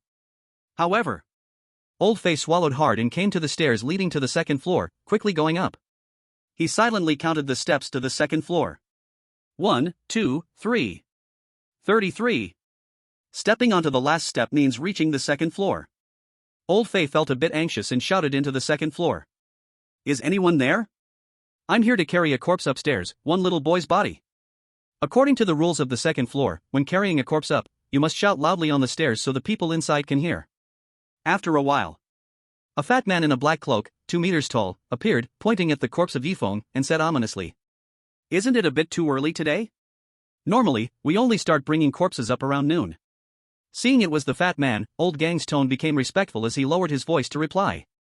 There's no choice, we have to carry more than 30 corpses today, the sooner we finish, the sooner we can go home. Well, your commission today isn't too bad, follow me. The fat man led the way. The second floor of the funeral home is where the corpses are stored. The specific placement of the corpses must be guided by the people on the second floor, and they must be placed in the designated spots. Placing them wrong will result in a commission deduction. As Old Gang walked, his body began to tremble. The temperature on the second floor is below freezing, and the staff carrying corpses can't wear too many clothes to prevent stealing from the corpses inside. After turning a few corners and passing through 2 or 30 rooms, they arrived at a corner. Old Fei roughly memorized the route they took. The fat man pointed to a room, his chubby face trembling. Put the body here. According to the regulations, the body must be stored for at least 24 hours before it can be placed in the cold storage. To avoid trouble later, all the corpses to be moved will be placed in these 2 rooms. Today, there's no need to shout loudly at the door. Old Fei's body trembled, trying to warm himself against the cold temperature of the second floor. Old Fei breathed out, forming mist, and said through chattering teeth, Isn't this a bit against the rules? The fat man opened the door to the room, letting Old Fei place the corpse inside and shrugged helplessly. There's no choice, I caught some fun things last night, and they all died. I need to dissect them and make beautiful specimens. Old Fei was uninterested in the fat man's morbid interests. Since the man confirmed there was no need to shout, they could directly carry the corpses, which saved a lot of trouble. At least it meant he could withstand the cold temperature here a little less. Alright then, if there's nothing else, I'll continue moving the corpses. Old Fei quickly left the second floor of the funeral home.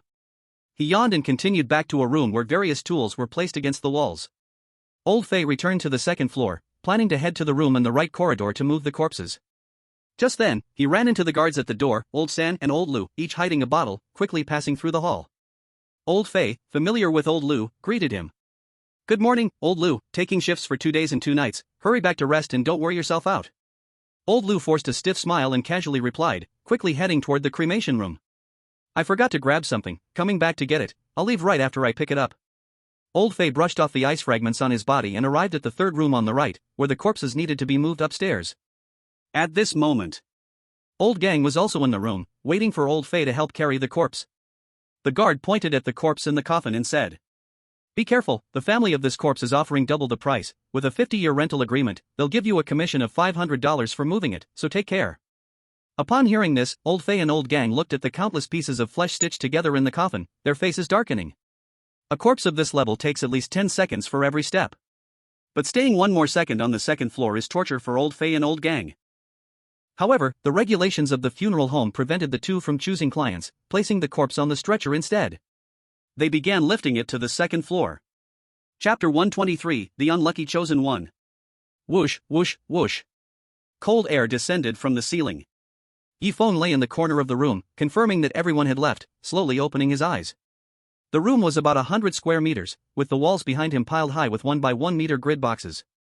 I had seen these things in some films and television dramas, used for storing frozen corpses. It was the funeral home's working hours now, so I decided to remain still, waiting for the end of work to take action. With a firm decision made, Feng slowly closed his eyes again, waiting for the time to come. From a room on the second floor, sounds of cutting could be heard from time to time, making Feng even more alert. Compared to Feng being carried upstairs, some chosen ones were just that lucky. The Dragon Country audience noticed that Feng was safe at the moment and jumped to other livestream rooms to watch. The Elephant livestream was at an exciting point now.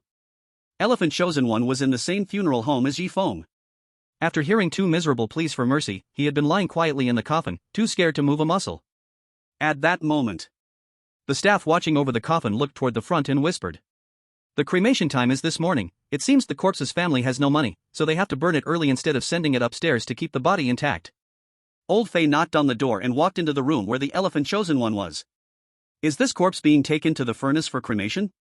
Old Fei and Old Gang had just moved 4 corpses to the second floor and could no longer withstand the cold. They decided to take some to the furnace to warm up a bit.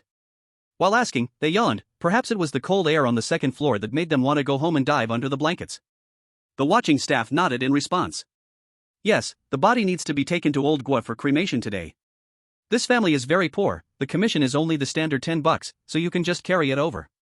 Old Fei and the others nodded, agreeing with the staff's words. The amount of money given decides the amount of work to do. Given the standard payment, they could only complete standard work, which meant just taking the body to the crematorium. Some of the elephant audience started to panic. Following all the ghost story rules, how could it be taken to the crematorium? To them, being taken to the crematorium only meant one result: death. The keen-eyed elephant audience noticed that white paper was stuck to the front of the coffin, which said, "To be cremated tomorrow morning." Those who caught this clue felt a darkness before their eyes. Surely something would happen in a later time period. Unless the chosen one discovered it before work started after the inspection, they could avoid the cremation outcome. But by then, the door would be locked, and they couldn't argue against it. There were also a few audience members who spotted this, but unfortunately, they had already used their hint cards and could not provide warnings. The Sakura chosen one also noticed this. However, he saw him move it upstairs for storage, and continued to lie peacefully in the coffin. Old Fei and Old Gang were carrying the elephant chosen one toward the crematorium. The elephant chosen one's heart was pounding wildly. This was simply too much of a trap. Soon, Old Fei and the others passed by the room where Feng had originally appeared, and the watching staff said helplessly, "Old Gui is so eager today, he just started working and burned the little boy's body. I remember the child's relatives were quite wealthy but demanded immediate cremation. Gee, Old Fei, Old Gang, you two are going to make a fortune today. I heard there are over 30 bodies moved to the second floor. Let's go out for a good meal after work, shall we?" Old Fei's face darkened. This guy must be looking for trouble. Didn't he see their shivering bodies? Old Gang lightly punched the staff on the chest, jokingly rebuking. "Don't make fun of us, the second floor is freezing. I don't know if it's intentional or accidental, but the corpses were all sent to the second floor today for freezing. No more chatting, there's still a pile of corpses waiting for us to carry." Old Fei and Old Gang casually lifted the corpses by their hands and feet, walking quickly. The elephant chosen one remained in a quiet state, hoping for a way to save himself. Bang! The body was casually thrown on the ground. Old Fei casually said, "Old Gua, this body is paid according to the standard rate, just burn it according to the standard." "Ha? Old Gua, did you drink on the job?" Old Fei sniffed the air. The stench of the decaying body mixed with the scent of alcohol. There was only one cremation furnace in the funeral home, and if Old Gua made a mistake and broke it, the unlucky ones would be the other employees. Old Gua waved his hand. "Don't wrong me, I drank before work, not after work." Old Gua still had some of the life juice lingering in his teeth. Unfortunately, there were no bottles of alcohol in the room, so Old Fei had to leave and continue bringing in other bodies. Old Gua blinked, slapped his forehead hard, and muttered to himself. "Drank 2 bottles of life juice in one go, the aftereffects are too strong, my head's a little dizzy, I need to lie down and sleep for a bit. Zzz. Old Gua quickly fell asleep, his snoring filling the entire cremation room. Taking this opportunity, the elephant chosen one could escape the furnace and head to an empty, unguarded room. Elephant viewers, now's the chance, hurry and leave. Elephant viewers, they are really asleep, stop pretending, get up and escape now. Elephant viewers, the last chance." The elephant viewers were anxious for their chosen one, but the elephant chosen one didn't move, remembering the third rule. After a moment, Old Fei and Old Gang had just brought in the second body when they saw Old Gua drunk, and Old Fei woke him up, shouting, "What are you sleeping for? Get up and burn the body." He would still have to go to the cold second floor later, but Old Gua could slack off during working hours, which made him feel unbalanced. Old Gang's shout broke Old Gua's sleep, and Old Gua suddenly woke up, shouting, "Drink, keep drinking." "Huh, what's going on?" Old Fei pointed to the 8 bodies in the cremation room and urged Old Gua, "Hurry up and burn the bodies, or the room won't have enough space, and we'll have to work overtime at noon." Old Gua got a little angry but didn't dare vent his frustration, as it would be bad if it reached the director. Old Gua could only vent his anger on a certain body. Looking at the body Old Fei and Old Gang had brought in, Old Gua kicked it 3 times and muttered, "What bad luck, of all times, it had to die yesterday, and today I'm going to be exhausted." Saying that, Old Gua pushed aside the iron bed of the cremation furnace, and it was completely clean, not a speck of ash. Old Fei couldn't help but suspect that Old Gua had been drinking just now and hadn't done any work at all. With one hand, he threw the elephant chosen one into the iron bed. The scorching heat from the iron bed made the elephant chosen one scream out loud. "Ah! It's killing me! I'm not a corpse, let me out!" The elephant chosen one began to beg for mercy, pleading with old Guo and old Fei to spare him. Some of the elephant viewers, seeing their chosen one's actions, were so angry they almost spat blood. Why couldn't they learn from the Dragon Country chosen ones, or at least the Sakura chosen ones? They clearly had a chance to escape. Most of the elephant chosen ones took the time to review all the living funeral home strategies up until now. Old Guai knocked a punch to the elephant chosen one's mouth, breaking 3 teeth, then spat. Damn it, the second body I need to burn today still isn't fully dead. The iron bed slowly moved towards the cremation furnace. The elephant chosen one, enduring the pain in his mouth, shouted. Please don't kill me. Chapter 124, Miserable Screams. Ah! As long as you don't kill me, I can find other living bodies for you, the elephant chosen one shouted. In this funeral home, there are at most 8 other living chosen ones. In order to survive, the elephant chosen one could only spill others' secrets. Old Guo, old Fei, and old Gang heard what sounded like a woo-woo-woo growl, which, to them, felt like provocation. Relying on the alcohol, old Guo punched the elephant chosen one 5 times, swearing. Really bad luck, shut up. The elephant chosen one's cries made old Guo, who was half drunk, lose focus. Operating the cremation furnace required full concentration, with no room for error. Seeing that the elephant chosen one kept yelling. It's temporarily difficult to operate the incinerator, said to old Fei. Please bring me some wood, enough to stuff into the mouth. He keeps screaming wildly, I can't operate the incinerator. Old Guo kicked the elephant chosen one twice. Anyway, the family of this corpse paid the standard amount, no extra benefits at all, so old Guai naturally didn't hold back. Old Fei understood old Guo's meaning and brought some wooden blocks from outside, just enough to stuff into the mouth.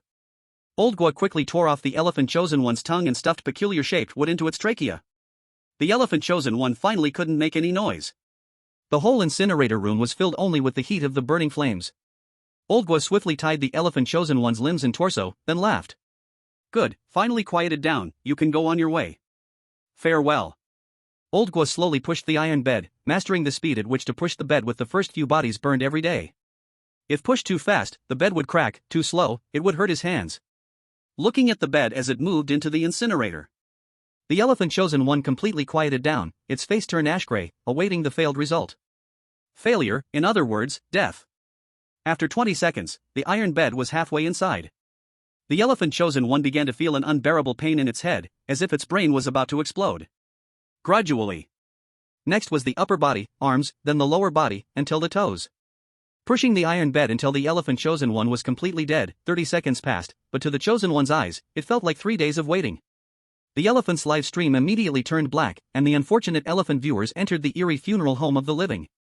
Dragon Kingdom viewers began discussing ways to leave the funeral home. I believe the incinerator is definitely not the exit of the funeral home. Anyone not an idiot basically knows this. Based on the exploration of all the chosen ones on the first floor, almost every room has been searched, and there's no exit. Could it be the second floor? After all, the second floor is very dangerous. It's possible. While the Dragon Kingdom viewers were discussing the exit, the phone in the lobby of the funeral home where Yi phone was sounded. The front desk staff picked up the phone, and a voice that was neither male nor female came through. I heard from my relatives that a living corpse appeared in the funeral home. The front desk staff recognized the voice as the director's. Just earlier, they had heard a miserable scream coming from the incinerator room, but weren't sure if it was a living corpse. In order to keep their job at the funeral home, they could only tell the director exactly what they had heard. That's what happened. I just heard a miserable scream coming from the incinerator room. I suspect it's a living corpse. Anyway, they were only responsible for registering the bodies for freezing or cremation, anything else had nothing to do with them. After listening to the front desk's report, the director's tone became darker. You need to get old Guo to come take this call. Seeing no bodies being brought in at the moment and with 10 minutes until the scheduled delivery of bodies, the front desk staff hurriedly called old Guo from the incinerator room. Old Guo quickly walked to the front desk, and upon hearing that it was the director calling, he immediately became serious, trying to make the director believe he was fully awake.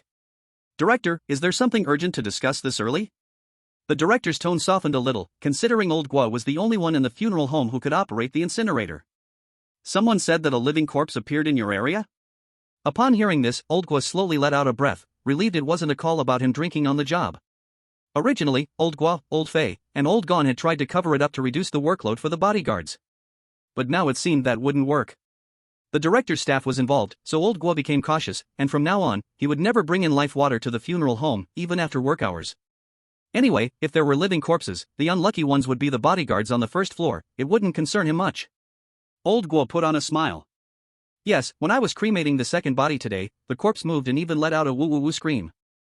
However, while pushing the iron bed, I found I couldn't stop, otherwise, the entire cremation furnace would be ruined.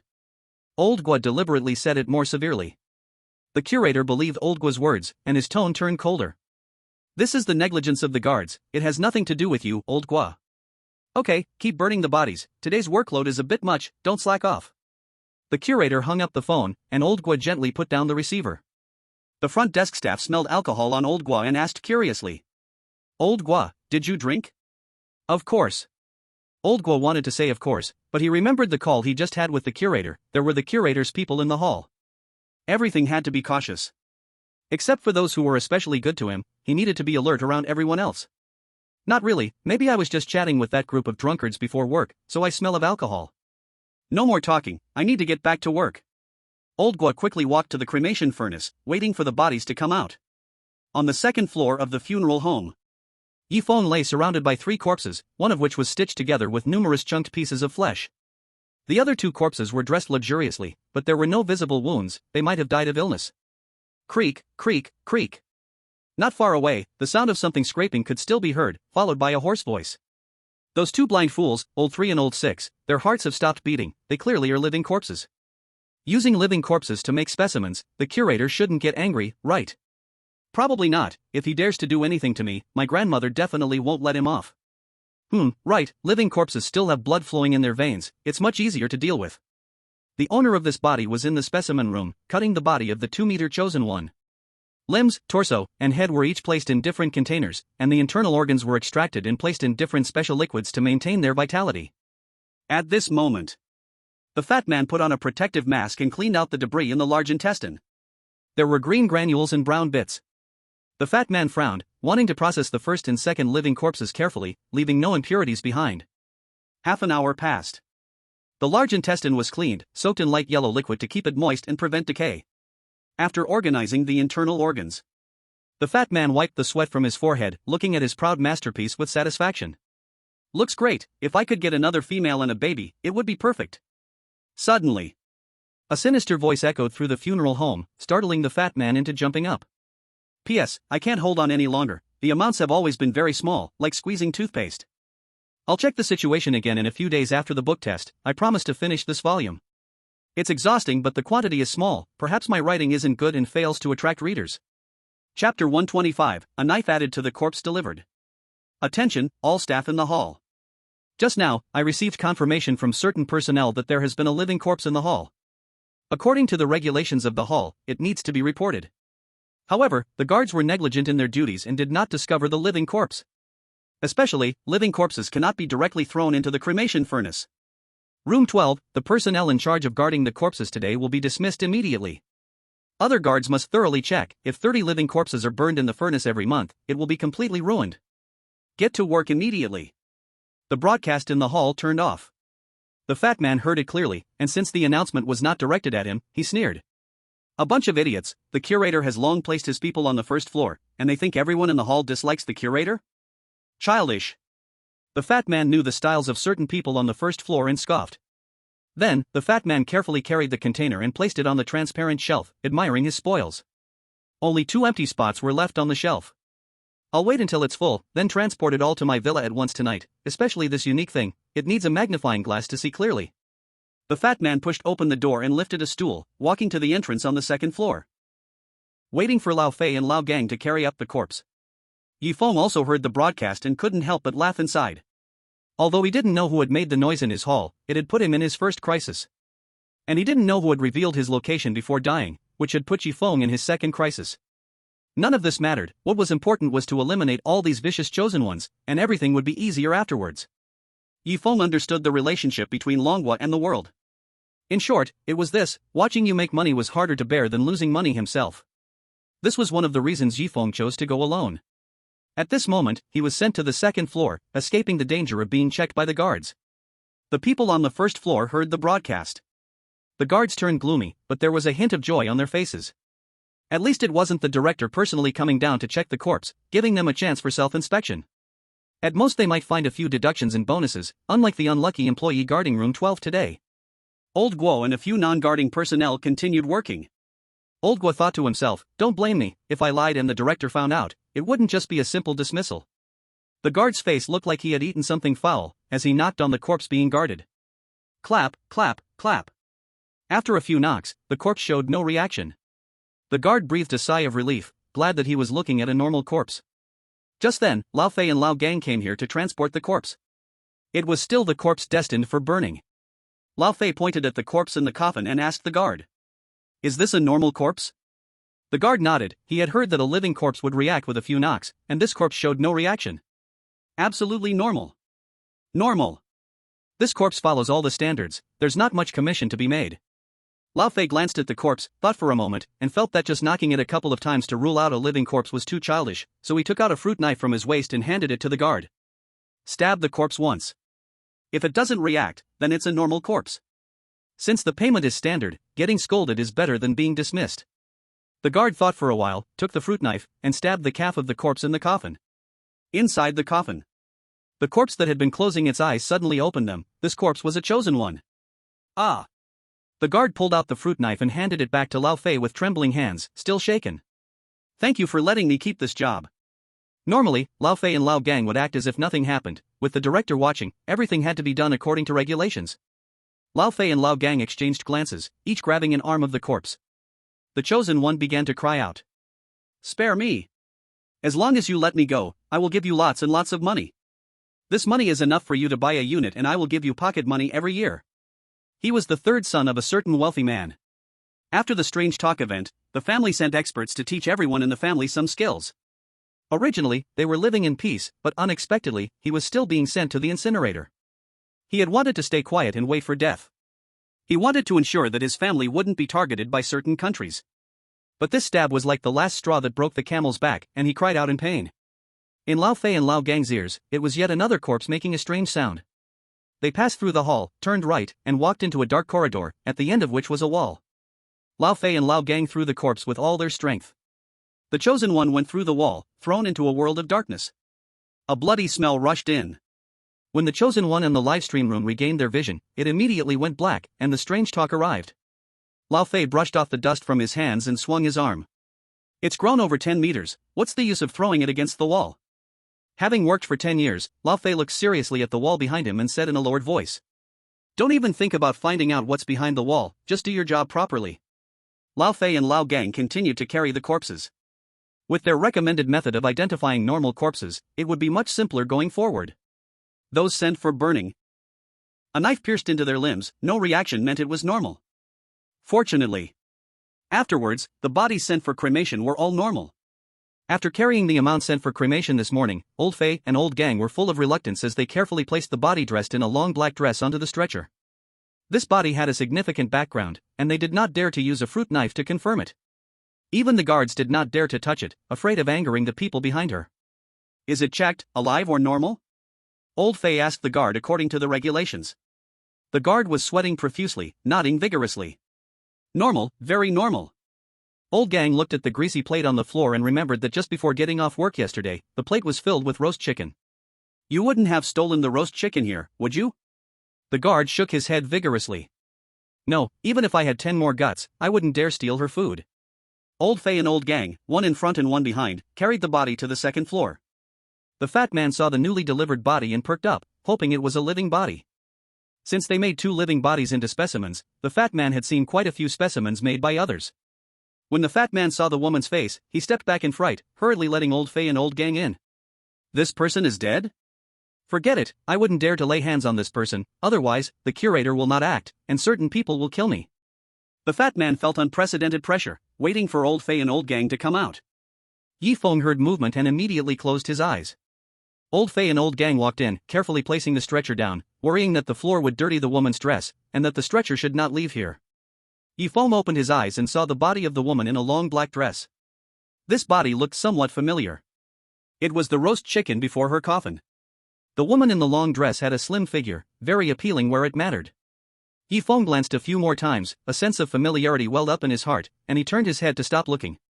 As Yi Feng closed his eyes, waiting for the time to act.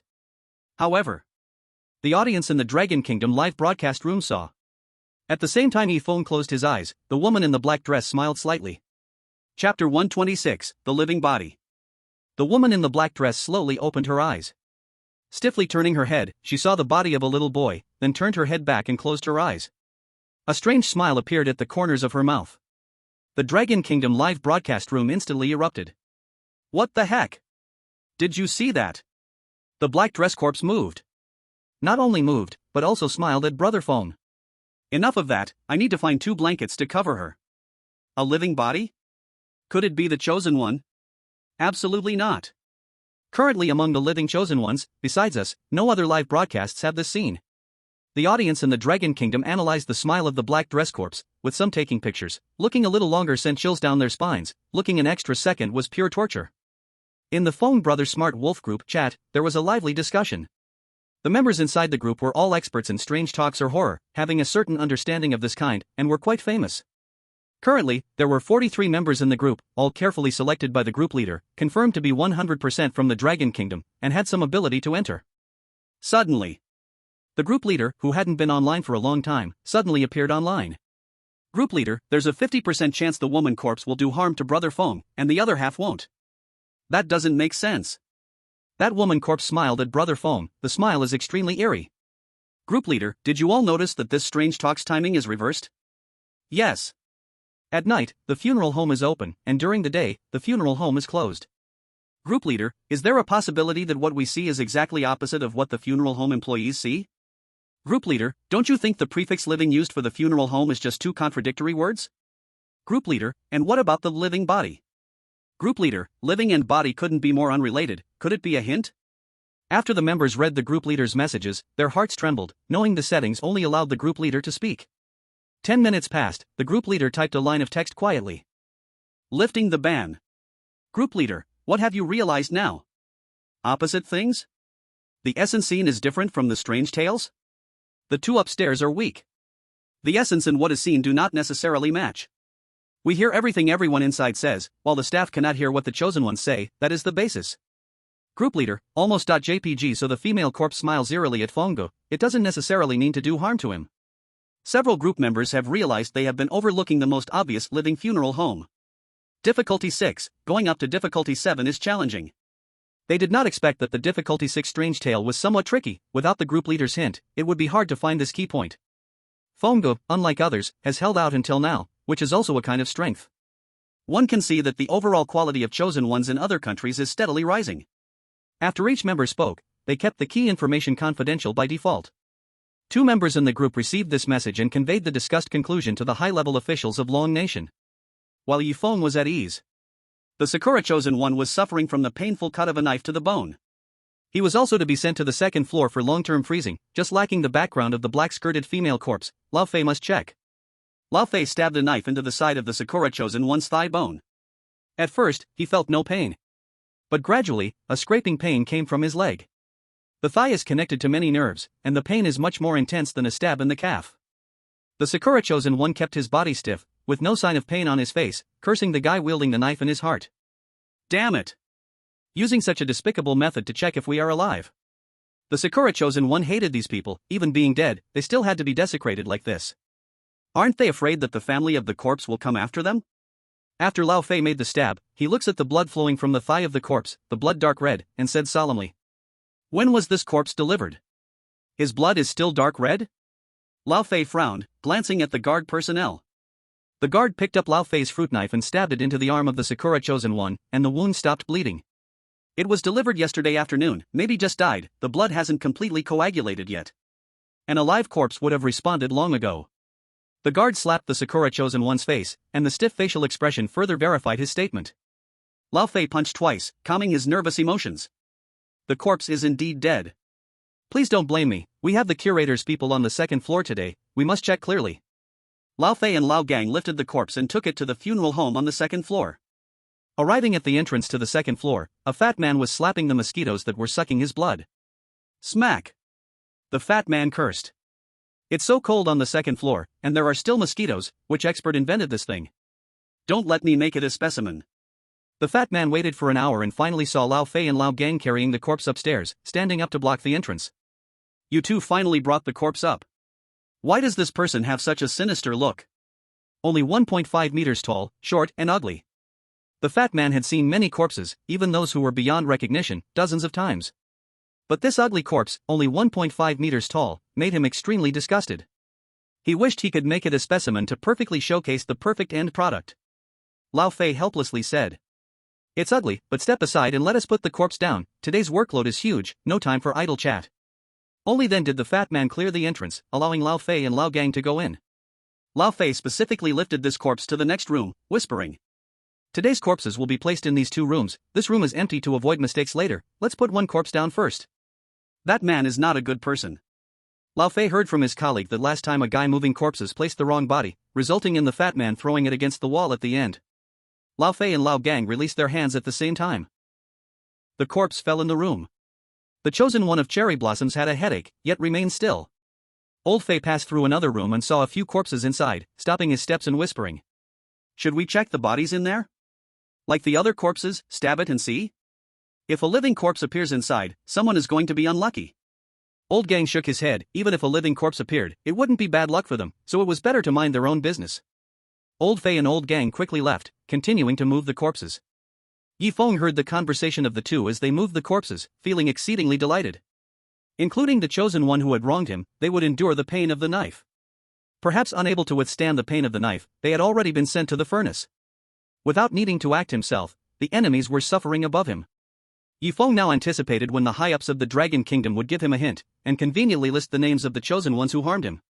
As Old Fei and Old Gang quickly transported the corpses, the number of corpses in the 2 rooms increased more and more. 3 hours passed. Old Fei and Old Gang leaned against the wall behind Yi Feng, gasping for breath. If we finish our overtime work by noon, let's go have some barbecue in the afternoon. Old Gang held up 2 fingers. It's so tiring today, we need 2 skewers of kidneys to replenish. As the footsteps faded away, Yi Feng slightly opened his eyes, only to see. Chapter 127, The Smiling Woman. Yi Feng slowly opened his eyes. Lying in front of him was a woman dressed in a beautiful black gown, her skin fair with a hint of red, yet untouched by any makeup. Her thin frame had a certain part that was plump and quivering. The woman closed her eyes and smiled at Yi Feng. A woman is smiling at me?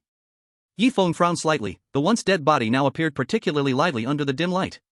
It didn't seem like death, but instead like a deep sleep. Impossible. It was likely some kind of dangerous warning. Could it be that she was angry because I stole the roast chicken in front of her coffin? Yi Feng slowly closed his eyes, sinking into various thoughts of possibility. The moment Yi Feng closed his eyes, the woman lying in front of him slowly opened her eyes, her smile becoming even more radiant. However, in the Dragon Kingdom live broadcast room, the audience in the Dragon Kingdom saw a hideous female corpse lying in front of Yi Feng. The skin was eroded by corrosive liquid, hands and feet swollen with blisters, and the face bore burn marks. Even through the live broadcast, a strong smell of decay could be detected. The hideous corpse had one side of its mouth raised in what looked like a smile, but upon closer inspection, it seemed to be observing its prey. Unlucky. Brother Feng actually has to face this terrifying corpse. That's not fair. In the group of chosen ones, only Brother Feng shares a room with the female corpse. Cherry Blossom audience, who told you self-serving chosen ones? Lighthouse audience, the world of bizarre tales is finally fair. Kimchi audience, oh gosh, finally letting the arrogant chosen ones of the Dragon Kingdom experience terror. Humph. Are you blind? Our Brother Feng has ever been afraid? The female corpse has finally turned her head. Yi Feng pondered many possibilities, each one potentially happening. Everything will go naturally, although there are traps everywhere in the rules of bizarre tales, there are also possibilities of survival. Yi Feng opened his eyes. At this moment, the female corpse had her back to him, and on the back of her black gown appeared several lines of bright red text. Congratulations, you have found the second part of the rules in the living funeral home. 12. Do not laugh or make any sounds on the second floor of the living funeral home, otherwise, it will alert the terrifying beings on the second floor. 13. You can return to the first floor along the original path, but please do not casually open the rooms on the second floor, as they may not contain only corpses. 14. You can choose to trust the corpse that speaks to you, she will not harm you. 15. In the cold refrigerator, you won't survive for 3 hours. 16. If you encounter the staff station on the second floor, hurry to run, you cannot resist these people. Yi Feng carefully read the rules on the back of the female corpse. The first rule that made Yi Feng affirm correctness was the 12th rule. The 6th rule is the opposite of the 14th, the 6th rule is wrong, so the 14th rule is right. The 15th rule, whether correct or incorrect, sending the body to the ice-cold corpse refrigerator is definitely not a good thing. As for the 13th and 16th rules, their truth is currently uncertain. The second set of rules appears on the back of the female corpse, and nowhere else is it displayed. Currently, only Feng, David, and 5 other chosen ones can see this set of rules. Other chosen ones cannot see it. Unless the chosen ones who can see it inform the chosen ones in the same funeral home. Most of the viewers thought of this and were all dumbfounded. In the same funeral home, only one chosen one can see the second set of rules. Viewers from the same country as Feng rushed to the Long Country live broadcast room to express their opinions. Cherry Blossom viewers, I think Long Country's chosen one should cooperate. Foreign viewers, that's right, I think your Feng should share the rules. Foreign viewers, hurry and have the higher-ups use hints, cooperate. Is this a begging attitude? Who are you? Especially those living well, don't forget that your chosen ones want to harm Brother Feng. Not only in the live broadcast room, several countries' higher-ups sent requests to Long Country. As long as Long Country agrees, they can consider giving Long Country plenty of benefits. The response from Long Country's higher-ups was, everything is decided by the chosen ones, outsiders cannot interfere. Those with clear minds know that consideration is just consideration, not necessarily something to be fulfilled. Even if it's clearly written, it doesn't rule out that the other party could be despicable and not keep their promises. The response from Long Country's higher-ups instantly increased the goodwill of Long Country's audience. On the second floor of the funeral home, Feng realized that the only one who could see the second set of rules in the entire funeral home was probably the back of the female corpse in front of him. From the beginning until now, only he and the female corpse have moved in the room. He should be the only chosen one. He didn't need to think, outside must have erupted, putting pressure on Long Country, urging their higher-ups to give him hints and asking to share the information of the second set of rules with others. Half an hour later, Long Country's higher-ups still had not used the hint card. They probably refused the other party's request. Feng's mouth curled slightly upward. Fortunately, I wasn't left feeling cold. The woman in the black dress twitched her muscles and slowly lay down, covering the rules on her back. In the corner. There was a noisy sound outside the door, disturbing Feng's mind. A fat man carried a long bench and placed it in the middle of the 2 rooms, slowly pushing open the 2 doors, taking out his phone and snapping a sound in each room, strong light shining down. The fat man smiled gloomily and said, I will take pictures with my phone. If the positions differ from the photos later, it means it's a living corpse, then I can. He. Saliva flowed from the fat man's mouth. He wiped it hard and continued. Tonight, I'm the only one on duty. If I catch a living corpse, I can make a lovely specimen. I hope this ugly corpse is alive. The fat man looked at the cherry blossom chosen one, yawned, slowly closed the door, and his footsteps gradually faded away. Feng opened his eyes again, and outside the door were the second floor staff, seemingly very interested in the specimen. From their mouths, he learned that the fat man wanted to use the corpse to make a specimen. Now the fat man should have left here, able to move freely, but the fat man would come back to check. The corpse must return to its original position and original pose. Feng lay flat on the ground, with his right heel just resting on the cross seam of the floor, extending in a straight line to his head, the back of his head also just touching the cross seam of the floor tiles. The position is easy to remember, and the pose is also easy to remember. An inexplicable attraction drew Feng, and he couldn't help but turn his head to look at the woman in the black dress. At this moment, the woman in the black dress knelt on the ground, with her legs naturally slanted, still keeping her eyes closed.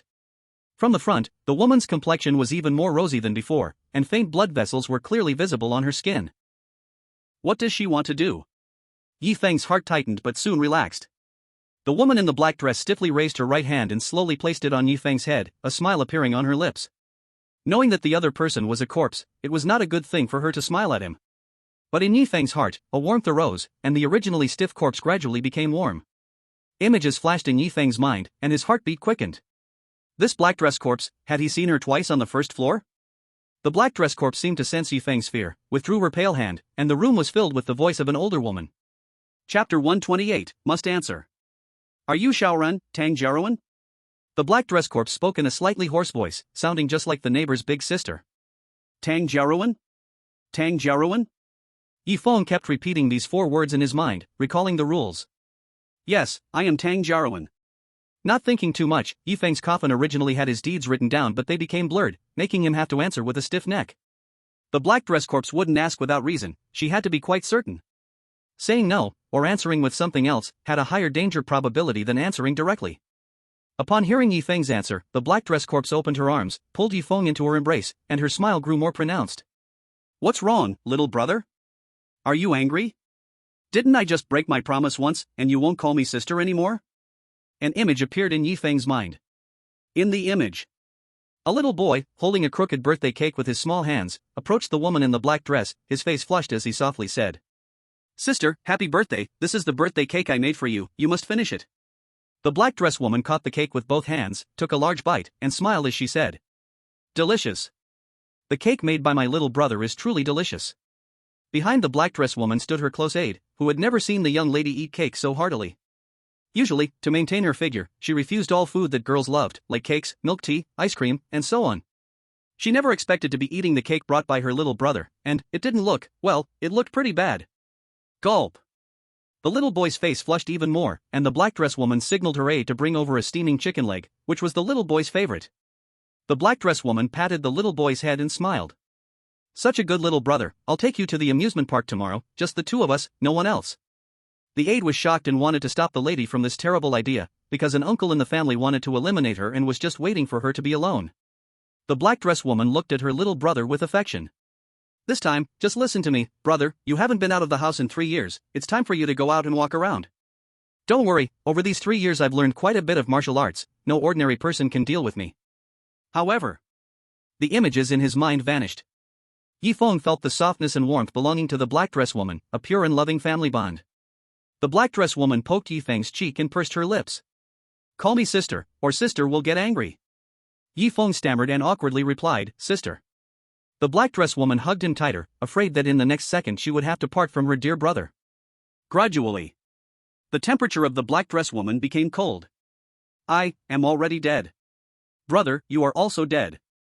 Those damn guys, they even wouldn't spare my brother, damn. Humph. But they can't live either." The temperature around the black dress woman suddenly dropped, and water droplets gathered outside the door. Feng worried that the actions of the black dress woman would attract the attention of the staff on the second floor, hurriedly said, "Sister, who are they? Did they cause harm to you? I want to take revenge for you." Feng rolled up his fists, looking ready for a fight at any moment. The coldness of the black dress woman vanished, and she chuckled, stroking Feng's head. "You're still small, these things shouldn't be done by you. And all the bad guys have been eliminated. But there is indeed something that I need you to do." The black dress woman smiled playfully. There is no trace of a woman in her 30s, possibly never in love, still holding the charm of a girl. Feng's body was out of control, questioning in tone. "What do you want to do? Is it okay for me?" The woman in the black dress pinched Feng's cheek, speaking in a slightly commanding tone. "You must first promise your sister, otherwise, your sister won't tell you." Feng thought for a moment, perhaps this was the key to pass. He answered tentatively. "I promise, what do you want me to do? Just tell me, sister." The woman in the black dress kept smiling and continued. "Make sure the ones who hurt us, their bodies are completely burned clean, and their souls will vanish. Or take them to the endless abyss of hell, let them suffer the same pain every time. They could also be disassembled, feeling the pain of separation forever." Feng was in a daze, needing time to digest it all. The woman in the black dress slapped her forehead, mocking herself. "I completely forgot my brother is only 8 years old, he doesn't understand this. Let's put it this way, my brother needs to kill those bad people again, so they can never bully sister and our parents." Feng finally understood completely and nodded vigorously. "Sister, don't worry, I will make the bad guys die again." As soon as he finished speaking, a scene appeared in Feng's mind. In the scene, 3 men and 1 woman kept approaching Feng, one of the middle-aged men holding a fruit knife, smiling as he said, "Tang Jiaran, come here, I brought you your favorite chicken leg." There was a desk nearby with a photo on it. In the photo, an elderly couple sat in the middle, the sister standing to the right, the small boy beside her, and the middle-aged man and woman resembling the little boy and sister. On the left side of the elderly couple stood 4 people, just the 4 people who were approaching. The scene in his mind vanished, leaving only the faces of those 4 people imprinted in Feng's mind. The girl in the black dress smiled and nodded, looking towards the door outside. "If danger comes later, don't run outside, your sister will guide you." The woman in the black dress slowly lay down on the ground, and Feng's body, out of control, lay back down in its original position. A harsh sound filled the room, then a hoarse voice followed. "At 6 in the afternoon, except for on-duty personnel, please leave the funeral home within 15 minutes, on-duty personnel, please do your job well and ensure security." It was already time for the funeral home staff to leave. The second floor still remained dim, barely able to see the surrounding situation. Outside the door, a fat figure appeared, seemingly dragging a metal object, sitting in a chair, grinning as he said, "Hopefully, a corpse thief appears, or something else, my side is thirsty. In 18 hours, the bodies inside will be sent to the freezer for preservation, that place is like a safe." This seemed like casual talk but was actually meant for the bodies in the room to hear. The fat man was determined, as long as there were live bodies inside, there would definitely be movement. The fat man pulled out his phone, started playing a game, and turned up the volume, so the chosen one in the room could hear clearly. Feng remained calm, while the adjacent room could not stay calm, and neither could the audience. In the Long Kingdom live broadcast room, the audience saw Feng sitting, facing the corpse of the woman in the black dress, her eyes opened, silently looking at Feng for a full 3 hours. Not only Feng, but David in the Lighthouse live broadcast room was also in the same situation. David's face looked somewhat unpleasant, while Feng remained calm. What exactly was happening to make David look bad while Feng could stay calm? Many viewers felt that Feng had received extremely important information. Only David, with a bad expression, knew that passing this level by killing the enemy's corpses could improve ranking. Chapter 129, The Conspiracy of the Cherry Blossom Chosen One. Outside the door. The fat man sat on the bench playing games, waiting for the corpse thief to appear. Half of the door was made of translucent frosted material, allowing a blurred view of the outside situation. Feng remained calm, lying quietly on the ground. The words of the fat man from before revealed important information to the chosen ones. These corpses would be sent to the cold storage, and after that, there would be no way to go out. They must leave the second floor within the time limit. But the fat man outside the door seemed to show no signs of leaving. 6 hours passed. Outside, the loud sounds of the game continued, and the fat man shouted, "Are you kidding me? Can't even jump big? Hurry up and go back to fight the machine. Defend, don't you need your defense tower?" Before long, the sound of game failure played, and the fat man complained. "Only 15% battery left, go change your phone and keep rushing, won't go offline until you reach the top 1000. Tap tap tap. Footsteps moved away. Many chosen ones heard the footsteps of the fat man leaving and wanted to leave the room and go back to the first floor. Maybe this was their only chance. Feng had the same thought, but upon reflection, it was most likely a trap. A difficulty level 6 horror story would not easily let the chosen ones go.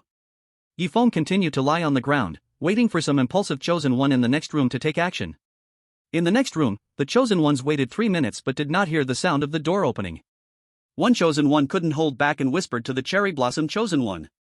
"The selfish chosen one from Dragon Country is right next door, and he hasn't acted yet. Should we wait a little longer?" During the fat man's gaming period, the cherry blossom chosen one had already contacted the chosen ones in the same room, totaling 7 chosen ones. The other 6 looked to the cherry blossom chosen one for direction. The cherry blossom chosen one frowned slightly, then smiled. Feng is not only selfish but also timid, he probably doesn't dare to go out now. "I think 3 minutes have already passed, the guard outside hasn't returned, this is probably the best opportunity. What do you all think?" The cherry blossom chosen one smiled at the others, waiting for their responses. One chosen one raised his head and looked at the almost calm face of the cherry blossom chosen one, seeing no sign of any tricks. And now, this was the only chance to be alive. Hesitantly, he opened his mouth. "I think going out now is the safest, if the guy outside returns, we might not get another chance to leave."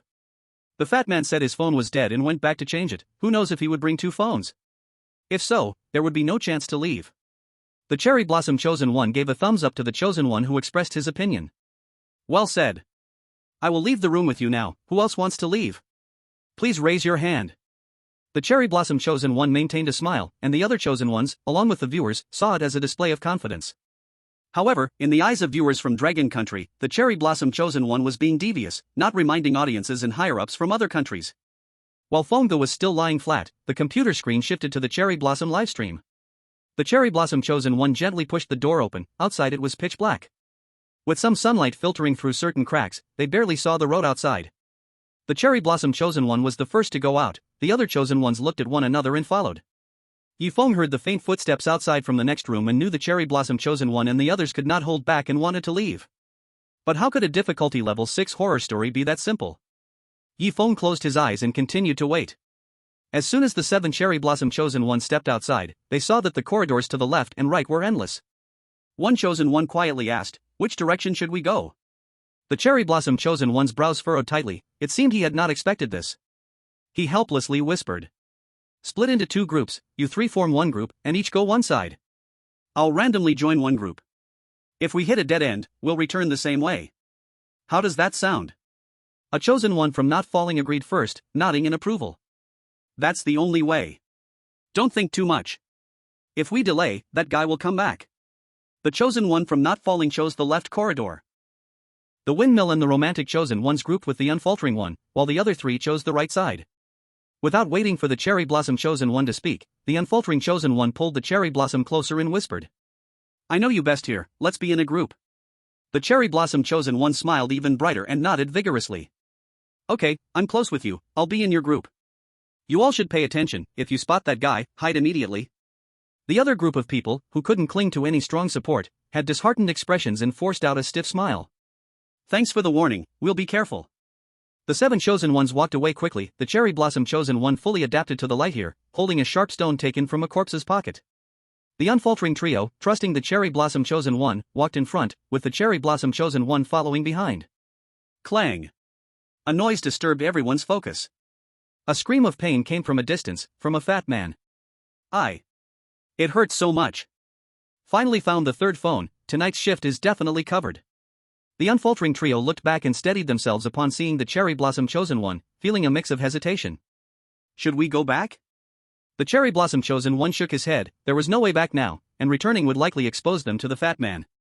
Moreover, the fat man had photographed their location, the cherry blossom remembered his own position, but the other chosen ones could hardly remember everything. Just as the unfaltering trio took a step back, a bare foot landed on something sharp, and they couldn't help but scream. Ah! The unfaltering one wanted to turn to the cherry blossom chosen one for help but found he had already vanished without a trace. The scream instantly attracted the attention of the fat man from afar. Upon hearing the painful cry, the fat man put away his phone, grabbed a scythe, and walked out of the room, shining a flashlight down the corridor. The corridor was empty and desolate. Suddenly, the fat man recalled the broadcast from his daytime work and smirked. Maybe it's a living corpse, just what I need for specimens. Creak, creak, creak. The fat man dragged the scythe tied with a rusty chain, moving slowly forward. Without the help of experts, with the footsteps and metal clattering growing closer, the 3 unfaltering chosen ones were almost scared out of their wits. What should we do? The unfaltering chosen one cursed his bad luck for stepping on something sharp. The 2 chosen ones, Windmill and Romantic, exchanged glances and nodded.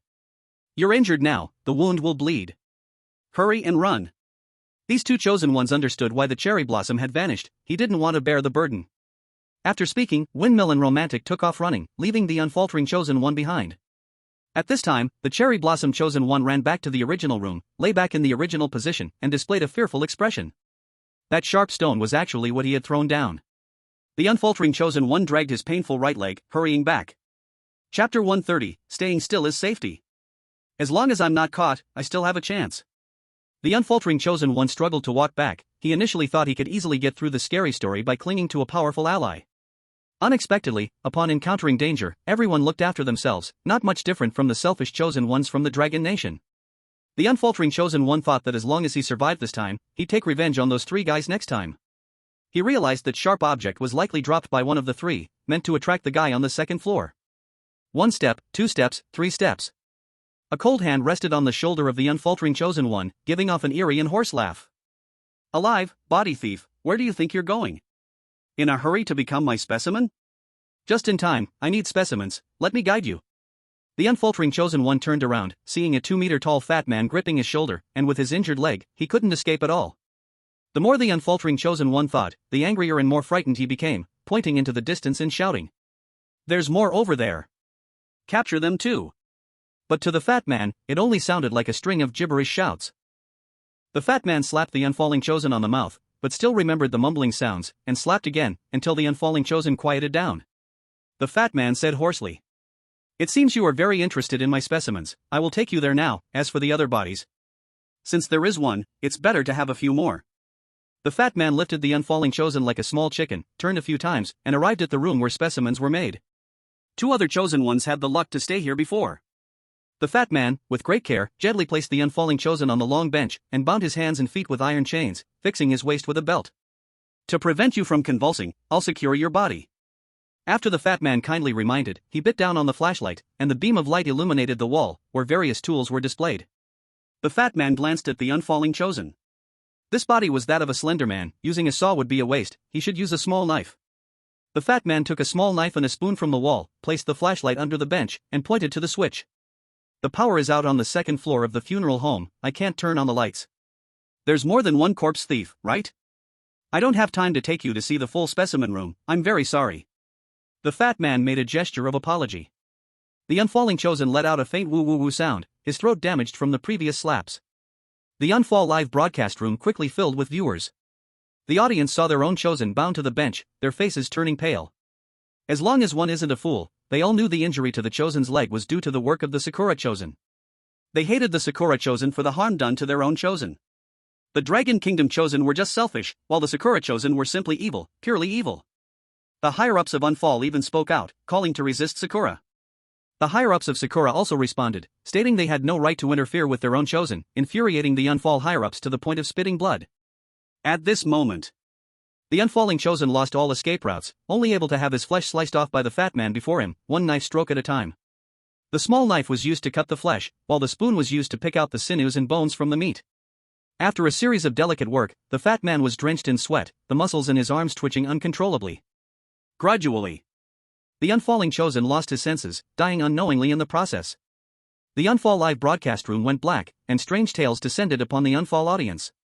The fat man placed the chunks of flesh, organs, bones, and head on a long table, which was covered with tissues to soak up the excess moisture from the specimen. After the fat man finished all this, he left the room, murmuring softly, "Let's go back there first, hopefully there's more than one." Creak. The fat man gently pushed open the door, and a faint ray of light fell onto Yifeng's face. Ever since he heard the screams of the chosen, Yifeng remained lying flat, waiting for the fat man to arrive. So far, everything was within Yifeng's expectations. The fat man compared the photo on his phone, feeling somewhat dissatisfied, but closed the door and moved on to the next room. The fat man began to count the bodies on the floor. 1, 2, 3, 8, 5 bodies missing. How did the guys on the first floor let so many in? But, well, I'm the only one on duty tonight, I can get more specimens. The fat man slowly closed the door. The Sakura chosen returned to the outside of their original room, and the windmill chosen also returned to their original room. Windmill Owen, as the chosen one who successfully cleared the Smile Express strange tale last time, had greatly improved his strength under David's guidance during the Abyss train. Collaborating with other chosen ones required vigilance, even if the other party was a family member. Windmill Owen heard the screams of the unfalling chosen and had already concluded that it was a deliberate trick executed by someone. A trick to distract the fat man's attention. When Windmill Owen returned to the room, he saw the Sakura chosen and instantly understood everything. Owen made up his mind that he absolutely could not cooperate with the Sakura chosen one. The Sakura chosen one let out a sigh of relief and continued to remain still. The danger had only just begun. After losing the romantic chosen one and Windmill Owen, his heart raced, not knowing how to run. He randomly opened a room, and the temperature suddenly dropped 30 degrees, 3 walls were lined with snow cabinets. The romantic chosen one shivered, hearing the sound of metal clanging on the floor getting closer. Without thinking much, he hid in the room and closed the door behind him. The metal sound grew louder. The romantic chosen one covered his mouth and nose, trying hard not to make a sound. As the metal sound reached its loudest, the romantic chosen one felt his heart drop, fearing that any movement would give him away. The metal sound gradually faded away. The romantic chosen one let out a long breath, the danger was finally over. However, the fat man picked up a flashlight and shined it through the half-transparent glass door, noticing a few drops of water condensing outside the door. The fat man walked back and slowly pushed open the door. The romantic chosen one saw the fat man in a black cloak and instinctively continued to back away. Perhaps the temperature here was just too low. The romantic chosen one's movements were incredibly stiff, like an old man about to lie in a coffin. The fat man grabbed the romantic chosen one by the neck, smiling as he said, "Don't waste your effort, I have worked here for so long, and no body thief has ever escaped my grasp. Let me take you to meet your partner. So tender and delicate." The fat man couldn't help but touch the romantic chosen one's body to confirm it was a female corpse before lifting it back, laughing as he said, "The flesh is nice, it would look great as a specimen. Don't move." The fat man swung a sickle at a certain part of the romantic chosen one, and the sharp pain made him quiet. Soon they arrived at the specimen room. The specimen room was filled with a bloody smell, and the romantic chosen one was so scared that a brownish-yellow liquid flowed from his pants. Chapter 131, Beautiful Specimens. What bad luck, a timid body thief. The fat man sensed the liquid flowing from the romantic chosen one's pants and grumbled. There were body thieves sneaking into the second floor to steal corpses, causing the fat man to make specimens, leading to many cases of wetting themselves. This needed to be handled well in the specimen book, otherwise, if left too long, it would smell bad. The romantic chosen one trembled, his voice shaking as he spoke. "Please spare me, I can guide you." Here he was a female corpse, yet in reality, he was a man. At this moment, he only wanted the fat man in front of him to let him go. The fat man frowned, hearing only woo-woo-woo sounds, and slowly raised his right hand. He wanted to slap the young and beautiful face, but fearing a crooked display would ruin the specimen, he lowered his hand. You body thief, now tell me which corpses you stole. I know you thieves have hard mouths, the tools on the wall should pry them open. The fat man turned on his phone flashlight, shining it on the various tools on the wall, all used for making specimens. The fat man looked at the tools on the wall with satisfaction, believing that showing the specimens the tools he handcrafted was a form of bragging. Then, the flashlight illuminated the rectangular table, catching the chunks of flesh of the unfallen chosen one turned into a specimen. The head was cleaned perfectly, the scalp was kicked off, the maggots in the brain were picked out, and the hair was carefully groomed and stitched with fine thread. This entire process took the fat man quite some time. The romantic chosen one saw 48 pieces of flesh, nausea rolling violently in his stomach. Even in death, one should not become a specimen. The romantic chosen one held back his nausea and kept struggling. Don't look at it, he has 48 pieces, and you only have 47, one less. The fat man grabbed the romantic chosen one's left arm. On the bench, the left arm is locked with an iron chain, and then the right arm is locked.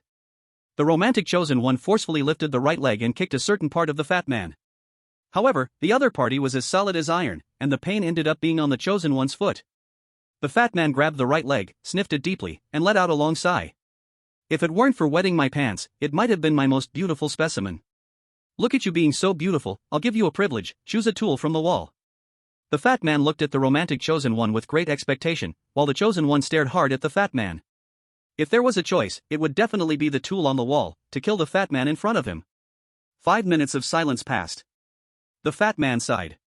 It seems you don't know which tool to choose that can preserve your specimen well, let me help you pick. The fat man picked a stone knife, pliers, and a magnifying glass from the wall. Such a good specimen sample must not have any mistakes. With the tools ready, it was just missing the cleaning of the urine smell, so he brought a large water pipe and rinsed the chosen one for 5 minutes. The fat man picked up the knife and magnifying glass, letting out a strange laugh. Quickly say, where is the body hidden? I'll count to 3, if you don't speak after 3, you will accept my punishment. 3. The fat man moved his hands, starting to cut into the chosen one's most tender parts. In the funeral home, screams of pain occasionally echoed. Meanwhile, on the second floor, 3 chosen ones running away heard the screaming, their bodies exhausted and collapsing on the ground. One of the chosen ones gasped, speaking in a stutter. We have been running for 3 hours, how come we still can't find the way to the first floor?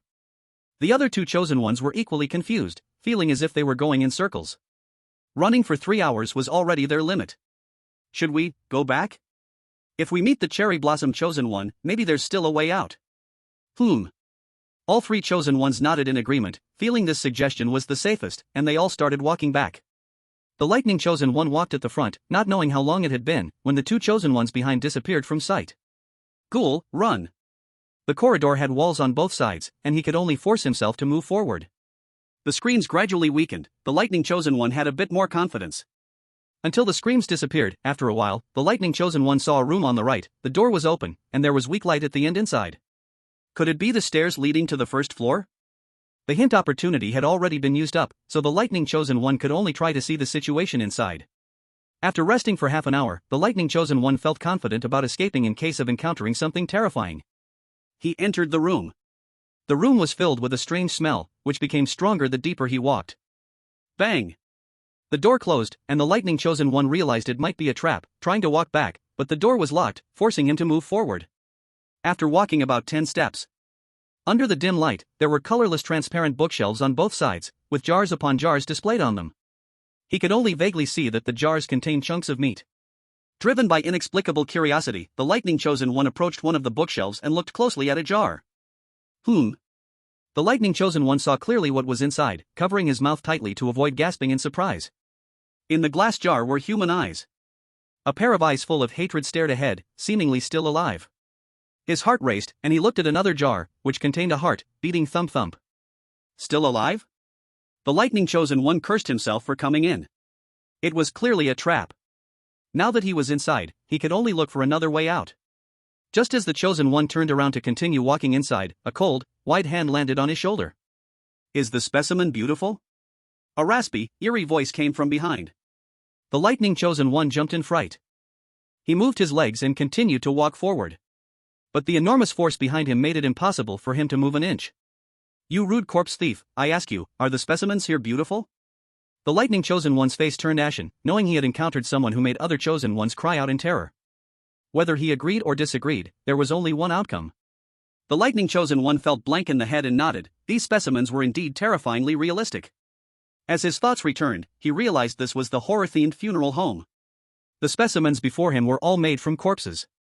The lightning chosen one shook his head vigorously. These specimens were too terrifying, not beautiful at all. The fat man nodded slightly in agreement. Indeed, I did a good job with the specimens, but there's still one more specimen needed, and it's just for you to complete. Come with me, let's finish my last specimen. They passed through the specimen room and arrived at the place where specimens were made. The lightning chosen one was on the verge of tears. Had he known, he would have kept walking forward, at least avoiding capture by this terrifying guy. Moments later. Ah!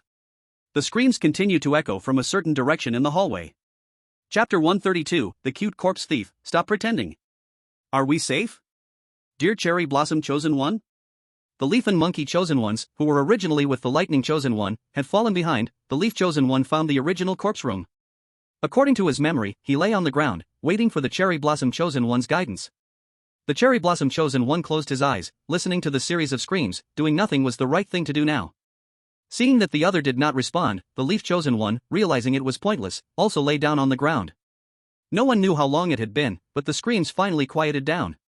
The viewers in the Leaf and Windmill livestreams could not stay quiet, continuously spamming the Cherry Blossom livestream. Windmill viewers, sure enough, you can't change a dog's bad habits. Leaf viewers, if you trick us again, we'll hit every one of you Cherry Blossom people we see. Did you finally see the true colors of the Cherry Blossom people? Ha ha ha. You think our Leaf brother doesn't want to cooperate? The main thing is you guys are more ruthless when you're selfish. Cherry Blossom viewers, don't accuse people without evidence. Cherry Blossom viewers, go watch the recording. Which of our chosen ones has ever harmed you? The retorts from Cherry Blossom viewers put many in a passive situation. It had no effect on the Dragon Country viewers, they were just here for the show. It also gave other viewers a taste of the disgusting nature of the Cherry Blossom people. Tap tap tap. At this moment, heavy, slow footsteps echoed in the Cherry Blossom livestream. All viewers quieted down and continued watching the livestream. The fat man returned to the room where the corpses were displayed during the day, slowly pushing open the door, counting the corpses on the ground. 1, 2, 3. After counting the corpses on the ground, the fat man jumped up happily, like an 8-year-old child. There's one more, looks like there's a live corpse thief hiding inside. Tonight's harvest is truly plentiful. Let me see who you really are. The fat man took out his phone, opened the photos he had taken here before, and immediately noticed the extra corpse. The fat man squatted down and slapped the Leaf Chosen One's face. Cute corpse thief, stop pretending, get up. The Leaf Chosen One firmly shut his eyes, secretly chanting to himself, as long as he doesn't move, the other party can do nothing to him. However, what the Cherry Blossom Chosen One did not tell him was that the fat man had come back once and even took a photo. Any chosen ones not present at that time could never return here. The Cherry Blossom Chosen One hoped that after this terrifying guy made enough specimens, he might become overly confident and careless. The Cherry Blossom Chosen One knew very well that to return to the first floor, he must pass through the specimen room. The Leaf Chosen One remained still. The fat man stopped playing, he took out a sickle and swung it towards the other's legs, severing feet from body. Ah! The Leaf Chosen One could no longer contain himself, his eyes wide open, screaming. The fat man smiled as he looked at him. Finally, I won't pretend anymore. I'll cut off your legs to prevent you from escaping. There's not much time left, I need to take care of you and find another specimen. Come with me. The fat man picked up the Chosen One like a chick and left this place. Screams echoed again in the corridor. The Windmill Chosen One felt a bit frightened and hesitantly spoke up. It's been a long time. It's time to leave here. If we don't go now, by the time that terrifying guy comes back to guard, we won't have any chance. The Cherry Blossom Chosen One frowned. The other party seemed very scared when speaking, maybe they returned here midway, at least their mind was normal. Saying this made the Cherry Blossom Chosen One feel anxious. Don't rush, let's wait a bit longer. There is always a way out in strange tales, unless we have already fallen into traps carefully set by those tales. No matter how the Windmill Chosen One asked, the Cherry Blossom Chosen One remained silent. In the next room, Feng listened to the endless screams coming from the corridor and thought to himself. It's the fourth one, not bad, lovely butcher. Inside, there might be a female corpse in a black dress, requesting to be killed again, so Feng wouldn't have to act. Feng was confident that without evidence, he could make specific chosen ones die. Such a laborious task is better to wait until I have at least 99% certainty before taking action. While lying on the ground, Feng didn't remain idle, counting each second. It's probably been 8 hours now, there are 6 hours left before the funeral home starts work. The female corpse in the black dress seemed completely dead, lying flat without any movement. Feng chose to lie here for another important reason. On the way back, I need to pass the direction where the screams are coming from. Once the butcher finishes killing enough bodies, maybe he will leave there. I can only keep waiting for the moment to leave this place. In the other living funeral homes, some had already been wiped out, while others still barely had 1 or 2 individuals clinging to life. Only the funeral home where David was had the most living chosen ones. There were as many as 8 of them. All were chosen ones who cooperated with David. David looked at the chosen ones who trusted him with satisfaction. Keeping these people alive was not only about cooperation but also had the effect of saving lives. Since the last strange tale, David confirmed he could use fellow chosen ones as shields to validate the correctness of his own rules.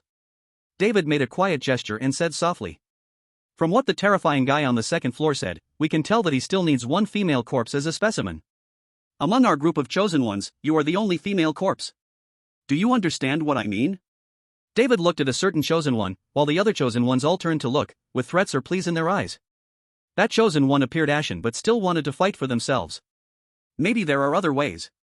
David shook his head. He had waited 6 hours, and the terrifying guy outside had not left. It should be to fulfill the specimen's request before there's a chance to leave. Don't worry, I will urge the Lighthouse to treat your family well and establish a good relationship with you. Soon, a spokesperson from the Lighthouse agreed with David's statement to establish a good relationship with the opposing faction. The other side stood up, and slowly pushed the door open to escape outside. Run, perhaps there's still a chance. The fat man noticed the running corpse, and when he saw it was a female corpse, a big smile spread across his face. Finally encountered the perfect corpse, here I come. Many audience members could not withstand the drowsiness of the early morning and went to rest. In the funeral home where Feng was, only 4 chosen ones were still alive, and one of them kept walking quickly, trying to leave this place. Unfortunately, this corpse, only 1 meter 3 tall, had been walking briskly for 3 hours but still couldn't find the way to leave the second floor. Passing by a room with a faint light source, the chosen one stopped, wanting to go in and take a look, yet reason told them they must not go in. But the body still moved uncontrollably inside. Chapter 133, the one with a head as a specimen. Where is this? The short chosen one looked around in confusion at the transparent bookshelves on both sides, filled with many large glass jars. Curiosity and fear battled within him, but in the end, fear won. The chosen one slowly stepped back, wanting to leave this place. When he retreated to the door, he bumped into a hard object that blocked his path. Hello, little corpse thief, my work is still missing you. The chosen one struggled to raise his head and saw a 2-meter-tall fat man, with a rigid face faintly visible beneath the black cloak. In fear, the chosen one squatted down and crawled under the fat man's legs. The fat man grabbed the chosen one's head with one hand, chuckling with a creaking laugh. I didn't expect you to be so lively. Don't rush to leave, I have something nice to show you. But you're still too young to appreciate it, so let's get straight to business. The fat man lifted the chosen one and walked towards the bench. Ah! Another scream echoed down the corridor. Feng suddenly opened his eyes. 2 more hours had passed, 5 chosen ones had already died on the second floor. With the previous failures included, there weren't many chosen ones left alive. If he didn't leave soon, who knows how long the fat man would stay guarding the door. The night owls from Long Nation checked the time, it was now 5:30 a.m. In another 2 or 3 hours, they would need to send Feng to the freezer. Suddenly, a cold yet gentle voice rang out. My dear brother, hurry and leave this place, go back to the first floor, please kill our enemy. Next, I will guide you in the right direction. Feng turned his head and saw that the black-dressed female corpse had vanished, with only a sunken stretcher proving her past presence. Feng did not think much and slowly pushed open the door, confirming that there were no people outside, then hurriedly walked toward the left. According to his memory, Feng was brought over from the left, the way back should also be on the left. An invisible hand appeared on Feng's right palm, gently pinching and lifting it up, as if an adult was pulling a child. Soft and warm. The invisible hand led Feng to walk to the right, against the route of his memory. Feng weighed the rules of the ghost story against his memory and ultimately chose to trust the guidance of the invisible hand. Walking towards the right. In the room next door, the Sakura chosen one suddenly opened his eyes and glanced at the windmill chosen one lying next door, acting as if he didn't see him or was unaware, then bypassed him to leave the room. In an instant, the windmill livestream exploded with chaos. The Sakura chosen one clearly noticed the existence of the windmill chosen one but didn't wake him up. Hypocritical. Just as a wave of curses erupted in the windmill livestream, the windmill chosen one slowly opened his eyes, watching the Sakura chosen one leave the room, quietly standing up and stealthily following behind. The windmill chosen one, Owen, remembered David's teachings well. The Sakura chosen one appeared kind, but an evil beast resided within. Unless your strength was multiple times greater than his, you had the chance to take him down. Owen wouldn't be foolish enough to eliminate the other in the ghost story. That would make the outside Sakura deal with the windmill, merely using the other, and the outside Sakura wouldn't take action either. Sure enough. After Owen followed the footsteps of the Sakura chosen one, the windmill characters sighed in relief and gave Owen thumbs up. Windmill audience, no wonder you are a master who has passed through ghost stories, amazing. Windmill audience, awesome, I now hate Sakura people more than Long Nation people. Windmill audience, that's right. Long Nation chosen ones are purely selfish, while Sakura chosen ones are purely malicious. Sakura audience, that's a misunderstanding. Sakura audience, you all saw wrong, our chosen one is a good person. Sakura audience, don't say random things without evidence.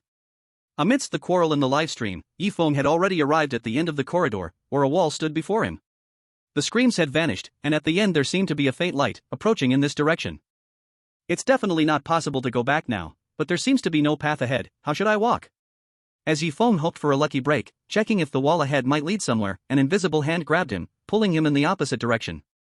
Whether moving to the left or right, the invisible hand was similarly tugging at Feng. Half a minute passed. The wall ahead vanished, revealing a room, with bookshelves standing on either side. Gulp. In the dim light of the room, glass jars filled with chunks of meat sat on the bookshelves, likely the specimens the terrifying creature on the second floor mentioned. Feng didn't look back, continuing to walk forward. At the end of the bookshelves, a dim oil lamp flickered. Under its light, a long bench was stained with fresh blood, and on a rectangular table lay various pieces of meat. The smell of blood mixed with the pungent odor. A 2-meter-tall fat man stood there, holding tweezers, placing well-prepared meat chunks into a transparent glass jar, smiling as he spoke. What great luck! I've got all the specimens I wanted. When I hand over the shift later, I can take them all home. My mom, dad, and siblings should love them. But the guy on the first floor is too careless. Should I tell the curator? Forget it, I just saw a corpse thief.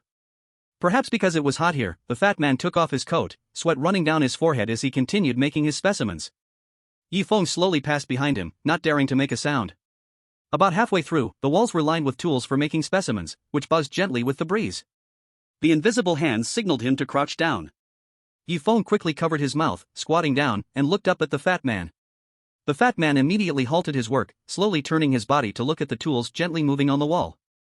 Don't worry, I'll find suitable specimens for you again in a week. Then, the fat man turned back and continued working on his specimens. Feng could clearly see that while the fat man spoke, his eyes, mouth, and face remained utterly still. The line of stitches between his neck and head was perfectly sewn up, highlighted under the dim oil lamp and showing right in Feng's eyes. His head was a specimen. Having experienced 4 strange tales, Feng was mentally stronger than most. His urge to vomit came suddenly and left just as quickly. He carefully and quietly navigated past the specimen room until he was finally out. Feng slowly exhaled, continuing to follow the invisible hand forward. The cherry blossom chosen one watched Feng's every move from a distance, learning from him as he left the specimen room, feeling delighted. Unexpectedly, they could also use the Dragon Kingdom chosen one. The windmill chosen one followed closely, successfully leaving the terrifying specimen room. At this moment, the fat man was totally focused on packing specimens, completely unaware that 3 chosen ones had already slipped away. Guided by the invisible hand, Feng smoothly reached the staircase on the second floor. Going down was the first floor of the funeral home. The invisible hand disappeared at that moment. Feng walked down the stairs. The audience from the Dragon Kingdom watched the scene, their hearts, which had been hanging by a thread, finally relaxed. Upon seeing the fat man with the specimen head, they nearly panicked, fearing that the fat man would discover Feng's presence. Unexpectedly, the fat man was entirely focused on his newly acquired specimens. Damn! Let the last 2 hitch a ride. As long as Cherry Blossom doesn't die, I think Feng has already lost. Don't worry, it's only 6 in the morning now. Before noon tomorrow, we still have time to deal with them. Cherry Blossom audience, you're too much. Feng successfully returned to the first floor. Half an hour later, David likewise succeeded in getting back to the first floor, but not long after, from the second floor of the same funeral home, a screaming sound like that of a slaughtered pig echoed out. Chapter 134, The Enemy Comes In. In David's active funeral home. It was already the 5th chosen one passing behind the fat man. Until the 6th chosen one passed by, the fat man, as usual, looked behind him. This time he no longer merely turned around. The head slightly lowered. Looking at the chosen one squatting down, the corners of the mouth stiffly curled upwards, producing a hoarse voice. There are actually grave robbers, how bold you are. The fat man instantly appeared in front of the sixth chosen one, his giant palm slamming down, rendering the other unconscious. Then he picked a big knife from the wall, raised his hand and brought the knife down, separating the head from the body. The fat man looked toward the specimen room, slowly advancing, smiling.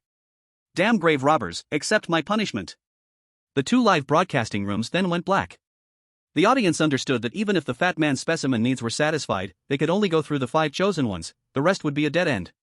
This result only happened in the funeral home where David was, while there were no more than 5 chosen ones alive in other funeral homes. Those 2 chosen ones could only be considered unlucky. After all, the power in the place they were located was too small, they were allowed to join purely for David's sake. The audience could only accept it. In the Dragon Country live broadcast room, Feng had already reached the end of the first-floor corridor, just one more step forward was the hall of the funeral home. After yesterday's experience, today's staff on duty were exceptionally serious, standing at the door looking out. Tick-tock, tick-tock. The clock hanging on the hall wall ticked once every second, unconsciously syncing Feng's heartbeat to its rhythm. 60 beats. The 2 staff members at the door turned their heads 180 degrees clockwise, looking toward the hall. After pausing for 5 seconds, they turned back 180 degrees clockwise. After confirming no one was following from behind, Feng hurriedly walked toward the corridor on his left, where there were more corpses in the rooms, making it easier to find a suitable coffin. As Feng passed the hall, the 2 staff members at the door turned their heads to check the hall every 30 seconds. Feng quickly glanced into each room. Halfway through, he saw 2 coffins in one room, one large and one small. The small coffin looked like it could only fit a 1.3-meter corpse. Between the 2 coffins were some cakes and some steaming roast meat. Entering the room and looking into the coffins, the 2 coffins were empty, and he could directly lie down in them. Gulu. Feng's stomach rumbled, hunger hitting him. He casually picked up 2 pieces of cake and a piece of roasted meat to eat heartily. After eating his fill, he lay down in the short coffin and closed his eyes. The cherry blossom chosen one arrived on the first floor, observing the 2 staff members at the door looking toward the hall every 30 seconds for 10 seconds. Along the way, the cherry blossom seniors used a hint card, indicating that Feng was lying in the 16th room on the left corridor, where there was also a large coffin. The cherry blossom chosen one timed it right, crossing the hall, heading to the left corridor, finding the room where Feng was, locating him lying in the large coffin. This action made the vast Dragon Country audience dissatisfied. Shameless cherry blossom people hitching a ride with Feng, clearly having secretly harmed him before. Feng sensed a corpse entering, quickly analyzing in his mind. The other party coming directly into this room meant, besides tracking him, that they used a hint card, indicating the place was safe. Feng still didn't know who the other person was. They could be a chosen one who harmed him before, or they might not be. However, the other party definitely knew Feng's identity. Knowing his identity yet not coming forth to explain, it must mean they had a bad relationship with him. Most likely targeting him or afraid to reveal their true identity. Feng thought of this, vaguely understanding the other party's background. Not wanting to waste the hint opportunity, he wrote in the air in dragon language. I know the one who entered is an enemy, please do not use hints. The Dragon Country high-ranking officials, who originally wanted to use a hint, immediately put away the hint card upon seeing Feng's writing in the air, satisfied. Our chosen one has sharp insight. So soon to discover that the other party is an enemy.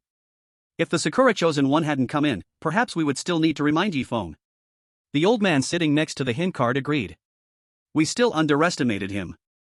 Feng resolved that no matter where the chosen one lying in the coffin next door came from, they must not walk out of the funeral home alive. The Sakura chosen one lying next door calculated how to use Feng, maximizing the other's value before ruthlessly killing him. At this moment, Windmill Owen arrived at the end of the corridor, observing 2 duty personnel at the door, who would turn their heads toward the hall every 7.5 seconds for 40 seconds. Owen moved silently, reaching the left corridor in 15 seconds. After that, the duty personnel at the door focused on the hall, no longer looking outside. The remaining 2 hours flew by. The broadcast in the funeral home rang out. Ding ding ding. Good morning to all the colleagues in the funeral home. Today is another new day, tomorrow is Friday, and the day after tomorrow is a day off. Our director hopes everyone works hard and deals with any living corpses immediately. Some colleagues may find it troublesome, but to ensure the funeral home runs normally, please do not slack off. Now reporting the time, it is exactly 8 a.m. The duty personnel of the funeral home changed out of their work clothes and left. On the second floor, a fat man packed up the prepared specimens and cautioned the next shift of workers. You have to be careful, there have been quite a few corpse thieves appearing in the funeral home lately. Just keep a close watch on the guests for ice burials, and handle the others casually. The one taking over was a tall, thin woman, also draped in a black cloak, answering coldly. You can rest assured, I'm not deaf, I hear everything clearly from the second floor. The fat man casually reminded her, after all, she was responsible for the second floor, and a fly could be heard clearly from 100 meters away. Anyone daring to sneak into the second floor as a corpse thief would undoubtedly expose their location. The fat man went back to arrange the beautiful specimens, pulling a cart of specimens away after a few simple instructions. The tall, thin woman closed her eyes, listening carefully to the situation on the second floor, suddenly opening her eyes wide. Just now, she heard a heartbeat sound, which then disappeared. Things at the funeral home have been getting stranger lately. The tall, thin woman frowned. On the first floor of the funeral home, each room had staff guarding the corpses, confirming that there were no corpses displayed today before leaving. The staff in charge of guarding Feng's room looked at the two coffins and darkened his expression. Unlucky, today I have to guard two coffins, one big and one small. A colleague passing by stopped and comforted him. Isn't watching one different from watching two? The guard shook his head, pointing at the Sakura chosen one's coffin and said, "This corpse is just too ugly, it's disgusting to look at." Don't be picky. Chapter 135 Unexpected News. Safe and sound, it's already 3 in the afternoon. The staff guarding Feng's coffin stretched and smiled at his colleague. "I'm going to buy some afternoon tea, what do you want to drink?" Guarding the coffins is boring, the pay is generally low, but it benefits from stability, and the relationships are simple, without complex interpersonal interactions. The two coffins in the room exuded a special wooden fragrance, covering the smell of the corpse, and the guard felt a little hungry. After thinking for a moment, licking his lips, he replied, "Spicy chicken leg plus a supersized soda, I'll pay you back later." During working hours, at least one person must guard the coffin to prevent any living corpses from going unnoticed. The guard waved his hand as he left the room, saying, "Okay, no problem." Before long, the aroma of chicken legs and soda wafted in. Originally not hungry, Feng now felt a pang of hunger, his body involuntarily wanting to move and grab a chicken leg to eat. Feng quickly used the stiff effect on himself to make his body rigid, rendering him unable to act. The Sakura chosen one next door, smelling the aroma of the chicken leg, began to feel a surge of hunger. The heart kept telling itself, "To survive, one must remain still, if one wants to die, just rush in for food now." During afternoon tea, two staff members began to chat in the room. "Tomorrow at noon, Old Guo will turn off the cremation furnace, clean out the impurities inside, and we can rest in the afternoon. We can rest for 2.5 days, how enviable." The other staff member was a woman, who took a big gulp of soda and said with a smile, "There's no way around it, Old Guo is the only one at the funeral home who knows how to use the cremation furnace. If you had his skills, not only would you have 10 days off a month, but your salary would also double." At Old Guo's burning speed, he only burns about 10 to 15 bodies in the morning. These 2 bodies will probably take until next week. The male staff member shrugged helplessly, indicating that he would have to endure looking at ugly corpses for a few more days. The female staff member took a sip of milk tea and said with a smile, "The only good news is that the director got into a car accident. He won't come to the funeral home this week, and we can leave on Friday as usual." The male staff member finally received good news. A smile appeared on his face as he took a big gulp of soda. "Finally, some good news, not bad." The female staff member walked up to him, hooked her finger under his chin, and made him look up at her. "Since there's no overtime on Friday, should we go see a movie? After all, you're single and have no one to accompany you on the weekend." The sudden change of topic made the male staff member a bit uncomfortable. The other had been flirting with him for a while now. But the other was an invisible rich beauty, he didn't know what she saw in him. The male staff member still nodded in agreement. "Let's see that movie. The recent horror film, The Forbidden Boy, is quite popular." The female staff member wasn't too interested in the horror movie, but it was a good idea to take the chance to get closer to him. "Okay, don't break your promise." The cherry blossom chosen one listened to their conversation, feeling there was an underlying message, very likely a hint for passing the level. However, he decided to follow Longwei Yifeng. Whatever Yifeng did, he would do too. He thought, oomph. It seems I need to make good use of Longwei Yifeng and have him continue working for me. The cherry blossom chosen one's lips curled slightly. To Yifeng, this was definitely the most critical information. He murmured internally, "Tomorrow at noon, it's almost consistent with the time limit for passing the level." Yifeng continued to remain stiff, waiting for the funeral home to close. Tonight, he must change his location. The night owl audience from Longwa felt temporarily safe, so they went back to submit their work, slept for 3 to 4 hours, and would watch Feng Ji's actions at night. Many sharp-eyed viewers from Longwa noticed the sinister smile of the cherry blossom chosen one and began to worry for Fenggu. This cherry blossom person had bad intentions. Meanwhile, viewers from the country of the chosen one who was harmed by the cherry blossom chosen one on the second floor began to protest, demanding higher-ups impose sanctions on the cherry blossom. But the cherry blossom's own strength was not weak, so they could only impose verbal restrictions. In reality, trade and interactions remained normal. Moreover, it was reported that the cherry blossom person had caused no harm from the beginning. Everything was due to the clumsy chosen one accidentally stepping on a stone. And the selfish Longwei Yifeng, in order to save his own life, disregarded the safety of the other chosen ones, selfishly leaving the second floor alone. This behavior should be condemned. As for those who died in the ghost stories, their families would receive 1 month's salary as compensation. Many viewers agreed with this. Originally targeting the cherry blossom chosen one, they suddenly turned their hatred towards selfish Yifeng again. There was also a small portion of rational viewers who believed all of this was shifting the topic. Their higher-ups were afraid of the cherry blossom. They prepared to hold collective actions. The audience from Longwei naturally felt dissatisfied. Your chosen one got killed by the cherry blossom person, yet you blame Feng, and they began to send friendly greetings and blessings to them. Black dog does evil, and Feng suffers? Have you all eaten enough brains? Our Feng just doesn't trust you disgusting guys. Is it wrong to choose to act alone? What does it have to do with my brother Feng? If my brother Feng is in trouble, your chosen one will help, and if he is not dead, it is already a blessing. Under the friendly exchanges of the Dragon Kingdom audience, these brainless viewers gradually regained their minds, scolding themselves for being tricked, and turning around to attack their own higher-ups. In the blink of an eye, it was the time for the funeral home to close. 2 staff members guarding Yifeng's coffin left the funeral home, and aside from 2 duty staff at the entrance of the hall and personnel guarding the ice room on the 2nd floor, there was no one else in the funeral home. Yifeng suddenly opened his eyes wide and tried not to make a sound as he left the room. In the next room, he watched the original coffin, waiting for the enemy to wake up.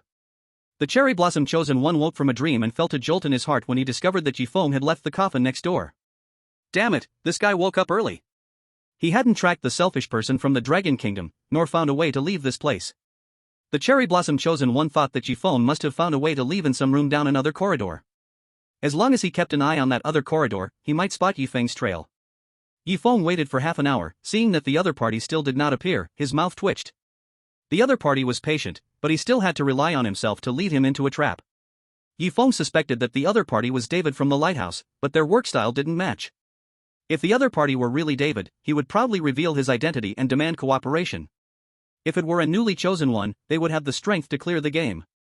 Yifeng walked out of the room and headed towards the crematory room. The cherry blossom chosen one watched the direction Yifeng was heading, thinking, is there a way to escape from the creepypasta here? The selfish Yifeng clearly hadn't explored here. The cherry blossom chosen one pondered and decided to follow. If the other side played dirty, he didn't mind going down together. Chapter 136, The Tremor of Omen. Crematory room. The cremation furnace burned with orange flames, sparks crackling in the stove. Without a doubt, being sent into this cremation furnace would mean death, even if one didn't die outright. Next to the cremation furnace were various corpses, some elderly, some young, and several around 8 years old. Number tags were clamped onto the heads of the corpses, with the one closest to the cremation furnace marked with the number 1. It should be the first corpse to be cremated. In the entire crematory room, there were 20 corpses placed, and according to the information revealed by the 2 guards, the corpses numbered 16 to 20 were the safest. Yifeng glanced at the corpses numbered 16 to 20, and noticed only one little boy, his height similar to his own, with a huge scar across his face, from his left temple to the right corner of his mouth. This corpse seemed to be tailor-made for himself. Yifeng bowed to this corpse and softly said, I'm sorry, may I jump the line and go into the cremation furnace before you? If you agree, please nod. If you mind, please shake your head. I beg you, I have a reason to go in first. Yifeng learned from the previous staff's conversation that the only possible way to leave the funeral home was here.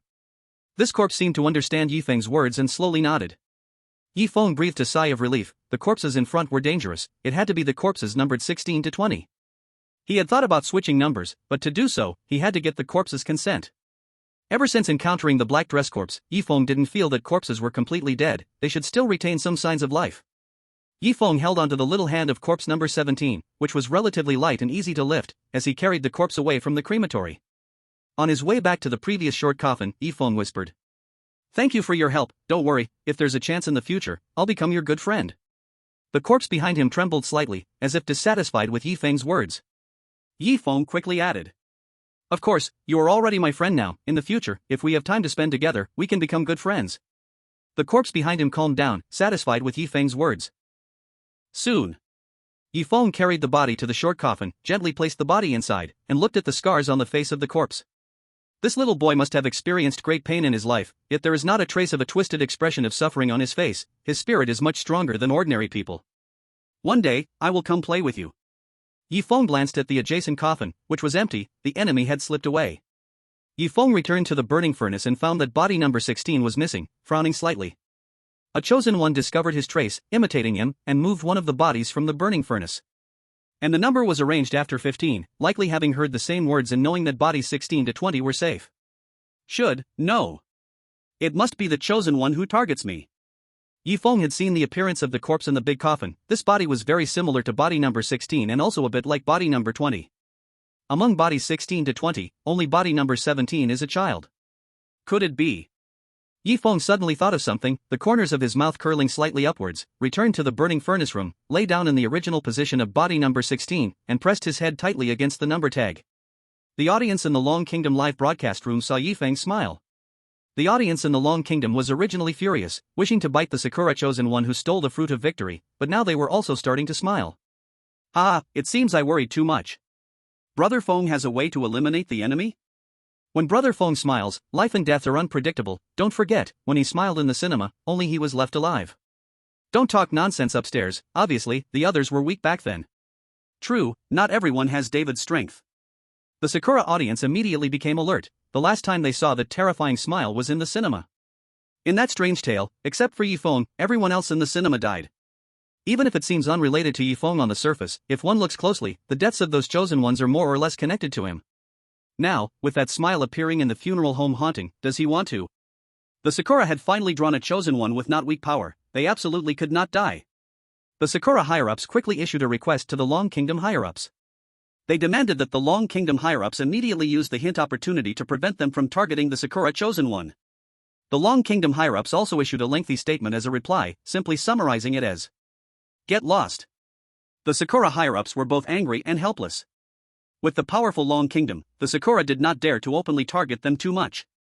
They could only threaten a little, testing the other side's bottom line. Now, the Sakura higher-ups could only pray that their chosen one would be more cautious and never allow the selfish Feng to trap them unknowingly. Feng lay in the position of body number 17, activating his body stiffening effect, eliminating most sensations while keeping his sight and hearing. The Sakura chosen one moved body number 16 into the coffin, smiling as he spoke. Red bean paste, for the sake of survival, I have to do this. The Sakura chosen one bowed for 3 seconds, then stood up straight, returning to the burning furnace room, where he saw Feng and flashed a cold, cruel expression. Then instantly returned to a smile. As long as he hadn't obtained a way to leave the funeral home, his life still had value. The Sakura chosen one lay next to Feng, the number tag pressed against his head, slowly closing his eyes. The windmill chosen one also entered the burning furnace. Upon seeing Feng and the Sakura chosen one, he chose the body that resembled his the most, picked up body number 11, and left the burning furnace room. Owen lay in the position of body number 11, not knowing the reason, but still imitating and lying on the ground. The 3 chosen ones surviving in this funeral home had chosen their positions.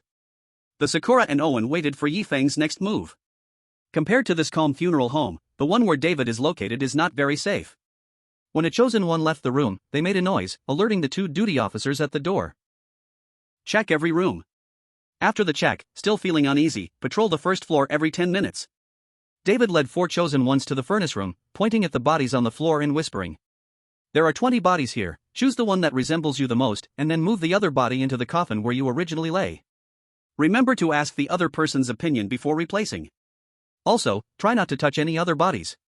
David examined the first floor thoroughly. The other rooms were all sealed, and the coffins, apart from the materials, were the same style.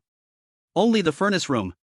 With years of experience writing horror novels and conversations with a pair of friends still uncertain about their relationship while working at the funeral home, he hinted at its uniqueness. Exactly 20 bodies lay on the ground for selection. The drunkard old goo might not be too clear. Thank you for your reminder. The 5 chosen ones began to select the bodies that resembled themselves the most.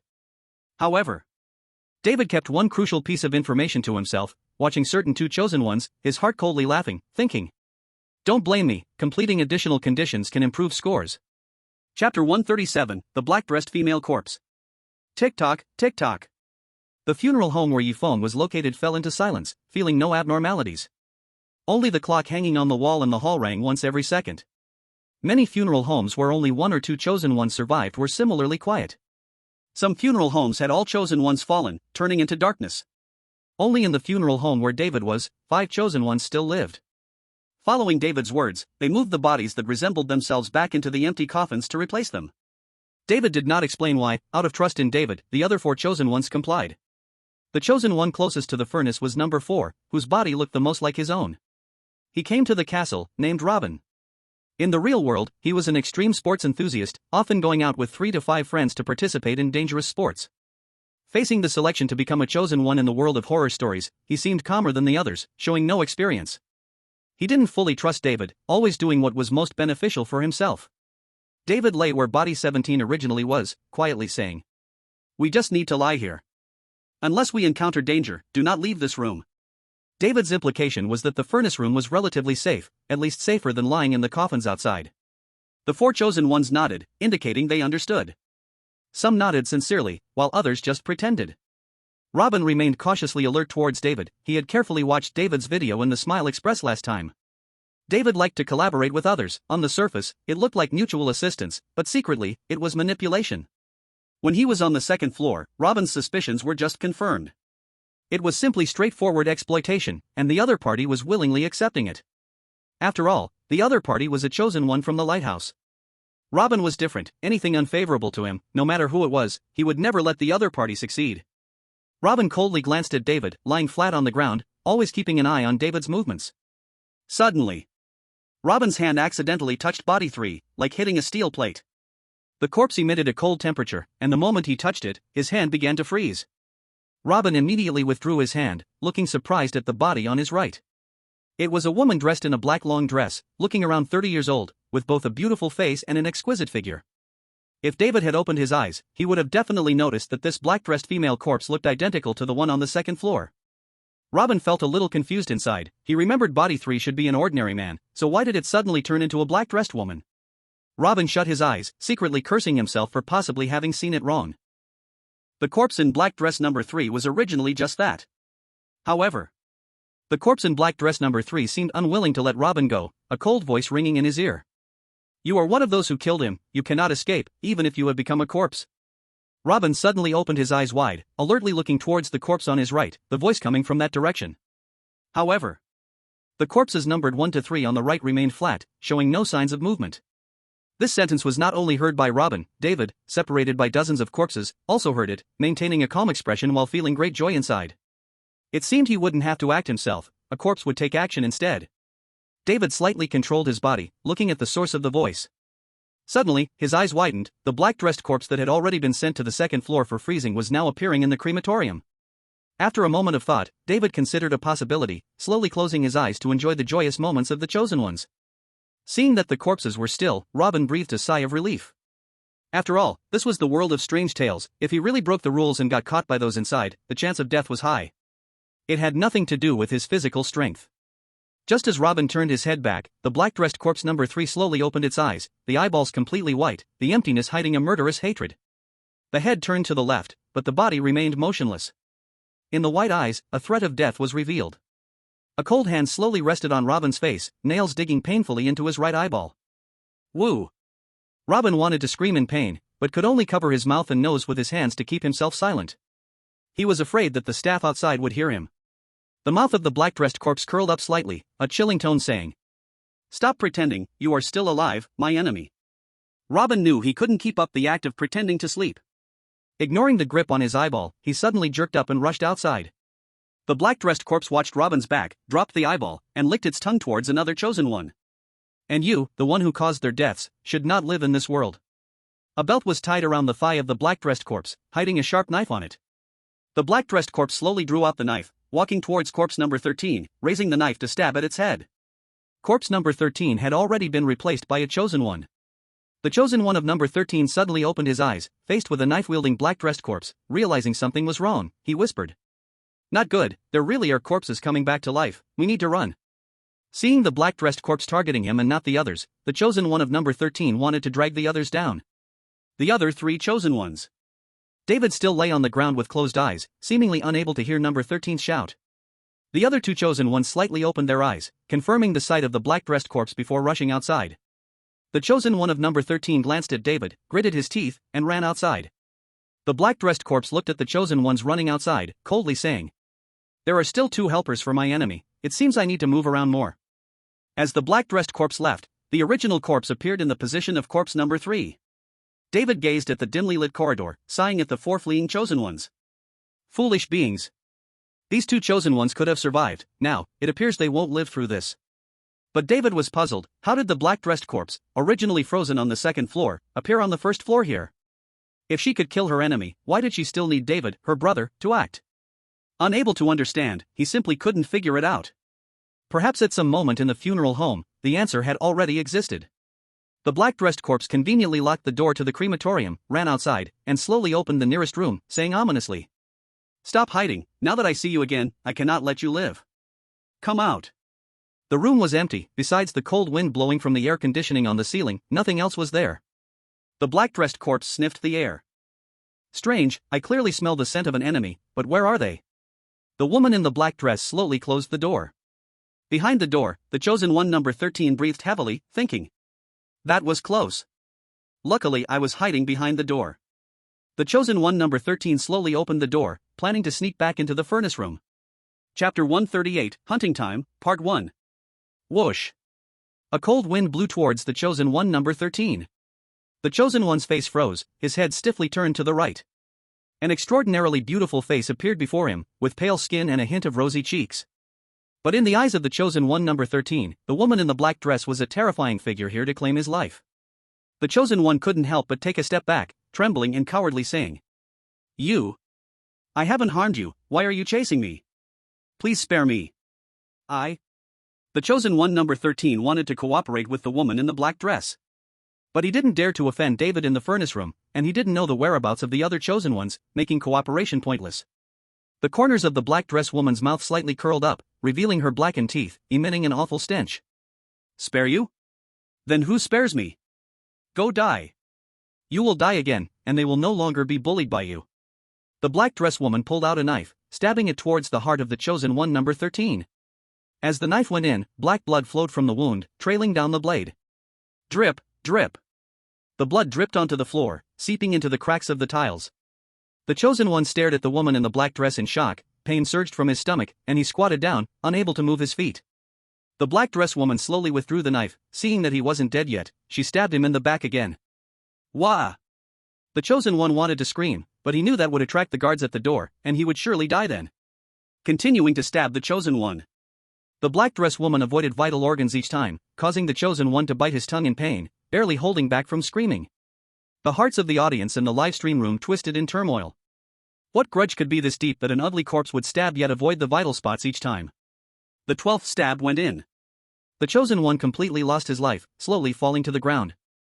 The black dress woman looked down at the chosen one, coldly saying, "When you plotted to kill him, he begged you desperately, yet you ignored him? You even killed him more cruelly. Dying so quickly, you're really no fun, it's time for the next one." At the same time, the two guards at the door noticed the time was up, and one walked down each side of the corridor. The black dress woman, hearing the footsteps from the hallway, returned to the furnace room and lay down on position number 3. The other three chosen ones saw the scene through the crack of the door, their hearts pounding violently. What they usually watched in the live stream room, they could barely accept, but being on scene brought their fears to the limit. They absolutely couldn't let the black dress woman catch them. The chosen ones chose to hide behind the door, waiting for the guards to check before changing positions. The farther from the furnace room, the safer. The guards reached the front of the chosen one number 13, their clothes smeared with black blood, frowning. Why is this corpse lying here? Could it be the work of a corpse thief? There are no tracks of a corpse thief around, it could be. The guard remembered yesterday's broadcast, which mentioned a live corpse, and called another guard over to discuss how to deal with it. He has many knife wounds, and is quite dead. The other kicked the chosen one number 13 twice, seeing no reaction, suggested, "Let's drag him to the end of the corridor. After all, he's not in a coffin, nor in the furnace room, perhaps he's a family member trying to sneak a free cremation." The other agreed with this idea. One dragged an arm while the other pulled the other, making their way up the stairs to the second floor, coming to the end of the corridor. The corpse was thrown against the wall, which automatically absorbed it. Until the corpse disappeared from sight. The duty personnel patrolled again, and after finding nothing unusual, returned to stand at the entrance of the hall. Three chosen ones took this opportunity to approach the room in the hall, praying that the woman in the black dress would not harm them. However, in the next moment, the three chosen ones saw everything go dark, and when their vision returned, they found themselves lying in the incinerator room. The corners of the three chosen ones' mouths twitched. How did we end up back in the incinerator room? The woman in the black dress is also lying in here. The chosen ones fled in panic, wanting to escape the pursuit of the woman in the black dress. If she caught them, there was only one outcome. David clearly sensed the movement in the room but remained still, waiting for the time to come. Robin was the first to dash out of the room, using all his strength without making a sound, heading to the room closest to the hall. The other two chosen ones also rushed out of their rooms, searching for a suitable place to hide. Half a minute after the duty personnel returned to the entrance, the woman in the black dress opened her eyes and looked at the corpse on the ground. Cunning little one, thinking you could escape? Laughable. The revenge isn't finished yet, none of you will live. As the woman in the black dress passed by David, she revealed a kind smile. David felt this smile was warm, almost the same as the sister he encountered on the second floor, but slightly different. The nearby woman's smile was a bit quiet. You just sleep here quietly, when you wake up, no bad people will harm you, the bad people must die. The woman in the black dress walked out of the incinerator room, and the feeling of her smile vanished, replaced by a cold temperature. The three chosen ones had already found their hiding places. Whoever the woman in the black dress chose next would be the unlucky one. Each time the woman in the black dress checked a room, she would instantly close the door after checking the situation behind it. Checking each room took 2 minutes. If she encountered the duty personnel on patrol, the woman in the black dress would return to the incinerator room, and the chosen ones would lie directly in the coffin, regardless of whether there was a corpse in it. After dodging the duty personnel, the woman in the black dress would come out and continue searching for bodies. Back and forth, after 2 hours. The woman in the black dress arrived in front of the room where one of the chosen ones was, unable to open the door, and looked down to see that the door was locked from the inside. The woman in the black dress gently knocked on the door. Knock, knock, knock. I know you're inside, come out, and I'll make it quick for you. Knock, knock, knock. Inside the room, this chosen one was sweating coldly, hiding in the corner, too scared to approach the door. Knock, knock, knock. Open the door. The woman in the black dress knocked hard on the door, but the chosen one inside remained hiding in the corner. Tap, tap, tap. The sound of the woman's footsteps gradually faded away. The chosen one inside let out a sigh of relief. The terrifying corpse had finally left. He wiped the sweat off his forehead, breathing slightly fast, and smiled. Looks like there's still a chance to live. As long as the door is locked, the woman in the black dress can't come in. The audience in the livestream also breathed a sigh of relief. At least they had avoided the pursuit of the woman in the black dress. The longer they could hold out, the more level-up strategies they could obtain, increasing the chances of survival for the audience. Just as the audience thought locking the door was effective, the footsteps sounded again, gradually approaching this room. Hearing the words of the duty staff, a smile appeared. Taking advantage of the duty staff going to the tea room for the keys, I could completely go to another room to hide. However, another duty staff member said gravely. Worried there might be corpse thieves inside, how about this? You go get the keys, and I'll keep watch here. We absolutely cannot let those disgusting corpse thieves steal any more bodies. This duty staff member's tone was a bit heavy, as if the stolen body was a relative of his. The chosen one's face instantly fell. With someone guarding outside, it was only a matter of time before I would be discovered. What to do? The chosen one glanced at the coffin in the corner, taking a quick look. It was an average-looking woman, but her figure was top-notch. I'm so sorry, for my safety, I can only trouble you a bit, please don't blame me. The chosen one turned his back to the coffin, quietly lying in the coffin. What the chosen one didn't see was that the body in the coffin was shaking its head the entire time. 5 minutes passed. The duty staff member jogged over, panting, bringing a large bunch of keys, finding the key that matched the room number and slowly opening the door. I brought the keys for the first floor rooms for convenience in checking, so we don't have to go back to find keys again in case we encounter a locked room. The other duty staff member nodded in agreement, and as the door opened, he was the first to rush into the room. The duty staff member shone a flashlight around the room. In the corner stood a pitch-black coffin. In front of the coffin was a porcelain bowl. In the bowl stood a pair of chopsticks. The bowl was filled with rice, with an oil chicken leg, char siu, fried egg, and roast goose leg on top. Perhaps this bowl of rice was a bit plain, for there were 2 large spoonfuls of chili sauce on the bowl's edge. It looked like a lavish meal, but among the duty staff, it sent shivers down their spines. Shall we leave? The corpse thief wouldn't dare to steal from the coffin. One of the duty staff members spoke up, while the other shook his head vigorously. Compared to that, the curator is even more terrifying. It's wiser to check the body in the coffin. After some discussion, they decided to check the body in the coffin. The one with the flashlight turned it off, and in the near darkness, a body lay quietly. Who? I told you, how could a corpse thief steal this body? We were overthinking. The other responded. Better to be cautious than to make a mistake. Let's check the room again. The 2 duty staff members half closed the door, and when they returned to the hall entrance, the chosen one in the coffin let out a sigh of relief. Such a thrilling and dangerous scene, I never want to experience it again. Those two chosen ones must still be hiding in the room. I need to buy time and cross the hall to the rooms in the other corridor. The chosen one made up his mind, and just like that, he intended to exhaust the black dress female corpse, believing that she couldn't move forever. Just as the chosen one was about to leave the coffin, a chilling laughter came from within the coffin. "You've been pressing on me for so long, shouldn't you pay a price?" The chosen one trembled at heart, not expecting the corpse in the coffin was also alive, jumping out of the coffin. Creak. At the same time, the room door slowly closed. The corpse in the coffin continued ominously. "Don't be in such a hurry to leave, tell me, what price are you willing to pay?" The corpse slowly crawled out of the coffin, a stench overwhelming, approaching the chosen one. The chosen one covered his nose, forcing a smile, and with an apologetic tone, asked, "May I know what price I need to pay? I will surely fulfill whatever it is." The corpse raised a finger, its lips curving into an unnatural smile, revealing sharp teeth. "I have only one request." The audience watched the corpse closely, hoping the price would be just a severed hand or a foot. Seeing that there was room for negotiation, the chosen one smiled and continued. "Please, go ahead." The corpse went on. "I require your life to remain, your body can leave here." The chosen one's livestream screen immediately went black, a strange event descending upon the country. The audience was completely at a loss for what to do. Suddenly, it just vanished without a trace? This corpse leaves the chosen one no room to resist. Some experts in horror tales immediately realized the reason behind it. Did they not notice that when the chosen one wanted to lie down, that corpse was constantly shaking its head? In fact, he had a chance to leave within those 30 seconds after the black dress corpse left until the staff arrived. It was probably his first time, his mindset affected his actions. The audience had no time to watch the live chat, desperately recalling all the traps in the mortuary to avoid falling into them. However, the crucial method to pass has not been figured out yet, driving many chosen viewers into a state of anger. They cursed their cowardly chosen one and the selfish Dragon Kingdom's chosen one, Feng. That damn chosen one must know the key to passing. In a flash, the black dress corpse stepped out of the incinerator room, rechecking the nearest room while murmuring, "The ones who killed them must not let any escape." Absolutely. Robin had already reached the room closest to the hall, peering through the door crack to check the black dress corpse's condition. Another chosen one was unfortunate. After entering a certain room, he stepped on a nail, covering his mouth in pain and not daring to make a sound. Blood flowed from his foot, and he had to wait for the wound's blood to clot before he could leave. At the moment, he could not leave the room. Knock, knock, knock. The black dress corpse arrived at the door of this chosen one, gently knocking. The doorknob was broken. As she knocked, the door slowly opened. The black dress corpse walked in and smiled at the chosen one inside. "It seems you're not very lucky. I have to take your life myself."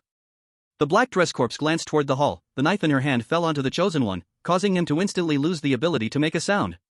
The chosen one clenched his fists and struck the floor tiles. The black dress corpse's knife slashed across the chosen one's arm, raising the tendons, making him lose strength instantly. Following that, she also cut his leg tendons. The cold knife lightly tapped the chosen one's face, smiling as she did so. "Don't worry, you only have 5 minutes of pain, it will soon be over." Then, the knife avoided vital spots and stabbed into the chosen one's belly. Chapter 140, Hunting Time, Part 2. Bang, bang, bang. The chosen one reacted with all his might, making just a tiny bit of noise. He just wanted to attract the attention of the staff in the hall, wanting to end it quickly. Unfortunately, this little noise couldn't capture the attention of the hall at the door. The black dress corpse moved even faster. With each stab, she avoided the chosen one's blood vessels, cutting only into the nerves. In a series of actions, the chosen one's body began to convulse, blood starting to flow out of him. The black dress corpse wiped the blood off the knife and left the room. Until the staff conducted a new round of checks, they found the corpse lying on the ground, puzzled. "I remember there was only one corpse in this room. What happened to this corpse?" Just like the previous room, there are also fallen corpses here. "This corpse is a bit warm. Was it just killed?" The more the staff spoke, the angrier they became. They thought the third and sixth were just talking nonsense, but unexpectedly, there really was a corpse thief, and not just one. Could there be more? The staff took out a wooden stick from their waist, wishing to beat the corpse thief and then hand them over to those terrifying guys on the second floor for a thorough questioning. To be safe, let's check each room one by one, lock up the ones we've checked, and we must not miss any corpse thief. Okay. Then, 2 staff members began to check the rooms one by one. Robin's heart raced. After seeing the staff go to other rooms, he quickly left, running towards the corridor aligning with the hall's main door. When the staff reached the next room to inspect, they heard sounds coming from the corridor, and their expression turned grim. Could it be that he has already run away? He can't escape. I just asked the second one to guard the door outside. If he dares to go out, he will definitely not escape the second one's attention. You let the second one come too. That guy only talks about money. You don't expect me to? Well, I promised to give him my payment tonight. Spending some money is better than losing a body. Including my share, with the second one keeping watch, there shouldn't be any problems. The staff on duty continued to check the rooms. Oddly enough, after scanning the rooms, they didn't find any other body snatchers. After that, the staff returned outside the hall and asked their colleagues if anyone had left the funeral home. The colleague shook his head, indicating that no one had left. The staff placed the keys back and stood outside the hall, glancing occasionally towards the hall. In their eyes, under the moonlight, they faintly saw the corridor was dark, as if it had no end. Did we forget that the body snatchers might be hiding here? The staff pointed at the corridor directly in front of the hall door and questioned. All along, they had never checked this corridor. Another staff member shook his head. It's unlikely. But let's check it out.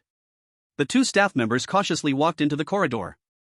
Robin saw this, looked up at the stairs, which led to the second floor, and stepping inside would mean returning to the second floor. He didn't want to encounter that terrifying fat man on the second floor ever again.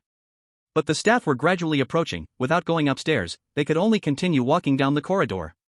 What was in the corridor was uncertain, safety or danger, equally uncertain. After thinking it over, Robin decided to go upstairs. At least he knew the danger on the second floor was that fat man. Robin arrived at the entrance to the second floor, staring intently at the situation below. The staff did their duty, worried that the body snatcher might be hiding on the stairs, and walked up the stairs. Robin continued walking inside, hiding behind the wall. The staff glanced at the stairs, confirmed there were no body snatchers, and went downstairs to continue checking. Robin slumped to the ground, gasping for fresh air. Lucky him, he had avoided the staff's line of sight. He would continue to stay here and wait until it was time to return to the crematorium. Robin was thinking about how to get back to the crematorium before the funeral home opened. Suddenly, a withered hand rested on Robin's shoulder, making a hoarse and sharp voice. Body snatcher, how much longer do you plan to stay here? Why not come in and drink some tea with me? It's been a while since I've seen a living person outside the funeral home. It's a bit dull. Robin trembled as he turned around, seeing a person cloaked in a robe. The difference was that the person behind was tall and skinny, no longer fat. Robin's sweat soaked his entire shirt, his mind raced to form words, and he replied stiffly. May I refuse? The woman in the black cloak pressed her finger against Robin's lips, shook her head, and smiled. You can refuse me, but please leave the second floor immediately. Of course, I'll call the staff on the first floor to handle you. Isn't it a beautiful thing to drink tea and chat with a pretty woman like me? Robin swallowed a mouthful of saliva. It seemed that there was still a glimmer of hope for survival in front of the woman in the black cloak.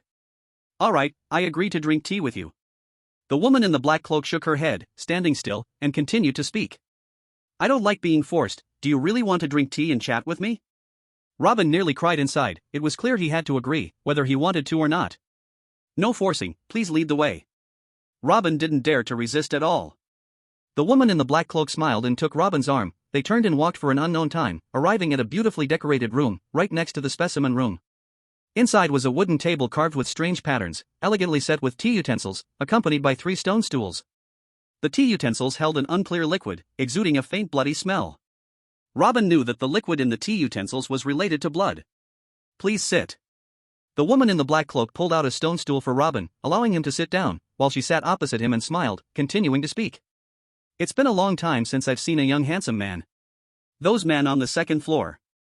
Either fat wood, or 1 meter tall, or all stitched up everywhere. Not like you, you look quite young.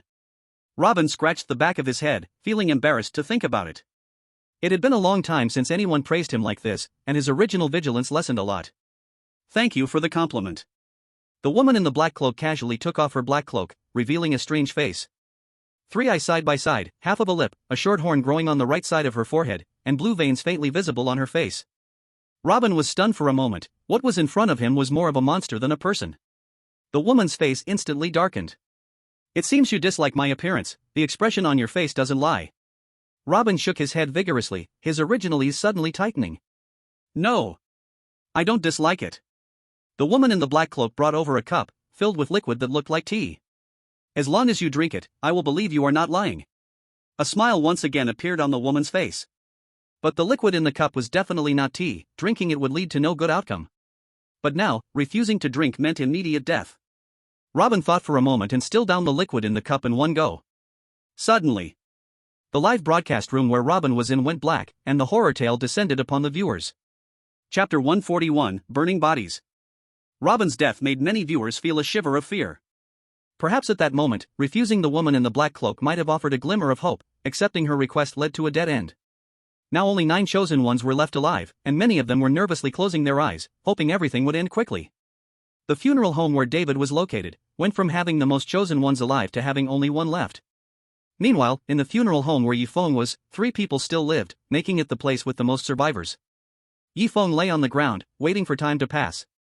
If he was right, wanting to leave this place could only happen during that time period. He didn't know how long had passed. The drunken Lagwa staggered into the cremation room with a nearly empty bottle, suddenly drinking the last sip of alcohol and laughing.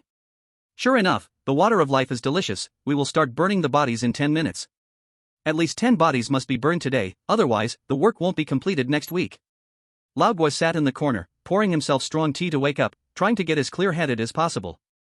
The smell of alcohol filled the entire cremation room. Hearing Lagwa's words, Feng's thoughts were further confirmed. There was only one way to leave the funeral home, and that was.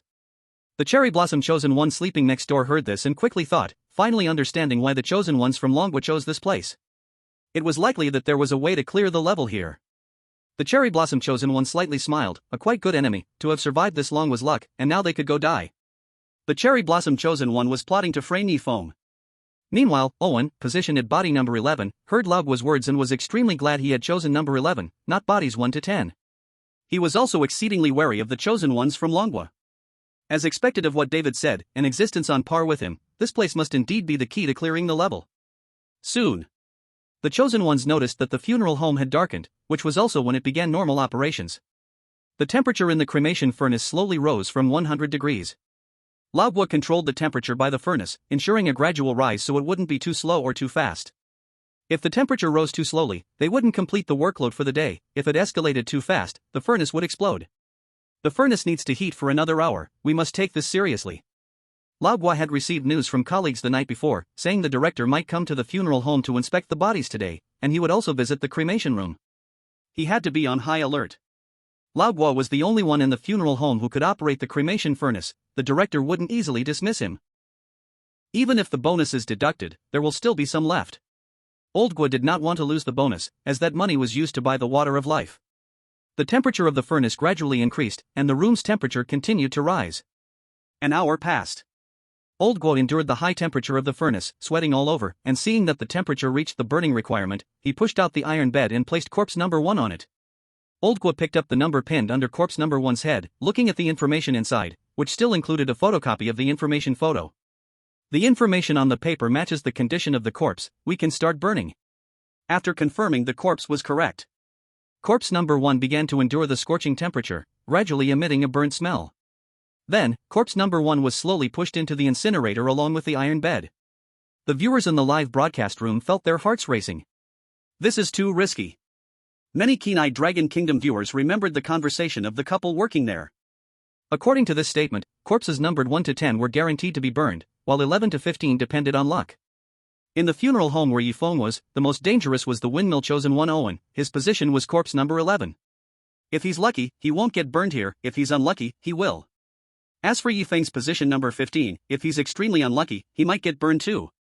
Originally, Dragon Kingdom viewers thought Feng was not cautious enough and could have chosen corpse number 20, but after seeing Old Gua's actions, they felt Feng could only choose position 15.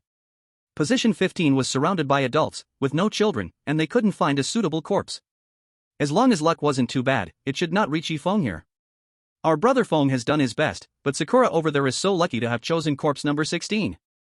It seems this time he can only survive. Unlucky, unlucky, unlucky. Sakura viewers, our chosen one, so smart, you all can't compare. Humph. We'll see. Do you think Sakura is safe? As soon as these words came out, many Dragon Kingdom viewers cheered. They inherently disliked the Sakura people, and this time, the Sakura people had tried to use or harm Brother Feng several times, already building animosity. However, they all felt this was just venting. Based on the current situation, the corpses after number 15 were the safest. In Brother Feng's wolf pack, several sharp-eyed group members noticed that the positions after corpse number 15 were also dangerous. In fact, for corpses number 11 to 15, the larger the number, the safer it was, with the ideal being positions 13 to 15. Position 15 and those after were very dangerous. Any mistake could mean death. Almost all of corpses number 1 to 10 wouldn't survive. After their analysis, all group members burst out laughing. For now, Brother Feng was the safest. Concerned that the Sakura chosen one still hadn't received a hint, the group owner demanded members keep quiet and not leak any information.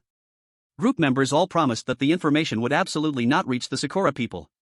After corpse number 1 was burned, it was time for corpse number 2, and after corpse number 2 was burned, it was time for corpse number 3.